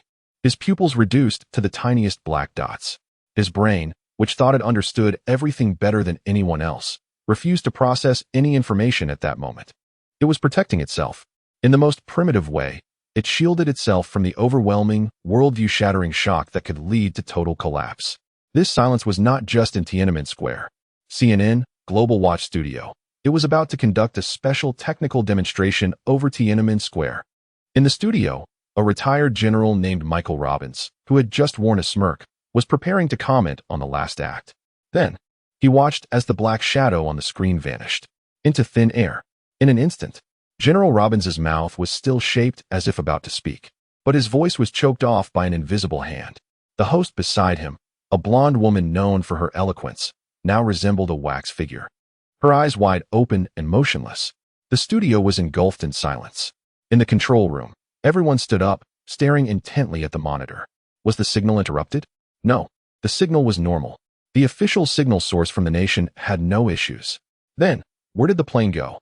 How the hell should I know where the plane went? 10 seconds, 20 seconds, 30 seconds. Across the world, hundreds of millions of viewers saw the same scene. An empty sky, and a group of hosts and experts in the studio, collectively silenced, as if under a spell. This was an unprecedented, half-minute-long, absolute, eerie silence in the history of global television broadcasts. Tiananmen Gate, viewing platform. Plop. A light sound. It was the gentleman from the Galactic Rooster Nation, who had dropped his cigar, a symbol of his status, onto the ground. He was completely unaware. He just stared blankly at the president, whom he had always praised. From a certain federation, the president maintained a rigid posture, completely still. Sweat had soaked through his signature golden hair, dripping down from his pale forehead. His lips trembled unconsciously, as if murmuring something.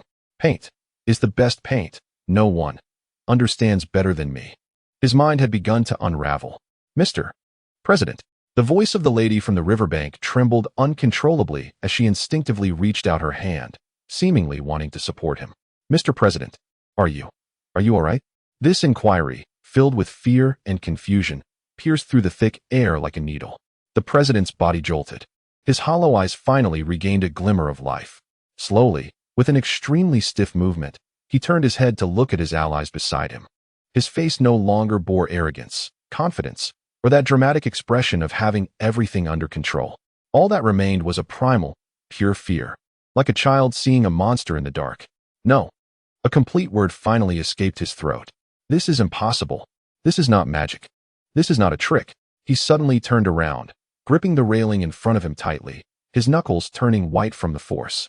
He looked towards the other side of the city tower. He looked at those leaders dressed in dark suits, who had remained calm and composed throughout. Like a beast cornered, he summoned all his strength and let out a roar, a sentence whose meaning he himself did not comprehend. What have you done to this world? Meanwhile, in another region, in an office within the Kremlin, a soldier's ice-blue eyes reflected the empty sky displayed on the television screen. He slowly set down his pen. Silence. A long silence. He gazed at the screen and sighed softly in a voice only he could hear. The war is coming to an end. Chapter 169, Circuit Breaker. Circuit Breaker. Again, Circuit Breaker. The celebration at Tiananmen Square has not yet faded. The mysteriously vanished drone has left an eternal psychological shadow on military and political elites around the world. However, on the other side of the planet, in the battlefield known as the financial market, built on cold numbers and endless greed, a more direct and brutal massacre has just begun. In New York, Wall Street, the morning sunlight streams through the glass facade of skyscrapers, illuminating the bustling trading hall of the stock exchange. Traders, dressed in suits, hold their coffee with the usual confidence and calmness, waiting for the opening bell. Hey, John, check out these Easterners' new toys. They look really scary. A young trader jokes to a colleague nearby. Don't worry, Tom. The middle-aged man named John doesn't look up from his terminal, saying, the scarier the toys, the faster the stock prices of Lockheed and Raytheon will rise. The folks on Capitol Hill will find an excuse to ask for more military funding. It's a pattern. Ha. You're right. Defense stocks are forever the gods. Laughter filled the room, relaxed and understanding. They are the hounds of capital, with keen senses. To them, the stronger the show of force from the east, the more profit the military-industrial complex of their homeland can rake in. It's a perfectly understood capital game for both sides. However, ding. At 9:30 a.m., the opening bell rings on time. As if the gates of hell have been opened, John suddenly comes to his senses and frantically lunges toward his trading terminal. On the screen, the stock codes he is most familiar with turn into an alarming cascade of red at the moment the market opens. LMT, Lockheed Martin. Opening, -15. RTX, Raytheon Technologies. Opening, -18. BA Boeing. Opening, -20. NOC, Northrop Grumman. Opening, -22. This is not just a decline.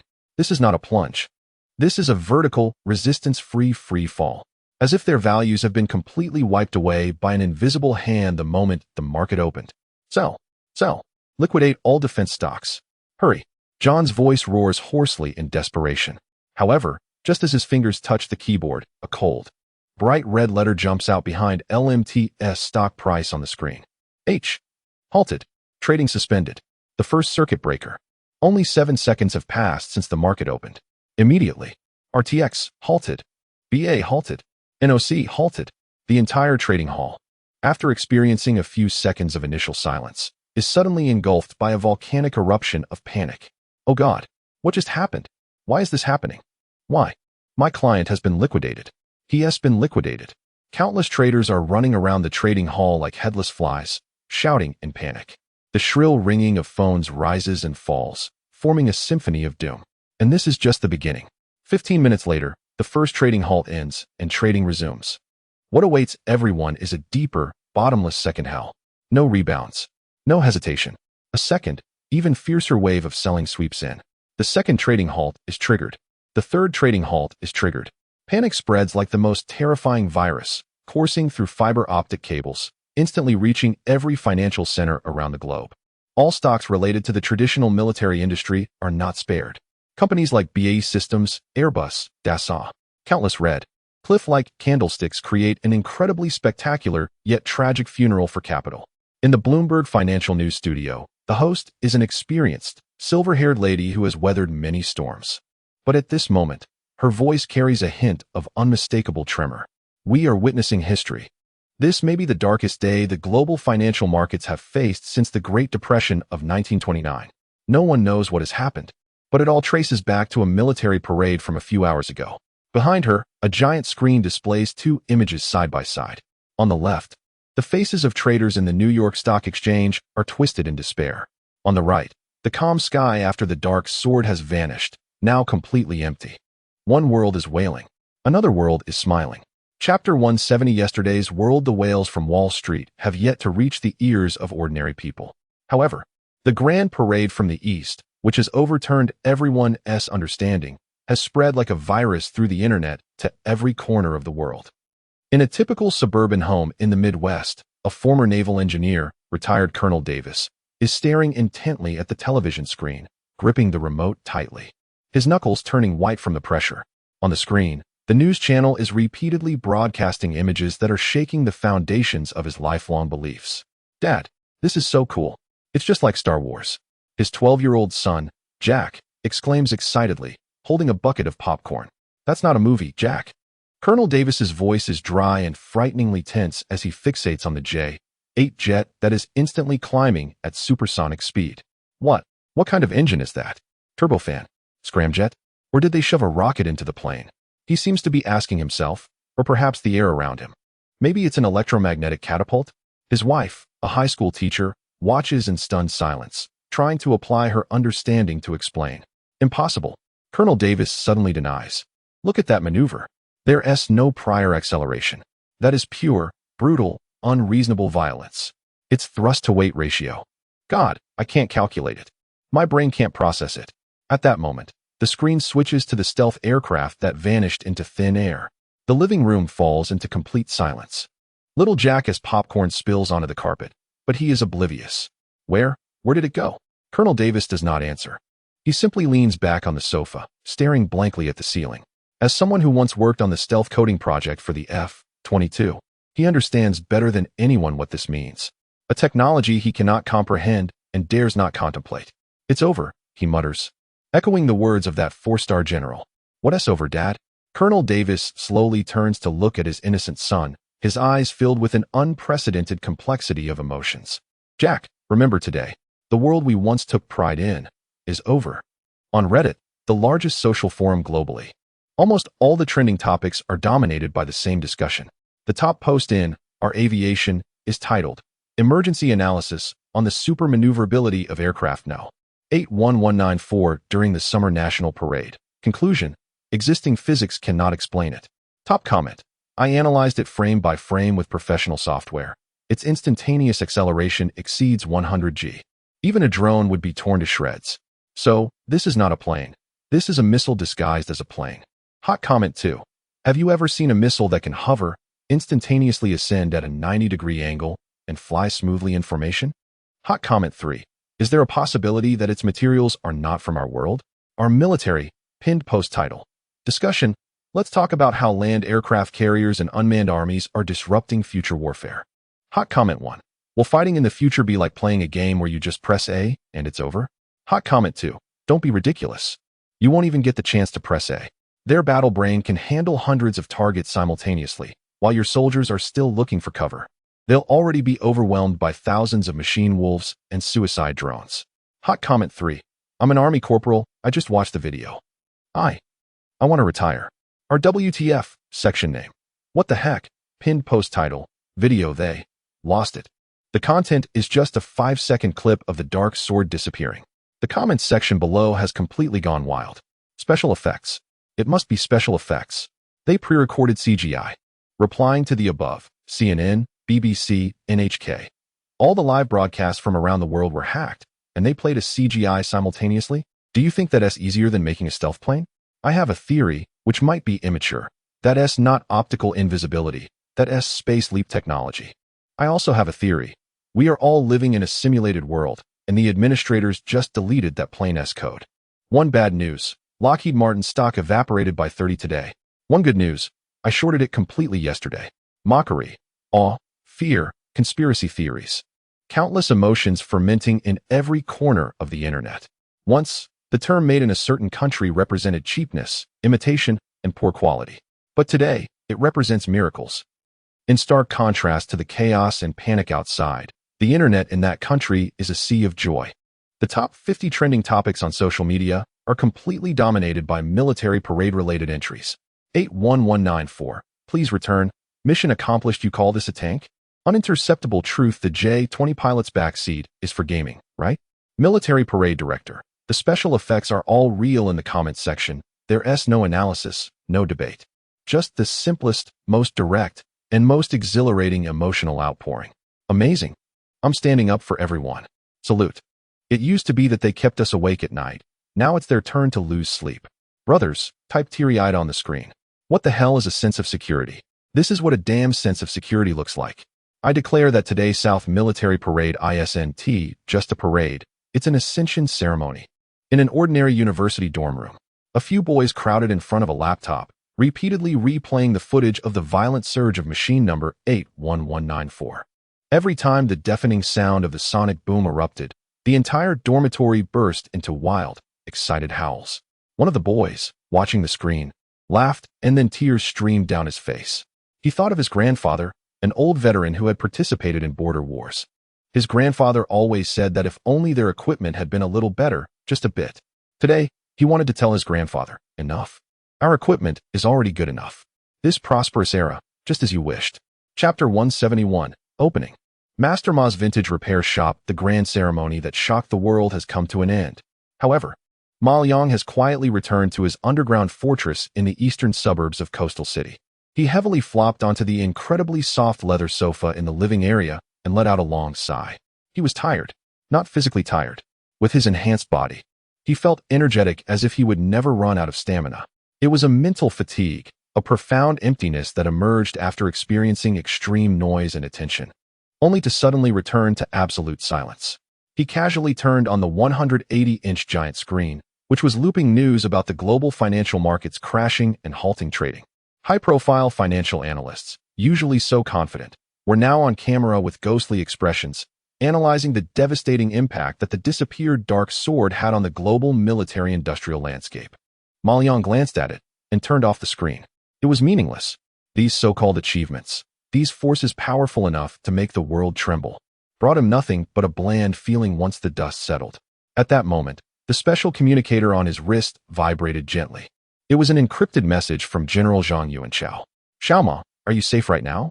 The voice of the old general came through, laced with concern and fatigue. Clearly, he was overwhelmed with the aftermath of the parade.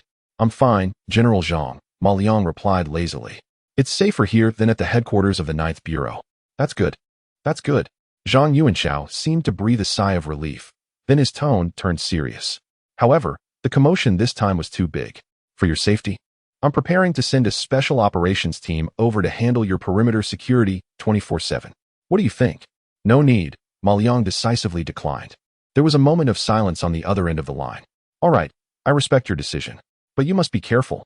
If you need anything, just contact me." "Got it." After hanging up, the base returned to absolute silence once again. Ma Liang stood up and began to wander around this underground kingdom that belonged solely to him. He walked through the modular super laboratory, admiring the precision instruments that could drive any scientist mad. In the underground garden, he basked in the warm glow of the artificial sun, listening to the crisp chirping of the larks. He even strolled to the edge of the azure swimming pool, watching the ripples in the water. This place had everything. Absolute safety, absolute privacy, absolute luxury. But here, something was also missing. The warmth of human life. Having stayed here for an unknown amount of time, perhaps 10 days or maybe half a month, Ma Liang began to reminisce about distant things. He missed the somewhat pungent smell of rosin and flux that mixed together in his old, shabby repair shop. He fondly remembers the pure sense of accomplishment he felt when he successfully fixed a broken screen phone and received a few hundred in cash from the customer. He misses the friendly greetings from neighbors passing by, saying things like, "Business is good." He recalls the wonton stall at the alley's entrance that has been running for 20 years, where the owner always gave him an extra fried egg. That noisy, vibrant life filled with trivial matters and the warmth of human connections feels so precious at this moment. After all, humans are social creatures. An idea uncontrollably sprouted in his mind. He wanted to return to his old profession, not for money, nor for fame. Simply, he wished to be that ordinary repairman again, sitting at the workbench, dealing with a soldering iron, a screwdriver, and a pile of parts. Without hesitation, he went to the mirror, thickened his eyebrows a bit, and transformed his single eyelid into a less obvious double eyelid. Then, he rummaged through his locker and found a pair of ordinary black frame glasses to put on. The person in the mirror was still him, but his demeanor had changed. He had become an ordinary young man with a hint of bookishness. Satisfied, he changed into the most ordinary jacket and jeans, slung a backpack over his shoulders, and left his underground refuge. Instead of heading to the bustling city center, he specifically sought out the old town areas marked vaguely on the map. He wandered through narrow, weathered alleys, surrounded by the sounds of mahjong tiles clashing, the coughs of elderly people, and the playful shouts of children.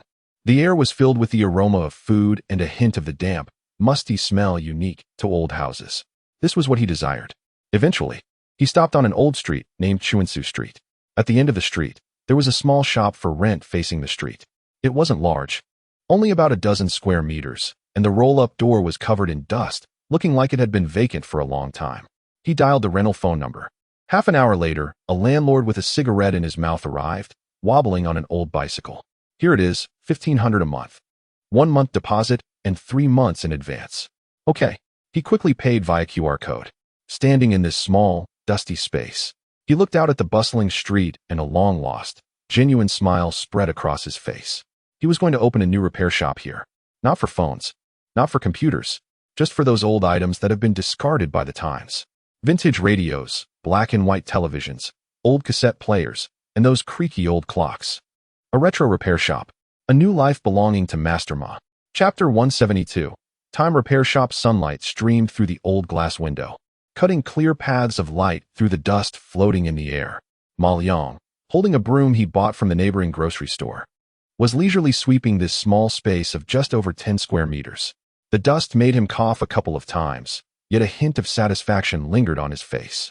Compared to the spotless underground fortress, where even the air was filtered by a sophisticated system, the earthy smell of dust filled with the essence of life made him feel incredibly grounded.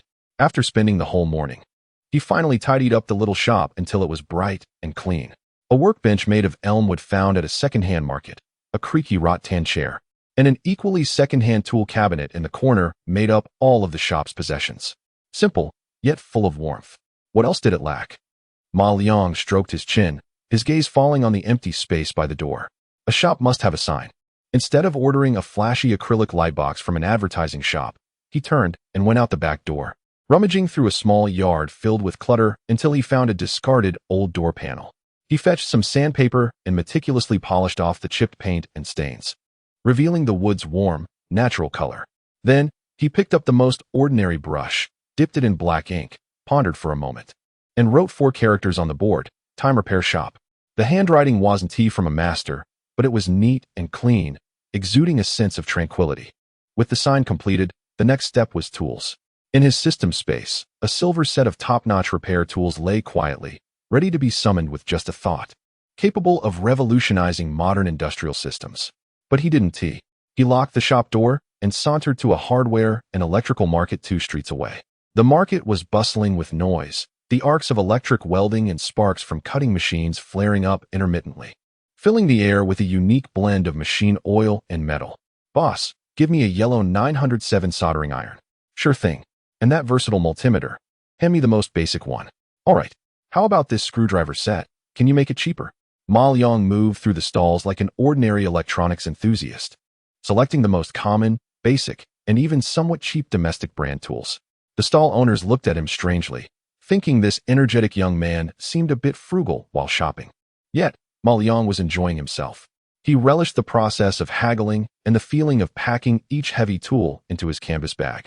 It made him feel like he was no longer the behind-the-scenes figure capable of causing global market disruptions, but rather the repair guy from years ago who was willing to spend an entire afternoon in Huiqiangbei just to save a few dollars on parts. Upon returning to the shop with a bag full of scrap metal, Ma Liang carefully arranged the tools one by one on the workbench. Soldering iron, multimeter, hot air gun, tweezers, screwdriver. Each item was so familiar and endearing. What he wanted was this kind of inconvenient feeling. With everything ready, he moved a rattan chair to the door and sat down, squinting in the sun like an old man. He wasn't in a hurry to seek business, nor was there any anxiety. Chunju Street was an old street, mostly inhabited by elderly people, and the pace of life was slow. Occasionally, elderly men and women with vegetable baskets would pass by, curiously glancing into this newly opened shop. "Hey, young man, a new shop?" a gray-haired lady asked curiously. "What do you repair?" "Repairing some old items," Ma Liang replied with a smile. "Old items? Like radios or televisions?" The lady pondered, seeming a bit confused. "Pretty much. As long as it's something old that you don't want to throw away, I can take a look," Ma Liang said casually. "All right, I'll bring my silent clock for you to check later," the lady said cheerfully as she walked away. Ma Liang didn't take it seriously and continued to bask in the sun. The afternoon passed leisurely in this manner.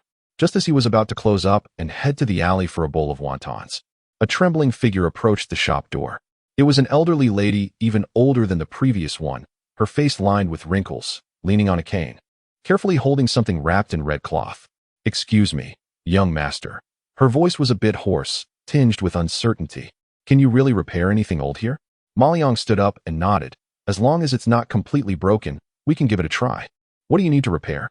A glimmer of hope appeared in the old lady's eyes as she trembled, placing the red-wrapped item on the workbench and slowly unwrapping it layer by layer. Inside the red cloth was an old, yellowing, cracked cassette player. It was the popular Sony Walkman from the 1980s. "This was my husband's, the first gift he gave me." The old lady's eyes glistened with tears. "After he passed away, I kept listening to it. A few years ago, it stopped making sound and wouldn't turn on anymore. I searched many places, but they all said this thing was obsolete, that no one would repair it, and there were no parts available." Her voice choked with emotion. Ma Liang looked at the cassette player, worn with the passage of time, and then at the old lady's hopeful gaze, and felt something stir in a soft spot in his heart. He reached out, and gently picked up the cassette player. "Please have a seat for a moment." He didn't say much, just grabbed the most ordinary Phillips screwdriver and began to unscrew the few rusted screws on the back. Under the system's probing gaze, the internal structure of the cassette player and all the damaged details presented themselves clearly in his mind in a three-dimensional perspective. No problem. The main control chip is intact. It's just that the drive belt has aged and broken, and one capacitor has leaked. In the past, he would have directly used the system. But now, he calmly opened the tool cabinet and found a discarded VCD mechanism among a pile of electronic junk, carefully removing a belt of similar size. Then, using a 20-yuan soldering iron and a capacitor taken from an old radio, he completed the replacement. Throughout the process, he used only the most basic tools. His movements were slow yet fluid, carrying a pleasing rhythm.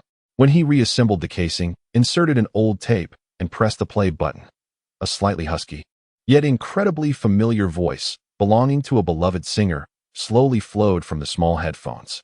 "Grandma, it's fixed." He handed the headphones to his grandmother. Trembling, she put them on, and the moment the familiar melody played, she froze, tears streaming silently down her cheeks. Those were her memories of a time that could never return. Chapter 173. This Leica is a bit troublesome. A month passed quietly. Ma Yang's repair shop gradually gained some reputation on the old street, named Chuansu Street. It wasn't the kind of bustling, noisy popularity, but rather a subtle, word-of-mouth recognition among the local residents. "Hey, have you heard? That young master Ma at the end of the street has really good skills." "Absolutely. The Yinwu brand recorder that I've kept for 20 years, he fixed it up. And it sounds just like new. And my purple clay teapot that had a chip, he repaired it without leaving a trace." Neighbors would bring anything old that they couldn't bear to throw away and couldn't find a place to fix to Ma Liang. And Ma Liang enjoyed it. He opened his shop on time every day, moved his creaky rattan chair to the entrance to bask in the sun, sipping on jasmine tea from the tea house next door, which cost $10 a pot. When there was work, he would leisurely walk into the shop, pick up the most ordinary tools, and spend half a day tinkering away. When there was no work, he chatted with passing uncles and aunts, listening to their family stories and reminiscing about the past. This life, filled with warmth and simplicity, made him feel like he had become an ordinary repairman again, with an unprecedented sense of peace and tranquility. On this particular afternoon, the sun was just right. Ma Liang was squinting his eyes, enjoying the rare warmth of the autumn afternoon. Suddenly, a slight commotion and a girl's exclamation came from not far away. "Oh no. Miss, are you okay? Oh dear. That looks like quite a fall." Ma Liang opened his eyes and looked towards the sound. He saw 3 or 4 concerned neighborhood aunties gathering near the stone-paved road right in front of his shop. In the middle of the crowd, a girl in a white dress, carrying a canvas bag, was awkwardly getting up from the ground. The girl looked to be in her early 20s, like a student from a nearby university. She had long, jet-black hair, fair skin, and delicate features that seemed to have stepped out of a painting. She was rubbing her scraped knee, her fair calf already showing a patch of red, looking quite pitiful. I'm fine, thank you, aunties." Her voice was soft, carrying a slight tremor from the shock. However, when her gaze fell on the silver vintage camera lying quietly on the ground beside her, her clear big eyes instantly misted over. "My camera," she exclaimed with a choked voice, disregarding the pain in her knee as she hurriedly picked up the camera with great care. It was a Leica M3 camera, full of retro mechanical beauty, clearly well maintained.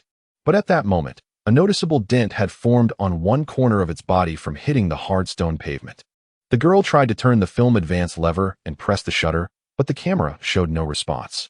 This time, she was genuinely anxious, tears streaming down like beads from a broken string. What happened? Why isn't it working? What should I do?" The girl's tearful expression, filled with concern for her cherished possession, immediately stirred endless sympathy among the surrounding ladies. "Oh dear, don't cry, little girl. It's just a camera. If it's broken, you can buy a new one." "Auntie, it's not the same." The girl choked on her words, her voice filled with grievance and helplessness. This is a keepsake from my grandfather. It's the most precious thing to me." Upon hearing it was a relic from an elder, the ladies felt even more heartbroken. "Oh dear, that really is such a pity. This old thing probably can't be repaired anywhere now, right?" Just then, one sharp-eyed lady suddenly slapped her thigh and pointed to a shop. "Hey, isn't there a repair shop right there?" "Yes." Another lady responded quickly. "Little girl, don't worry. Let Master Ma at that shop take a look. He's really skilled. He can fix any old item." Guided by the chatter of the neighbors, the girl held the broken Leica camera, carrying her last glimmer of hope, and slowly walked to the entrance of Master Ma's shop. She lifted her head, her tear-streaked eyes looking at Master Ma sitting in a rattan chair, and timidly asked, "Excuse me, are you Master Ma?" "I am." Master Ma stood up and nodded. His gaze lingered on the girl's almost perfect face for half a second before falling onto the Leica camera in her hands. "Master, could you help me take a look?" It fell, and now it won't work. The girl's voice was filled with earnest pleading. "Let me have a look." Master Ma's tone was calm as he took the heavy camera from her hands. It felt cold to the touch. The metallic texture and the scars from the impact were all too real.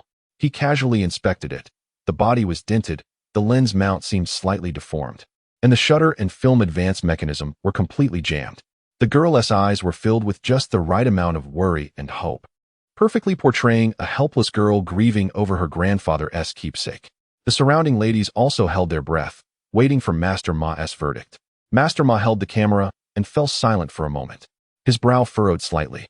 "This," he slowly began, his voice devoid of any emotion. "It's a bit troublesome." Upon hearing this, a flicker of barely noticeable, calculated light flashed in Lin Xiaoya's downcast eyes. Chapter 174. This craft is not simple. There's a bit of trouble. Ma Liang's voice was calm, as if stating a fact. However, these three words fell into Lin Xiaoya's ears like a perfect cue. A fleeting glimmer of triumph flashed in her eyes, which were reddened by urgency.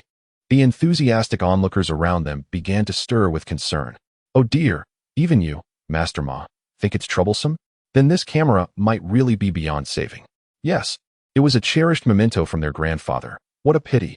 Lin Xiaoya lifted her head, her watery eyes perfectly conveying the last plea of a helpless girl. "Master, please. You must help me. I'll pay any price." Ma Liang glanced at her and then down at the Leica camera in his hands. He didn't immediately agree. Instead, he turned and walked into the shop with the camera. "Come inside." Lin Xiaoya followed him and right away, her clear eyes scanning every detail of the small shop like two high-precision scanners. It was small and old. A elmwood workbench was cluttered with the most ordinary tools, an electric soldering iron, a multimeter, and several well-worn screwdrivers. The air was filled with the mixed scent of pine resin and old machine oil. Everything perfectly matched the persona of a traditional craftsman in the marketplace. "Master, may I watch you repair it here?" Lin Xiaoya asked cautiously, almost in an admiring tone. "My grandfather always said that old mechanical cameras are works of art. I want to see with my own eyes how you bring a piece of art back to life." This excuse was impeccable. Ma Liang looked at her and nodded slightly, tacitly agreeing. Lin Xiaoya stood beside the workbench, her hands nervously gripping the strap of her canvas bag, her eyes fixed on every movement Ma Liang made. She was a specially trained agent, with dynamic vision and detail analysis skills far beyond the average person. What she was observing was not whether Ma Liang could fix the camera, but how he would do it. His techniques, his tools, the stability of his fingers, the force he applied to each component. Any detail that surpassed human limits would become irrefutable evidence against him. However, Ma Liang's next actions caused her to furrow her brows slightly. He didn't use any seemingly high-tech equipment. Instead, he took out a wooden box from the second-hand tool cabinet. Opening the box revealed a set of manual tools that looked older than he was. A small hammer, variously shaped brass punches, and several oddly shaped tweezers and pry bars. Clink. Ma Liang picked up a small rubber hammer and a wooden round-headed punch, aiming it at the most obvious dent on the camera body. Lin Xiaoya instinctively held her breath. She was well aware of how high the skill requirements were for this purely manual metal repair. If the force was too weak, there would be no effect. If the force was too strong, or if the angle was slightly off, it would leave new scars on the body of the machine, or even damage the delicate internal components. This required countless practice and top-notch experience. However, Ma Liang merely tapped lightly around the dent with his fingers, as if feeling the stress of the metal. Then, he picked up a small hammer.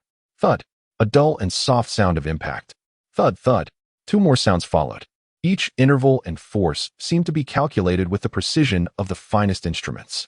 Lin Xiaoya watched in amazement as the originally clear dent gradually smoothed out at a speed visible to the naked eye.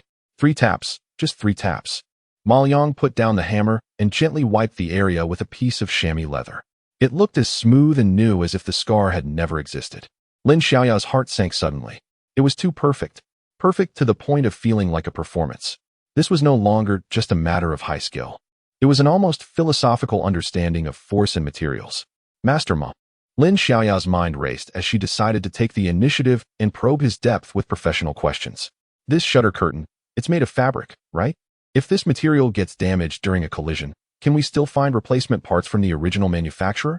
This was a very tricky question, directly addressing the core issue of parts availability in vintage camera repairs. Ma Liang didn't even look up, carefully disassembling the lens mount with a special screwdriver as he casually replied, "Original manufacturer? That thing has been out of production for decades. Where would you find it?" His tone was as casual as discussing the price of cabbage today. "But I have some old materials I've saved up. I can cut a piece for you later. It's all craftsmanship. It's not that complicated." Lin Xiaoya's pupils slightly constricted. This answer was both simple and conveyed absolute confidence. She suppressed her doubts and continued. "I noticed your method of correcting the body is quite unique. Is there something special about it? I see those restoration experts abroad use very specialized fixtures to handle such issues." Ma Liang finally paused his actions, looked up at her, and revealed a hint of a naive smile. "We don't understand foreign gadgets. Why bother with that?" He shook the old hammer in his hand. "I learned all this from my master. It's a family tradition, focusing on the feel, relying entirely on experience." The phrases family tradition and relying entirely on experience were like two impenetrable walls that brushed aside all of Lin Xiaoya's attempts at probing. For the next hour, Lin Xiaoya said nothing more.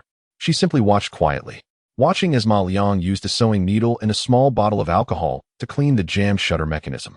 He used a $20 electric soldering iron and a resistor taken from an old radio to fix a small fault in the exposure circuit. All the tools he used were the most clumsy and primitive.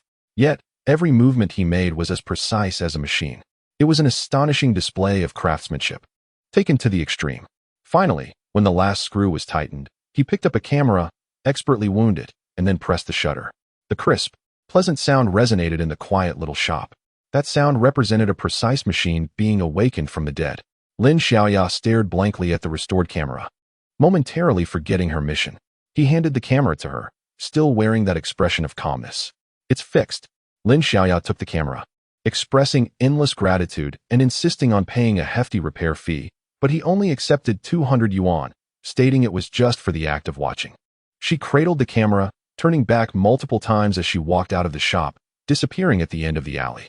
The nearby women gathered around him, praising him enthusiastically. As Lin Xiaoya stepped out of the street, the innocent expression on her face instantly faded, replaced by a professional coldness and seriousness. She raised her hand, seemingly casually touching her earlobe. A barely perceptible current activated communication in the implant behind her ear. "Here is Siren." Her voice was low but incredibly clear. "Target craftsman number 3, contact completed. Initial assessment is white. No signs of extraordinary abilities detected." After a brief pause, she added, "However, the repair techniques were too perfect, and the precision of certain operations exceeded the theoretical limits of human physiology, raising significant doubts. Recommendation: elevate observation level and transition to long-term monitoring." Chapter 175. The most precise noise. A few more days passed in tranquility. Ma Liang's life seemed to have truly returned to that simple and pure rhythm of the past. He repaired the old fan at Grandpa Wang's house, which creaked loudly, in exchange for a bag of fresh corn just picked from the countryside. He helped Grandma Li flatten the bottom of a cast-iron pot that had been used for half a lifetime, earning him a hearty compliment and a bowl of steaming pork rib soup. The time repair shop stood like a forgotten reef, quietly resting in the slow-flowing river of time on Chuansu Street, blending seamlessly with the surrounding old, warm-hearted scenery. That afternoon, Ma Liang had just finished repairing an old Seagull brand twin-lens reflex camera and was wiping the lens with a chamois cloth when a figure suddenly blocked the light at the shop's entrance. He looked up to see the girl named Lin Xiaoya. She was still wearing a simple dress, her long hair cascading down, with a hint of just the right amount of anxiety and unease on her face. However, this time, she didn't pretend to trip over something. Instead, she stood at the door holding a huge, seemingly heavy black metal box. The box was military-grade, entirely matte black, reinforced at the corners with alloys, looking incredibly durable. "Master Ma." Lin Xiaoya's forehead was beaded with fine sweat, and her arms trembled slightly from holding the box, showing signs of strain. "I'm here to trouble you again." Ma Liang set down the camera, his gaze landing on the black box. What treasure is this time? He asked calmly. It's another item left by my grandfather. Lin Xiaoya's eyes held a glimmer of pleading and hope as she carefully placed the box on the ground, producing a dull thud. She opened the box to reveal its contents. Inside was a strangely shaped device that looked like a precision instrument from the 1970s or 80s, covered in various knobs, connectors, and dials, with blurred Russian text and logos from some special marine research institution on the body. However, its internal structure exuded a sense of non-standard customization that felt out of place with the times. This was designed and made by my grandfather. He was a marine acoustics expert. This is a deep-sea sonar signal processor he created. Lin Xiaoya spoke softly, as if recounting a precious story. Inside, it holds the last segment of whale vocalization data he recorded during his final oceanographic expedition. It holds extraordinary significance for him and our family. But it's broken, and it has been for many years. I've searched many institutions, and they all said this device is a unique piece, with an internal structure that is too complex. And the parts are long out of production, making it impossible to repair. The girl's eyes reddened again. Last time you repaired that Leica, I thought. Maybe only a master like you could bring it back to life. It was a reasonable, impeccable story. An irresistible request. Ma Liang looked at her and was silent for a moment. Let me give it a try, he said. He moved the heavy equipment onto the elm workbench. Lin Xiaoya, just like last time, stood by without leaving, quietly watching with her clear and focused eyes. Ma Liang turned on the lamp on the workbench, the dim yellow light spilling onto the cold metal shell. He picked up a screwdriver and began to disassemble the outer casing. 1 screw, 2 screws. The screws were removed one by one and placed in a small dish beside him. In Lin Xiaoya's eyes, he was just an experienced and steady old-fashioned repairman. But in Ma Liang's own world, the eye of exploration had long been activated. A light blue three-dimensional perspective quickly formed in his mind. The internal structure of this device was even more complex than he had imagined. Countless densely packed wires, coils as thin as hair, and many handmade modules that did not conform to modern electronic industrial standards. The difficulty of repair was indeed extremely high. However, just as the system automatically generated the repair plan, a tiny, inconspicuous red flickered in a corner of the three-dimensional model. Warning, unknown microparasitic unit detected. Ma Liang's gaze instantly zoomed in. It was a black object, several times smaller than a grain of rice, almost fused with the circuit board. Its shape was full of biological features, with several metal filaments thinner than spider silk precisely resting on several key power pins of the main processing chip, drawing weak residual current to sustain its operation. A listening device, or rather, a far more advanced information collection unit than an ordinary listening device. Its concealment, its power supply method, its implantation technique, all represented the pinnacle of espionage technology on this planet. Ma Liang's hand, which was unscrewing the screws, did not pause for a moment. His expression showed no change whatsoever. It was as if he saw nothing more than an ordinary old circuit board. So that's how it is, he realized in his heart. Starting from the accidentally broken Leica camera, this was a setup. A meticulously crafted test aimed at him. Ma Liang, this seemingly harmless and pure girl was not a student at all. Her identity was self-evident. A cold smile flashed in Ma Liang's heart, but on his face, he appropriately displayed a hint of confusion and difficulty. He picked up a pair of tweezers and gestured at the complex circuit board for a long time, then frowned and muttered to himself, this thing. The structure inside is too messy. It's really a headache. He did not touch the listening device. He didn't even linger his gaze in that area for even a second. He knew that any slight abnormal action of his at this moment could be fully captured by the observer beside him. He couldn't afford to alert the snake. The best hunters often appear in the guise of their prey. He raised his head and looked at Lin Xiaoya, with a hint of apology on his face. Young lady, this device of yours is much more troublesome than I imagined. Just cleaning these aging circuits and checking the handmade modules will take quite a bit of time. How about this? You leave it with me for 3 or 4 days, and I'll take a careful look at it. Whether I can fix it or not. I'll do my best, but can't guarantee anything. This response perfectly fits the image of a skilled technician who is cautious when facing tricky problems. Lin Xiaoya's face, filled with worry, immediately showed a look of gratitude. That's all right. Master Ma, please take your time with the repairs. I'm not in a hurry. As long as there's hope, that's enough. Thank you so much. She expressed her thanks profusely before leaving. The shop door closed behind her, and the street returned to its usual tranquility. Ma Liang stood in front of the workbench, The simplicity and difficulty on his face vanished in an instant. His gaze turned cold and sharp, like a scalpel. He focused intently on the peculiar device, pinpointing the small noise hidden deep within the circuitry. A meaningful smile slowly formed at the corner of his mouth.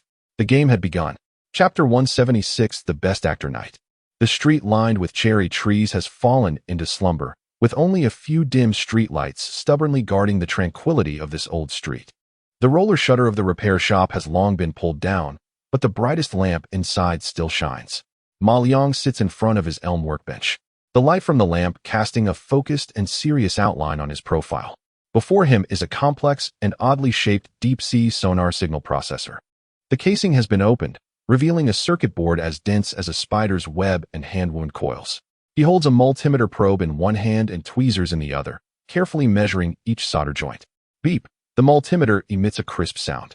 The voltage is normal. He furrows his brow, recording data on a piece of yellowed draft paper with a pencil, mumbling softly to himself. The resistance of this module seems a bit high. Is the capacitor aging?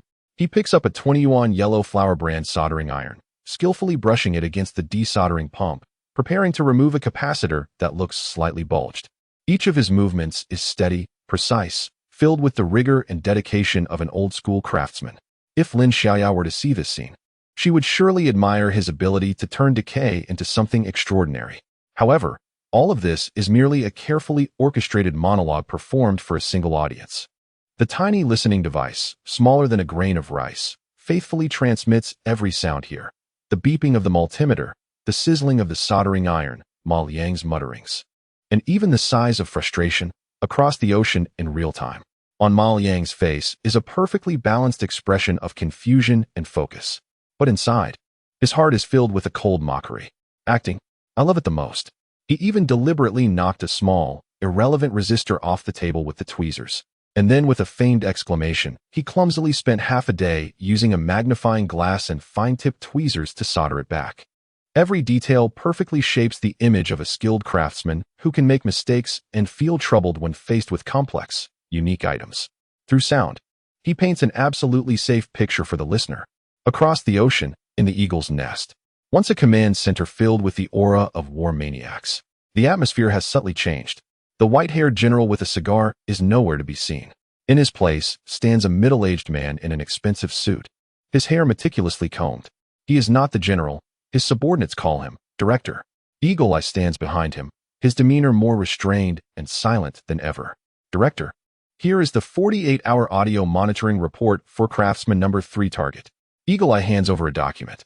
The man referred to as Director does not take it. He merely glances at the audio waveform displayed on the screen, a smirk of disdain curling at the corner of his mouth.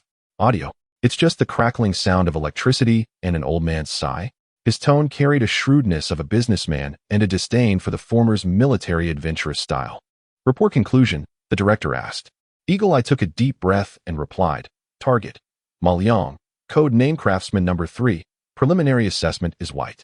His behavior patterns and repair techniques align with those of a top traditional craftsman, with no signs of irregularities detected. The listening device remains undetected so far. Very good. The director nodded in satisfaction, waving his hand as if swatting away a fly. Shut down the surveillance on Craftsman number 3 and withdraw our siren. We have more valuable targets for her to test. Yes, Director. Eagle Eye stood at attention, turning to execute the orders. But at that moment, an encrypted communication request directly connected to the director's terminal. Permission level, siren. The director frowned slightly and answered the call. Lin Xiaoya's pure and charming face appeared in a corner of the screen, but at that moment, her expression held none of her usual warmth. Only the coldness and determination of the siren. Director, I request to reject the evacuation order. Her voice was clear and strong. The director's expression darkened. Siren, Eagle Eye should have already informed you of the assessment conclusion. Your mission is over. Director, I respect the assessment conclusion, but I doubt its basis. Lin Xiaoya was unyielding. Everything about the target is too perfect, perfect like a script written in advance. I can't prove it with data, but my intuition tells me something is wrong. Intuition? The director seemed to hear the funniest joke of the century. Agent, we are an intelligence agency, not a fortune-telling house. We rely on data, evidence, and analysis, not some damn woman's intuition. Then give me a chance to obtain evidence. Lin Xiaoya's gaze was sharp as a knife. I request a final stress test on the target. A stress test? Yes. Lin Xiaoya's voice became extremely dangerous. The entire command center fell silent. I only believe that under high pressure, the truth will emerge. The director turned his gaze to Eagle Eye. Eagle Eye hesitated for a moment, then finally spoke up. Director, Siren has never failed. Her intuition has saved us from 3 major losses. The director interlocked his fingers on the table, lightly tapping them. After a long pause, he finally said, Fine. I'll give you 12 hours. I want to see results. If nothing comes of it this time, you'll be counting bugs in the rainforests of South America for the rest of your life. Yes, Director. The communication was cut off. Lin Xiaoya stood at the corner of Chunshu Street, watching the little repair shop in the distance with its lights on, a cold glint flashing in her eyes. She raised her hand to the communicator hidden behind her ear and issued a command in a voice only she could hear. Plan B, activate. Chapter 177. Plan B. Night fell deeply. Chuntree Street had completely quieted down, like an elderly person fast asleep. In a small compartment behind a shop, Ma Liang was sleeping soundly. During this period, he had nearly returned to the state of life he had before obtaining the system, fixing things during the day and sleeping well at night, simple and grounded. This long-lost tranquility allowed him to let down all his defenses. However, what he didn't know was that, in the calm of the night, a pair of cold eyes was watching everything from above. On top of a derelict building several hundred meters away from Chuntree Street, Lin Xiaoya, clad in a black tight-fitting combat suit, lay on a waterproof cloth, her body blending into the darkness. In front of her was a German-made high-magnification telescope, its lens reflecting the faint light of a distant street lamp. The target had entered a deep sleep state, heart rate steady, brainwaves consistent with REM sleep characteristics. She reported in a flat tone through her earpiece. Confirmation. A brief reply came through the communication channel. Plan B can be initiated. Lin Xiaoya's tone was as if she were announcing an inconsequential matter. Authorization. After receiving confirmation, Lin Xiaoya shifted her gaze from the telescope to another screen. On the screen, several blinking red dots were quietly converging from different directions toward the entrance of Chuntree Street. Action. She softly uttered 2 words. At 2 a.m, a piercing roar of motorcycle engines shattered the silence of Chuntree Street, like a knife slicing through silk. Several flamboyantly modified motorcycles swerved into the narrow street, carrying a group of unruly young men. With colorful dyed hair, leather jackets adorned with skull prints, and cigarettes dangling from their mouths. They exuded an air of arrogance and impatience. Damn it, what a broken place. The road is so narrow. Strong brother, is this it? That woman paid us quite a bit, and we're doing business in this godforsaken place? The leader, a bald and muscular man, jumped off his motorcycle and spat heavily on the ground. Let's talk. Get the job done. He pulled out a photo from his pocket, glanced at it under the dim streetlight, then pointed toward a direction deep in the street. Right there, next to the sign that says Time Repair Shop, the abandoned lumber warehouse. Got it. A few punks responded with smirks, parked their motorcycles, and swaggered down the street. As they walked, they deliberately kicked over a trash can, kicked at the residence yard doors, making loud clanging noises, and shouted curses, purely looking for trouble. Are those old folks all dead asleep? It's the middle of the night. Come out and party. Their ruckus startled a few elderly people with light sleep, illuminating several windows, but soon, after seeing the brazen behavior of the punks, they timidly turned off the lights.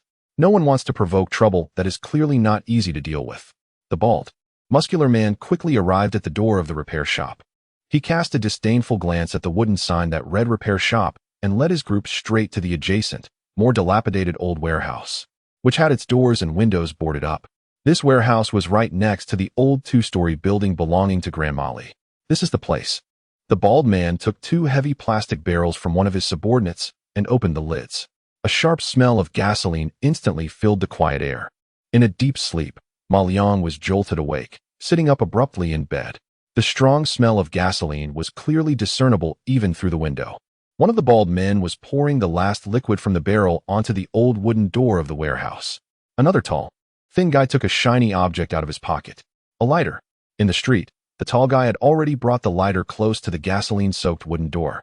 He turned to glance at the bald leader, a cruel grin on his face. Brother Chong, should I light it? The bald man nodded. Go ahead. Click.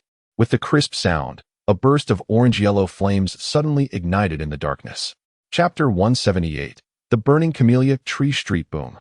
A muffled explosion echoed, like a thunderclap, startling the night. The cluster of orange-yellow flames, upon touching the gasoline-soaked wooden door, transformed into a greedy fire dragon, devouring the entire front of the abandoned warehouse at an unbelievable speed. Flames shot up into the sky, casting a scarlet glow over half of the night. Brother Chong, it worked. Damn, this is exhilarating. A group of thugs looked at their creation with a morbid laughter, then hopped on their motorcycles, roaring away into the alley. Disappearing at the end, they didn't know, and didn't care, that what they ignited was not just an abandoned warehouse, but a nightmare for all the residents of Camellia Tree Street. Fire! Someone come! Fire! The piercing screams shattered the quiet of the old street. Lights flickered on behind the windows. Sleepy residents rushed to their windows, only to be greeted by a sea of flames that could stop their hearts. The speed at which the fire spread was unbelievable. This was no ordinary wood burning.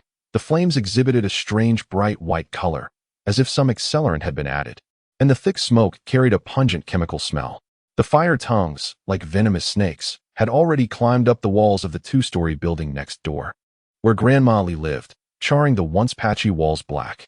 The roll-up door of the time repair shop was suddenly yanked open. Ma Liang rushed out, his usual languor and calm replaced by a heavy chill. He hadn't been awakened by the noise. He had woken the moment the acrid smell of gasoline filled the air. Grandma Lee is still inside. A desperate scream pierced the chaos. Everyone's hearts sank to the depths. Grandma Lee was elderly and had difficulty moving. She lived alone on the second floor. How could she possibly escape such a big fire? In the distance, the sharp wail of a fire truck's siren approached, growing louder. But Ma Liang understood better than anyone else. It was useless. The alleys of Camellia Tree Street were so narrow that even a tricycle could barely pass through. The fire truck couldn't get in at all. This fire had been set with meticulous planning. The time, the place, the intensity. Everything had been calculated to create an irretrievable situation. Sure enough, a few minutes later, the siren of the fire truck stopped at the street entrance, unable to advance an inch. Several firefighters, carrying hoses, desperately ran toward the fire scene. But the distance was too great. By the time they connected the water hoses, the water they sprayed seemed weak and laughable against the towering wall of flames. Despair hung over everyone like thick smoke. What should we do? What can we do? Grandma Lee, my dear sister. The neighbors cried out, but could only watch helplessly as the flames gradually consumed the small building. Just then, in Ma Liang's eyes, a faint blue data stream flashed by. The eye of all things opened. In an instant, the burning building transformed into a transparent, 3D model before him. The wooden staircase leading to the first floor had been severed by the flames, completely sealing off her escape route. Even more critically, a main load-bearing wooden beam supporting the second floor and the roof had already started to char from the center under the licking flames, its surface covered with dense cracks. The system's analysis, in cold red text, was directly imprinted in his mind. The target structure will completely fail in 1 minute and 27 seconds, leading to an overall roof collapse. Time was down to less than a minute and a half. Once the collapse occurred, Grandma Lee would be completely buried alive in the sea of fire, beyond any rescue. On the far side, atop a half-finished building, Lin Xiaoya used a high-powered telescope to take in everything below. On the screen in front of her, a light point representing Ma Liang's vital signs showed a heart rate that was rapidly soaring. 120, 140, 160. The target's emotions were fluctuating violently. She reported in a cold tone into her earpiece. What would he do? Would he choose to stand by helplessly like an ordinary person? Or, before her words could finish, in the telescope's view, that figure moved. Little Ma, what are you doing? It's dangerous. Come back. Don't throw your life away. Amidst the horrified screams of the neighbors, Ma Liang, with a suitcase in hand, charged into that burning hell like a silent cheetah, without the slightest hesitation. Lin Xiaoya's pupils suddenly constricted. The target had entered the fire scene. Repeat. The target has entered the fire scene. Plan B is working. Chapter 179, Chaotic Fire Scene Boom. A scorching wave of heat, mixed with the acrid smoke of burning wood, rushed toward him. The moment Ma Liang dashed into the fire, he felt as if he had crashed into a volcano erupting. The roar of the flames raged around him, akin to a beast's growl. Before him lay a distorted, pulsating world of crimson. The hot air seared his lungs, bringing a wave of intense pain. The onlookers could only see his back, and in an instant after he plunged into the inferno, he was engulfed by the surging flames and thick smoke. as if swallowed whole by the gaping maw of hell. Xiaoma. No. The desperate cries were left behind, cut off from his world. Inside the fire scene was another realm. Ma Liang's face bore no signs of panic. His eyes, usually tinged with a hint of laziness, were now as calm as 2 blocks of ice that had never melted. He ignored the flames licking at his pant legs. The clothing produced by the system had unimaginable fire resistance. He knelt on one knee amidst the blaze, opening a silver briefcase.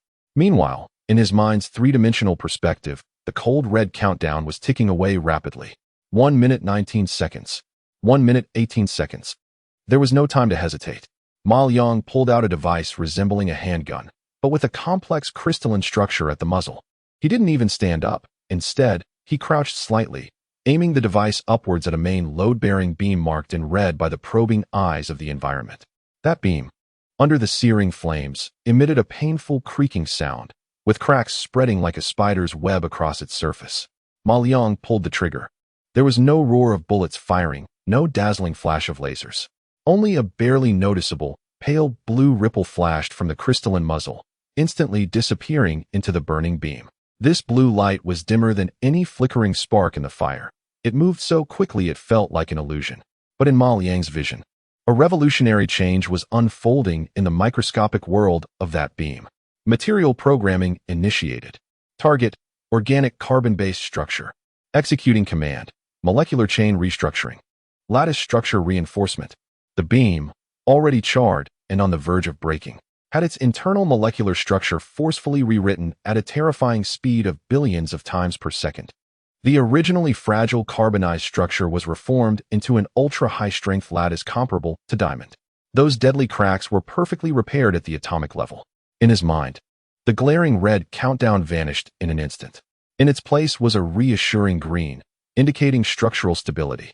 The entire process took less than 3 seconds.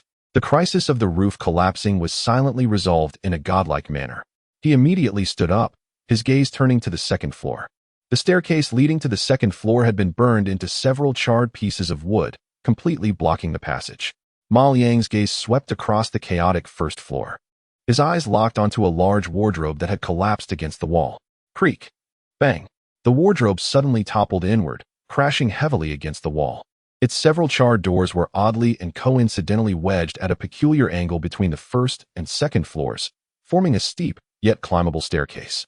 Without a moment's hesitation, Ma Liang tossed the toolbox onto his back and, like the most agile of monkeys, used both hands and feet to ascend the unexpectedly formed stairway, reaching the second floor in just a few moves. In the smoke-filled bedroom on the second floor, Grandma Li was curled up in the corner, nearly losing consciousness from the smoke, only able to emit faint coughs. Grandma Li, don't be afraid. I'm here to save you. Ma Liang rushed over and picked up the frail body of the elderly woman in a tight embrace. He didn't have time to say another word before turning and dashing to the window. Bang! He kicked open the already loosened window frame. The scorching air mixed with fresh, cool wind rushed in, and the neighbors below finally caught sight of him again. P.S. out. Little Ma is out. Oh my God. P.S. still holding Grandma Li. The crowd erupted in a mix of surprise and concern. Everyone's hearts were in their throats. This was the second floor, at least 4 or 5 meters above the ground. Below was a hard stone road, jumping down directly. Even if Ma Liang was fine, the elderly woman in his arms would definitely not be able to withstand it. What to do? How could he get down? Just as everyone was sweating for him, Ma Liang, holding the elderly woman, glanced out the window, seemingly aware of the height. He suddenly turned his head, his gaze fixed on the heavy, smoke-emitting curtains by the window. He reached out a hand and swiftly tore down the 2 thick, deep red velvet curtains, tying knots on them at a dizzying speed. Then, he tightly wrapped one end of the knotted curtain around an old, seemingly very heavy cast-iron radiator nearby. At the moment he touched the curtain and radiator, material programming initiated. Target, cotton textile, tensile strength increased to 3,000. Target, cast iron, structure locked, weld points reinforced. All of this happened in the blink of an eye. To outsiders, it seemed he was merely performing the most classic self-rescue move seen in every fire escape movie. Ma Liang threw the other end of the curtain out the window and, holding Grandma Li, steadily slid down from the second-floor window using the seemingly flimsy curtain rope. When his feet finally touched the solid ground of Chunshu Street, a deafening crash came from behind. The roof of the small building had ultimately collapsed, but only partially. Not a fatal total collapse. At this moment, only 1 minute and 42 seconds had passed since Ma Liang rushed into the fire scene. At the top of the unfinished building, Lin Xiaoya slowly lowered the high-magnification binoculars in her hands. The lenses reflected the distant blazing flames and the heroic figure surrounded by the crowd beneath the firelight. The calmness that once graced her face was gone, replaced by a complex expression mixed with shock, seriousness, and a hint of excitement. Eagle Eye, this is Siren. Her voice clearly transmitted back to the command center of the headquarters via a secure channel. Plan B has worked. After a brief pause, she articulated her final judgment word by word. I confirm that craftsman number 3 is the target. Chapter 180. The burning clue. As Ma Liang gently placed Grandma Li's feet on the hard stone road, the entire street fell into an eerie silence. Everyone seemed to have pressed the pause button, staring blankly at the figure returning from the sea of flames. The firelight cast a red glow on his face, while thick smoke left dark marks on his body. His expression was calm, but his eyes held something even hotter than the raging fire behind him. Xiaoma, Grandma Li. After a brief moment of deathly silence, the crowd erupted with cries and cheers of survival, rushing forward without a second thought. Quick, bring Grandma Li over. Doctor, where's the ambulance? Ma Liang carefully handed the trembling Grandma Li, who was too scared to move but still gripping his clothing tightly, to several women who rushed over. I'm fine. Grandma Li's voice trembled as she turned her head, looking at Ma Liang with eyes that were cloudy yet filled with gratitude. It was Xiaoma. Xiaoma saved me. It's okay, Grandma Li. It's all over now. Ma Liang gently patted the back of her hand, his voice carrying a soothing strength. This pure and direct gratitude felt like a warm current, instantly dissipating some of the coldness in his heart. But as his gaze swept over the neighbors who were pale with fear, still in shock, over the street that was a mess from the fire and smoke, and over his own shop, which had also been affected with its rolling shutters slightly deformed, that warmth quickly cooled, settling into a block of cold iron. At that moment, 2 uniformed figures pushed through the crowd and approached him. One was a burly fire captain, with a face smeared with soot, and the other was an older police officer in charge of the area, surnamed Wang. Young man, you are Ma Liang? The fire captain's voice was loud, but his gaze was sharp, as if he wanted to see through Ma Liang's very soul. Yes. Ma Liang nodded. You saved the people? Yes. The fire captain scrutinized him closely, his brow furrowing tightly. My men told me the stairs were already burned through.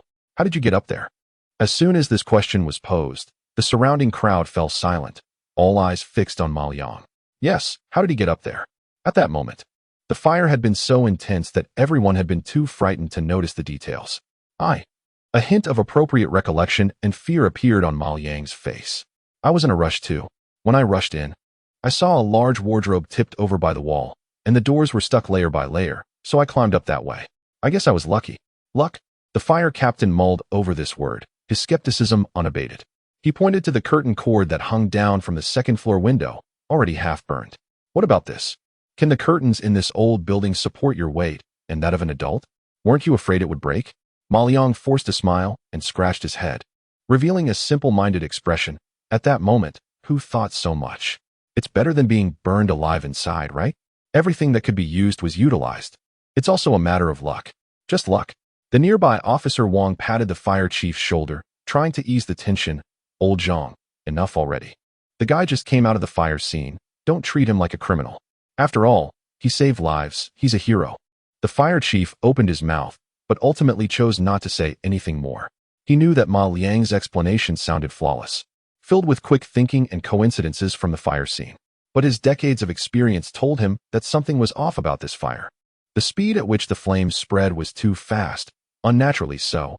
It was not the kind of speed that ordinary wood and old furniture should burn at. Moreover, Ma Liang's rescue process seemed too coincidental. Just then, a young firefighter, wearing gloves and holding an evidence bag, rushed over. Captain, Officer Wang, you need to see this.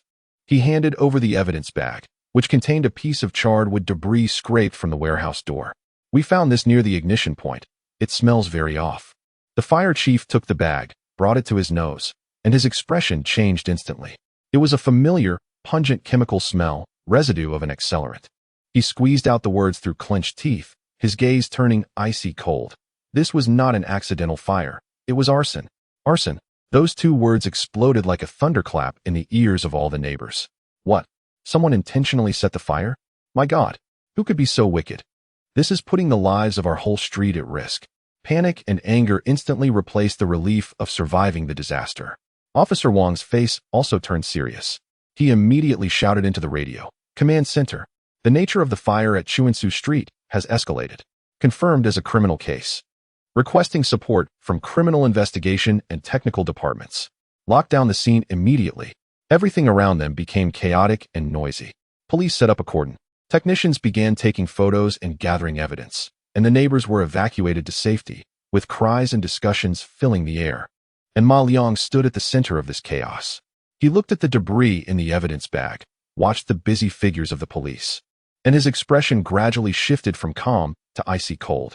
The peaceful life he longed for had been completely burned away by this fire. The kind neighbors he wanted to protect had almost become the casualties of this test. The police would investigate, but they were too slow. Ma Liang slowly lifted his head, his gaze crossing the crowd to the deep night sky. The game needed a new playstyle. Chapter 181. Traces and Clues. No place to hide. The police cordon was set up, separating the weeping neighbors and the chaotic fire scene into two worlds. Firefighters and police officers moved in and out of the area, taking photos, collecting evidence, and asking questions. The air was thick with the smell of charred debris, the pungent aroma of chemical accelerants, and the sorrowful anger of the crowd, creating an oppressive atmosphere. Ma Liang stood at the edge of this chaos, his face betraying no emotion. Officer Wong had just finished recording his statement and patted his shoulder, suggesting he take a break nearby. Ma Liang nodded and obediently walked to the side of the cordon, resembling an ordinary citizen who had been frightened. However, his calm eyes scanned the area officially designated as a crime scene like a high-precision radar. The police would investigate. But what could they find? A few technicians, wearing masks and gloves, crouched on the ground, carefully sweeping the surface with brushes, trying to find tire marks. Too slow and too superficial. The suppressed anger within Ma Liang had now turned into a cold, killing intent. The peaceful life he longed for had been completely burned away. The kind neighbors he wished to protect had nearly become casualties of this test. Since you ignited this game, be prepared to be turned to ashes. Feigning nonchalance, he slowly walked along the cordon to the entrance of the street. This was where the delinquents parked their vehicles. On the ground, apart from a mess of footprints, there were a few shallow black tire marks left from a hasty start. In the eyes of forensic personnel, this could only provide a rough idea of the vehicle type. But to Ma Liang, this was a goldmine of information. His gaze fell on the clearest tire mark among them. The eye of exploration activated. In an instant, the world before him changed. Light blue data streams cascaded across his retina. The blurry black mark was instantly analyzed and modeled in his mind, transforming into a high-precision three-dimensional model with millions of data points. Target: residue of tire marks. Material analysis: rubber composition 73, 4, carbon black 21, 2. Mixed with trace amounts of asphalt particles, soil, and 0.01 unknown organic matter. Trace comparison started. Database searching. Match found. Yamaha Sunying 125 scooter, original factory tires. But this was just the beginning.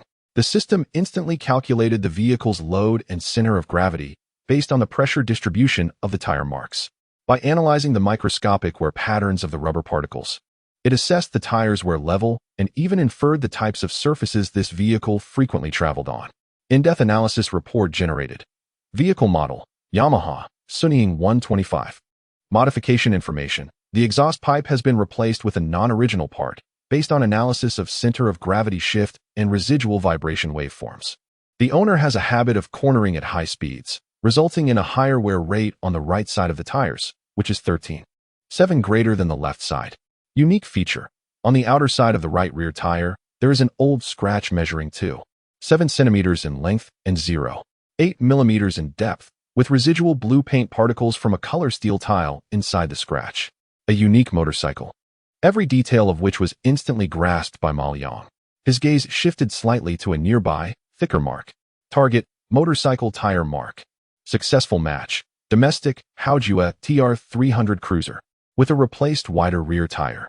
Within a few minutes, the motorcycles that had long disappeared into the night became clearer in Ma Liang's mind than those parked in front of him. His gaze continued to search the area. Soon, a flattened cigarette but caught his eye. It lay next to a tire mark, clearly discarded there by one of the troublemakers before they acted. A young officer also noticed it and was preparing to retrieve it with tweezers and an evidence bag. Ma Liang stepped forward, pretending to trip over something underfoot, stumbling just enough to block the officer's line of sight. His toes seemingly accidentally pressed down on the cigarette butt. The eye of all things. That small cigarette butt was instantly magnified 1 billion times in his vision. Target, cigarette butt. Brand analysis, red double happiness, produced in Shanghai. Through analysis of cigarette paper fibers and ink components. Batch number SH77B4, special batch supplied to the convenience supermarket at the corner of Chunsong Street. Biological residue analysis, saliva residue detected. DNA sequence recorded. Based on the concentration of salivary amylase and pH analysis, the user has consumed high-sugar foods and alcohol within the past 6 hours. Physical trace analysis. The end of the filter shows irregular bite marks. 3D modeling comparison indicates that the user has approximately a 3 mm cavity in the lower left first molar and slight outward tilting of the upper right canine. A living person was instantly outlined through a cigarette butt. Someone who enjoys cheap cigarettes sold at a specific store, loves sweets, and has poor dental health. That's enough. Ma Liang straightened up and offered an apologetic smile to the approaching young officer. Sorry, I lost my balance. No problem. The young officer waved his hand, carefully placing the already contaminated cigarette butt into the evidence bag. To him, the value of this cigarette butt had significantly decreased. Ma Liang turned and slowly walked back to the entrance of his shop. He watched the officers still futilely searching for clues, his eyes showing no signs of emotion. His mundane life had been extinguished by these scoundrels. Therefore, he would, in his own way, show these scoundrels what true hellfire is. Chapter 182. It was you. The night was thick as ink. Ma Liang did not linger on Chunshu Street. After greeting Officer Wang and mentioning that he was going to stay at a friend's place for a night, he turned and merged into the boundless darkness, carrying a silver suitcase. The police and firefighters were still busy, while the cries and discussions of the neighbors were left far behind him. Those sounds felt like burning needles, piercing his heart. However, his expression remained as calm as a still pond.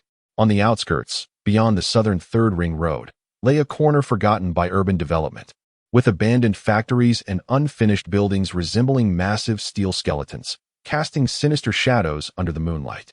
Inside a deserted auto repair shop, a few dim lights barely illuminated the surrounding darkness through the dirty, broken windows. The harsh rock music and the raucous laughter of men felt particularly out of place here. In the center of the repair shop, a group of arsonists gathered around a greasy metal barrel stacked with thick, brand-new banknotes. The bald leader, Brother Chong, was smoking a cigarette, looking pleased as he divided the money. Damn, this job is really easy, and that woman is generous. Brother Chong, won't anything happen at that place? The fire looks pretty big, a tall, skinny guy asked with some concern while counting the money. What could happen? Brother Chong disdainfully blew out a smoke ring. An old warehouse, a few old fools. Let it burn. Grab the money and leave. Who knows anyone here? Exactly. Come, let us drink. A thug with yellow hair and a blackened tooth on his lower jaw picked up a bottle of beer, about to chug it. Just then, the rusted iron door of the repair shop creaked open, as if a night breeze had pushed it ajar. Who? Brother Chong shouted warily. The music stopped abruptly. All eyes turned toward the entrance. A tall, slender figure stepped in through the gap, backlit by the moonlight. He carried a silver suitcase, his pace unhurried, and the sound of his leather shoes crunching on the gravel and glass shards echoed sharply in the silent workshop, making one's heart race. Who the hell are you? Brother Chong stood up, grabbing a half-meter-long steel pipe, his face fierce. The newcomer did not speak. His gaze calmly swept over everyone present, finally landing on the yellow-haired thug holding the beer. That look was devoid of emotion, like a butcher eyeing livestock destined for slaughter. The yellow-haired thug felt a chill run down his spine and shouted with false bravado, "What are you staring at? Looking for death?" Before he could finish his sentence, the figure vanished from sight. No, it wasn't he disappearing. It was a movement that surpassed human visual limits, reaching an extreme speed. The yellow-haired thug only felt a blur before an irresistible force seized his throat, lifting him off the ground entirely. His feet left the ground, and the beer bottle crashed to the floor, shattering into countless pieces. The suffocating fear instantly turned his arrogant face a shade of purplish red. You. The bald man and several other thugs were all stunned. They didn't even see how the other party moved. Let him go? the bald man roared, raising the steel pipe in his hand and swinging it fiercely towards the back of Ma Liang's head. This blow was powerful and accompanied by a howling wind. However, Ma Liang seemed to have eyes on the back of his head. Without even turning around, he simply blocked the attack with his hand. The bald man felt an unimaginable terrifying force coming from the other end of the steel pipe. His palm instantly shattered, and he could no longer hold onto the pipe. Ma Liang snatched the steel pipe away, didn't even glance at it, and casually bent it. Crack! The solid steel pipe was twisted into a 90-degree angle, as if it were made of dough. Silence. A deathly silence. The color drained from the faces of all the thugs in that instant. What kind of monster is this? Thud. Ma Liang casually tossed the yellow-haired thug aside like a dead dog. He fell to the ground, clutching his neck and coughing violently, tears and snot streaming down his face. There was a hole in his teeth, and he liked sweet things. Ma Liang's voice echoed in the empty factory like a cold wind from the depths of hell. It was you who threw the cigarette, but right? With that one sentence, the yellow-haired thug instantly stopped coughing, his pupils shrinking to the size of pinpoints. How could he know? And you? Ma Liang's gaze turned to the tall, thin one. Yamaha XSR, the right rear tire was seriously worn, with a 2.7 centimeters cut, and there was blue paint inside. The tall, thin thug's body began to shake like chaff. That was the mark left when he scraped against the color steel tile by the roadside a few days ago. Ma Liang's gaze swept over one by one. With every word he spoke, a thug's face turned paler. This was no longer an interrogation. This was a sentence. Speak. Ma Liang walked in front of the bald man and threw the bent steel pipe at his feet. Who sent you? The bald man looked at the twisted pipe at his feet, then at Ma Liang's eyes, which contained not a shred of human emotion, and his psychological defenses completely crumbled at that moment. After years in the underworld, having cut others and been cut himself, he considered himself a tough character. But this person before him was not human at all. He was a devil. I will say. His voice trembled uncontrollably. It was a woman. What kind of woman? A very, very beautiful woman. Looked like a student, very young.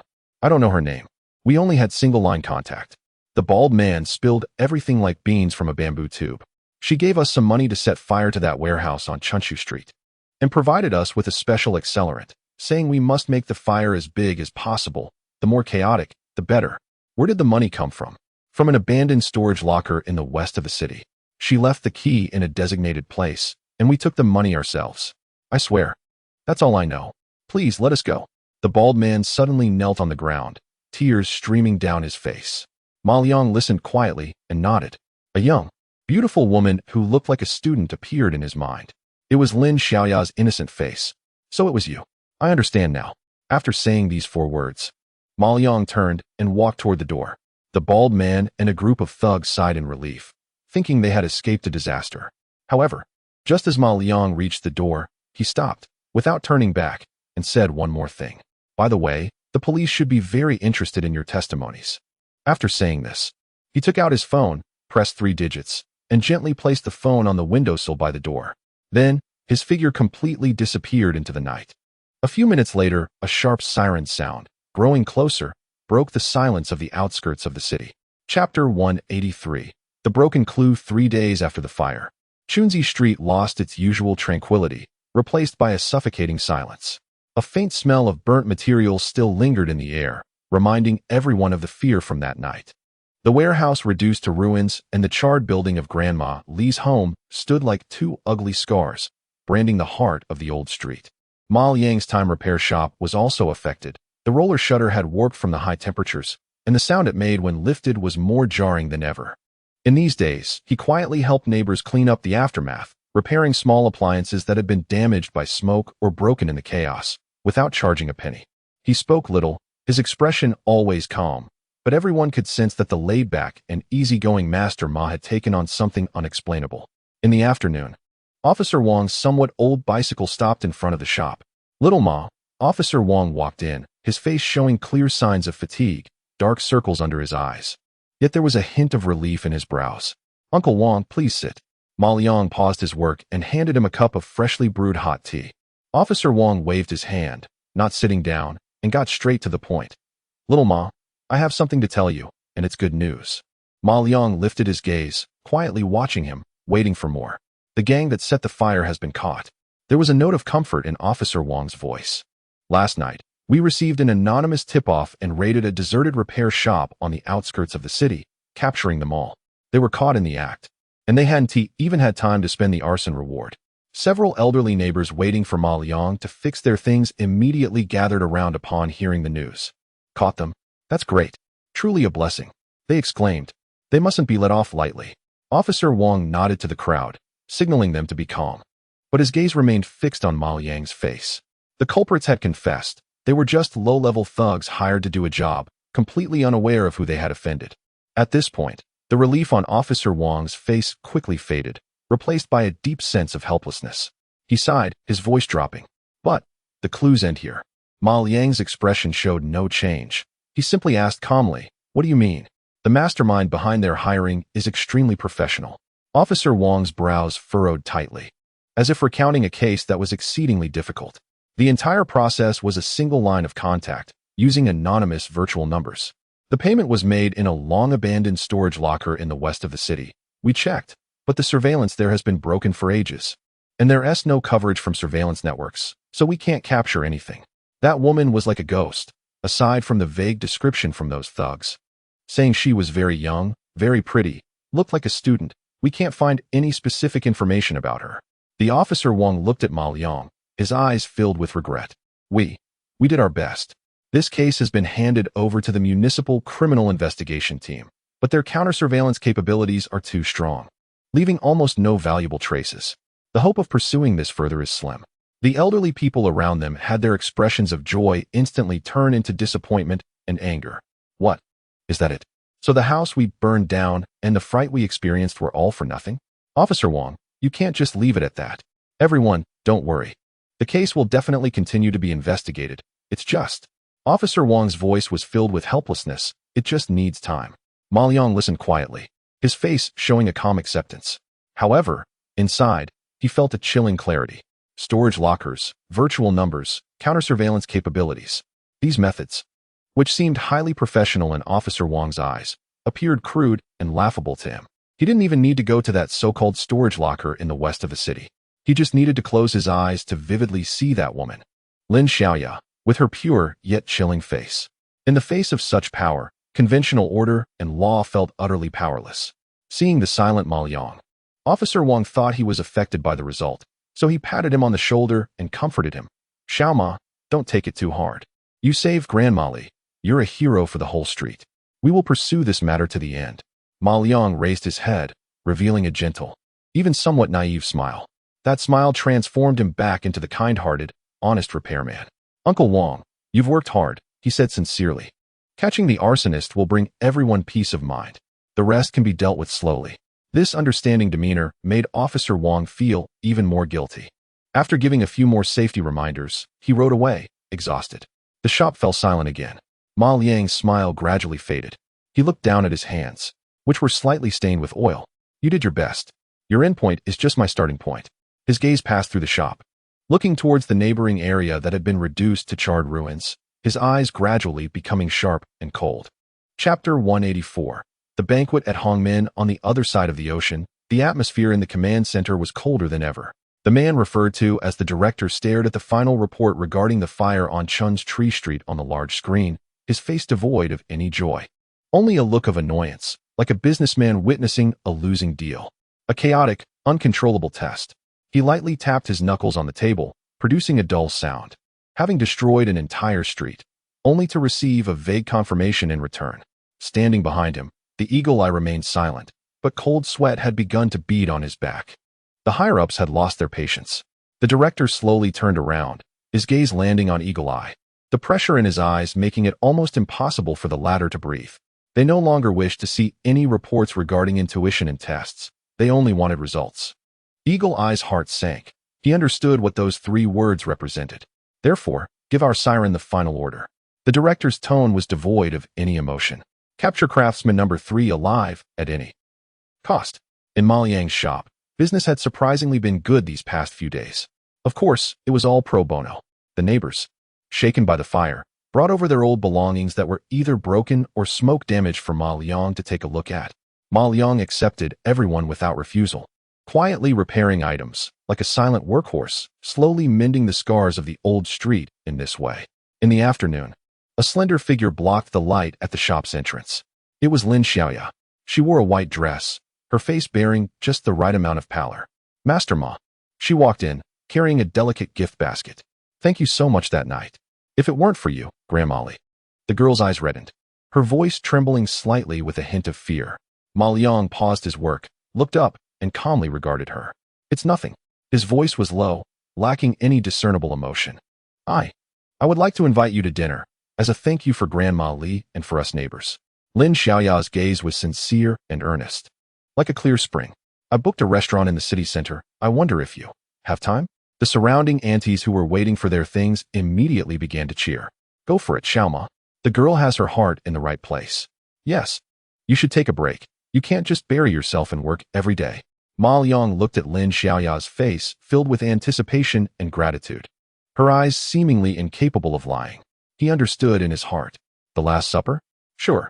With the neighbor's encouragement and Lin Xiaoya's hopeful gaze, Ma Liang pretended to be shy and scratched his head. I've never been to such an expensive place. As night fell, in the city center, at a Western restaurant by the Rhine. This is one of the top restaurants in the city, with a per capita expenditure equivalent to more than half a month's salary of an ordinary worker. However, tonight, it is unusually quiet. In the spacious dining area, only a few scattered tables are occupied. The guests are elegantly dressed and behave with poise, but upon closer inspection, one can notice that their muscles are always in a tense state, ready to spring into action. Every waiter stands tall, and their steps are precise, as if measured with a ruler. Even in the kitchen, the chef, who is stirring a pot, exhibits a level of wrist stability and strength that surpasses any Michelin-starred chef. This place is a meticulously woven net, composed of dozens of top agents. Lin Xiaoya sits by the window, her beautiful face illuminated by the soft light. Looking like a painting, she gazes outside, waiting for her prey to walk into this final trap. At exactly 7 o'clock in the evening, a figure appears promptly at the restaurant's entrance. He arrives on foot, wearing slightly faded work attire, and carries a silver briefcase that starkly contrasts with the surrounding luxury. It is Ma Liang.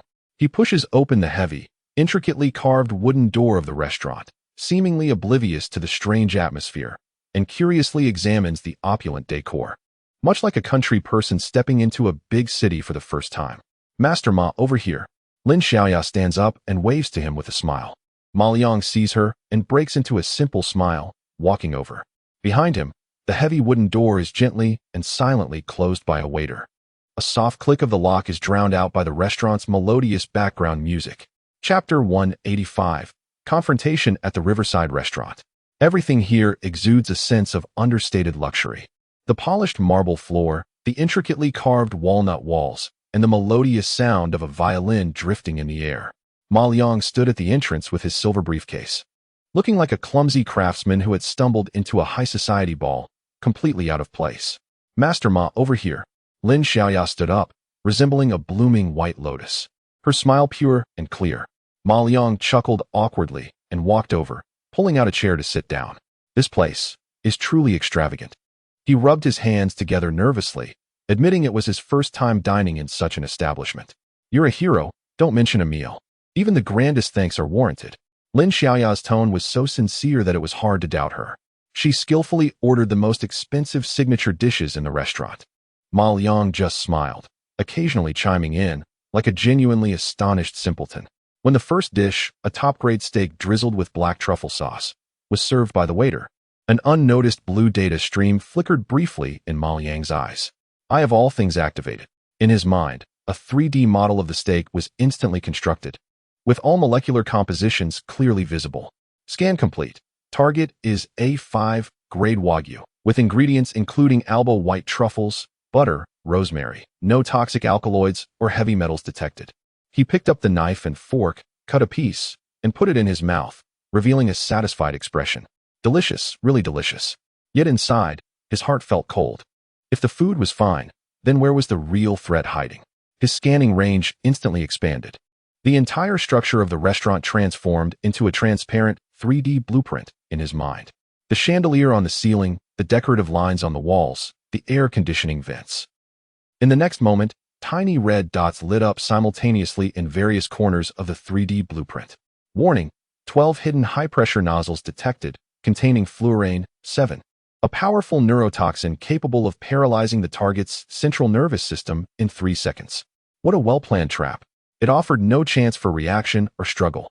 Ma Liang still wore that Na'vi smile on his face. He lifted his wine glass, just about to drink when his hand suddenly trembled, as if something had choked him, and he began to cough violently. Cough, cough. Master Ma, what's wrong? Lin Xiaoya immediately showed a concerned expression. Nothing. Nothing. Ma Liang waved his hand, his face turning red, perhaps from the cold air conditioning that he wasn't used to. I'm sorry, Miss Lin, I need to use the restroom. He stood up unsteadily and, under the waiter's guidance, walked towards the restroom. The moment he closed the door, all expressions on his face vanished in an instant. He pulled out a very ordinary blue disposable mask, the kind sold for $1 at the pharmacy. Then, he opened the suitcase. Material programming initiated. Target: polypropylene melt-blown non-woven fabric. Executing instructions: fiber structure reorganization, generating activated carbon nanofilter layer. Adding directional adsorption protocol for perfluorooctanoic acid, 7 molecular chain. In less than 5 seconds, an ordinary mask underwent a dramatic transformation in its microscopic structure. He stuffed the mask back into his pocket, adjusted his clothes, and stepped out of the restroom again. On the table, the main course was already served. Feeling better, Master Ma? Lin Xiaoya asked with concern. Much better. I'm getting old and not as useful anymore, Ma Liang replied with a smile as he sat down. The meal came to a close in an eerie yet harmonious atmosphere. As the last dessert was cleared away, Lin Xiaoya elegantly wiped her mouth with a napkin.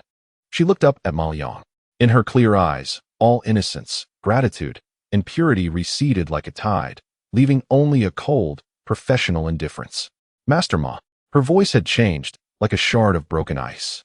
The meal is finished. Now it's time to talk business. The moment the words were spoken, the melodious violin music in the restaurant abruptly stopped. The well-dressed guests at the surrounding tables all stood up, pulling out uniquely shaped handguns from their pockets. The tall waiters also drew weapons from their waists in unison. All of them wore sleek, half-enclosed breathing masks. This place had turned into an iron cage from which escape was impossible. A barely audible sound occurred. 12 spray heads in the ceiling and corners simultaneously released a colorless, odorless, lethal gas. Lin Xiaoya's lips curled into a cold smile of victory. She watched Ma Liang across from her, waiting for him to collapse like a sedated beast. However, Ma Liang simply gazed at her quietly, a hint of pity in his eyes. Amidst the astonished looks of all the agents, he calmly took out the blue disposable mask from his pocket and put it on. He did not fall. The smile on Lin Xiaoya's face instantly froze. Impossible, she exclaimed in disbelief. Ma Liang stood up, flexed his wrist, producing a crisp sound. Now it's my turn. His voice was soft. In the next second, his figure vanished from the spot. The closest agent felt a flash before his eyes. An irresistible force precisely grasped his face. With a tearing sound, the breathing mask, along with several connecting wires, was brutally ripped off his face. The agent's eyes instantly rolled back, his legs went weak, and he collapsed silently to the ground like a puddle of mud. Then came the second, the third, the fourth. Ma Liang's figure moved like a blue lightning bolt weaving through the crowd. He didn't even use any weapons. His hands were the deadliest weapons. With each flash, there was a sharp sound of a mask being torn. Each crack represented the downfall of a top agent. Tier, discard. Tier, discard. In less than 30 seconds. In the restaurant, only Ma Liang and Lin Xiaoya remained standing. Chapter 186. My World. Welcome to Riverside Western Restaurant. Here, it has turned into a silent tomb.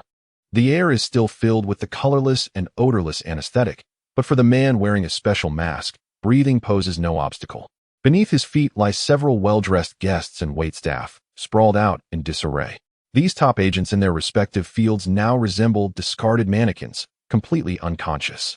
In the entire restaurant, only he and a woman remain standing. The color has drained completely from the woman's face. In her once clear eyes, only endless shock and fear remain, as if she has seen a mythical demon. The hunter, confident of victory, watches helplessly as her meticulously woven trap is shattered in the most brutal and unbelievable way by her prey in less than 30 seconds. Her breathing mask is still on, but she can feel her limbs growing numb, and her vision begins to spin. Is it a malfunction caused by psychological collapse? Or has her mask sustained a subtle damage during the chaos that she didn't even notice? It no longer matters. She watches the man approaching her step by step, noting the calmness in his eyes, and for the first time, she feels the coldness of death. What exactly are you? With her last bit of strength, she manages to squeeze out this question through clenched teeth. He does not respond. He simply steps in front of her, reaches out, and gently pinches the delicate breathing mask on her face. Then, like picking a flower, he casually removes it and tosses it to the ground. Her body sways, unable to hold on any longer. Eyes closed, she softly collapses toward the floor. He instinctively reaches out, wrapping his arms around her slender waist, lifting her up horizontally. The girl's body is light and soft, carrying a faint fragrance reminiscent of gardenias. But in his embrace, she is no different from the unconscious agents on the ground. They are all just objects. He holds her without using the front door. His gaze scans the restaurant and heads straight for the kitchen. From the chef who has fainted on the floor, he retrieves a car key, then pushes open the staff passage door and steps into a dimly lit alley. A nondescript black car is quietly parked in the shadows of the alley. In the night, the black sedan moves silently through the city's steel forest. Inside the vehicle, it is eerily quiet.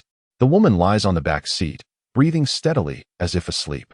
Her once exquisite face, capable of captivating countless men, now appears pale and fragile under the yellow streetlights. He drives, eyes fixed ahead, his expression devoid of any emotion. Like an ordinary driver returning home from work. What was in the back seat was not a top female agent, but a high-end item just purchased from the mall. The car headed east, leaving the bustling city center and entering the desolate outskirts. Eventually, it came to a slow stop in front of the rusted gate of the abandoned 7th Textile Factory. Ma Liang turned off the engine, got out, and carried Lin Xiaoyao from the back seat, holding her silver suitcase, and walked into the deserted factory that resembled the skeleton of a giant beast. He traversed the overgrown factory grounds and entered an inconspicuous power distribution building. Standing in front of an unremarkable concrete wall, a faint mechanical hum began to resonate. The heavy concrete wall silently retracted inward, then rotated open like the aperture blades of a camera, revealing a circular passage filled with a soft blue glow, exuding a sense of science fiction. The walls of the passage were made from an unknown alloy, smooth as a mirror, reflecting a cold metallic sheen under the light. Just a step away, two worlds existed. Outside was decay, rot, and forgotten industrial waste. Inside was a future technology that transcended this era, existing only in imagination. Ma Liang carried Lin Xiaoya into the passage. The alloy door behind them closed silently. He walked down the long passage, with soft guiding lights illuminating the ground beneath his feet. He passed by modular top-tier laboratories, where countless complex instruments flashed operation indicators behind transparent glass covers. He walked through lavish living quarters, and finally stopped at the door of a pure white room devoid of any unnecessary decorations. The door slid open automatically. Ma Liang entered and gently placed Lin Xiaoya on the soft, pure white bed in the center of the room.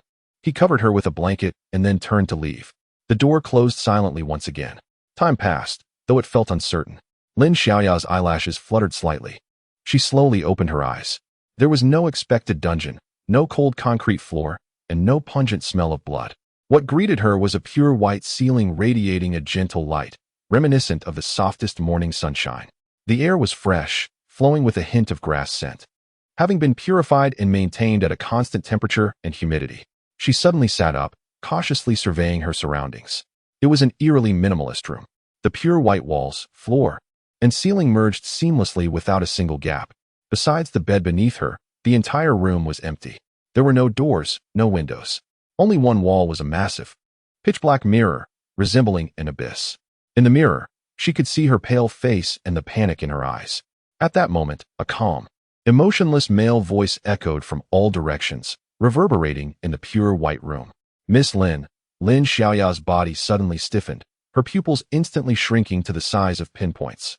That voice, she was all too familiar with. You went to such great lengths, setting fires and hosting banquets. The voice paused, carrying a hint of playful amusement. Now, it's my turn. Welcome to my world. At the moment the words fell, the huge, pitch-black mirror saw all darkness recede like a tide. The mirror became completely transparent. Behind the mirror was no longer a wall, but an underground kingdom that was beyond description, vast to the point of suffocation, filled with a sense of futuristic technology. Countless massive screens flickered with data streams, layers upon layers of precision experimental platforms, mechanical arms operating automatically in a dust-free space, and in the distance, an underground garden thriving under simulated daylight. And Ma Liang stood in front of that transparent wall. He had changed into a clean outfit, holding a glass of red wine, looking down at her calmly from a height. Lin Xiaoya stared blankly at this scene that surpassed all her understanding. Her mind a complete blank. Chapter 187. Breach of psychological defense. Time is the only thing that has lost its meaning in this pure white room. Lin Xiaoya has no idea how long she has been confined. 1 day, 3 days, or a week. There is neither day nor night here, only the constant, gentle light emanating from the dome above, never extinguished for 24 hours. The first 72 hours were the most standard response mode in her career as an agent. Calm, observe, look for weaknesses. She examined the walls, the floor, the ceiling. Every inch was as smooth as a mirror, seamlessly integrated, with no visible seams. She tried to create noise by striking surfaces, but all her strength was absorbed completely by some unknown material. It was so quiet that she could hear the sound of her own blood flowing. Absolute silence, absolute purity, absolute loneliness. 3 times a day, a tray would silently rise from the ground, containing nutritionally balanced liquid food and pure water. No one spoke to her. No one made contact with her. The man, Ma Liang, had not appeared since he placed her on this bed. This was more frightening than any form of torture. Her training had prepared her to withstand pain, endure interrogation, and face the threat of death. But none of her training had taught her how to cope with being treated like an object, utterly ignored, in absolute nothingness. By the 5th day, cracks began to appear in her calm demeanor. By the 10th day, she started talking to her reflection in the pitch-black mirror, as if that was the only way to prove she was still alive. Today, probably the 14th day, her mind was stretched to its limit, like a string on the verge of snapping. At that moment, the huge black mirror suddenly became transparent. Behind the mirror, a vast underground base, as grand as a divine realm, was revealed to her once again. Ma Liang stood there. He was not dressed in work attire, but in simple casual clothes, calmly holding a cup of cola, watching her like a butterfly specimen in a glass case. Lin Xiaoya's body jolted. The once sharp eyes were now filled with unmasked terror and exhaustion from prolonged confinement and mental torment. Miss Lin. Ma Liang's voice echoed clearly in the pure white room through some amplification device. We need to talk. The transparent wall silently slid open a door. Ma Liang walked in, placing the cola on the bedside table, then pulled over a pure white chair that seemed to appear from nowhere, sitting down in front of her. He lacked the oppressive aura of an interrogator, resembling more a psychologist facing a patient. Lin Xiaoya instinctively curled up her body, gripping the bedsheet tightly, her knuckles turning white from the pressure. She clenched her teeth, remaining silent. This was her last line of defense. Yet Ma Liang had no intention of asking her any questions. Is your boss the one from the watchful eye, or? Lin Xiaoya's pupils suddenly constricted.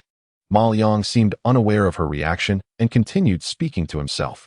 There is an old fracture in your left shoulder blade, likely caused by a fall from a height. Although it has healed, it still aches on rainy days.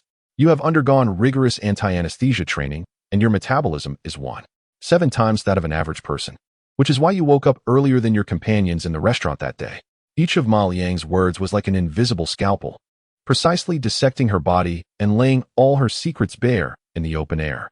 This was not intelligence. These were Lin Xiaoya's most intimate details. Her breathing began to quicken, and the last bit of color drained from her face.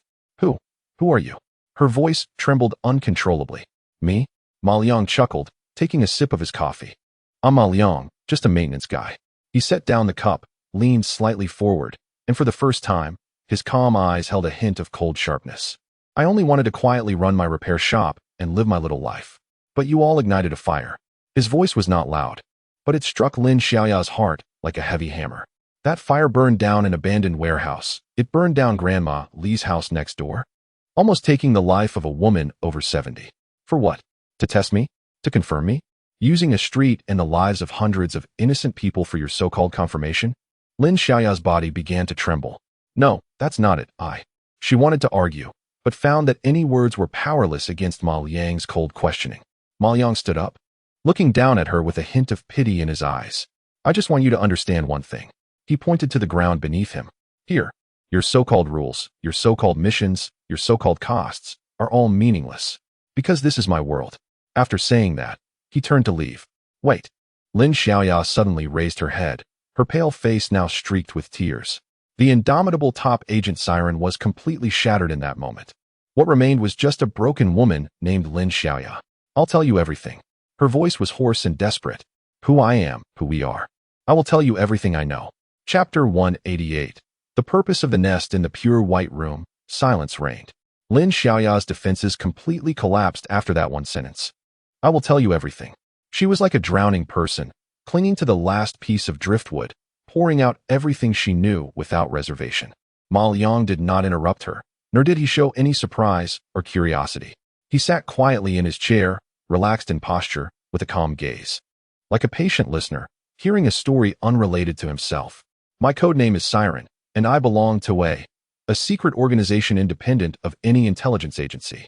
Lin Xiaoya's voice was hoarse, tinged with the weakness of someone who had survived a disaster. Its name is the Nest. Ma Liang picked up the cup of cola that had long gone cold, gently swirling it, the ice cubes making faint clinking sounds. He said nothing. This silent pressure was more powerful than any interrogation technique. Lin Xiaoya took a deep breath, as if she needed to summon all her strength to say the next words. The Nest. It does not belong to the CIA, nor to the FBI. Its sole responsibility is to monitor the world. Monitor the world? Ma Liang finally spoke, his tone laced with a hint of amusement. Yes. A flicker of fear appeared in Lin Xiaoya's eyes, a fear of the organization she was speaking about. She lifted her head, her bloodshot eyes staring intensely at Ma Liang. Her voice trembling. They believe you are a singularity. Ma Liang laughed, a reaction devoid of warmth, purely finding it somewhat amusing. Me? A radio technician? No. Lin Xiaoya retorted excitedly, leaning forward due to her agitation. You are not a technician at all. That military parade, the parade that shocked the world, was the catalyst. The 60-ton heavy tanks that can drift, the energy main guns that can flatten hills without shells, and that dark sword drone that vanished in front of everyone. With each word Lin Xiaoya spoke, her complexion grew paler. These technologies, any one of them alone could trigger an earthquake in the global tech community, but they all erupted simultaneously at the same time, in the same place. The analysis department of the Nest established the highest priority analysis model for this. They ran calculations millions of times, ultimately arriving at a conclusion they could not accept. Yet it was the only one. She paused, seemingly organizing her thoughts. All these miracles that overturn common physics point to the same source, one person. A faint, amused smile still lingered on Ma Liang's face. He looked at Lin Xiaoya, as if she were a student struggling to explain a difficult problem to a teacher. Your imagination at the Nest is quite rich. This is not imagination. Lin Xiaoya's voice sharpened. This is their conclusion based on vast amounts of data. They believe that a figure has emerged in the Summer Nation. Someone who stands shoulder to shoulder with Einstein, or even surpasses him. Einstein. The metaphor seemed to finally spark a bit of interest in Ma Liang. Yes. Lin Xiaoya nodded heavily, as if trying to persuade Ma Liang, and perhaps also herself. To them, Einstein proposed the mass energy equivalence, laying the theoretical foundation for the birth of the atomic bomb. And you? She looked at Ma Liang. Her eyes filled with complex emotions, fear, awe, and even a hint of fervor. You are that Einstein. The pure white room fell silent once more. This time, Ma Liang did not smile. He simply gazed quietly at Lin Xiaoya, his eyes deep, as if penetrating through the confines of this cell, seeing across the ocean to an organization known as the Eagle's Nest. So this is how it is. They did not approach him without reason. They merely used their pitiful logic to speculate about an existence they could not possibly comprehend, arriving at a self-righteous answer they believed was closest to the truth. They regarded him as a strategic weapon, a human nuclear arsenal. Thus, Ma Liang's voice became flat again. What is your objective? This question was like a key, unlocking the final barrier in Lin Xiaoya's heart. Her body completely slumped, collapsing onto the bed, her gaze empty. The Eagle's Nest had only two contingency plans for the singularity. Her voice was as light as a whisper. Plan A, at all costs, invite the target back to the Eagle Federation. If he is willing to cooperate, he will receive everything he desires. Money, status, power. All of his research achievements will belong to the Eagle's Nest. And if he does not cooperate? Ma Liang asked. Lin Xiaoya's body trembled slightly, almost imperceptibly. Then Plan B will be activated. She lifted her head, her empty gaze now filled only with despair. If he cannot be obtained, then completely destroy him.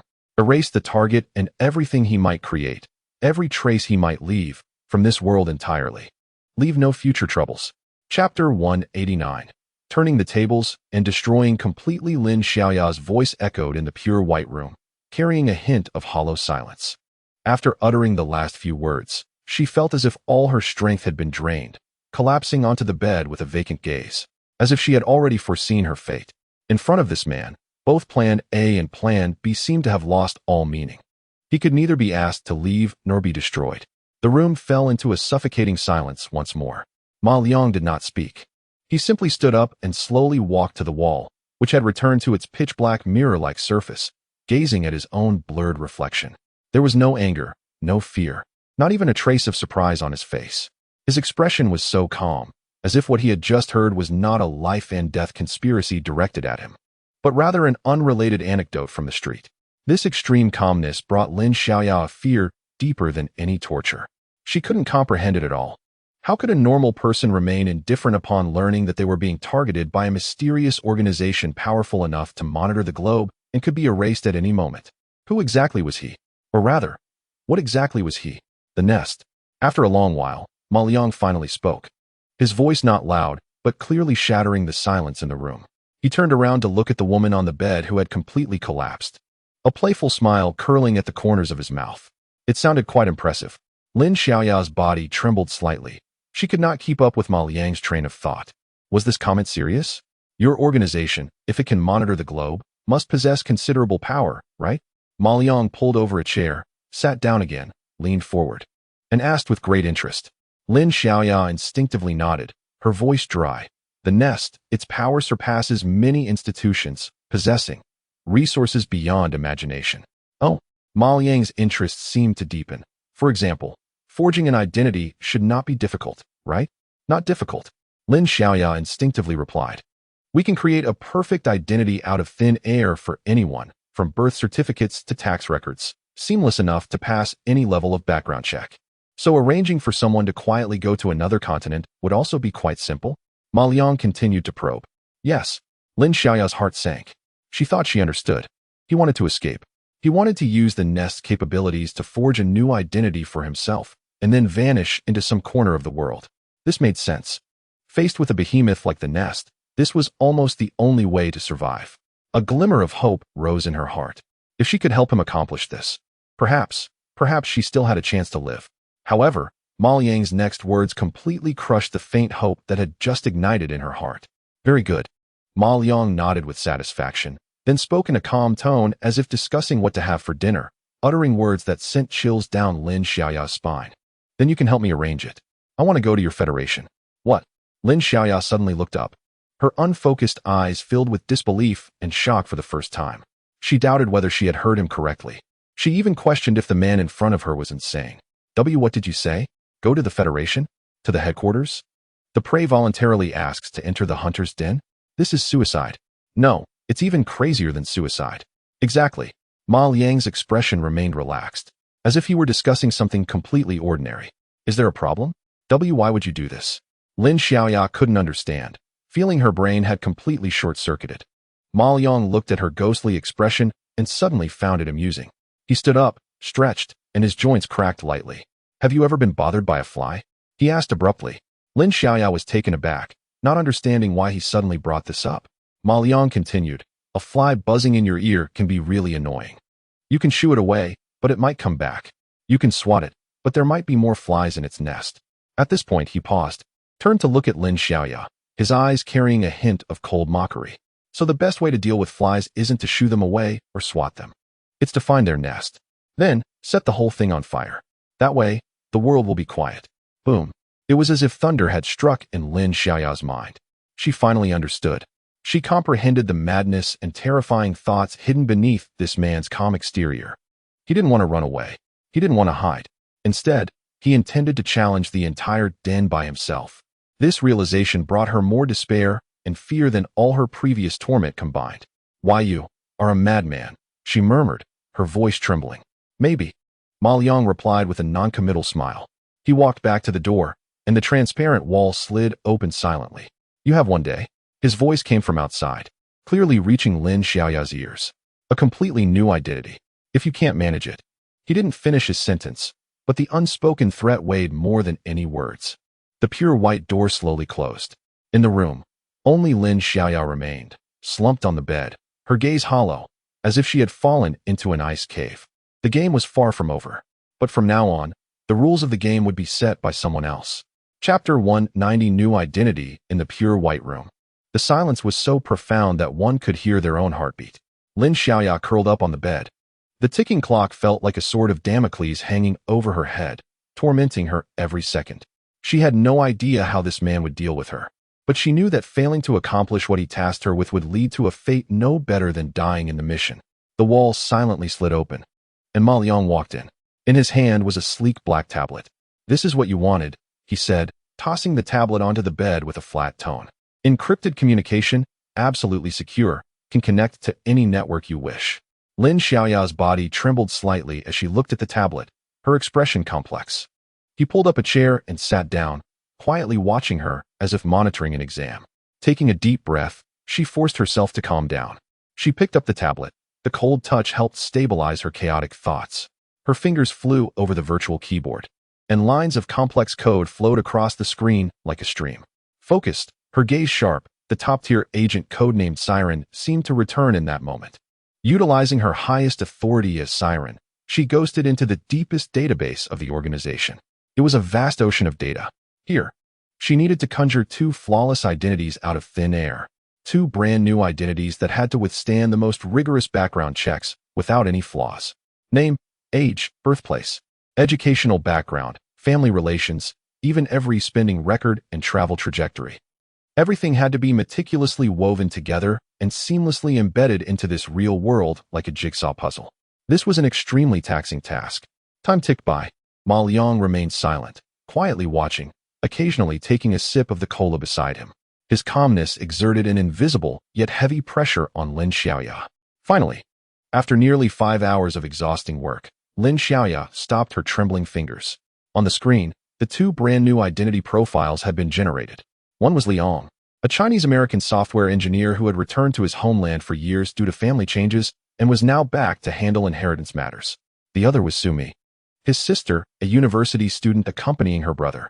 All background information had been perfectly implanted into the databases of major institutions like the CIA, FBI, and the Tax Bureau.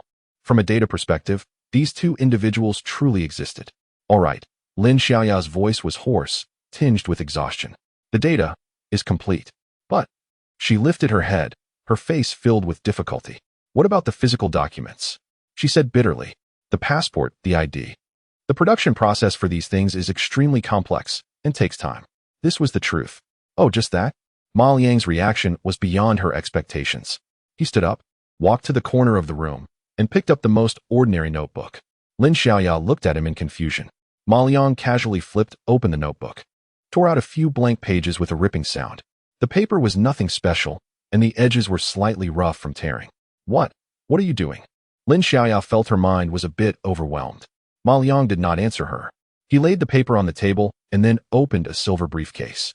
He took out a tool resembling a signature pen and gently pressed a switch against the white paper. There was no sound, no light. However, Lin Xiaoya was horrified to see the plain white paper on the table begin to undergo an unbelievable transformation. The fibers of the paper were reorganizing at a visible speed, becoming dense and smooth. Faint background patterns and watermarks appeared out of nowhere within the paper. Soon after, the middle part of the paper began to bulge slightly, and a golden chip, smaller than a fingernail, seemed to grow out of thin air, slowly taking shape. The entire process was eerily quiet. Lin Xiaoya's eyes widened. Her mouth opened unconsciously, and her breathing nearly stopped. Her understanding, her common sense, her worldview built over 20 years was shattered in an instant by this absurd scene before her. What is this? Alchemy? In less than a minute, the white paper on the table had vanished. In its place were two brand new passports from a certain federation, exuding the scent of fresh ink. Ma Liang casually picked one up, glanced at it, and then tossed it in front of Lin Xiaoya as if throwing away trash. Take a look. See if it's up to standard. Lin Xiaoya trembled as she picked up the passport. The texture of the cover, the quality of the paper, the clarity of the photo, and the intricate anti-counterfeiting patterns on each page. She could even clearly see the circuits etched on the newly formed chip. finer than human hair by countless times. Everything was perfect, far beyond what should exist in this world. It was even more flawless than the finished products she had seen made by the highest-level laboratories at headquarters. This. She couldn't utter a word, just staring at Ma Liang with the eyes of someone looking at a monster. Ma Liang, however, acted as if he had done something trivial, putting the tool back in the box and closing the lid. Now you have an identity and documents. He turned around, looking at Lin Xiaoya, who was completely in shock, and calmly said, "Go book a flight. The earliest one." Chapter 191. The Hunter's preparation. The flight has been booked. The next flight will depart from the capital's international airport in 12 hours, heading straight to the west coast of a certain federation. Inside the underground base, there is a profound silence. Ma Liang stands in front of a large floor-to-ceiling window, outside of which is a simulated deep starry sky. There is no sign of tension on his face as he prepares to step into danger. He is as calm as an ancient well. Of course, he cannot take that silver briefcase to the headquarters. Passing through security is one of the most basic and effective physical rules in this world. However, rules are meant to be followed or exploited. He needs a few small gadgets that can easily pass security checks and, at critical moments, transform into the deadliest of weapons. Ma Liang turns and walks to a workbench piled high with various electronic components and discarded machinery. He casually picks up the most ordinary and cheapest black ballpoint pen from a pen holder, the kind that costs $1 at a stationery store and is found everywhere. He places the pen on the workbench and then walks over to open the silver briefcase. Inside, a soft blue light illuminates, revealing oddly shaped tools lying quietly in their slots like sleeping prehistoric beasts. Ma Liang does not pick up any tools. His gaze falls on a blank area of the briefcase's inner wall. Material programming, activate, he silently thinks. A beam of blue light, thinner than a hair, shoots from the briefcase's inner wall, precisely enveloping the ballpoint pen on the workbench. Instantly, the three-dimensional structural diagram of the pen is perfectly constructed with atomic-level precision in Ma Liang's mind. Target, ordinary ballpoint pen. Material analysis, shell, polypropylene plastic. Ink core, copper-nickel alloy. Ink, carbon dye. Structural strength, low. A light blue data stream cascades through. Ma Liang's expression becomes focused and cold. He needs a knife that can be concealed between his fingers. Programming instructions issued. Target locked, pen tip ball, and its slot. Executing task 1, material reconstruction. Transform the existing copper-nickel alloy into tungsten-titanium superalloy. Hardness increased to Mohs 15. 7 level. Toughness increased by 3200. Executing task 2, structural reconstruction. Inside the pen tip, generate an embedded high-frequency oscillation module using atomic carving technology with energy supplied by the piezoelectric effect. Executing task 3, function rewrite. In an activated state, the pen tip will vibrate at an ultra-high frequency of 38,000 times per second, producing a cutting effect. Instructions completed. On the workbench, the ballpoint pen enveloped in blue light appears unchanged from the outside. However, in the microscopic world invisible to the human eye, a monumental storm is unfolding. The tiny ball at the pen tip, with its internal metal atoms, is being forcibly shattered and then rearranged in a manner that defies the laws of physics, combining to form a brand new superalloy that has never existed on Earth. Countless energy conversion units and vibration modules, even smaller than nanometers, are generated inside the pen tip, seamlessly constructing a perfect microscopic mechanical system. The entire process is eerily quiet. There are no sparks, no noise, and not even a slight change in temperature. 30 seconds later, the blue light fades away. The pen still lies there, unremarkable. Ma Liang walks over, picks it up, and the feel and weight are exactly the same as before. He casually grabs a testing special steel plate from the workbench, which is about 3 centimeters thick. He holds the pen as if it were an X-Acto knife, gently placing the tip against the edge of the steel plate. His finger presses lightly on an inconspicuous spot on the pen barrel. A barely audible hum resonates, almost like an illusion. Then, there's nothing. Ma Liang's wrist moves effortlessly, as if with no force at all. The pen tip glides through the hard special steel plate as silently as if it were cutting through warm butter. There is no resistance, no friction sounds, and not even sparks. Only a cut, thinner than a hair and pitch black, appears on the steel plate. Ma Liang removes the pen. A soft click is heard. The heavy special steel plate splits in two from the middle, the cut as smooth as a mirror, clearly reflecting his calm face. He nods in satisfaction, slipping the surgical knife disguised as a pen into his coat pocket. Chapter 192. The Hunter's Fangs. A silent melee surgical knife alone was not enough. Ma Liang was well aware that he was about to face a large organization armed to the teeth, possessing powers beyond the ordinary. He needed something to create distance. His gaze swept across the cluttered workbench and finally landed on a pair of the most ordinary black-framed glasses. Perfect. The more ordinary and inconspicuous, the better the disguise. Ma Liang picked up the glasses and placed them under the soft blue light on the workbench. Material programming, activate. Target, inexpensive optical glasses. Material analysis, frame, TR90 plastic, lens, resin, screws, ordinary iron-nickel alloy. Comprehensive evaluation, industrial waste. The system's evaluation was, as always, harsh. There was no ripple in Ma Liang's gaze. His mind was like a super-fast quantum computer, with countless design schemes and functional modules flashing, colliding, and then combining into final commands.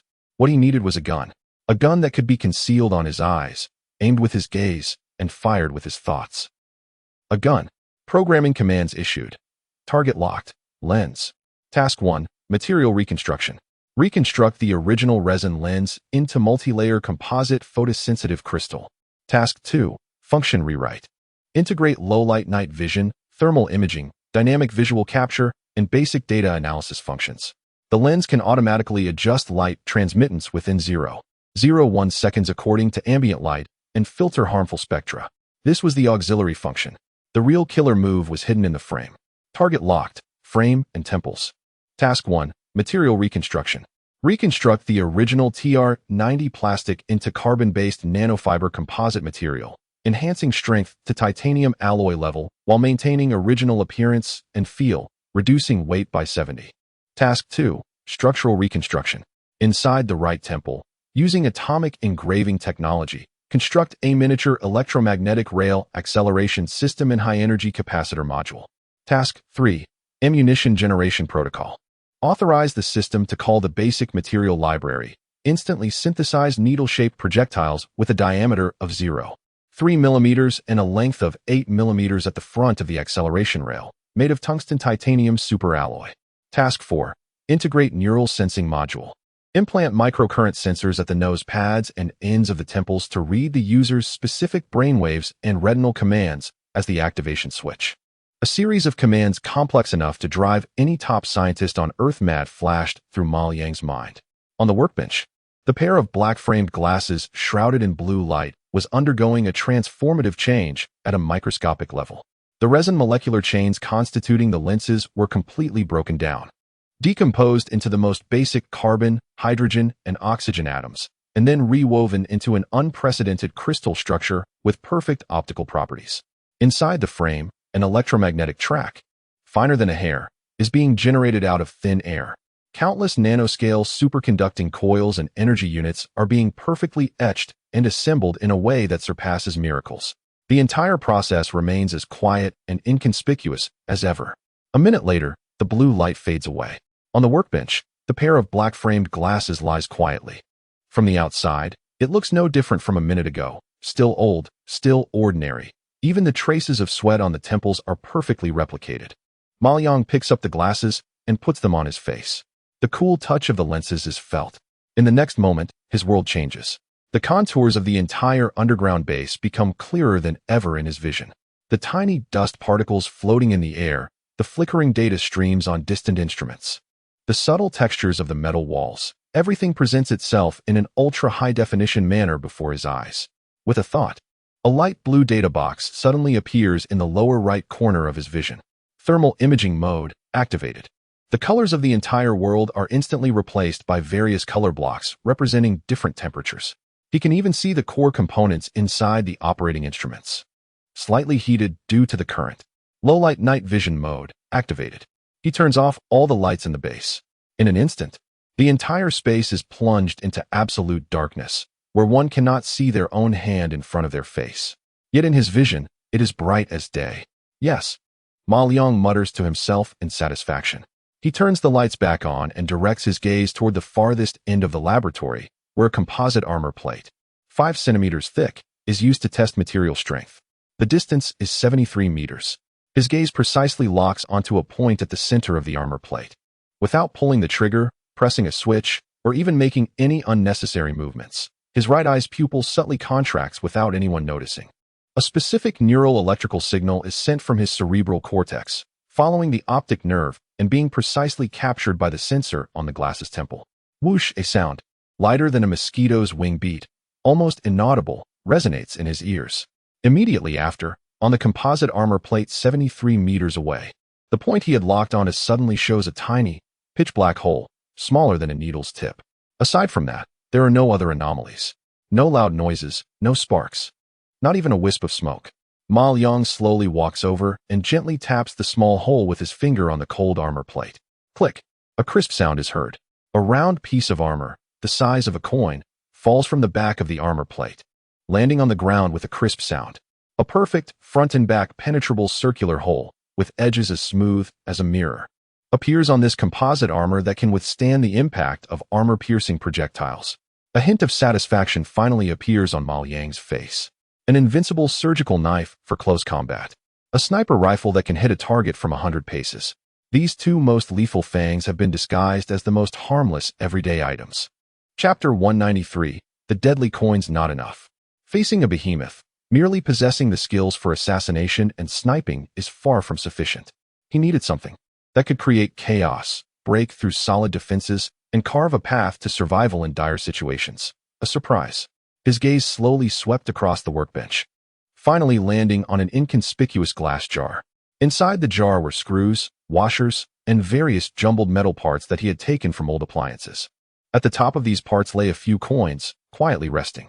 They were a few 25-cent coins, bearing a dull sheen of oxidation, left behind by some tourist who had unknowingly dropped them while making a purchase.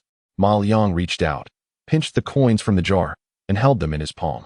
The cold, slightly rough texture transmitted a sensation from his hand. This was it. What could be more suitable as a final toy than a few coins that no one would spare a second glance? He neatly arranged 3 of the coins on the workbench and activated the silver briefcase once more.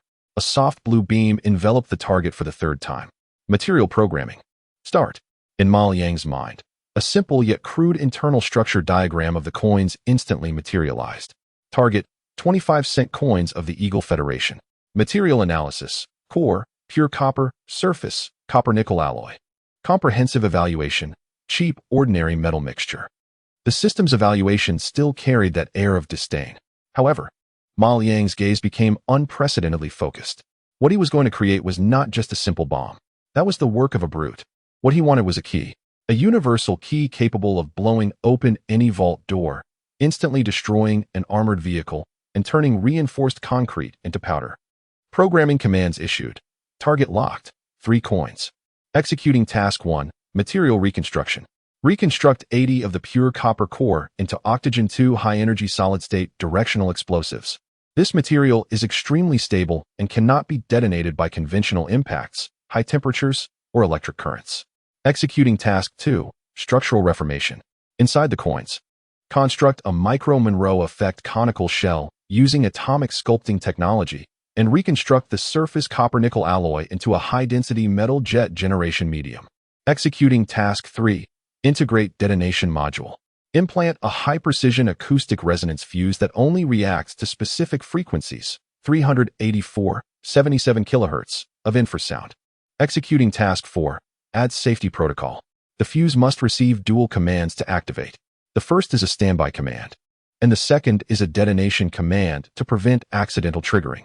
On the workbench, the 3 coins enveloped in blue light remained dull on the surface, but within them, a transformation capable of driving all explosives experts in the world mad was silently taking place. The atomic structure of pure copper was violently torn apart and then reconnected and combined in a brand new way, infused with terrifying energy. A perfect, conical cavity, countless times finer than a hair, formed out of thin air in the center of a coin. The entire process was eerily quiet. A minute later, the blue light slowly faded. On the workbench, 3 coins lay quietly. No one could imagine the terrifying power hidden within these seemingly innocuous coins, capable of blasting a fist-sized hole in a half-meter thick reinforced concrete wall. Ma Liang picked one up, balancing it on his fingertip, and tossed it gently. The coin traced a graceful arc through the air before landing back in his palm. His eyes narrowed slightly. A faint blue data stream quietly slid across the lenses of his black-framed glasses. Dynamic visual capture activated. Target locked. Coin. Environmental modeling. Data calculation. Virtual detonation simulation initiated. In the next moment, the entire world in Ma Liang's view transformed into a three-dimensional grid made of blue lines. In his mind, he issued the unique subsonic detonation command. There was no sound, no flash of fire, but in his virtual view, the coin in his palm erupted in a blinding red light. A scorching jet of ultra-high-density metal particles, reaching temperatures of up to 3,000 degrees Celsius, violently spewed out from one side of the coin in a conical shape. This deadly metal jet pierced through a 30-centimeter thick special steel plate in the virtual model at a terrifying speed of over 8,000 meters per second. Data in the lower right corner of his view was refreshing rapidly. Simulation complete. Peak temperature, 1172. Jet velocity, 2244 ms. Effective penetration depth, homogeneous steel target 14, 7 centimeters. The corners of Ma Liang's mouth finally curled into a cold arc. He casually tossed the 3 coins into the pocket of his jeans, as if they were candy. Chapter 194. The final insurance attack is the best defense. However, Ma Liang never minded adding an extra layer of insurance for himself, especially when stepping into a completely unfamiliar and hostile environment. He looked down at the work attire he had worn for a long time, a slightly faded blue jacket and cheap jeans. Ordinary, inexpensive, and unremarkable. It was the best disguise and also the best raw material for transformation. He took off the jacket and pants, casually draping them over the workbench, and then once again activated the silver briefcase. A familiar, soft blue beam of light shot out from the interior of the case for the 4th time, enveloping the old work attire completely. Material programming, initiate. Target, inexpensive work attire. Material analysis, jacket, 70 cotton, 30 polyester, pants, denim. Comprehensive evaluation, low-grade industrial textile. The system's evaluation was, as always, filled with disdain. Yet Ma Liang's gaze remained calm as water. He didn't need Kevlar, ceramic plates, or those bulky and ugly traditional bulletproof vests. What he wanted was an emperor's new clothes, an invisible armor that possessed top-tier defensive capabilities while maintaining the original appearance and texture. Programming instructions issued. Target locked. All fabric fibers of the work attire. Executing Task 1. Structural implantation. With molecular-level precision. Weave spider silk, protein carbon nanotube composite material into the molecular gaps of the original fabric fibers. Executing Task 2. Function overwrite. Endow the fabric with super toughness and kinetic energy absorption properties, effectively resisting penetration from conventional caliber bullets and slashing or piercing from blades. Executing Task 3. Performance preservation. During the transformation process, the original appearance, color, flexibility, and breathability of the fabric must be maintained. The instructions flashed through Ma Liang's mind. On the workbench, the old work attire enveloped in blue light still appeared unremarkable. There was no metallic sheen, nor did it become rigid. But in the microscopic world invisible to the human eye, a miracle was unfolding.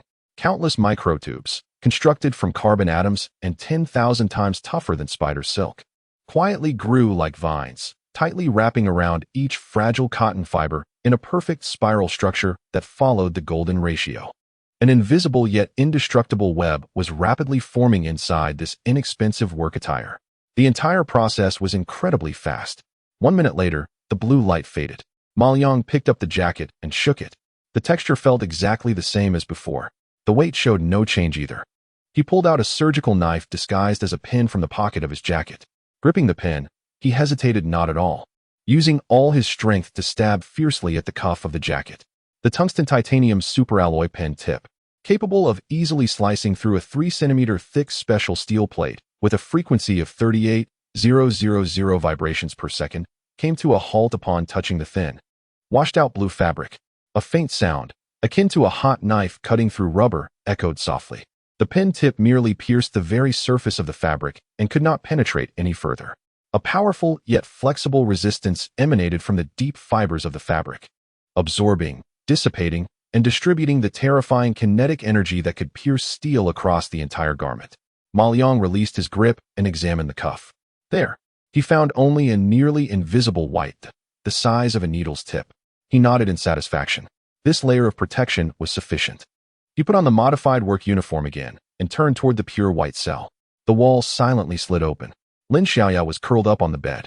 Upon hearing the sound, her body trembled like a startled rabbit. She lifted her head and saw Ma Liang enter, his eyes filled with complex and inscrutable emotions, fear, confusion, and a hint of resignation that she herself had not noticed. Ma Liang said nothing, merely gestured with his chin toward her. "Your clothes." His voice was flat, direct, devoid of any emotion, as if issuing an unquestionable command. Lin Xiaoya's body immediately froze. Her face turned pale, and her lips trembled slightly from humiliation. She thought. However, Ma Liang's gaze was as clear as a cold lake, devoid of any desire, only pure indifference, as if he were regarding an object. "Give me your clothes and shoes," he added.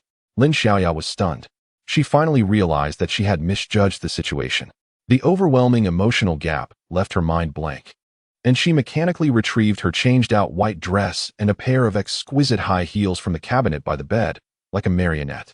Ma Liang took the items without saying a word and turned to leave. The pure white door slowly closed again. A few minutes later, the door opened once more.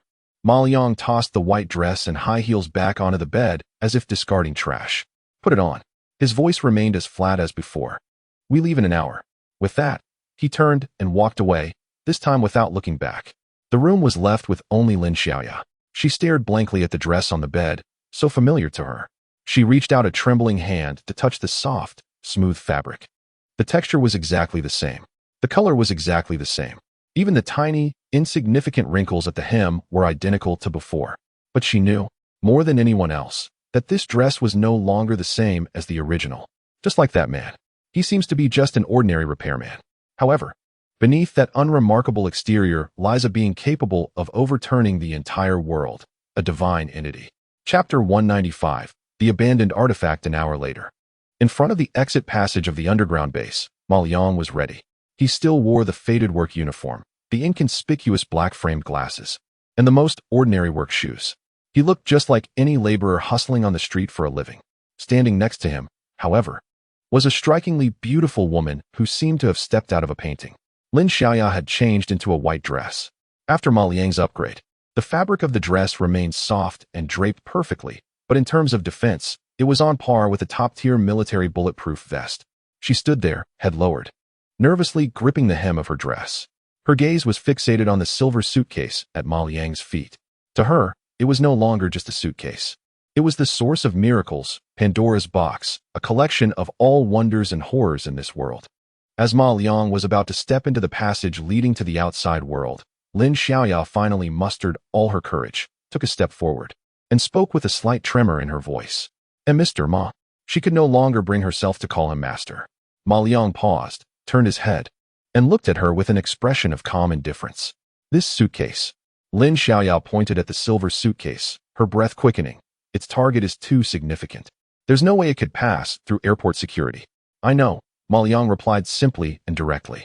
"I have a way," Lin Xiaoya spoke rapidly, as if fearing that Ma Liang would lose patience before she finished. "I can activate the messenger protocol within the Eagle's Nest. It's a high-level special item transport channel." A professional and confident look appeared on her face, characteristic of a top agent. "We can disguise it as geological exploration equipment. Use diplomatic immunity to send it to the embassy of a third country, and then, under the guise of scientific exchange, transport it in batches to the designated location of the Eagle Federation. The entire process will not have anyone opening the box for inspection." It was a perfect, almost seamless plan, using the enemy's own system to transport the most crucial weapon against them. After finishing, she looked at Ma Liang with anticipation, waiting for his affirmation. This was almost the only place where she could demonstrate her worth right now. However, after listening to her elaborate plan, a strange expression appeared on Ma Liang's face. It did not seem like approval. Rather, it resembled that of an adult listening to a child enthusiastically recounting their naive secret-based plan. "No need." Ma Liang shook his head and uttered two words. "What?" Lin Xiaoya was stunned. She thought she had misheard. "I said, no need." Ma Liang's tone was very plain, as if he were discussing a trivial matter. Too troublesome. Too troublesome? Lin Xiaoya's mind went blank in an instant. Her top-notch infiltration plan, worthy of being included in textbooks, was met with the mere response of too troublesome from this man. She couldn't comprehend it. But, without it she wanted to say, without this box, what do you have to confront a giant? Yet she stopped mid-sentence, because she saw that Ma Liang didn't even have the intention to bend down and pick up the box. He simply turned around and walked straight toward the exit passage. His hands were empty. Only a $1 pen in his pocket, an old pair of black-framed glasses on his nose, and a few inconspicuous coins jingling in his pants pocket. Wait, wait. Lin Xiaoya panicked completely and shouted, "The box! Your box!" Ma Liang's footsteps did not falter. He casually waved his hand back, and a calm voice came from the passage. "Not taking it." Boom. Those 3 words struck Lin Xiaoya's mind like a thunderclap. No, not taking it. She stood frozen, watching the man's figure disappear at the end of the passage. Then, her gaze slowly, stiffly, fell on the silver suitcase lying quietly at her feet. At that moment, the last bit of human logic and common sense in Lin Xiaoya's heart completely collapsed. She finally understood. This man, he wasn't going to the Federation for infiltration, revenge, or some crazy suicide attack. In his world, this might really just be a simple act of cleaning up a few buzzing flies, a mere tidying up. And to clean up flies, there was no need to bring an entire arsenal. Chapter 196. Above the clouds at an altitude of 10,000 meters, the Boeing 777 glided smoothly through the stratosphere, its massive engines emitting a deep and rhythmic hum. The lights in the business class cabin were dimmed, and most passengers were resting. Ma Liang leaned back in his comfortable seat, wearing headphones, thoroughly engrossed in an old comedy film. The exaggerated performances on the screen occasionally made him smile slightly. In front of him sat a cup of iced cola. He appeared to be an ordinary tourist on his first international trip, feeling relaxed about everything around him. In stark contrast, Lin Xiaoya, seated beside him, was a different story. She sat up straight, her body tense like a taut bowstring, holding a fashion magazine in her hands. She hadn't turned the page in over 10 minutes, while her eyes seemed to be fixed on the glamorous models in the magazine. Her peripheral vision never left the man beside her. She tried to analyze his every subtle movement to decipher his intentions, his plans, his next steps. However, she failed. He exhibited none of the vigilance expected of a spy. There was no pretense in his demeanor. His relaxation was genuine and deeply unsettling. This extreme contrast felt like an invisible hand tightly gripping Lin Xiaoya's throat, keeping her in a state of heightened tension, like a startled bird. A flight attendant approached gracefully, her face adorned with a professional smile. "Sir, would you like a blanket?" Ma Liang didn't turn around, or even shift his gaze from the movie screen. He simply glanced at an elderly man with gray hair who was fast asleep in the seat diagonally ahead. Then, in a calm tone, he replied to the flight attendant. "Get one for him." The flight attendant paused for a moment, but maintained her smile. "All right, sir." Just as she was about to turn and fetch the blanket, Ma Liang casually added, "He has a slight arrhythmia. Keeping warm is beneficial for him." The flight attendant's steps faltered. She looked back at the sleeping elder and then at Ma Liang, her eyes filled with confusion. However, her professionalism prevented her from asking further questions. She simply nodded and quickly left. The airplane continued to fly smoothly for a while longer. Ma Liang finished the movie, took off his headphones, sipped his cola, and then, feeling bored, turned his gaze to the window. Outside was an endless sea of clouds, glowing under the sunlight like a soft, pure white cotton candy. Lin Xiaoya's heart raced. She was observing. She was analyzing. What was he looking at? Had he discovered something? A few seconds later, Ma Liang withdrew his gaze and turned to look at Lin Xiaoya, whose face had turned slightly pale. He suddenly said, "The escort is here." "What?" Lin Xiaoya instinctively replied, completely bewildered by his words. Ma Liang's tone was calm, as if discussing the weather. An advanced fighter jet was hiding in the cumulonimbus clouds about 15 kilometers off our port side. Boom. It felt like thunder erupted in Lin Xiaoya's mind.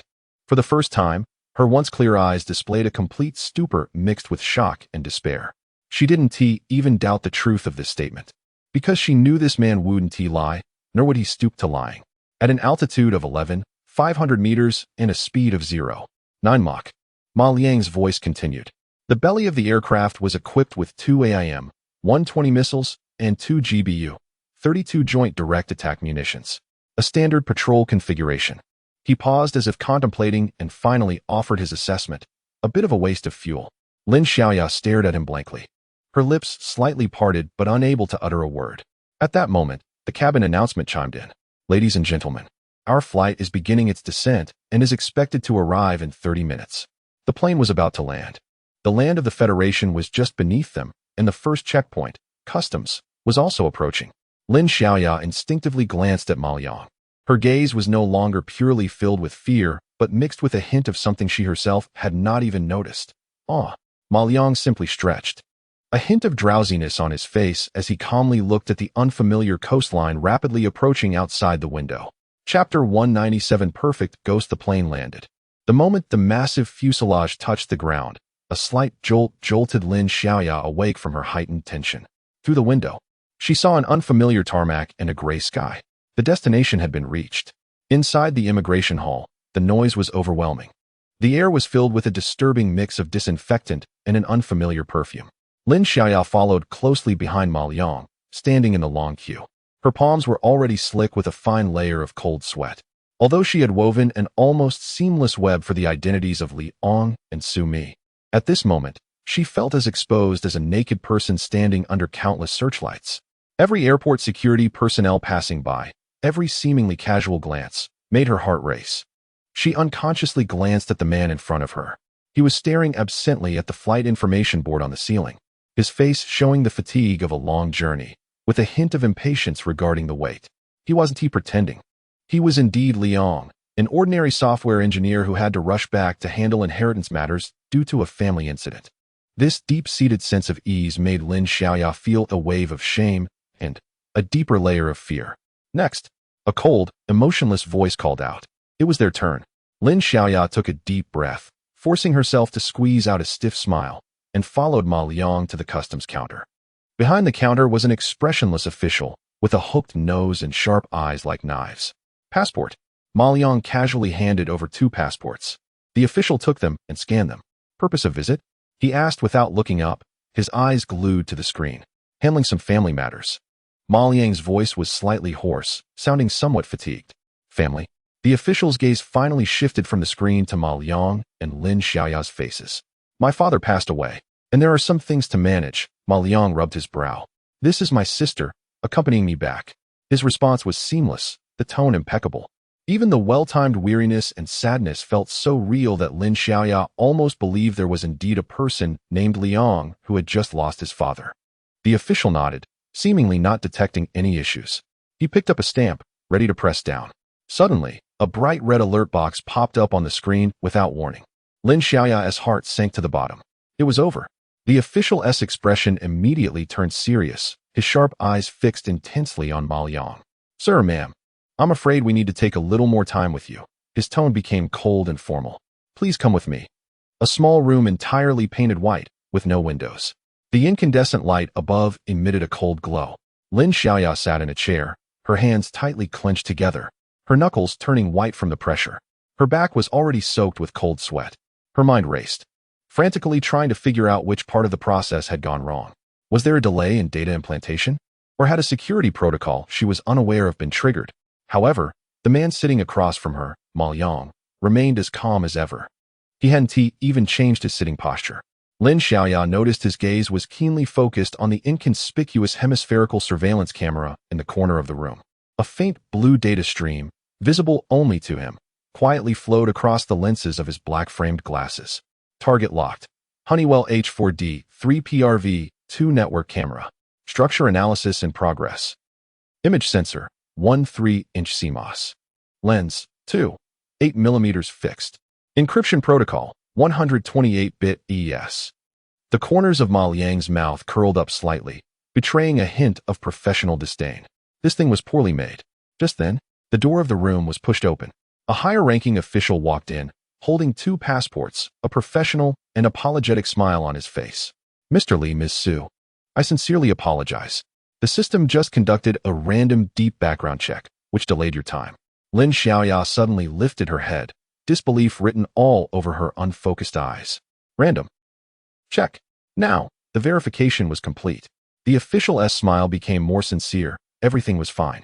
He stepped back and gestured for them to proceed. Welcome home. Stepping out of that suffocating small room and back into the bustling airport hall, Lin Xiaoya felt as if she had lived through a century. She exhaled a long breath, feeling somewhat drained. It worked. The ghost she had created had passed the most stringent scrutiny of the homeland. They collected their luggage and stood at the airport exit. The safe house is this way. I've arranged for the vehicle, Lin Xiaoyao whispered, pointing to the exit on her left.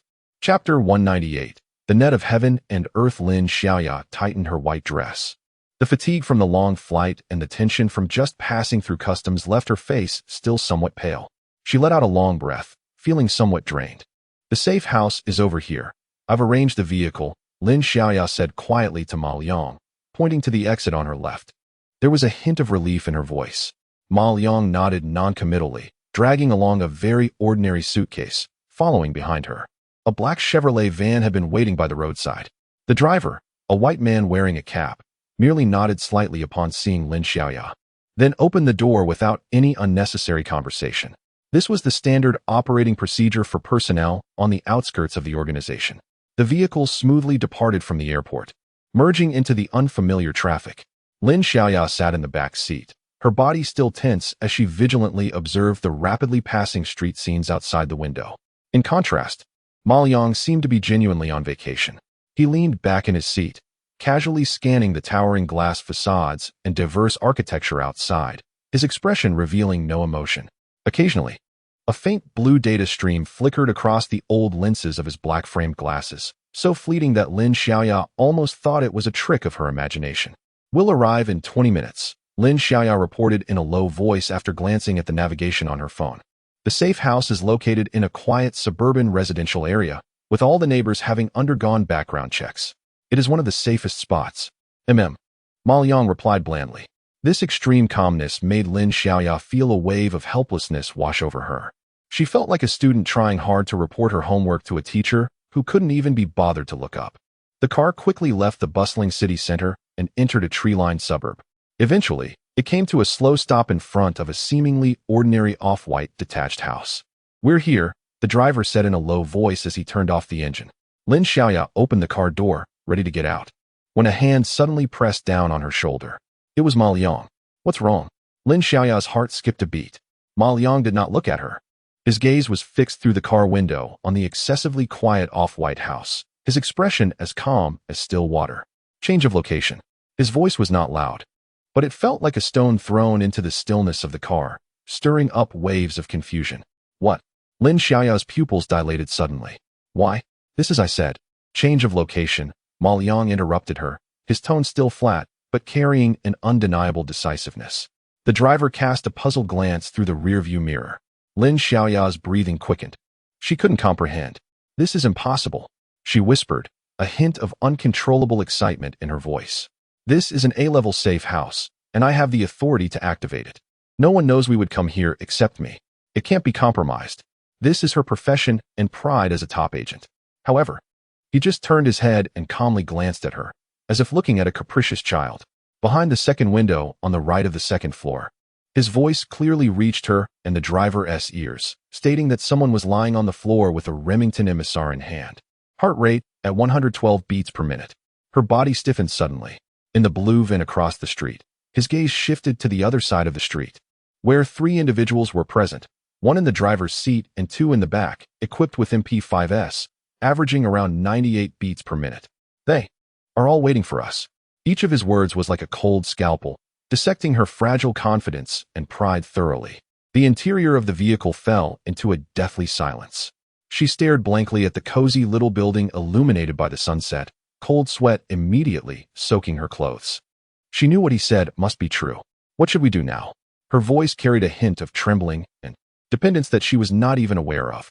Unknowingly, she had come to regard this man as her only pillar of support. He, however, did not respond. He simply raised his hand and pointed to a distant place where a neon sign was flickering. Go there. Following his, she looked in that direction. It was a motel. Some letters on the sign were already dim, appearing particularly run down in the night. A motel? She exclaimed. That's the most unsafe place. For them, yes. A playful smile tugged at his lips. The more dangerous the place, the safer it was. He withdrew his hand, leaned back in his seat, and closed his eyes. Drive. The driver dared not hesitate and immediately restarted the car. The black business vehicle slipped silently into another road leading to the unknown. 10 minutes later, Hummingbird Motel. The air was filled with a mix of cheap disinfectant and damp carpet odor. Using a false identity, he checked into a room at the front desk without drawing any attention. Holding the room key card, the two walked along the creaky wooden corridor. She followed behind him, watching his still calm figure, feeling lost. He used the key card to unlock the door. With a click, the room was pitch dark.